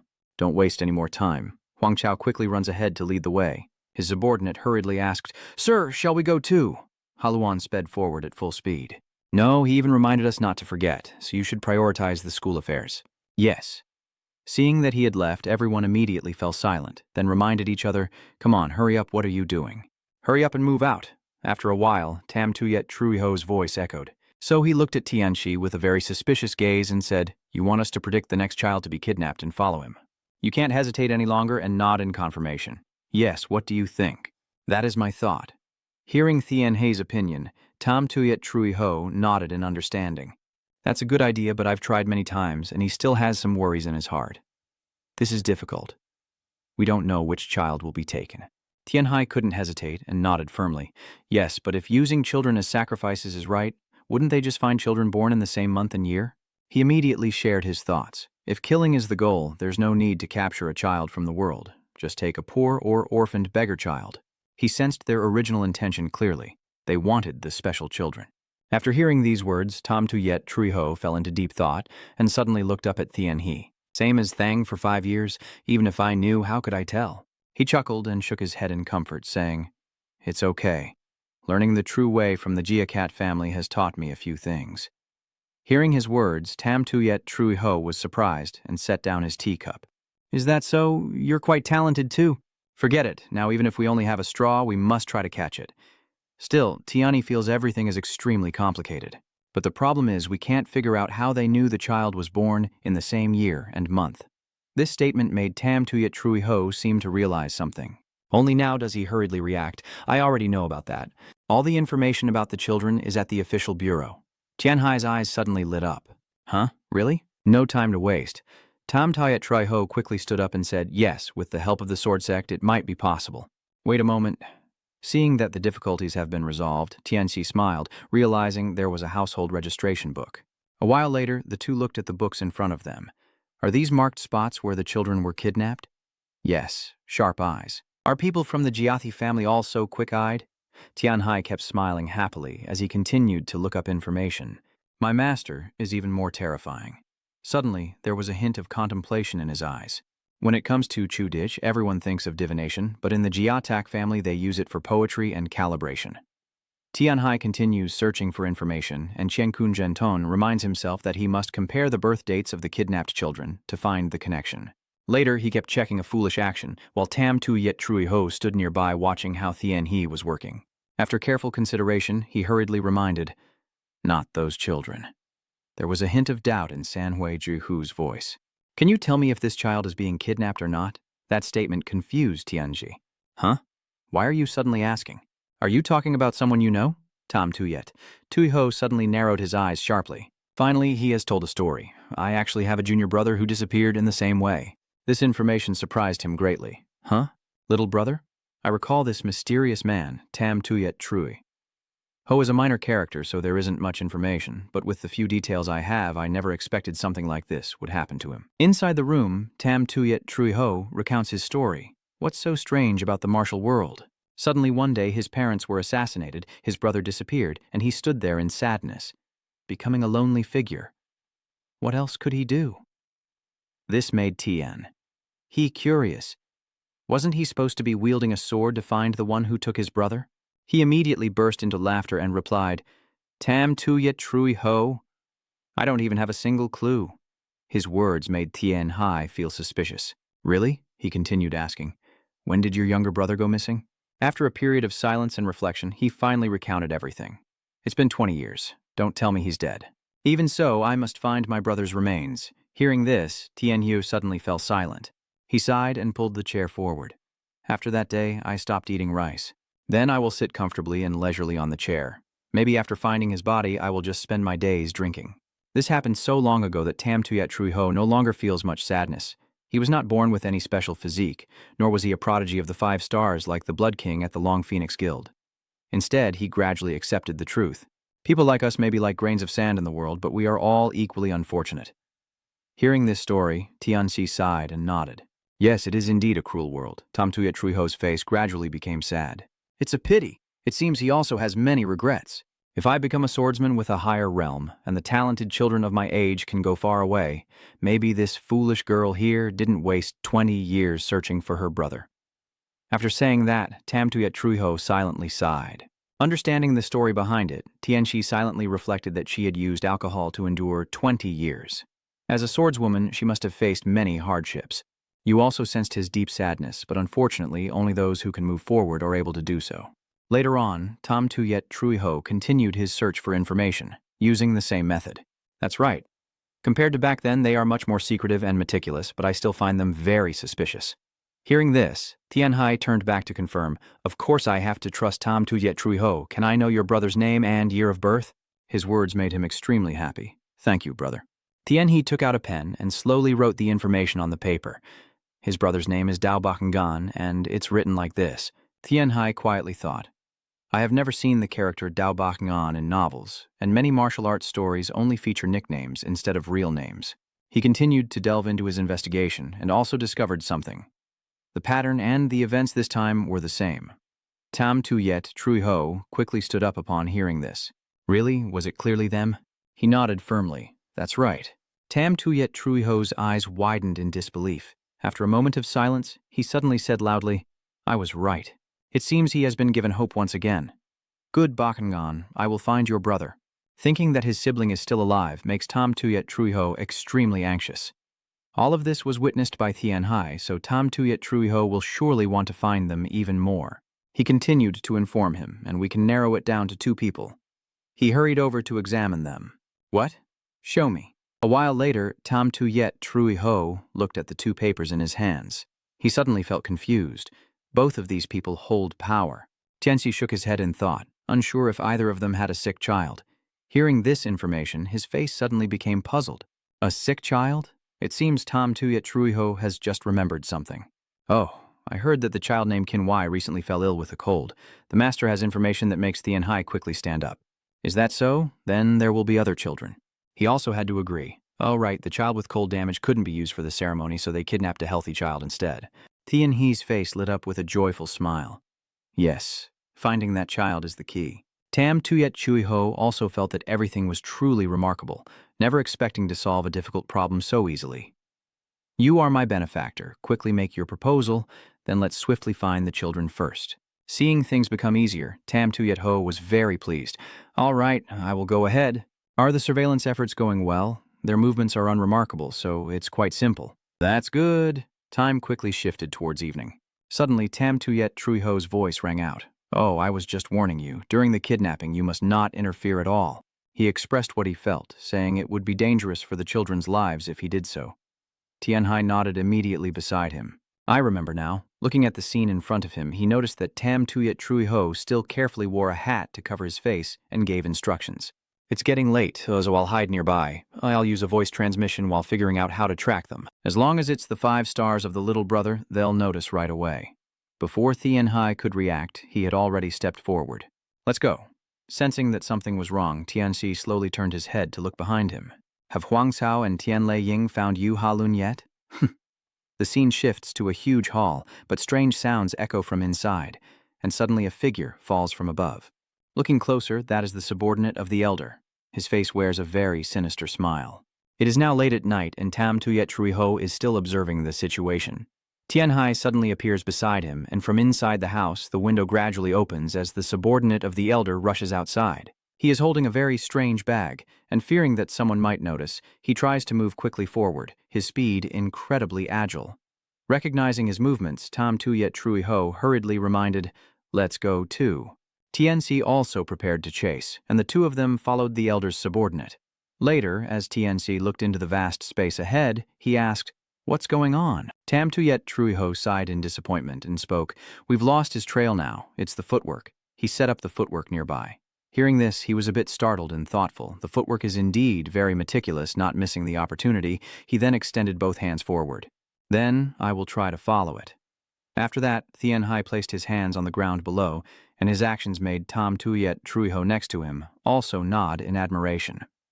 "Ha ha ha, you're truly capable of anything, just like using the 3 talents footwork to keep up with me." I smile and speak casually, all thanks to my master. After discovering something, Tianhe opened his eyes and looked ahead.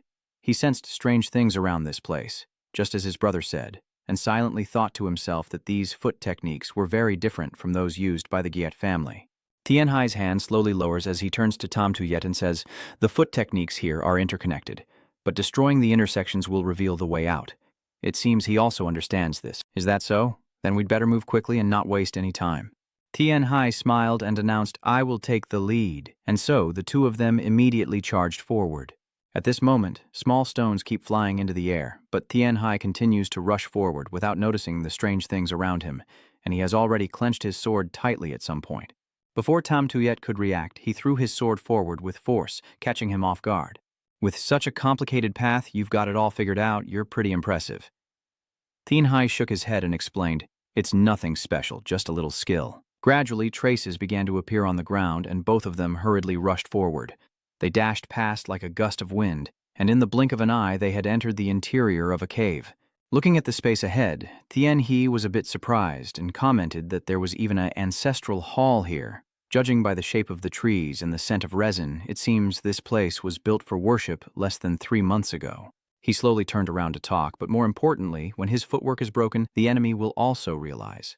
Tam Tuyet, who is nearby, responds, "I hope not." He quickly grabbed his sword, hoping that among those people was the one who kidnapped my brother. Seeing his action, Tianhai seriously advised him, "I think you should give up that idea. Capturing alive would be better. It seems you've figured something out, but we don't have time for that now." He nodded in understanding. "I understand now, little brother." While they were still talking, the subordinates of the elder appeared. It seems they have anticipated this situation. They rush forward as fast as they can.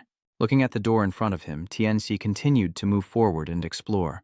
"I don't see any other entrances, do I? There's definitely a trap down here." Tam Tuyet Truiho looks at him with a worried expression. "Brother Tu, are you going to be okay?" He chuckled in response. "Don't worry, you don't need to worry about me." Suddenly, he became thoughtful. "Sorry for getting you involved in such dangerous trouble. If Tianhai hears about this, she won't hesitate to turn back and suggest, 'Let's have tea after we're done.'" Tam Tuyet Truiho's eyes looked a bit disappointed. "Not drunk, right?" Watching the constantly flying fragments, he pondered and replied, "Telling her that I drink a lot of wine, so I will suffer in the end." Tam Tuyet Truiho feels a bit amused. "Why, sister?" Realizing the malicious attackers, Tianxi's face turned serious and he quickly rushed forward at full speed. They have revealed themselves. Luckily, Tianji used his sword to block these attacks. "You, the subordinate of the elder, are trying to attack both of them, but all your attacks are useless against him." At the same time, they have also formed a circle to trap the two of them. Their eyes all turned extremely furious, and suddenly they uttered strange sounds. In just a short moment, the subordinate of the elder had already surrounded them. This makes Tam Tuyet furious, while Tianhie finds everything quite interesting. "Oh man, I've escaped quite a bit already." Standing in front of the surrounding crowd, I'm not afraid at all, but an uneasy feeling is rising in my heart. What should I do? Fighting each person one by one will take too much time. Tam Tuyet Truiho also nodded in agreement. That's right, staying here would be no good at all. He immediately suggested I stay behind to deal with them. "Little brother, go save the children." Upon hearing the plan, Tianhie nodded in agreement. "I understand. If the situation becomes critical, remember to run away." Suddenly, a loud laugh echoes from inside the cave. Remembering something, Tam Tuyet quickly turns his head to look at him. The place I entered is a tiger's mouth, but where my little brother went is actually the tiger's throat. If I run away, what will my little brother do? You don't have to worry, brother. It seems he is very confident with his current strength. I can take care of myself. What is that? How can this incredible power be possible? It's not like someone that age could have this level of internal strength. Even the old master's subordinates couldn't hide their surprise and hurriedly discussed plans among themselves, but it was already too late. Tianhe was ready to deal with each one individually, using the basic three-talent sword technique. He raises his sword high in front of him. Seeing the situation is unstable, the other subordinates of the elder quickly change direction. They all try to rush in the same direction, making Tam Tuyet's pursuit even more cautious. Tianhe is right beside him, but he doesn't let himself rest either. The two immediately charge forward to fight. First, Tianxi uses the three-sword technique. His sword strikes are very decisive. The two brothers continuously broke through the encirclement of these minions in a short time, causing the henchmen to suffer greatly and be knocked back without resistance. Seizing the opportunity, Tianhe smiled and charged forward. Then I'll take my leave first. Realizing Tianhe's overwhelming strength, Tam Tuyet Truiho burst out laughing happily. He silently thought to himself that if he had known how powerful it was, he would have learned the three-talent sword technique from the start. This time, he stepped back and decided to support Tianhe. He is still breaking through the encirclement to get inside. Don't die. The space here instantly filled with bright red blood, as droplets of crimson syrup shot into the air accompanied by echoing screams. No matter where you go, don't even think about leaving here for a single step. After that, Tianhe went deeper inside. He walks cautiously, observing everything around him. Luckily, this cave isn't too complicated. He continued to raise his hand and looked more closely at the space here. There are no signs of a barrier. Tianhe's face suddenly grew somber as he gazed at the dark, deep caves before him. Clearly, the children must be somewhere inside. It seems that only Tianhe remains in this space. He tries to calm himself and moves forward. There is no strange sound coming from this place. Suddenly, these fluids slowly appeared around here. While Tianhe was not paying attention, a faint mist appeared, startling him. This is poison gas. No one answers him, and the space gradually becomes blurry. Damn it, everything is gradually becoming blurry. Tianxi tries to stay calm, but maybe it's too much for him to handle. He unconsciously collapsed on the ground, probably used to distract and brainwash people. No wonder it was so easy for me. Tianhe's hand still grips the sword tightly, refusing to let go, his breathing growing more rapid than ever. He's trying to purge the poison from his body, but switching to the 5 elements should neutralize the deadly toxins. Suddenly, the echoing sounds catch Tianhe's attention, making him more alert. He raises his head to look ahead. What could this sound be again? In the next instant, his eyes widen in shock. Tianxi clenched his sword even tighter, seemingly deciding to close his eyes again, as if performing a spell to confuse the mind. When he opened his eyes once more, his gaze gradually changed. That's right. This must be how they make me lose my mind and fall into illusions. Tianhe kept enduring these mental tortures, and the more he thought about it, the angrier he became, feeling more at ease with the chaos just like before. The old man and the children sitting in the dark space before him all had their brains washed, staring ahead with blank eyes. Everywhere were innocent children who knew nothing and felt nothing. The old man chuckled in satisfaction. Indeed, they were excellent. Little white dragon, I have returned to my original form. Strange sounds kept coming from outside. Finally, Tianxi appeared at the scene. Seeing your familiar figure, Mr. Heian started a conversation. With such sharp eyes, it seems you are no longer under the blood spirit poison of our sect. It's a kind of incense more toxic than Brother Tuck's, yet you still managed to get through it.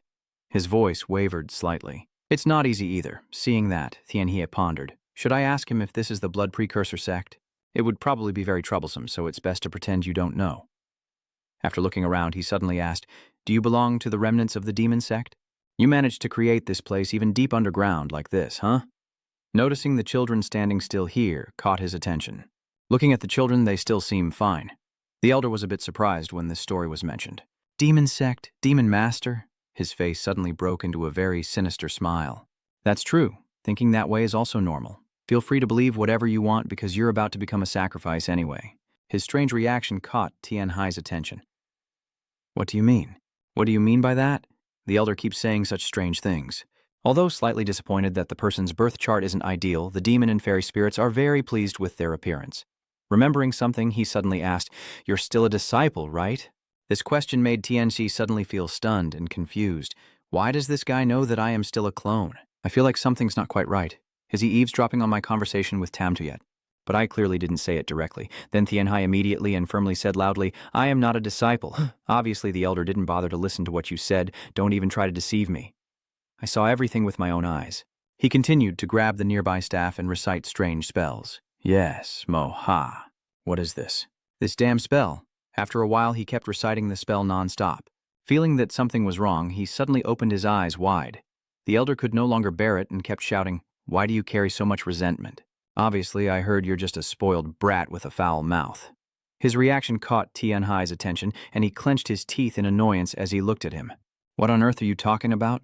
MacDo silently wondered in his mind. Could he have seen my lonely past life? Before Tianhai could explain further, the elder suddenly stood up and waved wildly like a madman.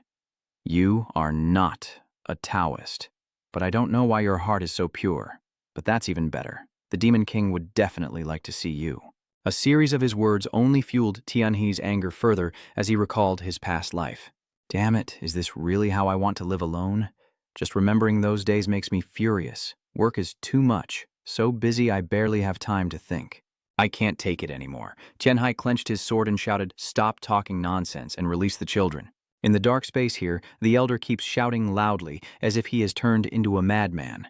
The outsider, even if I don't know why your heart is so pure, that's even better. Surely the demon would like to sacrifice people if you do it.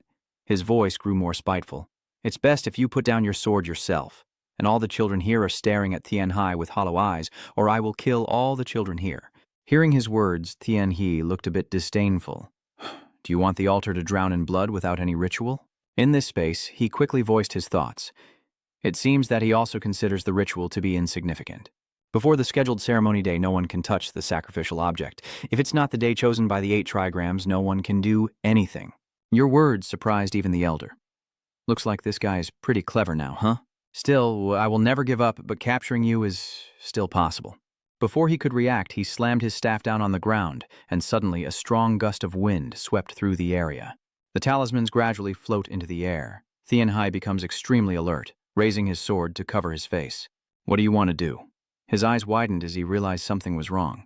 Cracks gradually appeared on the ground, and as large rocks fell, the chaos intensified with some huge figures with talismans on their faces emerging, looking extremely dangerous. Looking at the situation in front of him, Tianhai quickly realized that these guys were Kuang Ti. Could he still control the dead? Before he could react, the elder quickly gave the order. All right, he's the best sacrifice. Don't let him get hurt and bring him back alive for me. My face becomes extremely pleased. There's no way for anyone to escape. Hearing his orders, but usually they target Tianhai directly here. Only now does he realize that everything is starting to go wrong. I have prepared for this day for a long time, but quickly the change in his expression was evident. All of this was part of Tianhai's plan. How should I fight against the zombie? I've imagined it so many times in my mind. The sword in his hand suddenly glows as he uses the dual yin-yang heart technique, and at the same time, it turns into the red of fire. In this space, Tianhai seems to have become someone else. In his eyes now only remains determination.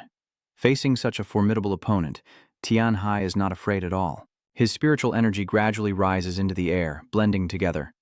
Tianhai has split into 2 bodies to fight the zombies, and he can feel the battle of all of them. The cold air targets the joints of the zombies to prevent their movement. Then Tianhai uses his own strength, employing fire energy to destroy them. One by one, the zombies are continuously attacked by Tianhai, who seems to be far superior to them. The scene here is extremely chaotic as Tianhai unleashes a great battle. This move is only for those who know the exact locations of cartilage, bones, and muscles in humans. None of them are a match for Tianhai. His voice echoed here, the lost, love-broken sword immortal. Then he used the Tai Yi partition technique, with streams of energy continuously merging together. The old man's face couldn't hide his surprise anymore. No way, how could a mere kid master both types of the 5-element energies at the same time? He looked at Tianxi in despair and asked, Who is that guy? Who is he? Now Tianxi is fully focused on the fight and doesn't notice his strange expression.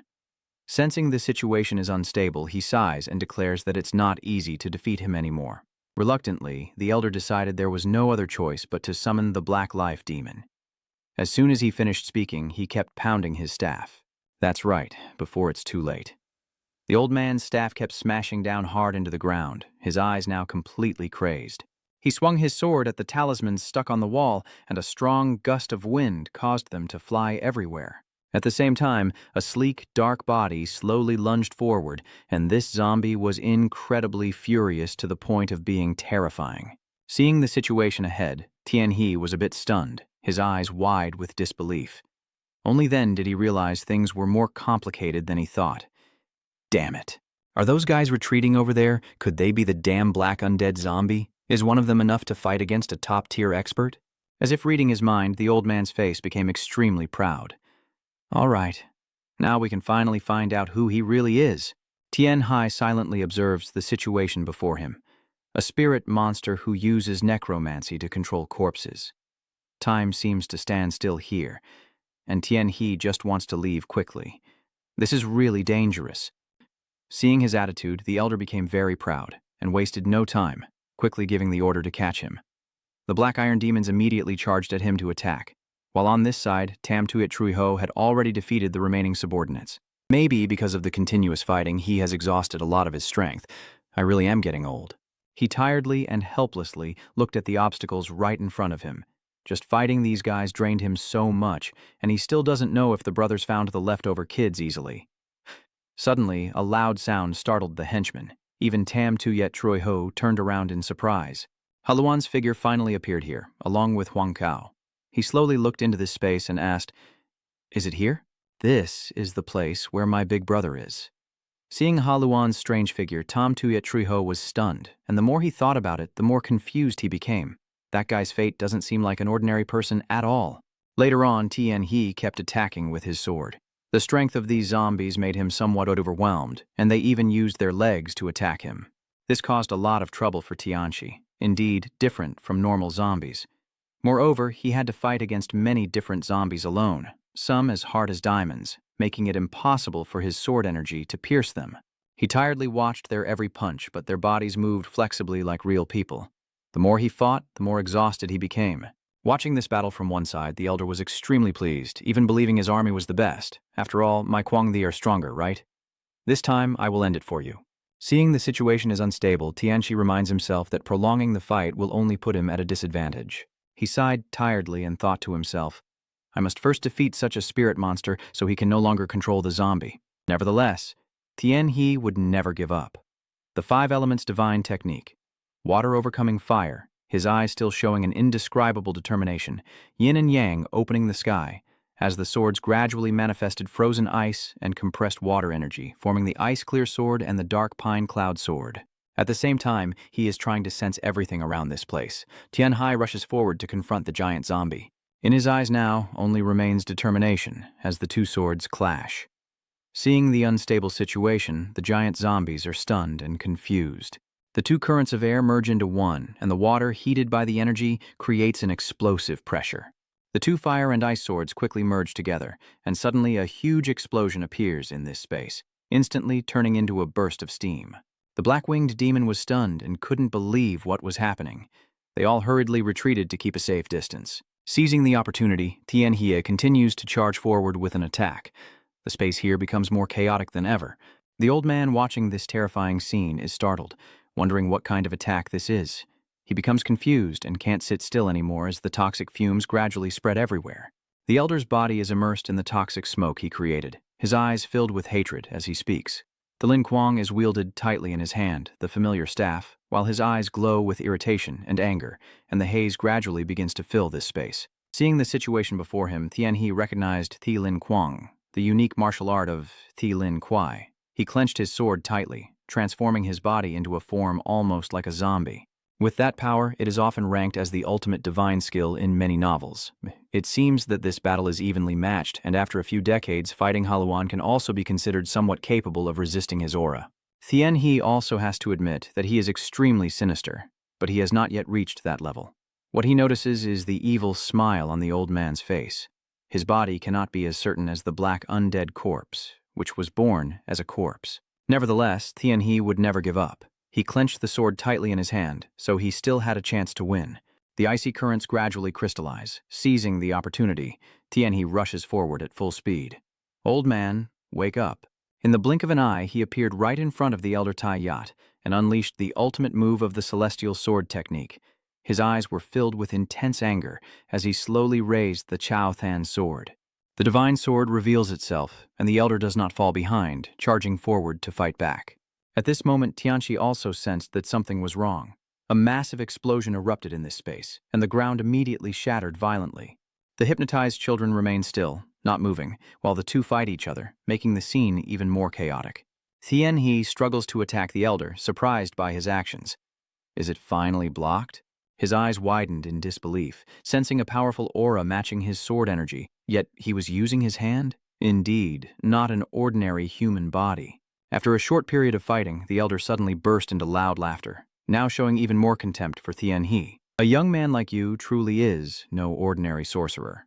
He keeps glancing around, but don't underestimate the black undead corpse. They're not things that will die that easily. But the black corpse slowly gets up and walks toward Tianxi, following the elder's orders, which makes them all even angrier. Seeing the situation is unstable, Tianxi helplessly thinks, "Damn it. Is this really happening? I must finish before they arrive." His gaze gradually turned serious as he looked in a direction, sensing the flow within his body. Victory or defeat depends on this moment. Normally, the flow of true energy through the meridians would be limited, but I have already set the true energy to circulate throughout my entire body. All of these are the driving forces that allow Tianxi to win. It's as if he has regained his initial confidence. His sudden burst of power surprised the elder a bit, and only then did he react in shock. What is this? My body is freezing up. Tianhe coldly looked at him with a contemptuous gaze as the elder and he continued their fierce battle. Did his sword change, making him suddenly pay attention to the longer blade? Now his eyes are filled with nothing but anger. The energy within the sword combined with your 5-element divine technique is absorbing the spiritual heat from my body. Tianhe looked at the elder with a provocative gaze. Yes, this is the phenomenon that occurs when ice energy and spiritual swords are combined.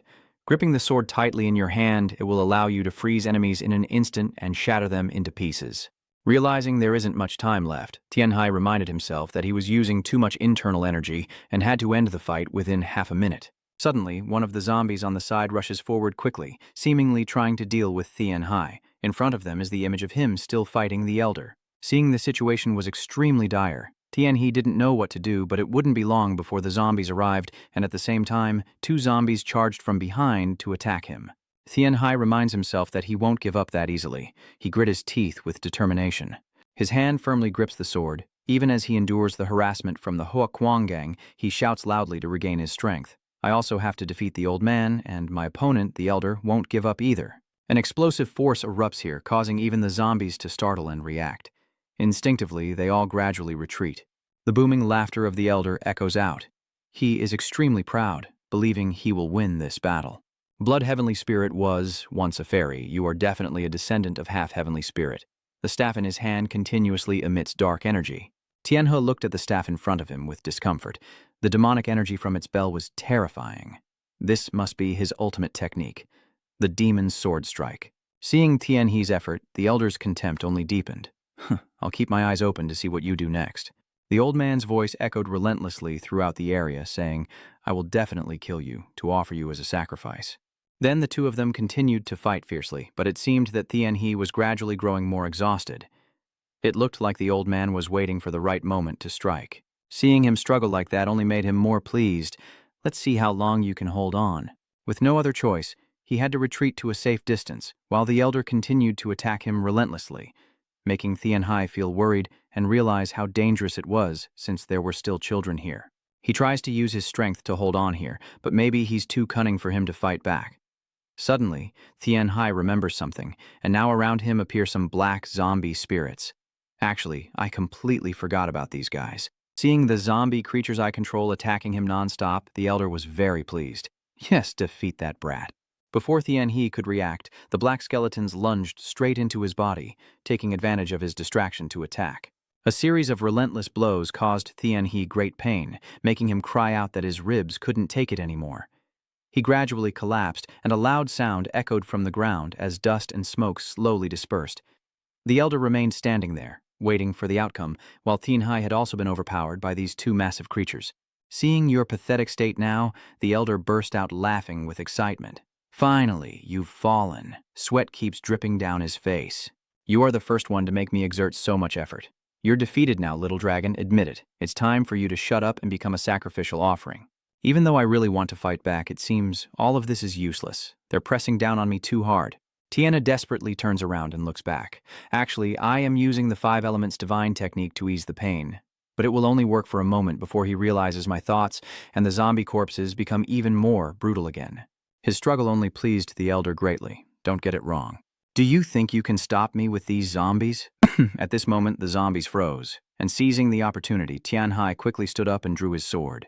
His eyes now turned extremely furious as he kept striking multiple blows, attacking forward. Finally, these zombies have been cut into many pieces. Tianhai stands there, exhausted, catching his breath. Wait a minute. That young man turned them all into ice with just his spiritual sword? Not wasting any time, he quickly rushed forward. Tianhai's face showed a hint of disdain as he made his remark. You only ordered them to suppress me. Their attacks weren't actually meant to kill me. The zombies can hit hard, but ultimately they are no longer alive. But these words made the old master extremely angry. That young brat doesn't waste any time. Tianhai tightly grips his sword, sensing everything around him in this place. The old man's ghostly slash technique is indeed powerful, but it won't compare to the inner energy I have cultivated. I continue to focus on the staff the elder is holding. Once those bells on the staff are gone, I will have an easy victory. I can't hesitate, so I quickly rush forward. It's time for the battle to be decided, and seeing Tianhe charge forward surprises the elder. Before he can react, he raises his sword high. I really hate the fact that you will use the children to sacrifice for your god. He also refused to lose, preparing to catch his staff as he brought it forward. Tianhe also did not hesitate to raise his sword, as this place had turned into a ruin before their battle. A layer of ice crystals appeared in the air, along with various shards flying up, and Tianhai swung with all his might directly at the elder. In his eyes there was such intense hatred that it bordered on revenge, so die now and atone in hell. The scene here has become utterly chaotic. Tianhai helplessly watches the desperate figures lying on the ground. I have decided not to kill anyone anymore. My eyes are filled with rage, but I fear I can no longer do it. The old master keeps rushing at Tianhai to attack, but he is determined not to forgive what he has done. He's just a soul summoner, not a martial arts sorcerer. I can fight the old man without using all my strength. My steps are becoming quicker. But even if I cut the old man's tendon to break his internal energy, as long as you raise your sword to the front, I don't know what the god he worships can do to me. Tianhai decisively strikes at the elder. Whether this is right or wrong now, think about it later. The scene here gradually becomes more brutal, and he screams in pain without stopping. Tianhai seems to have no emotion at all. If giving up on what I set out to do to stop this old man, I am also very willing.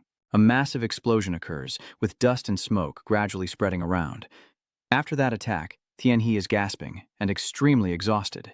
This place has turned into a ruin, and the brain remains lying there. He struggles tiredly to stand up.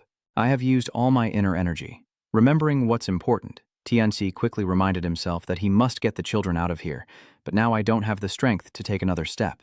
He looked at the battered form of the great brain lying on the ground, and thinking about what he had done made him feel exhausted. I can't believe the old man made me use so much strength. He's a formidable opponent. I hope I never have to face him again. Tianhai sat still there, trying to calm himself down. He quickly got up to check on the children. It's a relief that the children are not seriously injured. To be more assured, Tianhe reached out and touched their necks. They were only affected by the toxic poison from this cave. Finally, he could breathe a sigh of relief. He could use the 5-element poison to extract the toxins from them. Tianhe stood up again, looking at the innocent children lying peacefully on the ground, recalling something that made him feel a bit troubled. Now I find it hard to stand up. So how can I get them out of the cave? After a moment of silence, it seems Tianhe has realized something. He suddenly remembered Tam Tuyet Truiho's appearance, and then realized he didn't know what Tam Tuyet Truiho was doing. After observing the surroundings, he immediately noticed that no one with the black robe had come here. So she has taken care of them already. At the same time, Tam Tuyet Truiho's face appeared right before his eyes, hoping the young lady would return safely because there is no Bach Long Wai Quan nearby. While he was still exhausted, a strange figure suddenly appeared. Feeling that something was off, Tian. He turned around, but what he saw next left him frozen in place. The familiar space of the elder appears, and seeing himself defeated, he becomes extremely angry. That kid. He still doesn't forget to shout out his hatred. I will never give up to obtain the sacrificial object. Seeing the old master like that made Tianhai very uncomfortable. Did he use necromancy to revive himself? What is going on? He suddenly stood up and asked, "What are you trying to do?" He didn't hesitate to make a decision. If I can't sacrifice them, I will destroy all of you. Before Tianhai could react, the elder charged forward, shouting, "Great Lord Demon, please grant me strength," causing him difficulty as his eyes suddenly lit up, staring intensely ahead. Damn it, the old man will self-destruct and the entire cave will collapse. The Black Blood Demon Lord's self-destruct technique is truly terrifying. I never thought a Soul Master would use that move to destroy himself. The poor children are still lying peacefully on the ground, and the dangerous situation leaves Tianxi helpless, unable to protect them or even get us out of here. Suddenly, he clenched his sword tightly in his hand. Why does everything feel so meaningless ending like this? Sweat keeps dripping down his face. I remember my previous life's ending. Back then, that boy's eyes were incredibly strange. But Tianhai is not regretful about his decision. After all, in the previous life, I also died suddenly. Thinking of this, Tianhe clenched the sword in his hand, trying to calm himself down, then slowly opened his eyes. Death is unavoidable. Suddenly, everyone's faces appeared in his eyes. Tianhai deeply cherished the moments spent with everyone. In his eyes, a growing sense of determination appeared. Tianhai recalled the moment he first performed surgery, and he felt no more regrets. At that moment, his gaze was so determined. As time went on, he found his own happiness. Back in the present, Tianhai silently observes the situation before him. I am satisfied with what I have done. The old master is still furious and keeps shouting. Those who block my way will only face death. His eyes turn red with a terrifying look. Tianhai also closes his eyes tightly, waiting for the next moment. Now, he no longer fears anything. Suddenly, a loud explosion rang out, and a familiar figure rushed inside. Haluan's familiar back appears here, coldly rushing forward with the black dragon saber. Haluan firmly held his sword, delivering a series of decisive strikes as time and space seemed to blur, his body constantly under attack. Overwhelmed by pain, he kept screaming in despair, his eyes filled with hatred. As the smoke gradually clears, Haluan's voice echoes, I finally found you, brother, Tianhe. The explosion here had a huge impact. The brain was shattered into 100 pieces. Tianhai stood on one side, extremely alert as he looked at the scene. Suddenly, a light appeared that caught his attention. He recognizes the familiar figure of Haluan. While he was still confused, he suddenly spoke up. I am here to take brother back now. Tianxi. He continued rushing forward at full speed while shouting. Wait a moment. Clearly, Haluan has no intention of forgiving the elder. This old man is still alive. He calmly continues to use his strength to attack repeatedly. Looking at his head in front of him, Haluan's eyes are somewhat cold. There are still a few cases where, even after the head has fallen, the person can stand for a moment. Seeing him suddenly interfere in his affairs made the elder extremely angry, and he silently stared intently at the scene before him. Martial arts can be quite similar to demon magic, but they do not belong to the Iron Demon sect. In the next second, Halun continued to attack, this time aiming his strikes directly at the elder's head, his eyes turning icy cold, and the more he thought about it, the angrier he felt. The old man has driven Tianhu to this point. Clearly, Haluan has no intention of forgiving him, his large hand clenched tightly around the head. In his final moments, he finally realized something. In Haluan's mind, there was only one thought. It must be destroyed without leaving any trace. It seemed that everything had finally been resolved here. Seeing this, Tianhe gasped heavily, exhausted, and unable to endure any longer, and quickly collapsed onto the ground. Seeing the situation, Haluan hurried over. Are you okay? Tianhe keeps explaining. It's okay, I just can't move my legs anymore. It seems like he also doesn't want to listen to what you say. You're always like that, how can you fight the old man by yourself? Even though he was very tired, he still forced a strained smile in this dire situation. Thank you for coming at the right time. His actions left him speechless too. Oh my, how can he still smile at this point? Remembering something, Tianhe asked, Did you see anyone before coming here? Tam Tuyet Truiho should be standing at the entrance of the cave, right? Suddenly he felt worried about Tam Tuyet Truiho. The young lady is fine. If you're still worried, I have already killed all the people in black robes. Remembering his original purpose makes him a bit contemplative. Now she is probably searching for clues through the remaining notebooks here. Hearing what Haluan just said, Tianhe breathed a sigh of relief. Is that true? All right. His eyes slowly start to close. Maybe because I was able to relax and feel relieved, I gradually lost consciousness. Before falling asleep, he looked at the children here with worry. Help me with one thing. Take the children back to their home. It seems you still care a lot about them, and I promise you will return safely. Seeing that Tianhe had fainted, Haluan couldn't help but smile in surprise. He was still thinking about the children before he lost consciousness. He stepped closer to help him up and said, Don't worry, I will take care of them. There was a hint of concern on his face as he reminded him. Now rest for a while. Then he gently laid Tianhe down on the ground below. He's still deep in sleep, unaware of what has happened. Haluan suddenly spoke. You have gone through many hardships, but always care about those around you. There is a hint of contemplation in his eyes. He watched the children still lying scattered on the ground intently, probably because these poor kids are unconscious and don't know what's happening. Haluan saw this situation and sighed. So now I have to handle everything here? He reminded himself that yes, after all, I am already here. When Tianhe opened his eyes again, the unfamiliar scene before him surprised him. The room was decorated very luxuriously. Even though Tianhe tried to move, it all seemed useless. This made him desperately think to himself. Seeing his strange behavior, Haluan was surprised and paid close attention. You're awake now? His face gradually became worried. Something feels strange. I can't move my body at all. Yes, because I tied you up. He nodded with a smile to confirm. This information leaves Tianhe stunned, his eyes wide open. He asks again in confusion, wanting to be sure. What? It turns out Tianhe's body is now tightly bound, limbs and all. He tried to resist, but it seemed useless. He couldn't take it anymore. He suddenly shouted, What are you doing? The more he thought about it, the more confused he became. Why would you do such a thing? Tianhe looked more embarrassed than ever. Wait a moment. Is this the iron chain forged by the master using a 1,000-year-old iron band? Seeing his many questions, Haluan could only sigh and nod. That's right. I called him here because you need to recover. He continued to bring the porridge closer to you, and in fact, finding him wasn't too difficult since he had been following your trail nearby. The information just now made Tianhe can't hide his surprise. Follow the master's trail. Follow me. He sighed and nodded in confirmation. It's probably because he knew you would end up like this. Remembering something, Haluan brings a spoonful of porridge forward and says, I've prepared some porridge for you to eat. Feeling that something was wrong, Tianhe panicked and kept asking, Wait a minute, what's wrong with your finger? Wasn't it fine before I fainted? While he was still worried, he explained seriously, Your master took them and then patched them up. This information left him speechless, unsure of what to say. What is going on? Inside the room, Tianhe kept asking questions. What's going on? Why did my master take your finger? It seems like Haluan doesn't really care about these things. That's the price to keep you here. He even told you a few more details. He will keep it until you are healed and can serve here. Then he will return it to you. There is a hint of contemplation in his eyes. He's going to use internal energy to reattach my finger, so it's okay. It's still the same as before. He promised it would heal like new, so I only see it as a tiny scratch. The story just now made Tianhe unable to hide his surprise. He silently thought in anger, how cruel.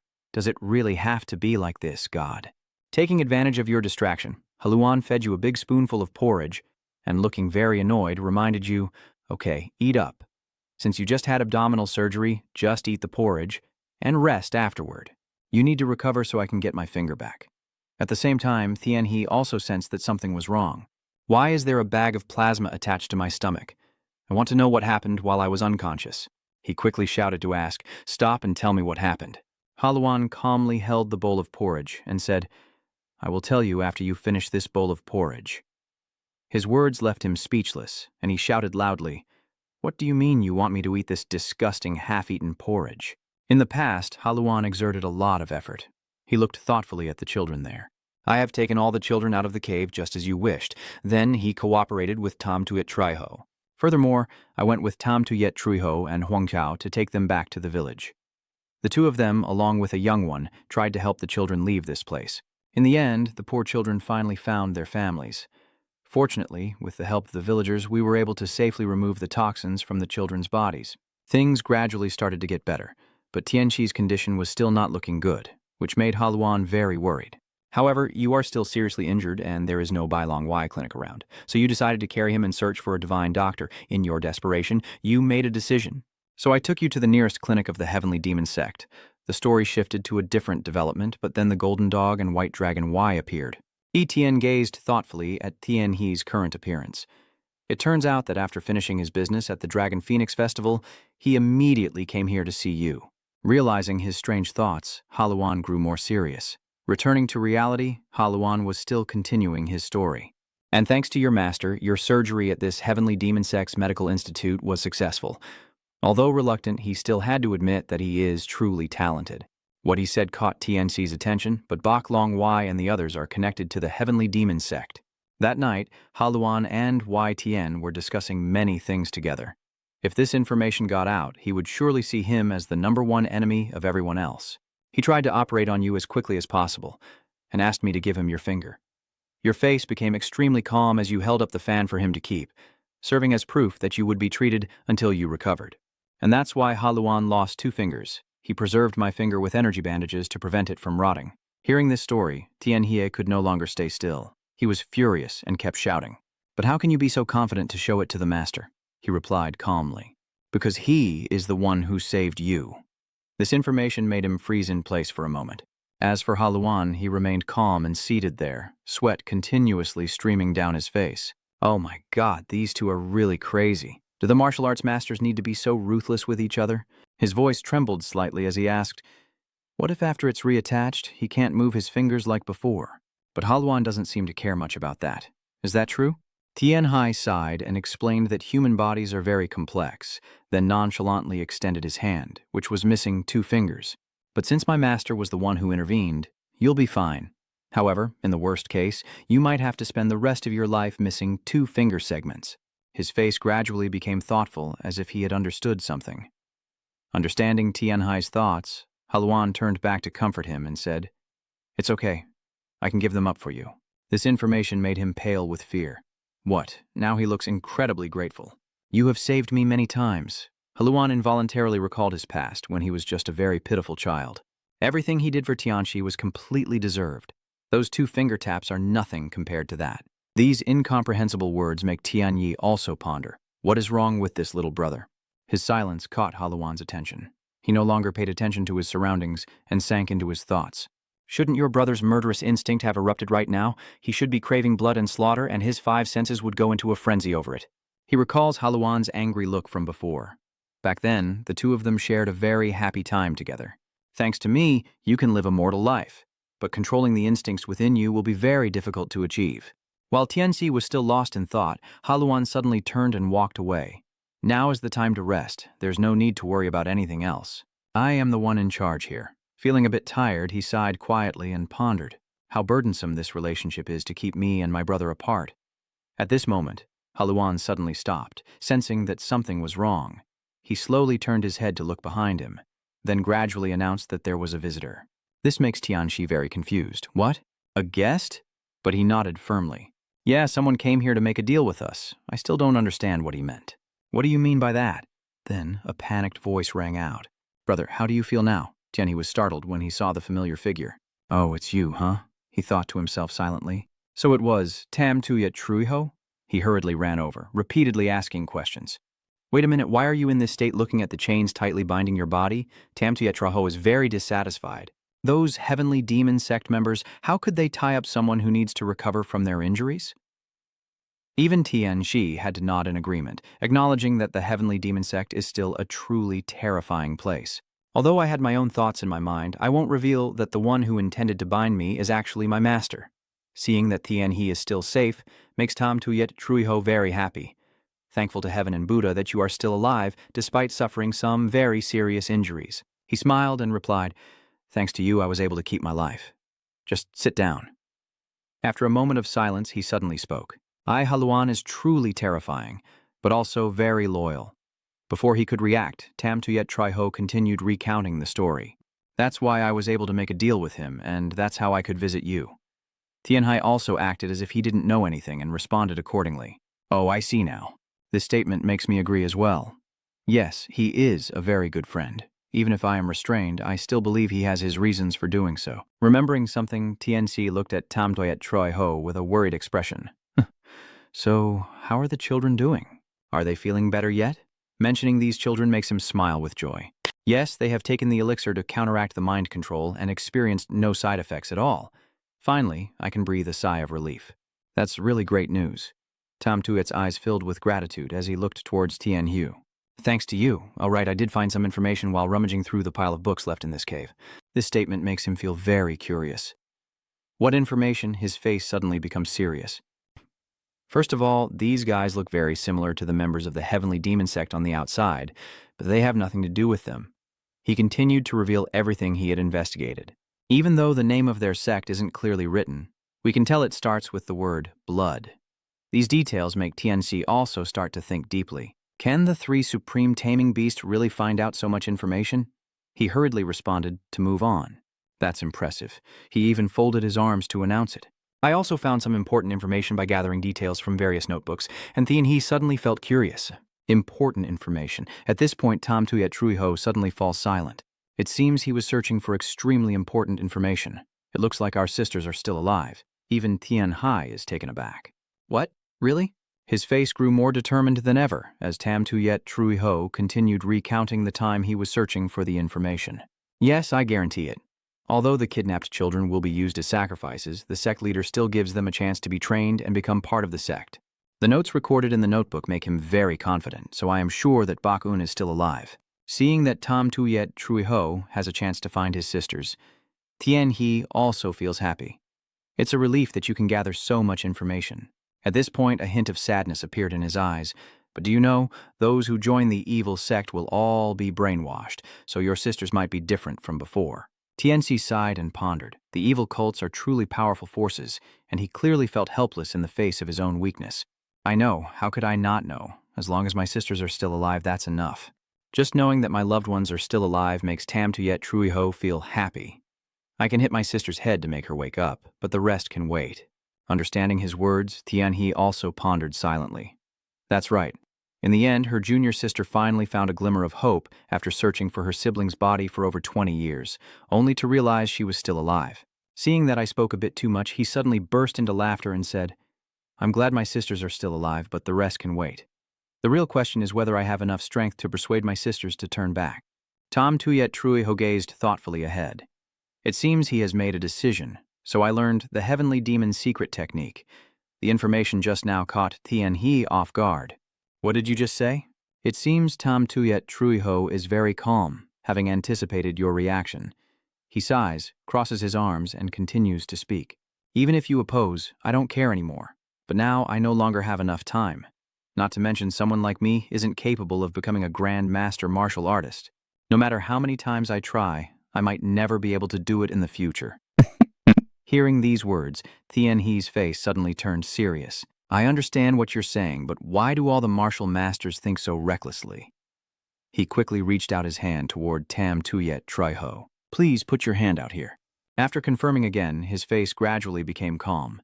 He sensed that something was flowing through Tam Tuyet Truiho's body, a demonic aura gradually sprouting within her internal energy, and then he slowly released his hand. Luckily, it's not yet alarming. After a moment of silence, Tianxi suddenly asked, Did Halun teach you how to use the Heavenly Demon martial arts? Tam Tuyet Truiho sighed and nodded in confirmation. Yes. After learning the important information, he quietly pondered in his mind that the junior disciple had shown her a secret technique that could be considered somewhat acceptable and would require some time to master. However, it is classified under the same school as Heavenly Demon martial arts, not an official martial art. Suddenly, he recalled the terrifying scene from before. Of course, compared to mainstream martial arts, it was definitely not yet complete.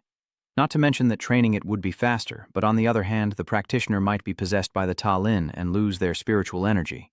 At the same time, Tian He also noticed the strange expression on Tam Tuyet Truiho's face. He pondered quietly, wondering why everyone in this world had to make such sacrifices. But then Tian He felt that there was a silver lining in the misfortune. Luckily, the junior sister hadn't gone far, so I could still help. As evening approached, Tian He suddenly announced, You should also learn one more martial arts sect. What is it? He just smiled and explained, Tai Kuk Quan. His confusing words caught his attention with surprise. Tai Chi Chuan, that's the martial art taught by martial sects to common people, right? Tianxi didn't hesitate and nodded, but inside his mind he had different thoughts. That's right. Even if he became a master of Tai Chi and used it in combat, its destructive power would be almost negligible. Not to mention that compared to other martial arts, it's not worth the effort to learn. This makes him feel a bit contemplative. Others might think that way. Tian Hai recalls the process of his diligent training, but he himself has mastered the divine sword technique, and the three-point sword technique considers how formidable it is. Thinking of this, Tian He's face became very serious as he turned back and announced that people learn Tai Chi because it offers many benefits. Moreover, its core is based on the operation of yin and yang 5 elements and is a stable martial art to learn. Besides, I have never seen the mind of any disciple of this sect become distorted. Understanding his concern, Tam Tuyet Trui Ho just chuckled and replied, "Of course. How could a martial artist possibly go astray? You are very determined, so just follow me and try to learn it. It will be very useful for you in the future." Tam Tuyet Trui Ho also sighed and said, "That's a strange request." Tianhai smiled confidently at what he had just said. This made him very conflicted, unsure of what to do. After a brief moment of thought, he quickly decided, "All right, I trust you this once. After all, I've been able to free myself from the demon that haunted me for 20 years, so what's this? I will follow you." Hearing what he wanted made Tianhai very pleased and truly relieved. He nodded in understanding. "Thank you." Remembering something, Tam Tuyet Trui Ho quickly spoke up. "There's one more thing." His eyes became filled with anticipation as he looked at him. "Is that okay? If I could consider you my closest friend, it would be hard to find someone like you in this world of martial arts." That statement made Tianxi freeze in place instantly. "Sure. I would be very happy if you called me that." This made Tam Tuyet Trui Ho extremely happy. "Thank you." He hurriedly searched his shirt pocket for something. "I really want to repay everything you've done for me, but I can only give you one thing. A string from the past, extending forward. Here." Tam Tuyet Trui Ho handed a token from in front of Tianhai, catching his attention with a wooden token. "While you still don't understand what's happening," he smiled and said, "if you give this wooden token to the escort team, they will send a letter to me immediately. If you need any information or want me to investigate someone, just write it down there. I will do it for you without expecting anything in return." Such a useful item surprises Tianxi greatly. "That's really good, and it will be quite useful later." Tam Tuyet Trui Ho immediately hands this card to him. "Only you, my brother, are given such special treatment, so take good care of it." He happily accepted it and thanked him. Looking at the card in his hand, he couldn't hide his surprise. Now he not only had Bao Tianvan's token, but also Tam Tuyet Trui Ho's. His face lit up with a happy smile. "They are the proof of the beautiful friendship between us and them." Low lights flickered inside the small room. A few days later, as usual, Haluan carried a large bowl of porridge and approached. "Tianhai, it's time to eat." As soon as he opened the door, the scene inside caught his attention. He was surprised and announced, "Today we're having fish." And Tianhe's confident look also caught Haluan's attention. "Wait, when did you learn to pick locks?" He proudly held the chopstick in front of him, showcasing his skill at unlocking handcuffs. "Anything can happen. I used the needle Tam Tuyet Trui Ho left me to unlock it. Just using my 5 senses and the 5 elements divine skill, I can locate the lock and open it." Though a bit speechless, Haluan still carried the bowl of porridge and approached. "I told you I would unlock it as soon as you recovered. Are you that eager?" Is Tianxi continuing to ask him? "Can't you see? I have fully recovered now. Seeing my health steadily improve makes me very happy. My body is now very healthy. The skills of a master are truly powerful." After a moment of silence, Haluan sighed and spoke. "Now I understand why those obstacles meant nothing to you." Tianxi stomped his foot firmly on the ground and turned to remind him that it's time to focus on fixing your finger joints. His eyes became extremely determined. "Swordsman, the most important thing is still having 5 fingers on your hand to hold the sword, so please don't do that for my sake anymore." Understanding what Tianhe meant, Haluan was a bit surprised. Before he could react, Tianhe had already spoken to remind him. "I will get angry if you do that." It seems his actions have displeased him. Seeing how stubborn he is, Haluan sighed inwardly and said, "Finally, he followed your advice. All right, I will think about it." Tianhai still couldn't help but smile and say, "I'll ask the messenger pigeon to send a letter to the master." After a while, Tianhai sat still there while the healer checked him. Finally, Wei Tian has withdrawn his hand. He smiled and announced, "I have fully recovered." This news makes Tianhai very happy. "Yes, master, thank you very much." Etienne immediately sighed, criticizing this unfilial junior brother. Watching Wei Tian's current appearance, Tianhe silently thought to himself, "I'm not used to seeing my master in disguise as someone else." While I was still lost in thought, Ainan stood up and started a conversation. "People say it's true, parents always tolerate for their children. I was going to punish you, but seeing your smile, I no longer care about that." This made Tianxi feel deeply guilty. "Master, I, your disciple, sincerely apologize." Etienne didn't want to say much either and simply went outside. "There are many things I want to say, but we'll talk after we get back." At the same time, Haluan also sensed that something was wrong. Suddenly the door swung open and the annoyed voice of the Bloodborne rang out. "That little brat?" She angrily stepped in and questioned him. "Why would you let a monster like Zhou Lin judge you?" Seeing the familiar figure of the blood spirit, he was a bit startled, still not understanding why she appeared here. Old Bloodborne, inside the grand hall, the constant chatter echoes. "You're going a bit too far calling me a monster." Bai Long Wai, what more do you want? Are you even normal? Huyat Sin kept scolding him after seeing that. You even brought this guy here. How unpredictable is that? See? If you had become my disciple and joined the Black Robe sect, things wouldn't have turned out like this. Seeing the awkward situation, Tianhe felt very uncomfortable. Because the Black Cloak sect has ties to the Demon Heaven sect, she must know me very well. Tianhe calmly explains to her that no matter who I serve, this will definitely happen to me. Seeing that, Huyat Sin kept scolding him, saying like, I told you I would teach you the necromancy technique. Just defeat that soul summoner and bring back the remaining corpse so I can enchant them to become even stronger. Seeing her bright face, Tianhe was also surprised and started to think, if this were my past life, she would be considered a crazy scientist. He smiled and continued speaking to everyone. The Taoist is only interested in eliminating the zombies, but if we let them be free, then forget it. His thoughts left Tianhe speechless. So that's how it is? Suddenly, Tianhe felt a chill down his spine. Using them to fight, wasn't that like raising a dog? Remembering something, he suddenly asked, Master, how is Haluan's finger? Don't worry. Wai Tian replied quickly, seeming very calm about both of their stories. A promise is still a promise. I will never forget it. I've kept it carefully, so it's still the same as before it was cut. A series of conversations made Tianhe feel extremely awkward. Both the blood-born old monster and the master resembled the archetype of a mad scientist. He reminded himself that to survive between these two, he needed to keep a cool head. As he thought this, Tianhe suddenly turned around with a loud noise. Haluan, I promise I will get your finger back. Tianhe. After that, Tianhe carefully examined Haluan's fingers, and finally his hand was bandaged up again. Looking at my hand makes me feel very calm. My master's ultimate skill is truly unmatched, and now I feel like I can pick up a sword and fight. When Haluan said these words, Tianhe was extremely angry. Hey, don't. If you do that, he won't be able to handle it. He still didn't understand what he was saying. What do you mean? He kept explaining, think about it. What could happen? Not to mention you have to watch over it for a while. Accidents can still happen. Seeing no other option, he could only nod in agreement. All right. His face shows a happy smile as he talks, just to reconnect the special finger. Once you're healed, let your spiritual energy absorb it. And don't take it off. Don't worry, if anything happens, I can handle it too. I have entrusted these two fingers so you can stay safe. After a moment of silence, Tianhe sighed and said, I need to think carefully before acting, so I don't drag my brother into my troubles. Halun nodded and glanced at him. Then there's no need to worry about me anymore. Understanding what he meant, you also have to think quietly. He really cares about me. These things make Tianhe cherish him deeply, even to the point of sacrificing himself. Haluan said nothing, and simply looked at him in silence.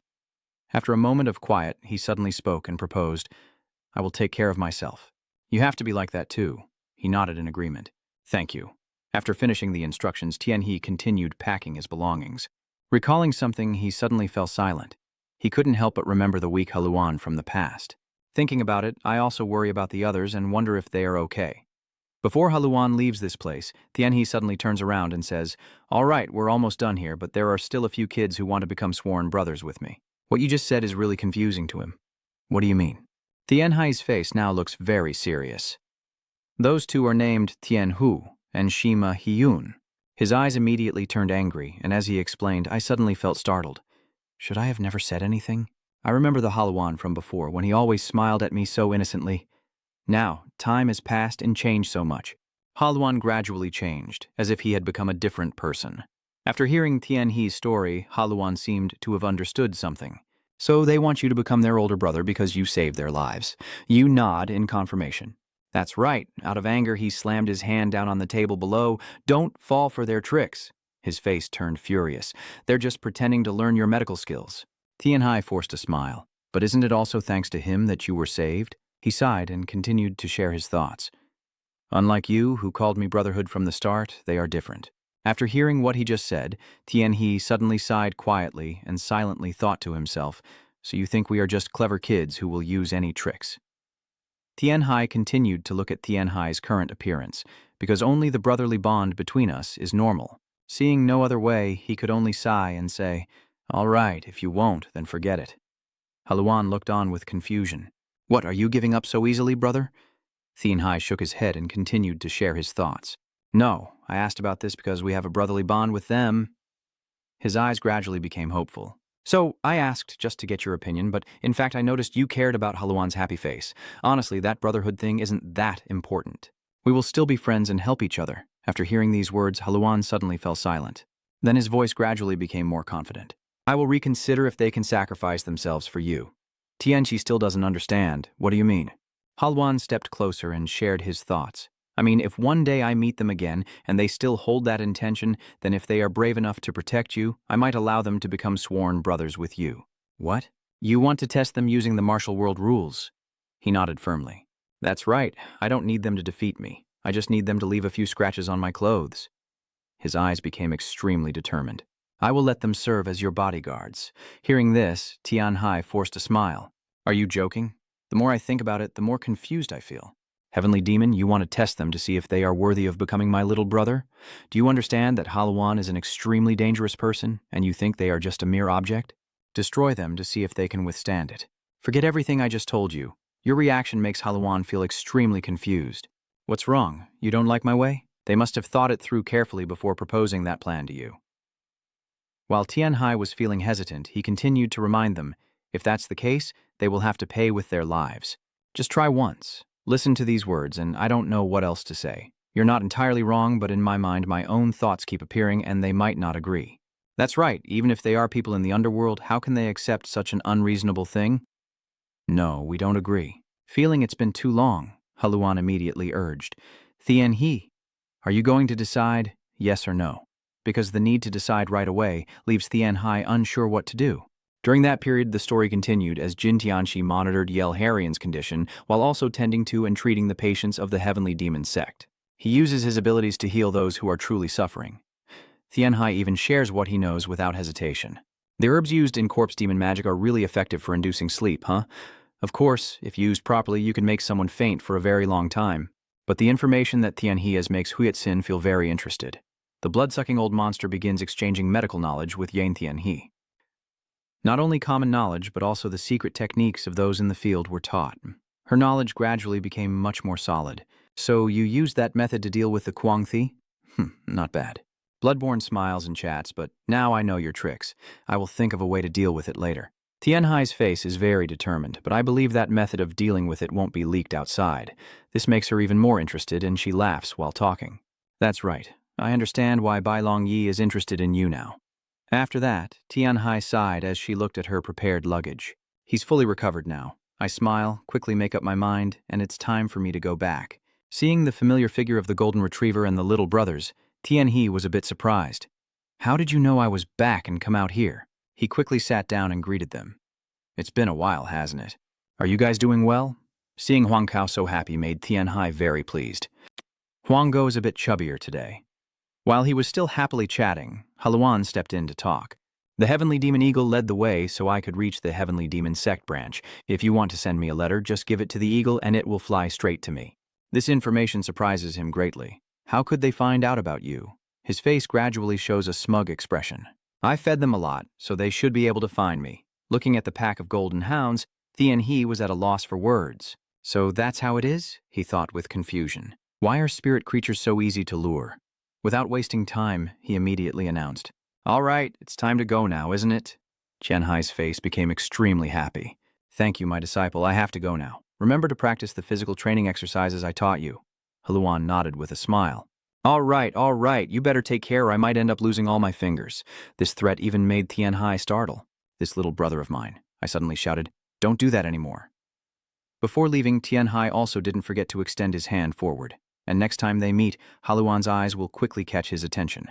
The two quickly shook hands and parted ways. Tianhe cheerfully waved and said, See you later, take care. Haluan also nodded in understanding and said, Thank you, then hesitated before turning his head to look back at him. Tianhai, sometime later, the sky turned clear again.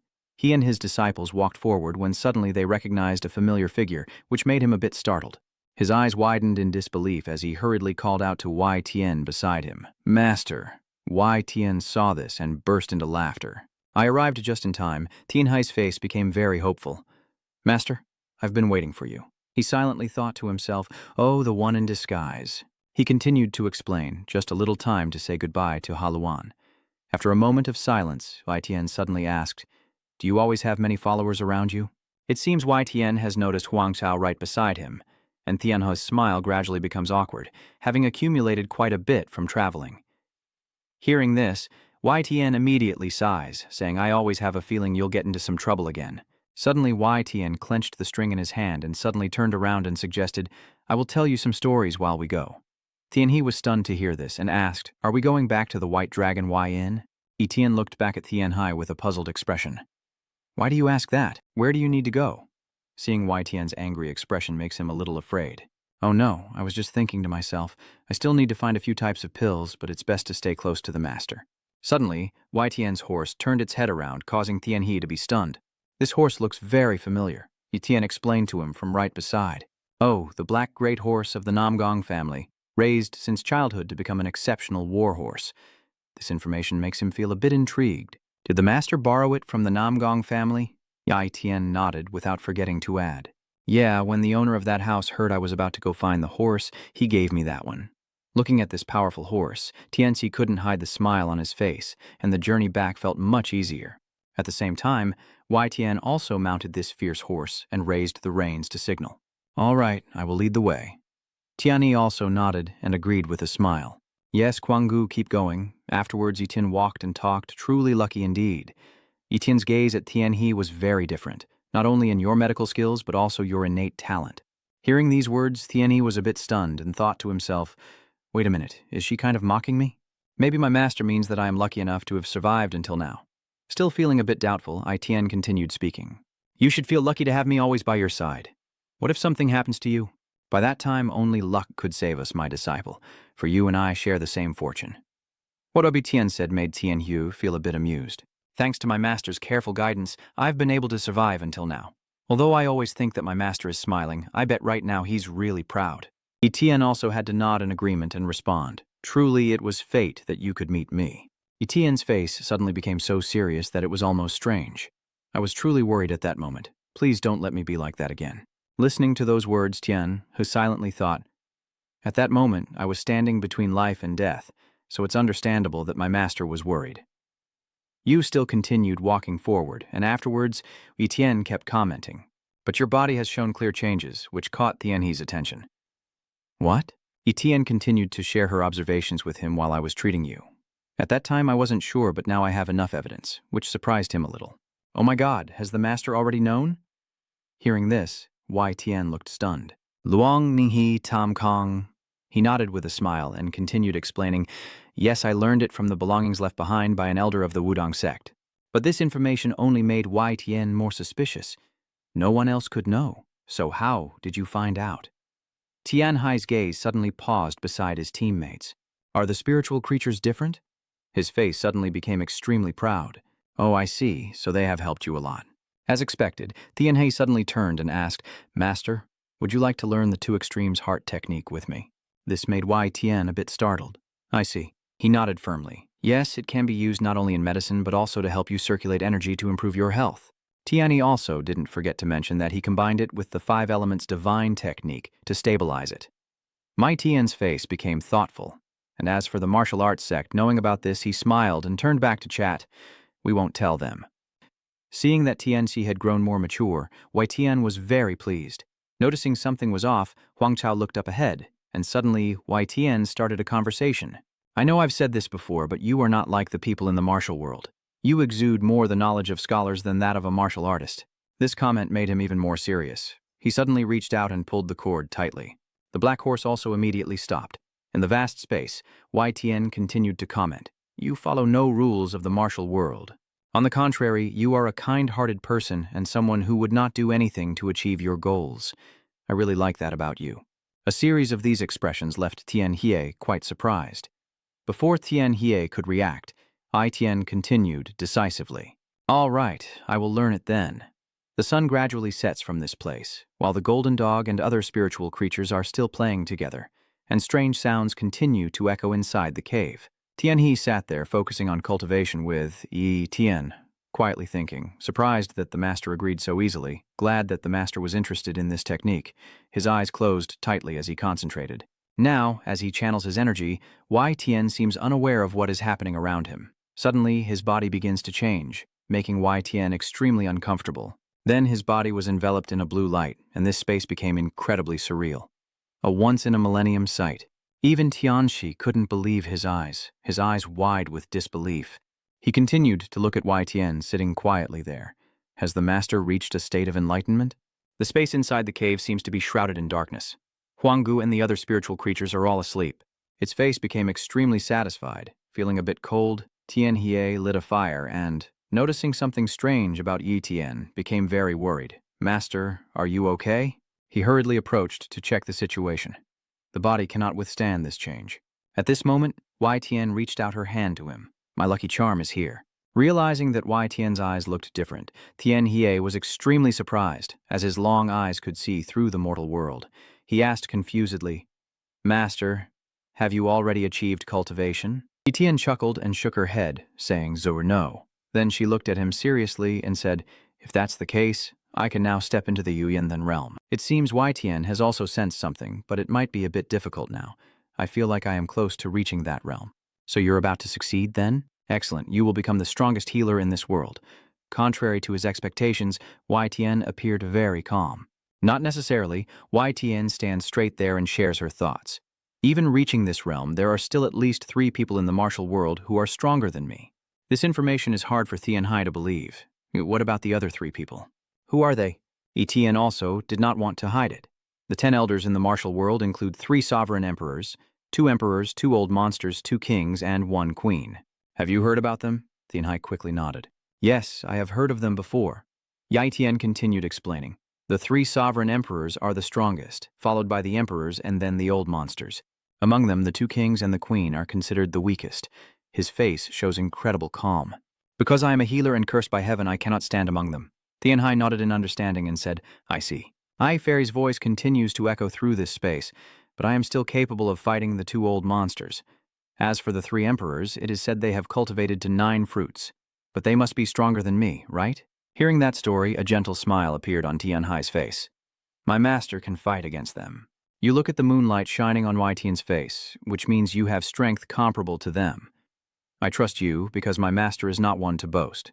After a moment of silence, Tian continued to probe. All right, you've met one of the 2 old monsters. Do you know who they are? Hearing this, Tian He quickly reacted. Don't tell me it's the sect leader of the Black Complete Y sect. Tian burst into laughter and nodded confidently. Yes, it's the blood-born old monster. The smile on his face immediately froze. He recalled the conversation he had with the bloodborn. Oh my, she seems very friendly to me, but this information makes Tian Hai also feel surprised. I didn't expect her to be so powerful, and suddenly he becomes very curious. It seems his master is even stronger than her. I wonder how strong his master's spiritual power is. While Tian He was lost in thought, Tian turned around and said, I guess I need to focus on training when I return. He was surprised and asked, Master, are you practicing alchemy? In his mind, he silently thought that he had never seen his master practice energy before. Tian smiled and nodded before continuing to explain, if the elixir energy within me changes, I must learn how to control it, or it will be like a double-edged sword. Still somewhat unclear, but Tian He nodded in agreement. Yes. I quietly pondered in my mind, feeling a bit curious about how those senior figures would train. Remembering something, Tian continued the conversation. Because your martial arts have improved a lot, I think you should also practice some ultimate skills. Combining the Taya Huithian sword and the 5 elements divine technique with the original spirit pill technique is already very powerful, but perfecting other martial arts will also benefit you in the future. Tian's face lit up with a proud smile, but Tian Hai could only force an awkward smile, recalling the exhausting training he had endured, and thought to himself, this sounds like I'll have to go through that hellish training again. Hearing that, he quickly scratched his head and explained, Master, I still need to gather a few types of pills. This surprised Tian a little. How long will it take? Tian Hai quickly reached out and announced, at least 3 years. Tian listened and gently replied, I only need to train for 2 years. This number made him extremely suspicious. What? Master, that's too long. Tian continued to explain. I no longer care about your secrets. Noticing that Tian had learned something that left Tian Hue stunned, her eyes gradually hardened with determination as she declared, I have an idea, but I won't say it, though I want to keep you here to keep you safe. A gentle breeze blew by and time seemed to stand still until Tian Hue finally accepted the truth. That's right, my master does everything for me. To my master, I am the one who truly matters. Understanding his thoughts, YTN continued speaking. Because you are my disciple, I cannot just stand by and watch. In front of YTN is a sky full of stars, so I will train you so that no one can easily defeat you. Tian Hai's voice rang out. Master. YTN's gaze suddenly paused on him. I have been thinking about this while saving your life. It seems like YTN has learned something. You are a healer who only rushes headlong into danger. All your efforts are witnessed by YTN. Perhaps because of this, YTN grew to respect Tianhe even more. You put yourself in danger because you believed that in this space, YTN would continue to express what he felt. At that moment, you had no other choice. I'm truly heartbroken because I don't want you to become a wandering soul somewhere else, and suddenly, in that moment, Etienne's voice choked up as he silently pondered in his mind. In the martial world, when a master loses a disciple, it is no different from a father losing the child he has raised. At this moment, Tianhe's voice rings out. I sincerely apologize, Master. Tianhe hurriedly lowered his legs to the ground and helplessly told himself, I have no more reason left. While he was still lost in thought, YTN continued to speak, saying, I stitched your wounds so there wouldn't be scars later, but I realized it might be better to leave a few scars. His eyes were filled with sadness as he listened to what ITN said, so that every time he looked at it, he could remember and reflect on what he had done. He sighed and closed his eyes as if silently accepting. Tianxi continued to speak, saying, Yes, Master, I will train to become stronger. Even so, Wei Xian remained suspicious. Does he still intend to live selfishly? Seeing no other way, Tianhe had no choice but to loudly say, I will cherish this life of mine. Hearing Tianhe's confirmation with his own words made Wei Tian feel reassured. All right. He closed his eyes tightly, enjoying the fresh breeze again. Tianhe was still standing right behind Yi Tian, and only the two of them remained standing there. Yi Tian smiled and said, That's more like my beloved disciple, Brother Heng Kuai. The next morning has already arrived. The two of them continued on their journey, and upon seeing the familiar figure of Yi Tian, everyone cheered with joy. Bak Long Yai has returned. At the same time, Liu Hu stepped outside as sunlight shone all around the grand hall. Inside, the divine doctors were still continuously treating patients, not giving themselves a moment to rest, and kept working tirelessly. Seeing how busy everyone is, Tianhe is also surprised. This place has changed a lot since I set out on my journey, with many disciples coming from other clinics to train. After some time searching, he placed a pile of different books on the table. Tianhe wondered to himself, and there are also many cases that need to be resolved. Have I been working all this time? And then he sat there continuously taking notes. After working for such a long time, I'm feeling quite tired. How long have I been working? But the immediate results make Tianhe incredibly happy and curious, so he glances around the space and says, I still can't get used to fixed time travel as the familiar figure slowly steps into the room.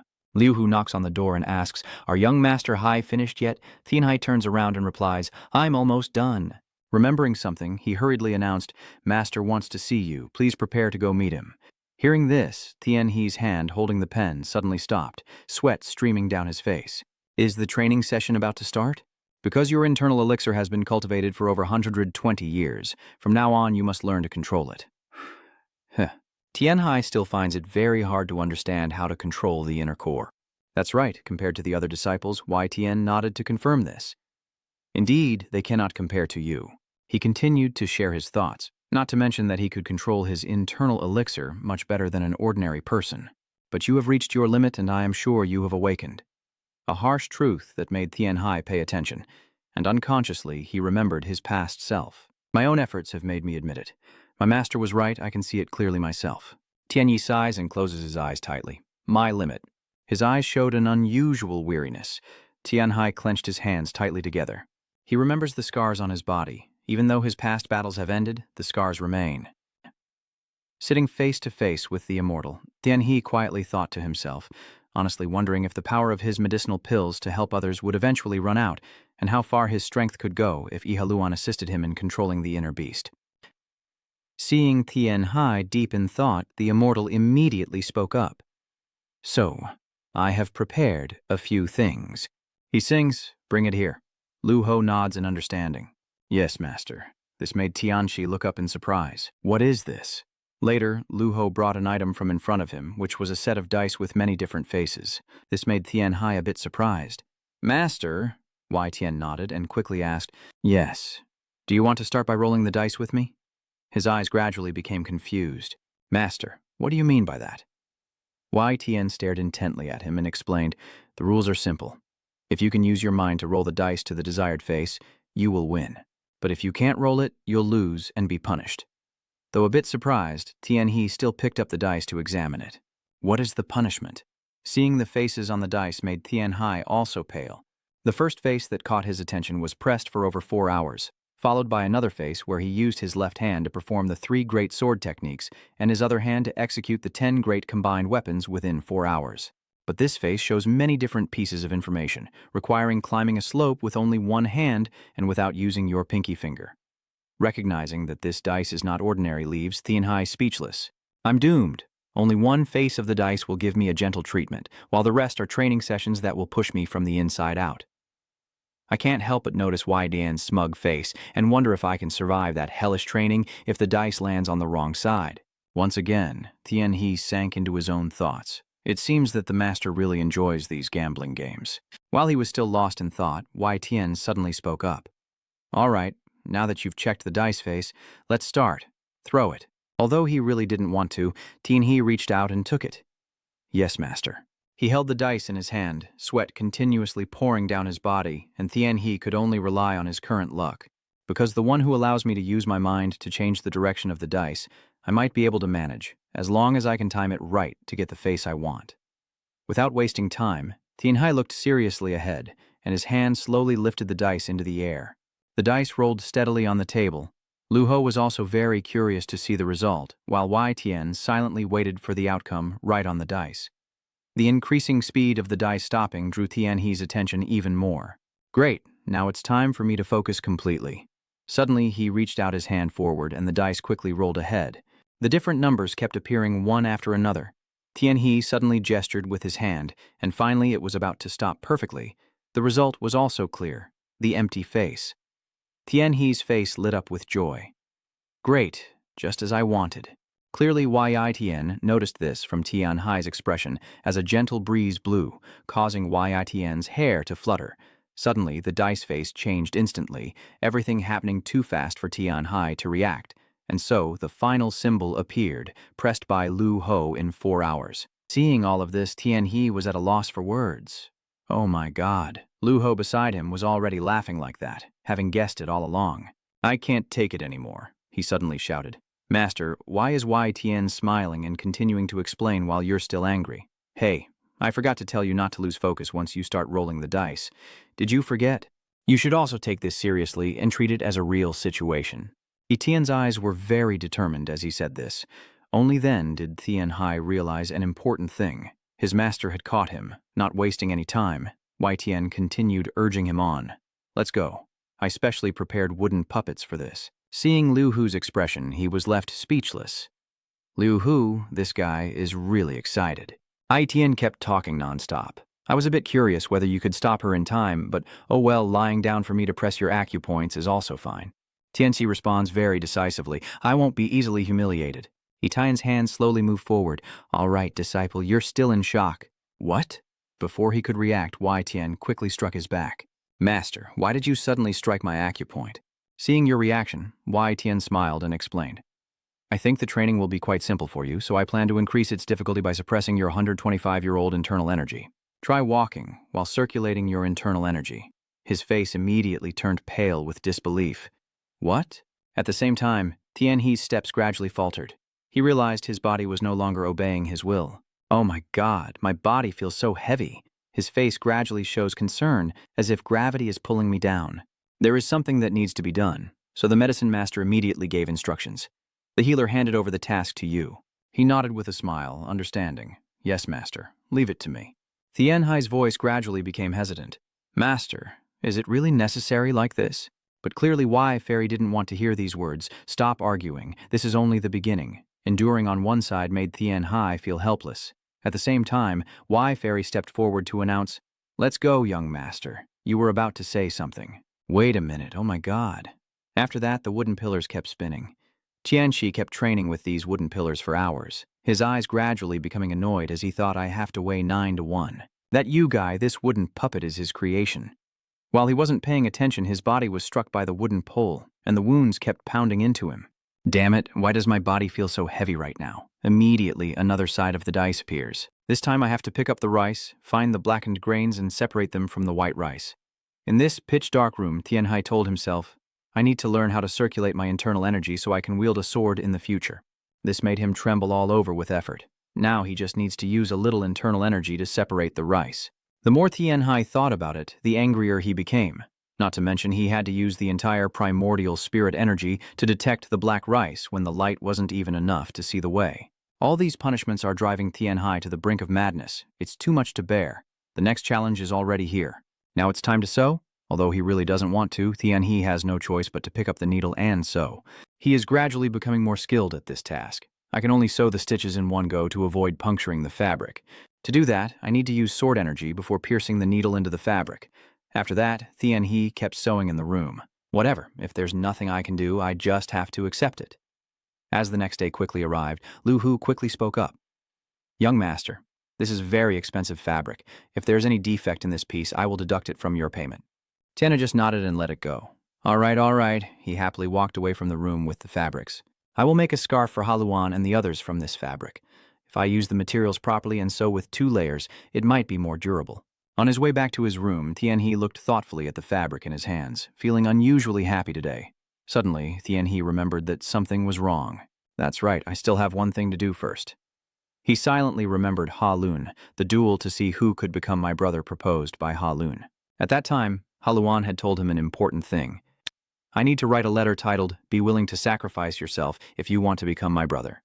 Tianxi realized he had too much to do and needed to send the corpse of that master to the Wudong faction. Thinking of this, he immediately sighed tiredly. Maybe I should deliver it myself to make a good impression. Yeah, that's right. If someone complains about sending the core of their emperor through delivery, and there's no rush, I can hand it over myself to leave a good impression. The sky gradually shifts to evening, marking the end of a long day. Tianhai becomes increasingly accustomed to sewing skills along with other training exercises. Day by day, Jin Tianhai's training sessions became more challenging. He could feel the changes in his body, but Tianhai was now able to control his internal elixir completely and effectively. Another day has passed in the blink of an eye, and it seems Tianhai has become more accustomed to splitting logs with a stick, until the cold winter came when he could even use chopsticks to separate rice. Next, the warm autumn passed by and finally a winter arrived. In the vast space, Tianxi stands silently, and after several seasons, spring and winter, giant Tianxi gradually realizes that he has reached an age considered to be adulthood. Snowflakes fall on his shoulders, but he pays no attention as he gently places his hand on Huangshao. Tianhai and Huangshao quietly gaze at the scene before them, and he happily begins to speak. Great, the letters I sent have reached my friend. After reading the letters in his hands, Tianhai was very happy. They have grown a lot. He silently thought to himself that it seems they really like scarves made from deer, rabbits, and wolves. I highly value the carefully written letter in my hands. I don't know who my friend Wai Haluan is, but I am more than willing to fight him if he has proposed such a challenge. But upon reading the content of the letter, Tianhai was left speechless, saying, Really? So the Brotherhood selection battle is about to begin? I thought Shima Hyun would consider this carefully. The white tiger fur that Tianhai sent me is really useful. Should I make myself a windbreaker from it? While Tianhai was still happily sewing, Wai Tian appeared from behind with a gentle smile, pleased to see Tianhai getting better. Who would have thought that the boy used his mental energy and wind power to assist with sewing? Now nothing can stop him. From sewing to embroidery, you're truly talented. A while later, Wai Tian's voice rang out, talking about the game you created. His face became interested, and the patients highly appreciated it. This made Tianhai look forward to it. Really? He nodded and added, That game really is very entertaining. This compliment made Tianhai feel very shy. I created it to help them relax in bed, and it seems to have worked. Looking at the altar right in front of him, he silently pondered in his mind. Than Ngok is a game based on Monopoly from the real world. I also based it on the rules of the martial world to create it. Its setting is also inspired by some other herbal clinics, and players can roll dice to earn money. Etienne suddenly turned her head to look at him. The game of luck really is quite interesting. Tianhai realized when he heard it. Oh, Master is talking about the card drawing game. Wai Tian continued narrating. The patients enjoyed playing it so much that they almost forgot their current situation. Many people became interested in the game that Tianhai created, and some merchants even planned to buy it. This made him feel very amused. Really? I thought they were going to use it to create their own game. Etienne nodded and replied, "That makes sense, but they still need to visit the medicine shop whenever they are afflicted by demon illness, right? Also, some other sect leaders of different medicine shops are very interested in this game." While Tianhai was still lost in thought, Wei Tian made another move. Looking at this chessboard, Tianhai was stunned and couldn't believe it. When did Master plan that move? While he was still thinking, Wei Tian continued to tell the story. And some merchants are also very happy to buy Ondon. Tianhe, hearing this, became curious. Ondon, Etienne nodded with a gentle smile to confirm. That's right, all the martial artists who experienced Ondon at the medicinal shop wanted to buy it to take home. You should see that scene too. Remembering something, Tianhe's face suddenly became serious. I want to sell hand soap, but they don't seem to pay attention to it. Why do martial artists think that washing hands isn't necessary? He slowly moved a chess piece forward because we already lost money selling soap. Forget it, we'll just focus on Thanangok and Onan. The chess piece quickly placed down on the side of the table. All right then, which trader wants to buy it? Etienne's face gradually became thoughtful as she replied, "Maybe I should ask Lu Ho to make a list for you. Also, the traders from Baotianvan and Namkung's traders are interested in this too." Hearing this, Tianhe quickly made a suggestion. "Anyway, we should think of a way to sell this soap." Your reaction made Wei Tian feel amused. Oh, is that also important? This polite refusal leaves Tianhai feeling very confused. Are you secretly telling me to ignore it, one of the good opportunities to make money later? Seeing no other way, he sighed and said, "All right, I will do as you say." Etienne continues to look at the chessboard. "All right, it seems I've won again this time." Seeing how terrifying Wei Tian's mind is, he felt completely helpless. How did the master win so quickly? The time shifts to evening, and Tianhe continues sitting at the table, still passionately researching. Although I am busy every day, I will not give up my dream of becoming the most knowledgeable doctor. The books pile up steadily as I keep studying, and Tian. His gaze gradually becomes more serious. My next goal is to develop an effective treatment for tuberculosis. He decided to explore different types of antibiotics. Let me explain a little about this medicine. Antibiotics are an effective treatment for tuberculosis. This has a very powerful effect. Antibiotics are extracted from microorganisms living beneath the ground. Professor Westman and his scholars focused on studying why tuberculosis viruses are quickly destroyed when they fall to the ground. And he discovered that the soil contains beneficial microorganisms and bacteria cells that produce antibiotics. Many experiments and failures have passed, and finally the sweet fruit has arrived. They successfully extracted Isrius from the actinomycetes, and thanks to that, Professor Westman received the Nobel Prize after his efforts in research and experimentation. After thinking this through, Tianhai's face became contemplative. According to that theory, I could use antibiotics to increase the chances of successful treatment, but producing them is another matter. He suddenly wondered to himself, what if it's around 10? This number also surprised Liu Hu and made him turn around. 20,000 yen? Tianhai continued to calculate non-stop, not to mention that the laws of this world are a bit different from his previous life. So what if he succeeds? He nodded quickly and said, "Yes, Chief. Buy all of that for me." You were about to say something else, but seeing your face, Tianhai smiled gently. The chief steward is truly suitable to work with me. Since there's nothing else left to do now, he has to accept helping me. After that, he continued to probe further. All right, do you still remember the microorganisms I mentioned last time? Looking at the experimental device right in front of him, Tianhe was filled with anticipation. Very meticulous. Lu Ho, standing nearby, explained seriously that it was quite difficult to make the ultra-small magnifying glasses you requested, but this result exceeded his expectations. Well done. I didn't expect that under my guidance you would perform so well. His eyes gradually became eager as he looked at the experimental device. The smaller the pressure frame, the easier it is to see the microorganisms. The more Tianhai thinks about it, the more amazed she becomes. How could this be possible? I just can't believe it. The chief steward created the glasses frame to the exact proportions used by Antony van Leeuwen in the 1600s. It seems this item has pleased him greatly. With just this, I can see everything that the human eye cannot. Commander Lu Ho is truly amazing. While he was still thinking, Lu Ho suddenly spoke, saying that the cost to create a real one was very high and that they could no longer afford the necessary materials, so this would be the only one they could make. Tianxi quietly pondered upon hearing this information. That's right. No matter how talented Commander Lu Huo is, the materials needed to create this haven't appeared yet in this era. All right, thank you. You did very well. Remembering something, Liu Ho suddenly announced, "It's time to start your training." His face gradually became very excited. "This time I added a few wooden puppets to see how you train." This made Tianxi very confused. What else? I can only helplessly think to myself, "You little schemer, I didn't expect this guy to be so shameless." He kept urging me to speak up. "Let's go." Tianhai was about to say something else. "Wait a moment," he hurriedly made a proposal. "Let's try a different episode today." Of course, Lu Hu also refused to agree. "What are you thinking? No way. Do you understand?" Although very angry, Tianhai has no other choice. I can only blame myself. Oh my god, why do I have such a useless assistant like this? The upcoming days will focus on negotiations for the handover of the Ondan. Banha smiled and said, "Thank you for choosing Baotian Trading." She continued to express her feelings. "I am very happy to have bought the Ondan from Bak Long Wai's place. This woman is indeed the trader from Baotian Van Gong Banha." Hearing this compliment, he was very pleased. I am also very happy. Baotian Van has provided me with many rare materials through maritime trade. He feels confused, but isn't it you from the Kong Van Escort Corps?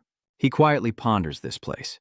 The Kong Van Escort Corps is a mid-tier escort mansion, and this location is very close to Baotian Trading Escort Corps. It seems that everything is gradually changing after I saved the senior sister Gong Yu from the bandits. The story began from that moment. Since I and this young lady became close, I was granted special permission to stay in the merchant room at the Heavenly Wine Inn. I didn't expect this young lady to be a trader for Bao Tiannan, but after a moment of silence, Tianhai suddenly asked, "Are you really part of the Kong Van escort team?" Banha became thoughtful, holding her teacup, her face suddenly serious as she proposed. "It might seem a bit abrupt to bring this up, but my clan has encountered some trouble, so the escort team from Kong Van was bought by Bao Tian Thuong, and in return, I can still continue trading with them." Hearing this, Tianhai nodded and said, "I understand," feeling a bit sad and lost in thought. These days, it's really hard for mid-sized escort teams to operate smoothly. Then, Tianhai involuntarily recalled modern trading practices, where escort teams are quite similar to real-world courier companies, but only large enterprises can survive. Not to mention, they also have to compete for the market with each other. Thinking of this, Tianhai also couldn't help but marvel. "You're very good at analyzing the market situation, and with many friends willing to help you, you'll definitely get through this." Banha chuckled appreciatively upon hearing that. "Thank you, brother. No time to waste. Quickly take the teapot in your hand. Now, let's get to the main part, shall we?" Then he poured a new cup of tea for Banha. "I heard you want to buy the secret technique to create the Ondan."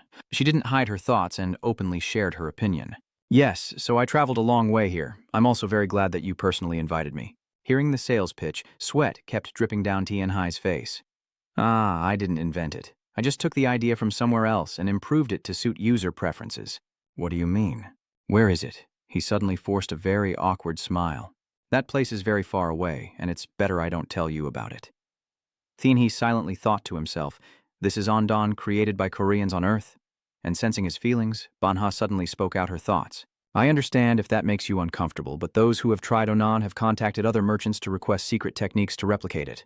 I only want to ask for your secret technique so I can do business with it." Understanding this made Tianhai feel very excited. Do they want to be the ones to create it themselves? Her face remained unchanged when she spoke about these things. Not to mention several sect leaders from other factions had already invested heavily in installing glass windows.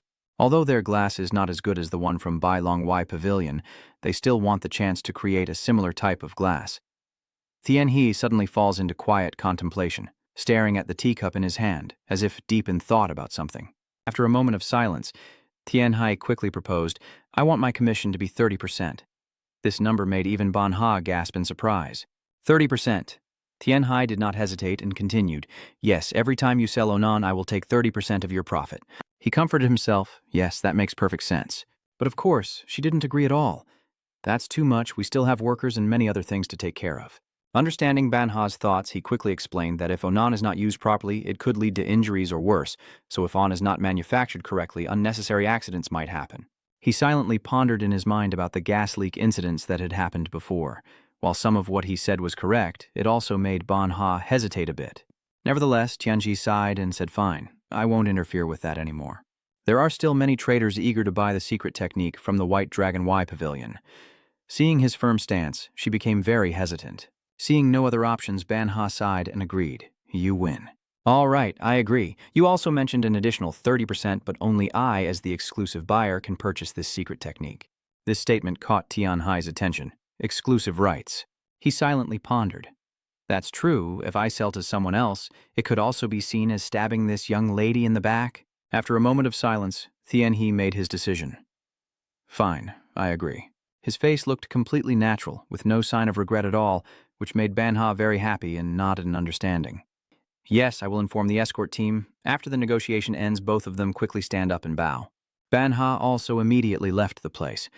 After seeing everything was settled, Tianhe finally let out a relieved breath. I've taken care of Ondon. It was a pretty good deal for me. Next up is Thantnyaj. Shortly after, my subordinates rushed in to report that the merchants trading Thantnak from the Kongtan family had arrived. I see. Is that so? All right, I'll go now. Tianhai immediately steps outside, his face showing clear anticipation. The senior sisters of the Kongtong sect haven't seen them in a long time. His thoughts kept flashing through his mind. I heard that she has become famous throughout the martial world for following what I said before, which makes me even more contemplative. I have kept the black pine cloud sword ever since then. Then Tianhai suddenly spotted a luxurious candy right in front of him. He happily ran over and asked, "Are they here already?" The scene before his eyes surprised him a little. The familiar yet unfamiliar figures of the two caught Tianhe's attention. They had grown much more mature, still carrying the same aura as before. As soon as he saw Tianhe, Gongton burst into laughter and started a conversation. "Hey, little guy, you're looking even more handsome." He smiled and stepped closer, asking, "Are you doing well, sister?" She happily replied to him, "Of course we are very well." Kongton's sister also smiled and chatted happily, delighted to meet the renowned little dragon of the unfailing legend. Seeing everyone's joy, Tianhai quickly bowed in greeting. "Thank you. It's been a while, hasn't it?" He thought silently to himself. Gongsa Haiyan still as elegant as ever. Haiyan immediately raised her hand and bowed in response. Remembering something, she smiled and reminded him. "All right, Cat Nian, it's been a while since you visited Baklong Yiquan. Go say hello to your friends." Tianhai didn't notice that there was still someone hiding behind the carriage. Her face suddenly turned red, visibly. Seeing the familiar figure, Tianhe was a bit surprised. Cat Nian's worried figure slowly approached, her hair flowing in the wind, wearing a strange yet modest outfit, her face slightly shy as she hurriedly greeted. Tianhe happily runs over to start a conversation. "Cat Nian, is that you, little sister? It's been a long time since I last saw you, so I didn't recognize you." He silently thought to himself, "She has grown a lot." Cat Nian laughed, quickly replying, "You too, brother, you have also changed a lot." She shyly asked, "Are you well?" He smiled and nodded as they continued their conversation. "Of course I'm fine." Realizing something was off and feeling confused, why does this situation feel so embarrassing?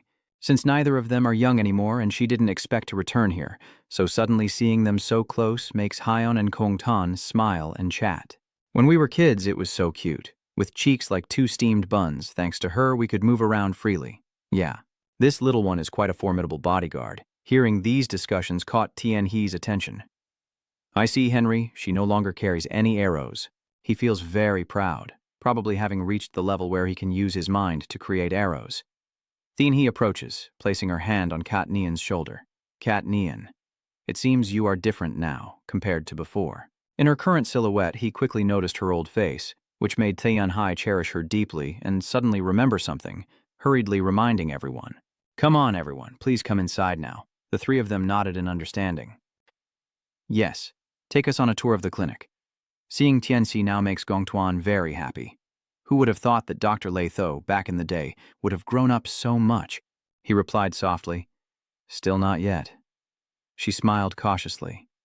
"Do you know you've become famous everywhere?" Looking at the busy people here, she also has to feel amazed. The clinic has also expanded and become a very livable place. There really have been many changes. Haiyan curiously looked at Tianhai. "So it's because you healed Bai Long that things turned out like this?"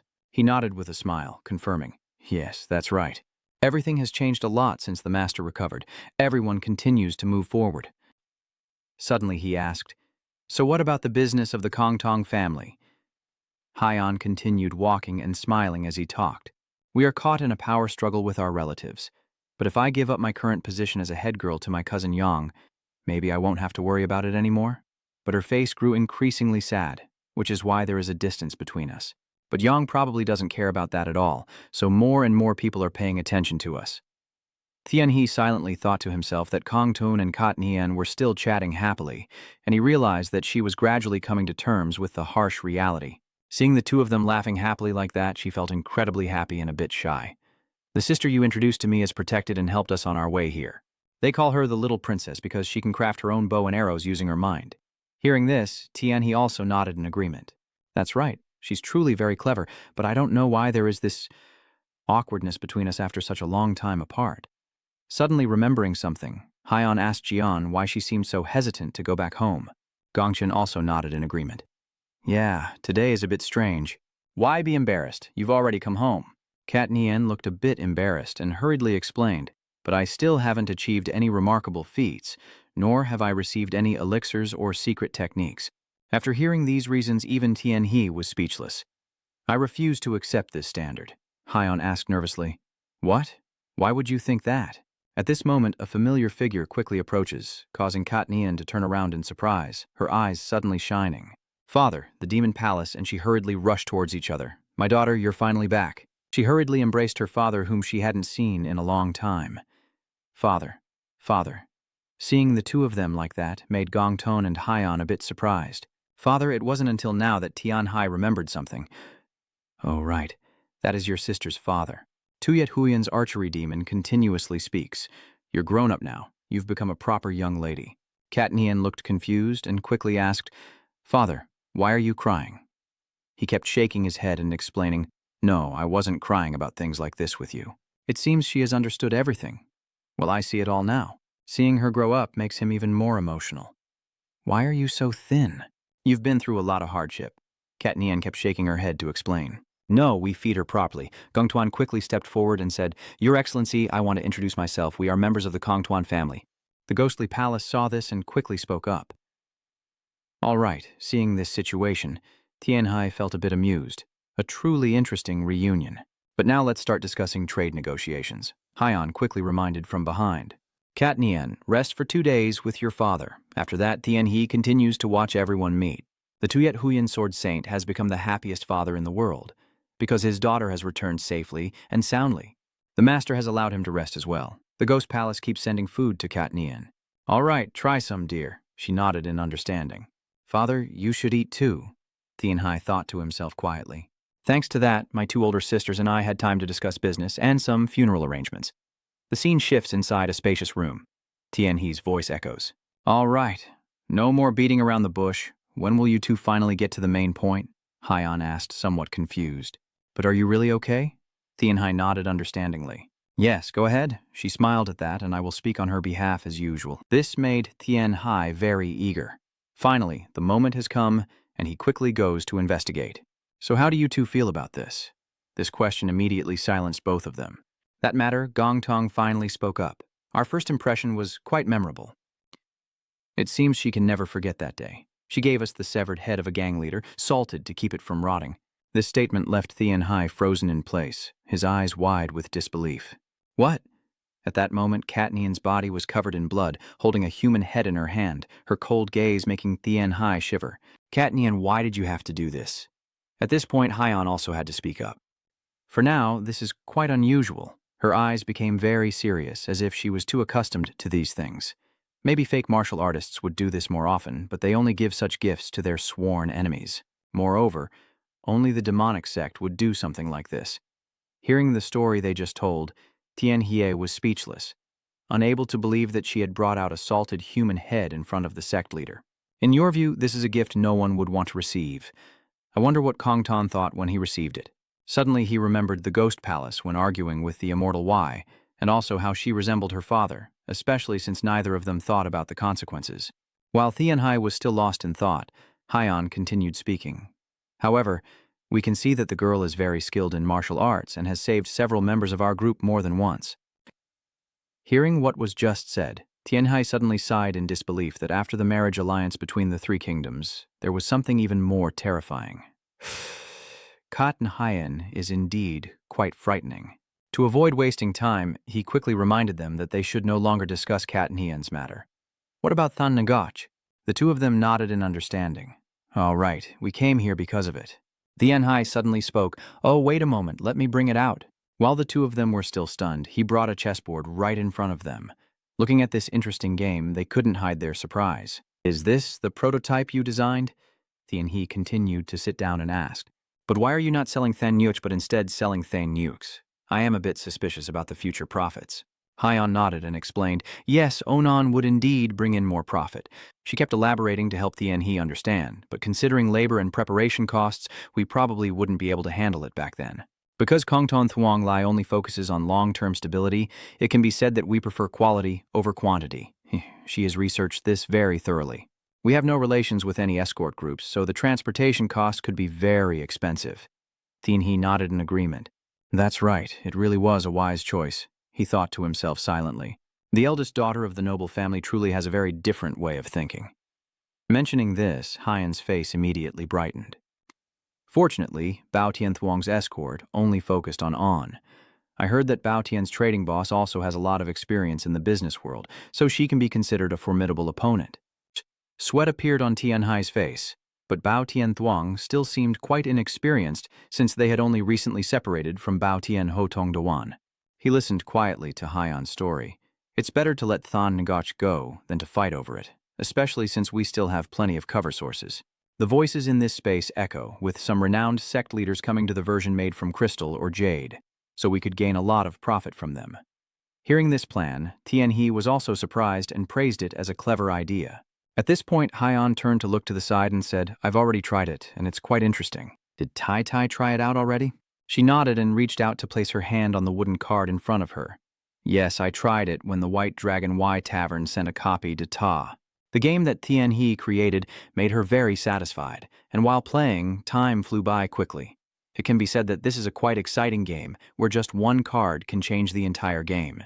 This made Tian Hai extremely happy. Great, I'm about to get rich, no more wasting time. He quickly spoke up, and it was my turn to make a deal. While the two of them were still confused, he continued to propose, I want the Kongton family to have exclusive rights to market it, and I will receive 30% commission. This number surprises both of them. What? 30%, Haiyan calculated very seriously. A 30% share makes Tian Hai quietly realize that she's really putting her all into calculating the costs. Then he continued to suggest, I will return the design along with the game manual and might offer a discount. Gongtuan couldn't help but laugh and praise upon hearing this. You're quite good at business, Tian Hai forced a smile. Is that so? Haiyan on this side is still lost in thought. I think I can trust and agree to this deal. She suddenly agreed. Okay, let's go with that deal, which surprised him a little. Are you going to decide so quickly? The two of you have thought things through very carefully. I am confident you will succeed and prosper. In the blink of an eye, the next day arrived and the sun shone down on this place. Etienne was very surprised by the plan that Tian Hien had made. Really? You made a deal with them like that, truly my disciple. Hearing that, he chuckled and replied, This is just the beginning. This excites YTN immensely. There is still a future ahead, and I am very looking forward to it. The sound of people talking echoes through the space. At this rate, the clinic will surely make a lot of profit. Hi, as expected, you're not only skilled in medicine, but also very clever in business. Please inform Thuong Tai about this. Tian Hai's voice, mixed with surprise, sounded. Why now? Etienne responds with calmness. That's right. The martial world is known as a place ruled by top martial artists, but very few among them have the ability to lead and guide. I really admire that kid. Hearing that, he could only force a smile and think to himself, Here we go again. Tian Hai thought about the large crowds continuing to say, Take your time. No rush. Once traders start talking about this, no one will be unaware of it. And if more people use fake Odon immediately after reading the news, the consequences could be unpredictable. So I should just take it slow then. YTN also agreed and nodded with a gentle smile. I understand now, silly little brother. This is the perfect opportunity for you to impress the sect masters of the other clans. But please wait a little while. The clear blue sky stretches over the rooftops as he walks alone along the winding road, fortunately. Master still hasn't told others that I have been practicing internal energy for over 60 years. The image of Kung Van being scolded appears in Tian He's mind. If the sect master of Nam Kung knew about this, Nam Gong Un might be scolded again. At that time, I will be the one indirectly putting pressure on the other martial artists in the world. After a moment of thought, another figure suddenly appeared in his mind, making him stiffen. The champion of the Long Puang festival, but surely Duangan Tang is an exception. The two of them anxiously discuss beside the girl, Duangan, Huyet, and Ansao.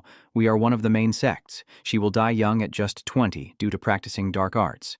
That is something that should not happen in the Duong family. The Fire Dragon seal has been released, so don't talk about such unlucky things right in the middle of the Long Phoenix festival. A gentle smile appeared on Tian He's face again, as thoughts ran through her mind. According to rumors, she seems to be enjoying her youth. Oh right, Thang Yuch and Ondan are causing a stir in the underworld. Those thoughts keep lingering in the blazing sunlight. Both Bao Tian Van's traders and the Kongtan family could make a pretty good profit from them. At that point, I will invest more in the production of snake soap and white spirit crystal. Sunlight streams through the eaves. A month later, in the study of White Dragon Y Tavern, someone loudly shouted 3 words, "Little White Dragon, elders." He slightly bowed his head and saluted the group in front of him. It's been a long time since we last met. Seeing the expressions of those in front of him, Tianhe couldn't help but feel confused. Why did they all look so serious? He looked at Pagos with a stern face, his brows furrowed tightly, and the old elder's face also appeared quite serious. But in the end, he couldn't contain his curiosity. "Master, what's going on?" Just a glance up made me so surprised. "What is this?" Etienne looked up at him and replied calmly, "The princess has sent a letter." This answer made his eyes widen in surprise. "What is it?" The scroll on the table from the palace looked so dazzling. A letter sent to the medical clinic, and it's definitely not good news. He stepped closer to the scroll and asked, "What does the letter say?" No wonder everyone looks so serious. Etienne's hand rests on the red paper on the table. In simple terms, he slightly lowered his eyes with a calm tone, telling everyone present that the emperor's relatives are ill and they want the prince to come and check their pulse and treat them. But this is a private matter, known only within the inner circle, so they sent this letter to call you to the palace. At first, you might be confused about why you were chosen, so the princess herself sent you this letter. This makes Tianhe's lips curl down slightly in tension. What's going on here? Get out of the way and break the silence. Although this is not an order from the palace, it was personally written by the princess. Even the palace physicians, known for their skill and respect, are at a loss. Etienne stands silently, watching and listening to his analysis, realizing this could be a very serious problem. What if we all take turns discussing and then say that Baklong Wai Quan just had something happen and we can't go there?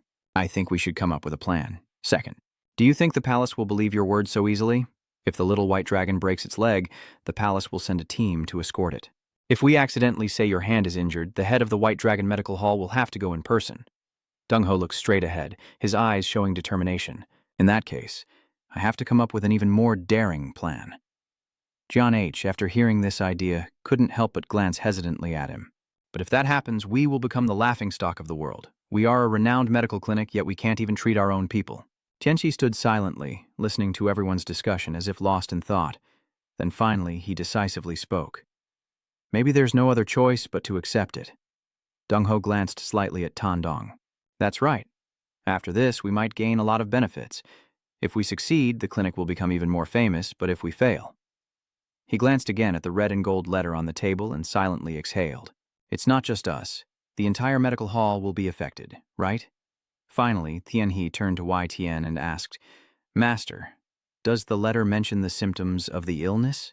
As soon as the question was finished, the other person immediately handed him a roll of paper, which the imperial doctor had mentioned. Tianhe lowered his eyes to read the contents, the neatly written words covering the entire page. The content made him grit his teeth. Oh no, these symptoms. In the worst case, the images of the internal organs could indicate colon cancer. Her hand slammed down on the table, startling the 2 people opposite her, indicating a very concerning symptom. Yai Tian seemed to understand Tianhe's thoughts. "Are you referring to the tumor on the right side causing constipation?" he asked thoughtfully, with one hand resting on his chin. Yes, this could be a quite serious case. Next to him, Tianhe kept silently pondering. Cancer in this modern era is not an easy disease to cure. In this world, it's essentially a death sentence for those affected. Doctors in 21st century Earth performing open abdominal surgery on a patient in the hospital bed usually combine it with other methods. Of course, with these symptoms, surgery is necessary. The tumor is removed from the patient's body. To eliminate the malignant growth, he stands straight in the morning sunlight, lost in thought. But if it's colon cancer, it's hard to tell that the tumor has reached this stage just from symptoms described orally. Diagnosis will be difficult. The fingers pressing hard on the edge of the table made even the royal doctors helpless and call for Baklongwai's help. Imagine the image of the tumor in your mind, hoping it's still in the early stage, as the voice once again echoed in the grand hall. We cannot retreat, right? Metian lowered her eyes slightly and replied softly, "Of course, if the princess and the emperor personally request it, how could it be refused? This is getting interesting."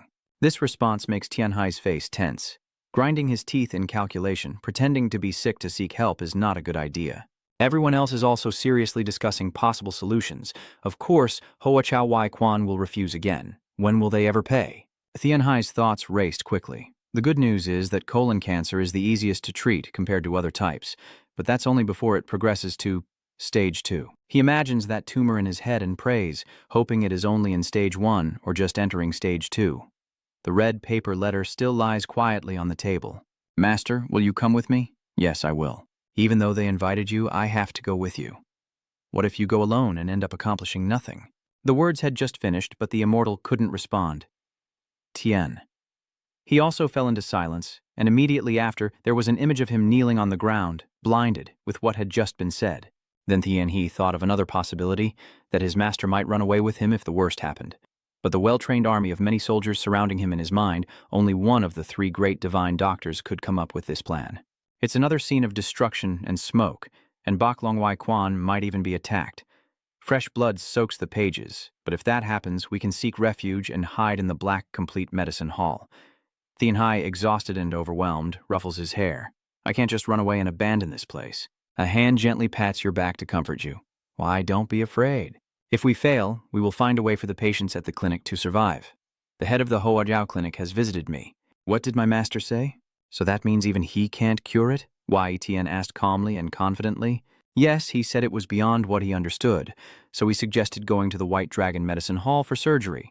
How could that little scoundrel do such a thing? The arrogant and smug look of that person appeared in his mind. He never did this before. It seems he still bears some grudge from the princess's accident. Tien Hai spread his hands and planned. We need to gather information now. It really can't be avoided. Maybe I should see this as an opportunity. His demeanor suddenly changed completely, surprising the person opposite him. How can you stay so calm in a situation like this? The answer is Tien He's gentle, weightless smile. He clasped his hands in a respectful bow and confidently smiled. Anyway, a healer's duty is to cure the sick. In Wei Tian's gentle smile, there is pride as she looks at Tien He. The faces of the others also relaxed. As expected, he is the future sect leader of the White Dragon Medicine Hall. The letter from the palace lies quietly there, no longer heavy under a clear and beautiful blue sky. A few days later, at Hoa Chao Medical Clinic, voices rose with a mix of surprise. What? The master of the White Dragon Medical Hall has agreed to go to the palace. The subordinate bowed respectfully and reported, Yes, the little white dragon will accompany him. Tien He's voice was filled with cunning as if harboring some sinister thought. They definitely won't be able to cure this disease. Tien He Chu, the sect leader of Hoa Chao Medical Hall, is that really the case? That's right. Even the immortal doctor is helpless against that disease. Still, the patient is very close to the king, so he's trying everything to cure it. Tien He Chu slightly lowers his eyes and bows his head, but life is not like a dream. The person opposite responds with disappointment. Even he cannot do anything. He gently rests his hand on the table, raises his head, and a sinister smile appears as he achieves his goal. After all, who will be responsible if that person doesn't survive the treatment? Surgery is necessary, so I suggested the Bai Long Medicine Hall, because not only will the old doctor fail in this matter, but the servant who overheard his words couldn't help but be amazed. Surgery is not like taking medicine. It can take the patient's life at any moment if not done properly, and it can also affect your reputation. Tianxi Chu slightly tilted his head and replied frankly, Yes. The immortal doctor was powerless against this illness, so Bak Long Wai might opt for surgery instead of prescribing medicine to cure it. Hearing this, the servant couldn't help but recall the 2 Wai Tian and wondered aloud. So what if they don't use surgery then? At that moment, a clear voice responded. The imperial doctor will blame them for trying to avoid responsibility. The servant pondered and said, That makes sense. Tianxi Chudan smiled cunningly with his hands under his chin, of course. A moment later, a confident voice spoke again. But Lord, what if they managed to cure this disease? His fist slammed down on the table as he glared angrily at the servant. How could you think they could make it possible? Even the immortal doctor is at a loss. He could do nothing but silently accept the fury of the superior. He stood up from his seat and continued, Stop meddling and tell my doctors. God is on our side. It's time to celebrate. The servant stammered as he received his orders. Yes, master. The sunset illuminates the distant mountains. The buildings gradually fade into the hazy evening light. A week later, in the palace, the lamps are slowly lit, and the tall, silent watchtower stands in the darkness. The sound of solitary footsteps echoes through the vast space. Yai Tian and Tien Hie follow behind the guide. He gazed at the scene before him, thinking to himself, This is the royal family's residence, so quiet and peaceful, which is understandable since there are people ill inside the palace. The footsteps of the person in front suddenly stopped. The 3 of them bowed towards the large door in front, and the guide respectfully reported, Princess, the people from White Dragon Y have arrived. Wai Tian and Tien He lowered their eyes, waiting silently. The voice from inside the brightly lit room announced, We're here. except for the little white dragon. Everyone else, please leave. I have something to discuss with him. As soon as the voice finished, he raised his head quickly, but I also want to see my master. The figure inside remained silent for a moment before finally speaking in a helpless tone to the two outside. I've lost to you. Indeed, I just wanted to tell you. But your master is a very stubborn person. Etienne clasped his hands and spoke softly. Please forgive me. Under the solemn and sturdy structure, a voice echoed, Come in. The candlelight illuminates the entire room, casting light on the documents being flipped through on the table. Are you really that troublesome? The person opposite raised a somewhat reproachful voice. Notorious in the martial world like a double-edged sword, you could be provoked at any moment. Chu-Ha's sharp eyes smiled as he looked at them. Why do you look so downcast? Are you still angry at me for stealing your disciple? Etienne remained unchanged, her face calm as she respectfully replied. How could the divine forget? The other person slightly raised their head, smiled broadly, and said, Indeed, you are still so calm. Little white dragon, you must have endured hardships staying with your master. Why does everyone keep saying that to me? They probably don't know that the master cares deeply for his students. Chu-Ha's tone became serious. All right, let's get to the main topic. You all understand, right? Her eyebrows furrowed firmly with determination. I just want one thing. I don't know what you will do. Just make sure nothing happens to that person during the treatment. Chu-Ha added, I will handle the rest. Does Tianhai find it hard to believe what he's hearing? He silently thought to himself, which means we have to step in and treat that person. She thought about that person's condition and kept saying to herself, anyway, once you have that disease, you will die. Not to mention that person is just a puppet and cannot fulfill their duty. Even the immortal doctor who can diagnose any illness didn't know what it was. He didn't say a word, because if anyone found out that someone in the royal family was ill, it would weaken the throne. Chu-Ha's face was full of seriousness and gravity. As the successor of the Empress Dowager, I must appear truly resilient. That's right. Members of the royal family must be like that. Tianxi's gaze fixed on the girl in front of him, secretly acknowledging that the crowd and the royal family members appearing in his mind were because they were descendants of the Empress Dowager. They are the rulers of the throne and the country. And in the future, the strong will hold power, while the weak in the family will be cast out. Even illness alone is a stain on their hearts. Etienne glanced over cautiously, but there was something unusual about the fact that he had to hide his illness within the imperial family while his dynasty was still strong. Chu-Ha gently closed her eyes and smiled back. Normally that's how it is, but what if the kingdom starts to weaken just because of this? As soon as the words finished, both Tian were a bit surprised. She stood up while supporting her knee and said, If you just say it out loud, outsiders will speculate about everything, and things will get even more complicated. You should only check that person's pulse, but don't remove their mask. Think carefully. Is Xiao Bailong smart because of you? A bead of sweat drips down Tian. He stiff-faced as Chu-Ha, with a confident smile, looks at him like a powerful person. All right, let's go meet that person.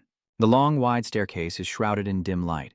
The quiet, deserted porch makes it clear this place is abandoned. But why is there not a single person here? The two of them followed behind Chu-Ha with only a few guards watching here and there. Turns out only a few authorized people are allowed to come here. Both of them bowed their heads respectfully to the person on the bed. Do they want to hide the patient's identity that much? A commanding voice suddenly rang out, causing Tianhai to stare in shock as his hand beneath the clothing tried to move in his surprise. What's going on? I can't move. That voice keeps echoing from inside the tightly closed curtain. Only my pulse can be checked. Nothing else should be touched. The pupils in Tian's eyes slightly contracted in horror, a secret technique that can control others just by speaking. He looked at the person standing straight ahead, thinking that if Du-Ha could use the Iron Dan technique, then this person might use mental power to control others. After a moment of shock, Tianhe spoke with tension, the designated god to check the pulse. That's right. Chu-Ha looked at him and nodded slightly. Don't worry, just focus on practicing. Tian said nothing, only silently glanced over and stepped forward lightly. One hand lifted the heavy bed curtain, thinking to himself that being close to the royal family in a novel was a very rare occurrence. The figure on the bed gradually came into view, and since Tian Maihaluan no longer intended to rebel, we know very little about the royal family. Only Du-Ha might be able to, just by looking, to guess this person's identity and abilities. He gazes at the face hidden behind a metal mask, begins to feel the pulse, holding the other's wrist with one hand, 2 fingers placed on the blood vessel there. Tianhai lowered his eyes to feel the pulse beneath the skin. Based on the bone structure, this person appears to be in their 30s, with well-developed muscles, and although their physical condition may not be as good as Du-Ha's, Their martial talent is different. A faint blue light surrounds his body and something begins to emerge. The deep blue rays probe and explore. Finally, he opened his eyes and directly asked the Emperor in bed, "Do you ever absorb any toxins?" He responded in surprise, "Of course, but even the old sage cannot know about it. Fortunately, I also took the antidote in time and survived." Tianhe replied briefly, "I understand." He recalled what he had just felt and noticed some signs of damage in the intestines and digestive system. The hand with the faint blue light reached out again, so the deity could see it more clearly. This time, the hand placed on the person's stomach on the bed. Tianhe's lips pressed tightly together, focusing his mind while the Emperor lay still and commented, "The way you take my pulse is completely different from those before you, from the old doctor to the fisherman." The faint blue light continues seamlessly from Tianhe's body to his. "Yes, please bear with me a little. Close your eyes and focus. This is not stage 1. Open your eyes and look down." Tianhe concludes that the cancer is in stage 2. In the worst case, the image of the tumor inside the body appears in Tianhe's mind. Once it reaches stage 2, the tumor will completely penetrate the patient's muscle layer and blood membranes. The collaborating surgeons in the operating room try to remove the tumor. In this case, during 5 years of treatment, the patient's survival rate is from 60% to 80%. Although the survival rate is lower once it reaches stage 2 compared to the early stage, early detection might allow for better control of the larger tumor before it spreads further. Only when it reaches stage 3 does it become a true nightmare. Once the lymph nodes start to move and the tumor's size changes unpredictably, removing it becomes more difficult than ever. Even if the tumor is removed from the patient's body, the patient's survival rate at that point would only range from 30 to 60%. Tianhe's face looked heavy as he gazed down at the Emperor's abdomen. This person's condition may have already passed stage 2. His eyes flickered slightly as he thought, "Luckily, it's colon cancer, and not rectal cancer. This way I can diagnose its condition more easily during surgery and the complications might not be seriously affecting him." Tianhe looked at the masked person lying quietly on the bed, continuing to think. Not to mention after the surgery, the excretory organs might not be affected, and currently the inability to urinate could be due to that tumor. A moment later, he slowly asked, "Do you think I can get through this, little white dragon?" After a moment of silence, Tianhe finally spoke. "The surgery to remove the tumor is crucial, but I cannot guarantee you will live beyond a year." The Emperor lying there was not much affected by this information and calmly asked, "So at least I can live until the end of this year?" My eyebrows furrow slightly and my eyes look serious. I'm not entirely sure, but based on what I've examined, there's a possibility. He listened in silence, his face hidden behind the mask. Then after a moment, the Emperor calmly asked, "So you will cut open my stomach and put me under anesthesia to make me fall asleep?" "Yes, and we swear we will not remove your mask during the surgery." He continued in a serious tone, despite the expressions of Chu-Ha and Yi-Tian. The Emperor's royal robes have said the same. "I don't know what kind of trouble my sister's summoned doctor will cause." While Tianxi stands there, lost in thought, her stomach and intestines severely damaged by poison. It seems this person is more skilled at arranging troops than fighting on the battlefield, so he would be able to see who the traitor is. Chu-Ha tilted his head and looked toward the front of the bed. You're always cautious of everyone." Tianhe was a bit surprised and repeated the word in her mind. "Oh, is that this person's name?" He simply responded as if it was nothing unusual. "If I am not cautious, I could die just like my nanny did a long time ago." That made her realize the truth. "That's right, after they finish talking, Tianhe will speak. Please allow me to treat your intestinal condition now." "So, you're going to cut open my stomach too?" He quickly answered the question from the person on the bed. "No, we will use acupuncture and herbal medicine to treat it." "Then go ahead." His reply echoed among the structures. "Yes, I will start right away." Light shines on a corner of the bed. "Hi, you've thought this through very carefully." "Yes, at that time I only wondered why the royal family had to endure so much pressure."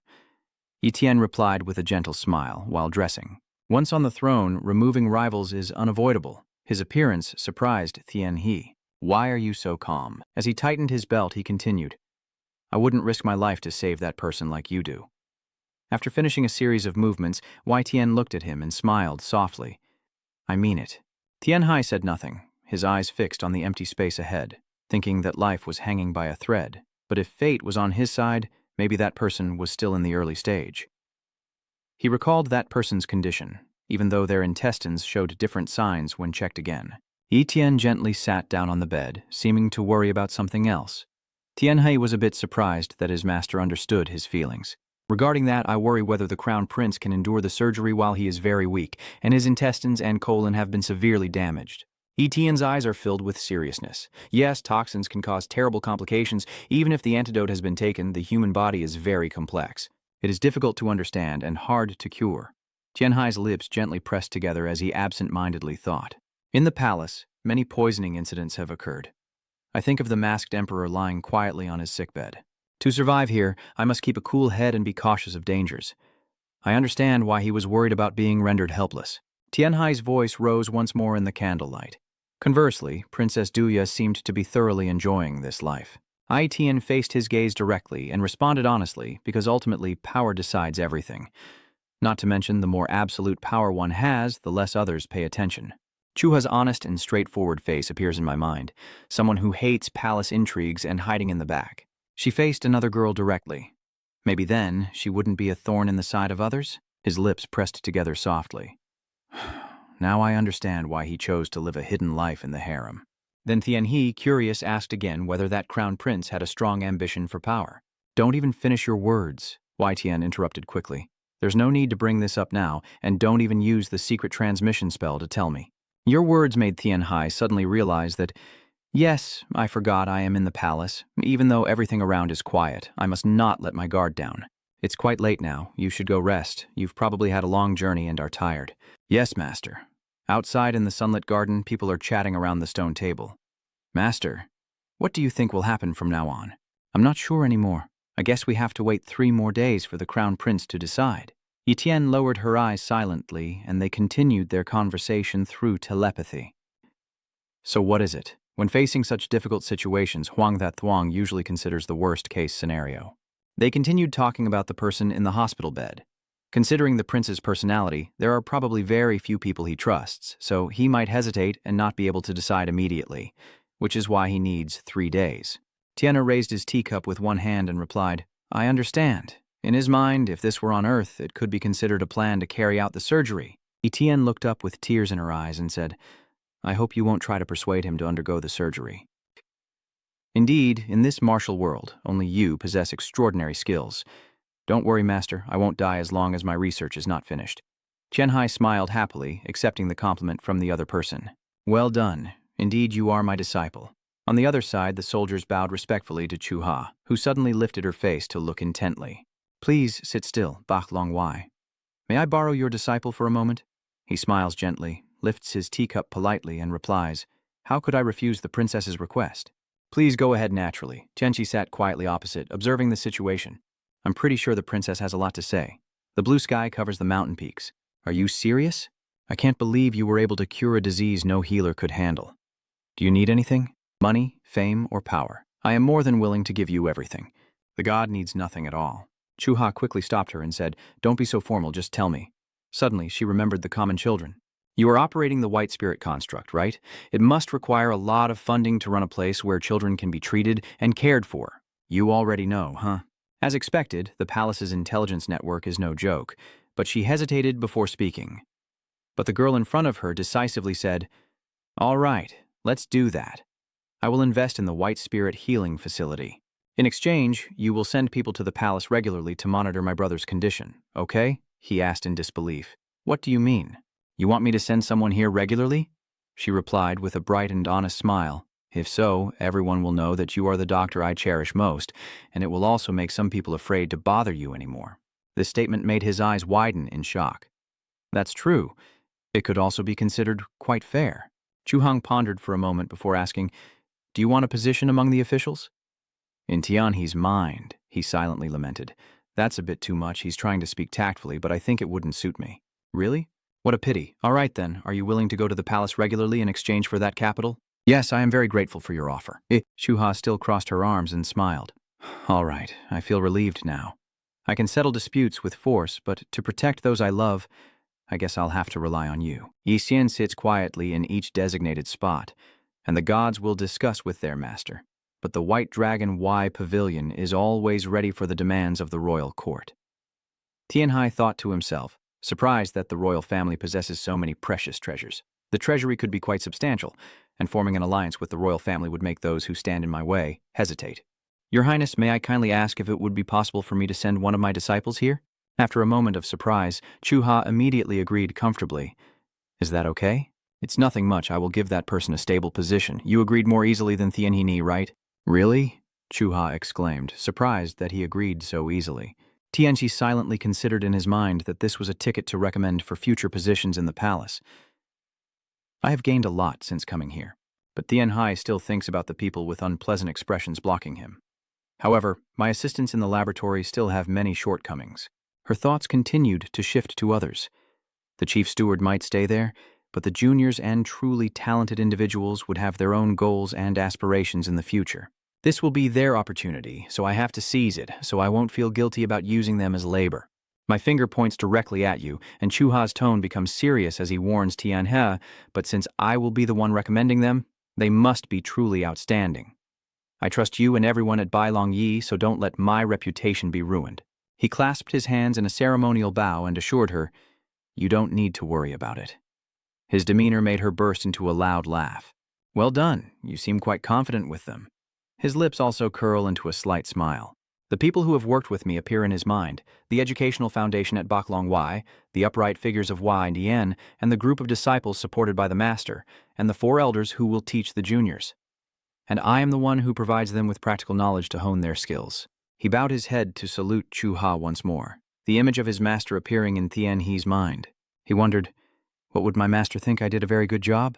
Tianxi clenched his fists with a confident smile on his face as a voice echoed in the dim room. What happened to that child? 2 figures fall to the ground discussing, the treatment is complete. When will that deal take place? Based on the recovery progress, it might be within 3 days, so fragile. They continued their discussion in the quiet night. Your Majesty, taking care of your health is very important. Your Majesty, I am very saddened by this. Placing my hand on the mask on my face, I reach behind my head to undo the knot, and as I speak, I remove the mask, saying, should I meet that young man because he will treat the Emperor? A sharp gaze and a faint smile gradually appeared in the light.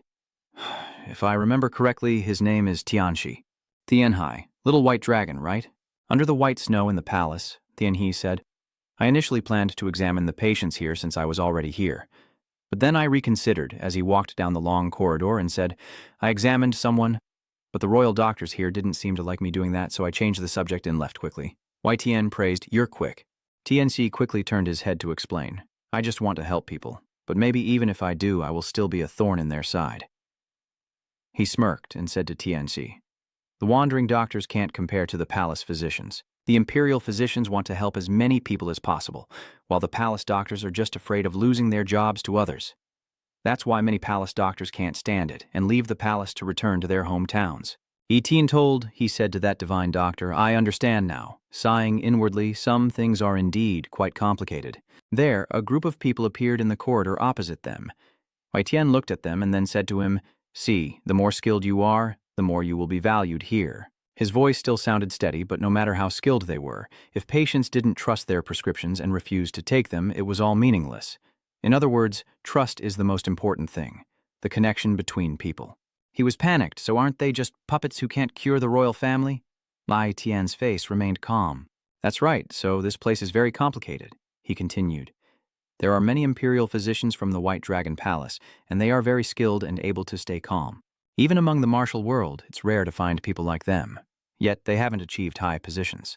After hearing him, Tianhe spoke up, so the princess personally recommending us makes us even more valuable.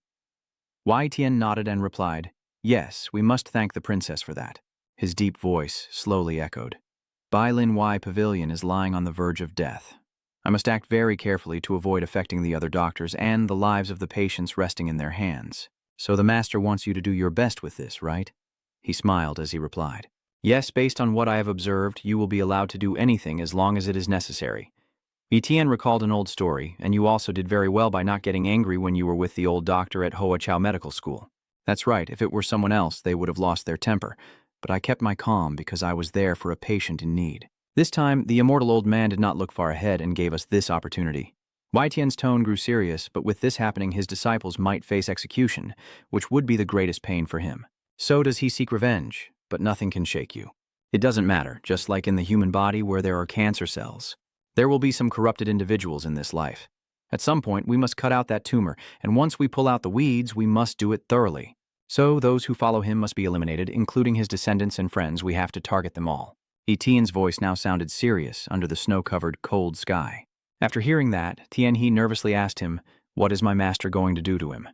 Wai Tian, after a moment of silence, replied, "I don't know anymore. I still can't tell if he's a good person or a bad one. But from this situation, maybe we will find out." His sharp eyes looked at Tianhe, and he could only silently watch his master. Under the red eaves, Wai Tian asked, "Do you ever think that I am a monster?" Tianhe hesitantly replied, "I still don't fully understand the martial world, so I can't make a conclusion. I only know that standing in a position no one can reach means enduring terrible things no one can tolerate." His pale face and sharp eyes look straight at his disciple. He continues slowly, "By the end of the day, you will have to make a decision to protect both your own interests and what belongs to others." Remembering those fierce people makes Tianhe talk more. The martial world might gossip and call him cold-blooded, but he will accept it. Etienne placed her hand on his shoulder and said, "Sometimes I feel I am not worthy to be your master as snow continues to fall in the freezing cold." He thought to himself, "This is truly a desperate situation. If it happened to me, would my heart turn to stone and cause me to kill everyone?" Tianhe wondered to himself, lost in his thoughts, his eyes fixed straight ahead. Suddenly, the soft sound of footsteps and a faint cough approached, causing them to panic and turn around. Both of you, bowing respectfully, say, "Princess, when did you arrive here?" Chuha asked, "It's very cold outside. Why don't you come inside?" "The Crown Prince wants to see you," she asked curiously. "Aren't you cold?" The peach blossoms blooming in the snow are truly beautiful, aren't they? And even though Yuan is always very cautious, they still have to endure pain. Even before passing away, Chuha's gentle and sorrowful voice was heard. Tianhe delicately took off his coat and placed it on her shoulders. "Is this a tiger fur coat? A friend of mine gave me a tiger pelt to make this. It has helped the god a lot, so it will surely make you feel warmer." She looked at him and smiled softly, saying, "You're probably the only one who will take care of me. A war god would get cold."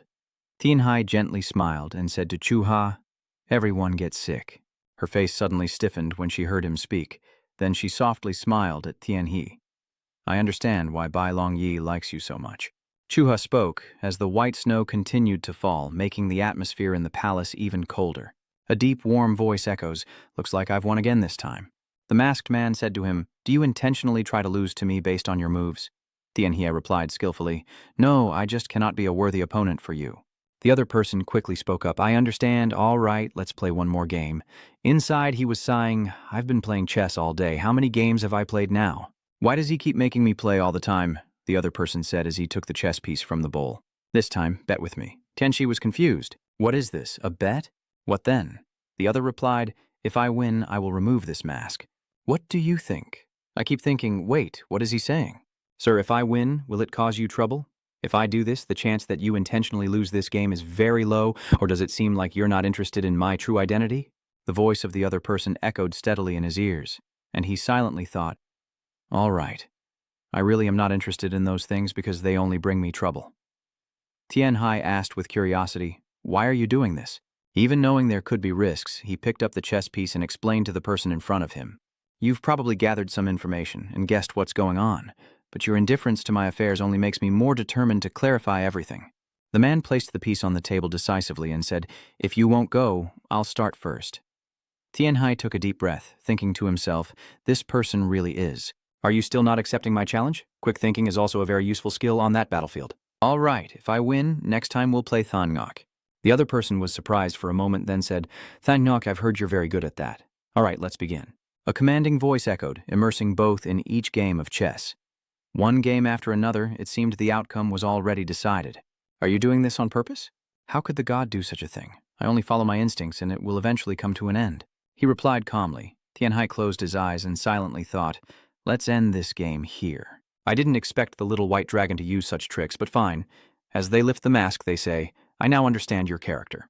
The outcome of the game doesn't matter, the voice still steady ringing out, and he, in panic, wondered, what is this? Is he really going to take off the mask? "I am here." Tianhe kneels on the ground and sincerely says, "I truly beg you, I should not have seen your face." He raises his head as the other person commands, his voice steady, echoing, "I really want you to be mine. I hope you will see this face." He kept his head bowed, eyes closed, hesitating as he said, but the other person patiently continued, "Seeing how stubborn you are, you must already know who I am. If so, you should understand where this will lead. I hope you understand why I don't use my powers now." At this moment, Tianhe finally realizes the issue. Longtum thinks. Right, if he wanted, he could use it to force me to face him. So lift your head and look at me. Tianxi slowly raised his head, opening his eyes wide as sweat dripped down. He gradually looked up from his hands resting on his lap, then at the pure white clothes the other person was wearing, and finally at a pair of sharp, piercing eyes. As he looked at the other person, he thought to himself that he looked more like a scholar than a martial artist, but his face was also very sharp. The man then began to introduce himself. I am Pong Ha'u. Do you know Pong Ham? Hearing that name, Tianhe was startled and asked loudly, Isn't he the emperor? Ha'u? I nodded and replied, He is my twin brother. We complete each other's shortcomings. He said that everyone has a role, so my younger sister Chu Ha made me emperor. Tianhai was surprised and thought to himself, so there are really two emperors? I can't believe my eyes. Turns out this is a secret even Xiao Shou didn't mention. Ha Yu with closed eyes speaks softly. You seem surprised, which is understandable since very few people know about this. He slowly explained that since ascending to the throne, there are very few people we can trust. The soft voice still rings out steadily. Even your mother who protected us during the struggle for the throne has passed away. My younger sister blamed us a lot for that, but because of that, both of us were chosen to succeed. Even if someone is assassinated, there will still be someone to oversee the country, so this throne will remain strong, he said, leaning on his chin in thought. Bong Duha once mentioned that she was just a useless puppet. Just like having some grudges, there are probably still a few things she needs to think about. But is it really over? Tianhai wondered. Tianhai came up with a reason. Maybe she only watches over them because they are rulers. Thoughts kept circling in his mind, but as someone who has observed this world for a long time through novels and reality, perhaps things are not as they seem. He asked Ha in a calm voice, So your royal brother is in the palace? He smiled and replied, He can read and manipulate others' memories, making him more suitable to be emperor than I am. Tianhe silently thought, one person can read memories, the other can manipulate the actions of others.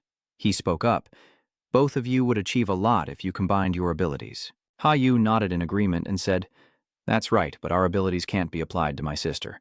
She knows how to counter it, or rather, no one can do it even if they know how to undo it. Tianhe was filled with questions in his mind. What is going on here? He seemed to read the thoughts of the person opposite him and responded, You don't need to worry. No matter what, my sister has the ability to change, so that we can ascend to the throne. If she calls the healer here for me, maybe the throne will still survive. He silently listens to the other person speak. Suddenly, Tianhe's eyes became sharp. He asked, Why are you telling me this? If you are truly mine, then it's best not to hide anything from you, and even if you try not to interfere in my affairs, I will still bring you along. I never thought I would meet someone who would use every trick to avoid getting involved with us. Tianhai closed his eyes, feeling sad inside. Maybe I went a bit too far. I'll slowly say this to praise you.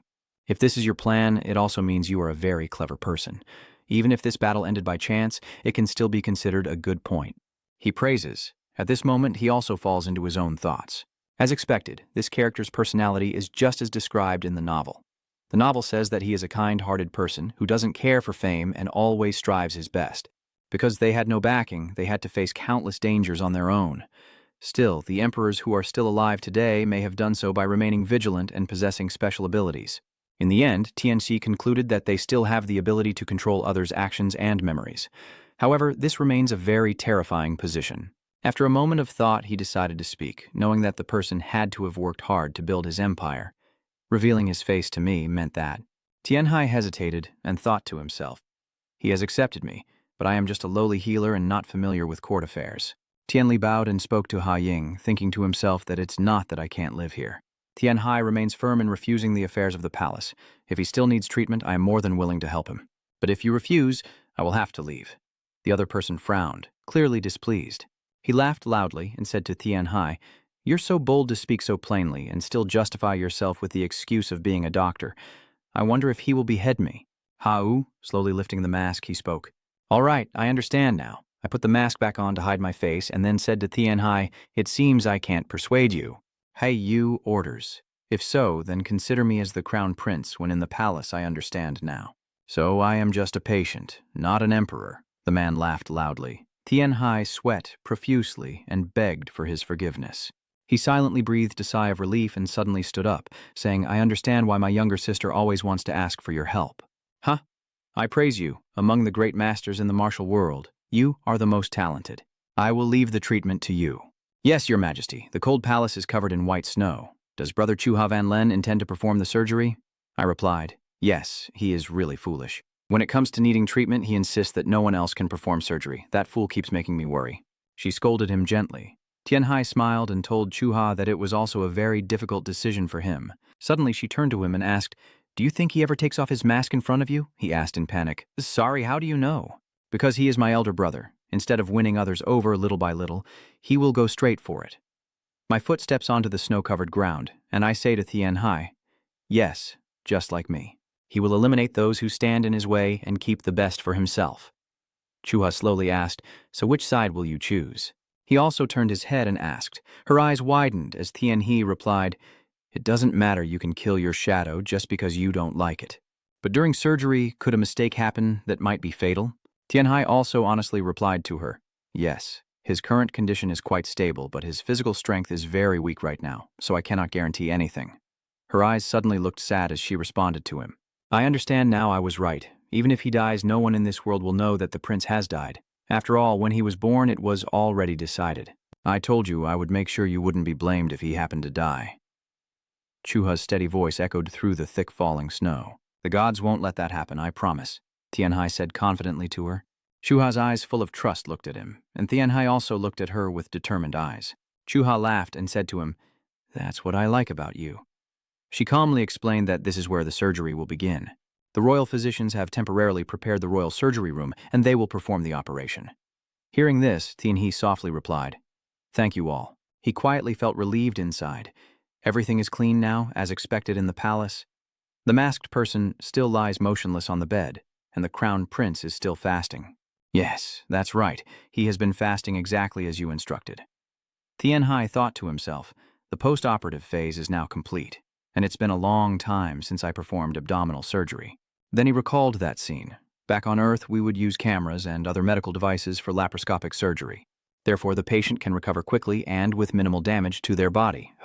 On the other hand, if we perform abdominal surgery, it may be easier to observe and diagnose, which is a plus. He, with a pensive expression and eyes closed, is now deciding which method would be suitable for this patient. The white cloth is spread out and the medical tools are neatly arranged. More importantly, I need to consider what might happen to the patient after the surgery. Tianhe observes and contemplates. We must consider the patient's quality of life moving forward and ensure his intestines are not damaged. Everything is fine when I use primordial energy to check his pulse. Sweat drips down his face. Looking back, I can't use radiation therapy for this patient here. If the endoscopy has been done, I might still have to operate on the abdomen. Then he quietly feels happy inside. Finally, the day has come. That night, everything suddenly became unusually lively. Little White Dragon has been up since dawn. What is he doing now? Training in martial arts? No, just meditating. Strange, but why is he just meditating?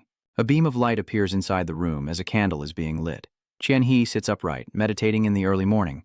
He meditates deeply, realizing that today's surgery not only put my life at risk, but also affected the future of the White Dragon Medical Association.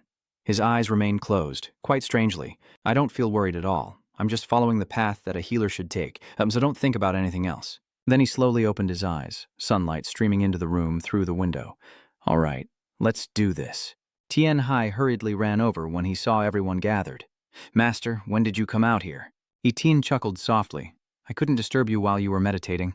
"How do you feel?" Hearing that, he replied honestly, very refreshed. "I slept very well." The disciples behind stand very formally, which surprises him a bit.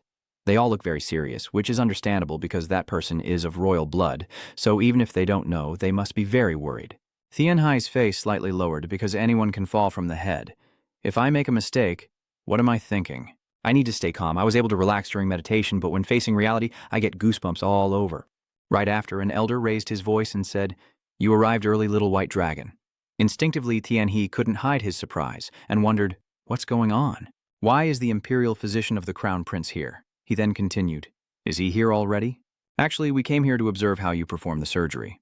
Hearing that, he nodded slightly. "What do you mean? What are you trying to say?" "I thought the supervisor had already been authorized and only the palace's designated physicians could come here." Then he begged earnestly, "Please just once let us observe the surgery and witness your legendary medical skills." The other royal physicians also wished for the same.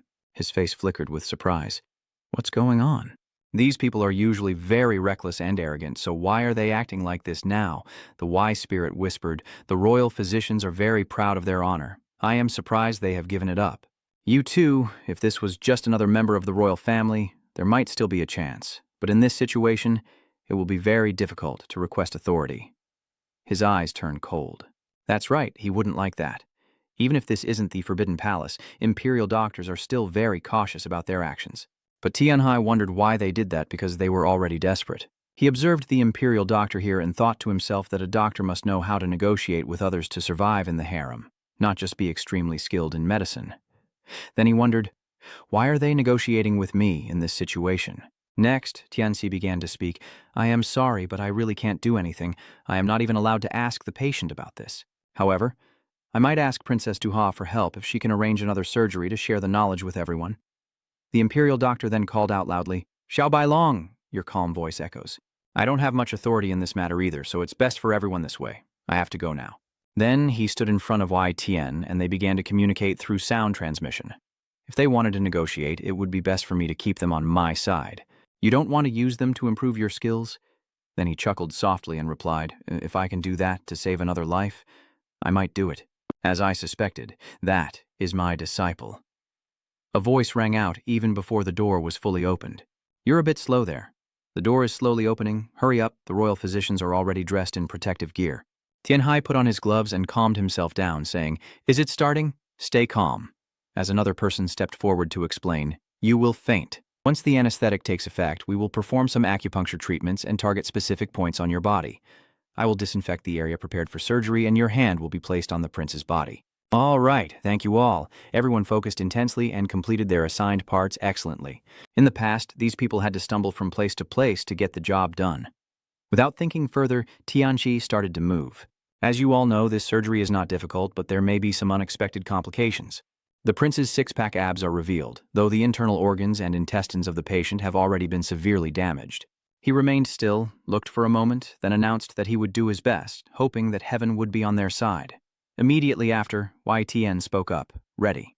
That person's voice was full of confidence. We trust in you. Hearing that, Little White Dragon felt completely confident.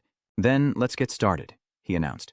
They perform open surgery. Everyone holds their tools, the scalpel slowly descends, cutting open his abdomen, and hot sauce splatters out as a soldier arrives at the study. He stands outside, reporting, The surgery has just begun, Your Highness. Inside, there is no response. Chuha sits inside, muttering, That guy's really brave. He's so young, but already so daring. The cup of tea is poured. She holds the cup in her hand, her face deep in thought. However, this stage will be very difficult, even if it is you. But you are the only healer I trust in this world. I'm counting on you, Little White Dragon. Then Chuha lifted her teacup to enjoy her tea and silently hoped, Please save Ha Wu. The scene shifts to the Crown Prince. The surgery continues. Sweat drips down Tianhai's forehead. And finally, success is achieved in locating the tumor, which is beneath the lower left colon. Then he looks up, realizing he has just endured both malignant and benign tumors, and he must have suffered a great deal. Then he used his hand to separate them. Oh no, the biggest problem now is that I can't be sure if I can operate down to the lymph nodes. They are attached with blood, and if any malignant tumor remains there, it will grow and invade other parts later. Once again, Tianhe suddenly remembered the past. When I performed surgery to remove necrotic tissue from Chan Yurang, I used a bit of fire energy in her body to locate the disease inside her. Maybe I can use it to detect malignant tumors. It's one thing to have it slightly expanded to detect the germ. Tianhe put his hand inside, but after several attempts at practice, no matter how small it is, we might be able to identify it. Then he looked at him and promised, All right, I will find it. A childish voice chirped from the Golden Palace. Hayu, do you want to become emperor? The emperor? The boy named Hayu asked back. He thought for a moment and replied clearly, Not exactly. The other person laughed brightly and said to Ha-U, I am the same. We are really alike. The two children laughed happily together, and I remembered my childhood when my father was still alive, before we realized how powerful we could be. The two children tugged at the woman's skirt, whining. Mother, will you play with us again today? Thoughts raced through my mind, and at that moment the day was truly peaceful. The rain poured down heavily on the eaves. Reading a book on a rainy day is really enjoyable. A voice full of excitement rang out. The older child, fanning the book, said, I think so too. Have you read this one yet? Huh? Looking at the book in response, I haven't read it yet. The older child whispered, Then hurry up and read it. It's really interesting. Holding the book, he smiled and asked, Really? Ha-U? Smiling brightly, he said, You're so eager to read it. But those peaceful days didn't last long, and the hacking cough made both of them scream in panic. Mother, what are you doing? Quickly call the imperial doctor here. Just below the ground, there's a half-bitten peach. The luxurious palace is crowded with servants, but no one offers help. They only cover their mouths and smile with sinister grins. The two children see those sinister smiles, their eyes turning cold. Apart from her body growing weaker and her pale face with constant sweat, the older girl beside her was panicked.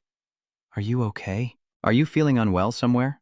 The sound of footsteps pounding on the ground and a calm voice echoed. "Did Mother eat the peach again, right?" the boy shouted angrily. "Stupid servants! Why do they keep bringing her peaches every day? We already told you. It's not like they intentionally poisoned me, it's just peaches. They haven't done anything wrong. That child is not willing like his mother. The nature of the palace has always been like that." The woman hesitated again, but one of the children clenched his fist in anger and said, "When I grow up and master my skills, I will sneak into the palace and cut down all the peach trees there." The other child nodded slightly in agreement. "Yes, that's a good idea. Cut them all down." He remains in the operating room, deep in a coma. That was the beginning of everything. That was when the two of us started risking everything to plan our escape from the palace. In her trembling voice, the woman patiently told the two children, "One of you will have to go with me." The other child stepped closer, disbelief in their eyes, and asked, "Mother, what are you saying?"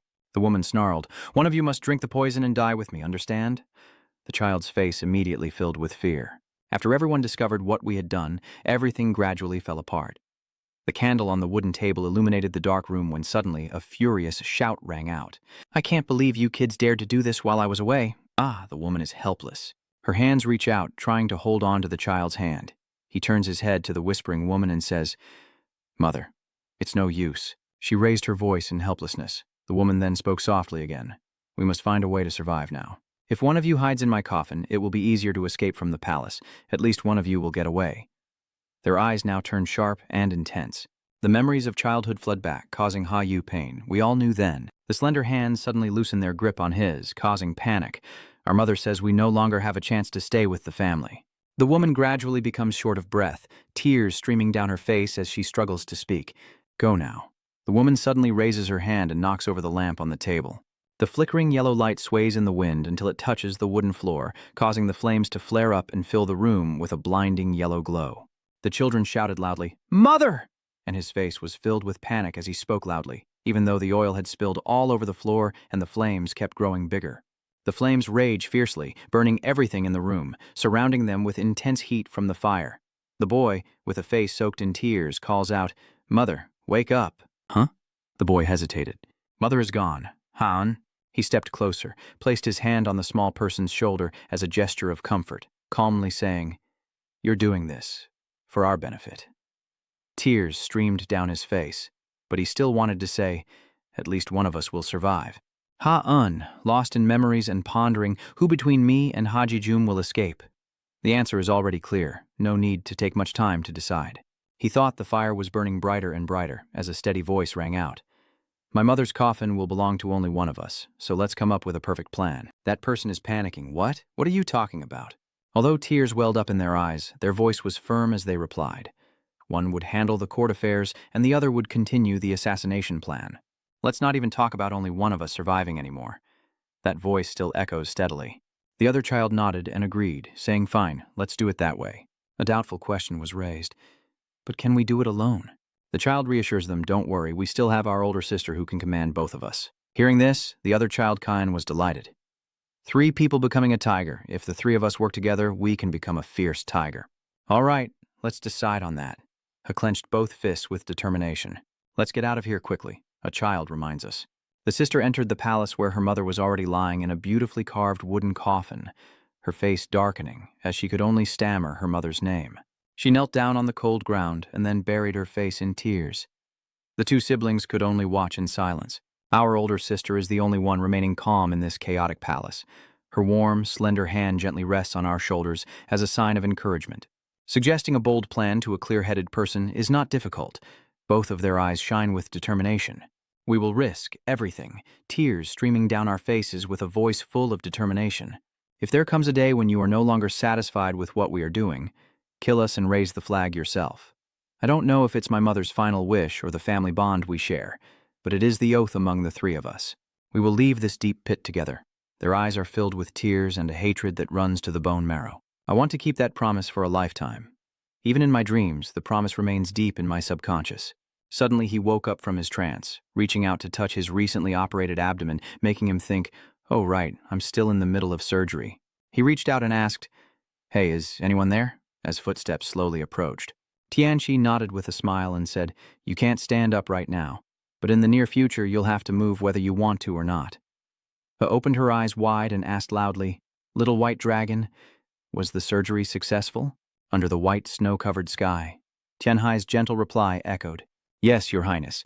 Tianhai touched Hau's pulse and said, "The body temperature is normal, and based on the pulse I see you are recovering quite well, so I am reassured," he replied. At this moment, Hau lay on the bed, thinking to himself that he had heard this person was extremely kind and good-hearted, both compassionate and clever, making it very difficult for others to manipulate him. He looked at Tianhe seriously, then sank into deep thought, but deep down he was always compassionate towards others. He advised the emperor that if his condition remained stable after taking the prescribed rice water, he would check his intestines. Then, if your condition improves, I advise you to walk around so your intestines don't become obstructed. Tianhai said while writing the prescription, "Today you need to rest. Hondung doi matan vangde sak kaon hin hi, quavosolan kiem tralayalich nhonglan kwan sat, nhong tiep suk voi han, quet din kuamin kwala dung dan, an ka tieng hoi. Tien hi, goi doi de voitat gaben nhande unhu tene sao?" "Because your highness requested it, I behaved without hesitation." Han smiled and said softly, "I mean the sincerity you have for your patients." He sighed gently and replied, "Not all doctors are like that, right?" Ha fell silent, lost in his thoughts, now understanding why Jigo Lin was so determined to protect him. Then he asked, "Do you really have no intention of becoming a royal physician?" The question made Tianhai hesitate for a moment before replying, "Yes, that's right." Ha nodded empathetically and said, "I understand. You guys are used to the free and easy life of the martial world, so how could you accept being locked up in a place like a prison? It's okay." He thought to himself, he must be a stubborn person. Tianhai reminds him, and you also need to undergo chemotherapy. He quickly explains, cancer is what the divine calls the thing inside your body. Because it is a disease, there is a chance it could recur. You must not let your guard down just because the surgery was successful. Malignant tumors are extremely terrifying. His face grew more serious and he said, "The real battle has only just begun. You must continue treatment for the rest of your life." Haha. I listened to him in silence for a moment before speaking. "All right, I will follow your advice and do as Yuan instructs."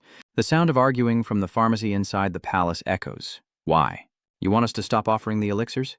Tianhai replied immediately. "So even though it helps nourish the blood and aid recovery, it also promotes the regeneration and growth of malignant cells, gradually weakening the body." The other side suddenly replied, "Is that so?" He patiently explained, "Yes, the top priority now is to improve digestive function. Tianhai, take out the prepared note and give it to the other person. Follow what is written on this paper." The other person immediately responded obediently, "Prepare exactly as written here." The command was issued, followed by a clear reply.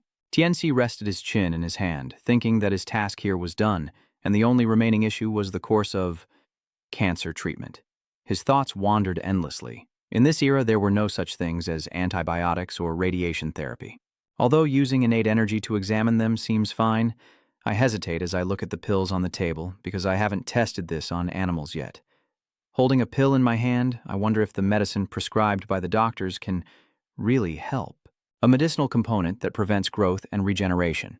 Because it is similar to a poison, long-term use could lead to negative effects, but it's still better than dying from cancer cells.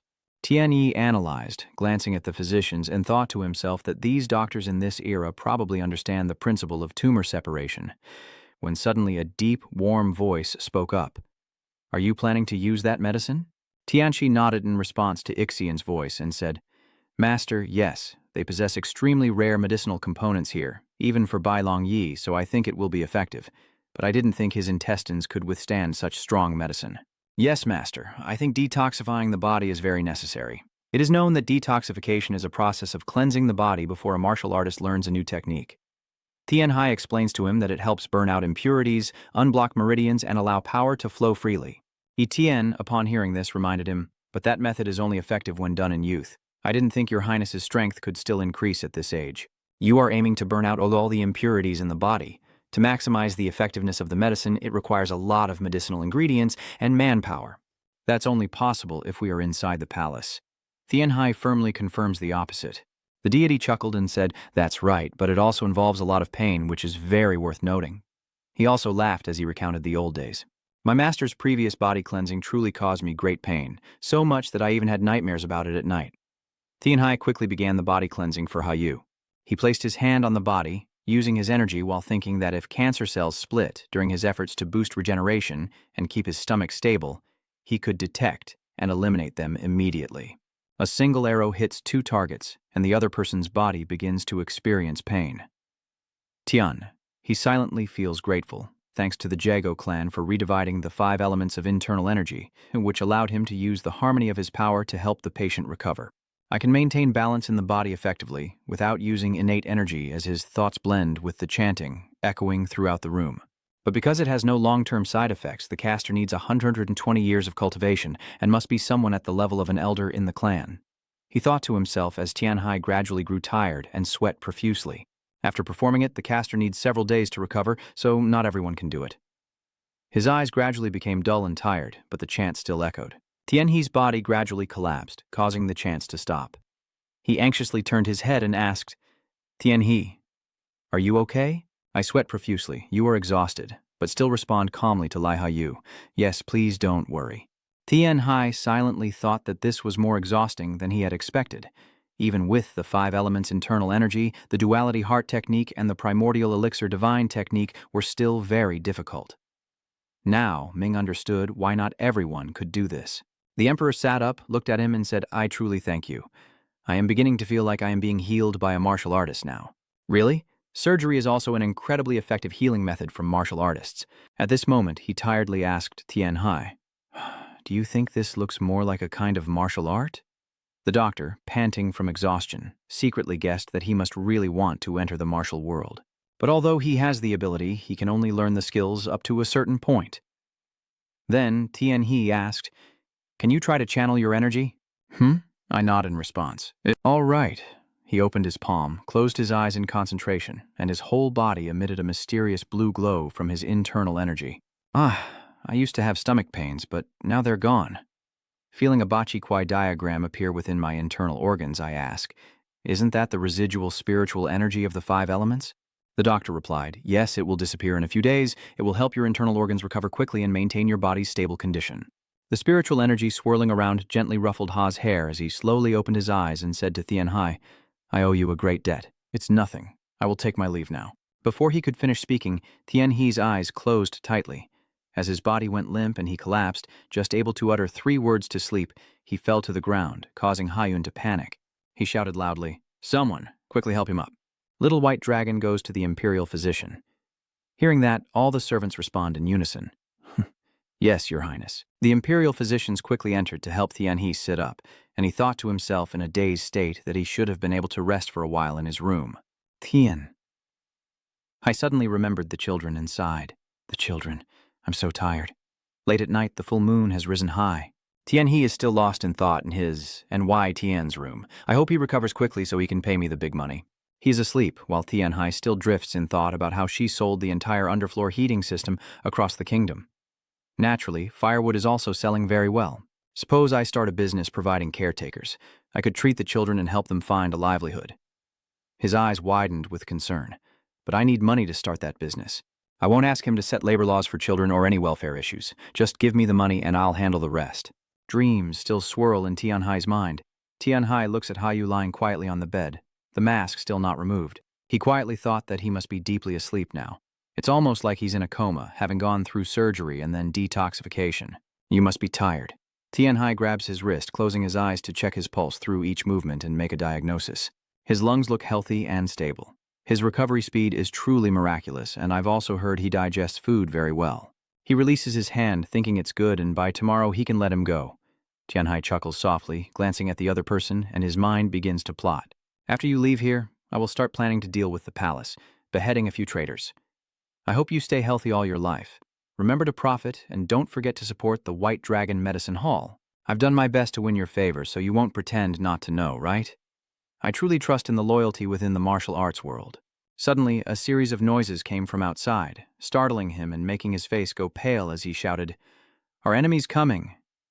Tianhai didn't get any response, and trembled slightly, stammering, "Who are you?" A deep voice sounded from the darkness. Not bad. The two shadows stand against the light and they managed to spot all of us. As the flickering oil lamp shone on their faces, they wore six-eyed masks. He stepped back, wondering to himself, are they all wearing masks? Tianhai didn't dare to be careless. He was far from ordinary, and he kept his composure as he loudly asked, "Who are you guys really?" He looked at the two people standing there with unreadable expressions, his mind becoming more chaotic. Considering their level of evolution, or even higher, he was possibly stronger than the soul manipulator he had previously faced. Suddenly, he noticed Ha Yu still lying quietly on the bed, his hair a tangled mess, the most formidable assassin he had ever encountered, and with this situation, His Highness would be in danger. Before he could think further, Tianhai quickly acted. He formed a seal, cast a spell, and disappeared instantly. Who allowed you to set foot here? Seeing the two strangers still unmoved, Tianhai felt a bit scared. He nervously thought that with his 120 years of cultivation and the possibility of reaching a master level here, those two had been standing there for a long time. And upon sensing Tianhai's hostility, they waved their hands and said, "We are not bad people. Calm down." He was startled, only then realizing something was unusual. That voice sounded so familiar. And only when looking closely at the mask did he see that it was very similar to His Highness's. Tianhai widened his eyes and began to piece everything together. Could this person be? Looking at the man with extraordinary bearing, he couldn't help but wonder about the other emperor. "I apologize, Your Highness. Please forgive me." He bowed his head and said, "I apologize. I couldn't recognize you in the dark." "Your Highness." The emperor quickly reached out to comfort Tianhai and said, "It's okay. I am the one who caused the awkward situation and misunderstandings. You truly are as clever as the rumors say. I was unsure whether to use my powers, but it seems I don't need to now." Hearing this, his spirit further collapsed. Tianhai stiffened, thinking his ability was mind control. He walks past him, exuding the aura of a king and commanding, "Get up." The remaining emperor said, "I have many questions for you." Tianhai replied, "Junming, Your Highness." Suddenly, the fragile chair shook violently and then immediately slid past his face. Tianhai was startled. When he looked again, the chair was beside the remaining emperor, and he quickly realized it was the power of telekinesis. Suddenly, he sensed an aura nearby and was shocked to see the other person. That person also wears a plain mask with only two eyes, and Tianhai wondered who else it could be, judging by their aura. Usually, using teleportation magic leaves traces of internal energy movement, so how could he erase his presence so completely? The emperor still calmly sat down on his throne. He looked at his silent younger brother, gently stroked Mai's hair, and asked, "I heard that he already took off his mask." Tianhai was startled by that question. How did he know? But still answered respectfully, "Yes, that's right." He silently cursed in his heart. Life is truly full of gossip. He didn't beat around the bush and asked directly, "What is his condition now?" "I heard that he might live for at least another year." Tianhai still maintains a respectful attitude. Recently, his condition seems to be improving, and I think he has recovered to about 70%. The other emperor asked again, "Is it really 70%? I confidently replied, "I would not lie to you." He slightly lowered his eyes and softly said, "I understand now. He can still survive. I had already given up, but he still has the ability to go on." "Did he touch your hand?" the other emperor recounted. "We first encountered poison when we ate. A steaming cup of tea and the steady sound of storytelling, recalling when our mother was still alive." Tianhai sat across from him. "That emperor recounted that we wanted to take over the entire island on behalf of our mother. We thought if we ate everything, she wouldn't have to eat anymore and could live more peacefully. Later on, we kept experiencing the same pain every time we ate." He couldn't say anything more, only silently listened to him speak. Mother always thought it was her fault. She believed it was because she wanted to climb to a higher position, not meant for her, that caused us to suffer like this. A deep, mocking laugh echoed. "She blames herself, not anyone else. The fact that our mother was able to give birth to us is a miracle." Tianhai looks at the cup of tea in her hand as if she understands something. So that's how it was. The emperor's eyes flickered with a distant gaze, as if looking back at his tragic past. His voice was still steady. "Our older sister probably tried to kill the servant who brought the peach blossom to our mother." The bloodstain spreading across the young man's face makes his coldness even more terrifying. He speaks, but it seems she failed because her mother cried a lot, more than when she was beaten. She must have been in great pain because she never wanted her daughter to become someone who kills just because of her. He lowered his eyes, feeling heavy-hearted. "Princess Duha has never forgiven anyone who dared to harm her loved ones since she was young." Tianhai pursed her lips, remaining silent as she listened to the story of this other emperor's past. Our brothers try to eat peaches instead of our mother, while our sister tries to kill the masterminds. We all want to protect our mother, but our ways are different because our personalities are different. The sound of a teacup being set down echoes, mixed with a voice saying, "We are simply fighting for a peaceful future. Everyone in the world wants to kill us, but we're just doing what we must to survive." But even after reaching the highest position, we still can't find peace. Suddenly, that emperor asked, "Do you know why?" The nearby guards remain silent. Tianhe also stays quiet. He bows his head, perhaps because Ngaveng has never been a place to rest. That answer left him stunned. Facing the gaze of the other emperor, Tianxi felt as if he remembered himself, overwhelmed by despair and helplessness, as if falling into an endless abyss. How could he not be used to it? Very familiar indeed. The scene shifts back to the present-day school, with the constant whispering of students echoing around. "Who is that? I don't know, I've never seen him before, probably a new student." The teacher reached out his hand and said, "All right, introduce yourself to the class." Tianhai, in the form of a well-behaved boy, replied, "Yes, sir." Now the schoolyard is bustling with activity, and then thoughts begin to surface. A long time ago, I grew up in an orphanage with a picture of two teachers and the children together. Then there was a scene of two boys eating side by side. Of course, I didn't know anything about my parents' names or faces, but Tianhe still happily played with her friends as the teacher drew two shapes on the board. Then there's a picture of a family of three. My heart races every time I see images of families shopping together in TV commercials. In front of him, or whenever she saw other children in the orphanage being adopted, that child's small hand was held by their mother. But only Tianhe was left. A lonely child with the question, "Why am I here?" He sits on the stairs, tears falling down, because I was already here when I was born. I long to be loved more than anything else, and those tears keep falling. I want someone to need me. That's why I have these dreams. And that was seen by a man who remained silent for a while. The scene shifts with his appearance, making Tianhai gasp in surprise. He stares wide-eyed at him. That bag was placed on the table. A lonely man like him needs me. He reached out his hand so he could pick me up and take me home, Tianhai exclaimed. Then the two of them hugged each other tightly. He couldn't hold back his tears and was led home by him. At that time, I didn't care whether that person was really my biological parent, adoptive parent, or a single mother or father. At this moment, he is smiling brightly again. Then they go to the supermarket together. Because in the end, I finally got to hold his hand and go to the supermarket together. I didn't ask for anything to be bought because I am a good child. Then he happily ran over. Instead, he should have bought essentials like salt or cleaning supplies. I know those thoughts are stupid, but for some reason I enjoyed them so much I couldn't stop thinking that way. Then a friend teased him, "I heard you don't have a mother, huh?" Then they teased Tianhe while laughing. People often say that kids from orphanages are all thieves, is that true? At this point, he didn't know what else to do but endure. Although I loved that period of my life to madness, there were still many people out there wanting to see me suffer. The scene shifts to the class losing their belongings, and she hears that the class's facility fee money has gone missing. The teacher, without hesitation, asks, "Excuse me, but could you open your bag so I can check?" Tianhai remained silent without explaining and just listened to the teacher. "Can you write down the places you visited today? And also write down the people you met today." The words are written on a blank sheet of paper, transitioning to a scene where Tianhai is being bullied. He still remains silent, enduring it alone. No matter how well I study, the punishment is always there, waiting for me. He studied hard under the light of his desk lamp.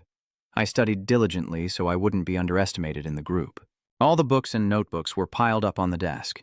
Then he coughed, and suddenly a big red chili appeared in Tianhe's hand.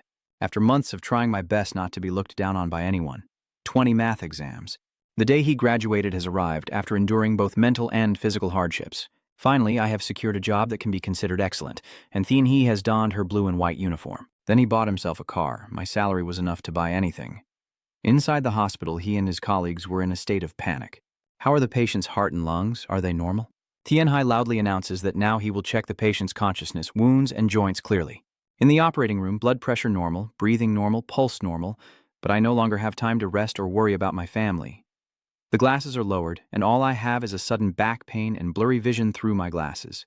Tianhai's gaze briefly darkened as he recalled how meaningless everything had become when I realized it, and I asked to resign and died not long after. Then he looked up at Ha-un. So, even though it sounds ridiculous, I understand the emotions the twin siblings are experiencing, the despair and helplessness to the utmost. Suddenly, he felt a surge of electricity pass through him and then spoke out. "That's interesting. It seems you can understand my feelings." This makes Tianhai wonder in surprise. Is he using his power again? "You understand his feelings? Huh? I can't fully probe your memories because they seem blocked, but I can sense some of your emotions at times. It seems he can't access his modern memories. Luckily, Tianhai's mouth slightly opened, and then he explained to the prince that even if that paradise no longer existed, having a peaceful family and a place to return to would be enough. His pupils dilated, he squinted and smiled, while the soldiers beside him remained silent. Family. Hayu's voice agreed with this, saying, "Yes, you're right. If my sister hadn't been there that day, we might have turned to dust, or perhaps killed many princes and nobles." Then he continued, "You really are an interesting person. The threads of cells connected, your thoughts and feelings are completely different. Because your memories have been blocked somewhere, I can hardly read them now. I understand why my sister is interested in you." As he finished speaking, he reached back and slowly untied the cord, an action that left Hayu stunned. "Your Highness, what are you doing? He has the right to see my face." He placed the mask on the table, and after all, he had already seen a face like this before, right? The soldiers just remained silent, and he continued sharing. "I know your brother has invited you to join us several times, so I won't ask again. But I am still quite curious. You like money, but are a kind person. Next year I still need 2 treatments, so it's good for us to get to know each other better." Hearing this, Tianhai was stunned, then reached inside his royal dragon protector garment and pulled out a gold dragon-shaped ring. "Whoever wears it can easily borrow a war horse at the rest stop.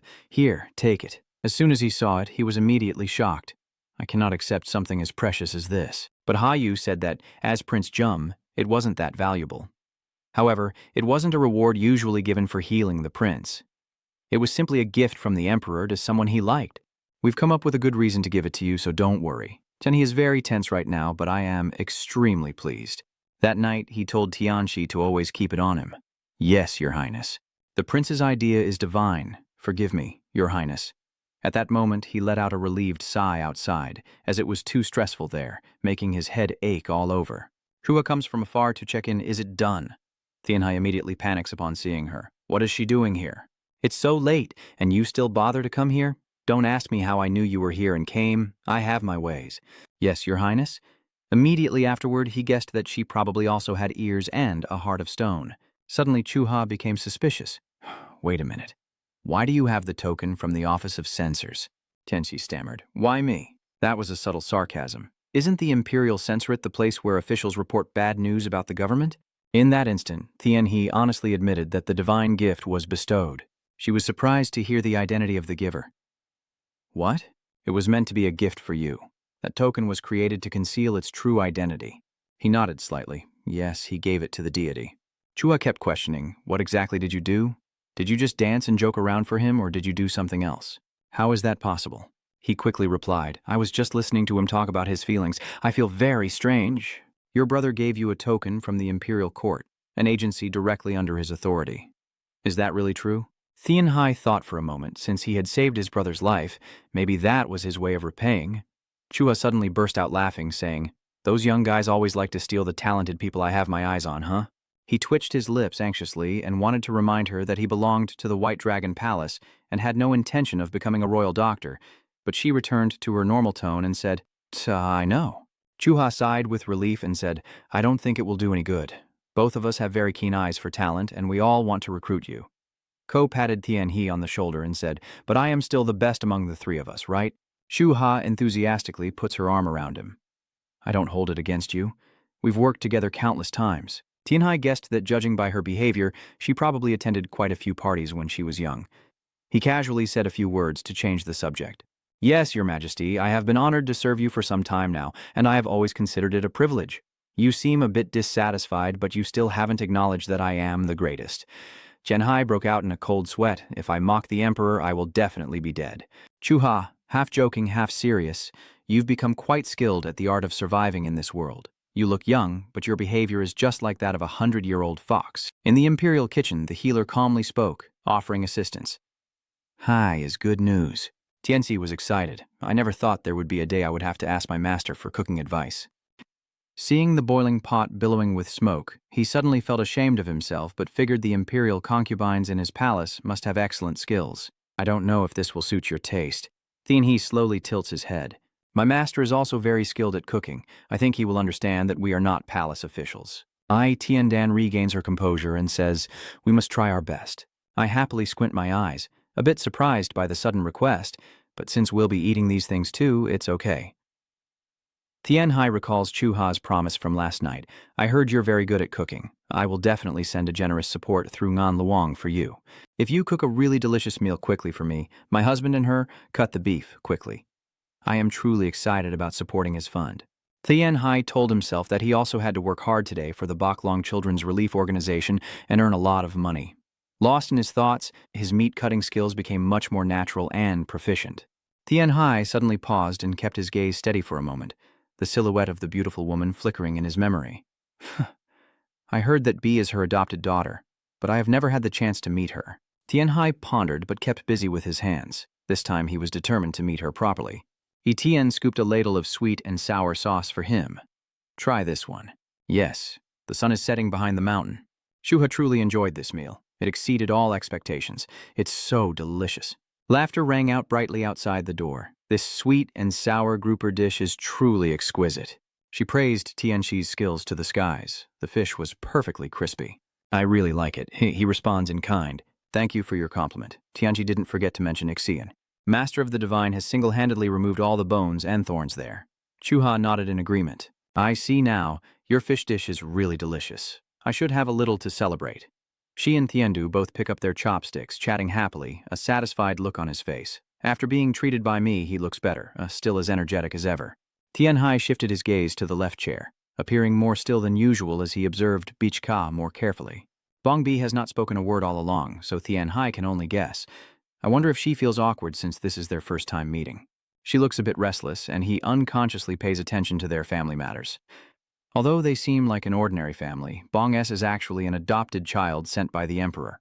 Tianhai worries about Chuha and Tiendu. Could it be that one of them is infertile? Maybe they just simply don't want to have children? His pupils slightly dilated, revealing a hint of surprise. Tianhai watches Biche's approaching footsteps. What's going on? Is she coming over to me? That's so sudden. She finally spoke first. I heard that you are actually Little White Dragon. I have long wanted to greet you properly, but I haven't had the chance. He quickly stood up to bow. Princess Beach Ka has a noble and confident demeanor without being distant. I hope you feel comfortable around me. My mother said only fools are obsessed with etiquette all day long. Tianxi immediately nodded and obeyed. Yes, Your Highness. I guess Princess Duha plans to raise her children in her own way, after all. But I still can't tell if she's doing it on purpose or just following what she's been taught. The maid still pushes the chair for her as usual. The prince introduced himself with a couple of words saying, Please call me Princess Sobish. That is the name given to me by the emperor. Tianhe agrees to everything. Yes, Princess Sobich. He hesitated and looked away. She's more straightforward than I thought. Bee's emerald eyes seem to be covered with a layer of cold bones, and she involuntarily shifts her vacant gaze toward Tianhe. Bok Ka is truly captivated by that handsome appearance. Every prominent feature on his face enhances his overall facial structure. Seeing him up close like this, he looks even more handsome 100 times over. She only secretly gazes and feels shy. Even after meeting many handsome and dashing young men, he still stands out as the most extraordinary. Beck A is lost in a fairy tale, with a man like a painting, delicate double eyelids, and a slightly feline-shaped mouth. She admires him deeply. He looks truly talented. BK, despite the simple food, still captivates everyone's heart. Moreover, half of this feast was cooked by him. She looked at Tianhe with admiration. I really want to be friends with someone as handsome as him. He suddenly turned to look, and our unfamiliar eyes met. B quickly looked straight ahead, her cheeks still blushing, almost caught. Tianhe remained silent for a moment, puzzled. She just happened to find a topic to discuss. I heard that through practicing martial arts, one can achieve special abilities. I then dismissed my vague thoughts, feeling that someone was watching me. Tianhe replied calmly, It's not called a special ability, it's just martial arts. Special abilities are granted from birth, while martial arts are achieved through training. Beach hesitated, saying, I understand. She still deeply understands a few key issues. Although the court and the martial world are like fire and water, taxes are still always collected. That's why I want to learn how everything in the martial arts world operates. I'm a bit excited. I understand now. It seems Princess Duha has already started teaching her how to govern. He doesn't rule out the possibility of succession. I think she's being considered as the next heir. Chuha and Tiandu are still carefree and lively at the banquet. Tianxi looked up at the night sky outside. If the kingdom of Hoa can maintain this period of peace without war, she will likely become the next empress, but there will surely be some difficulties ahead. But I don't know what percentage I have managed to eliminate. You are busy scheming, but so far I have prevented the collapse of the Van Long escort team. Tianhe remembered her achievements flooding back, including healing troll Yu Jiang, the root cause of Princess Duha's isolation. I also remember the day I stayed by the Emperor's bedside. I even saved the second Emperor, the one not mentioned in the novel. Tianhe gazed into the distance as if lost in thought, believing that even if the flow of history were truly powerful, countless events could still change through these alterations. Bich gently placed the hot tea cup on the coaster. I heard that all the doctors are exempt from taxes. Isn't that enough to bring you back to reality? Tianhe was confused. That was a surprise. He quickly explained that only applies up to a certain extent.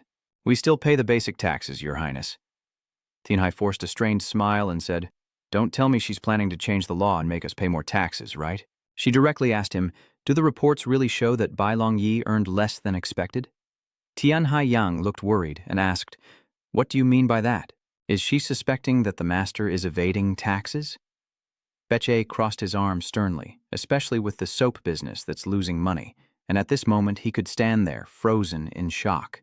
Is she even calculating that too? She's not wrong at all. Tianhe hesitated, cold sweat on his brow. I never expected her to hit right at my pain here. She raised an eyebrow and asked, But there are some things I just can't understand. Bak A wanted to know the truth, but accidentally hit him right in the heart. Why does he still stubbornly invest in it? Tianhe lowered his voice, half closing his eyes, then smiled and nodded. He continued to examine them. I take care of patients like before, studying them, and I haven't forgotten to practice and dedicate every day to training my skills. My colleagues gathered around Tianhe, moved to tears. From now on, we will also work very hard. I trust you. I know you can do it. He thought to himself that he wouldn't forget to tell his colleagues in the laboratory about his promise to accept Princess Duha's recommendation. Tianhe looked around and saw everyone was radiant. That was the most fitting reward for them, not just any ordinary official. It was the Princess Duha's recommendation, whom the Emperor trusted deeply. He thought to himself that completing the steep's formulation was a reward for him. I heard that your wife just gave birth. Is that right? Don't mention it anymore, but Tianhe quietly thought that once everyone leaves, this place will be very lonely. He glanced to the side, his gaze stopping on Lu Ho, but as long as I still have Lu Ho, I won't be alone. He frowned and turned his head. Lu Ho harshly said, Close those beautiful eyes of yours before I gouge them out. A hint of anger flickered on Tianhe's lips. He must have been through a lot. He calmed down and told himself to hold back. Tianhe spoke softly. Lu Ho, thank you for coming here today. He thought to himself that sometimes Lu Ho would lose his reason just because of his anger and curiosity. I wonder if he has ever turned into something that is not human because of the words he has spoken. Liu Ho frowned irritably and replied, What are you talking about all of a sudden? Do you think the reflex-enhancing puppets are not enough? Tianhe recalls, I keep using the wooden dummies to get stronger. That's enough now. He slightly curled his lips to reveal his fangs, and Lu Ho grinned maliciously as he moved closer. I see. If that's the case, it seems you haven't trained your external martial arts enough. Next time I duel with you, the surrounding healers are trying to stay out of the way. Let's pretend we didn't hear anything. Tianhe quickly waved his hands. Wait a moment, Liu Hu, I haven't reached that level yet. You go ahead, I will bring this up with the master. Liu Hu is furious, shouting in his heart, I will kill you. I will tear that bastard into 100 pieces. Tianhe paled, a quick thought flashing through his mind. Damn it, I'm doomed to die here. Suddenly, he calmed down. But how could the master agree with that Lu Ho threw a powerful punch that sent Tianhe flying back, and he raised 2 fingers, repeatedly stabbing at him. Tianhe forced himself to shout, Lu Ho, calm down! Inside, he had a fleeting thought that because he had hit the right pressure point, he felt much stronger. The thing is, he just wants to defeat me. Lu Ho tiptoes forward, sneering, You should feel honored. He kicked him hard in the stomach. It's been a long time since I was this enraged by an ordinary mortal. He froze, sensing the killing intent in his eyes. The murderous aura in Lu Ho's gaze grew stronger. You should feel honored to still be alive because I am the loyal servant of Giat, not you. Phi points his finger but misses his neck. Tianhe's eyes flickering wildly as he dodges Lu Ho's relentless attacks. I didn't hear anything. He quietly circled behind him. Liu Hu remained indifferent. As soon as Tianxi turned around, Liu Hu was already in position. Liu Hu clenched his fist and charged forward, startled and panicked. The sound of punches rang out, but it was not martial arts. It was pure savage strength, the fury of a servant turned ally. Indeed, the merchant who signed the contract with us truly brought top-quality herbs, so I am very reassured. That's why I'm considering having that merchant distribute and sell some of our pills, Ba asked in surprise. You mean the White Dragon Divine Medicine? Iferi asked calmly but confidently. That's right. If it were other doctors, they would have sold them long ago. But because we want to ensure the safety and quality of the pills, it took us so long. Jianha nodded slightly in agreement, and Deng Ho added, I agree with your careful consideration in business. Tianxi remained silent, silently thinking that based on traditional medicine knowledge in this world, the process of verifying medicines, which only exists in the modern world, must be very complicated. He focused on the herbal medicines in his mind, but those pills would not only be used by trained doctors directly under the medical guild, but also sold to everyone. I cannot compromise on this. Deng Ho continued to explain, of course that's not a bad thing. The longer the testing process, the more trust the elixir gains. Many people from noble families have asked why the verification process for the White Dragon Divine Medicine is taking so long. Xianha agreed, saying that's right, they already have the impression that our White Dragon alchemists are not easily blinded by immediate profit. Etienne said, although that's true, from Y's perspective, we would pay any price to gain that reputation. Since we invested time and effort instead of a huge sum of money, we believe the elixir will be highly valuable. Hi, is there anything else that needs to be checked? Why Tin calling Tianhai surprised him. He quickly looked up and replied, yes or not. Everything is past the safety assessment. Tianhai remembered the pill and thought to himself, luckily the unique effect of the pill had merged with the medicinal herbs, and even more surprisingly, the White Dragon Divine Medicine caused no allergic reactions at all. He said that, however, there have been cases of stomach upset when using the pill on an empty stomach, so it must be taken after eating. Etienne was surprised and asked H if the side effects were only like that. The martial world would surely be in an uproar over this pill. Jianha laughed loudly, saying, yes, how can you call that a side effect? The price will also be quite competitive. Mabai continued, that's truly a miracle. Tianxi only nodded with a smile because both he and Lu Hu had risked their lives day and night to produce this, so it was very worth looking forward to. Moreover, it also included the sweat and effort of the esteemed doctors who helped expand the manufacturing scale. Gianna's voice is full of excitement. This event is definitely worth celebrating. If we exclude Y's current sources of profit, the new sources will come from the green Saphia stones, the heating system, and the White Dragon Divine Medicine. Bagos happily nodded. Although all the profits from the green Saphia stone and the heating system are thanks to the little White Dragon, I hope you won't forget that the medicinal herbs also played a significant role in the White Dragon Divine Medicine. In Tianhai's mind, he judged that as expected, they brought this up. After all, even though we are here together with the ideal of helping people, who wouldn't want more funds? He spoke up, of course. How could we forget their contributions? Tianhe turned his attention to Mr. Mabai. The two masters of the inn once decided not to participate when I planned to report the creation of the White Dragon Divine Medicine. Now, they are probably eager for a share of the current profits. He asked in a deep voice, so how much do you want? Etienne silently looked at Tianhai with her hands clasped behind her back. She proposed the salaries of all the senior and junior pharmacists at the medicine hall. Additionally, including the current medicinal materials in use, we want to take 50% of the profits. But that's probably not possible, so we'll settle for just 30%. Lu Ho stood silently listening to the conversation, and Tianhai thought to himself that they had already planned everything carefully, so I shouldn't underestimate them. A 30% share is definitely acceptable, but I think I should take a little more. So, Tianhai made a proposal. I want to have perfume to put into the soap. Bagos looked at him thoughtfully. What are you talking about? It seems you haven't given up on that real estate business yet. Everyone in the room was abuzz. Should we stop him? We've already suffered significant losses. Yes, I am a bit stubborn. He recalls the conversation with B, but is certain that adding fragrant oil to the soap for everyone to use instead of the princess's sachet will definitely succeed. Tianhai stands up and confidently says, this time, it will definitely work. If it succeeds, I will share half of the profits with Duke Liu Qi Lao, so please give me one more chance. Everyone sat silently, feeling awkward. A completely new idea indeed. Deng Ho hesitated and said, I'm not sure if it will really succeed. Xia Tian remained silent. Tianxi slightly squinted, worried inside. Damn it seems they don't support this idea after all. Bagos quietly coughs and thinks to himself, wait a minute. Since it's not the White Dragon Divine Medicine, even a low-level doctor can try it. Tianhai remains lost in thought. This is not the time to worry about costs anymore. If only they can sell 30% of the stock, the herbal medicine shop could already turn a profit. She approached him again to agree to the request. Fine. This time the herbal medicine shop will also help you. Really? I'm sure this time we must make the clearance sale a huge success.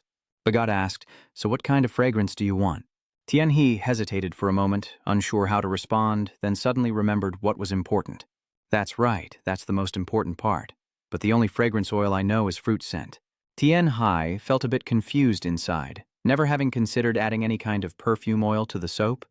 He hesitated, feeling a little embarrassed, but I don't really understand those kinds of things. Dong-ho looked surprised and confused. What? You don't even use perfume when you bathe? Tianhe quickly explained. No, not exactly. Maybe because I was trained in a martial arts environment, so I don't have much trouble with body odor. Ba laughed happily and said, every time I stand near you, I smell a faint herbal scent. I wondered if it was the perfume you use or not. Tianxi felt a bit embarrassed and suddenly had an idea, realizing that Wang Gu had once said that intelligent animals really liked the scent of her body. Tianxi recalled past memories, thinking maybe her body remained pure after the transformation and her energy had been purified. He spoke in a deep voice, probably because my body scent changed since I started practicing the 5 Elements Divine technique. The group gasped. Jianha agreed. That makes sense. I understand now. Everyone was talking excitedly, truly rare indeed. You always seem so wise and meticulous, but it seems you don't know anything about body scent. Tianhai secretly agrees. Yes, I agree. Tianqi gently smiled. Ba nodded and said, I might be able to teach you a few things about this. Are you really going to teach me unexpectedly? Tianhai said loudly with his hands clasped. From now on, I will rely on you. She happily also clasped her hands and bowed her head. You're the one we should really rely on. Fragrance belongs to both chemistry and emotion. Whether in modern times or martial arts era, it's all the same.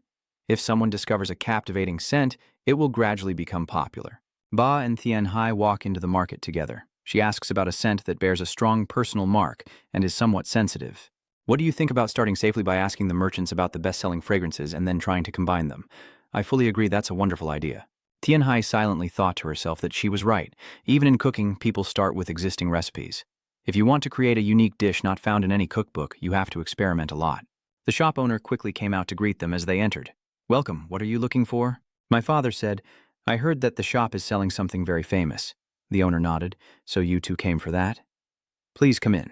This way, Tianhe and Pagat have carefully collected herbs throughout the market. I silently thought, my wandering journey through the herbal market with the shop owner to test countless scents and learn how to combine them went like this. Dad exclaims, this scent is quite good. Tianhai smiles. Really? Huh? He starts preparing the medicinal ingredients.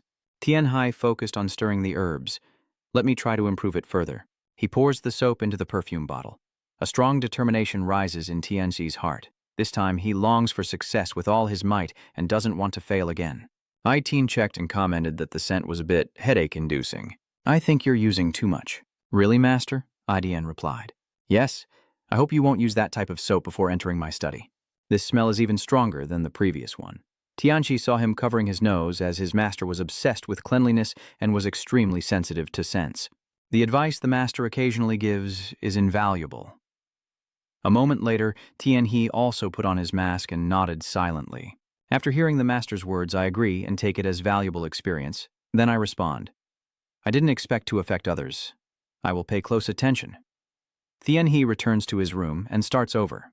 Try again. He slowly and steadily places this on first. Then Tianhe brought the fragrant paper to his nose and smelled it.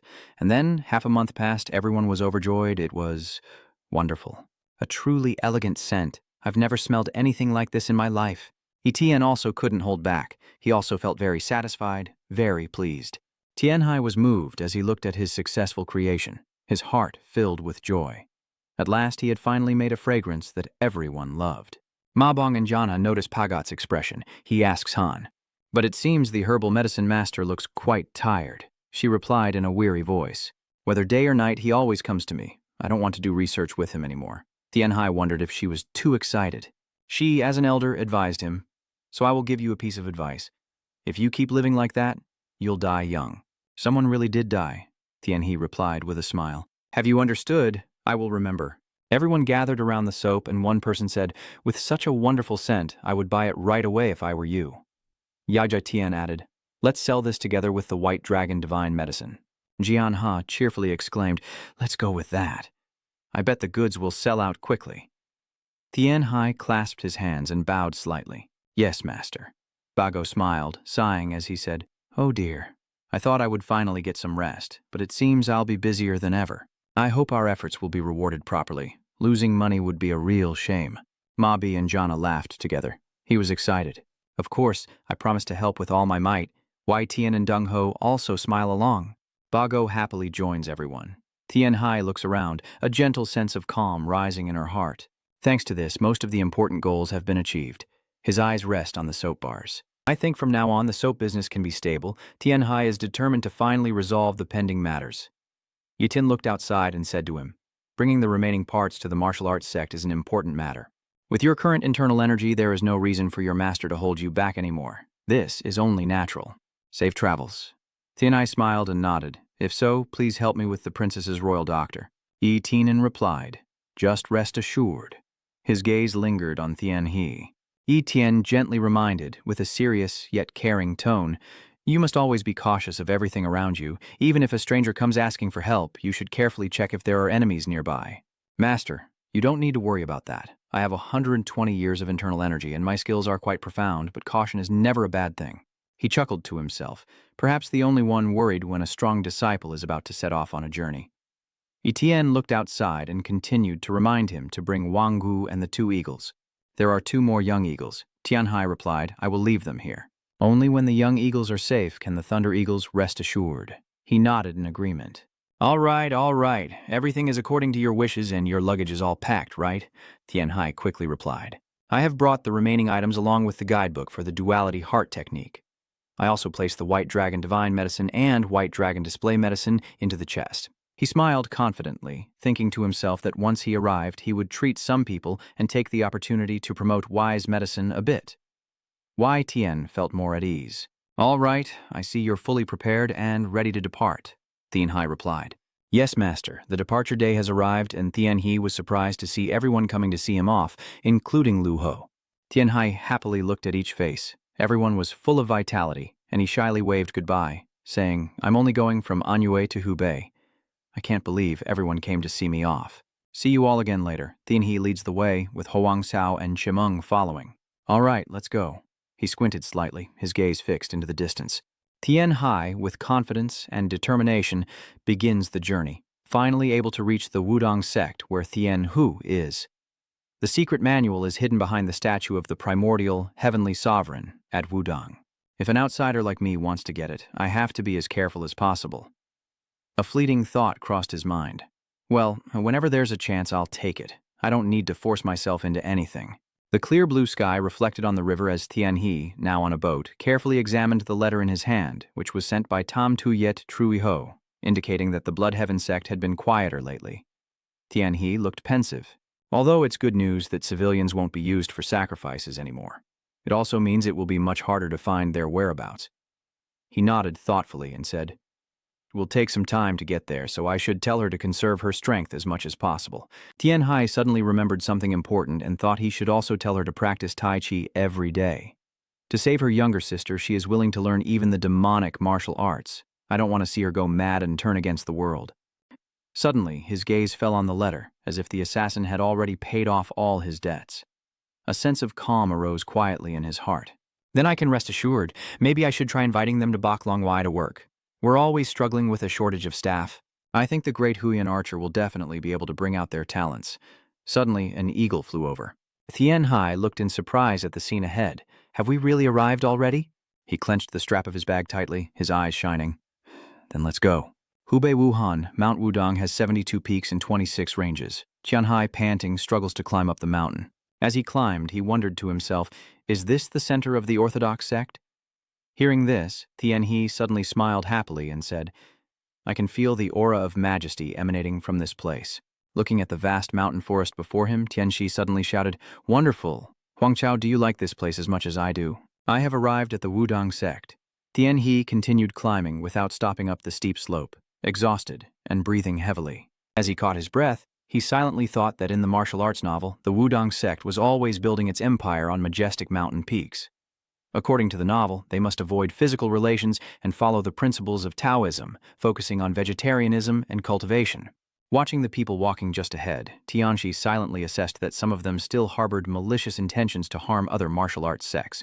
Contrasting with Thien He's tired appearance, Huang Xiao kept smiling and barking non-stop. Standing before the martial arts sect, Thien He couldn't help but ponder.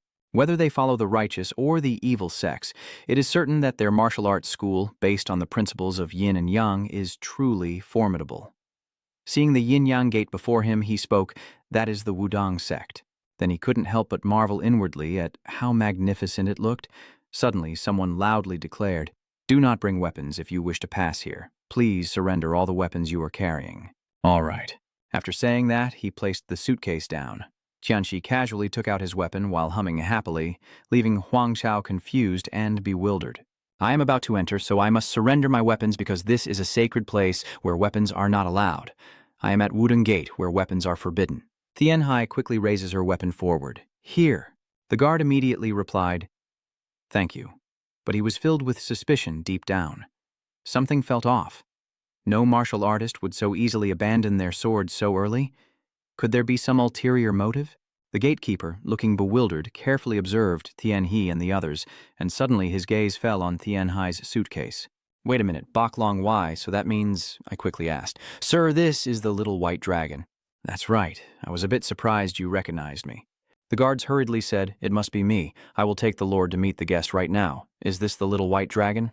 Why is there such a huge dog? Please follow me this way." As soon as he heard that, Tianxi immediately followed them. All right. He couldn't help but wipe his nose, secretly glad that he was used to such a grand reception. The gentle sunlight spread across the space. At the new garden, as soon as Tianxi entered, someone greeted him. "Please forgive me, Your Excellency, but may I ask why you came to the Wudang sect?" "I am carrying a corpse related to the Wudang sect, and am on my way here to return it." "What do you mean? Who does Tai Hai belong to?" Thien Hai replied with a serious look. "I found it back in the valley before I left, so I brought with me the remains of a master from the Wudang sect as well as the dual-natured mind technique he left behind." "Are you sure about that?" The others around are just as confused. Immediately, the host bowed his head and said, "He personally brought such a valuable treasure. Please forgive me for not recognizing you earlier. I will lead you to a place to rest first." Without saying a word, Thien He was lost in thought, his face turning pale as if he had seen a ghost. I might as well take a walk around Wudang Gate, where inside the sect people are bustling, some walking gracefully, others chatting happily. The host turned to tell Tianxi, "Please go this way." Suddenly a voice rang out. "Here, just put it aside." Thien Hai couldn't help but watch the scene before him closely, thinking to himself that this place was exactly as the demon god Heavenly Sovereign had described. The people ahead are gathered in the middle of the line, looking around and pondering non-stop. The martial sect is both a martial arts school and a Taoist sect. To operate a martial arts sect, silver wealth is essential. Usually they negotiate business deals with merchants and participate in escort missions.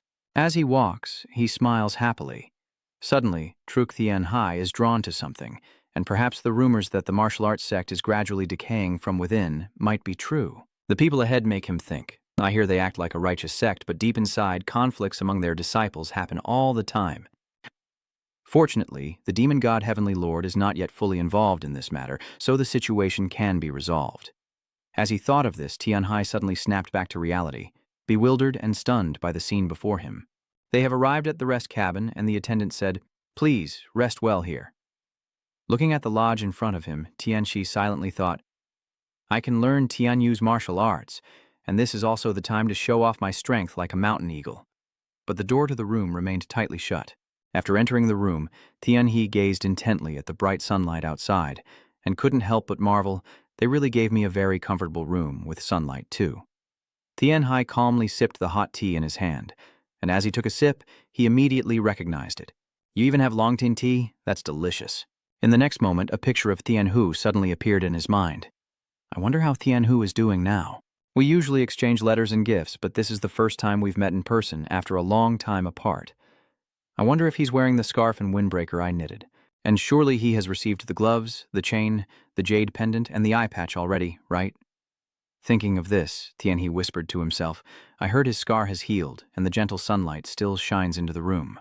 Thien Hai stared ahead, deep in thought, knowing the harsh truth that once a person loses an eye, it can never be restored to its original state. In many cases, like Thien Hu, the person might be fitted with a prosthetic eye, but since this is not a modern world, a glass eyeball here would need to be replaced in 1 or 2 years. Considering other factors, it's best to let him keep his current state and wear a patch over one eye. Tian, he thought to himself with a sudden smile, recalling that the younger brother said there was no problem wearing a blindfold. I really hope to meet you someday. I wonder how much you've grown. You are still lost in your own thoughts. Nothing is more joyful for a healer than seeing the child they worked so hard to cure finally grow up healthy. Is this really true? Myung-dak has returned already? The people standing nearby immediately responded. Yes, that is the information I just received.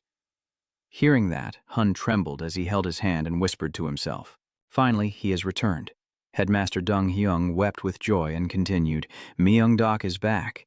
Who was the one who brought you back? That person is my benefactor. Hyun, overwhelmed with shock, shouted loudly, I can't believe it. We couldn't find your body at first, even after searching everywhere in the martial world, but I never expected you would return on your own like this. As he spoke, tears continued to flow down his face. Senior, at that moment, Hyun immediately moved. As he moved forward, he said, So you say the one who brought him back is Little White Dragon? I must see that person myself. As soon as he finished speaking, Hyun immediately left. However, someone suddenly blocked his way and reminded him, Master, you don't need to go yourself. You can send someone to thank him instead. Who else could it be but the authorized representative of the Wuzong sect, Deng Huang? Hearing this, Hyun shouted angrily, What are you talking about? I must go meet the senior myself. Deng Huang immediately explained, I understand how you feel. However, the body must go through a few steps before it can be handed over to us. As the head of the Wudong sect holding such an important position, please stay put and let me handle this. The others also seemed to agree. They quickly spoke up, Master, please take your seat. Under the pressure from them, Hun was left stunned and flustered, but he seemed unable to say anything more. Fresh blood was splattered everywhere. In the past, Deng Huang once took a sword strike for Hyun. Thanks to that, Deng Huang was able to kill the enemy.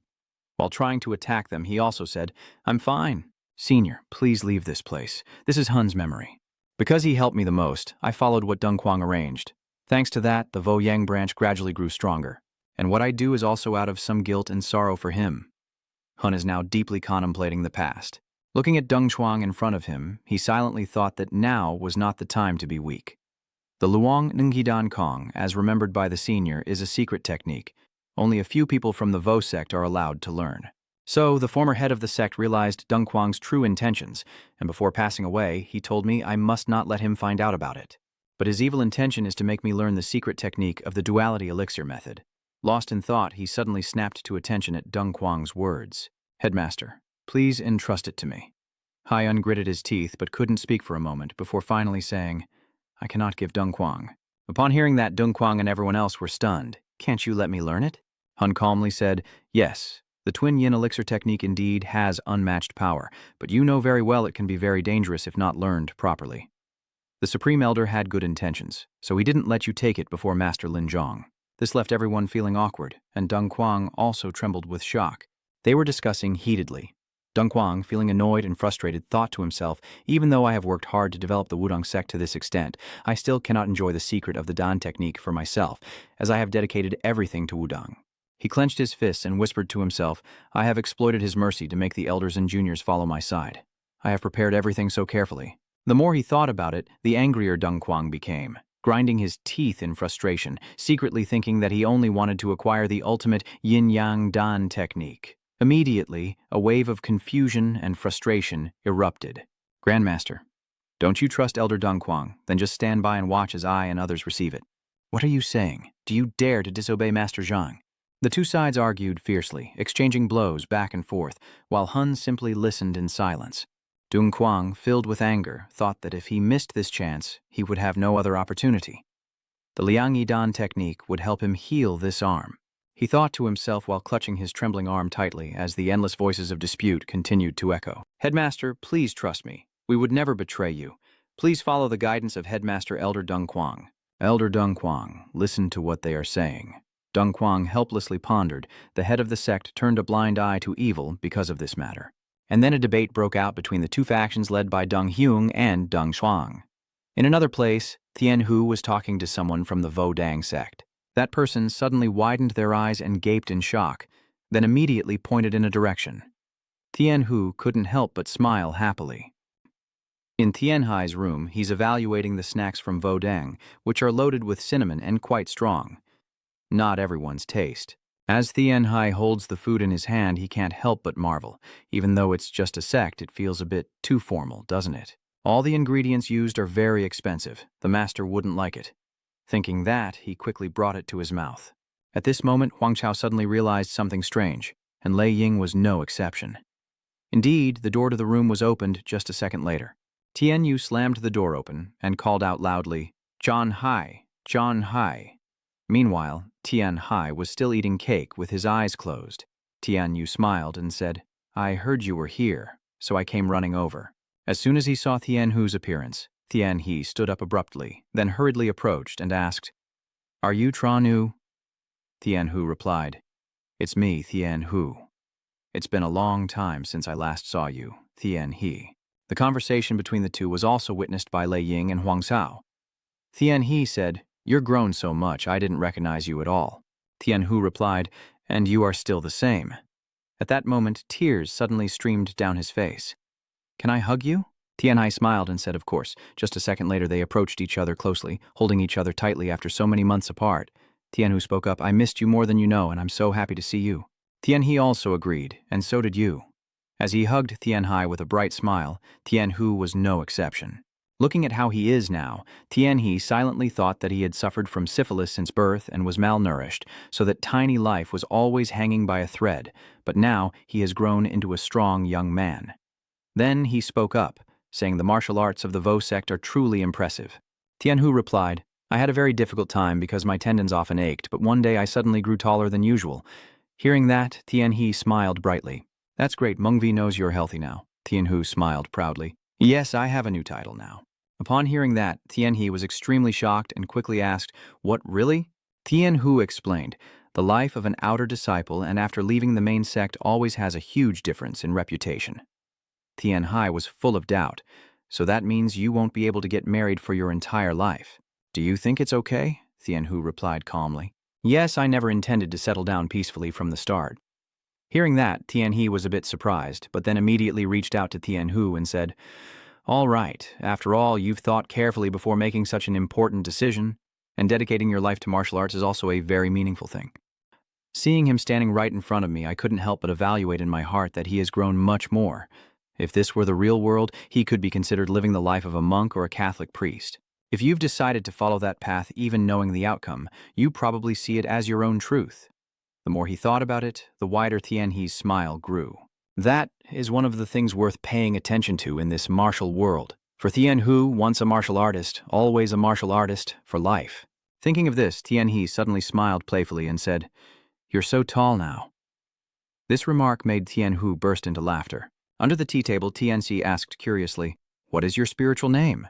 Tian Yu replied, "It's Tian Yu." "Really? So that's also your original name?" Tian Hu immediately explained. "Yes, luckily the Tian in Du's name also implies that he has achieved a higher position, just like the name Tian Vu that you gave me, which carries many meanings." The elders agreed to give me that name after some careful thought. After hearing it, Tian He also smiled and replied, "I understand." Tian Hu smiled and said, "I'm glad I can keep the name you gave me." This made Tian Hai smile in response. "Chun Yu, no matter what your name is, as long as it carries good meaning, that's enough." Tian Hu asked with a slight doubt, "So since you've already come here, do you want me to show you around the Wudang sect?" Tian Li immediately agreed, feeling it made sense. "You're all so bored right now." Then he quickly turned to ask his two spirit beasts, "And what about you two? Do you want to come with me?" Luoyang and Huang Cao immediately brightened up, and upon seeing that, Tian Hu was enlightened and marveled. "It seems the spirit beasts understand your intentions very well." At this moment, he suddenly reached into his shirt pocket and said, "I brought some dried rations." Holding the dried rations in his hand, Tian Hu smiled and said, "I heard you really like dried snacks. The troll scholar told me to bring some for you." As soon as they saw that, Huang Cao and Luoyang's eyes immediately lit up, then happily approached. Tian Hu smiled and reminded them, "Don't rush, there's no need to be hasty." Luoyang and Huang Cao each devoured their pieces without stopping. Tian Hui suggested, "If you have a companion, it would be perfect." "Huh? It's nothing, Huanggu, just take your share." There are also many people climbing the mountain outside the Wudang sect. Tian He and Tian Hu are no exception, and as soon as Tian He saw the scene before him, he suddenly spoke. "So this is the main facade of the temple?" The place they are visiting is the Dinchon Du Kim Dian, the imperial palace within the temple. Tianyu reminded everyone that no one is allowed to enter the main hall. Yes. Nevertheless, they prepared offerings outside so everyone could pray with folded hands. Everyone comes here to sincerely make their wishes, so please listen to my humble plea. I hope my prayer can reach your place, Tianhu said as he looked up. Although this place is quite high up, many people still come here.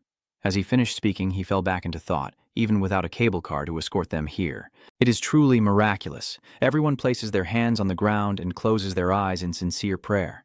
Meanwhile, Tianxi was still chatting. So when they have braved the climb to get here, what do they pray for? Tianhu replied, they usually pray for health or for their families to live in peace.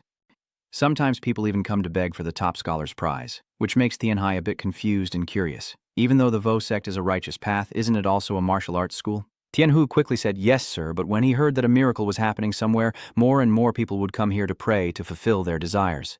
Hearing this, Tianhe couldn't help but think that, after all, the martial arts world is connected to reality. At this moment, Tianhu suddenly spoke up. Chunhee, the scenery up there is so beautiful. Tianhai replied, okay, let's go there. The temple exudes a peaceful and tranquil atmosphere. In the room, Lei Ying and Huang Gu are playing happily, while Tianhai and Tianyu are chatting freely. Watching Tianyu standing before him, Tianhai silently thought that no matter how far Tianyu goes, someone will always want to be by his side. Because he was also talented and had mastered the easy internal energy circulation at a very young age, making it easier to survive in this world. He had given up on marriage back then, which I truly regret. As soon as he finished thinking, Tianhe suddenly asked, who is Waiha Luan again? Tianhu smiled and replied, I don't know who that is or why he wants to test me. Tianhai immediately recounted, that person is very strong and was your first sworn brother. The past memories of the two of them instantly appeared in his mind. At this moment, Tianhu suddenly proposed, I understand now, so I will go meet that person and fight to officially become your sworn brother, right? This made Tianhai a bit awkward, and in the end it became a difficult situation. Then he hurriedly spoke up, still unsure where the duel would take place. Tianhu replied with a smile, all right, I don't think you're trying to delay it on purpose. The more I talk, the more excited he gets, and I really look forward to that day. Actually, you intentionally delayed it, but you still spoke up and said you would tell me. Once everything was ready, Tianhu obediently listened and agreed. I will wait for you. At this moment, Huang Xiao and Luoyong suddenly looked in one direction, then turned back to Tianhai, leaving him very confused.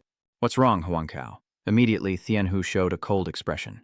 Who's here? So you're just a little punk named Tianhu? Hearing this, Tianhai became furious. What, kid named?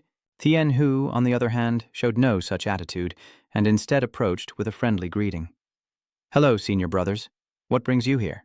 The address is leading your friend to visit the front of the sect, right? Tron Kyung replied. I know, I heard about it. I didn't expect that guy would go with you.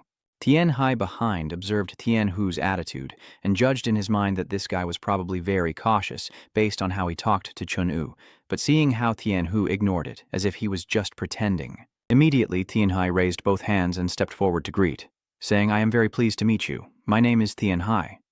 The others immediately introduced themselves, saying, So you are the little white dragon? I have heard a lot about you. My name is Kai Ung.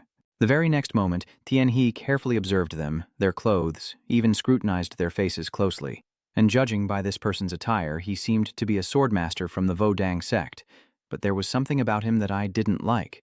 Are these guys jealous of Tianhu's talent?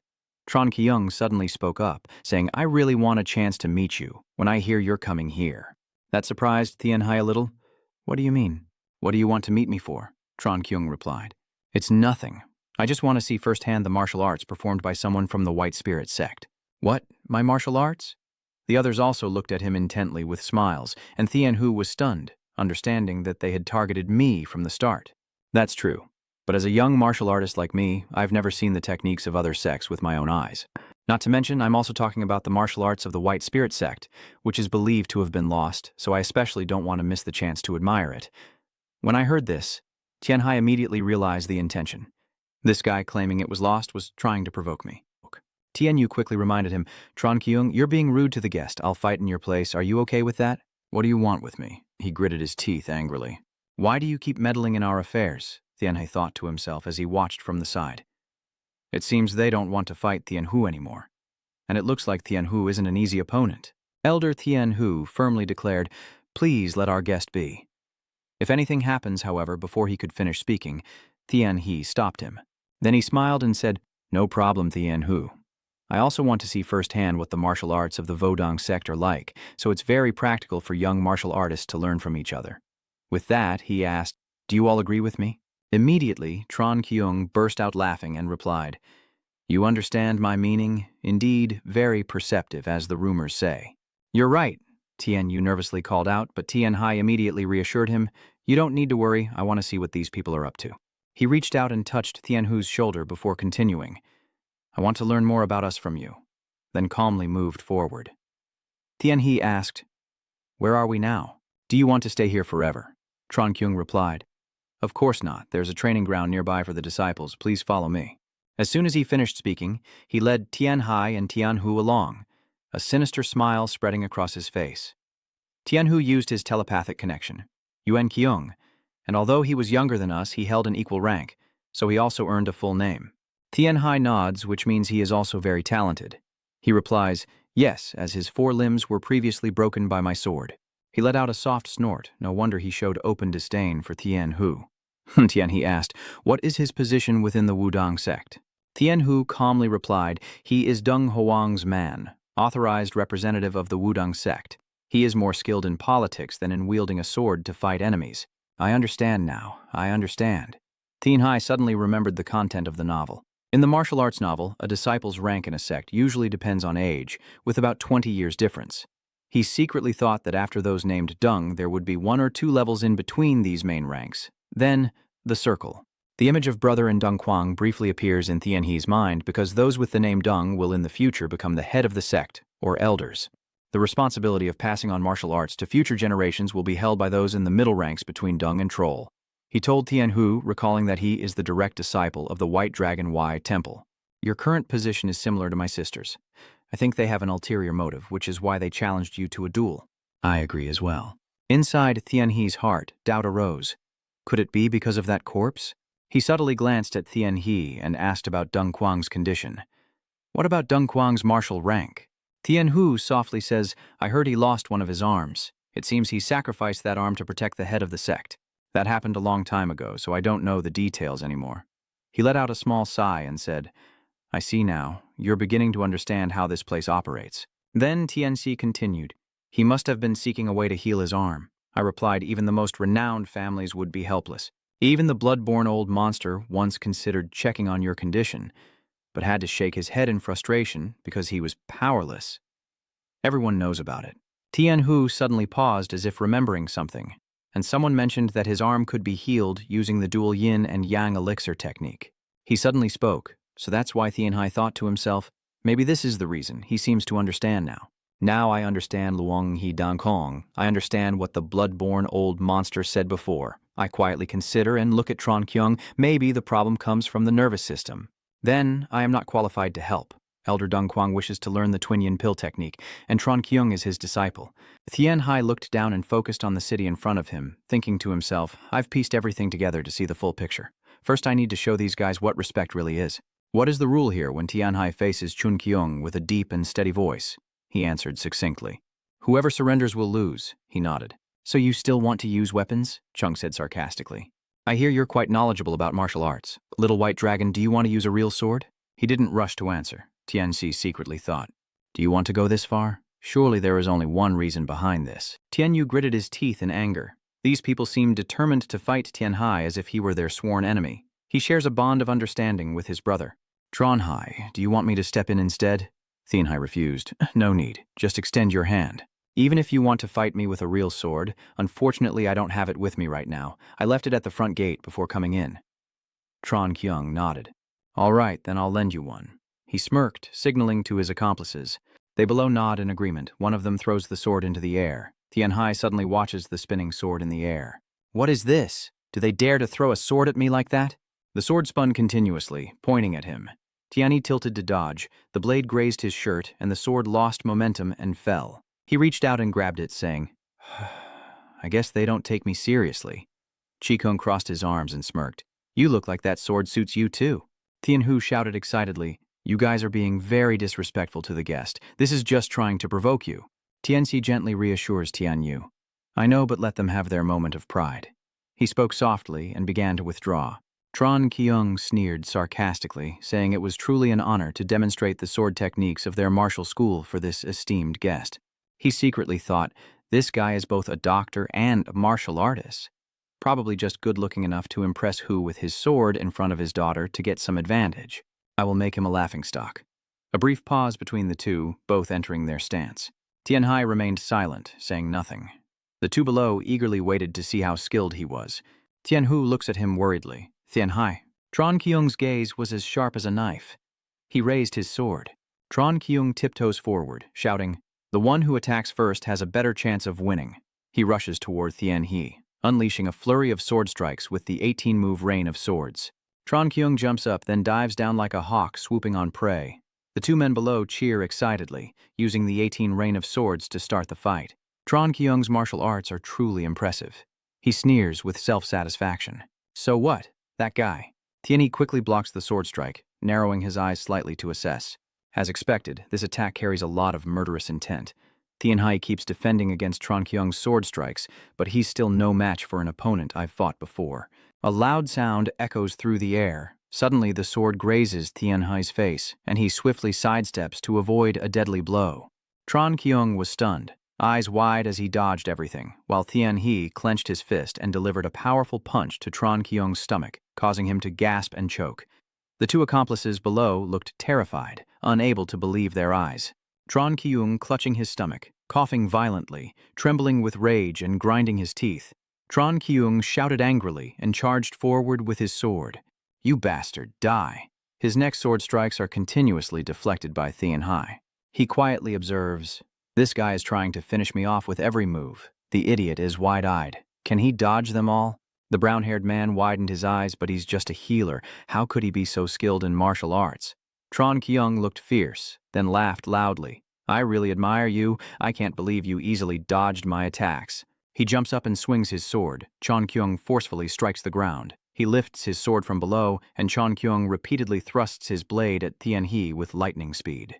He still calmly deflects the sword, knowing right away that they want to find out if I have learned the Liang Yi Dan Gong, so they are trying to force me into a corner to make me find a way out, even risking my death in this battle. He grits his teeth and glares, unable to believe that none of my attacks hit him, even when I try to corner him. Tron Kyung jumps up and screams, accepting the challenge. Tianhai slightly smirked, stepped back, and then blocked the sword. This guy is even weaker than a corner of Liu Hu. A loud clang rang out as Tron Kyung forcefully hit the ground, his face showing clear anger. Then he leapt up and shouted, "Do you dare mock me?" Tianhai frowned and stepped back, blocking Tron Kyung's sword. He gritted his teeth and then shouted, "How dare you block my sword?" Tianhai seems to realize Tron Kyung's intention. "I see. These people are plotting to steal the secret of the corpse inside my pillbox, probably planning to take the secret technique along with it." Tianhu looked up in amazement, saying, "Tianhe's martial arts are truly impressive, as he is countering the opponent's sword moves by closely following their tactics. You smile with admiration and don't even seem a bit tired." The two below start to worry about Tron Kyung. Tron Kyung Tianhai stepped back, his feet dragging on the ground. He looked at him, gasping for breath. Their personalities completely corrupted, and he never expected that wanting to learn martial arts from someone else's secret manual would lead to such a situation. He secretly thought that the master had taken the dual yin-yang dan technique and himself to the grave to protect it. Even if he had to abandon the place he truly belonged to, I couldn't allow anyone unworthy to know about it. Tron Kyung stared at Tianhe with doubt. Wondering could the rumors be true, he suddenly felt smaller than him, surprised that the young healer who had only recently trained in martial arts was so powerful, as if facing a giant fortress where no light could penetrate. "So that's all you're capable of, huh?" Tron Kyung suddenly froze as if provoked. "This guy can't be allowed to win. I must learn the dual yin and yang dan technique at all costs." He smiled brightly, aiming directly at the target. "If we let things end here, it would be boring. Why don't the two of you join the fight too?" Both Tron Kyung and his two accomplices were stunned. Tianhu hesitated before trying to intervene. "Tianhai, you don't need to be like that." Tianhai chuckled. "You know you're good at provoking others." He was so angry that his hand holding the sword trembled. "Is he provoking us? I can't let him have his moment of victory," Tron Kyung thought to himself, "but if I lose like this, does this guy still have any meaning left?" He calmed down and clasped his hands, saying, "Then we agree to your request. The two accomplices tried to stop him. Tron Kyung clenched his teeth with determination. This time, we will be the ones to make him pay. Two fighters are battling in the grand arena, with a glowing yin-yang symbol shining in the sacred space. Two people are waiting at the staircase entrance, ready to jump into the fight. Tian Hai looked around and chuckled softly. This level they are weaker than Liu Hu's 9-wood puppet. After a moment of silence, Tian Hu asked anxiously, "Are you going to be okay? You see, they intend to kill you if you agree to fight them." Hearing that, Tian He fell into deep thought. "Don't mind Tian Hu," Tron Kyung advised, and Tian Hu asked confusedly, "Why is he explaining when you're only staying here a few days before leaving, while I will stay here to practice martial arts?" He continued seriously, "If you get involved in this, your reputation will be damaged, and the two people on the other side will also listen quietly." Tian Hu was still hesitant, but unlike his concern, Tian Hai seemed quite excited about this. "Now I find this fight more interesting. I'm always ready, if you want to come at me." Seeing that, Tron Kyung shouted in surprise, "Who is that?" The two from the other side looked at each other for a moment and said together, "We are honored to learn from you." The battle begins. Swords clash with a blinding flash. While on the arena, Tian Hu remains calm, ready to face the two approaching opponents. No matter what happens, don't get involved in this. Now that you are a Taoist, you must stay calm in the face of any adversity to find a way out for yourself. Tian Hu stands outside, unable to hide his surprise. "Tian Hai." Tian Xi swiftly weaves through the opponent's sword strikes, swinging his sword to block their decisive attacks, while his mind keeps echoing the teachings. Don't focus only on swordsmanship and forget the important matters. His legs move quickly and steadily with the rhythm of his body. Having lived in a community, he must have interacted with everyone around him. Tian Hai glances around and notices that the martial arts school he is entering is a gathering place for thousands of Taoists. Taking advantage of his distraction, a swordsman quickly lunged forward, sword pointed sharply, but he reacted in time, flipping into the air to dodge the deadly strike. Then, Tian He sped up, still giving advice, saying that becoming stronger isn't difficult, but within the sect, if you want to be stronger, you must have someone to guide you in martial arts. Tian Hu quietly watches the fight, not taking his eyes off for a second, deep in thought about what Tian Hai told him. He's telling me these things. His eyes suddenly widened, perhaps realizing what his senior brother wanted to convey. Returning to the fight, Tian Hai swung his sword, and immediately a dazzling blue light appeared, astonishing everyone. Living honestly and kindly with others isn't necessarily the issue. The problem is that there are honest people, but also selfish and arrogant ones. This strange situation makes Kyung cautious as well. He was stunned and thought to himself, I didn't expect him to neutralize the yin-yang sword technique with just one strike. He shouted in anger as dust and debris scattered chaotically in the air. Chon Kyung wondered to himself why this Langbam guy was so strong. While he wasn't paying attention, Tian He rushed in and struck him, leaving him no time to react and knocking him out. Chon Kyung lost his balance and tumbled on the ground, calmly raising his sword, his words becoming even more sharp. To deal with such selfish and arrogant people, you need to be at a different level, standing at a higher realm within the Vodong sect. Actually, that's not too bad, but I haven't reached that realm yet. Tian Hu sighed, every strike lacking any mercy. He clenched his fist and said indignantly, Are you saying I'm too weak to help you? Tian Hai turned his head and glanced at the remaining two opponents. They are rushing toward him. No, actually, you're very strong. A swordsman charged at him to strike, but Tian Hai quickly blocked it. The remaining guy also shouted loudly, swinging his sword close to Koan's neck, but he was not so easily defeated. Tian Hai gripped his sword's handle tightly, then with a snap, he forced the man's hand upward. That one cried out in pain. Tian Hai smiled gently and said, Don't worry, I'll fix that arm later. His other hand trembled, clutching the arm he had been tormented by him. His remaining teammate swung his weapon while he collapsed to the ground. Tianchi calmly blocks each strike, a slight smile on his lips, thinking to himself, I'm not even using a sword to fight them. I just want to teach them a lesson. I don't want to have to heal them if they get injured at the head. Immediately after, Tian He bent down, causing the other to stumble. He turned around in shock and shouted, What? What's going on? With that panicked voice, a smile clearly appeared in his eyes. Tian Hai advises, This is my advice as a healer. If you want to stop the pain, stay still, followed by shouts of agony. The screams from that guy gradually grew weaker and more trembling. Save me. This attracted the attention of the Grand Tutor nearby. The old man cleared his throat and wondered quietly, Why is it so noisy over there? Tian Yu stands like the sky itself, watching the scene before him, while Tian Hai approaches a trembling man on the ground from pain. He cheerfully asks, Do you want to surrender yet? Let me treat it so don't move. Usually, for ordinary people, injuries like this are harder to heal, But since all three of you are martial artists practicing internal energy, it should heal more easily. Then he gently flicked his wrist. Tian Hai softly advised, "You'll probably feel some pain from your chin down to your chest." Chon Kyung painfully struggles to get up, muttering under his breath, "This crazy bastard."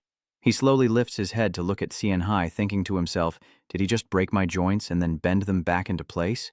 Actually, our skills compared to his are like heaven and earth." Chon Kyung pondered for a long time, then asked, "Do you think he has learned the Tuyidan technique yet?" Then he looked up at Tian Hu, who was delighted by his senior brother's victory, a victory that also showed mastery in martial arts and must have turned him into a spirit. Chon Kyung glanced at his two companions. They were already powerless, and if they were seriously injured, they would likely overreact, but this time it wasn't too severe. Suddenly a voice rang out, truly impressive. Chon Kyung unexpectedly spoke up, and those two guys also panicked, thinking, "What is he doing here?" That voice rang out again. "You shouldn't be afraid when you see the elder smiling like that." Tian Hu opened his eyes in shock. "What is going on?" That voice came from my direction. Tian Yu also turned around in surprise. A person slowly walks in with a contemptuous tone saying, "How pathetic." The Grand Preceptor steps forward with his hands behind his back and scolds, "What are you all doing?" The old man gently stroked his white beard. Tian Hai still couldn't believe his eyes, feeling confused and thinking, why is he here? Was that smile originally far from here? He pondered, quite impressed by the master in front of him. Even though he was standing right here, if he hadn't heard his voice, he wouldn't have known he was present. He is truly a great martial artist, and everyone immediately bowed their heads in greeting. "Greetings, Grandmaster Tutor." Everyone bowed silently, not daring to utter a word. Even Tian Hai was confused for a moment and asked, "Tai Su Thuk too. You observed the old man for a long time. He is the predecessor of the sect leader, so he holds the highest position among the elders? Wait, it is said that there is an elder who retired and returned to his hometown and is still alive until now." Tian He opened his mouth in shock. At this moment, an image of an emperor appeared in his mind, who was one of the two emperors his master had mentioned. Clearly, this is not an ordinary person. Tian He recalls his strength, his fist techniques capable of splitting mountains and breaking waves, making him one of the 10 great martial artists of Myeongdo. Grand Preceptor turned to Chon Kyung and gently said, "You're already injured that much, there's no need to be polite." Suddenly, they all widened their eyes in shock before one by one collapsing. Tian Hai and Tian Yu nearby didn't understand what was happening, and silently marveled, "Are they all being acupointed?" I didn't even get a chance to see him before he acted. The Grand Tutor Elder scolded. Dung Chuang is indeed talented at managing finances, but when it comes to teaching martial arts as a master to his disciple, he still has many shortcomings. Old Laon Gaogan continued, surprised that his disciple would cause such chaos. Tian Hai suddenly remembered something.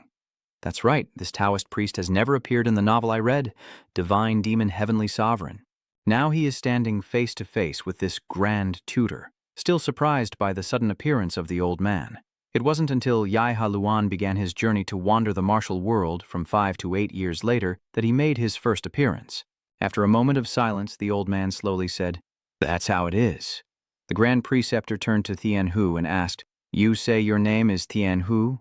Is that correct? Who is your master?" "I haven't had anyone to guide me, so I was a bit surprised." "I see." The Grand Tutor observed the person before him and praised him. Although he had no master's guidance, his aura was remarkably strong. "Good, very good." Tianxi hesitated slightly before looking at the two of them, and he continued, "Don't be polite to me." Tian Yu hurriedly replied, "Yes, Grand Master, uncle." He observed him once more, finding it hard to believe. Looking closely, this is truly a rare talent, but someone like him still doesn't have a master to guide him, does he? The Grand Tutor seems to remember there's still one more person. The old man turned around and asked Tian Hai, and before he could react, the Grand Tutor's appearance seemed to change gradually, his shoulders growing larger until he became a giant, standing before Tian Hai. He panicked and thought to himself, what is going on? I can't hide my surprise. I feel very pressured, like a huge mountain is about to crush me. It's so uncomfortable. Are you really the little white dragon disciple of the renowned white dragon? I heard he's a fool, but has a good eye for choosing disciples. Indeed, I now understand why that rumor exists. Sensing something, the old man fell silent and observed carefully. The internal energy in this Dantian has reached its maximum. No wonder he can sense how strong his opponent is. Tian He trembled, gripping his sword tightly, struggling to swallow his saliva. It's bad. He's so powerful that I can't even imagine his strength. Tian. He looked at the person in front of him. wondering if this was really a human or not. Grandmaster Tai Su raises both hands to the sides and happily says, "Look, I'm starting to take an interest in you." Then the old man rushes forward with streaks of blue light. Tianhe stood still, secretly worried that it was over. He reached back and tightly grasped his sword, alert. Something is coming. His feet stand firm on the ground, readying himself. Then a series of swords and intertwined hands appear, creating a strange spectacle. But Tianhe managed to destroy it, and even held his sword close to the hand of the Grand Preceptor. The old man was surprised and sighed, not bad, while panting from exhaustion. What kind of terrifying martial art is this? Tianyu, standing outside, was also surprised and wondered silently, what just happened? You look at your senior brother and the Grand Tutor and wonder curiously, did Tron Hai block the attack of the Grand Tutor? I didn't see anything. The Grand Preceptor withdrew his hand, then clasped his hands behind his back, laughing loudly and praising, "You are truly talented. Well done, although still young. You can already withstand my 3 sovereign Then." He continued in amazement. That is one of the 5 ultimate techniques of the Wudong sect. Actually, I only braced myself against it by inertia. My brother started to tremble, but this body kept shaking from pain. I marvel at how this is a supreme technique of power. You are close to reaching the mysterious realm. Truly extraordinary. The Grand Tutor eagerly offers, "I want to take you as a disciple of the Wudong sect. Do you want to become my apprentice?" Tianxi forced a polite smile and declined, saying, "I am just a doctor." So the Grand Preceptor's suspicion continued. Bak Long probably won't forgive me if I dare to do that. I heard his condition has improved a bit recently. If he happens to come here, even I wouldn't be able to fight him, and things would get even more complicated. Too bad. So unfortunate. Tron Kyung could only force a smile as he looked at the old man, thinking to himself, my master also said our martial skills are only average, so is my master even stronger than him? The old man glanced at him and asked, so how far have you practiced the Liang Yi Dan technique? Hearing this, he unconsciously loosened the sword in his hand, his eyes wide with surprise, muttering softly, "Damn it, I tried so hard to hide this, but I was still discovered." The atmosphere suddenly grew strangely silent between the two of them. Tianyu also opened his eyes in surprise, while Grandmaster Taishi silently and seriously looked at Tianhe, and he remained silent in thought, saying, "I suppose he had a reason for attacking me," the sword now lying still on the ground. Tianhe glanced at the 3 people lying motionless on the floor, all 10 great martial arts masters possessing terrifying internal energy like a storm, so it was impossible to guess their next move. He silently pondered for a moment before kneeling with his hands clasped. "All right, I understand. I have mastered about 40% now." "I see. About 4 parts then?" Suddenly sensing something was wrong, the old man exclaimed in surprise. "Wait, 4 parts? Your voice echoes through the heavens and earth. You've already mastered 4 parts?" The Grand Tutor ancestor is still in shock. It's truly unbelievable. To withstand that strike, one must have a deep understanding of the way of the sword. Tianhe bows his head in acknowledgement. The junior was able to block that strike thanks to the detailed notes left by Myungdae in the secret manual. The old man regained his composure, stroking his white beard. "I heard you brought Medok's remains here. Now I understand. So everything turned out to be like this." He was worried, sweat pouring down his face, thinking that he might be scolded for secretly learning from the secret manual. The sky outside is clear and sunny, and the gentle voice of Grand Preceptor echoes. "So Medok has returned? That fool has finally come back." The old man gently closed his eyes, his voice tinged with a hint of regret. "But after all, he has returned home. That's all I care about. If he is still alive, he might have risen to the ranks of great martial artists in the world." Memories of the past flood back as the Grand Tutor recounts how my master taught him to use the Liang Yi Dan Gong and to comprehend the Tai Chi sword technique. Guan Devo, when he was young, also taught me Tai Thun Than Kong and Tai Kuk Tam Thuat. Tianhe listened intently. "So that's how it is, I see," the old man proposed confidently. "I do have some knowledge of the Liang Yi Dan technique, but I haven't mastered it yet, and indeed fate has arranged for us to meet, so now I will teach you a few things." Tianhu and An both couldn't hide their surprise. "What is it? Are you going to teach the junior?" The Grand Tutor Master did not answer, and he prepared to assume his ready stance. Yu clasped his hands together behind his back, then charged forward with blinding blue sparks. Tianhe sighed in resignation, thinking, "Here we go again." He raises both hands to block each strike. The two seem evenly matched. The Grand Preceptor, furious, clenched his teeth in defiance as dozens of hands struck down relentlessly, and his swift moves made Tianhe cautious. "What is this? I can't block all of it." The Grand Preceptor suddenly raised both hands in front of his chest before he could regain his composure, and at that moment the space seemed to freeze. Tianhe looked down in panic, thinking that if he used all his strength, I would definitely die. Tianhu also looked stunned and speechless, and the Grand Master slowly said, "What do you think? This is how to use the Tu Yi Dan technique." He paused for a moment, and Tianhe pondered and drew his own conclusion. I understand now. At the moment he touched my Luansa Tai Duang, I remembered the feeling just now, as if a sudden current was running through my brain. The Grand Master withdrew his hand.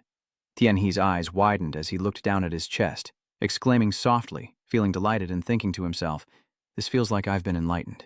This is so good." The Grand Preceptor began to explain that the duality pill technique not only divides your mind into two halves, with one hemisphere being quick-witted and the other slow, but also that if one side has a strong mind, the other will be more gentle.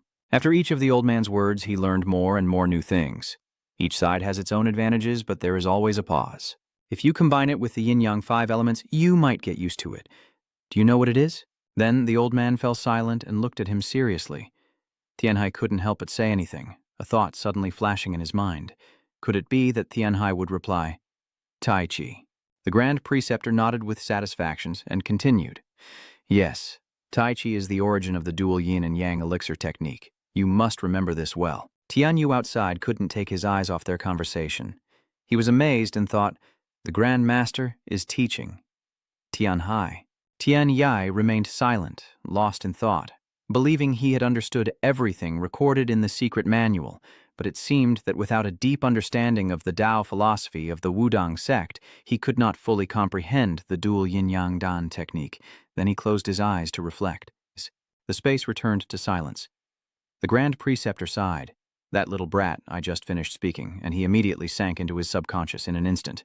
The old man watched him closely. As soon as I finished speaking, he immediately sank into a trance. "That's right, you're about to comprehend it." On Tianxi's side, after some reflection, he finally reached a conclusion. "I understand now. It turns out I have misunderstood Tai Chi Chuan all along. Actually, Tai Chi is something that suddenly appeared and caught his attention. The sound of glass breaking, hundreds of shards flying everywhere, heightened their alertness. The two strangers quickly ran inside, their voices somewhat anxious. "What are you doing, Grand Preceptor?" The Grand Tutor turned back with a frown at their words, while Tianyu exclaimed in surprise, and Tianhai remained silent, looking worried. He glanced at them quietly, and one of them shouted angrily, "You are going too far. How can you reveal our sect's secret technique to outsiders?" Deng Huang, say stop. The other side frowned at Tianhiu and said, "Chongmon, this person and the one next to him keep reminding." "I told you. Stop talking." He silently watched them, the sectmaster and another elder. "So this is Elder Deng Quang that Tianhu once told me about." Deng Quang's expression turned fierce as he thought anxiously, "We are in chaos because an outsider has learned the Tu-Yin elixir technique. If he advances further, the Grand Master Elder will speak, his tone somewhat irritated. Deng Huang, I have had a grudge against you from the beginning, and all because you asked for someone to cause trouble, so I have to leave first. See you next time." Everyone was surprised into silence for a few seconds, and Deng Huang anxiously asked, "Grand Preceptor, how can you leave so calmly like that?" In the end, they could only stand silently watching as the person accompanying Deng Huang wondered, why does the Grand Preceptor always seem so carefree? Yet this time he leaves at such a moment, even showing Xiaobai Long the Luong He Dan Kong. I wonder what his true intention is. He watched the Grand Preceptor walk away, feeling uneasy.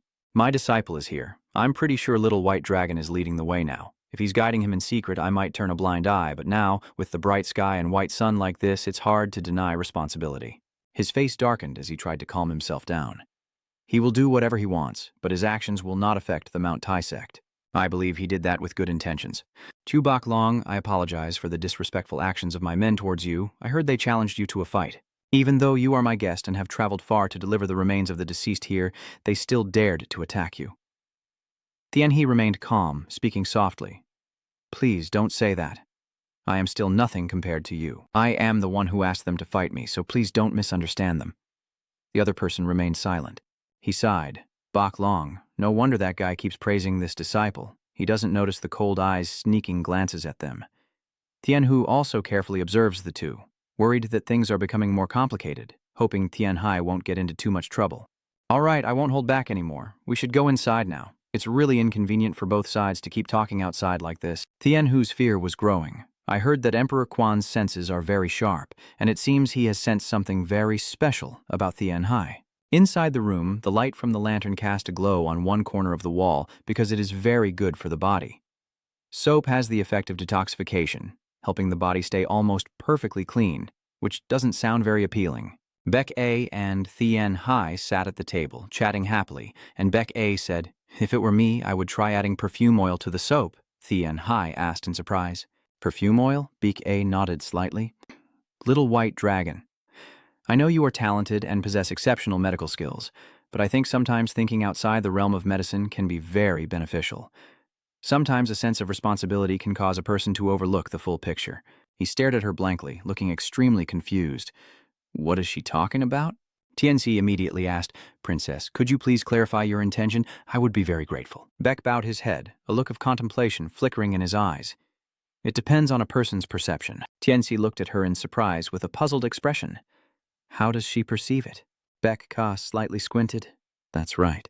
She added that the royal family and noble clans use scented pouches in their sleeves, but common people also have the same habit. No one wants to smell bad. At that point, a faint smile appeared on her lips. Everyone knew that having a pleasant scent would leave a better impression on others. Tian Hai was still stunned after receiving that information. The person wants the god to make a fragrant room spray and try selling it that way. "That's right," Bia nodded to confirm. "Yes, although the scent won't be as strong as a sachet. If the soap can help eliminate unpleasant odors and make people smell better, similar to a sachet, it would be very appealing. I want you to take advantage of that to try selling the product." Beck A exclaimed, "You are truly as sharp as the rumors say." Usually people don't understand what I mean until I explain everything I said. Tianhai quickly denied. "That's not it at all. Thanks to someone, the god realized his previous shortcomings. He seemed to suddenly have an epiphany, becoming flustered and confused. Why didn't I think of this before?" Seeing him like that, B suddenly burst into laughter. No need to be surprised. A Zafong helps eliminate toxins and benefits people. They are all for good reasons, but it's still not enough to attract everyone to buy it. So, just add some perfume oil. Who wouldn't like a nice scent? Tianhe silently thought to himself that even soap in the modern world has a scent. He smiled happily, clasping his hands together in thanks. "That's a wonderful idea." The princess gratefully thanks him, covering her mouth as she smiles with a slightly smug expression. "Have you looked at me differently now?" "Yes. From now on, I must see the princess with completely different eyes." Tianhai smiled gently, like spring sunshine. Beck A blushed at his handsome appearance and quickly turned her head away. Beck A whispered shyly, "It's not right for you to be so handsome and charming." Outside the palace, Tianxi and Yitian approached the carriage, and the other emperor stepped forward to ask Han, "Do you plan to visit the palace often?" Tianxi respectfully replied, "Yes. I will occasionally go to the palace to carry out the next steps of treatment.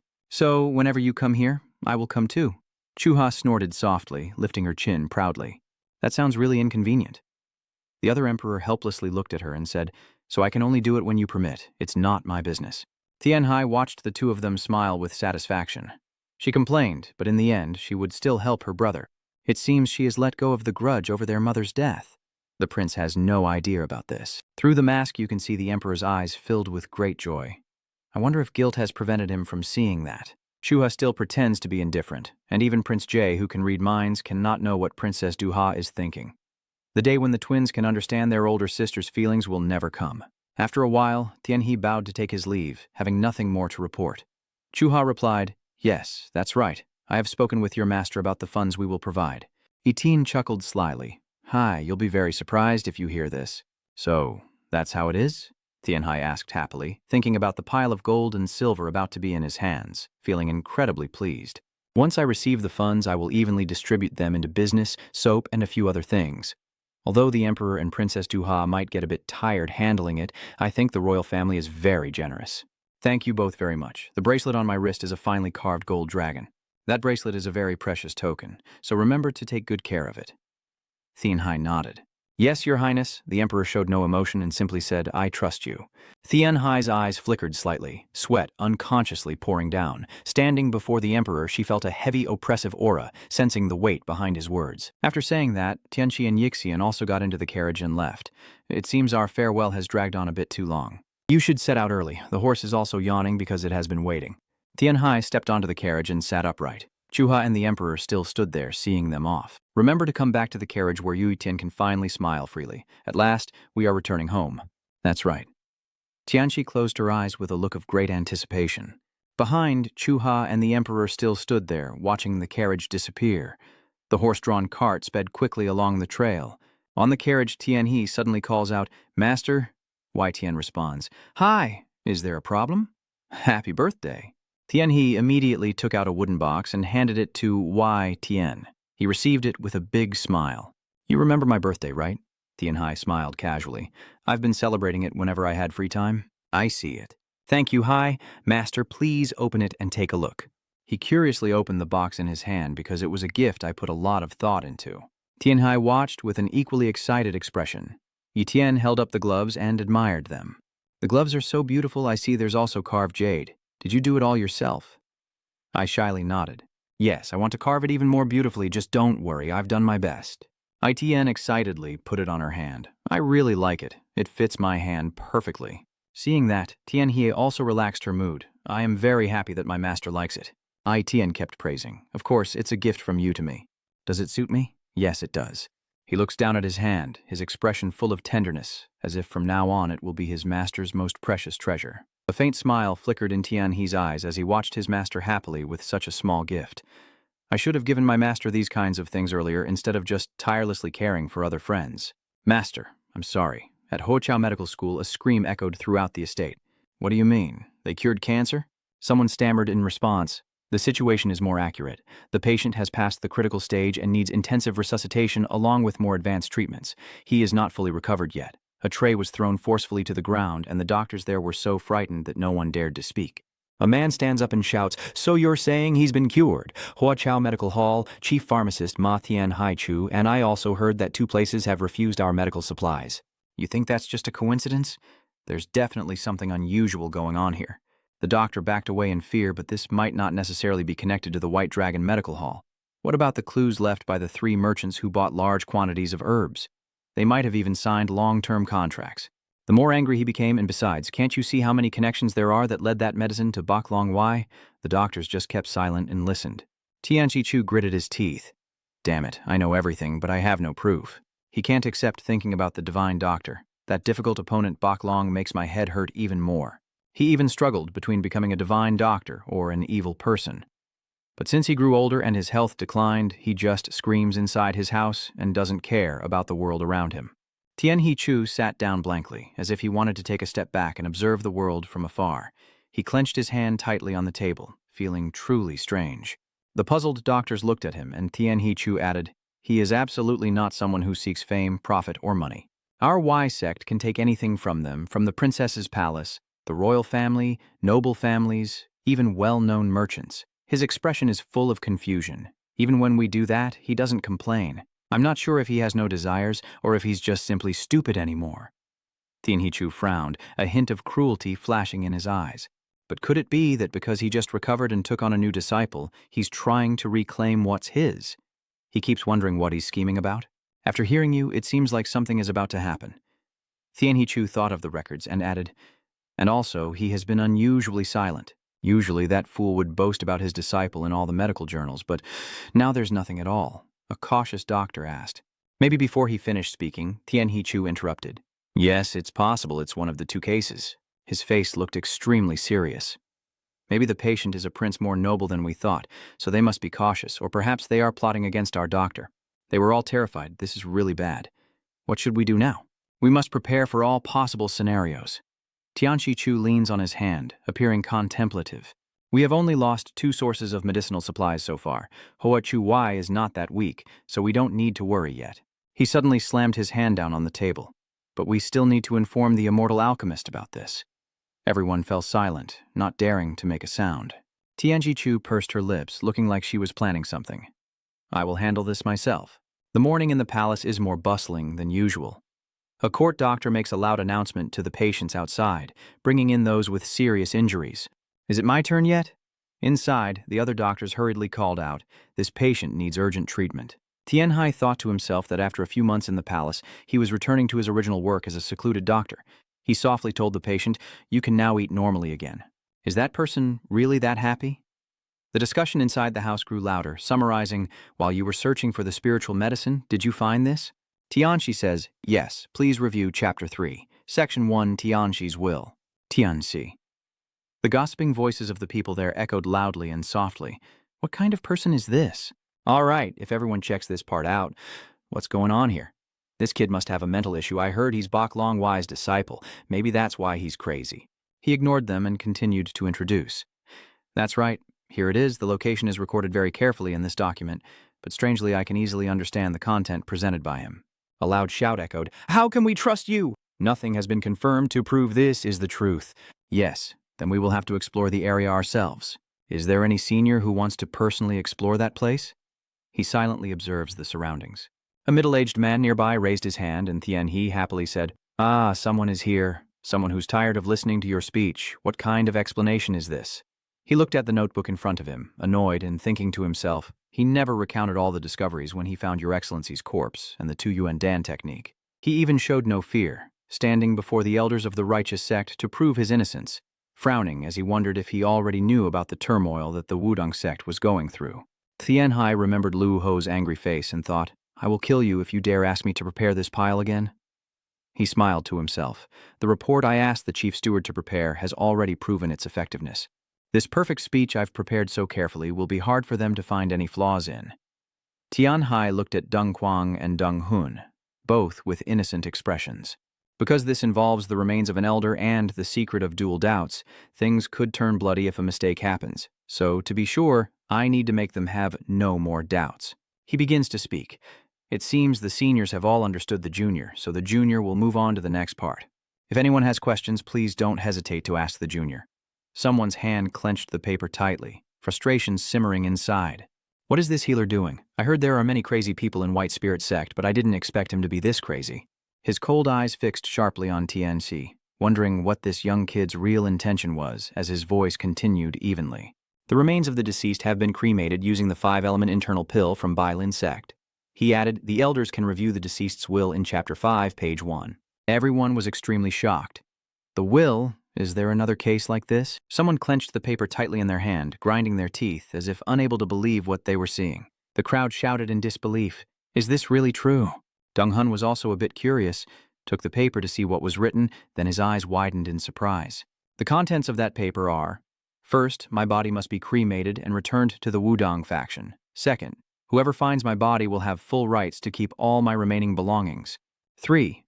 The person who finds my body is allowed to learn the 2-yin elixir technique, but must return my body to Vodong. Deng Hun couldn't believe what he was seeing. No, this can't be happening. What's going on? The crowd also shouted in shock. Are these the only 3 lines of the testament? Someone suddenly exclaimed, so does that mean you have mastered the duality Dan technique? Yes, I only follow the will of the late person. Those people still remain suspicious after hearing that, whispering and discussing among themselves, while some just look at each other in silence. At this moment, Deng Quang suddenly stands up and shouts angrily, this is just the will of the hermit Miyoung Emperor. How dare you learn it without the approval of the head of the Wudong sect? Elders, what do you think about this? Do you want outsiders to learn our sect's secret techniques? Everyone fell silent, their faces grim, until someone spoke up first. Actually, I think the same way. If Baklin Mon learns the secret techniques of our sect, it might cause us trouble. Then another person added, yes, even if I know that Little White Dragon is not a bad person who knows what might happen in the future and whether it's safe for him to acquire this secret technique. The others also seemed to agree with that opinion. Tian Hai remained silent, annoyed, thinking to himself that the old man was stirring things up and probably wanted to handle it in a gangster style. He glanced around cautiously, but I already had a backup plan ready. Deng Hun clenched his fist and turned to Deng Quang, asking, what do you think? Should we destroy his inner core even though he is the next successor of Bok Long Wai Kak? Deng Quang replied seriously, Vodong's sect has always been closer to Thandao Long Wai Kak than Hoadao Wai Kak, and we still owe Hoadao Wai Kak a debt. Deng Hun quickly said nervously, hey, even so, you seriously questioned the other elders? Do they want to turn against Bok Long Wai Kak sect just because I am closer to Hoa Chao Wai Kak? Are we going to let our sect's reputation be destroyed like this? But they all remained silent, each lowering their heads. Why aren't you saying anything? Why has our sect ended up like this? Tian Hai observes everything, pondering. Did they really mention Hoa Chao Wai Pavilion in front of me? This old man seems to know exactly how to threaten others. Suddenly, the door bursts open, and the Grand Tutor enters, sounding annoyed. "You are all fools." Dong Hyun looked at the old man in surprise and asked, "Tai Su Thuk to Myongju, what are you doing here?" He replied seriously, "I was testing your resolve to see if you could handle this properly. Do you think I left because I didn't care about this? Where do you think I am going?" Everyone in the room was filled with fear as the old man glanced at them and reminded, "Don't be polite, just sit down." Dong Hee Unun and Dong Kwang now shared the same thought. "You told me to handle this, so why are you now siding with him?" The Grand Tutor Master approached Tianhai and calmly declared, "It's nothing serious, right? I will take him as my disciple, and since he is the successor of the Bailong Yi clan, I will accept him as my external disciple." You seem quite surprised by the old man's decision. Tianxi can't believe it. "What? A disciple?"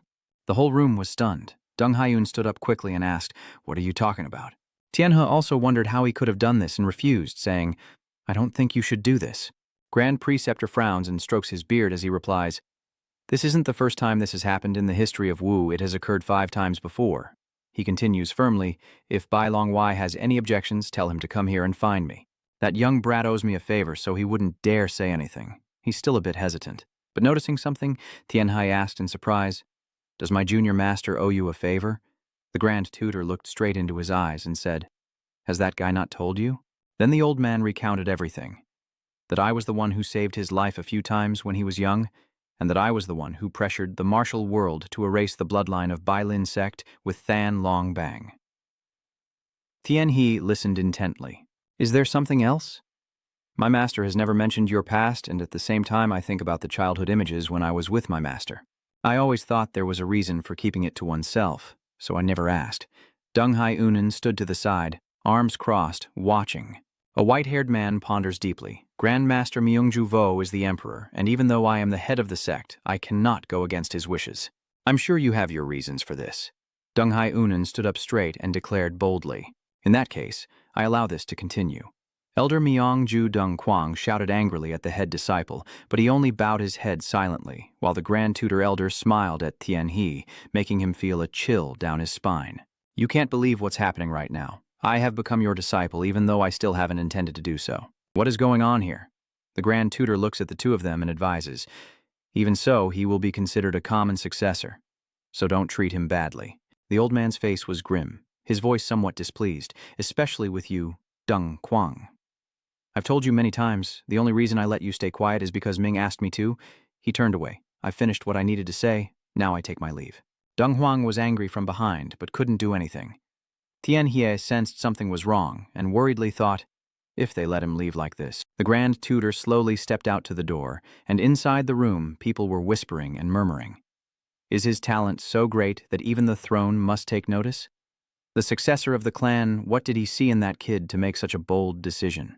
"I don't understand. That kid is still too young. The gossip is getting louder. Wait a minute. Who won the fight?" "He easily defeated the rising star, Taoist Tien Khan." "What? How come so many people fought him but still couldn't defeat him?" Meanwhile, Deng Hai Hun was still deep in thought.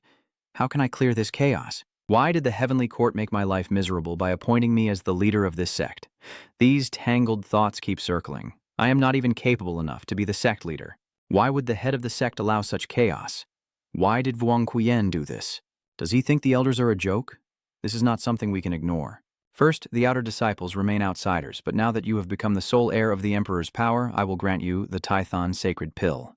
Hearing this, everyone was stunned, and Deng Kwang exclaimed in shock, "The Taithon sacred pill." Even Tian Hai is stunned. What did he just say? He wants to give me the Taithon sacred pill, a top-tier spiritual elixir in the martial world. At night, Tian He stands alone in the quiet emptiness, arms crossed, deep in thought. What on earth is happening? I thought Elder Deng Kwang would strongly oppose giving me the Taithon sacred pill. But it was strange that he stayed silent and let this pass. Tianxi recalled the meeting earlier that afternoon, where Deng Hyun loudly asked, "Do any of you oppose?" But no one dared to speak up. I think I have figured out the purpose of the sect leader. Although they mainly used Hoa Chao Medical Clinic, he knew how powerful the Bok Long Hospital was. He recalled everything that happened this afternoon, feeling quite puzzled. While Great Sage Myongju handles everything in his own strange way, perhaps the head of the sect thinks this could bring great benefits to the Wudong sect. Elder Deng Kwang also agrees, right? Tianxiang looked at the round face before him and thought, but as an external disciple, I have the right but no responsibility. This is good for me. He recalled those who had taught him techniques, and since he had learned some hidden moves from the bloodborne old monster, learning more wouldn't be a problem. And the Tai Chi move that Emperor Wangquan demonstrated to me is not a simple technique. Then he remembered his master, and the real question was whether his master would accept this. Realizing something, he suddenly fell silent. A thought crossed his mind. You won't? In his mind, images of his master and the grand tutor fighting appeared. Is this where they battle the Emperor's power to determine who is my true master, right? If that happened, it would be crazy for two of the top martial arts masters in the world to fight over a disciple. Realizing this is impossible. Tianxi forced a smile. Maybe I've been overthinking it? I don't think I'm important enough for them to do that. I'm just imagining things. Then he went to get his pet. Kwang, let's go. Another thought crossed his mind. That's right. Let's wait and see how the master reacts elsewhere. The sky is blazing red, looking very strange. An old house gradually appears inside the house, and a haunting voice echoes. Do you accept the path of blood heaven? Dong Quang, standing there, replied to that voice, I will do anything as long as I can get my arm back. A person in a red cloak with a beak-shaped hood inside continues.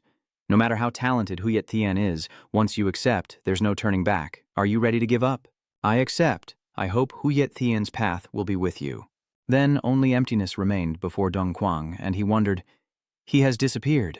I can't even sense his presence. He must be a master of extraordinary martial arts. Dong Quang discovered something red beneath the Buddha statue. He was surprised and exclaimed, then picked it up and examined it closely. He remarked strangely, it feels like a living creature. Dong Quang trembled with anger, gritting his teeth and saying, the ones who turned me into this? The head of the sect and the local sage Miu. He remembered Deng Hyun's words that the martial arts sect was rotten and it was time for change, and recalling the people in the sect, he felt immense anger. They called themselves monks, but even after I lost my arm, they still refused to pass on the dual cultivation technique. Dong Quang felt an overwhelming sense of fury. They are the ones who are not true Taoists. He clenched his fists tightly and shouted angrily, even knowing how much I suffer, they still act so cruelly. Could it be that that little white dragon is more important than me? The one who has dedicated his whole life to the martial arts sect? Dung Chuang secretly blamed the two people. What was so special about a dead person's will that they wouldn't pass on the dual cultivation technique to me? He was so angry he trembled, staring intently at what he held in his hand, hesitating for a moment before saying, I don't want to do this either. But then, he decisively put it into his mouth and swallowed it hard. The substance immediately reacted within the imperial alchemist's body. Veins on his forehead bulging more and more, his eyes turning bloodshot, and he cried out in intense pain. I, satisfied, shouted loudly, Huyet Tian, this process greatly affects everything around. Amidst the ruins, Deng Quang raised both hands. He shouted in fierce anger, since I cannot obtain the twin yin pill technique, I will follow the path of the Blood Heaven sect. Its power is devastating, destroying everything around it. Dust and stones fly everywhere, and the red light from Deng Quang grows stronger, gradually covering a vast area of that place. Tianhai quietly pondered. I returned Jot and submitted the Lunagi Dan Kong. He picked up the stack of papers and thought to himself, I did as I was told. Tianhe gently smiles, feeling overwhelmed inside. I thought I had accomplished all my goals here. Tianhai sat at the table, sighing. An outsider disciple, that's the problem. He muttered awkwardly, Princess Duhai, Your Majesty, the blood of the old monster. My master has become more sensitive as they all try to pull me to their side. A stroke of the pen veered off course, and Tianhe silently thought I was deeply moved to learn about the relationship between my master and the Emperor of Power. He took the paper he just wrote on and forced a smile, thinking that connection might prevent his master from losing his temper. In this Murim world, whether you belong to the righteous sect, the evil sect, or the demonic cult, never forget your benefactor. A moment later, Tianhe exhaled. I have finished writing most of the letter to my master. He stretched and muttered, I just need to wait for a reply. Tianhai loudly called, Wang Gu, go send the letter. A few days later, a polite voice from outside the door asked, Tianhe, may I come in? He quickly responded, Yes, Tianhu, what's going on? Tianyu stepped in happily and said, The initiation ceremony for you to become an outer disciple will happen soon. The Emperor's authority asked me to tell you to prepare. Tianhai stood up suddenly. What, already that soon? He nodded and replied, Yes. You said we need to finish this before White Dragon comes to cause trouble. Even though White Dragon owes you a great debt, he is unpredictable when he's angry. He forced a smile, secretly thinking to himself, so he already knows. I should set a few traps to cause some stomach pain first. Tianhu kept talking excitedly, saying, "Oh, I was told someone would teach me too." He replied, "Great," he happily said, "it's all thanks to you." Tianyu recalled when the two of them trained together, "You were very happy to have joined. This really feels like a dream.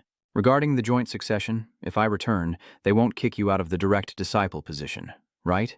His smile suddenly stiffened, and he hesitantly replied, "You're not a hostage. I don't think they would treat me that way, right?" "All right, you seem too tense. Are you afraid?" "Actually, I'm afraid I might disappoint the Emperor." Tianhai held his arm, reassuring him, "That won't happen. Don't worry." Tianhu forced a smile and replied, "I hope so." He looked at you and smiled happily. "Of course it will be." In his heart, Tianhe also promised himself that I will protect you, Tianhu. The conversation ended when he suggested, "All right, let's go." "All right, I'm in." At the Golden Hall, the atmosphere is extremely solemn and majestic. Tianhe and Tianhu kneel on the Bodhi tree, surrounded by the sounds of chanting. He silently thought that the initiation ceremony took place at the Golden Hall on the highest peak. Deng He-un closed his eyes and muttered, holding a bundle of incense with rising smoke, making Tianhe secretly admire that even unofficially, the head of the sect, the elders, and other shamans all helped prepare. He pondered, in recent Murim novels, shared inheritance is very rare. I never thought I would experience that. Tianhai closed his eyes in anticipation. I am glad that my master's letter arrived just in time for Deng Hai-hun to read it. Dear Hai, you are too kind. And since this has happened and reached this point, learn everything you can. Anything that can save your life in the future makes me happy when you learn it. He gritted his teeth in anger. Emperor Quan, is this really true? Did you really allow it? The elder nodded and said, You've seen it with your own eyes, haven't you? Now that we have the approval, let's begin the initiation ceremony. Then happily, he draped his arms over Tianyu and Tianhai, saying, Let's go, my disciples. Oh heavens, how are we going to clean up this mess now? The bell rang clearly, and the elders bowed their heads as they lit incense. You are still confused. The main point of the ceremony is simple. You recite the ancestral words from the Wudang sect and declare that I have joined the family as a new member and that Tianhu has become a direct disciple under your guidance. Grandmaster Tai Su and Deng He-unun stand before the altar, reverently murmuring ancient words. Incense billows rise, and the sound of the ancient language continues to echo through the temple. So the ceremony ended quickly despite all the preparations. Afterward, the old man pulled Tianhe aside and said, Oh, and Bai Long accused me of stealing his disciple and asked if I was confused, but since he still allowed it, it means he saw this as good for you, and only now did I realize it clearly. Oh, I see now. The Grand Master keeps rambling on. He's the kind of person who can separate emotions from thoughts calmly. Maybe he's angry, so he can settle his debt with me. And that happened. Only now did he suddenly realize something and ask again, Sorry, what do you mean by that? The Grand Preceptor smiled softly and said, I will grow old and leave soon. Once I become a god, I will no longer be here. He looked up at the sky and explained in a few years, You will only have one master left. Bak Long understood that and fell silent. In the novel, when the path of the blood demon Heavenly Sovereign begins, Myung-ju was no longer there. Tianshi looked at the calm expression of the old man and wondered silently, when the warlord sect needed his help, no one could find him anymore. He lowered his hands, lost in thought, and wondered, did he see everything coming? The Grand Preceptor stroked his beard and said, That's why you don't realize how fortunate you are to have met me. Seeing that Tianhai didn't respond, he also fell silent. The Grand Master looked at him and smiled, saying, I hope you will help the martial arts faction when the time comes. He was surprised and asked when the time would come, but the old man did not answer, leaving only his back as the leaves in the yard fluttered with the wind. Tianhai stood there blankly watching the Grand Tutor leave. A voice echoed in the room, Let me check your pulse. There's no need for that person who refuses. The Grand Preceptor nodded and sighed, saying, I am not the patient and I am not asking you to examine me. Do you realize how rude that is? Tianhai interrupted firmly, saying, Yes, but this matter is too important. Helpless, the Grand Preceptor could only extend his hand. All right, go ahead and examine. I'm glad. Then the old man silently watched him. Tianhai carefully checked the pulse of the Grand Preceptor. I pressed my hand on the pulse on Tai Su Thukto's wrist, channeling energy into his body, feeling each heavy beat of his heart. I think there's no problem. It seems the issue is due to age. Tianhai looked at the old master's legs, silently thinking that his body was exhausted from the battles he had fought, then looked up at his hand, realizing he had reached his limit. Tianhai let go, contemplating the worst-case scenario. If he didn't ascend to become a god soon, he would die of old age. Maybe in a few years he won't be here anymore. Suddenly, the old man laughed loudly. "Why is that?" "You can't cure old age, can you?" he retorted. "You're quite harsh with your words." The Grand Tutor shook his head and said, "I am just laughing at the determination to save me at all costs clearly shown on your face. I haven't seen that look in a long time. Maybe you would be better off if you had learned to relax a bit in your youth?" The old man glanced at him. "If I hadn't fought so much, I probably wouldn't have become a ruler of power."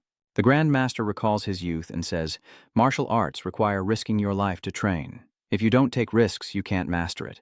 A martial artist who doesn't fight is no different from an empty shell." Tianxi pondered. "That is the understanding of those who only know how to drown themselves in martial arts." The Grand Tutor recounted, "I have no regrets, but I worry about what will happen when I am gone. Still, having these two disciples makes me feel more at ease." The old man is proud of his two disciples. One can see through the internal affairs of the martial arts sect from the outside, and the other is a martial arts genius who will flourish here. The Grand Preceptor nodded calmly and said, "With both of you, everything will be stable for at least the next 30 years. The only issue is that both of you are a bit hot-tempered." Tian. He frowned, his eyes dark with defiance. "I don't care if you speak ill of me, but I won't let you do that to Tianyu. I think he has the best qualities among those who will become my sworn brothers." The Grand Preceptor chuckled mockingly. "So is that true? From what I see, it's as if he has swallowed the venom of 1,000 poisonous snakes. Every time he opens his mouth, the poison is so strong I can smell it from 1,000 miles away." Tianxi lowered his head in thought, realizing that Tianyu had been misunderstood again. He pursed his lips and said nothing, thinking that even though the great Saint Myongju misunderstood Tianyu now, he would change his mind once he saw how Tianyu behaved and tried to do what was right. Tianhu suddenly glanced as if he had discovered something, rubbing his ear and wondering, My ear is so itchy. Is someone talking about me?" Inside the martial arts hall, a tragic cry echoed, filled with despair.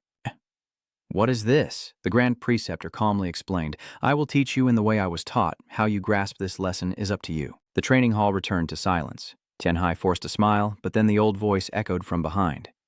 "I heard that the original complete pill divine technique of the White Spirit sect is extraordinary. Can you memorize all this in a day?"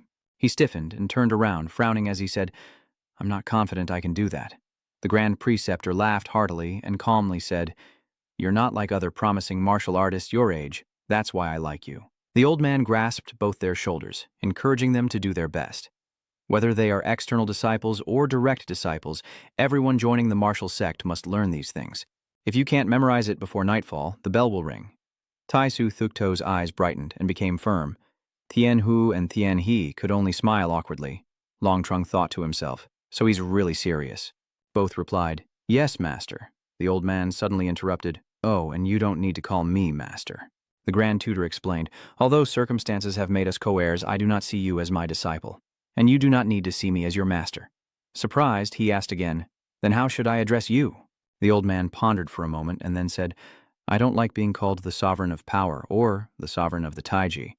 Then, as if he had an idea, the Grand Preceptor exclaimed, "Why not call me Grandpa?" Tianyu and Tianji were startled. He exclaimed in surprise, "What? Grandpa? How does that sound to you?" Grandmaster Taishifu kindly said, "If I had a grandson, he would be as intelligent and graceful as you. Just call me G family." He closed his eyes tightly, feeling overwhelmed. Does my face match the kind that elders prefer? Seeing that the two disciples did not respond, the old man was a bit disappointed. "What's wrong? You don't like it?" Tianhe quickly replied, "No, I will do it." "Grandpa, Grand Preceptor is even happier." That's right, I like hearing that." "Tian Hu, how do you want to call me?" Then the old man turned to Tian Hu, who was flustered and apologized, saying he didn't have a master yet. "You are my only master. I want to call you Master." Taisu Thukta smiled calmly and said, "All right, since you are from the Wudang sect, maybe this will be more comfortable for you. Just do as you wish." He forced a smile, feeling more certain inside. Just as the sect leader said, he was truly eccentric, completely different from ordinary people, and everything was chaotic at the start of practicing martial arts. Suddenly he jumped up and shouted, "Let's start training." The Grand Master turned and called, "Tianyu, follow me. I will check how much you have learned about the basics of the Wudang sect." Tianyu clasped his hands and replied, "Yes, Master." The old man pretended to threaten that if you slack off in your training, you'll have to start over. Tianyu confidently answered, "I won't." The Grand Tutor turned to Tianxi and instructed him, I want you to memorize everything before I return. He nodded and replied, Yes, master, I will memorize it all. Tian Hu silently sends a prayer to Tian Hai, good luck. It seems he understood, also waving back with his eyes, I hope you return alive, Tian Hu. As ancient scriptures appeared containing obscure ancient texts, I think reading all the Taoist classics won't be too difficult for me. Tian Hai's gaze is determined. After all, the Yuan Quan Dan Shen Gong specializes in absorbing knowledge. Over here, Tian Hu is also being guided by the Grandmaster to adjust his stance, who says, think of your internal energy as flowing water, and move it. No, you're losing your balance. Focus on the movement of your dantian. After standing firm, he threw a punch. Grandmaster Taishi was very pleased. Kovu, that's right, use more strength. Imagine your muscles as clouds and your bones as mountains. In the yard, Tian Hu kept punching. If the internal energy flows correctly through the meridians, that is the Tai Chi. No need to judge yin and yang. The old man's voice echoes with each of his heavy breaths. Hey, I told you, that's not the way. Again once more, as the night falls and the moon rises, the Grand Tutor Elder praises, I thought you wouldn't be able to do it, but you've learned it all. The master and disciple pushed the door open and entered, and the old man continued. I don't think anyone in White Spirit sect has such ability. Tian Hai smiled and replied, You did your best. The old man gave a few instructions. All right, rest now, see you tomorrow. The door slammed shut. He looked at Tian Hu with concern and asked, Tian Hu, are you all right? Even though tired, he still smiled and replied, Of course I do. Actually, I'm very grateful to you, but you are really scary when teaching me. I worry you can't handle it. Don't worry, I'm very strong. Tian Hu chuckled a few times, then said, I feel reassured now. But recalling Liu Hu's violent pranks, I think that no matter what happens, it's better than being beaten by Liu Hu. Tian He stood up and suggested, Do you want to eat something before going back to your room? He's worried. What? You should rest now. He still looked very relaxed, smiling to reassure. It's okay. I don't really like the martial arts cuisine, so I'll cook for you. He replied, I will help you then. Tian Hai smiled brightly like a flower. All right, let's go quickly. I will cook something delicious for you. Tian Yu looked at his hesitant face and said, You need to eat more too. You're too thin. Tian Hai replied, It's just because you're too big. Anyone standing next to you looks thin. He scratched his head, feeling awkward. Really? He asked again what you want to eat. Tian Hu thought to himself. Ah, the brightly lit and lively room makes both of us think the same thing. Tomorrow we start learning martial arts. Grandmaster Taishi stands facing his two disciples, carefully teaching them Tai Chi, internal skills of Shaoqin, swordsmanship of Shaoqin, and cloud-walking steps. These are the basic techniques that both external and internal disciples must learn. These are common martial arts skills. Next, the outer disciple learns intermediate martial arts like Sun Yang Gong and Tio Kin Than Kong. The two young men look confused. I see. The old man crossed his arms with a nonchalant expression. It's really troublesome and difficult to teach you when you've already mastered the fundamental skills of the White Spirit sect and have so much internal energy. Suddenly, the Grand Master opened his eyes and looked directly at them, asking, Do you know why I still teach you despite that? Both fell silent. Tian. He thought to himself, it's probably because of the ultimate goal of this teaching. He asked back, Do I need to do this to fully understand and master the duality elixir technique? The old man looked pleased, laughing loudly. Yes, a truly intelligent person thinks differently. Why do you think that?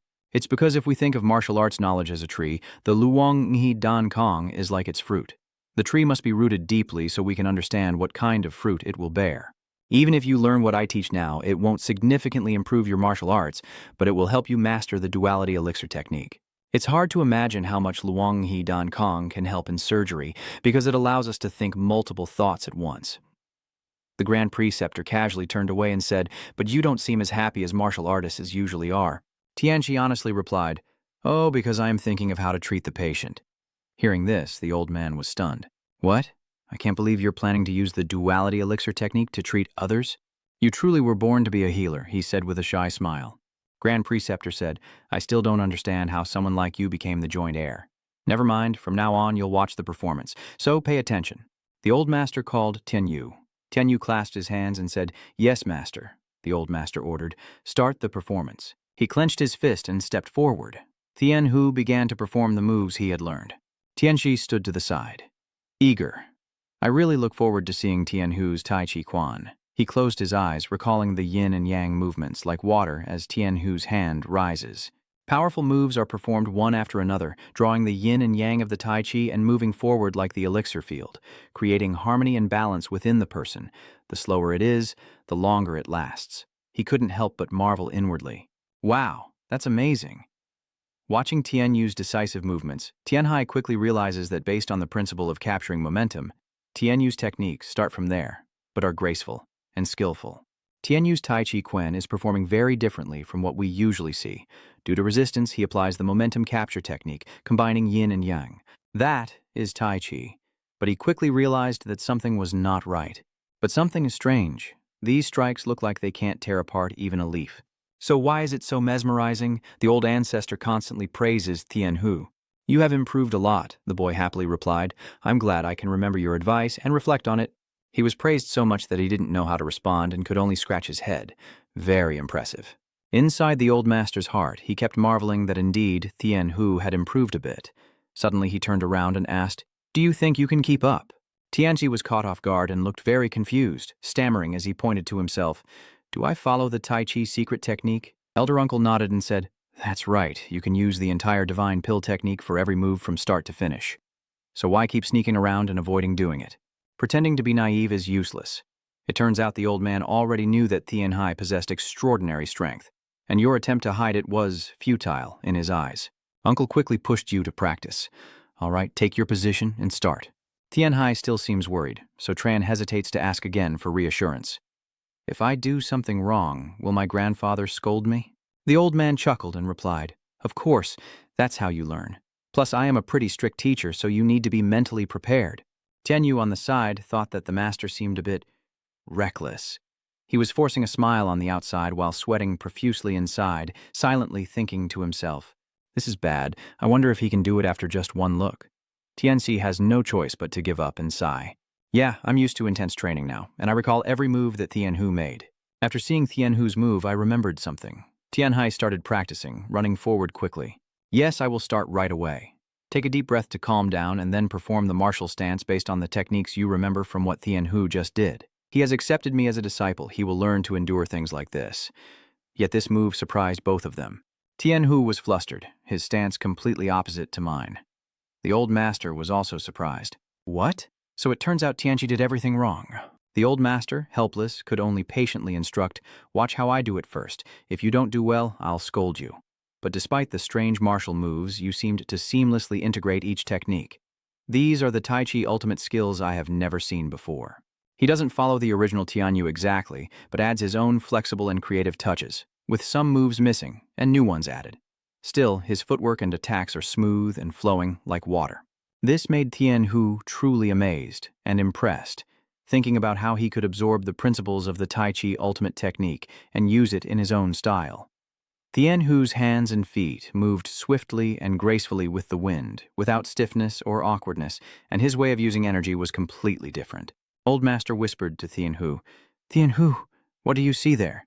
The boy hesitated and replied, "It seems to be the ultimate techniques performed according to the 5 elements." The old man burst out laughing and praised repeatedly, "That's right, you truly are a genius, recognizing it at a glance. Truly remarkable. I didn't expect someone from the next generation of monks to have such talent."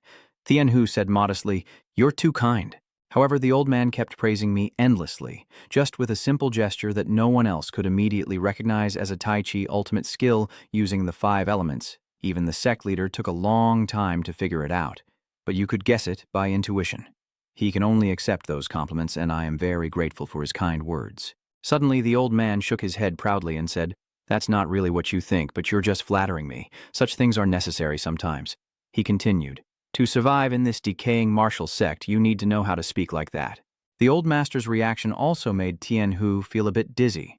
Suddenly, a powerful sword swing struck down, and Tian Hu was still diligently practicing, using an extra wooden sword to increase the difficulty of the secret technique, moving so quickly that he couldn't even see his own movements clearly. "Master," that is my uncle, calmly replied, "he has skipped the cloud step and started using the little thin sword technique." He was extremely surprised. "Yes, but my master didn't seem happy or praise me. Instead, he looked on seriously as he observed the training, noting that his techniques were very different, almost as if they possessed a mystical power." Uncle pondered and realized that he was circulating water energy through the wooden sword, with water acting as the yin in the Tai Chi secret technique, making it perfectly aligned with Shaoqing's swordsmanship principles. Tian Yu asked unexpectedly, "So, Master, if I am a genius, then what is Tian He? You are a miraculous genius." Tian Hai is panting and struggling to climb the mountain. Just a little further, we're almost there. He gazed into the distance, thinking that although the exact location of the secret manual isn't recorded, it is said to be found within the greatest eyeless statue, the heavenly standard god idol. Tian Hai recalled that only 2 places in the martial arts sect possessed the largest statues. He had reached the foot of the staircase. Luckily, they are located in quite remote places, so not many followers visit. When he arrived, Tian He paused for a moment, looked at the scene before him. Everything was quiet, just as he had predicted. Tian He turned back and said to it, "Royal Dog, watch over this place for me. I will return soon." As soon as he finished speaking, he kicked off the ground and vanished.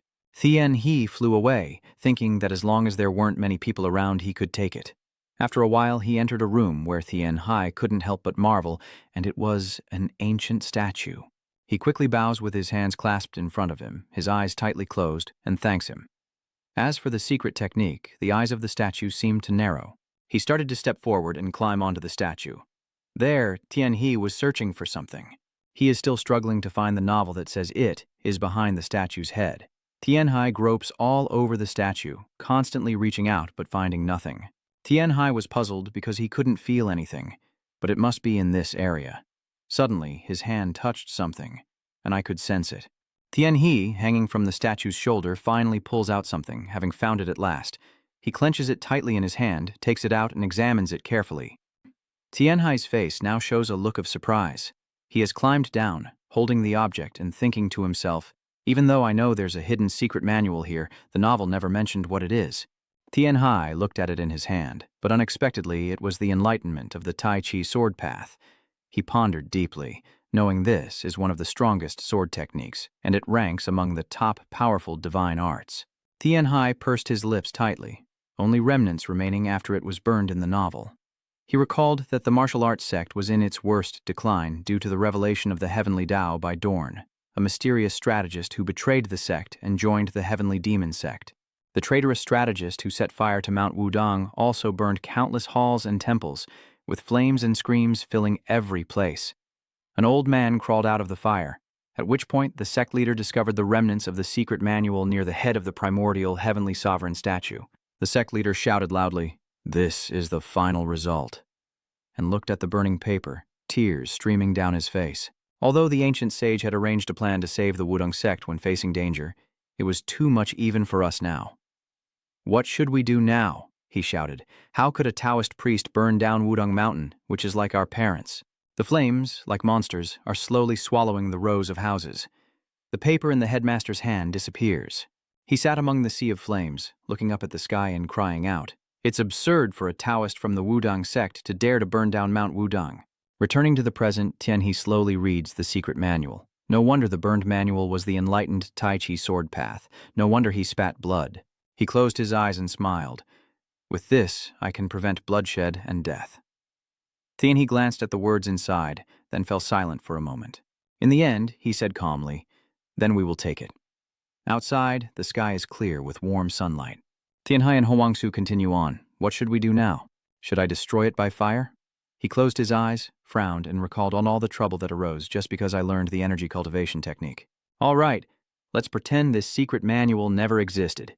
Suddenly, Tian Hai, the Murim fanatic, bursts out of his body and shouts loudly, "What? Are you serious? Are you really going to destroy it, even though it looks so beautiful?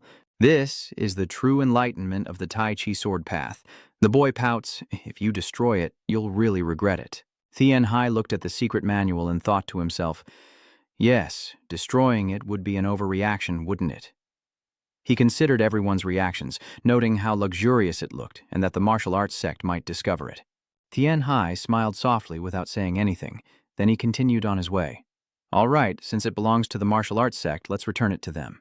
The golden dog helps me find Jia. The golden dog suddenly dashes forward, surpassing even Tian Hai, and he also starts running after the golden dog. If I try to take it alone, I won't be able to handle it. The shadow of them has disappeared. When we arrive, your master's voice is so loud it echoes everywhere. Instead of reading it yourself, are you handing it to me? Tien Hai respectfully offers the secret manual with both hands. Yes, it belongs to the martial arts sect and must be returned to its rightful owner. He hesitated slightly, his eyes narrowing. In the end, the master finally took it. If you think so, I will accept it. He closed his eyes, slightly bowed his head, and the master asked with curiosity, "But how do you know the secret manual will be there?" Tien Hai politely replied, "It was recorded in the Dai Truk I found." Master was surprised. The testament? I told myself I can't tell him I read it in a novel. I will have to use the name of Elder Midak, who has passed away. Hearing that, tears streamed down his face. Myung-dak, that fool. Master recalls the old days, carrying so much hardship alone. The youthful, smiling image of Myung-dae appears, an idiot who couldn't trust the Vodong sect but couldn't leave either. Tears streamed down his wrinkled face as the master said, "Actually, the enlightenment of the Tai Chi sword path has been lost for a long time." Tien Hai was stunned. What? It's one of the famous martial arts of the Wudong sect, so how could it be lost? He was extremely confused, wondering what was going on. Master was recounting the chaos of that battle and how losing martial arts secrets in the martial world was common, often happening when the heir of a divine technique died unexpectedly. Maybe they were harmed by someone or faced a misfortune. The secret manual is a safeguard established by previous successors to prevent the martial arts from being lost. He nodded and said, "I understand. That makes sense." The master took a sip of tea and continued. This is also true for the Tai Chi sword doctrine enlightenment of the Wudong sect and the previous generation. The successor has passed away, and the secret manual has also disappeared. What? Passed away? He nodded and said, "Yes, there was a battle." The master slowly put down his teacup and smiled. That's a situation we can't discuss internally, let alone reveal to outsiders. His face grew serious. A battle, but surely someone heard Fong Than about such a serious matter, and there is only one reason why it cannot be spoken of. Without hiding his thoughts, Tien He asked immediately, "Could that battle have been over the enlightenment of the Tai Chi sword path?"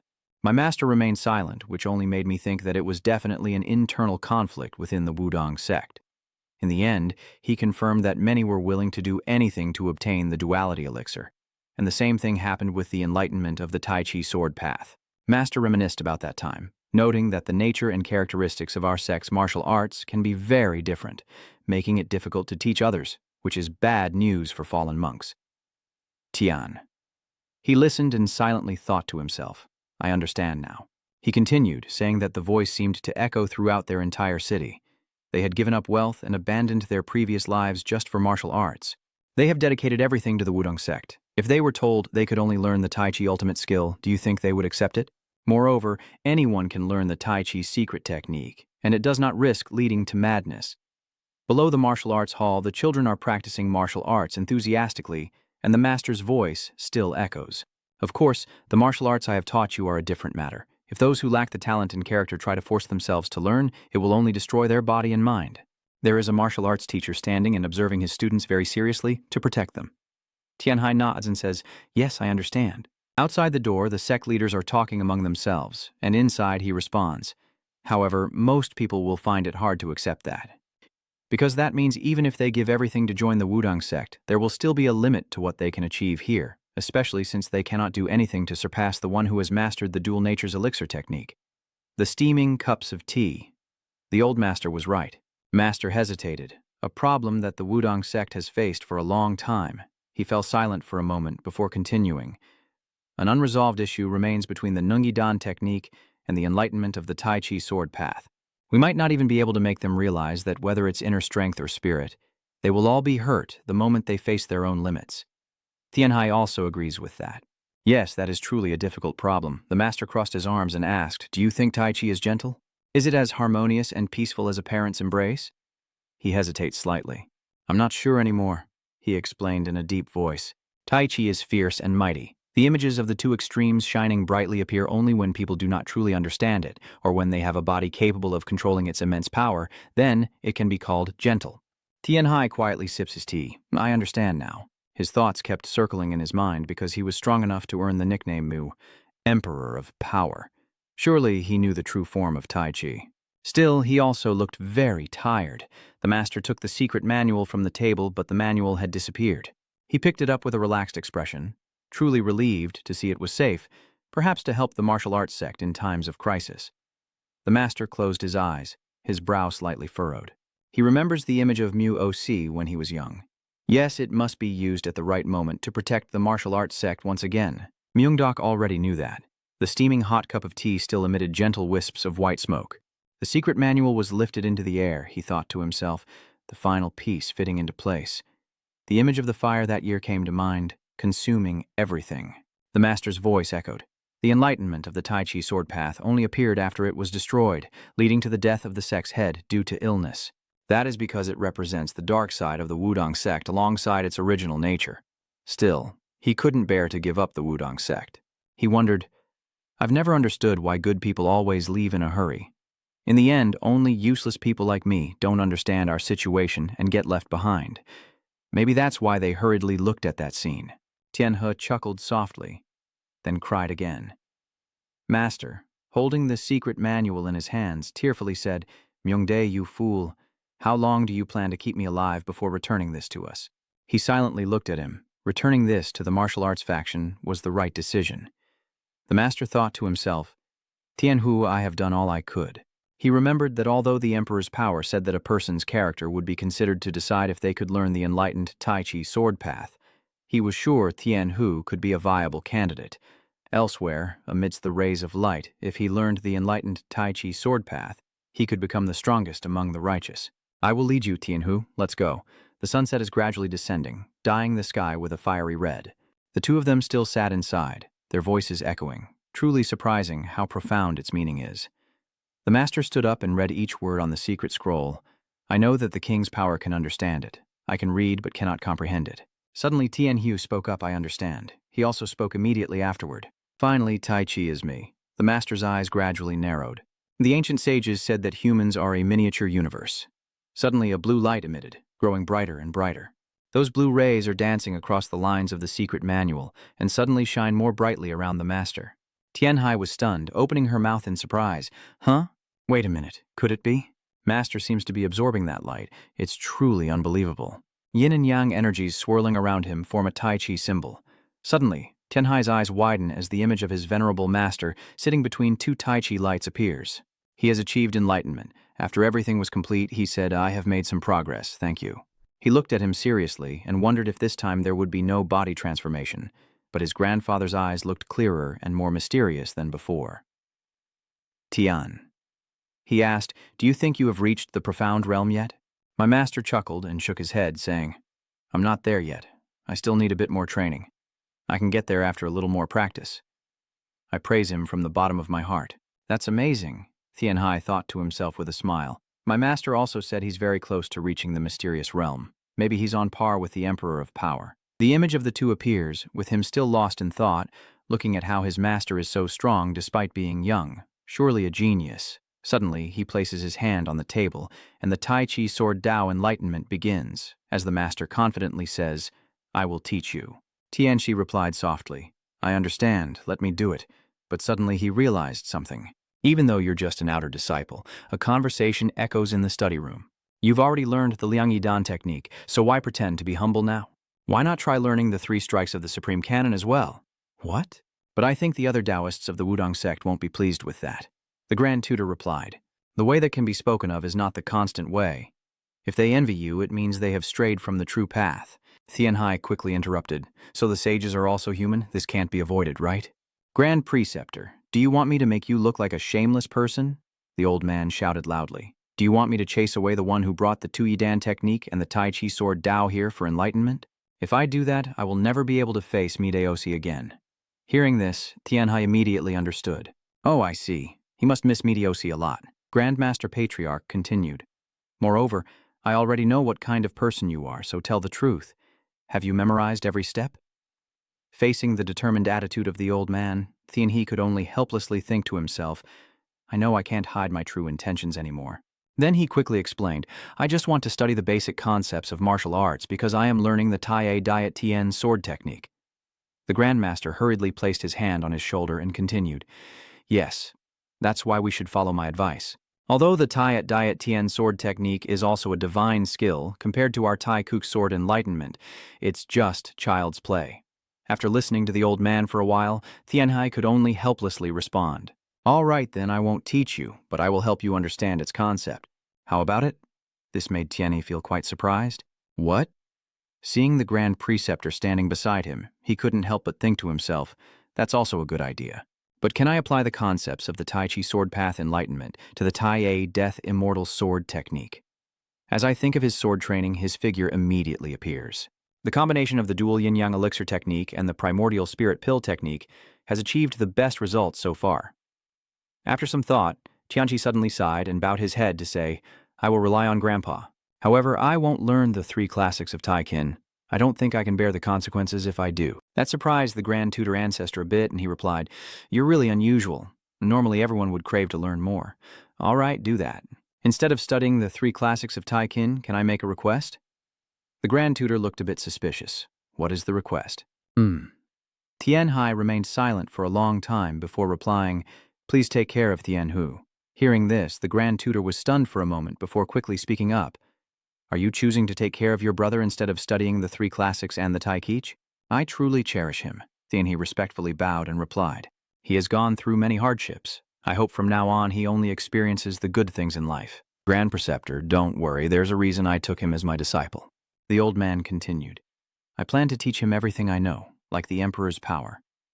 Hearing that, Tianxi's face lit up with a smile. Thank you, family. He couldn't help but think to himself, all right then. If that's the case, Tian Hu will be able to overcome any storm that comes his way in the martial world. Grand Tutor, I wonder if Tian Yu knows how much I cherish him. I'm afraid he won't be able to repay your kindness in his lifetime. Tian Yi smiled and replied, We are sworn brothers, so he doesn't need to repay me. This is our bond. Outside, people walk by bustling in Tian Yi's thoughts. A month has passed quickly. During this time, I discussed martial arts concepts with the sage Mingji and learned a lot.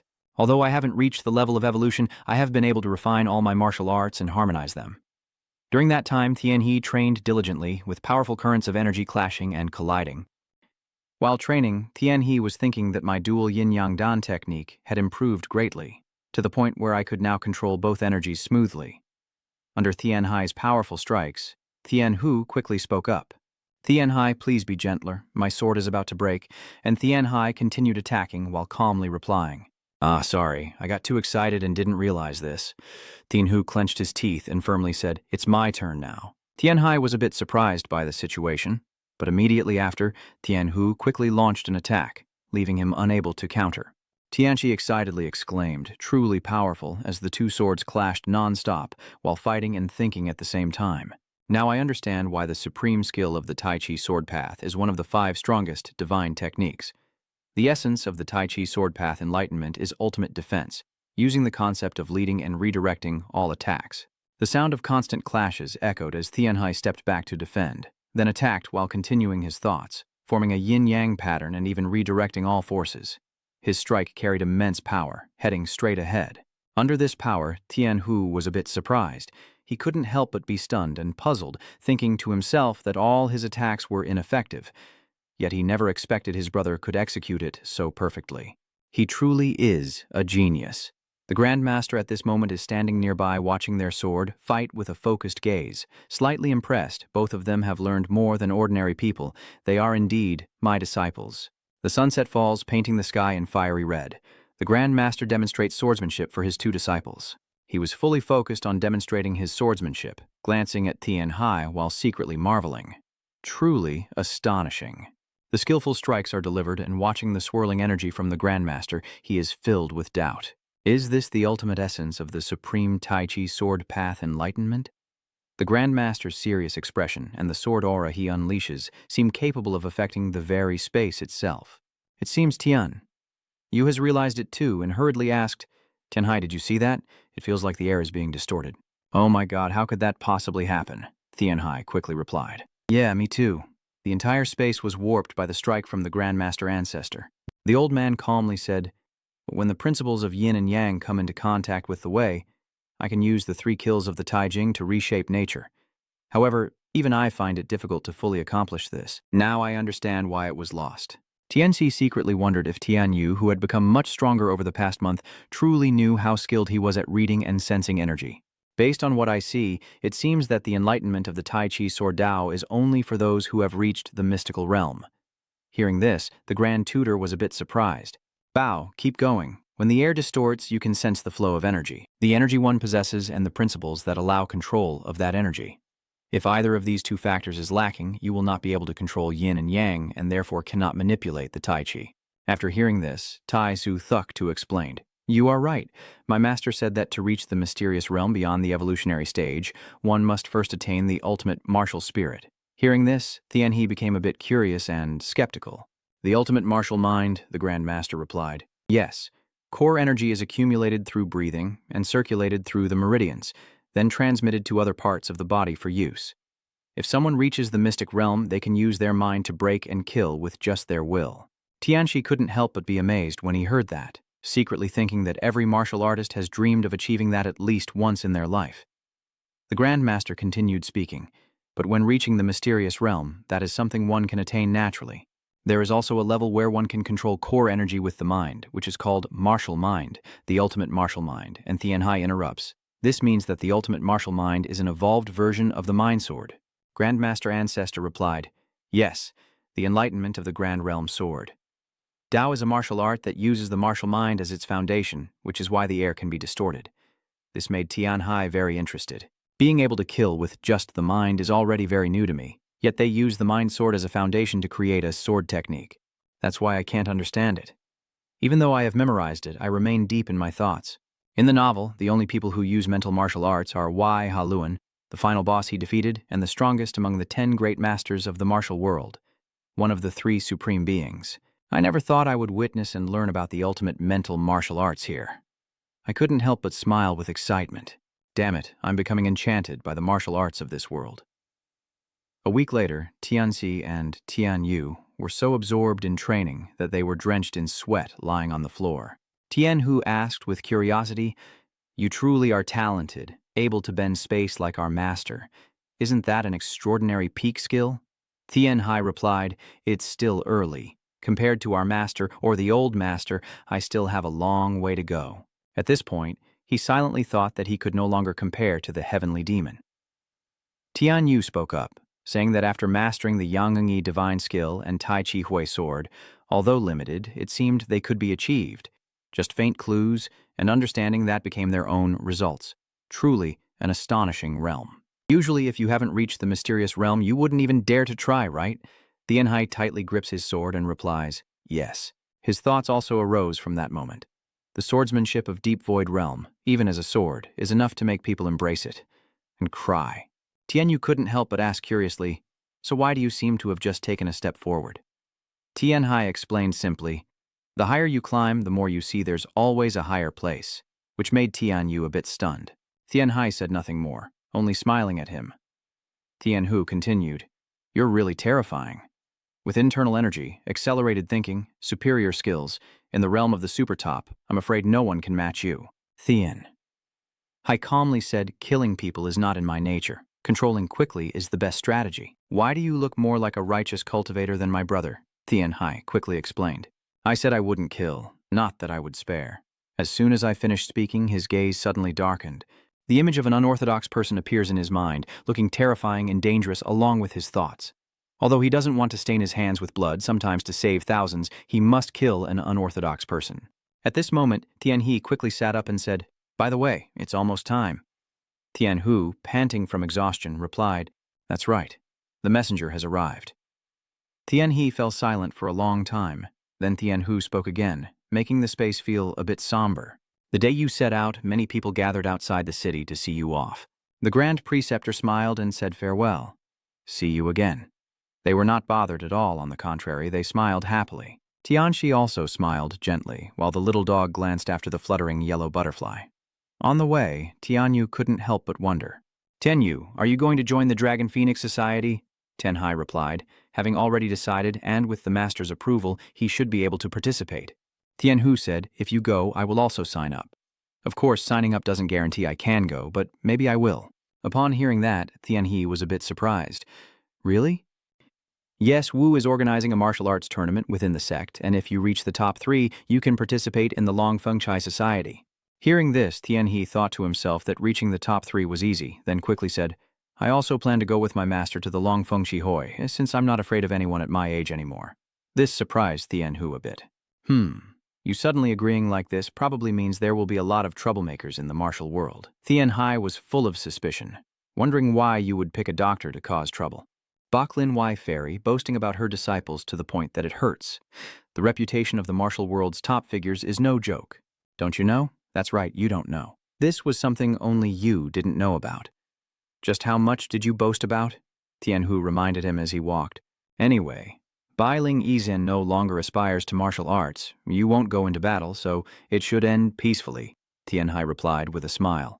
Yeah, I also want to gain more experience in treating various emergency trauma patients, and besides, we are increasingly short-staffed, so the 4 great hall masters have demanded that I be brought back quickly. Tianhu couldn't help but feel curious when he heard that. Why are you so excited about medical skills more than martial arts? Tianhai asked with a laugh. Really? Meanwhile, the little dog is still busy playing with the butterfly spirit. A large gate with 2 guards appears before them. Hai Kiamchi and Tianhu quickly approach. The sword on Tianhe's back swings as he walks. At this moment, Tianhu suddenly bows his head and says, I've learned a lot thanks to you these past few days. It's nothing, really. You generously helped me. I can't thank you enough. Saving me was also your doing. Introducing my younger brother, who is also your brother, sent by Vo. Tianhe calmly smiled and said, Others would probably do the same when they see your situation. This made Tianhu feel a bit awkward, but he quickly responded, Thinking back, losing an eye was actually lucky. If I hadn't had that illness, I wouldn't have met you.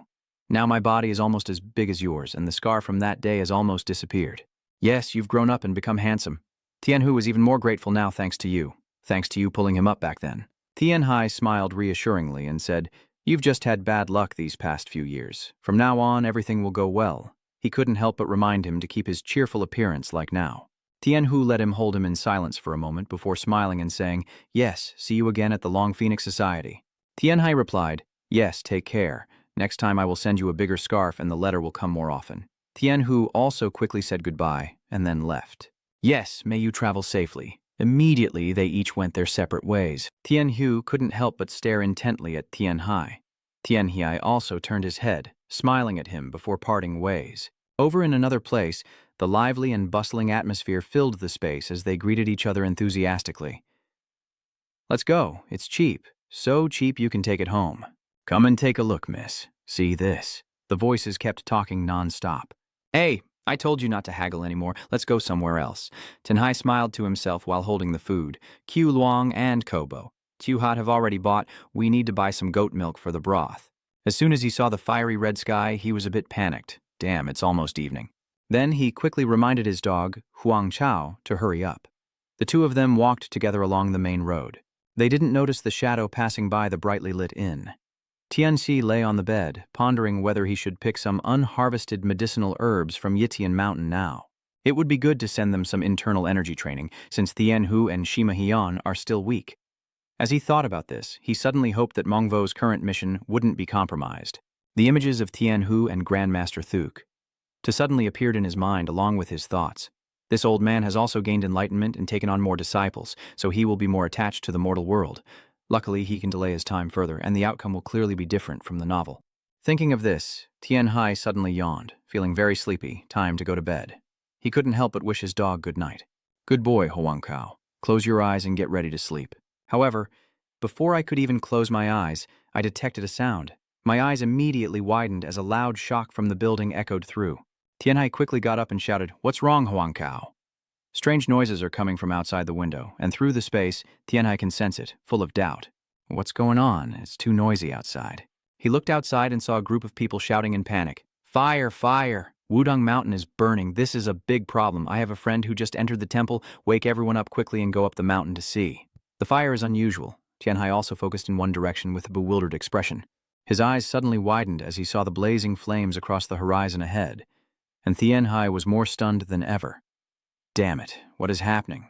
He wondered suspiciously. The fire at Wuyang sect should not happen for a few more years. After the old master Wu Hoa became an immortal, so why now? Meanwhile, the huge flames were burning everything, and the sound of rustling leaves echoed. Huang Chao and Tianhe quickly moved forward, their faces filled with worry and unease. He moved quickly while thinking to himself, expecting it to be different from before, as Tianhe frowned, his eyes becoming serious and contemplative. Currently, this sect of Vo is not yet decayed, like in the original story, and the senior is still alive. As Tianhai approached the flames, they blazed even more fiercely, leaving him deeply confused. So where exactly did the mistake happen? Thien He moved through the air, watching the fire burn fiercely, and wondered where it came from. Meanwhile, the people below kept shouting for help. Report to Wodang and retreat, but the desperate screams made Thien Hai freeze in place. These bastards, where did they come from? Meanwhile, everyone was struggling to hold on while helplessly screaming. The formation couldn't be broken. How could this happen? The tragedy was unfolding intensely, with blood and screams constantly filling the air. Thien Hai froze in place, stunned and confused, thinking to himself, "Damn it, this is just like back then." The scene from the past instantly reappears, with cries of despair and helpless screams filling every space and time. At this moment, the guard dog suddenly howled loudly, startling Thien He back to reality. The assassin with a sword charged at him, then swung a strike. Thien Hai immediately drew his sword to counterattack, telling himself to stay alert. This is not the battlefield where I died long ago. At that moment, he killed the assassin. Thien Hai tries to calm himself down and reminds himself that this is the martial world. He must fight. It's okay, he can't fall apart. In the world of martial arts novels or on Earth, people killing each other remains the same. While he was lost in thought, the assassins had already approached. Thien Hai moved swiftly, then with a single sword, he easily killed them all. As he fought, he thought to himself, what more are you hoping for? Dreams of romance? Only Thien Hai can fight off all the assassins alone, leaving them stunned and amazed. Too fast. Where did such a master come from? Thien Hai tries to attack, even as sweat begins to pour down his face from exhaustion. As he looked around at the scene, he thought to himself, those daring to attack Wu are truly brave. There are about 2 powers capable of doing this, one of which matches his suspicion quite well. But at this moment, it's hard to be certain. Thien Hai couldn't help but gasp for breath after killing all the assassins surrounding him. Long remained deep in thought. The attacking martial arts faction, when there was an elder general present, clearly had strategies to counter. That's right, for a power to dare do something so big, it wouldn't be reckless enough to overlook details. At this moment, the injured old man from the fire tries to head toward Tianji and asks, "Is that little white dragon? Are you all right?" "Headmaster." The headmaster tried to respond. "I thought you had gone far away from this world. Welcome, truly welcome. I don't know how happy I am that the little white dragon has come here." Seeing that bloodied, dazed face, Thien Hai also had to give up in helplessness. Damn it, bleeding too much. The head of the sect struggles to speak in his final moments, entrusting his martial arts to his disciple. However, before he could finish speaking, Thien He kept pressing on the Grand Master's body, leaving him utterly confused. "What are you doing?" Thien Hai quickly replied, "I am applying acupoint therapy to control the bleeding. Please endure a little longer and do not deny your condition in front of a doctor." The abbot, exhausted, asked, "Am I going to survive?" Tianji just bandaged the wound and replied, "Try to hold on to your life until this is over." Amid the raging fire, the sect leader said, "I have lived until now. For the first time, I saw a martial arts hero who, while hearing the plea for mercy, still handed over hemostatic medicine. I understand if you don't want Little White Dragon to blame you, you have to stay strong and live on. Here, take this pill to keep your consciousness. I've prepared your legs to move, so please hide somewhere in the corner. I can't stay mobile for long, just enough first aid to escape." And after saying that, he handed the medicine to the headmaster. Thien Hai suddenly fell silent, filled with worry and unsure how much longer he could hold on. At this moment, the head of the sect suddenly grabbed his sleeve and tried to speak.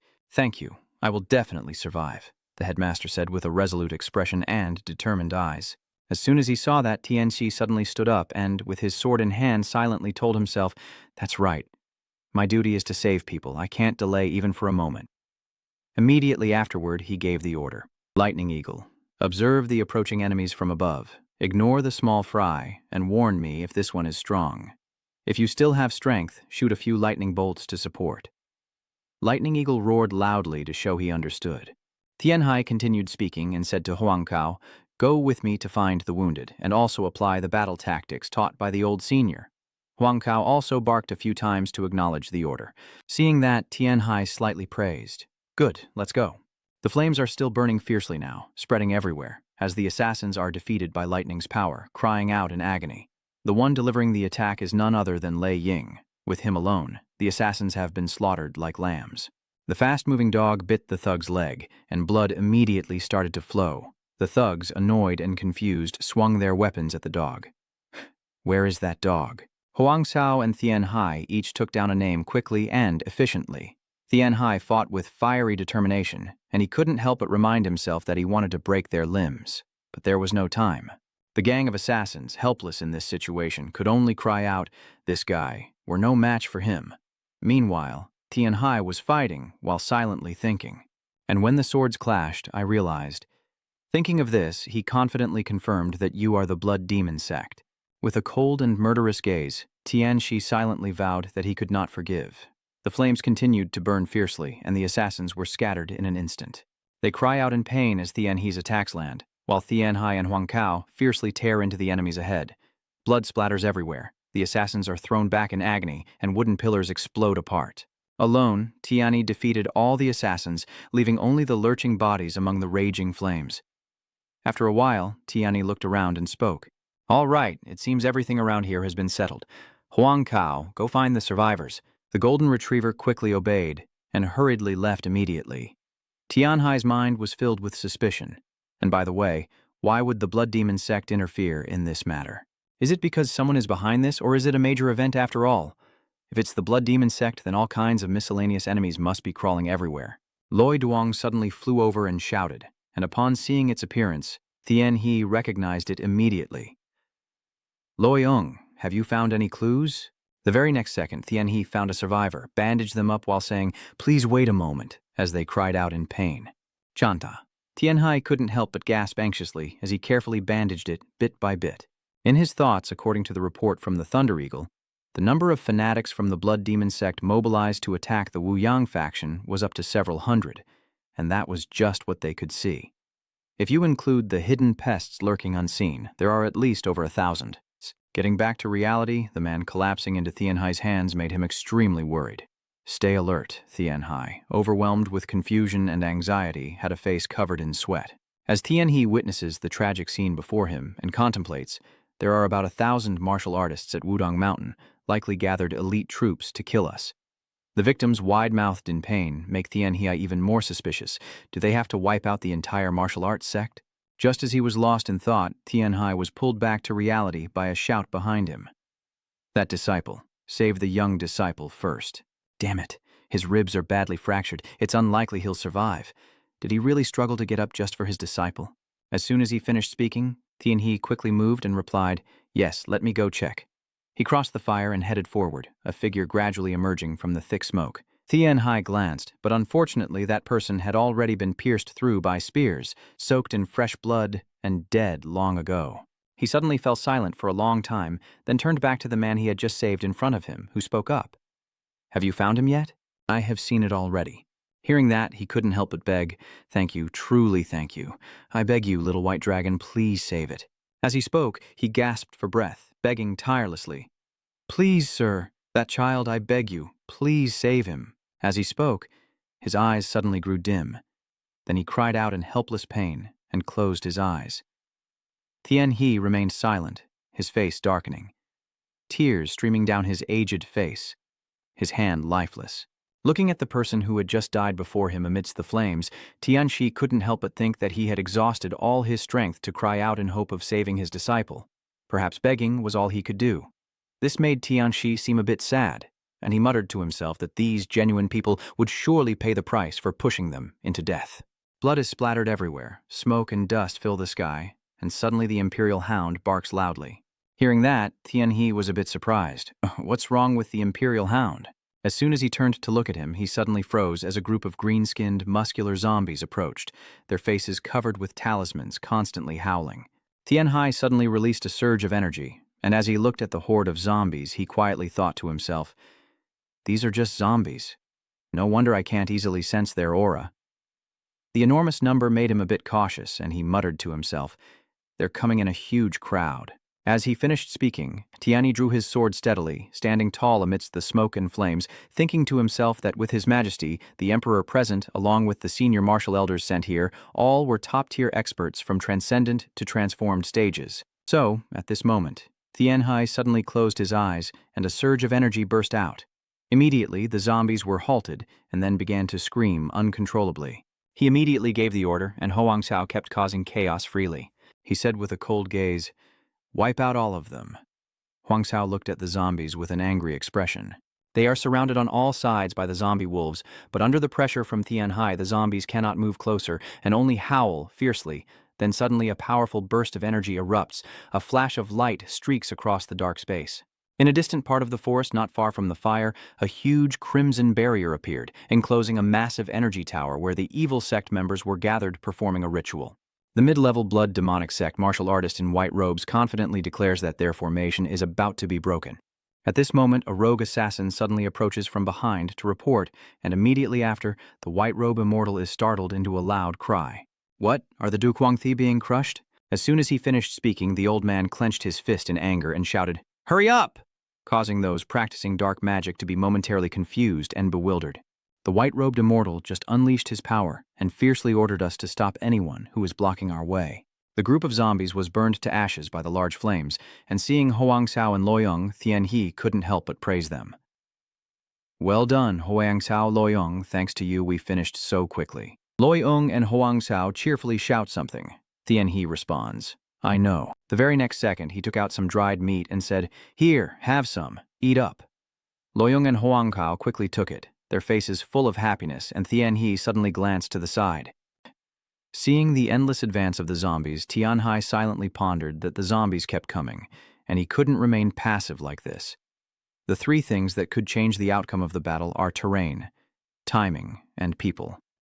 Tian Hai thinks seriously. The timing was chosen by the other side. The terrain has already been swallowed by the fire demon and arranged to favor them, leaving only the people. It looks like the martial side has the advantage, but it's hard to say who is actually in the lead. Still, this remains the greatest threat to the Blood Demon sect. The best way to contain the power of Mount Wudang is to break the formation. Because on Mount Wudang, Athan has also set up a formation to protect the Wudang sect. While Thien He was lost in thought, the formation suddenly appeared in his mind. All right, now try to recall all the formations of the Jiacat family that you've learned over the years. There must be a similar array like the one from the Vodong sect. At the position considered the center of the formation, they are definitely there. The formation involves arranging objects containing spiritual energy on the ground according to a specific pattern, thereby bending the flow of energy of heaven and earth to create strange phenomena. Its foundation is not martial arts, but based on feng shui and geography, and it is fundamentally different from Taoist magic. Therefore, the formation has a completely different system from spellcasting, even giving rise to a specialized profession called a formation master. As for the formation techniques, the major families are the most talented clans, with the Gaikat Lam family being the top. Direct descendants of the Gaikat family have inherited all the knowledge of the true secrets of the family and have passed down many important formation techniques to their disciples, though not all. The blazing red energy shot straight up into the sky. Seeing this scene, Thien He silently pondered. As expected, the other side also has some understanding of formations. All of them are Taoists, truly well prepared. Watching the cultists busy setting up the formation in front of him, he felt a bit curious. But how did they find this place? Not everyone knows the exact location of the formation. It must be due to an insider and someone of senior rank. As soon as he finished speaking, Thien He's eyes suddenly widened. The image of Trang Quang Chan Nan appeared in his mind. Thien He pondered deeply. Indeed, it was Trang Quang Chan Han, only he would dare to oppose Vodong sect. If the nameless swordsman in the novel was indeed Trang Quang, it meant he had sold information of the demon sect to the Blood Taint sect. At that time, the demon sect was not yet under Du Haluan's control. So the situation of the demon sect and the blood taint sect was not much different. Thinking of this, Thien He's eyes suddenly darkened as he lost sight of Duong He Than Kong right in front of him, which made him impatient. The white-robed immortal standing near the formation shouted loudly, "There's no more time. Hurry up. He could appear at any moment." The evil sect members quickly placed their hands on the formation to examine it. It's still functioning normally. Thien He thought to himself, luckily it seems the formation hasn't been broken yet. If I can stop it in time, there's still a way to restore it. As soon as he finished speaking, he immediately asked, "Loyang, Hoang Sao, are you ready? Now I will attack the white-robed Taoist in the middle. You guys take care of the surroundings." Huanggo and Lei Ying quickly nodded. Seeing that, Tianxi couldn't help but smile to himself. "Good, let's begin." Loyang quickly soars through the sky. White Robe Immortal and the assassins were taken aback by its appearance. White Robe Immortal shouted, "What is that?" The assassin responds, "It seems to be the spirit beast that guy usually carries, and it looks like the enemy has already found our location." Hearing that, the White Ying Immortal was extremely worried. Why does it have to be now? They were almost done breaking it when Lei Ying quickly unleashed his power on the assassins, striking them with lightning and causing the formation to show signs of cracking. The cultists, panicked, shouted, "The enemy is here to protect the monks, damn it! How much effort did I put into setting up this formation? It seems there's a man and a wolf over there." As their words finished, a swift movement approached. Watching Huang Chao fiercely bite them, Tianhai couldn't help but praise. "Good boy, Huanggu." After he cut off one of the assassin's arms, one of them shouted, "It's not a wolf, it's a dog." Tianhai confidently thought to himself, "It's even stronger than a pack of wolves." Suddenly, 3 assassins surrounded him, and he firmly declared, "You won't get past here." Tianxi quickly moved and said, "I don't have time to play with you all. In just a moment, I easily slipped past them." With a serious look and a cold face, Tianxi silently thought, "One hit, and it's over." The white-robed immortal couldn't help but panic in this situation. "That guy is rushing toward me. What are you all still standing here for? Hurry up and summon the zombies." The assassins quickly obeyed. "Yes, then quickly ring the bell." The screams continue as a strange hand emerges from the ground, and immediately after, a horde of grotesque zombies rises up. The white-robed immortal confidently declared, "They are far beyond the zombies you've encountered before, so obediently die." As he finished speaking, the old man suddenly widened his eyes, and with a fiery gaze, Tianxi wielded his sword, shouting, "Tai Yi Duanshin sword! Tai Yi Fenling!" releasing a powerful beam of light that shot straight at the front zombie horde. They quickly screamed in agony and were pushed back, leaving the White Yi immortal utterly stunned. How come the earth and rocks are scattered everywhere? As Tianhe defeated all the zombies, he thought to himself about the 5 elements battle array: Duang Ingi Divine Skill, Huyan Nguyen Transcendence Pill, Divine Skill, and Tayat Don Tien Sword. This sword technique is the culmination of all the finest skills. Tianhai seems to be fully focused on the fight, delivering a powerful strike directly at the White Yin immortal. Tianxi coldly tore the old man apart, causing the body of the White Y immortal to split in 2. Before dying, the White Y immortal couldn't help but gaze at Tianxi with suspicion in his heart, wondering who this expert truly was. Isn't the martial arts faction just about the power of the emperor? Tianhai's appearance in battle is full of majesty, and his face remains calm. After defeating the White Robe immortal, Tianhai shouted, "Thunder Eagle and Golden Dog, while I restore the formation, keep a close watch around." Thunder Eagle and Golden Dog quickly obeyed, and Tianhai couldn't help but think that having a Taoist and a corpse demon made things somewhat easier. The formation now has a gap. As he looked at it, he thought to himself that he needed to quickly repair the damaged formation. Tianhai approached the formation, muttering to himself, then placed his hand on the ground, feeling the power within him as he pondered. Fortunately, among the thousands of formations passed down in Jiaxi, I have found a similar one. The power seeps through each small stone. Tianhai silently thought this is the true formation pattern used by Mount Wudang, and at that moment a sudden surge of power overwhelmed him, leaving him momentarily stunned. Watching the power emanating before him, Tianxi calculated to find a substitute for the cut tree. Pinpointing the direction was done, and finally the water source. Looks like they have blocked the water flow to form a stream.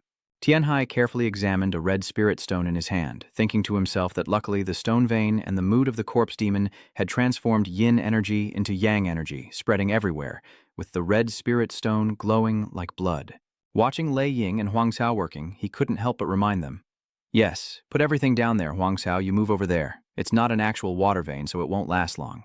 Huang Xiao chews on the spirit stones as he moves to one side. Tianhe touches the ground and suddenly a strange aura appears beneath him. Tien. He thought to himself, as long as he held on until this was over, everything would be fine. The smoke gradually rose and spread throughout the space. Seeing that, Tianhe couldn't help but smile. This was already a success. Finally, the thick layer of bones began to spread across Vodang Mountain. However, he quickly calmed himself down, realizing it was still too early to celebrate, and that he needed to find the fracture point to restore immediately. With a serious look in his eyes, Tianhe hurriedly moved to one side and spoke. "Good, over there is the Imperial Hound Thunder Eagle. Hold on a little longer, they are running very fast ahead." Tianhai was running and thinking to himself that the water source wasn't far from here, but somewhere else, in a rugged mountain area shrouded in darkness. "Is that you? The one who blocked the water source?" Diamond Blood Demon sat silently in front of me, then finally turned to say, "It's not the 2 divine beasts of the martial sect. Where are you from, kid?" Under his question, the Golden Dog and the Thunder Eagle are on high alert. Diamond Blood Demon continues, "It's not like young martial artists can't pass through, right? But honestly, I am a pacifist." Hearing this, Tianhai couldn't help but evaluate him internally. Truly a strange guy, a blood demon calling for peace among the martial world. Then he asked, "According to the peace doctrine, isn't killing people forbidden?" No, only killing sacrifices. So commoners are sacrifices? The Diamond Blood Demon replied calmly. No, they are offerings. Hearing that, Tian Hai looked serious and said, as expected from the Blood Demon sect's reasoning, and at this point he couldn't help but prepare to draw his sword. I had false hopes. He remained silent for a long time before Kim Kwang Huyet Ma reminded him. Nice sword, kid. If you draw it, you'll become a sacrifice too. Tian Hai replied calmly, if you don't want to be sacrificed, get out of the way. Because I am not an ordinary sacrifice. With that, he unsheathed his sword with dignity. The Blood Diamond Demon remains seated quietly, then suddenly smiles and stands up to speak. That's not bad either. His shoulders moved slightly and his hands showed some gentle movement, then immediately power burst out with full force. Kim Kwang Huyet Ma, one of the leaders of the Blood Demon sect, smiled confidently as he looked at Tian He. Under these circumstances, Lei Ying and the Golden Hound couldn't help but be surprised. Tian Hai was a bit amazed, his aura formidable, then immediately asked, External martial arts? The Diamond Blood Demon calmly replied, Yes, the external blood god granted it. Have you heard of the indestructible diamond? It must be invulnerable to swords and blades. You know I sense the heavy silence between you two.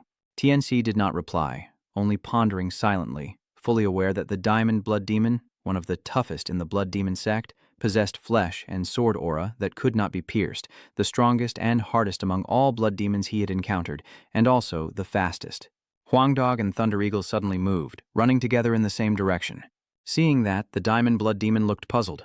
Chasing after dogs? Anyway, I am the owner. I can't give the dog food it can't chew. That made the Blood Diamond Demon burst out laughing. Do you think my Blood Diamond Demon is just a dog to be fed? He's truly interesting. Tian Hai simply set down his backpack and said, In my place, a dog's tooth is even more expensive than a human's. As soon as the words finished, he moved instantly. Tian Hai swiftly advanced towards Kim Kwang Huyet Ma. The Blood Diamond Demon sneered mockingly. That place was truly funny. The more he spoke, the brighter he smiled. Immediately, their fierce battle erupted. Tian Hai kept swinging his sword, but the Diamond Blood Demon dodged just as swiftly. After a while, he caught Tian Hai's sword with his bare hands, yet he remained completely unscathed. Just watching the Diamond Blood Demon dodge Tian Hai, I couldn't help but marvel. As expected, the indestructible diamond, with its astonishing speed, is no match for the Komak Huyet Demon. The two of them are evenly matched. The Diamond Blood Demon praised, That guy, you're not exactly an ordinary opponent. Tian Hai remains fully focused on the fight. He looks at him sternly and asks coldly, So what? Suddenly, the Diamond Blood Demon launched a barrage of powerful attacks, catching Tian Hai off guard. The large rock suddenly showed signs of cracking, and moments later a big chunk was shattered away. But Tian He remained focused without pause, his eyes revealing a look of deep contemplation. The Blood Diamond Demon kept attacking rapidly, while Tian Hai dodged swiftly, fighting back and shouting loudly. Suddenly, his strikes came to a halt. That's strange. His attack should have hit you, right? Tian Hai silently thought. The Supreme Ultimate Sword. Technique's enlightenment is more effective than I imagined, as the clash between the two grows fiercer, making Tian Hai sweat. The Diamond Blood Demon, a bit annoyed, said, You're as cunning as a rat. The sound of heavy breathing continues in the space, along with Tian Hai's thoughts. I can't fight him with just external force. I'll tire out after a while trying to hit him. My face is filled with cold contemplation. Maybe the only way to do this is for the Diamond Blood Demon suddenly to say, I really hate fighting with you. Whatever. Your attack won't work on me. This battle might last longer than we think. As he spoke, he clenched his palm tightly, then activated his power and calmly responded. Who knows if that's just a dangerous thought? This makes the Blood Diamond Demon a bit suspicious. Tian Hai concentrates on executing his move with a serious look, silently thinking I will use the secret technique I created. This is not just a rough copy of the 5 elements. This is me having grasped the profound truth of Tai Chi and adding the 5 elements to it. Instantly, his sword transformed. Tian Hai unleashes a move, water overcomes fire, yin and yang are released. Instantly, a circle of maximum yin-yang energy appears. The Diamond Blood Demon, on the other hand, shows no fear at all, confidently asserting, It's useless, my body is indestructible, no matter what you do, you can't hurt me. The Diamond Blood Demon suddenly opened its mouth wide, and immediately after, Tian He's power was unleashed, directly striking the Diamond Blood Demon. He tries to hold on, looking around at the thick smoke, making the Diamond Blood Demon suspicious. What's going on? A swift action suddenly appears. Tian Hai, now just a few inches away from him, coldly says, I'm not stupid. I won't face that body of yours head on. This caught the Blood Diamond Demon completely off guard. What? Tian Hai attacked him while saying, "This is my ultimate skill, created by combining the 5 elements, Tai Chi, and modern knowledge of thermal expansion." Diamond Blood Demon helplessly thought, "I can't breathe."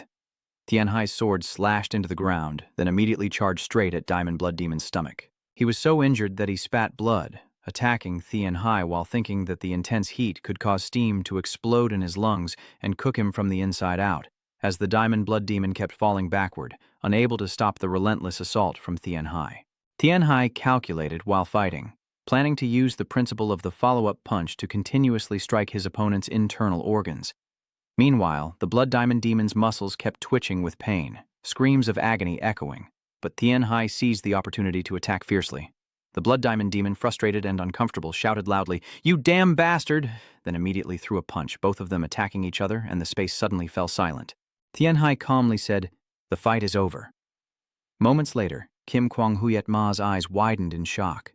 Tian Hai calmly said, to the shock of Diamond Blood Demon, "No matter how skilled your external martial arts are, you can't protect your internal organs. If your internal organs keep taking powerful hits, blood will splatter everywhere."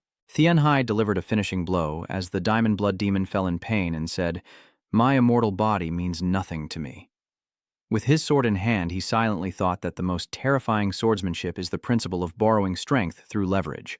"I didn't expect what the Emperor's teachings would help me so much in the fight against the indestructible Blood Demon."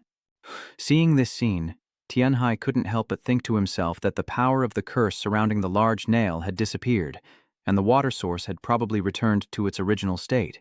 He pondered that if he hadn't learned the vital energy cultivation technique of Wudang, all his senses would be cut off while in the bones. Conversely, those who had learned the technique would recover their true energy faster in the mist. Huang Cao suddenly nuzzles against him, and Tian He looks at his wound and says, "I didn't notice during the fight, but it seems I got injured." He watched him carefully and thought to himself, "Although I have a few burns on my skin, luckily there is no bleeding. I still retain about 80% of my muscle function, and my left arm has only about 50% of its normal strength, but I can still use it." Thinking of that, Tian Hai couldn't help but pat the Golden Retriever's head to comfort him and said, "Golden Retriever, don't worry. I'll be fine after using the 5 elements divine pill to circulate energy and resting for a bit." Then he smiled, and the peaceful atmosphere returned. "Old man, you truly live up to the rumors. I didn't expect you to withstand my enhanced aura." The Grand Preceptor replied, "Perhaps I accumulated virtue in a past life. I never expected to meet a worthy opponent at the end of my life." King of Heaven. Yi, King of Gold. Heaven, one of the 10 great heavenly kings of the bloodless immortal sect, calmly said, "It seems the rumors that you are obsessed with fighting are true. I never thought I would be called a worthy opponent in this situation." The Grand Preceptor thought to himself, "No matter how crazy I go in battle, I can't compare to the demon sect." Demon sect? Well, it's probably hard to tell us apart anyway. But that doesn't matter. I have found a wonderful gift to offer to the immortal blood. The internal organs may have some flaws, but judging by the aura you emit, it seems you truly live the life of a Taoist without craving women. As King Nhat Thien spoke, he smiled, making Grand Preceptor Thuk to wary and cautious. The clash of their powers caused a significant shockwave, dust and smoke spreading everywhere, and in an instant a house was destroyed. As Tianxi felt the tremor, he silently wondered that they must be fighting inside the main hall, and moreover, only the highest-ranking leaders of the Blood Immortal sect wore that mask, his internal energy almost spilling out. As he thought, he kept trying to move forward. If I'm not mistaken, the top leaders each have at least over 420 years of cultivation, and the two forces are still intertwined in a fierce battle. Both the Grand Preceptor and the King of One Heaven fought fiercely, and upon seeing Thien He, they immediately thought of his cultivation method, accumulating power through human sacrifice, a tower built on blood.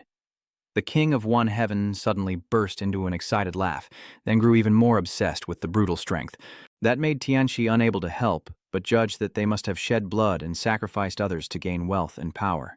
He thought with suspicion, how many people have they killed? How much blood have they spilled? Vo's side is sending people, everyone struggling to hold their ground and shout, moving the wounded to the back to keep the sword formation steady.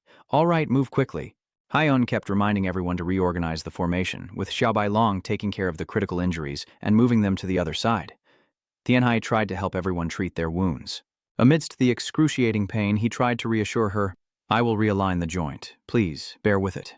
Because his hand was still injured, he was a bit worried, leaving Tianhai feeling utterly helpless. "Damn it, if I weren't injured, I would have been much faster." Then I hurriedly said, Quick, get the injured out of here. At this moment, suddenly a figure appeared in front of Tianhe and said, Tianhe, thank you so much. I didn't expect you to come back and save us. As soon as Tianhu saw him, Tianhe let out a relieved breath. Hurry up, Tianyu, you're safe now. Tianhai, with a serious face, said, I had some trouble on the way back. I'm worried about the master. At the place of the Grand Preceptor, he was fighting fiercely, his face already covered in sweat, making Tianhai very worried. It looks dangerous. Will he be okay? Tianhu helplessly said it was actually poisoned just before the ambush. This shocked Tianhe greatly. Really? Are you telling the truth? Tianhu replied. Yes, and no one knows who poisoned him. But perhaps one of us is a traitor. Maybe that very person also revealed the information about my barrier.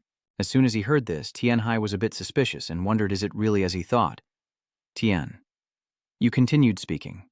I want to help, but there's no place for me to get in. If I jump in now, I'll only get in the way.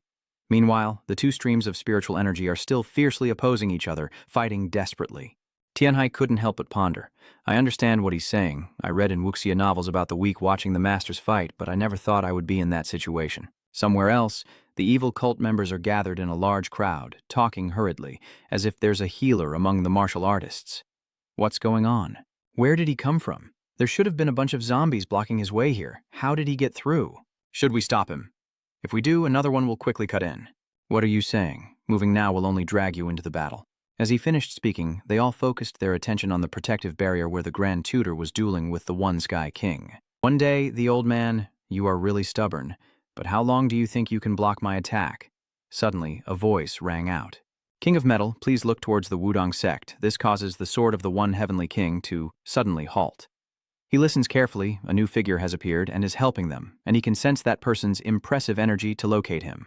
The flow of spiritual energy continues to surge through the space. Tianhai's face is serious. Upon seeing An not Thien Vuong, he is certain that he must be a half-god seed that appeared in the prophecy.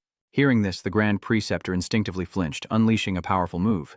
Sensing the danger, a loud voice immediately rang out. Get out of the way. This caused everyone to panic, including Thien Hu. That attack was too sudden. Tian Yi lay down, feeling helpless, thinking to himself, that bastard. Tian Yu tightly grips his sword, full of doubt, wondering why he suddenly attacked us. The energy still surged wildly, a vast source of power shining across the sky, enough to knock everyone back with its shockwave. That force was rushing toward somewhere, speeding swiftly as the panicked disciples scattered in all directions. However, the power is gradually fading. Tianhe lies down to dodge the attack. While Tianhu is preparing to fight back, he anxiously turns around and asks, Tianhe, are you okay? Tianhai replies, and you? Tianhu quickly says, I'm fine. He held back in that last attack. Tianhai wondered suspiciously about the situation just now. What just happened? Did he send sword energy toward me? Yitian Wang was a bit surprised and asked, did that kid block it? Not bad. The Grand Tutor and the Supreme Elder are confused about what just happened. Shouting loudly, you bastard, what are you doing? One Heavenly King calmly replied, Old man, are you angry? Don't worry, I won't attack them myself. After all, I don't want you to leave me vulnerable and cut off my head. Mr. Man, and I am cunning. Hearing this, the Grand Tutor's elder uncle fell silent. One Heavenly King with a cold gaze continued, I must obtain the demonic seed, so please give way a little. Hearing this, the Grand Tutor was a bit surprised. What are you talking about? Hello, semi-divine seed. I am Kim Heavenly King, one of the 10 Heavenly Kings of the Immortal Blood Sect. Everyone is overwhelmed with fear at this scene, with terrifying killing intent. Semi-divine seed. What is that? Not Thien Vuong continued. You look handsome, just as the prophecy said. I am truly lucky to meet a demigod seed here. Thien He also listened carefully. Thien Hu glanced at him and called out to Thien Hai with concern. I wonder if you're truly lucky or just unlucky, Thien He calmly asked. And at that moment, the heretic suddenly shouted in panic. They're coming! The fog is climbing the mountain and rushing toward us. The fog is indeed gradually approaching them, and as soon as they smell it, they immediately leave. Taking the opportunity, Tianhe quickly shouts loudly, the protective barrier sent by Vo has been restored and activated. The longer it lasts, the more advantage Vodong has. As soon as he heard this, the first Heavenly King immediately realized it and smiled to himself, causing the Grand Tutor and Ancestor to be filled with worry. That's why you were injured when you came here. Good, now we have a chance to win. The evil cult is once again filled with confusion. Oh my god, he managed to restore the barrier I destroyed? What's going on? The Eternal Electric Palace was supposed to protect it, but has he taken them all down? They seem unable to believe what they just heard, and he even defeated the blood demon Eternal alone. Huh? The one heavenly king rested his large sword on his shoulder and smiled, saying, I thought you were just little dragon. Turns out you've become a great dragon. In that case, I must capture you right now at all costs. As he finished speaking, a sudden gleam of amusement appeared in his eyes. Tianyu and Tianxi also watched intently as the One Sky King.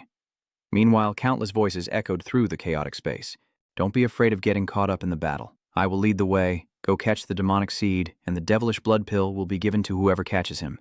When they heard this, all the evil sects were suddenly shocked and shouted, the devilish blood pill will be given. Tianxi solemnly muttered to himself, the blood demon pill? They say once you absorb it, you'll never return to being a normal human in body and mind. However, in exchange for becoming a demon, you will gain immense power, along with the chance to achieve immortality and eternal youth. It is a reward that everyone would desire. Thinking of this, he suddenly fell silent. The evil cultists still didn't believe, and they were whispering excitedly. Really? We will receive the blood pill demon's power. If I could achieve immortality and eternal youth, I would willingly go to hell and be the one to kill that traitor. Then, the heretics hurriedly charged forward. No way, it has to be me. Get out of here, even using the mummy. A group of them is heading towards the Grand Tutor. This makes him a bit annoyed. Are you all crazy, giving up on being human so easily? But as soon as the words finished, the old man suddenly widened his eyes in surprise. Nat Tien Vuong seized the opportunity to approach quickly, excitedly shouting, What are you looking at, old man? I am the true opponent of you. The fierce battle between the two sides is not over yet. Hyun anxiously shouted, Deploy the Tai Chi 7-star sword technique and little white dragon at the center. The elders will take command. Ready your positions. Everyone, get ready for the upcoming battle. Everyone quickly responded. Yes, master. The sect leader gave the order, quickly moved out, and immediately the disciples acted, with sharp swords drawn, shouting loudly, Protect the Wudong sect and capture him. Meanwhile, Tianxi is still lost in his own thoughts. Now that the illusion spell has been cast and my opponent knows, if I buy more time, the Wudong sect will win. So they will want to take me down as quickly as possible. Elder Dongquang is definitely the bigger problem. He fought so fiercely that his body was covered in blood, yet he blended into the group so naturally. I'm the only one who read the novel and knows he's the traitor to see what he's planning to do. While he was lost in thought, Tian Hu hurriedly reminded him, Tian He, we're about to face them. Come closer to me. Tian He tightly gripped his sword and then moved forward, saying, Take care of yourself. This left Tian Hu utterly confused. Huh? Shanhai. Tian Hai's eyes are filled with determination as the fierce battle continues without end, with clouds of dust constantly erupting. As they fought, everyone shouted loudly to show their determination to protect the martial arts sect from falling apart, as evil cultists charged with the undead, and the clashing of swords echoed non-stop. The one-on-one duel with the immortal Yin-Yang Blood Clan demon is also underway. That demon, excited, attacks while saying and raising his hand, The Heavenly King Golden Emperor wants your blood. The immortal genius swordsman of the blood race, Mayu Huyet, is also fighting the disciples and orders. Finish this quickly. If the mummies stay too long in the illusion, they will suffer great damage. The blood demon also eagerly chimes in. Rushing forward, Dong Maho cheerfully says, All right, I need to take out these orthodox bastards first. The Dark Blade also smiled and said, Let's spread out and do this. The clashes continued non-stop, filling the space with chaos. Tianhai quickly moved toward everyone and reminded them, We shouldn't let the formation weaken. We need to finish this before the illusion becomes stronger. Then he silently thought, The enemy has 6 top-tier martial artists. We can handle 5 of them. Including myself, there are 6, but Elder Dongquang is also one of the 6. Thinking of this, he quickly glanced at Elder Dongquang. The more he thought about it, the more anxious Tianhai became about what he should do. Now that Elder Dongquang has switched sides, everything could be destroyed at any moment. He clenched his sword tightly, his eyes full of coldness as he silently thought, All right, we need to take down as many enemies as possible before he acts. Meanwhile, Hyun's side was also fighting fiercely, with his steps suddenly stepping on stones but still standing remarkably steady. That makes everyone marvel and say, Indeed, the head of the sect is impressive. You can even block our combined attack. Looking at the people before him, Hun thought to himself, They are too strong. I can't believe they are this powerful even within the illusion technique. Suddenly, a voice rang out. Grandmaster Tian Hai, this is Tian Hai. Hai Un hurriedly intervenes. Tianxi, run away now. These guys are very dangerous. Tianxi stubbornly replied, No, I will help you. That made Hai-hun extremely surprised and confused. But Tian Hai calmly said, The head of the sect. Let's leave that for later. Please be cautious of Elder Dung Huang. Hearing this, Hun widened his eyes in surprise. He suspiciously warned about Dung Huang. As he thought, he looked towards Dung Huang and then hurriedly asked, "Why did you suddenly say that?" "How could Dung Huang hurt me?" Tian He replied. Actually, before he could finish speaking, he was overwhelmed with shock at the scene before him. The two heretical cult members approached Hyun, shouting, "Why are you so distracted in front of us?" One of them yelled. "We won't let you have the upper hand anymore." As soon as they finished speaking, both of them launched a combined attack. Hyun struggles to hold on while they become even more excited. In this situation, Tianhui also has no choice but to be helpless. "Damn it, we can't keep discussing in this situation. I don't have time to talk. I need to save the weakest elder first." And as soon as he finished thinking, he left. The relentless strikes kept coming as the evil cultist sneered contemptuously. "I heard that the Taoist from Wudang has no muscle at all. How can you protect the Wudang sect when you're so weak?" As soon as the words finished, he easily wounded his opponent, while the elder of the Vodang sect struggled to fight back in despair, lost in thought. Swordsmanship requires intense focus and targets only the vital points. To counter them, using only the sword techniques of the Wudang sect would be very difficult. Dung Hak could not hold on at all, only enduring and desperately thinking to himself, "Is my swordsmanship really this weak?" Seeing that scene, the disciples were extremely worried. Master Dung Hak kept taking blow after blow, bleeding from his mouth but still holding on. If he fell here, the other disciples would be killed. He had to bet everything. At this moment, the evil cultist's eyes suddenly turn bloodshot. His sword changes color, and he swiftly moves his sword toward Dung Hak. In an instant, Dung Hak's sword is shattered. The evil cultist licks his lips in excitement. Dung Hak, on the other hand, feels utterly helpless and wonders if he will ultimately fall before the sword of an aging martial master at the peak of his power. Just as the sword struck, Dung Hak closed his eyes and accepted his fate, blood splattering everywhere. He thought to himself, "I'm sorry, my disciples. I can no longer go on." He seemed to have no strength left to resist. However, before closing his eyes for long, Dung Hak suddenly opened them in confusion. Mei's attack was aided by Thien Hai, saving Dung Hak in the nick of time. Seeing Thien Hai, Dung Hak suddenly shouted loudly, and the Dark Shadow Blade Master was cut off one arm in astonishment. The very next second, he angrily shouted. The bastard Thien Hai, with a serious look, then headed straight for the Dark Shadow Swordsman. He quickly executes his move and calmly says, "You will no longer be able to control the sword." The Dark Swordsman is stunned and confused. Huh? Before he could act, Thien Hai kept attacking non-stop. He kept attacking non-stop, fighting, while secretly thinking he would destroy his opponent's primordial pill. Immediately after, Thien He charged straight at the Dark Angel's chest. Under the overwhelming power, the Dark Angel of Death spat blood and screamed in pain. Thien He, on the other hand, remained expressionless. After just a few moves, he easily defeated his opponent, leaving the disciples stunned. Dung Hak also couldn't help but be stunned, opening his mouth in amazement. It was incredible how he executed multiple fast and smooth attacks at the same time, like flowing water. Thien He still stood firm, then hurriedly asked, "Are you okay?" Dung Ha quickly replied. "Thank you," Thien He said seriously, "it's nothing. There are cases where people like us become berserk when using demonic arts after having our original elixir destroyed. So please be careful. He probably won't wake up right away. So the martial arts sect can now deal with him." Dung Hak immediately followed. "We will do that, cutting off his limbs and muscles." He couldn't help but marvel internally. He's truly exceptional.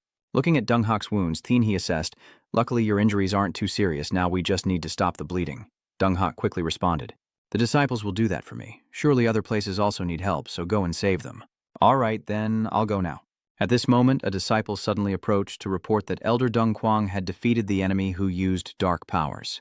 As soon as he heard that, Dung Hak smiled excitedly to himself, thinking, "Looks like I'm starting to gain the upper hand. Hurry and go help the other elders."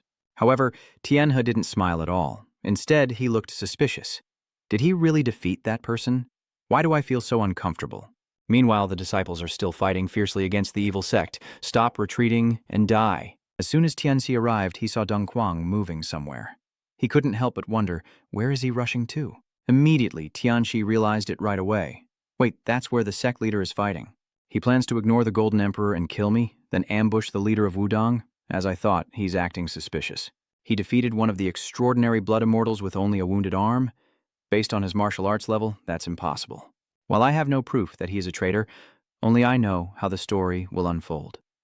Tianhai still follows the portrait of the light, firmly believing that he will not let him run rampant. Meanwhile, Hun is fighting against both of them. The members of the evil sect angrily say, "Cursed old man, don't you get tired fighting both of us?" Hyun gritted his teeth in frustration and said, "Don't underestimate the head of Wudong." Immediately, he summoned two yin-yang circles, catching both of them completely off guard. Hyun moved swiftly, his eyes radiating deadly intent. In an instant, he unleashed his power, and both enemies were sent flying in shock. Just as the head of the Vodang sect expected, "I can't believe he's this powerful." They were knocked back and fell on their backs, while Hun fought alone in midair against two formidable opponents. Debris scattered everywhere. Then Hyun slowly landed on the ground and suddenly stood still for a long time. Immediately, Hyun suddenly realized something. He kept coughing uncontrollably after using that powerful move, and Hyun helplessly thought to himself, "Damn it. It seems my attack isn't strong enough to finish them off. I can still feel their energy." Suddenly, a voice rang out. "You're here." When the headmaster saw Deng Quang, Hun suddenly spoke up. "Deng Quang, you're still safe." Deng Quang replied, "Yes, sorry for being late. Don't worry about that, your coming here has already helped me. Fighting those two is indeed a difficult time. If we work together, defeating them will be easier." With his sword firmly in hand, Deng Quang coldly said, "Head of the sect, I have something to do first." This made Hai Hun feel confused and suspicious, and Deng Quang's face also darkened. He still held his sword tightly, and in the next moment a strange, bright red spiritual energy radiated from him. Seeing this, Hun called out to Deng Quang. His power caused the ground to tremble, and his body gradually transformed, soon revealing muscular strength, with arms bulging out and tearing through his clothes, accompanied by sharp claws. Seeing this mozub of Deng Quang, Hun was startled and exclaimed, "Deng Quang, what on earth is happening?" Deng Quang, with a wicked grin revealing sharp teeth, then, with a fierce red glare, roared loudly, "Today has finally come, the day I, as the new leader of the Wudong sect, have long wanted to do this." Deng Quang's eyes kept shifting with a blood-red hue, terrifying Hyun deeply, who shouted loudly at Deng Quang. Deng Quang ignored it, still smiling excitedly, then quickly rushed forward to attack, shouting, "Master, it's time for you to die." At this moment, luckily, Tian He appeared, swiftly drawing his sword to counter Deng Quang's move. With a cold gaze, he steadily looked ahead. Tian Hai easily deflected Deng Quang's attack and then coldly said, "You're here." Hyun only then realized the truth and said, "Bok Long, I was right. He is the traitor." Hearing this, Deng Quang was momentarily stunned and confused, then burst out in anger. "How dare a nobody like you oppose me and interfere with my grand plan? Finally, you have revealed your true nature, Elder Deng Huang. I hold you back, grinding my teeth with hatred, you brat." Deng Quang's massive arms spreads out, claws sharp as blades. He slowly clenches his fist again, gathering power, growling fiercely. "What the hell is this?" Tian He opened his eyes wide, stunned by the scene. Rays of light carrying immense power flickered along with shouts, "Deng Quang." Deng Quang conjured a yin-yang diagram in front of him, creating gusts that shattered rocks. Hai Unun and Thien He were pushed back by the blue energy, and he clenched his teeth in pain as he recognized the technique. It was the 10-headed Vajra of Vajra. Deng Quang tightly grips his sword, slightly bows his head, and coldly stares at them. Thien He notices a murderous glint in his eyes and can't help but admire. He is very powerful, truly deserving of being a senior.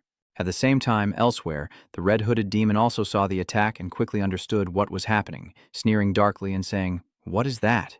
An internal conflict? Hey, dirty monk, what do you think you're looking at?"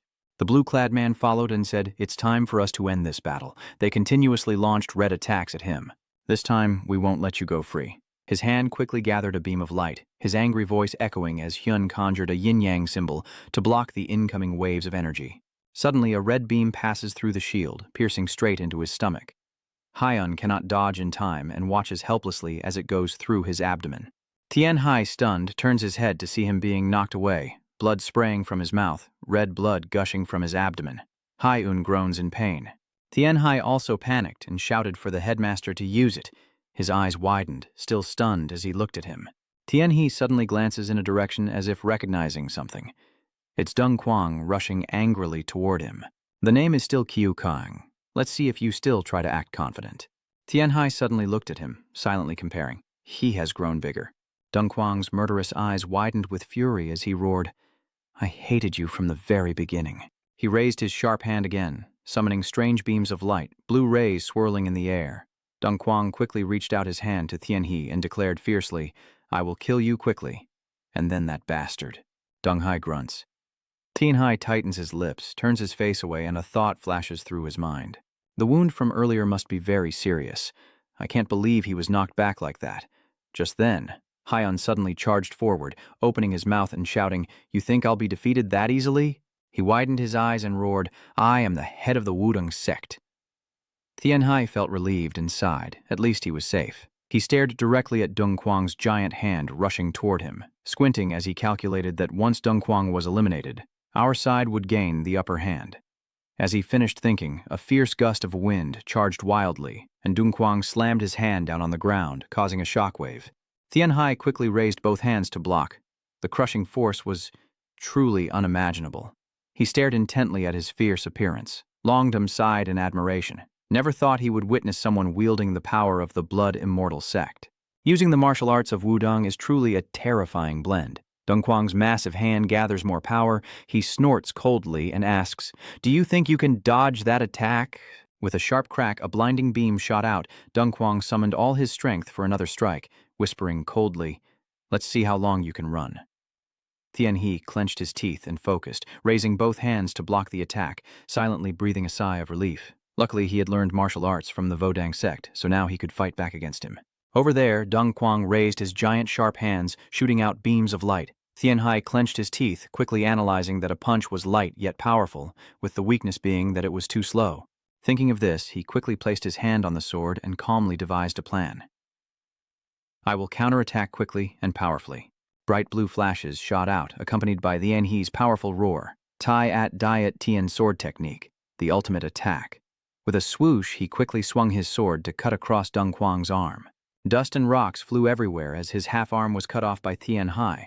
The sharp, decisive cut spilled blood everywhere, and Dong Quang, still in shock, couldn't believe what he was seeing. By the time he realized what was happening, his eyes turned red, and he growled. Tianhe's hand stopped, and he quietly sighed to himself, knowing he had succeeded.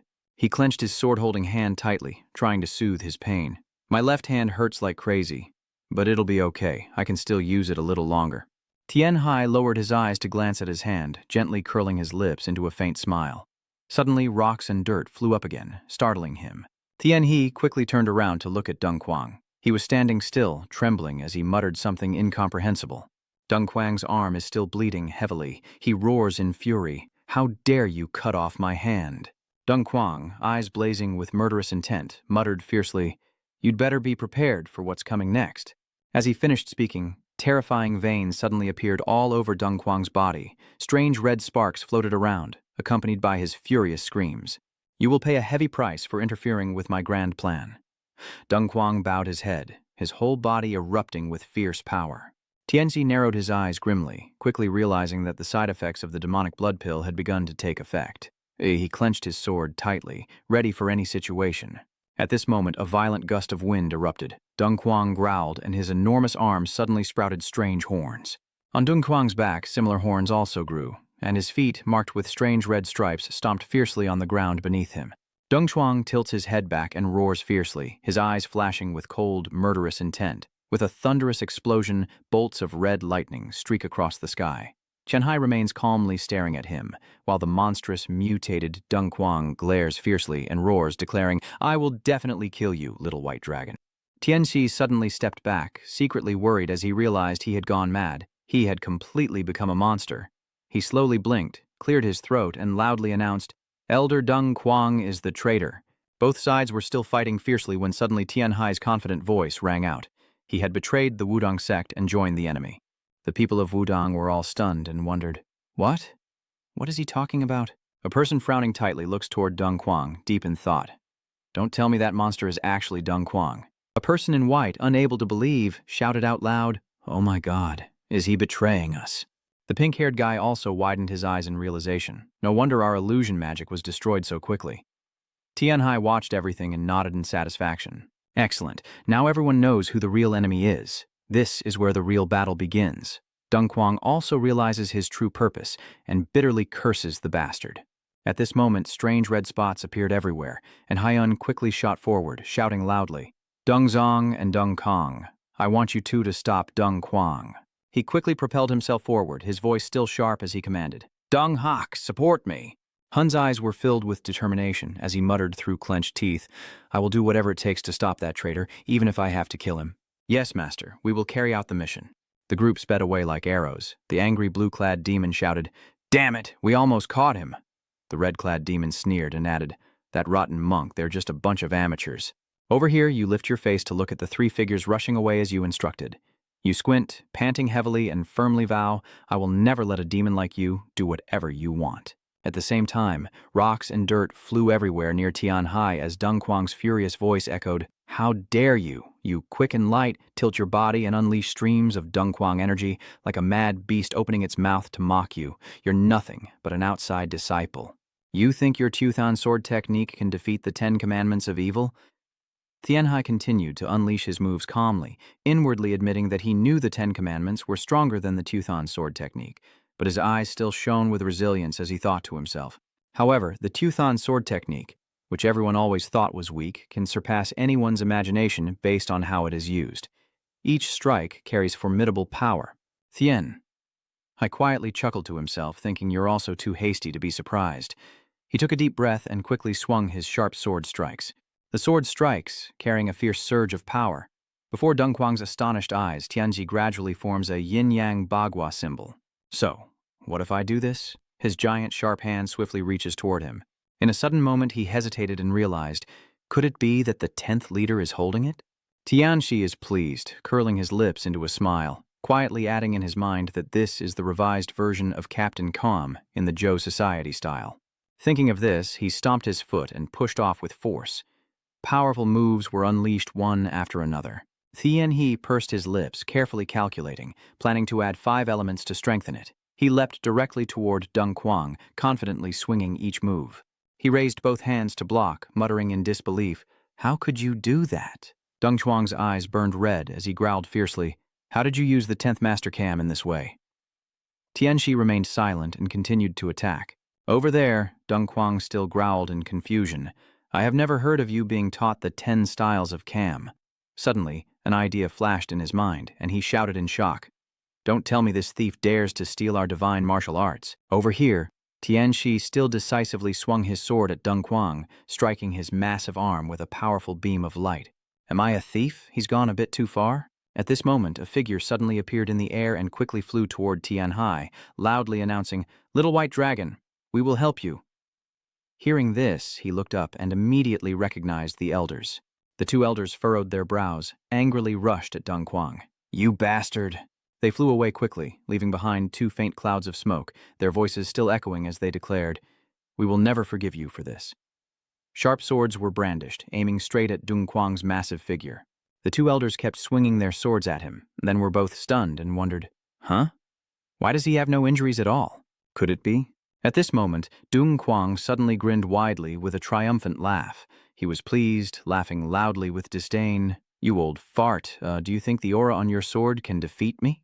Deng Quang slowly furrowed his brows, his bloodshot eyes dark and gloomy, and said, There's no way I would lose to a lazy person who doesn't know how to train. Strange waves of power then shot out, quickly piercing through the 2 elders. Tianji witnesses everything, stunned and unable to believe it. He shivers in shock, wondering to himself, is he even more formidable than the unbeatable demon blood? At this moment, a powerful surge of energy erupted, shattering the earth and rocks, causing the 2 elders to cry out in the tremor, as time seemed to freeze and fall into silence. The 2 elders lie collapsed on the ground. Only Deng Quang and Tianji remain facing each other, and he glares fiercely and growls. I will not forgive anyone who dares stand in my way, Deng Quang declared with fierce gritted teeth. I will kill all of you. One elder coughs painfully as he questions. Deng Quang, what exactly are you doing? As soon as these words are spoken, Tianji's voice suddenly rings out. Elders, are you all right? He knows everyone definitely won't give up that easily, and I am still okay. Tianji's eyes remain calm as he slowly reports. Thank goodness, elders, I have a way to defeat that monster. Tianji also confidently asked the elders, please give me more time. The 2 elders struggled to stand up and nodded slightly in agreement. Are you serious? Okay, we'll distract him for you. Tianji also answered seriously. All right, I rely on everyone. At that moment, the battle outside was still raging fiercely, with both sides continuously launching powerful moves against each other. And at that moment, Tianhu decisively swung his sword. slicing a thin, sharp line. Those hit by it spurted blood, and their eyes rolled back. Thien Hu. The call of Thien Hai also echoed afterward. Thien Hu, ngetay Thien Guido, langenghigyong noi tha thiet kua Thien Hi. I need your help. Thien Hu, responding to Thien Hai's call, rushed to your side with a sharp gaze and said, Thien Hai, don't worry, even if I lose my life, I will still protect you. Thien Hai gently smiled and turned to look at your figure. As Thien Hu swiftly passes by, Thien Hai gently lowers his eyes and quietly responds, I trust you. A loud explosion echoes through the sky, smoke billowing everywhere as dirt and rocks fly in all directions. Thien Hu stomps his foot and launches himself forward with incredible speed, swinging his sword with all his might at Deng Huang. Above, Thien Hu clenched his teeth and trembled as he swung his sword down. Deng Huang's eyes widened in fury as he roared, How dare you! Boom! Chunks of stone shattered and crashed to the ground, dust and smoke filling the sky and surrounding walls broken apart. Two elders and Thien Hu attacking together to encircle Deng Huang in the middle. Thien He watched from outside, nodding slightly as he calculated. Great, he will be busy with 3 people attacking at once. I need to make use of this time. Thinking of that, he quickly pulled something out of his sleeve. Thien Yi took out a strange red pill and held it in his hand. He gently rubbed the red pill and muttered to himself, The Black Fate pill was only meant to be used in emergencies. And now is the moment, isn't it? Long eyelashes drooping, Thien He's deep gaze recalling the past. In the past, he once wondered and asked Shui Sheng, What is that? She slowly explained at that time. It is called the Black Fate pill. It can cause the internal energy in the body to erupt violently for a short time, but unlike the drugs used by the demonic sect or evil cults, its effects do not leave permanent residue. Huyet Sin Koai Trai chuckled and continued, saying that after swallowing, the power would last about 8 minutes before fading away. Thien Hai was stunned and asked, Is that true? He couldn't believe he was admiring how perfect it was in dangerous situations. Bloodbirth also nodded in agreement, saying, That's right. Use it wisely, kid. But then she will have to suffer for a whole week. She slowly stroked her chin, reminding him under Thien He's worried gaze as the memory gradually blurred and slowly returned to reality. Thien Hai hesitated for a moment before closing his eyes and swallowing the pill, which slowly settled right over his chest. Pressing this acupoint would temporarily open the yang meridian. He quickly reached out and drew symbols in the air, then shifted direction to continue his strokes. Dust and rain clouds billow up, covering the storm everywhere. Tianxi closed his eyes, flicking his fingers to recite a spell as great streams of energy gathered with his movements. Thien He also slowly opened his eyes, forming seals with his hands to summon a sparkling light. Good. I have dissolved the bullet. Now I will begin absorbing and circulating the true energy within my meridians. Then he closed his eyes again, and the red pill in his body slowly shattered, merging into the blue energy stream to form a brilliant spark, which finally burst apart.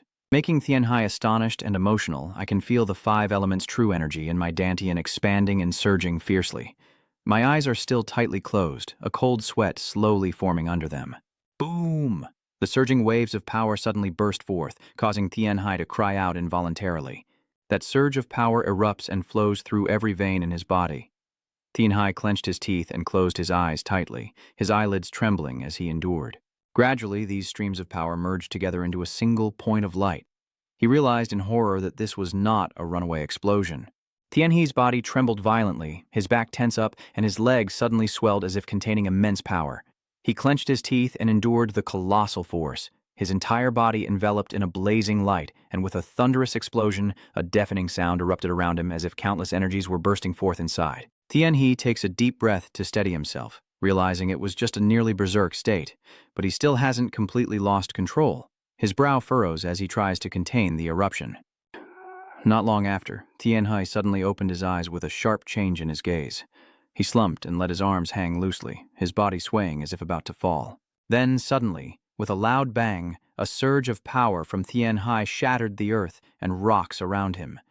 His strength spread far and wide, sweeping everything away, forcefully destroying the ground, filling the sky with smoke and fragments of broken stone flying everywhere.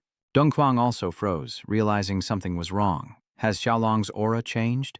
He clenched his teeth, puzzled, wondering what he had done in that brief moment. Could this feeling be... At this moment, the female elder also looked stunned, as if she had seen something. What is that? Tianyu also stared in disbelief.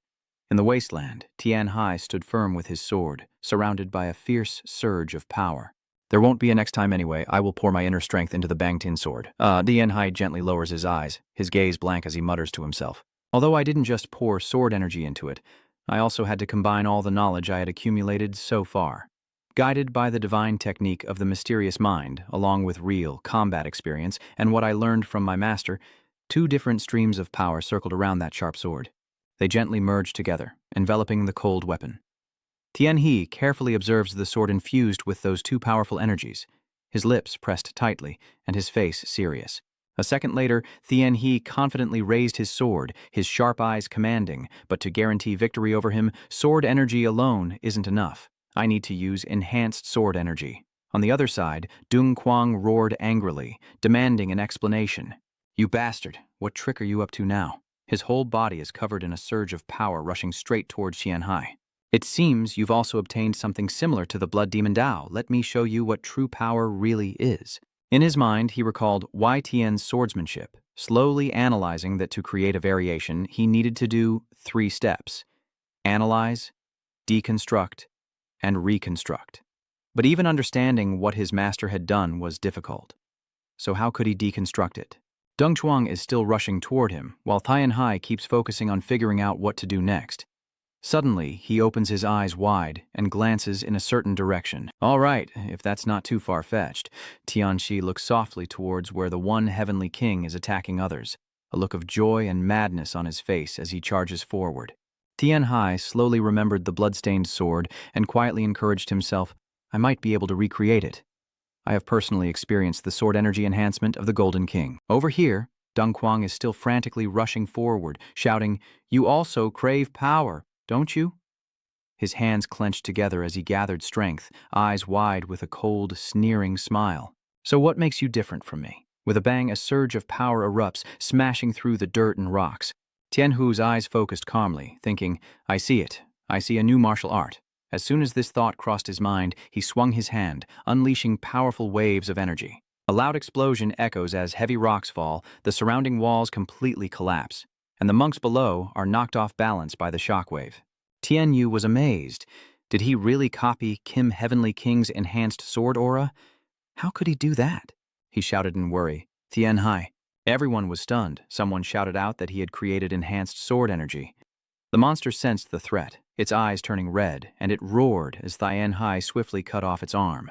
He calmly recites a spell as Deng Huang becomes even more furious, shouting several times, clenched fists, filled with rage. Has he hurt me? The creature's aura grows more savage, murderous intent flooding out like a tide. It growled, You bastard! Have you managed to imitate the enhanced sword aura? Tian Hai still stood calmly there, with a cold expression, thinking he's just struggling in his final attempt. He raised his head, calmly gazing at the enraged monster, thinking to himself, I have perfected the enhanced sword aura. He closed his eyes and swung his sword. Excellent, I can defeat him with this move. The sword light flashed, and that move even surprised Tian Hu. He gaped in amazement, saying, I can't believe my eyes anymore. Enhanced sword energy can't be that easy to create, right? Does Tian Hai have any limits after all? Under Tian Hu's astonished gaze, Tian Hai charged forward through the thick dust and smoke, with dirt and debris flying everywhere, his shoes crushing the ground beneath him, and a blue aura enveloping his entire body like a protective shield. That monster also refuses to give up. It charges forward with murderous intent, but seeing Tian Hai's cold, indifferent gaze and the deadly strike he unleashes, it still has to wonder why. Two streams of extreme light clash with force, causing a massive explosion, each strike shattering the surrounding rocks, and Tian He's figure seems to merge into the space, leaving only an illusory shadow. Deng Quang still refuses to give up, questioning himself, can he really become stronger than me with just what he has? He charged forward, delivering deadly strikes one after another, questioning why you others are helping him, even the Emperor himself is aiding him. Deng Quang roars down to hell. Little white dragons' beams of light clash and whirl in the air as if tearing apart the space itself. The earth, the palace, and the temple gates are torn apart by their shockwaves. Dust fills the sky, and explosions echo everywhere. The monks shout to each other, Get out of the way. What kind of crazy battle is this? They are also thrown back by the shockwaves from the explosions, with chunks of rock hitting them, covered in injuries, and the temple is heavily damaged. Amid the chaotic sounds, there are cries for help. This is not something a human can fight against. The smoke and dust are in disarray, with the monks hidden inside, bearing the force of each blow hitting their bodies.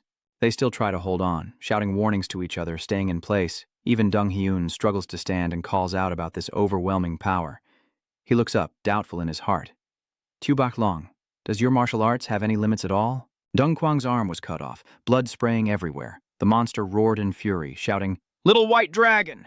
Tian He's gaze remains calm and determined, unshaken, as his cold sword cuts through Dong Kwang's limbs, the icy blade pointed directly at his throat. Now is the time to end everything.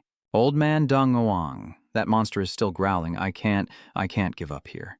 Dung Chuang's eyes turned bloodshot, tears of blood streaming down, causing Tian Hai to waver slightly as he clenched his fist and let out loud, strained breaths. I have endured so much humiliation to get here. Suddenly, Dung Kwang fell silent. Then blood poured from his mouth uncontrollably, staining the entire courtyard red. His eyes still full of anger and coldness, the sword still pointed at Dung Kwang. He knelt down, coughing loudly. Tian He narrowed his eyes at the monster, unwilling to accept this. Dung Kwang gritted his teeth, wishing it hadn't been for you ruining everything. His hand trembled with helplessness. I could have had everything. Dung Kwang clenched his fists, blood still flowing from his eyes, his nails digging into his flesh and drawing blood, the veins in his blazing red eyes becoming even more prominent. He roared and charged at Tian Hai. I could have taken over the entire Wudang sect. He quickly raised his sword to block. Tian Hai's gaze remained cold, the sword light blazing, and he shouted, "Small sword style transformation." Tian Hai seems to turn into an illusion, each strike precise and incredibly powerful. And he charged straight at Dung Kwang, wielding the 5 elements Taiji sword technique in enlightenment. The cold sword then sliced into his flesh with powerful force, leaving a deep cut. Tian He closed his eyes, his face calm, channeling his strength into his hand, his mind at peace between life and death as if entering nirvana. A deafening explosion resounded, yet he remained serene. I can see the very edge of martial arts, 2 streams of light blending together, even though grasping it seems impossible. Dung Kwang, weakened by this blow, glares fiercely and screams. Tian Yisai remains calm, but now I can analyze and reconstruct part of it. Then came the slashes of swords, gradually tearing the monster's body apart. Until the final strike of the sword, his eyes showed a hint of sadness. The investigation has been concluded regarding this matter. The battle gradually becomes clear through the smoke, with Dung Kwang covered in blood, lying with his mouth open. Tian He appears with a high bun hairstyle, carrying a wooden box on his back, glancing back at a group of people dressed in black, swords in hand.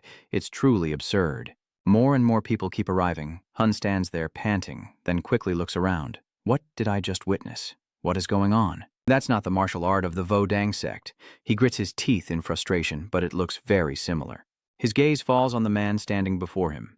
Seeing Tian He's handsome and noble face, he feels apprehensive. Could it be that the duo family has returned? Tian Hu hurriedly runs over from afar. Are you okay, Tian Hai? At this moment, he gradually bent down and coughed for a few hours. Tian Hu then stepped closer to help Tian He, recognizing the familiar face as he whispered, Tian Hu. Tian Hu tries to remind him, you pushed yourself too hard, right? Although there are no serious wounds, he feels a bit uncomfortable, eyes closed tightly, then opening again as he senses something. A circle appears in the sky with falling streaks of yellow light. What's going on? A signal flare? That's not the signal flare from the Wudang sect. Surely even the fully masked black-clad bosses are startled. Some thugs with talismans on their faces push their hands away. The red and black crowd all look up at the sky, and the King of Heaven stands calmly in a corner, sighing. It seems our time has run out. His eyes lit up, a slight smirk on his lips, and suddenly there was movement beneath his feet. Where did the master come from? Suddenly appearing before him. The worst brat in the heaven, king holding a sword and looking annoyed. This old man is really something. The master teacher was about to throw a fierce punch when they collided, causing a massive explosion, thick smoke billowing out, a loud bang echoing through the air, shards of rock flying everywhere, breaking into smaller pieces and scattering wildly under the pressure. Master Shifu easily repelled the sword wielder with his bare hands. That must have hurt. The One Sky King was pushed back, one hand covering his broken mask, and he said, How dare you hit my face, you scoundrel? His cloak fluttered as he spun around and tried to run, but the senior master blocked his path. Tianyu is helping Tianhe closer to check the situation. The master is clenching his fist tightly, his face tense. Coward, about to lose and trying to run away? King Wanthin slowly got to his feet, smiling with satisfaction as he looked at him. Tianhai stood outside, watching in surprise, and gradually recognized the familiarity in his eyes. Whose face is that? Looking at the face with two bloodshot eyes and that mischievous smile, I feel a strange sense of uncertainty. He looks too much like someone I know. Tianhe's memories call back the image of Tam Tuyet Trui Ho. Could it be him? His eyes suddenly froze, standing still for a few seconds. He stood face to face with his master. Whatever he was thinking, he did. Then he grinned and clenched his sword tightly. I'm leaving now. His robe immediately flutters as dust and smoke appear right after. Then, in an instant, the King of Heaven sped away very quickly. He just left a signal saying, "Let's retreat." His eyes flicked slightly to one side. Then he took a shallow breath, and Not Thien Vong stepped onto a high spot and looked down. The black-clad assassins exchange glances while the red-clad ones look around hesitantly. Is that a signal to retreat? Immediately after, all the black-clad people rushed forward, while the burly men with talismans on their faces raised their hands high above their heads. The main allies behind quickly realize and try to pursue. They are fleeing. "Stop right there. Don't think you'll escape so easily." Suddenly, Hai Hun's voice rings out. "Don't chase after me." A mysterious man standing still suddenly speaks. "Grandmaster, but why?" Hyun calmly explains, "The martial arts faction is suffering too great a loss. If we continue the pursuit, leaving the formation will only set off the enemy's trap." Followed by a serious gaze, all of them silently obeyed my command. Then he turned and walked away without saying a word, disappearing into the white mist as the group fled. One king stood on the rooftop, facing Tianhai and Tianhu below. The two of them stare fixedly at him, while the one heavenly king stands there with his sword across his back, his eyes looking at him and then smiling slyly. "See you next time, little girl." Tianhai kept watching, more confused by his words. Then he disappeared without a trace. His two eyes are still watching. Only then did Tianhu call out his name. "Tianhai, you continue walking with a rather commanding tone. Let's go." Tianhu is the same. They are playing the game of shifting tides without sun or rain. Someone has already approached Deng Quang's location. Hai-un looked on and asked, "Why did you do that?" Deng Quang struggled to say a few words. "You really don't know?" Hai-un just stood there watching and calmly talked. "Yes, I never knew you have always been important to me, both before and after you lost your arm." The scarred eye of that man opens slightly. He looks into his eyes and is speechless. "I hate you. I hate you so much." Hai-un's face furrowed, his eyebrows lowering as a scene from the past reappeared, showing someone opening the door to greet another person. When he was young, Hai-un smiled, but Deng Quang looked cold. From the first time I met him, I already hated him. In front of him back then, Hun always smiled and flaunted his strength, but his face was tense and filled with jealousy, envying him for mastering the 3 strikes of the Taithun, which I had to train hard for a long time to achieve. He was always standing behind, watching Hun be praised, and even the senior Taoist masters and elders used to favor him. So at that time he was so angry that he clenched his fist tightly and even gritted his teeth in hatred, saying, "I hate you, the one who has everything I cannot have." So in the end, we've been friends all along. Suddenly, Deng Quang burst out laughing in this tense atmosphere. I was still young back then, not realizing that envy had corroded me to this extent. But then suddenly he was no longer happy about it. One eye darkened, but there was nothing. In his memory, Deng Quang's previous gaze was always sharp and silent, constantly observing, trying to move past a moment. Even when walking behind Hyun, there was always a fierce aura around him, with eyes full of hatred and resentment, clearly visible behind his back. "I don't want to kill you." Hai-un looked down with a fierce gaze. "But you haven't been able to kill me all this time. And even now, it's the same." Deng Quang couldn't say anything to justify those words, only glancing away to avoid eye contact. But he had to be honest. Hai-un closed his eyes tightly, "But I used to like you, and in his memory there are only images of us laughing together." He must admit that talking with me made Hai-un very happy. "I like your smile when you call my name. I like it when you call me." In Hun's memory, Deng Quang is someone cheerful or always laughing when holding a bowl of rice. It's really delicious, and even he himself feels very happy eating it. "I never expected you to harbor so much hatred inside." Hai-un then approached and knelt beside Deng Quang, a few tears falling to the ground. Hai-un has cried and bowed his head, sincerely apologizing for not being good enough. Deng Quang tremblingly reaches up with his dirt-stained hand. Damn it, even in Deng Quang's eyes, tears are welling up. His hand clenched tightly onto Hun's shirt as tears streamed down more and more. You even had a moment at the very end, but just for a brief moment, that hand relaxed and fell limply. His eyes gradually dimmed to a dull gray. Tears pooled and stopped flowing, and Deng Quang's eyes no longer moved. Hun sat silently beside his body, bidding farewell in the city's palace. As the crowd urged each other to bring the seriously wounded here, more water was needed quickly, and fallen comrades were brought over. Those still conscious moved quickly to carry the injured, urging them to hurry up and transfer the wounded. The skilled doctors were already working at full capacity to save them. The sooner they were treated, the higher the chance of saving their limbs. Tianji stands among a group of medical attendants, then organizes and directs them to stop the bleeding first and then handle the internal organs, stitching them back together. Skilled doctors who had studied how to cut along the edges and follow the lines looked around seriously. Luckily, a branch of the White Dragon Medical Hall had sent doctors just in time. Here, a group of medics are rushing to carry the injured on stretchers, moving quickly to find more victims. Medics are focused and working tirelessly, some crying out in pain, prioritizing gathering the dead and saving the wounded as urgent slogans echo to speed up the process. Tian Hai passed by and handed over the task to Tian Hu. Tian Hu, I'm leaving this to you. You take on the mission right away. All right, just focus on Sister Thuong, don't worry. Meanwhile, his heart was still anxious, and I also had to quickly assign personnel. In the intensive care room, all the beds were already full.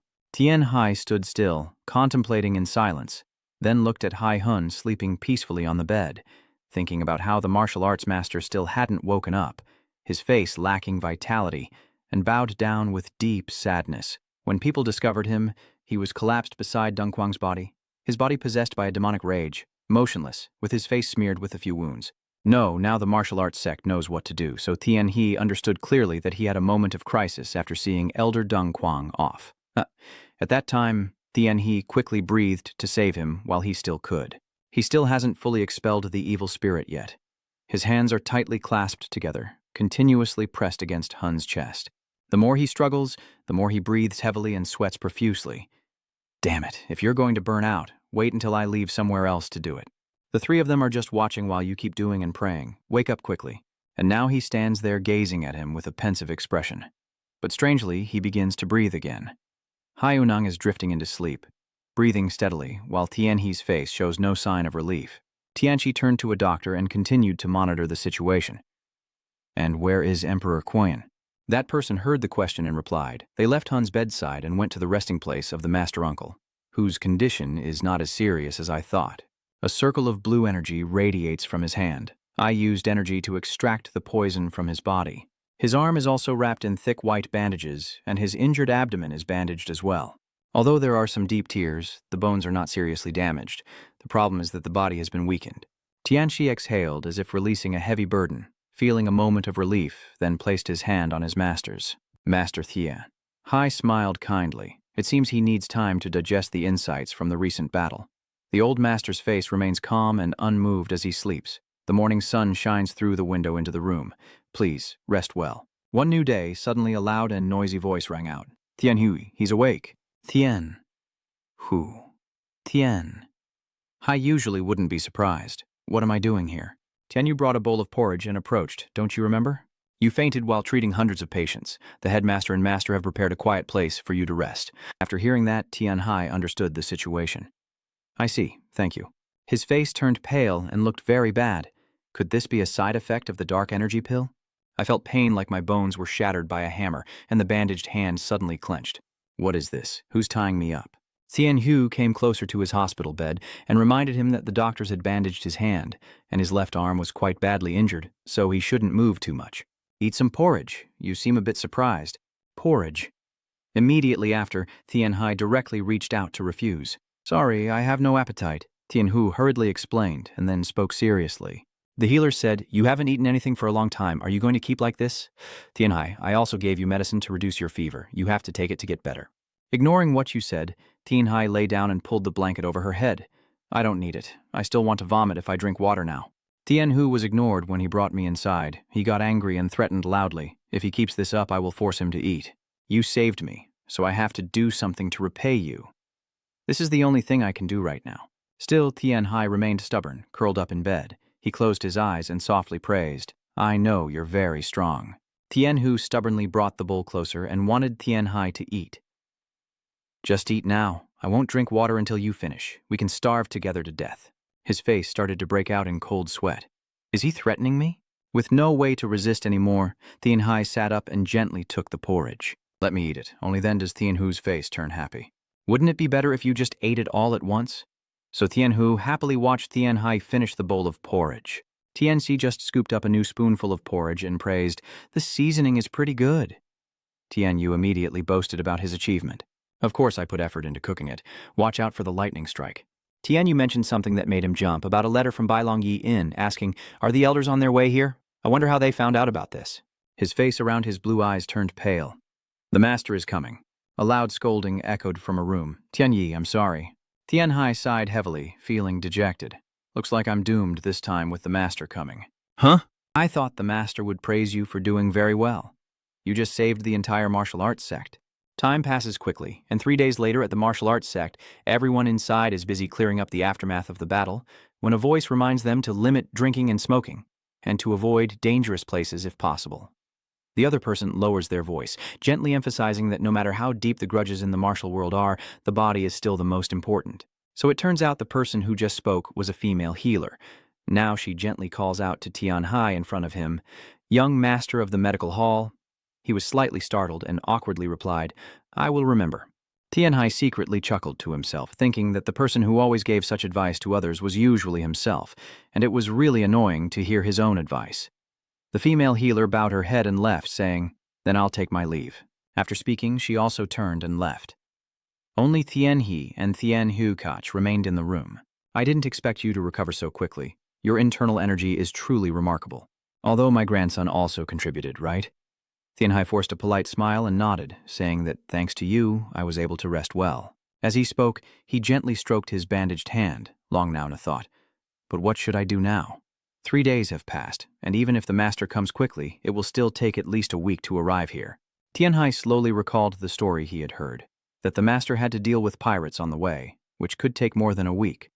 With this guess in mind, he quietly narrowed his eyes and calculated, realizing that if he wanted to escape, this was his only chance.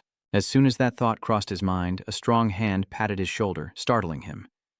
Tianhu smiled brightly, confidently saying, "I believe you will wait here until the master arrives." Your hand tightens around Tianhai's shoulder, and, in a low voice, you sneer, "Tianhai, you're quite quick." At this moment, a figure slowly approached from outside the door and announced, "Young Master Yi is here. We just received word that the Path Lord Yi has passed through the weapon forbidden zone." Hearing this, Tianhai was startled and turned pale, while Bang Huang's eyes widened in surprise, wondering, "What? Why did you come so quickly?" After a while, Tianhai met Wei Tian and softly sighed. "You arrived really fast. I thought it would take at least 2 more days." He also didn't hide it and replied, "Lu Ho travels faster than me, so I asked him for help." Tianhai was surprised and asked again, "What? Really?" In the room, Lu Ho stands in a corner shouting and complaining. "I had to endure quite a lot because of that person." Tianji sat quietly to one side, sighing silently. He showed no sign of hiding his hostility. "So what exactly is it? Can he use the land shrinking technique?" "This is good news. I will remember it." At this moment, Wei Tian softly smiled with concern. "Anyway, I'm glad you're okay. I was very worried on the way here." "Huh. I thought Master would be really angry." At this point, Wei Tian also slowly stood up and announced, "I now know you have recovered. I will go meet the sect leader now." Tianhai quickly stood up and bowed with clasped hands. "Yes, see you later, Master." Wei Tian turned and left, her long white hair gently swaying. Tianxi stood in place, watching his back as he left, feeling even more terrified, thinking it was scarier that the master was not angry. With a click, Wei Tian closed the door completely and left. Only Tianhe and Lu Ho remain in the room. He cheerfully asks about him, then suddenly remembers. "What about the research?" Lu Ho pursed his lips and coldly replied, "It will be fine even if I am absent for a short time. Nurturing is even more important than your life, isn't it?" Tianhai quickly affirmed, "Of course my life is more important, but nurturing is also crucial." Liu Hu gritted his teeth and angrily questioned, "Do you really value your life when you almost died?" Tianhe slightly pursed his lips and emphasized, "I trust the senior doctors really, but the more Liao Hu heard, the more annoyed he felt inside, wondering why suddenly he mentioned the senior doctors. He's back to his own world again. Every time I talk to him, I get caught up in that rhythm." He still crossed his arms coldly and warned, "If you continue to trust us, if this doesn't go smoothly, it's not just you who will be in trouble, I will also be in trouble." Tianhe awkwardly chuckled and replied, "Don't say that." Meanwhile, Lu Ho still stiffly sighed, thinking that staying up all night with someone sick like you already made me feel disgusted. Tianhai closed his eyes, imagining that scene. and reluctantly agreed. I feel the same way. Lu Ho, I can feel how serious you are when you say that. Thinking about Lu Ho's indifferent back, Tian He silently nods in contemplation. Although I don't fully trust the senior healers, I believe in Lu Ho's hatred because if this goes wrong, we'll have to stay up all night. Thinking of this, he suddenly clenched his fist and said something shocking. I think I have developed some feelings for him. That was like a bolt from the blue for Lu Ho. He looked stunned and stammered, "What did you just say?" Tian Hai, angry at his attitude, gritted his teeth and shouted, "You're too unreasonable. We've been working hard together to discover new knowledge for humanity." Lu Ho froze in silence at these words. Then after a moment, he replied irritably, "Who cares about humans? They can all die for all I care." This statement again made Tianxi scream in shock. What? At the same time, outside the room, footsteps suddenly sounded, and a figure slowly walked on the warm, carpeted ground. It was the Grand Master, loudly scolding Ai Tian. "Why are you so talkative? It's normal for a martial artist to endure some hardships. Isn't it enough that he survived and became stronger?" The door slowly opened, and Wai Tian's gentle voice also sounded. Thinking it was about to end here, the two of them then entered the room, causing Tian Hie to be surprised and call out, "Master! Grandpa!" Grandmaster Taishu, exhausted, closed his eyes and recounted, "I am so annoyed. Your master is worrying too much." Etienne beside her still softly denies it. "No, that's not it." Before he could finish speaking, the Grand Preceptor scolded him with a fiery glare. "Listen here, a disciple is like a seed." Tianxi and Liu Hu silently listen, as the old man explained seriously. "If you nurture them like orchids, they will grow into orchids. If you treat them like weeds, they will become weeds. What you're trying to do is plant an orchid. They may be beautiful, but they wither very quickly." Etienne frowned, closed her eyes, and looked grim. Grand Preceptor Thuk. To slowly approach the table, walking steadily as he sternly reminded, "How long can the White Dragon Y sect protect him? Even if you're gone, he still needs to survive. Someone who lives only like someone else's orchid cannot live that way forever. When that happens, they will die." At this point, the old man glared at Etienne sharply and emphasized, "I say this for your own good, so listen carefully." He remained silent for a long moment before faintly opening his mouth to ask again, "Are you speaking from experience?" The Grand Preceptor was stunned by this and suddenly fell silent without replying. Tianxi watched in shock and wondered, why did Master ask that? It's something no one dares to mention. A moment later, the Grand Tutor slowly admitted, "Yes, that was how I lost my disciple." He took a deep breath, his voice trembling with regret. "I cherished it and kept it close like an orchid, so it withered as easily as one." Etienne's eyes gently lowered as she coldly listened to the Grand Preceptor's lament that this is the world and people are like that, as he vaguely recalled his former disciple and softly emphasized that martial artists must become like weeds, and that was the master's duty to ensure it. As soon as those words ended, Etienne slowly objected. "No, I have a different opinion. If I knew what would happen, I wouldn't have let him go to the Wudong sect in the first place."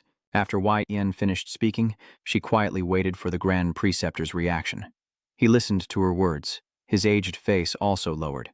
The Grand Preceptor clenched his fists, veins bulging fiercely. Tian Hai thought to herself, "He's still so stubborn." The Grand Preceptor suddenly exploded and turned around loudly asking, "Is that true? But what can I do now? I am also his master because I have taught him." The old man crossed his arms and declared solemnly that this meant he was no longer just your disciple. Tianhe's face also paled upon hearing this, and he sighed internally with worry. No, both of them have touched each other's deepest pain. Lu Ho beside them also closes his eyes in helplessness. Over there, Wai Tian seemed angered, and a burst of power suddenly erupted around him. Bright streams of energy radiated and swirled around his body. Etienne narrows his cold eyes and asks in a deep voice, "Is that true?" As soon as he finishes speaking, those streams of power shoot out, swirling and soaring through the room, almost covering everything. Under the astonished gaze of the Grand Preceptor, Wai Tian's power erupts around him, and he coldly says, "I find that hard to accept." The Grand Preceptor's hand at his side trembles slightly as he mutters hoarsely, "You are truly terrifying." The old man's gaze fixed intently on the immortal, a faint smile on his face as he remarked, "You are beginning to approach the state of a martial spirit, like when you were young." Tianxi, standing far away, was blown by the surge of power, her robes fluttering, and she wondered in shock. What is this? A powerful pressure is filling the room. Moments later, he clenched his teeth in pain as he realized he couldn't breathe. Between us, words are unnecessary. If someone claims to be his master, they just need to prove they possess the martial knowledge to hold that position. The Grand Tutor also unleashes his power in response, laughing with amusement and asking, "You're very angry, aren't you, Bai Long? I never thought you could get this angry. It's wonderful." Poor Tien. Hai sat collapsed behind, struggling to call out each word. "Master, Grandpa, wait a moment." The Grand Tutor Master didn't even bother to stop and just narrowed his eyes to explain. "I've been itching to fight him for a long time. You don't know how happy that makes me. Don't get in our way." Tien also nodded slightly and smiled softly. "Tianhai, I'm glad you're so happy. I will lend you a wooden sword so you won't get hurt. See you later. Rest well over there." As soon as these words were spoken, both of them prepared to fight. Seeing this, Tianhai felt worried and thought, "We're doomed. Both of them are serious about fighting. Please don't do this for my sake." Suddenly, a burst of power erupted, causing a deafening explosion. That force ruthlessly shattered the hard earth and rocks, with fragments flying wildly in the wind. The falling rocks and dust fill the air with smoke and chaos as the explosion causes huge stones to fall, shaking the ground. Tianhe, he stands and watches everything, trembling as he calls out to Tinyu, who just arrived after being startled by the loud noise, and softly responds, "It's Tianhe. I think a mountain peak has just been destroyed." He also nodded in agreement, saying, "That's right." Lu Ho nearby also helplessly confirmed, "That's also what I just saw. Master used a wooden sword, and my grandfather used his hands? No, I can't believe they could do that." Lu Ho also closed his eyes, sighed, and lamented, "I didn't expect it to turn into such a mess." On the other side, an explosion lit up again, and Tianhai immediately gasped and said it doesn't look good at all. If they keep this up, they will destroy the entire mountain. I agree, in the end, no one can stop them. Time passed quickly, and 2 hours later, Tien smiled reassuringly at Tianhe. "Tianhe, it's okay, because I used a wooden sword, and anyway, if one of us gets hurt, you'll have one more person to heal." He sighed quietly and replied, "Yes, I'm glad that both of you are safe." Grand Tutor also chuckled and criticized. "Bak Long is a madman. I don't know why Hai got involved with someone like that." Etienne felt uncomfortable and coldly reminded him to speak carefully. The old man furrowed his brows angrily and asked back, "What did I say wrong?" Seeing them about to fight again, Tianxi hurriedly stepped in to stop them and said, "Please calm down, or Mount Wudang will be completely destroyed." He sighed tiredly, feeling exhausted as he thought, "I expected this to some extent, but I didn't think they would get so worked up." "Over here," the Grand Tutor still shouted and cursed. "Bak Long, you bastard!" Tianhu quickly patted his back and tried to comfort him. "Master, please stop." Elder Song still loudly questions the immortal. "Do you still insist on maintaining that proud attitude?" Liu Hu stood watching everything, rubbing his temples and muttering, "How did things escalate to this point just because of Little White Dragon?" At this moment, Tianhai suddenly raised his hand softly, hesitating as he reached out toward Tien and asked, "What exactly did you two talk about? Why have you two let things escalate this far?" Tien closed his eyes slowly upon hearing this. The Grand Preceptor also clenched his teeth in silence, then softly replied, "Nothing." The old man sighed softly and explained clearly, "We were just talking about the disciple I personally raised and collected corpses of. That's also why I haven't taken on any new disciples for a long time." "That's all?" Qian Yu and Tianxi couldn't help but be surprised and wondered silently, are they talking about his disciple? The Grand Preceptor clasped his hands and sighed, sharing his feelings. "Although I understand Bai Long's emotions, I have also acted similarly when I had my first disciple." Etienne gently lowers her head, lips pressed tightly as she silently listens. The Grand Preceptor closes his eyes tightly, furrowing his brow as he gives the order. "Listen carefully, this has been happening for a very long time." Memories from long ago suddenly flood back. He slowly recalls the times he mentored his disciples before, the radiant figure of the young boy appearing vividly. The Grand Sage Master patiently recounts how he took in a disciple after losing his first, but then also lost his second disciple. The body hidden beneath the disciple's blanket slowly comes to mind along with his voice saying, "I kept losing disciples one after another." The warm red blood floods the mind of the Grand Master. He chuckles softly. "Anyway, in the martial world, a martial artist's lifespan isn't very long." At that moment, Grandmaster Taishi gently covered the mat, then slowly recalled his later disciples, his voice hoarse as he continued, "I protected them many times." The Grand Master sighed deeply, recalling the times he protected his disciple, and continued on. In the end, he remembered his powerless appearance in the past battle, his voice trembling with regret and blame. "Until one day I realized my disciple had become someone who couldn't do anything without me by his side.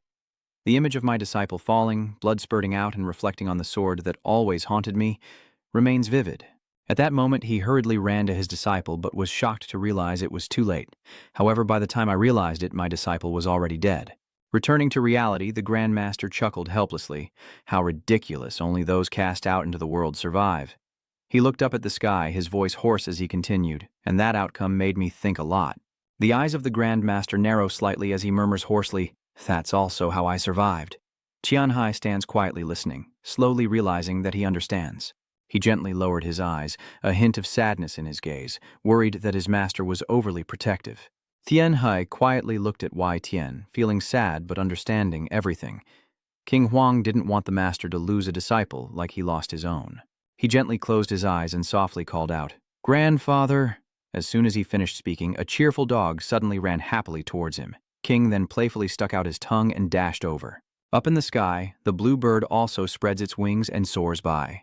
Tianhai smiles brightly and pats the dog, saying, "It's been a while, hasn't it, master?" Grand Preceptor also calmly advised Wei Tian nearby. "Look, he has two divine beasts beside him. You didn't leave him completely alone in the world like a weed. You just need to admit that you're overly worried about him." Wei Tian gently pats the dog and softly confirms, "So, you want to raise him like a weed?" The Grand Tutor looked displeased, crossing his arms to clarify. "I'm saying you could ease up a bit. He's not wandering the world all the time. From what I've heard, he often goes crazy over research, gets stuck in the clinic, which means going out isn't really that important to him, right?" Liu Hu nodded thoughtfully after hearing this. Everything he said was correct. It would be better for him to go outside and die somewhere soon. Itin van mim moyem lang kong nuigi. Tieni kung tangoning as dung mut ben magchochushim dao trenvaimea. A moment later, Wei Tian gently moved, his long hair flowing in the wind, and he slowly stepped over to Tian He. Finally, Wei Tian softly patted his shoulder and whispered, "The soul of a person and their maturity are very complex issues." This made Tianhai surprisingly call out to his master. Tian still softly continued to say, "John Hai, I will temporarily help you take care of the remaining patients since I am here. We will talk again after we're done." Tianhe nodded gently, obediently listening. "All right, Grand Preceptor and Tian." You stood silently watching the two of them. Liu Hu, standing in a corner, also lowered his head and let out a sigh. Tianhe lowered his eyes and sighed deeply, thinking, "I guess he has a lot on his mind. If I were my own master, I would also want to stop myself because I go everywhere and cause trouble." He reached out to pet the dog's head, deep in thought, but he couldn't miss this opportunity. A gentle breeze tousles Tianhai's hair as he falls into deep thought. The Blood Immortal sect has failed in its attempt to stir trouble with the Yudong sect. In his mind, he briefly considered the faces of the Blood Immortal, Diamond, Blood Demon, and Dungquang, then analyzed them. Now, they have suffered a major loss. This is the perfect opportunity for me. Actually, I had given up because I thought I wouldn't be able to persuade my master to allow me to do it. Remembering the battle between Grandmaster Tai and Wei Tian, Long Tianhai feels relieved, but Qian Huang helped him persuade him. Meanwhile, Grandmaster Tai also doesn't linger, turning to leave. "Tianhu, let's go. I've said what I needed to say. I hope you will make the right decision." "Yes, master." As soon as I finished speaking, I playfully turned around and ran off, causing Lao Mak to shout and chase after me. Honestly, that man is nothing special at all. A moment later, he sighed and said, "Let's go see the patients." Tianhai hurriedly followed. "Yes, master." As time passes and the evening sun begins to set, signaling the end of a long day. Until the next day, Tianxi arrived at Kangzhuang Mansion and calmly asked, "I am Tianxi. I heard you were looking for me." The person inside nodded and said, "Yes, please come in." The door was quickly opened and he stepped into the room. Grand Tutor Thuk Tu and Wei Tian had already been inside when the person sitting on the bed, Hai-un, gently smiled and greeted him. "Welcome, young Master Wei. I heard that your medical skills saved the head of the martial arts sect when he was almost dying from a fire accident." Seeing my master's praise, I humbly replied, "Yes, luckily I succeeded." Even Hai-un was extremely amazed by his talent. Hearing that he had stopped breathing, and then learning that it was actually him who brought him back to life, I was truly shocked. I also wondered, is that technique of human or divine origin? Tianhai was praised happily, but he simply responded calmly, saying that he could only do it because he was human, and it was human technique that allowed him to save others. Although he said that, deep down he thought that he wasn't very surprised since they had never seen artificial respiration before. After a while of talking, Hai-un sighed and asked, "What is my current condition?" "I still have many things to handle. I need to wake up soon." Before Tianhe could answer, Wei Tian quickly spoke. still with some lingering traces of the Taoist path. His anger has accumulated too much, so from now on my medical skills will be more suitable than surgery. After a moment of shock, Tianxi quickly realized that Master called him to teach him this. Yishan's deep eyes carried a probing look. He asked, "Tianhai, what do you think we should do to treat him?" The sudden question left Tianhai stunned for a long moment before he could respond.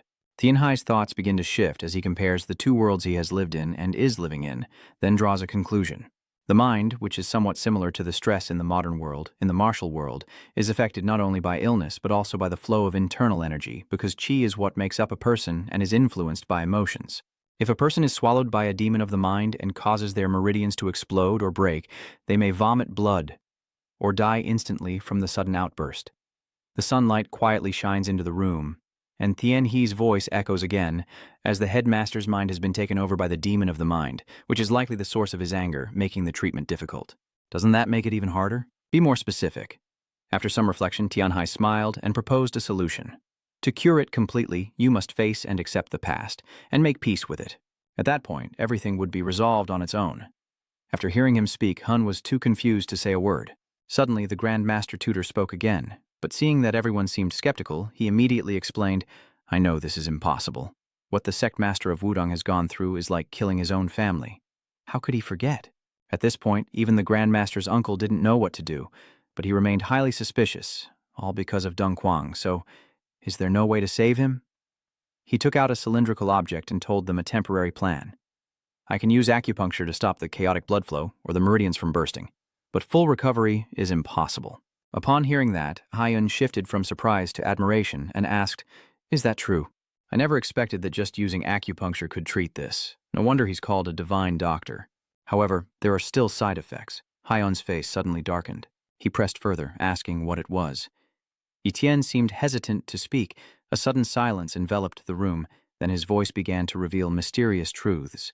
This acupuncture technique restrains the flow of internal energy through all the acupoints at once, so he can only use about 80% of his strength. Someone asked in amazement. 80%? Hun's strange face appeared in his mind. Before they decide, YTN cautiously reminded him, "Yes, but if this isn't resolved, you will be disrupted for a month." After he finished speaking, everyone in the room fell silent for a while. Hu Hun's thoughts grew more chaotic as he rubbed his chin and said, "That's bad. I still have many things to do." Suddenly, a remorseful voice echoed, "It's all my fault." Meanwhile, Tianhai and Wai Tian are still waiting silently for their decision. The Grand Preceptor suddenly clenched his teeth and said, "I am useless." While everyone was stunned, he carried his guilt and shouted, "If I had realized Deng Huang's true feelings earlier, would things have turned out differently?" Moreover, not only did he fail to realize what was happening, I did too, and so did the entire Wudong sect, which means he doesn't have to shoulder all the blame himself. Seeing his intense reaction, Haiyun was shocked and called out, "Crown Prince, after careful consideration, the Grand Master instructed Hun to focus solely on recovery, and I will manage the sect and oversee the faction in his place while he rests. This is truly a good time for us to reorganize the sect. Thank you, Crown Prince." After a while, under the gentle sunlight shining on the floor, a pair of legs kept walking back and forth. That room was filled with lively conversation. I also bear a great responsibility for what has happened. I was wrong to step back and observe the order of things. Basically, I was just watching from the outside. Trust must be built with blood, sweat, and tears. I still have a long way to go. Seeing Tianhe's astonished look, the Grand Preceptor showed great determination. "Yes, but I still fight for my voice." Even the immortal is helpless and can only listen silently as he rambles on. "Maybe I don't have the right to tell Bai Long what to do. Just look at how Vo is now because he was spoiled like a delicate orchid. It shouldn't have been like that. The more spoiled a child is, the more you need to push them off the cliff." Hearing these words, Tianhai's face turned pale. He thought to himself, "I understand where he's coming from, but by today's standards, that really is child abuse." "All right then, get ready. Aren't you preparing something?" Everyone else was stunned for a moment before the Grand Preceptor finally spoke. "I completely forgot." His gaze turned back to this side, filled with curiosity and scrutiny. After rummaging for a while, the Grand Elder took out a small wooden box and handed it to Tianhe, asking, "Take it." But he didn't accept immediately and asked again, "What is this?" A beam of light shone on Tianhe's face, and his eyes remained full of confusion, and the Grand Tutor seemed proud, as if he was sure that Tianhe would be interested in this item. The box had been opened, and a gentle light shone from it. Looking at the two precious pills in the small box, the Grand Tutor finally spoke to introduce them. This is the Tython Sacred Pill. Seeing such a valuable item, Tianhe's hand reaching out suddenly froze. What? How can you accept something so precious? And there are two pills? The Grand Preceptor is leading me from one surprise to another. The old man said, Not yet. There's this book too. Thinking it would be more ordinary than the two pills, Tianhe quickly reached out to take the book. But as soon as he opened it, just the title was enough to shock him. Tython Tam Kitch. Tianhe's pupils widened in surprise, and he couldn't help but think, Tython Tam Kitch? Then, in front of Aitian and Haihun's eager eyes, he immediately refused. No, I can't accept this. It should stay within the Wudang sect. It's too much for just a single gift. But the Grand Master's elder didn't give me a chance to refuse, and the book was immediately pushed into my chest. After a moment of silence, the old man began to talk nonstop to persuade Tianhe to accept the gift. Don't refuse, just take it. We have received too many favors from you. It would be ungrateful not to repay them. You can use the Saint Pill of Tython for yourself, or give it to someone else at your discretion. Furthermore, I believe you will not teach the Tython Triple Strike to outsiders. Tianhe finally agreed, but he still found it hard to accept willingly, so he called out, Master. Not wanting the two of them to argue further, Tian spoke up and quickly reminded Tianhe, Thank you. Tianhe, take them. Tianhe Duong looked confused at the master, and then softly asked, Am I really allowed to do this? Etienne just smiled silently, her innocence making Haiyan burst into laughter. He continued, Take them. Immediately, the light in Tianhe's eyes shone brightly without any hesitation. He happily hugs the book. Although he shows little outward emotion, his mind is already so excited it feels like jumping for joy. He has the Tython Tam Kitch. All right, then I will use them well. Grand Preceptor Thuk was even more reassured and said, Very well. This amount still isn't enough to repay you, and moreover, you will definitely use them properly. Tianhe once again gazed at the book, the star shining in his eyes still full of hope. The three heavenly skills and the sacred pill are incredibly precious, and a few wandering thoughts kept flashing through his mind. This is something I truly don't deserve to receive. Immediately after, a gentle hand patted Tianxi's shoulder twice. As Yan didn't see the surprised look in his eyes, he calmly announced, Tianxi, I will stay here for 5 more days to take care of the patients. You can go do what you need. And then he returned to the first Bailong clinic. Immediately, Tianxi replayed to confirm these things. What is this? I thought you would imprison me for a year or two like last time, he excitedly exclaimed. Can I really do it? Seeing how excited you are, Aitian cautiously reminded you, Yes, but be careful, and make sure to learn the 3 strikes of Tython. Watching this harmonious scene between teacher and student, someone couldn't help but think that the story of the master's disciple had already taken effect. The whole room is now filled with Tianhe's joy and excitement as he cheerfully promises, Thank you, master. I will definitely not do anything to worry you. Although I trust him, Tian is still a bit worried, but I think that might be a little difficult. Immediately, Tianhe's aura diminished by half. So why is that? Then, Tianhe left with his luggage. The sky also turned a vibrant pink like his mood. Looking at the small wooden box in his hand, he happily hummed a cheerful tune. Suddenly, a little dog and a dove approached him. Seeing his companions arrive, Tianhe cheerfully said, Let's go now, shall we? Grand Preceptor and the Y Fairy watched him from afar, unable to help but sigh. Bak Long becoming a master isn't that hard, right? His hair fluttered in the wind, and after seeing off his disciple, Y Fairy's gaze still held a hint of worry. Yes, keeping him close to me would be much better. This is more difficult to do. That's right, just managing things at their school is already difficult enough. Etienne's gaze deepened even more as he heard these words. Watching Liang Tianji leave, something inside him began to stir. Tian couldn't help but think, It's strange. We can easily contact or meet each other, but I can't do that, and I've already started missing him. He and the Grand Preceptor Thuk, to stand there, both remaining silent as a gentle breeze blows through Tianhe's hair, gradually taking him away from this place. That is the feeling of a master, the role you must bear. The sky that evening was painted with sunset hues by Duke Hong, yet it still carried a deep sadness. Tianhe and Tianyu walk out of the city gate, he softly says. Thank you for seeing me off. Tianyu cheerfully replies, No need to thank me, I'm glad I could see you off. Then Tianhu curiously asked him, Where are you planning to go now? I was surprised that Bai Long wasn't coming with you. I was hoping he would carry me home right away, Tianhe sincerely replied. If he really drags me home, I'm doomed, and I'm really lucky to have my grandfather. After speaking, Tianhe couldn't help but think that his master must have made a very difficult decision to do this. Suddenly, he took something out of his sleeve and spoke. That's right, I have something for you. I wonder why Tianhai's acting so mysterious, so Tianhu looks a bit confused. A small box was placed into his hand, and he asked curiously, "What is this?" Tianhai didn't explain further, but carefully reminded Tianhu, "Open it before I leave and don't give it to anyone else. You must be the only one to use it. If you see me as a brother, then make sure to follow what I say. This is our promise. Do you understand?" Although Tianhu didn't seem to fully understand, he still agreed to his brother's request. "All right, I will do as you say." Tianhe happily ruffles his head. "Good, that's the way it should be." Tianhai's lips curled into a smile, full of unhidden joy. Tianyu raised his head to look after the head. Pat ended, his eyes always filled with affection. Tianhai stepped forward and said goodbye. "Tianhu, see you next time." After Tianhai left, Tianhu still held the small wooden box tightly in his hand and wondered, "What did he give me? Is this something I can eat?" Then he carefully opened the box, and although he was mentally prepared, Tianhu still froze in shock. Then in that desolate scene, your scream echoed.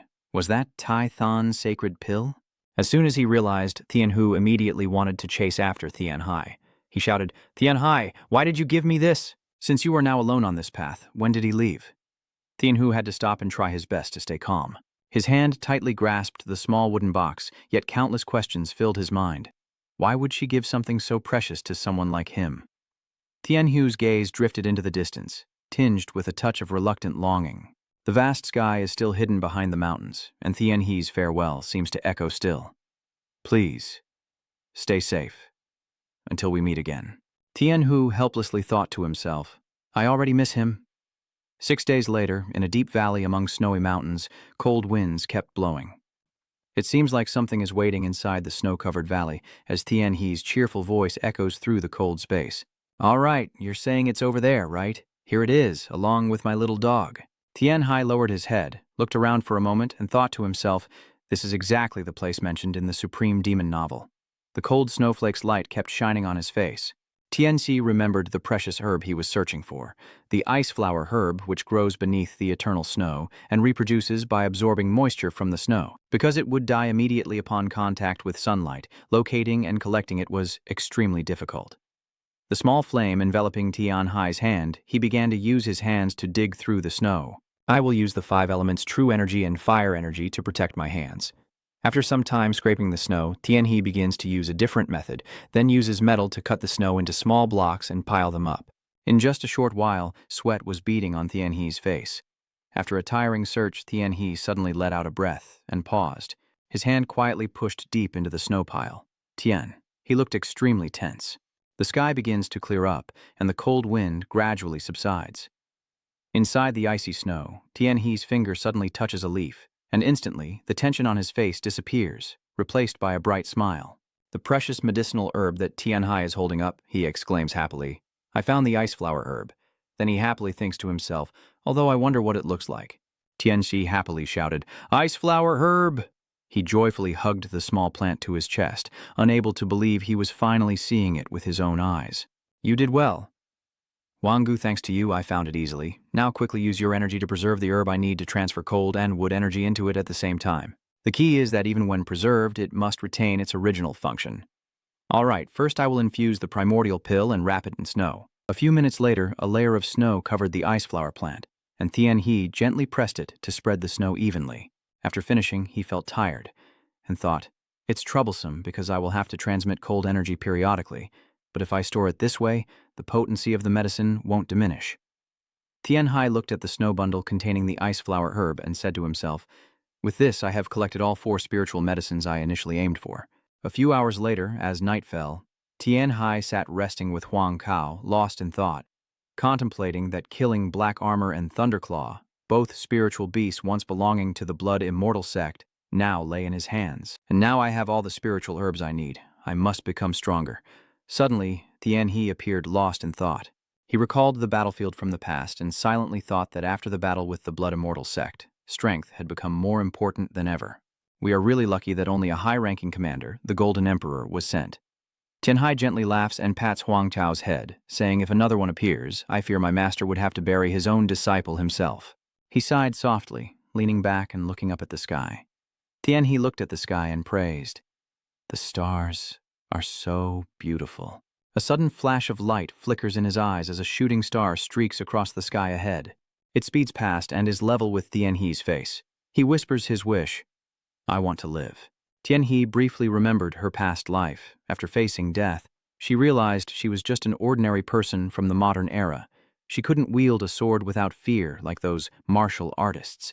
He hesitated for a moment, thinking this was a matter of survival, then silently made a decision to ruthlessly absorb everything possible to reach internal strength equivalent to 180 years of cultivation. At Mount Wudong, I realized a great truth that greatly advanced both martial arts and internal energy. Just by absorbing 2 kinds of spiritual herbs and training hard for a few more months, I would be ready. Thinking this, he softly said, yes, from now on I will focus only on becoming stronger. At the same time, Tianxi looked down and saw Huanggu wake up, and it happily lifted its head to look at him. At that moment, a bird suddenly flew across the sky. Tianxi happily stood up and said, finally you're here. Quickly call Huanggu, he must be nearby. Let's go quickly, Wang. After Tianxi stood up, the bird led the way. He quickly chased after it. There's a familiar scent recently, isn't there? Lead the way. Stian. I excitedly wondered how he had been doing lately. Later in a cave, voices could be heard. It's nice to see you again. Young hero, do you still like tea? The other person continued, saying, so, I prepared snow lotus tea. Perfect for a day like today.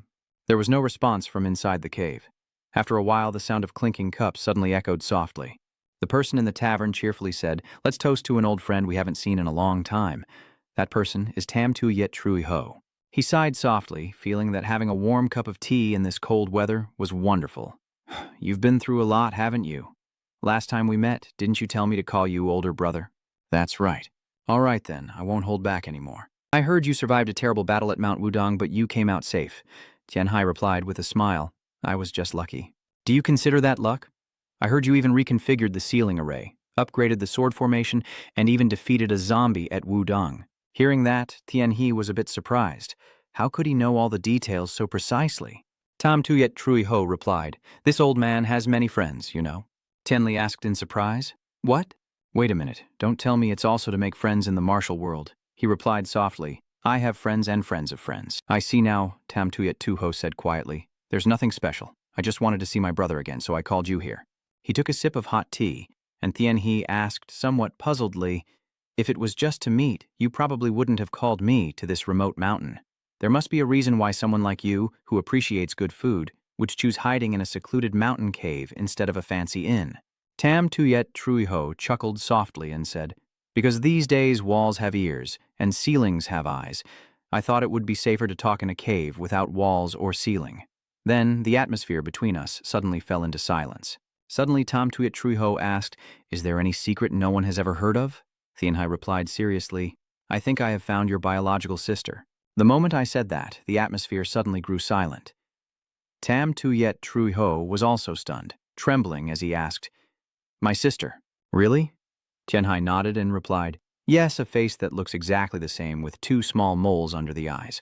I remember when I met the first Heavenly King, and half of his mask was broken, revealing his face, he looked just like Bak Hoa. Tianhai pondered, if they are twins, then Tam Tu Yet Trui Ho softly said, I understand now. He sighed and continued, there's no doubt, it's probably really our Bachun. Tam Tu Yet Trui Ho lowered his head in silence. Tianhe added, I knew I wasn't mistaken. She was wearing a long, dazzling cloak and a mask. He recounted what he knew, his tone dismissive, but his martial skills were no less than even when facing the prince. That means not only does she possess supreme skills, but she also has at least 240 years of inner strength. She, Tam Tu Yet Trui Ho, closed his eyes tiredly and spoke softly. 240 years. How much blood must she have shed to reach that level? People call them the Blood Immortal Sect. Based on what I've learned, that's their name. Hearing that, Tianhai thought to himself, so my brother has come this close to the truth. Tam Tu Yet Trui Ho softly said, so Bichun is the one called Kim Tien Vuong. She is not just an ordinary disciple, but a high-ranking steward in the sect. He looked slightly sad before continuing. Bichun, it was she who orchestrated the great battle at Vodong Mountain, and you were the one who stopped it. If you weren't there, I probably would never have found so many clues. The atmosphere around Tianhai grew a bit heavier, and the nearby hound yawned softly. Tam Tu Yet Trui Ho gazed into the blazing fire, thinking that no matter what he said now, she probably wouldn't understand. He felt heartbroken, thinking she must be lost in the depths of despair. Next to Thien Hai, there was a moment of silence to let Tam Tuyet Troi Ho regain his composure. The two of them continued to remain silent for a few more minutes. Tien Hai remained silent, lost in thought, and after a long search for her sister's whereabouts, she even resorted to dark magic. In the end, she finally learned the name of the monster that kidnapped her sister. He reflects on the current situation, but the sister she longs to find is causing bloodbaths, somewhere she can no longer reach. Tien He briefly felt sad and thought, not blaming her for falling into the demon trap within her heart. At the same time, Tam Tuyet Trui Ho suddenly spoke, "I am a scoundrel, a wanderer." He whispered softly, "My hands are not clean either. While dealing with the martial world's issues, I've also been involved in the underground scene." Tam Tuyet Trui Ho is determined to say, "It seems it's time to end everything no matter what happens. I will find my sister and bring her out of that darkness." Tien He remained silent, listening carefully. Tam Tuyet Trui Ho continued, "Of course, she might not want to. Maybe she'll hate me forever, but I can't let her stay in that state any longer." He softly expressed his intention. "I will definitely destroy her energy core and live with her in a remote place. Just the two of us." Hearing that, Tien Hai was startled and asked again, "What? Are you sure?" Tam Tuyet Trui Ho asked loudly, then calmly replied, "What is there to be sure about? Either save her or fight to the death. There are only two choices. Finding her is what truly matters. Chances are I won't be able to defeat her," Tam Tuyet Trui Ho said as he sipped his tea. "To be honest, I just managed to break through the barrier with demonic magic. Meanwhile, she is someone capable of facing the 10 great masters of the world." Tien Yi silently mourned, thinking to himself, "Yes, that's almost impossible, but you have already made up your mind, haven't you?" The space suddenly fell into a tense silence. Tam Tuyet Trui Ho softly asked, "I am a little worried because the tea you gave earlier had a blood-like taste. Why do bad omens never seem to come true?" Thien Hai replied, "I guess it's the fate of people like us, born from sand and weeds. However, I have no intention of stopping here. Besides, she is also my sister." Tien Hai looked at him with a hint of worry before finally replying, "I understand now. If you are determined, then I can do it too." A few hours later, Tien He handed Tam Tuyet Trui Ho a paper bag. He curiously opened it and asked, "What is this?" Thien Hai replied, "This is the black and white life spirit grass." Tam Tuyet Trui Ho asked in surprise, "What? Black and white life grass?" Thien Hai nodded and said, "Yes, drinking it will be good for you. It contains both yin and yang energy, so if you practice Tai Chi, it will be effective." Tam Tuyet Trui Ho asked confusedly, "Why are you giving me this precious thing?" "Because this will be a long journey. Please consider this as my brotherly goodwill." "Goodwill? This has gone far beyond good intentions. You are the first person I've seen call the black and white life grass kindness, and even if I drink it, it won't change the fact that I can't defeat him." Hearing that, Tien He laughed out loud and said, "You know that well, but what can we do? Anyway, dying together is better than being alone, right?" Tam Tuyet Trui Ho was caught off guard by that and didn't reply. Then he chuckled heartily and said, "Honestly, I've never met anyone like you in my life." "All right, I'll take it. Even if I say no, I can't return it." Thien Hai nodded. "That's the right decision." "All right, then I will take this herb and make sure to bring my sister out of there." He gratefully accepted the ice flower from Thao Thien Hai and said, "Even if I have to live a life hated and resented by her, I will still live with her." Tien He Trux Fuck replied, "I only wish for you to be happy." Tam Tuyet Trui Ho smiled faintly. "Thank you. Thank you for caring for me so much, truly." He continued, "But I don't think it will be easy. In the end, aren't we just weeds trying to survive?" Thien He lowered his head slightly, feeling melancholy. Next to him, Tam Tuyet Trui Ho still said, "Even if I know that what awaits me at the end of the road is hell, I have no choice but to go." He firmly expressed his intention. "I will definitely meet BCH Chun again, at least to ensure she is not alone as her sister. I have to be there at least to hold her hand." Tam Tuyet Trui Ho smiled sincerely at Thien He, then gently closed his eyes to dispel his fatigue. Tam Tuyet Trui Ho remembered his sister and thought, if that was the path to hell he had to walk at all costs, wouldn't it be better to go with someone? Don't you agree? Bak Yun. A moment later, the two Tam Tuyet Trui Ho quickly prepared to leave the cave. Outside, countless towering mountains stretch out, sunlight gently shining on each peak. Thien He had already gone ahead, walking toward the edge of the mountain cliff, thinking about Kim Huang Thien. Tien Hai sighed quietly, thinking that the cause of death remains unknown. Perhaps it was the result of reaching power comparable to the leader of the immortal blood sect, or maybe it was a death from internal conflict. Anyway, Bak Ho-un will also die at some point in the future. He glanced at Huang Xiao and smiled faintly inside. Thank heaven, I still have time. Tianhai silently made up his mind that he couldn't guarantee he could stop Bak Hua before then, but he would do everything he could. A shadow appeared near the cave entrance. Tam Tuyet roars fiercely, Tianhai, everything is ready now that I've taken the spiritual herb, let's do our best. Tianhai also smiles and replies, all right, let's start now. Then he quickly turned to Da Huanggo and He Ying to remind them, Wang He Ying, stay alert in case of emergencies. Tianhe smiled lightly, then immediately moved away from his previous position, realizing that he had received special training. Tianhai quickly jumps over a nearby rock, glancing at Tam Tuyet Trui Ho with a light warning. Get ready. Biech Hoa Tianhai asked curiously, how long have you been practicing Tai Chi Quan? Tam Tuyet Trui Ho replied, I trained hard because you told me to learn it, but I don't understand why you insist I learn Tai Chi like that. Seeing this move, which lacks destructive power and seems unrealistic, Tianhe smiled and said, over the long run, it's very useful. Tam Tuyet Trui Ho hesitated before replying, you always say that, but I'll try anyway. Then, Tam Tuyet Trui Ho immediately assumed a fighting stance. His eyes flickered with a cold glint as Tam Tuyet Trui Ho swiftly controlled his hand movements, quickly stepping back. Tianhe watched his movements and thought that the first thing he should correct is the basic stance of Tai Chi Quan to make it proper. Even though it's something that can be learned outside, it's natural that it can't compare to what's taught by the sect leader of the martial arts school. He continued to observe silently. As night fell, Tam Tuyet Trui Ho kept practicing by the firelight. Tianji silently observed that he had corrected the movements and repeated the demonstration dozens or even hundreds of times. Despite the complaints, his expression when relearning the Tai Chi techniques showed he was very serious.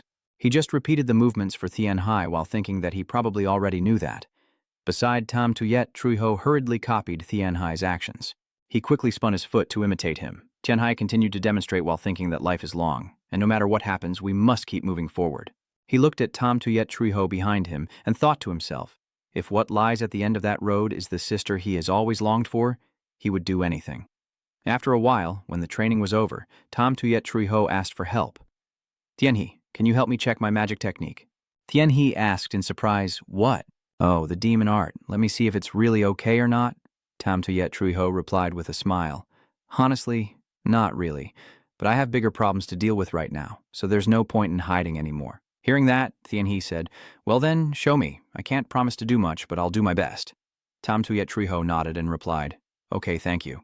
Then he releases an energy that awakens the nearby golden dogs, surrounding Tam Tuyet Trui Ho with a faint pink aura. He gently raises his hand, then Tam Tuyet Trui Ho takes out his mirror and begins to chant. His face suddenly twitched, and a moment later, Tam Tuyet Trui Ho's eyes widened in shock, while nearby, the flames beside him suddenly flared up intensely. Tianhe and the two royal hounds were both stunned and open-mouthed. Over there, Tam Tuyet Trui Ho is quickly chanting spells while performing shining strikes.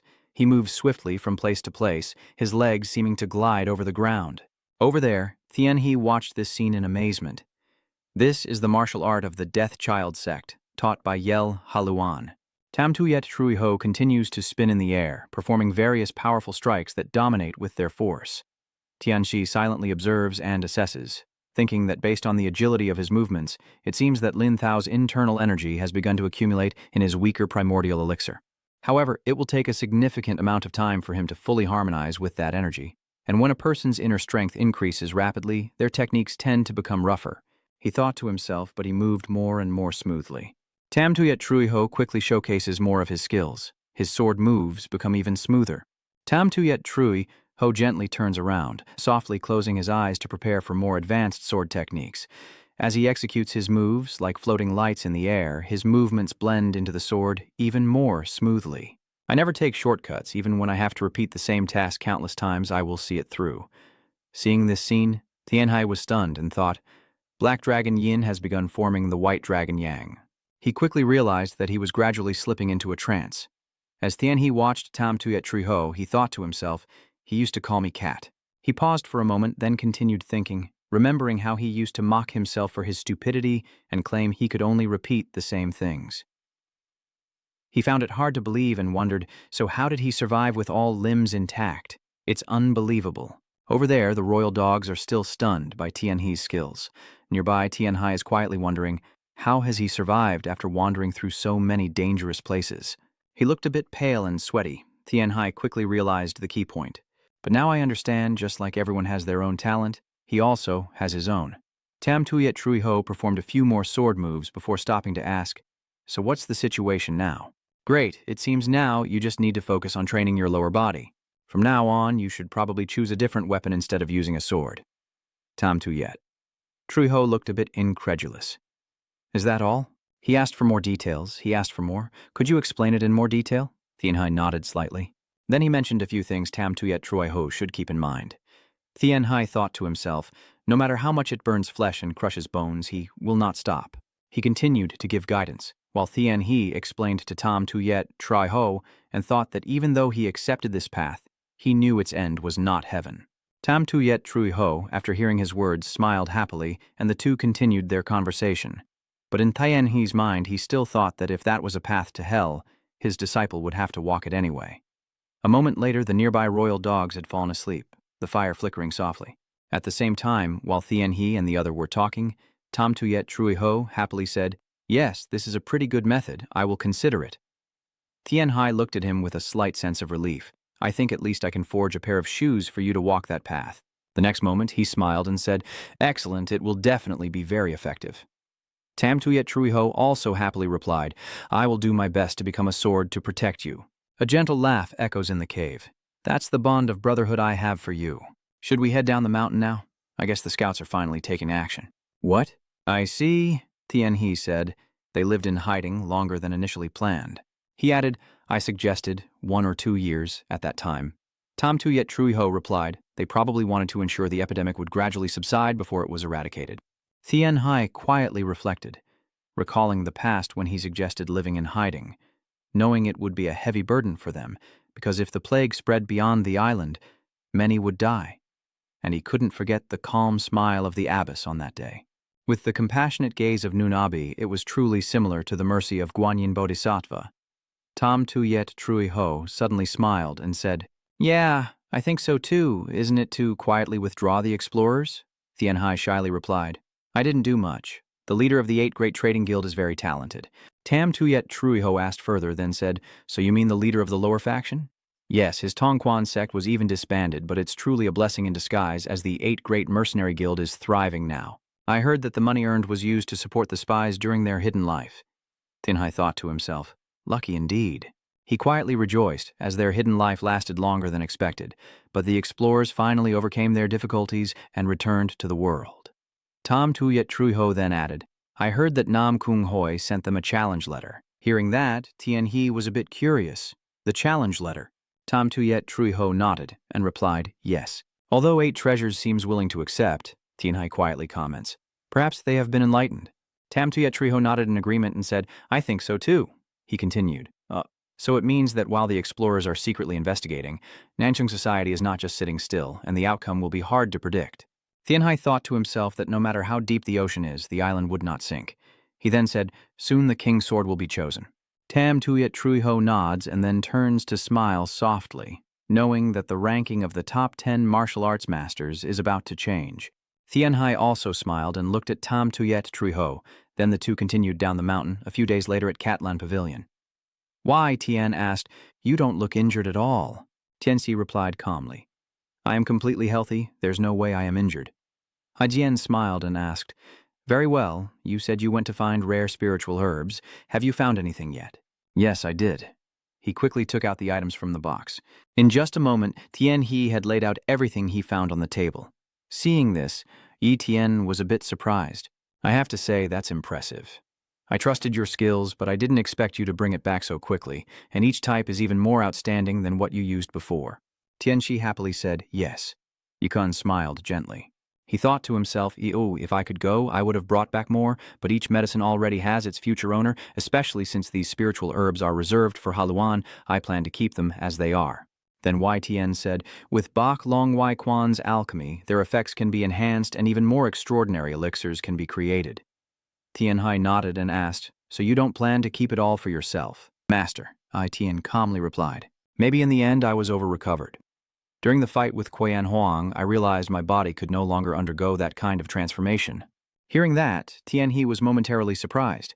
Tian continued to explain, breaking through the realm and reaching the spiritual domain would be the best method. Maybe I will only have one, at most 2, moments of enlightenment, so I need to focus on that. Tian Hai felt a bit shaken. Is that so? Tian gently comforted him. Don't feel disappointed. Tian Hai, do you think I can't get through that level? Tian Hai smiled and said, Of course I can. I will definitely get through. Tian nodded and said, I won't let you stay behind. I'll go ahead when that moment comes. Don't be too surprised to see me looking so young. Even if you look like a child, you are still my master, Tian Hai calmly said, while inwardly feeling that his soul was still that of a man in his 40s. Tian immediately smiled and said, That's right, then I have nothing to worry about anymore. The usual body transformation spell gives me the best form for martial arts, but I won't go that far, and who knows how long it will take. Tianxi also happily replied, Yes, please take care of your health until then. Tian nodded kindly at him. A moment later, there was a knock at the door from a servant outside. I've brought the tea, sir. After the servant brought the tea and left, the two of them sat down. Tian looked at the pile of medicinal herbs and asked, So now that you've finished refining the spiritual medicine, how do you plan to use it? Tian Hai quickly shared his intention. I will keep a few portions for myself and the rest will go to the kids. Tian asked with a hint of surprise.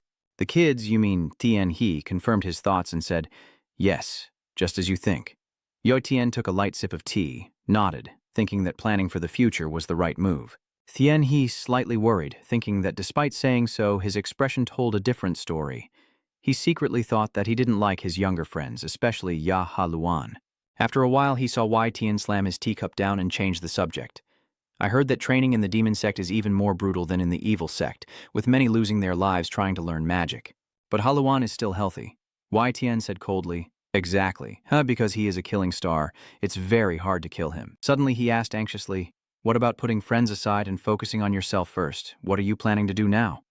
Tian Hai remained silent for a moment before softly saying, I plan to rest while treating the patients.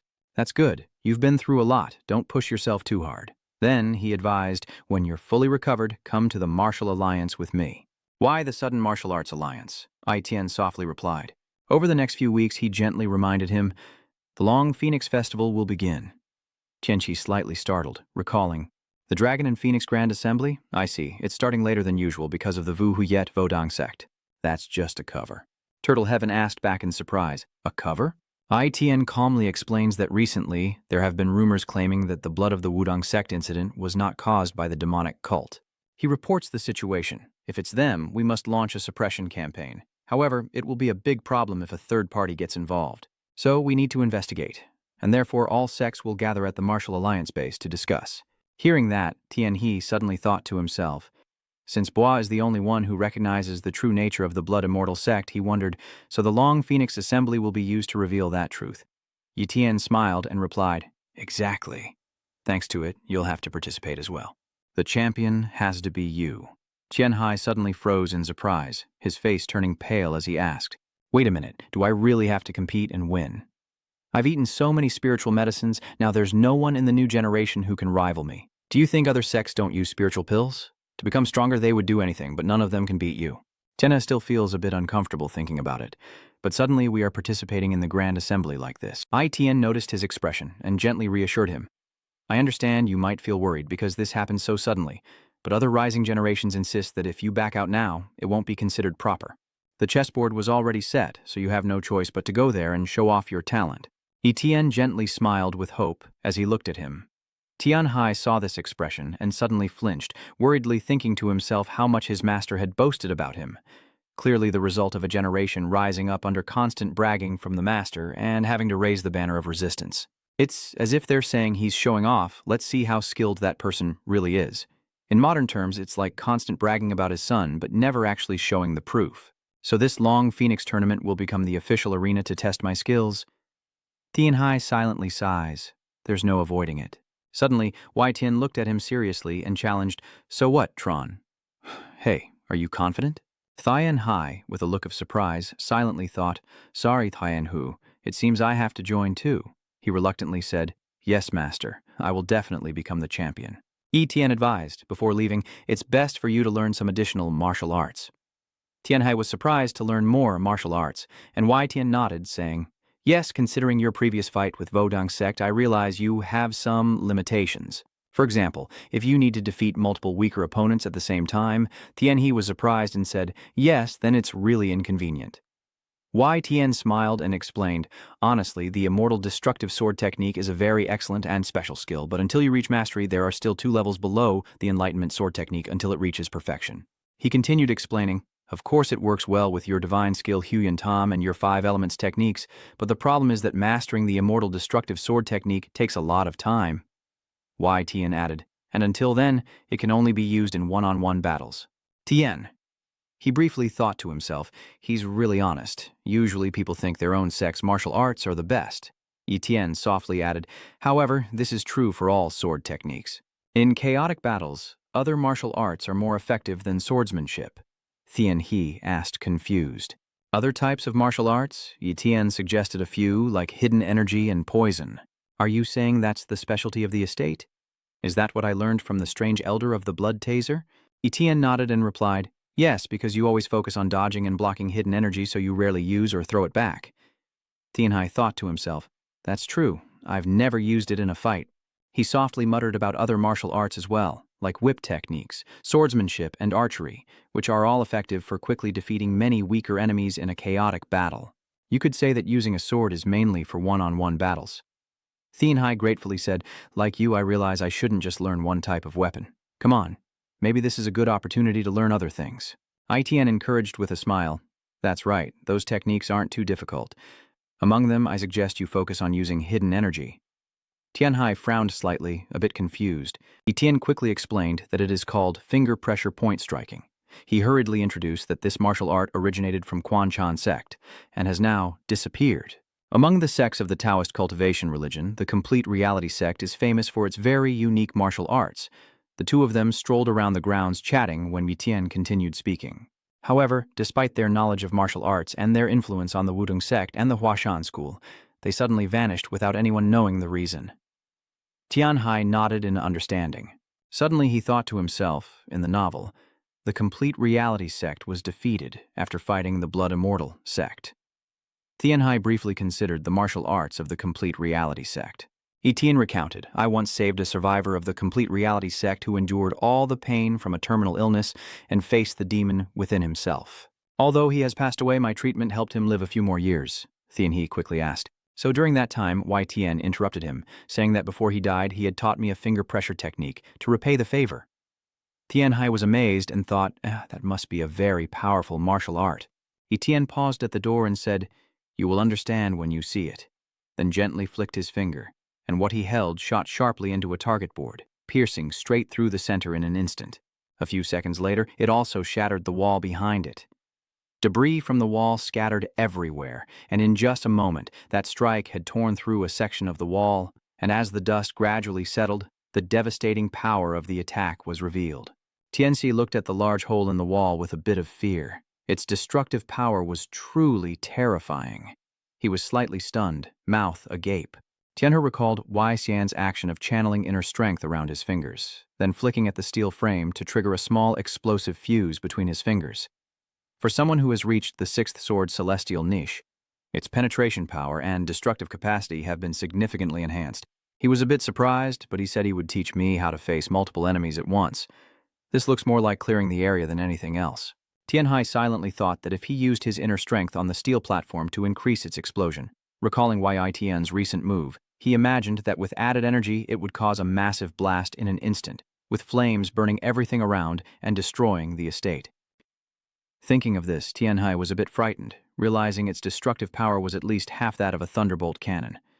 Turning back to the present, the golden dog passing by Wei Tian saw the devastation and was startled. It was a bit frightened and growled, while Tianhe on the other side was still stunned, thinking this was no different from firing an RPG-7 from his own finger. At the same time, Wei Tian turned to you and said, "We will start with a range of 30 meters. When you can hit targets within 300 meters, it means the initial phase is complete." Tianhai's face paled as he realized he should start by hitting the target within a range using the inclined steel array. A few minutes later, he focused on completing the task his master assigned. Tianhai quickly launches his attack, aiming precisely at the target. He swiftly recites a spell as he strikes. Soon, Tianhai was exhausted and covered in sweat. Wai Tiandong kept guiding him on how to perform a straight shot called a straight bullet, adding a spiral to the shot, and it will become a spinning bullet that fires continuously, not called ipid fire. Mixing swordsmanship with cuts to create penetrating bullets, ultimately causing an explosion, which means explosive bullets. So there are a total of 5 techniques. Once you master it, you will be able to create many variables. Tianhai bowed his head and replied, I will keep that in my heart. I wonder if I have made you bear all my worries. It's not quite like that, Master. I've learned a lot from the Blood Martial event. Since I'll be participating in the Dragon and Phoenix tournament, I need to try my best to learn. Etienne nodded kindly. Tianhai smiled brightly in response. Etienne then said, I feel reassured hearing that. At the same time, the sun was gradually setting. A week later, at a luxurious villa, someone excitedly exclaimed, It's here! These are the divine pills you made with the divine healer, Master. Tianhai looked at the pills on the table and praised, They are truly magnificent. He excitedly said, I must first go thank them for the Tython sacred pill they gave us. I also wrote a letter, and once we finished packing, the White Dragon celestial pill was very carefully prepared. Aren't you bothered at all? Honestly, I've never seen anyone take the Tython sacred pill from Wudong sect, and then send them a self-made immortal pill as a gift in return, like you.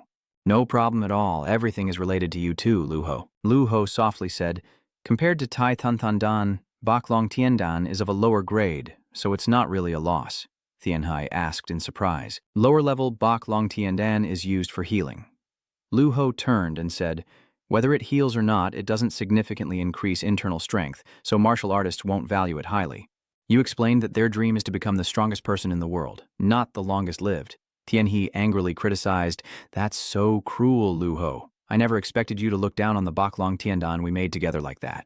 It's like our own child, Lu Ho muttered angrily. A damn child. So what exactly did it do to make you dislike it so much? And then he cheerfully said, Then try harder to create our second child. He thought to himself. Next is the Thomasine step. Lu Ho Nhu Lin sensed something was off and flinched, tense as he thought to himself, Just need to turn that head a little in another direction, and these troublesome matters would be gone. The morning sunlight shines into the warm room as Tianhe begins to ponder the problem. My chronic issue is the earth element's aura in the 5 elements, which means I am severely lacking in metal. He sat on the bed, constantly thinking of solutions, but during the fight he used a lot of metal because it was compatible with Gon Nong that Wind Tianhai used. Suddenly, Tianhe took out a brown pill from his pocket, with a 5-petaled pattern on it. A glint of excitement appeared in his eyes as he muttered, Finally, I can solve that problem. Tianhai thought, If this is the black iron divine pill made by my master and the head of the medicine hall, then maybe. He began listing various rare medicinal herbs, with the main ingredient being black iron fungus that grows deep within the mineral vein, containing the utmost metal aura. To harvest this fungus, one must know the future location where the ore will be buried. Tianhe thought about the benefits it would bring. Master, your unworthy disciple has spent all my pocket money to buy that entire mountain, and I must cooperate with the Lord to explore it at the right time. He looked at the pill for a long time, with a hint of a small plan, thinking that after taking it, he and Tianhe could work together to create a proper energy technique. As he glanced at the old worn bedding on the bed, a deep voice suddenly echoed.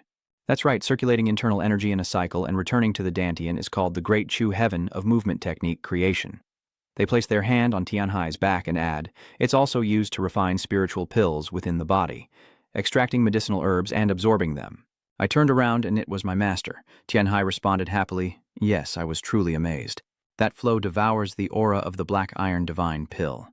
Repeating the cycle, suddenly the metallic energy is filled, and the power of the 5 elements is completely balanced. My master continued, Yes, in the endless cycle. What did you see? Tianxi paused to think, then hesitantly replied, A flow. He continued, No, it's like a small universe, a cosmic flow. The majestic scene from earlier vividly reappeared in his mind, the magnificent image of the galaxy unfolding right before his eyes, and Tianhai continues to describe that uncontrollable, massive flow. He recalls the feeling of it flowing through his internal organs, swallowing and purifying many things, causing him pain to the very core. Once seated comfortably on the bed, the master slowly explained that it is the process where the flow and consciousness gradually merge into one. When reaching the moment of ultimate unity, the body will undergo a great transformation. He asked curiously, So how? Have you experienced that transformation yet? Tianji remained silent, lost in thought. After a few seconds, he replied, "Yes, not yet, still missing something." The master listened silently as he recounted that moment, when he realized it, and suddenly something strange happened. A giant wall appeared, blocking his path. The gentle sunlight filters through the window as the master explains, "You need to surpass that wall to reach the true realm of transforming energy." Then, the master smiles softly and says, "I look forward to the day you break through that wall." Hearing the master say that, Tianhai fell silent, turned to look at him, and said confidently, "I will definitely overcome it." The master smiled kindly and said, "Yes, keep diligently practicing." He also smiled and responded. Suddenly, a loud voice called out, "Gachdu, the bath is ready." "Oh, is it already time?" The other person replied in a commanding tone, "Tianxi, I will prepare some medicinal delicacies. You should go take a bath and come back." He cheerfully responded, "Yes, I will go now." In the bathroom, hot steam rises thickly. Tianhai lies comfortably in the bath, thinking to himself that his internal energy has now reached the 3rd stage, and he is tense with contemplation. Tian Ko Thong Tan has also trained to the 5th level. Tianhai gently strokes his hair, enjoying the comfort of the bath, stopping before the threshold of transforming into a Qi master, which is a pity, but this level is already enough. He gently opened his eyes, gazing into the distance in silence.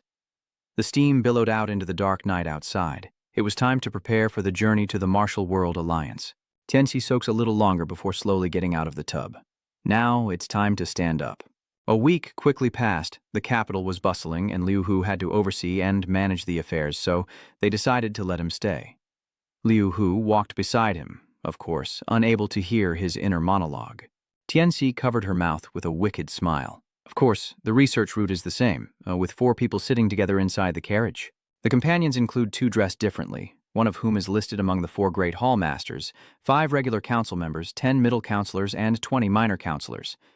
The carriage sways on the road, with the horses in the middle galloping fiercely. My master usually traveled by carriage, but now that he's recovered, he decided to ride horses with me. Tianhai and YTN are racing each other. I keep smiling and urging my horse forward, while YTN remains silent. Tianxi felt happy to see his master healthy. The mountain peak gradually appeared. The rugged path up the mountain became more difficult, and as the sun rose higher, it seemed to burn everything. Yet the horses and people kept rushing forward, dust filling the sky. Outside, YTN and Tianhai were chatting. YTN said, "The Martial World Alliance naturally has its own clinics, but to be precise, they do not belong to the Martial World Alliance," he exclaimed in surprise. "Huh, that's surprising." YTN continued, "Most of the medical clinics in the world belong to one of the 3 major medical schools, which oversee medium and small clinics and countless branches scattered under their control. So that's the case. I didn't know the truth about that." Hearing this, Tianhai was a bit startled, forced a few smiles, and asked, "Is that so?" He thought it was reasonable. If there was suspicion, it could be exposed at any moment. Etienne kept talking endlessly. "After all, my journey is not boring, just interesting, sometimes even exciting." Tianhe's hand on the reins suddenly tensed. He clenched the reins and awkwardly said, "I'm a bit blinded by worldly affairs. Anyway, there are people like that in the world, and my disciple is one of them, which is why I find it so strange." His heart nearly jumped out of his chest as he helplessly looked at his master, who occasionally hit the nail on the head like that. Then, the carriage passing by slowly stopped for a moment before YTN continued. "After all, the best hospitals in the world are ultimately those of the 3 great medical academies, and among them, the hospitals sent as dispatched clinics to the martial world are the ones operating within the martial world." Tianhai responded in amazement. "So they also sent people to the demonic sects or evil sects like Hukshan, right?" He glanced over with a teasing look that was impossible to hide. "Yes, a smart disciple like you who learns quickly should also know the pleasures that even a 3-year-old child understands." Itian's words made him pause, clearly teasing the child. After a moment, YTN continued, "That's right. My master only teaches secret information about the martial world and hasn't taught these common knowledge facts that everyone knows. So it's understandable if you don't know. Moreover, the deployment of personnel is under the authority of the sect leader, so you don't need to interfere." Then Tianhai hesitated and said, "I see." He nodded in response. "Yeah, I suppose I wouldn't know either. This master understands." Then YTN tilted his head and looked at Tianhe. "Master, please don't tease me anymore, I warn you. There aren't many chances to tease a genius like you." On both sides of the mountain slope, a group of people was walking slowly, chatting happily. Bai Long and Hua Chao were 2 doctors sent to the Murim Alliance. In other words, their members will work at the Alliance's medical hall, so there shouldn't be any faction conflicts, right? That is indeed a sharp prediction. Yes, the conflicts between the factions are quite tense. Tianhe was eating happily when suddenly he remembered Wei Xian's words. It seems that everyone is the same everywhere. Really? If he is from the imperial palace, then his medical skills must be excellent. Yai Tian quickly replied, exactly. Compared to him, the doctors you see in the princess's palace are nothing. His rise to his current position is not only from serving outside the palace, but also within the main hall itself. At first, he was both a martial artist and a doctor from a sect with a legitimate bloodline called the Divine Healer sect. Then, for some reason, he entered the palace, became a royal physician, and quickly rose to a high position before retreating from public life. To become the chief medic of the Murim Alliance, hearing this, he was both surprised and admiring, and he sighed. The way he built his character so perfectly without a single flaw, could it be that he will die in a few years, which is why he's not mentioned in the Supreme Demon novel? Etienne slowly sipped his wine before continuing. After all, for someone like him, the Dragon and Phoenix Festival was still a momentous event. Because so many things had happened, they often lacked staff. Only now did Tianhe fully understand why the herbalist cottage needed help from both Bai Long and Hua Chao herbalist shop. He turned to look at the divine doctor. It seems they've invited Bok Long Wai Quan again this year. The other replied casually. Yes, because patients with injuries tend to recover better here. Ho Chao Medical Clinic focuses more on medicine and herbs, so they specialize in other areas. I also heard that this time the imperial physicians came to praise Bok Long Wai Clinic's herbal decoctions. Tianhe replied to him with a slightly surprised tone. I see, Etienne nodded. Considering that Bok Long Wai Quan often shares medical knowledge with the palace, it's understandable, but I still find it a bit complicated. Then he fell silent, exhaling slowly. Tianhe carefully observed his expression and thought to himself that he knew his master didn't want the White Dragon Medical Hall to expand or anything like that. He prefers relaxing like this, chatting with his disciples. The two of them sit and talk until the sun is about to set behind the mountains. When he left, he finally wondered how the Murim Alliance operated. Etienne calmly replied, it has its own market manipulation and receives support funds from all sects. Anyway, it's still a coalition. The two of them continued walking and talking. Do we also contribute to that? His voice answered the question clearly and decisively. No, my goal is the medicine, not the resources. Instead, we provide support with herbs and receive compensation. That's because our clinic focuses on individual treatment and avoids involvement in the power struggles of the martial world. Hearing this, Tianhe finally nodded in understanding. Therefore, Wei Tianbin calmly crossed his hands behind his back and lectured. And so in the martial world, if you strip away the labels of righteousness and evil factions, they are no different from thugs wielding swords. Still, swords have their own power. He lowered his eyes slightly and continued. That power is used for things like brothels, mining, regional resources, and trade. Controlling such things is all within the power of sects and clans. Reflecting on those events, Wei Tian's mood was somewhat chaotic because of these illusions of glory as they fought each other. And when emotions entered the picture, resentment and hatred arose, along with excuses, schemes, and manipulation. What do you think will happen? Tianhe pondered for a moment before replying, that is the current state of the martial world. Yes, that's why conflicts in the martial world never end, and even more so. There are also those who ignore the imperial rules, harm others, and profit from it. He quickly replied, that must be the evil sect. Etienne did not object to his answer, but calmly continued, saying that their belief was that everyone was the same when it came to earning money with their own skills. So they are still martial artists, but sometimes I think that the division between righteousness and the demonic sect is not about ideals, but about how they follow the laws of the imperial court. Hearing this, he suddenly stopped and with an incredulous look asked Yai Tian, isn't it about a justifiable reason or morality? The other person's step suddenly halted, and he answered Tianhe's question without any emotion. Even the evil sect tries to justify their actions. Etienne looked up thoughtfully. They also follow a form of morality that ordinary people cannot understand. So whether what they do has a justifiable reason or aligns with morality, they are still the ones who decide. Isn't that right? He said quietly. Too complicated.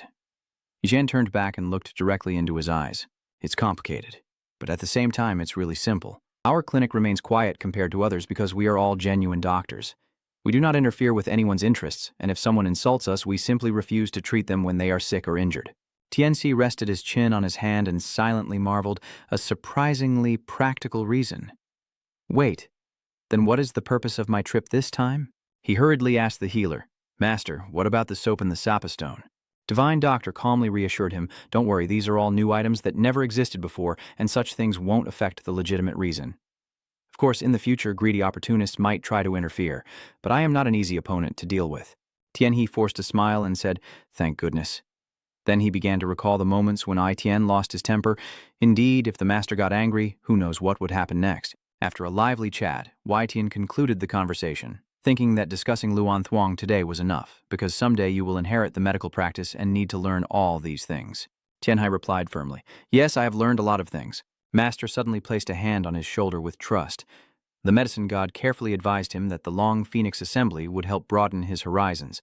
Until now, regarding strength and status, you haven't met any martial artists of your generation. At your age, it is normal to make connections with successors of other sects, build networks and factions, or travel the world together. Tianxi remained silent in thought. That's right, but instead I am being held captive. The only connection I have is with the elder masters, or the sect leaders. Then he spoke with a resolute tone, determined, this time I truly want to meet peers my age to befriend them. I also look forward to it. The sun is gradually setting behind the mountain, and now only a quiet silence remains on the hillside. The Murim Alliance is located in Zhengzhou, Henan, so we have to pass through the entire northwest. The journey will take about 15 days. On the journey, the two of them rode side by side, almost in parallel. Tianhai felt a bit happy, realizing that she had never traveled with her master for such a long time before. He recalls the times they enjoyed the breeze together on the cliff and the moments they rode horses side by side. Fortunately, spending time with Master is never boring, and the caravan moves even faster each day. Tianxi looked at the marked map. After a week of non-stop travel, we finally covered half the distance. There, we unexpectedly met a companion. Among the sturdy tents, an old, deep voice rang out with undisguised joy, saying, "It is an honor to share a camp with one of the 3 greatest healers in the world." Etienne modestly replied, "We should consider ourselves honored." The others respectfully bowed and invited us in. Suddenly, Tianhai's eyes seemed to catch on something. Detective Kwangbo Dungan.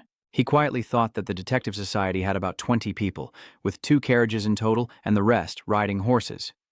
They are probably heading to the Longfeng gathering. As described in the novel, their bodies are indeed very muscular, with large physiques that give them strong physical strength to support their fists and swordsmanship. Among them, the Divine Fist technique is famous and considered one of the 5 supreme boxing styles in the martial world, as many members of the guild have fought in battles. Their behavior is also different from those gangs. In the martial world, they are known as the Emperor's Dogs. Yen's voice suddenly interrupted his thoughts. Tianhai, come in too. Hearing his call, Tianhe hurriedly approached. Yes, master. Then, the two of them entered the tent together, where lively conversations echoed inside the spacious shelter. It's quite a surprise to see you here. From afar, I could only see the torches. It's been a long time, hasn't it? That's true. How many years have passed? The Tiger Fist, are you well? Of course, you also know the reputation of our guild. Dongchan may be smiling, but he still maintains his courtesy. Allow me to introduce them. These are all official disciples participating in this year's Dragon and Phoenix Festival. Please introduce yourselves. The 2 others suddenly stepped forward, bowing respectfully. The Exploration Society, Mu Mu A. The Exploration Society, Mu Mu B. Greetings to the young master of the White Dragon Medical Hall. Wai Tin slightly nodded. They look alike, don't they? Then he said to Tianhe, tell them who you are. Wai Tian gently took his arm to introduce him, saying he is the heir disciple, and also the current young Lang Trung of the Wai Quan. Tianhai bowed politely, pleased to meet you. Baho Koyandung Tran smiled and nodded in response. Mu He and Mu stand silently, watching him intently. Tianhai feels a bit awkward under their gaze, suddenly sensing that they are looking at him in a very strange way. Dungtran happily clasped his hands together and cheerfully greeted him. So it was Xiaobai Long, the famous one. I've heard a lot about you. Tianxi gently shook his head and humbly replied, No, that nickname is too grand for me to handle. He chuckled softly and said, Too grand. Your reputation and achievements at the Wudong sect are known throughout the world. Dongchan still clasped his hands together, happily chatting. Furthermore, I heard that you were accepted as an external disciple by the Wudong sect and were taught one of their ultimate divine skills. Teaching the ultimate divine skill to an external disciple is something that has never happened before. Etienne still replied calmly, The Tiger Roar Fist, you're exaggerating. Dongchan chuckled loudly, waving his hand dismissively and saying, What are you talking about? Everyone knows this. Tianhe silently listened, lowering his eyes and sighing. He really seems to know quite a lot. Watching Dungtran and Wai Tian chat animatedly, he furrows his brow in suspicion. Being accepted as an outer disciple is normal, but being entrusted enough to teach the ultimate divine techniques. After all, he doesn't know everything. Thinking of this, Tianhe forced a smile and sighed. Truly impressive how he praises others, even choosing words his master likes to hear. Inside the tent, Dung Tron's sharp voice still praised. Furthermore, it's not just the disciples. Even your fellow practitioners are outstanding. Etienne slowly sipped her tea and asked softly, "Do you see us that way?" Yang Tron still clasped his hands respectfully and announced, "Because you praised my children. I will introduce them properly." Tian also looked up at the two children, listening to him continue. "But you can see that these twin children were born on the same day and at the same time." Dongchan pointed to the first one to introduce, saying, "The first child is Wang Bo Mu," and he then gestured to the girl next to him, asking, "Is her younger sister Wang Bo Mu?" Dongchan smiled as he sipped his tea, nodding in agreement. The two kids still have many shortcomings, but they are improving day by day, and Tian also nodded in agreement, their eyes shining with lively spirit. Meanwhile, Tian He sat quietly opposite, observing the two others. Seeing their focused gazes, he slightly pursed his lips in thought. Despite the somewhat awkward atmosphere, they still carefully watched him, and it was said they possessed enough martial skill to become official disciples of the military sect. Thinking of this, Tian He lowered his eyes slightly, took a sip of tea, and as he drank he began to assess Mu He in his mind. First, with the same style as his nickname, Hai uses a powerful boxing technique. At that age, he had already reached the peak. Tian He then looked at Mu He and continued to ponder. Next is Huyet Fong Sword Muaa, a genius with a sword, young but already wielding his sword swiftly and destroying an entire band of robbers with rapid slashes like wind. He gently places the cup of tea down, silently admiring that both of them have already reached the peak at such a young age. Truly remarkable. At this moment, a fragrant aroma suddenly fills the air. Wait a moment, this smell. I'm in the middle of cooking. Ian, hearing this, also casually invited the group, reminding them, "It's about time to eat. If everyone is free, let's have a meal together," he asked shyly upon hearing that. "Is that really okay? I'm pretty hungry too." At that moment, Tian He also slowly stood up, politely clasped his hands in greeting and asked for permission, then excused himself to go outside and finish cooking. Tian gently smiled and nodded in approval. Mu He and Mu watched Tian He walk away without paying any attention, heading out of the tent quickly. The stars fill the sky outside, and Tian He silently sighs, thinking to himself that inviting them to dine together unexpectedly is quite troublesome. Outside, a blazing fire burns brightly in the dark night. The roasted lamb is quickly prepared and placed on a tray. Dongchan devoured the fragrant meat and praised without holding back. "I've also heard about the cooking skills of the little white dragon. Turns out the rumors are true." Mua, chewing on his meat, also nodded.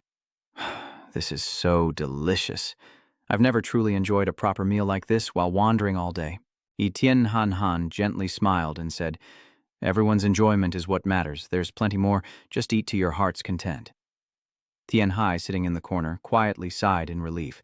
Luckily, it suited their taste, and Dung Tron, without hesitation, bit into another piece of meat. Mu quickly opened her mouth to enjoy the fragrant piece of meat. Dung Tron looked pleased, laughed out loud, and said, "The aroma of the red fire feels like the warmth of the night, and the bond between us has grown even stronger. With wine and grilled meat like this, what more could I ask for?" Tian Hai gently shook her head in appreciation. Drinking together helps everyone relax, and nothing brings people closer like good food. Thinking of this, he suddenly glanced in a certain direction. Tian He looked at Hai, her face awkward as she lowered her eyes to the food on her chopsticks. Then she seemed to summon all her strength to take a small bite. This made him suspicious, but why does he look so picky about food? Over there, Mu He hurriedly brought a glass of water, and she also reluctantly set down her chopsticks. Etienne looked at those actions with suspicion and asked, "Mu, is the food not to your brother's taste?" Dongchan and Mu looked at me. She just smiled faintly and explained slowly, "It's not that. I just was a bit surprised because it's simpler than I thought." Dongchan and Mu rolled their eyes in disbelief. "What did he just say? Is that kid crazy?" Etienne lightly pursed her lips without saying anything. Meanwhile, Tian Hie rolled her eyes and muttered silently, "What is going on? Look at him. He takes a deep breath, eyes judging and criticizing, complaining about the food others made, huh? In the martial world, that's not proper. Could it be that he's trying to provoke?" Mu He remained silent, squinting and glancing at Tian Hai while he still seethes inwardly, thinking that the peaceful atmosphere has been disrupted by him. And Mu He, on the other hand, seems to be smirking with a triumphant expression. Dongtron hurriedly smiled and explained, "Baklong, please don't misunderstand. My son must be tired after a long trip, which is why he said such nonsense. Little Baklong, don't mind what he said. As long as the master, Ba Ho Quyen, and Mu are satisfied, I will be happy." If I have enough ingredients, I will make a dish that suits Mu Hoa's taste better someday. Tianhai secretly sneered with disdain. Do you know how many years I've had to face this kind of provocation? You're not experienced enough yet, kid. Dongchon and Mu both stiffened at these words. Seeing Mu He's awkward expression, Tianhe couldn't help but laugh with delight. See, that's how I deal with inexperienced provocations. Mu Hai slowly closed her eyes and softly said, I have long heard of the little white dragon. In the sky, the full moon rises to its peak, her voice still teasingly melodious. I wonder if your sword is as sharp as that mouth of yours. After saying this, Mu He smirked and chuckled with amusement. Hearing that, Tianyi was so angry he wanted to explode. That arrogant bastard was deliberately provoking him openly, wasn't he? Dongchon and Mu looked pale with shock, wondering how he dared to speak like that to the person who just cooked for him. Yutian also clenched her lips tightly, remaining silent. Meanwhile, Tianhai took a deep breath and remained still. He lowered his eyes slightly with a calm gaze, saying nothing. The atmosphere also froze awkwardly, and Dongtron suddenly clenched his fists tightly, veins bulging, grinding his teeth in fury, trembling with rage. Dongchon angrily slammed the table and scolded, Mu Hai, how dare you behave so rudely in front of Bai Long Mu? A bit her lip, anxiously looking at Mu Hai and silently lowering her head beside him. A moment later, M awkwardly chuckled and stammered, I'm sorry, I just admired the reputation of Little White Dragon, so I said those kind words. Maybe my delivery was a bit off. Dongtron clenched his jaw in frustration and didn't reply. Tianxi and Wei Tian also remained silent, then suddenly closed his eyes and sighed inwardly, feeling admiration. This sensation was so familiar. Tianhai slowly recalled a person's appearance, quietly comparing. That's right. The Wei Trong-Tang from that rebellious period. After Mu He finished explaining, she pursed her lips and said nothing more, while he continued to ponder. That age is easy to get angry. Tianhe gently curved his lips into a smile, his insightful eyes realizing that what he truly wanted was to crush a person's reputation and shout out, I have defeated Little White Dragon in the martial world. Over there, Tian also understood this and calmly took a sip of water. At this moment, Tianhe suddenly stood up slowly, standing straight to face me. You don't think I'm lovable in your eyes, do you? That's hard to say. What do you want me to do? Mai was choked by these words, biting her lip in silence. After a moment, she parted her lips and replied, Isn't it better to settle matters in the martial world through combat? As soon as the words left her mouth, Mu He also stood up proudly, lifting her chin high, and declared loudly, I want to see if your skills match that reputation. Will you let me see your true martial arts strength? The campfire still blazes fiercely. Huh? Right here, then? Mu He responded without a hint of fear. Anyway, the Dragon and Phoenix Festival is coming soon. What's the big deal? Dongtron couldn't listen anymore and angrily scolded, What nonsense are you talking about? M calmly raised both hands, shook his head, and sighed. If the Little White Dragon lost in the first round, how could I have a chance to challenge myself? This statement unexpectedly surprises Tianhe, his eyes slightly widening. Seeing Mu He's lewd smile, he frowns in suspicion. So he really underestimated me, huh? Tianhai secretly sneers, feeling annoyed and thinking to himself, this kid really knows how to get under my skin. Over there, Dongchon Taishan looked apologetic and begged for forgiveness. Song Yitian still only politely smiled, his gaze calm and unspoken. What else is there to do? Just do what you wish for. He quickly understood and withdrew his gaze. Deep down, Tianhai sighed in frustration. It seems like he actually enjoys this kind of thing. He hurriedly whispers to ask again. So then should you tell me if I should bring him to the Dragon and Phoenix gathering or not? Yitian slowly lifts her teacup and takes a leisurely sip. He calmly sends a message back to Tianhai. For Ba Ho Quian's face, let him participate. Dongtron angrily scolds on the other side. All right, that kid. Mu angrily scolds. Xiao must be completely crazy. As for Wei Tian, she still calmly advised Tianhe to at least preserve his master's honor. Hearing this, he relaxed and smiled, understanding what it meant. Tianxi gently lowered his eyes, quietly realizing that this was to reward what he had just praised the master for, so he also decisively agreed with me. All right, then let's have a one-on-one fight. She smiled contentedly at the approval, while Tianhai silently sighed to himself. All right, I'll just make him rest for about 3 weeks at most. Not long after, the soldiers looked at the two figures facing each other and whispered among themselves. What? Suddenly like that? Yeah, the young master of the Exploration Guild is about to have a fight with Little White Dragon. Huh? Looking at his figure, both of them are unarmed? It seems they only want to fight with their fists. Tiana stood listening to the commotion inside. My brother is here. There are too many people around. On the other side, the Ghost King respectfully reported to him about the White Dragon. We will prepare a safe place. He nodded slightly in response. All right, I'm counting on you. Watching the happy crowd talk among themselves, Tianhe silently grits his teeth and curses, because of that guy, everything has turned out like this. Yeah, this was also a time without smartphones. Watching such an exciting tournament live like this is really entertaining. He muttered irritably, guessing that witnesses would surely recount what they saw over the past 10 years of drinking.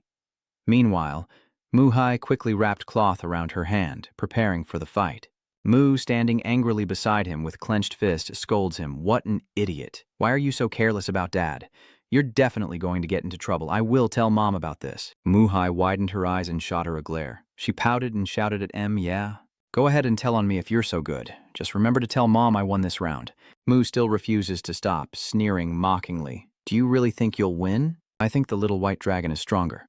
At this point, she turned to look at Tianhe and cheered loudly. I will pray for you to win. He, bored, doesn't want to respond. Are you crazy? Mue isn't afraid at all and threatens back. I will tell Mother that you got beaten badly. You'd better get ready. Muhai gritted his teeth and cursed. This girl is still stubborn. Look at her. So how is it? Tianhe stood outside watching everything, sighing quietly, thinking that brothers are different, quite different from Hoinam, with a bigger age gap between them. Thinking of this, the faces of the brothers Kungvan and Kungnian appeared in his mind. At the same time, in another corner, Dongchan tiredly tilts his head back and sighs. He crossed his arms and sighed. Is raising children this hard? How many times have I told you that brothers should get along? The soldiers watching the play burst out laughing happily. They did it again, while Rungtron was exhausted and frustrated, especially with the crowd watching. Watching the noisy quarrel of the two children, he sighed to himself and thought, after all, they are both straightforward like each other. Dongchan pursed her lips and fell into deep thought. Unlike the scheming of the gang, everywhere was just calculations. Anyway, I guess it's a good thing. When it comes to Mu and Muhai, he only has two thoughts, stubborn but with strong inner strength. And Dongtron also sighs in relief, thinking that they've reached the peak, so perhaps heaven doesn't take everything from everyone. He sits on the edge outside, silently staring inside. Dongcho looked at Tianhe's appearance and felt guilty again. Maybe I should just apologize to Little White Dragon. His face contorted in pain as he thought that spending so much time on medicine probably meant his martial arts weren't very good. Watching Tianhe and YTN chatting together, Dongtron became even more determined to tell himself that once this was over, he would make sure the honor of the doctor wouldn't be ruined. Over there. YTN softly asked Tianhe if everyone was ready and if she could start. He quickly nodded in response. Yes, master. Etienne then stepped forward to pat his shoulder in encouragement. Good. I'll wait for news of your victory. His eyes gently lowered as he silently conveyed a message of encouragement. But be gentle about it. Tianhian smirked happily, shrugged, and whispered back, I'm not sure I can do that. Thinking about the cold ribs from earlier made me a bit angry. A while later, Dongchan saw Etienne slowly approaching her seat and respectfully bowed with her hands clasped. Then he casually closed his eyes and ignored it. At this moment, Wang Chanbech, the close guard of the White Dragon Y Palace, also slowly stepped in. He stepped into the arena, pausing a few steps in the middle as the Ghost Pavilion quickly announced loudly, From this moment on, the one-on-one match between the Little White Dragon and Wangbo Mugi begins. Tianhe and Muhi stand facing each other, both silently watching each other intently. The people at the medicine shop immediately grew excited, waiting eagerly for the match, while those from the treasure hunting guild also watched with anticipation. Cheers erupted outside as the battle officially began. In the courtyard, Tianhe and Muhi slowly bow to each other with clasped hands. She purses her lips, her eyes sharp, while he remains calm, lost in thought. Now let's see what skills the Investigation Society has. Tianhe tries to recall her memories. The original novel only had a rough description, but her master's explanation earlier helped her gain much more knowledge. He slowly recalled YTN's advice. The martial arts of the Treasure Hunt Society are very intimidating and demanding, relying on their strong and muscular bodies. The strongest among them, YTN's sharp voice still echoed in Tianhe's mind. It is the Thunder God Fist. When used, lightning flashes appear between the fists, enhancing their physical strength. Its destructive power is unbeatable in the martial world. Returning to the present, Tianhe carefully observes Mi's figure, a slight smile forming on his lips as he comments. The lightning is quite similar to the dark blood demon I fought before. In Tianhai's mind, he slowly analyzes the move, so the core of the Thunder God technique lies in speed and technique, with its weakness being slowness and straightforward attacks. Of course, if you're stronger, you can put more pressure on it. The breeze gently blows his robes. Tianli pursed his lips and nodded. Yes, it's a martial art with clear strengths and weaknesses. Thinking this, he gently curled his lips into a smile, pondering that now he must see how skilled a master-level person truly is. Tianhai lightly waved his hand and generously said, I will let you attack first. Muhai sneered sarcastically and said, So confident, huh? He also nodded slightly and replied calmly, Yeah, just a courtesy when meeting guests. Muhi's eyes were cold and ruthless as she smiled mockingly. All right then. As soon as she finished speaking, she reached out her hand to summon strange lightning. Muhi forcefully kicked her legs apart. A second later, she quickly clenched her fist tightly, with a flickering power surrounding her hand. Muhi instantly assumed a stance, sneering as she announced, I won't hold back, try my fist. Muhi stomped her foot to propel herself forward with force, and with a crack, her body shot forward like a lightning bolt, sparks of residual electricity blending with shattered rocks flying apart. Muhi tore through the wind, her fist heading straight for Tianhai. A smug smile curled on her lips as she pressed close to his face, but Tianhai still calmly observed. He is even slower than the Thunder Soul Blood Demon. As he gets closer, Muhi gathers all her internal energy and throws a straight punch at Tianhai's face. He stood his ground as the punch came at him. Long Khan quietly hoped for it. His strike should be powerful too. As he thought of this, Tianxi tilted his head to dodge that powerful punch. Muhi's eyes flickered with surprise, mixed with unwillingness. She clenched her fist tightly and swung it with force, the punch tearing through the air straight at Tianhai, who leaned back to dodge again. A feeling of disappointment also arose in her heart as Muhi ruthlessly threw a punch, but he still easily dodged it. Her lightning-fast punch just brushed past Tianhi's handsome face. Muhi swung her fist to attack the other side, but he still easily dodged. She gritted her teeth in anger and wondered how could he predict her moves and dodge so easily. Tianhai effortlessly avoided M's continuous attacks, leaving her stunned and confused. Moreover, he showed no surprise at all. How could a doctor move like this? Tianji lightly stepped forward and launched himself, calmly dodging the attack while feeling proud inside. With his current inner strength, he could overpower him with a simple strike. Thinking this through, Tianhi also decisively raised his hand to block Muhi's punch, his elbow forcefully striking her arm, while he pondered anxiously. But if I do that, he'll say I took too many pills again. Muhai swung her fist to attack, but Tianhai calmly turned and dodged. This time she completely lost her mind, her eyes wide with fury. Muhi gritted her teeth in anger, opening her mouth to shout fiercely, demanding, How long do you plan to keep running like this? Tianxi still looked at Muhi coldly, while on the other side she clenched her fist tightly, preparing her next move. The next moment, Muhi suddenly propelled herself into the air, charging fiercely at Tianhai with lightning-fast fists and a thunderous roar, I'm coming! Damn it, this is bad. That bastard actually used a deadly move in a sparring match. No matter how angry he is, how could he use a secret technique of the guild like that? In the yard, Muhi still relentlessly swung his powerful fist toward Tianhai. Seeing this, he gently curled his lips into a smile, shook his head softly, and muttered, Whatever, I don't care anymore. That empty-headed kid complains about the food being cooked like him, and now he's even using deadly moves.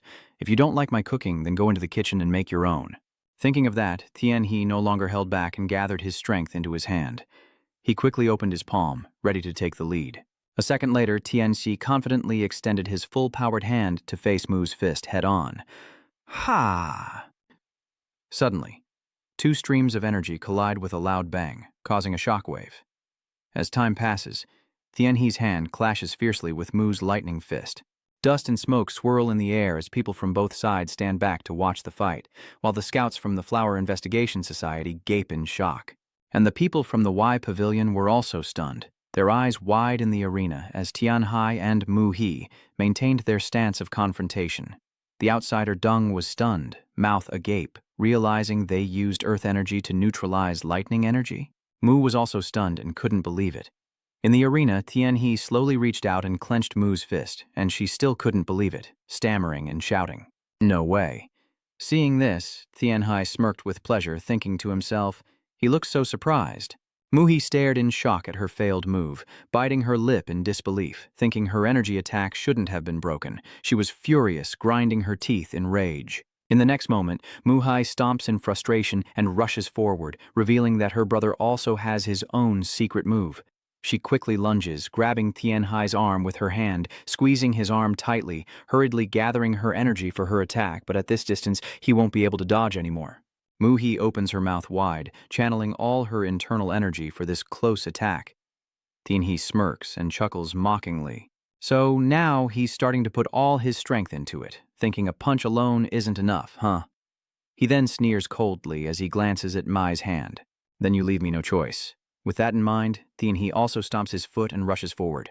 Like lightning, he uses his elbow to knock away Mhai's arm while launching a move. 3 strikes Tython. The move transforms into Tianhai. Tianhai's body moves gracefully as he spins away from her grasp. In that moment, as he slides past Mhai, he also employs a martial art capable of sensing and neutralizing enemy attacks, seizing the opportunity. Muhi couldn't react in time, her face turning pale as she missed her chance to catch him.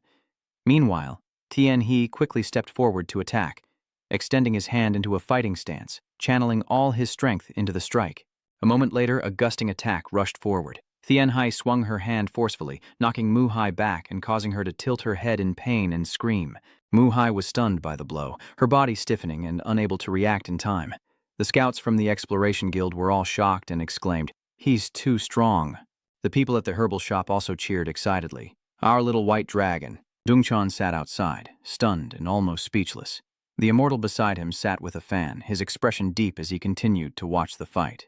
In the arena, Tianxi stands firm and steady after the strike. Over there, Muhai is still stunned and mutters under her breath, "Damn it, you still keep a stiff mouth," praising the impression. Muhi widened her eyes in shock and amazement, amazed that such a powerful move could be used from that distance. Tianxi continued to channel her internal energy, feeling pleased as she thought, "Good. Since this is a rare, real battle, I will take the opportunity to try this." He excitedly raises his hand and whispers. The pressure point technique turns Tianxi into a target. Tianxi. As soon as he finished speaking, a huge surge of power was unleashed, with eerie green sparks gradually emanating from Tianhai's fingertips. The flashes of light quickly shot out as he used all his strength to send those streams of energy towards Muhi. Under her bewildered gaze, he shouted out, "Energy complete." Hai had no time to dodge, only able to widen her eyes in wonder, "What is this?" And then those powerful streams quickly rushed forward, piercing straight into her body. Hung takes everything on, her face turning pale with pain as that wave of power tears through her clothes and crashes into her body. Finally, a loud explosion echoed through the sky, sending dust flying everywhere and rocks scattering. As the smoke cleared, Muhi was seen collapsed in a hole in the ground. Seeing her fallen figure, Tianhai couldn't help but cry out, "Oh my God." He awkwardly chuckles to himself, thinking that even he felt that blow hurt and that he failed to control his power. Outside, Mu happily covers her mouth, laughing with delight. "Serves you right, I knew this would happen. The people witnessing the scene are so shocked they can't even speak. They marvel and exclaim, 'Wow, is our little white dragon always this powerful?' The disciples of the Exploration Guild are completely defeated. Unlike them, the members of the Guangbo Exploration Society are quite apprehensive. The young master will be very angry, humiliated right in front of so many people.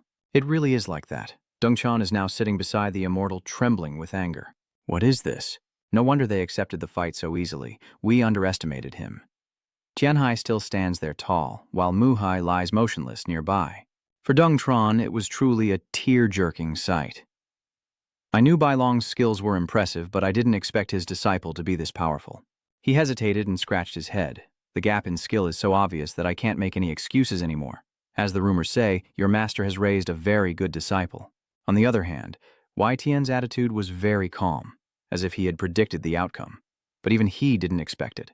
Didn't think it would use finger pressure points here. Young Master Mu Yi, you shouldn't underestimate your opponent like that, attacking with full force without thinking from the start. That's too reckless. You struck without knowing the martial arts or skill level your opponent possesses, so your attack was bound to be disrupted from the beginning.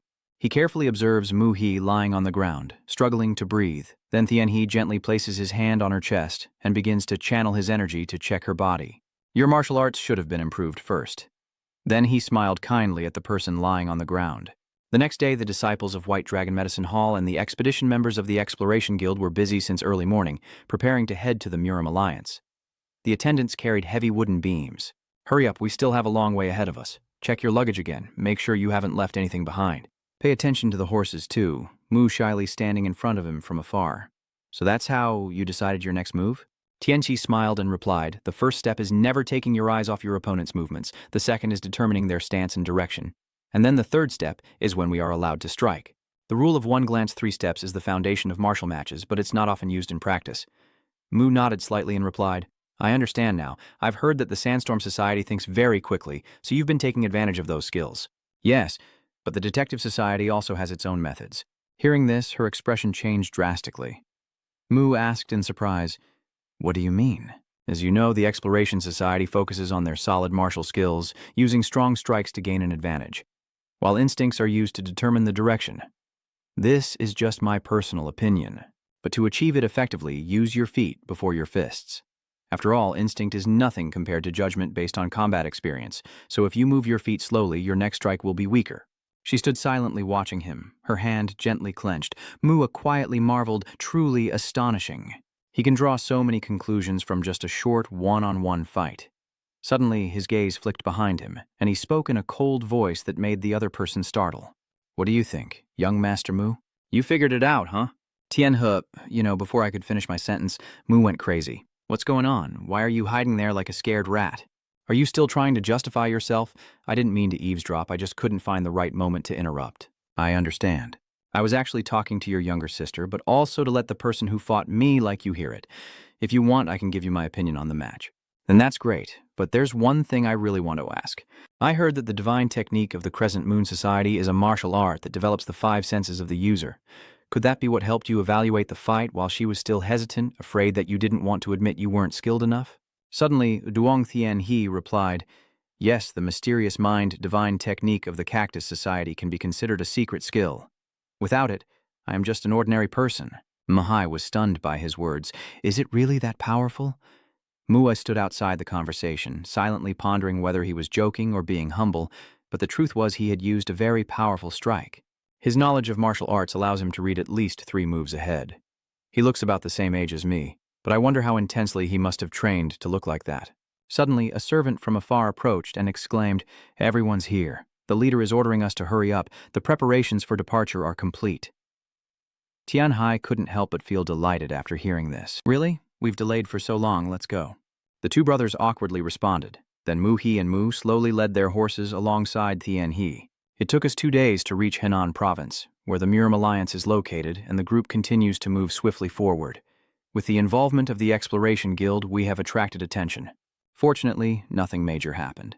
The capital of Henan Zhengzhou, the wooden wheels of the carriage roll smoothly on the ground. The chatter of people makes the convoy lively and bustling.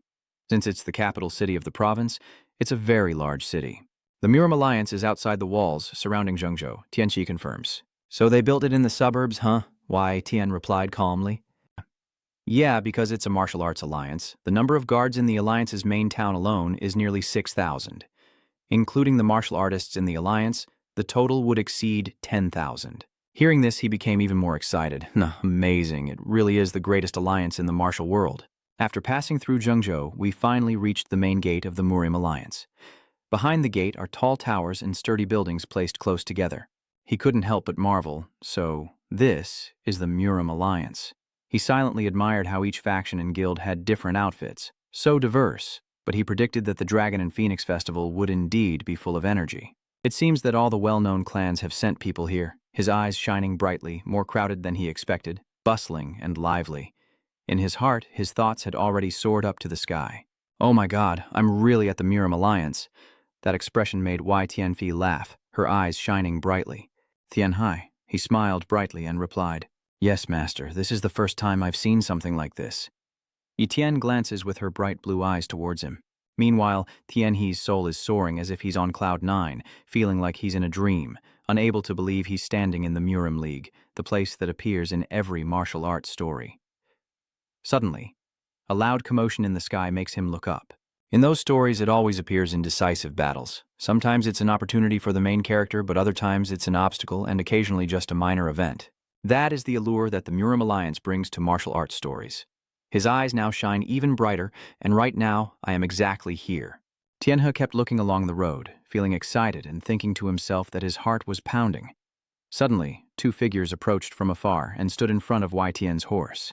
"Hello, gang leader. We have been ordered by the alliance leader to escort you upon your arrival. Let me show you the way." He was a bit surprised, but quickly responded, "All right." Then he turned to instruct Tianhe to take the others and organize the luggage at the designated inn, while he would meet with the alliance leader and return later. "Yes, master." Watching his graceful figure leave, he silently thought that the sect leaders seemed to be subjected to training as soon as they arrive. Now he understood why the master always wore a serious expression during the Phoenix and Dragon Festival. From behind, a girl stepped forward. "Leader Thoi Na Duongdu Dan Ha, let's go. I've already arranged a place to stay." He smiled and replied, "Yes, let's go." Along the wide road, the procession moves in an orderly line, with the wheels clattering steadily on the ground, so it has begun. "My first Grand Dragon and Phoenix assembly." Elsewhere, a servant loudly announced, "Sima, the person you mentioned, has arrived." Finally, he has arrived. The other person turned around. He smiled softly and said, "I'm sure you'll be shocked to find out how tall I've become." Tian He was in the bustling commercial district. Tian He looked around carefully, thinking that the noble sects and clans had arrived at their designated places. He remembered saying goodbye to Dung Tran, so after bidding farewell to the Imperial Guard, each of us went to our assigned locations. Now he is riding a horse, heading to the Longfeng gathering. Tian He slightly feels happy thinking, "Finally, we have arrived at the residence to prepare for the upcoming Longfeng gathering." At the venue of the Grand Assembly, the servants bustling inside are busy working, and Jian Ha, a bit surprised, says, "This place is even larger than the former leader Dudan Ha's territory," while the Nine-Needle Sect leader Sima Byung Mabong beside him softly says, "I think this is their way of showing they want us to try our best. I wonder if last year's disaster will happen again." Jian Ha sighed and said, "I really just wanted to run away when I thought about that." Tian. He looked at the two people and thought, no matter what world we're in, this place still feels like a living hell. And now it seems I might also be crushed in that mill. At the same time, someone approached and called him, "Xiao Bai Long, so you're here?" Tian Hai asked curiously. "Yes, what's the matter?" The guard replied respectfully. "Someone wants to see you at the gate. Are you meeting me? I wonder who it could be. Do I know anyone in the Martial Alliance?" Soon after, Tian He quickly followed the servant's instructions to go outside. When he saw the person, he was stunned and quickly introduced himself. "I am the young master of Wai Duong. You are the girl." She softly turned around. Sima Haiyun, pretending to be a girl and acting coquettishly, said, "Brother, it's been a long time since we last met. I heard you've traveled to many places and faced many hardships. I really worry about you." He looked at Tian Hai with a distressed expression, and upon seeing that face, Tian Hai was startled and stepped back, asking, "Brother, what are you talking about?" He wondered, "Who is this? I've never met her before." Shima Hyun quickly ran over and grabbed Tian He's hand, angrily saying, "What's going on? Do you not recognize me? This wicked person. When he heard that Bai Long Wai was coming, I hurriedly ran out here." Tian He was about to pull his hand away, thinking, "Wait a moment, miss. What is going on? I've stored memories in the spiritual pill before, but I've never seen this person. And since she's holding my hand so tightly, I can't let go."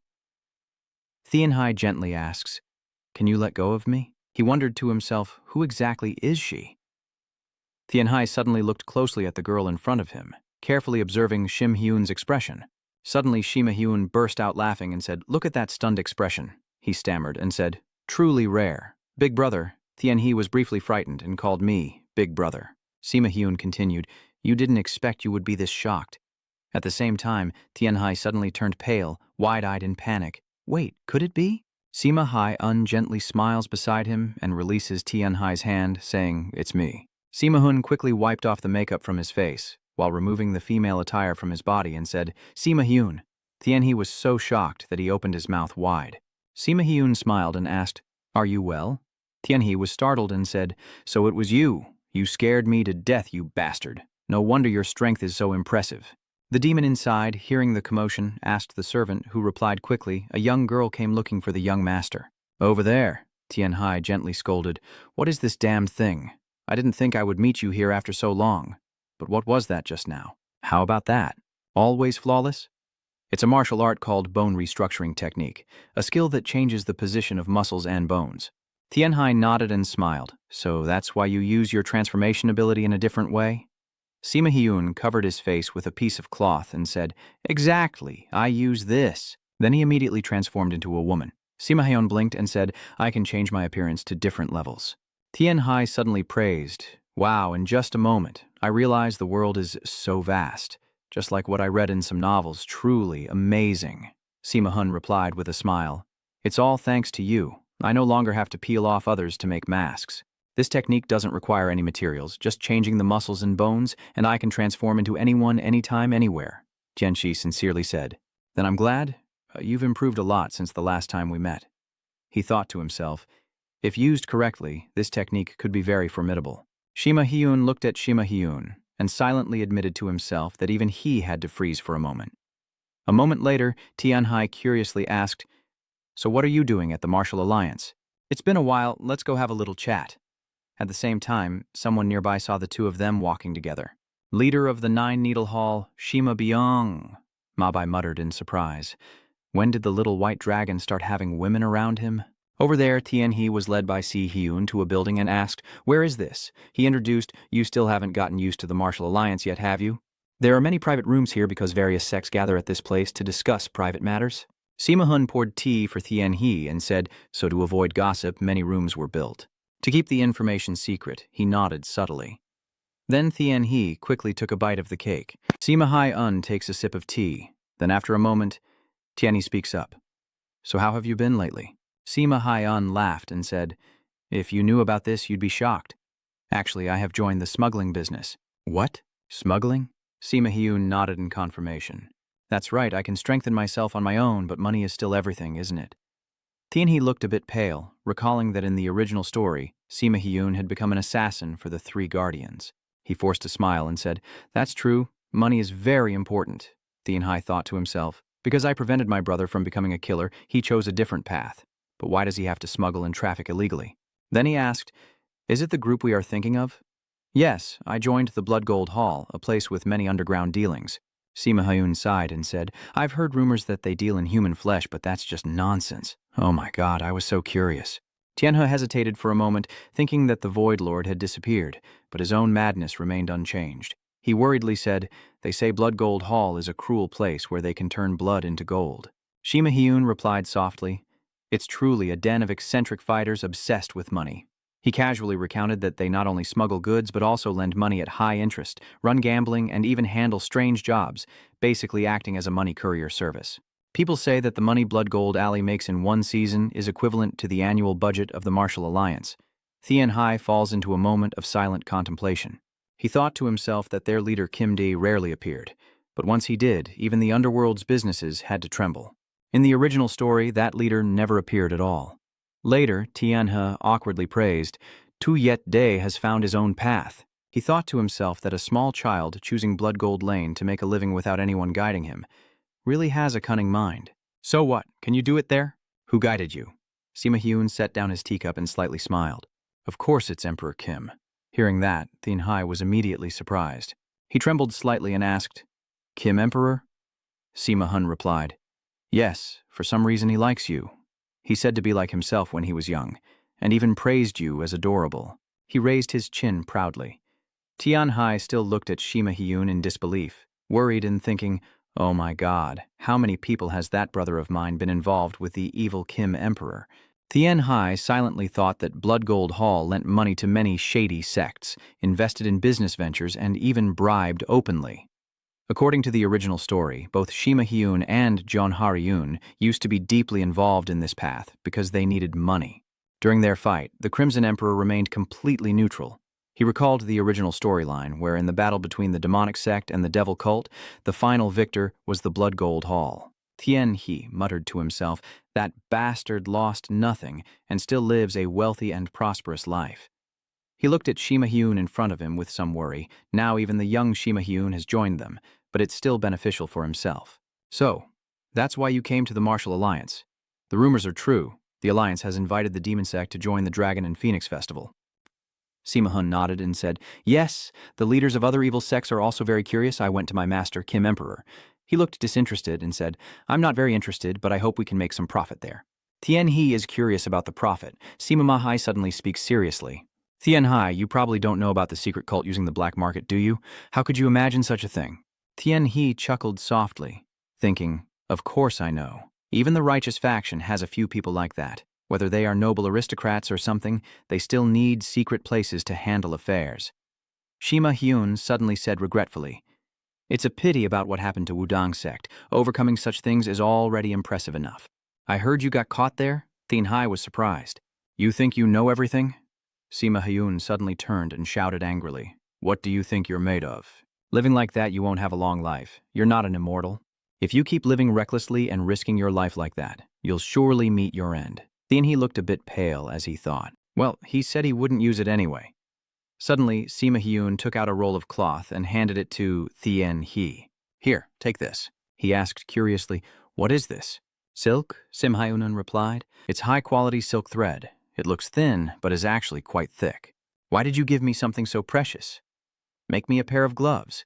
Tien Hai asked again about the gloves. Sima Hyun calmly explained, "You know my martial arts rely heavily on my hands. I can tear or punch with my hands, but if these delicate hands are destroyed, wouldn't that be a disaster?"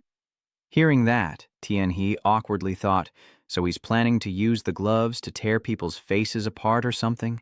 He hesitated and said, "Yes, your hands are very important," Shima Hu continued, "and also use the remaining fabric to make gloves for yourself." Tien Hai asked in surprise, "You gave me that high-quality silk thread, one of Murim's rare treasures." He leaned in close to Shima Hyun and whispered, "How did you get this? Even the royal family couldn't possess it."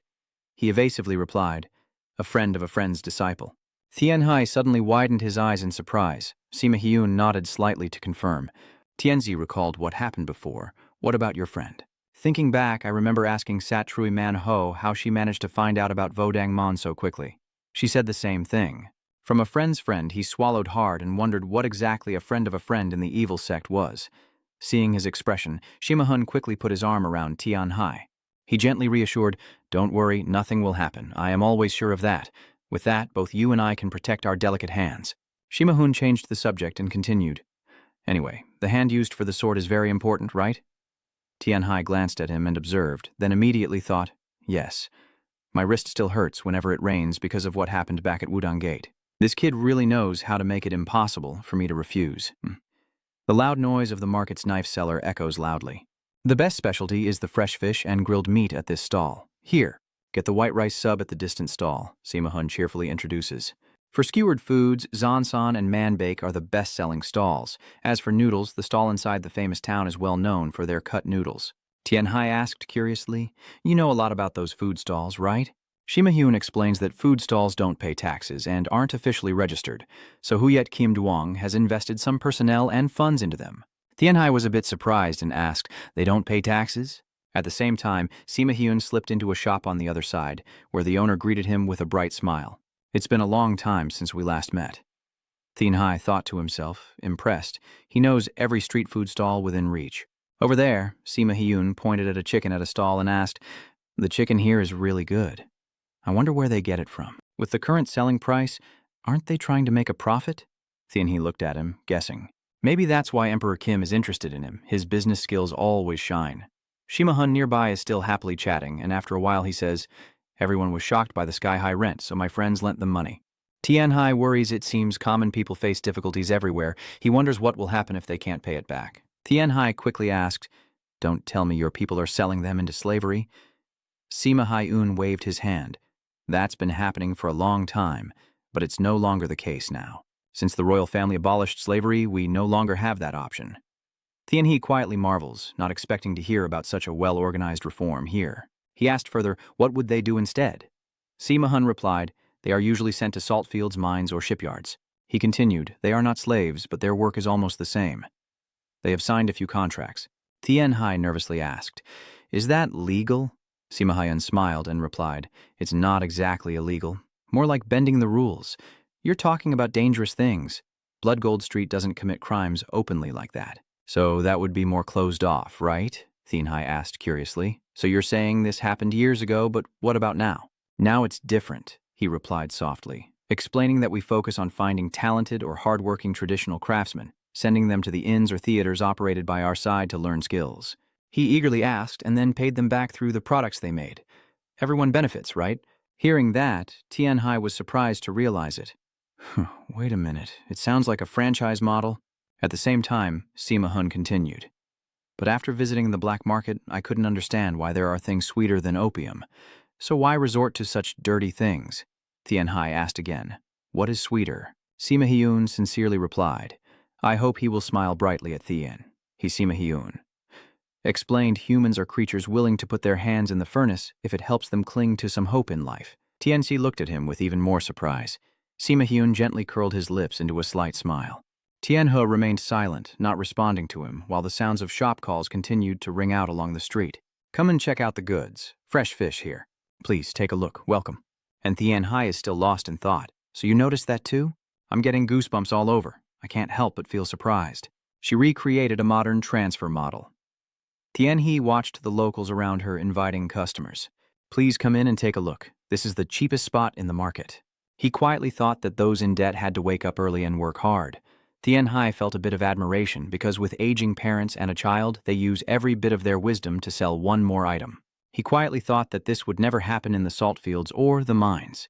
Tian He imagined the scene of the people being well off, and through their hope, Huyet Kim Duong was growing richer. He glanced softly at Shim Hyun beside him, who was also responsible here. Tian He silently pursed his lips. Then Shim Hyun said, That looks so good. Wait a moment. I'll go buy a few.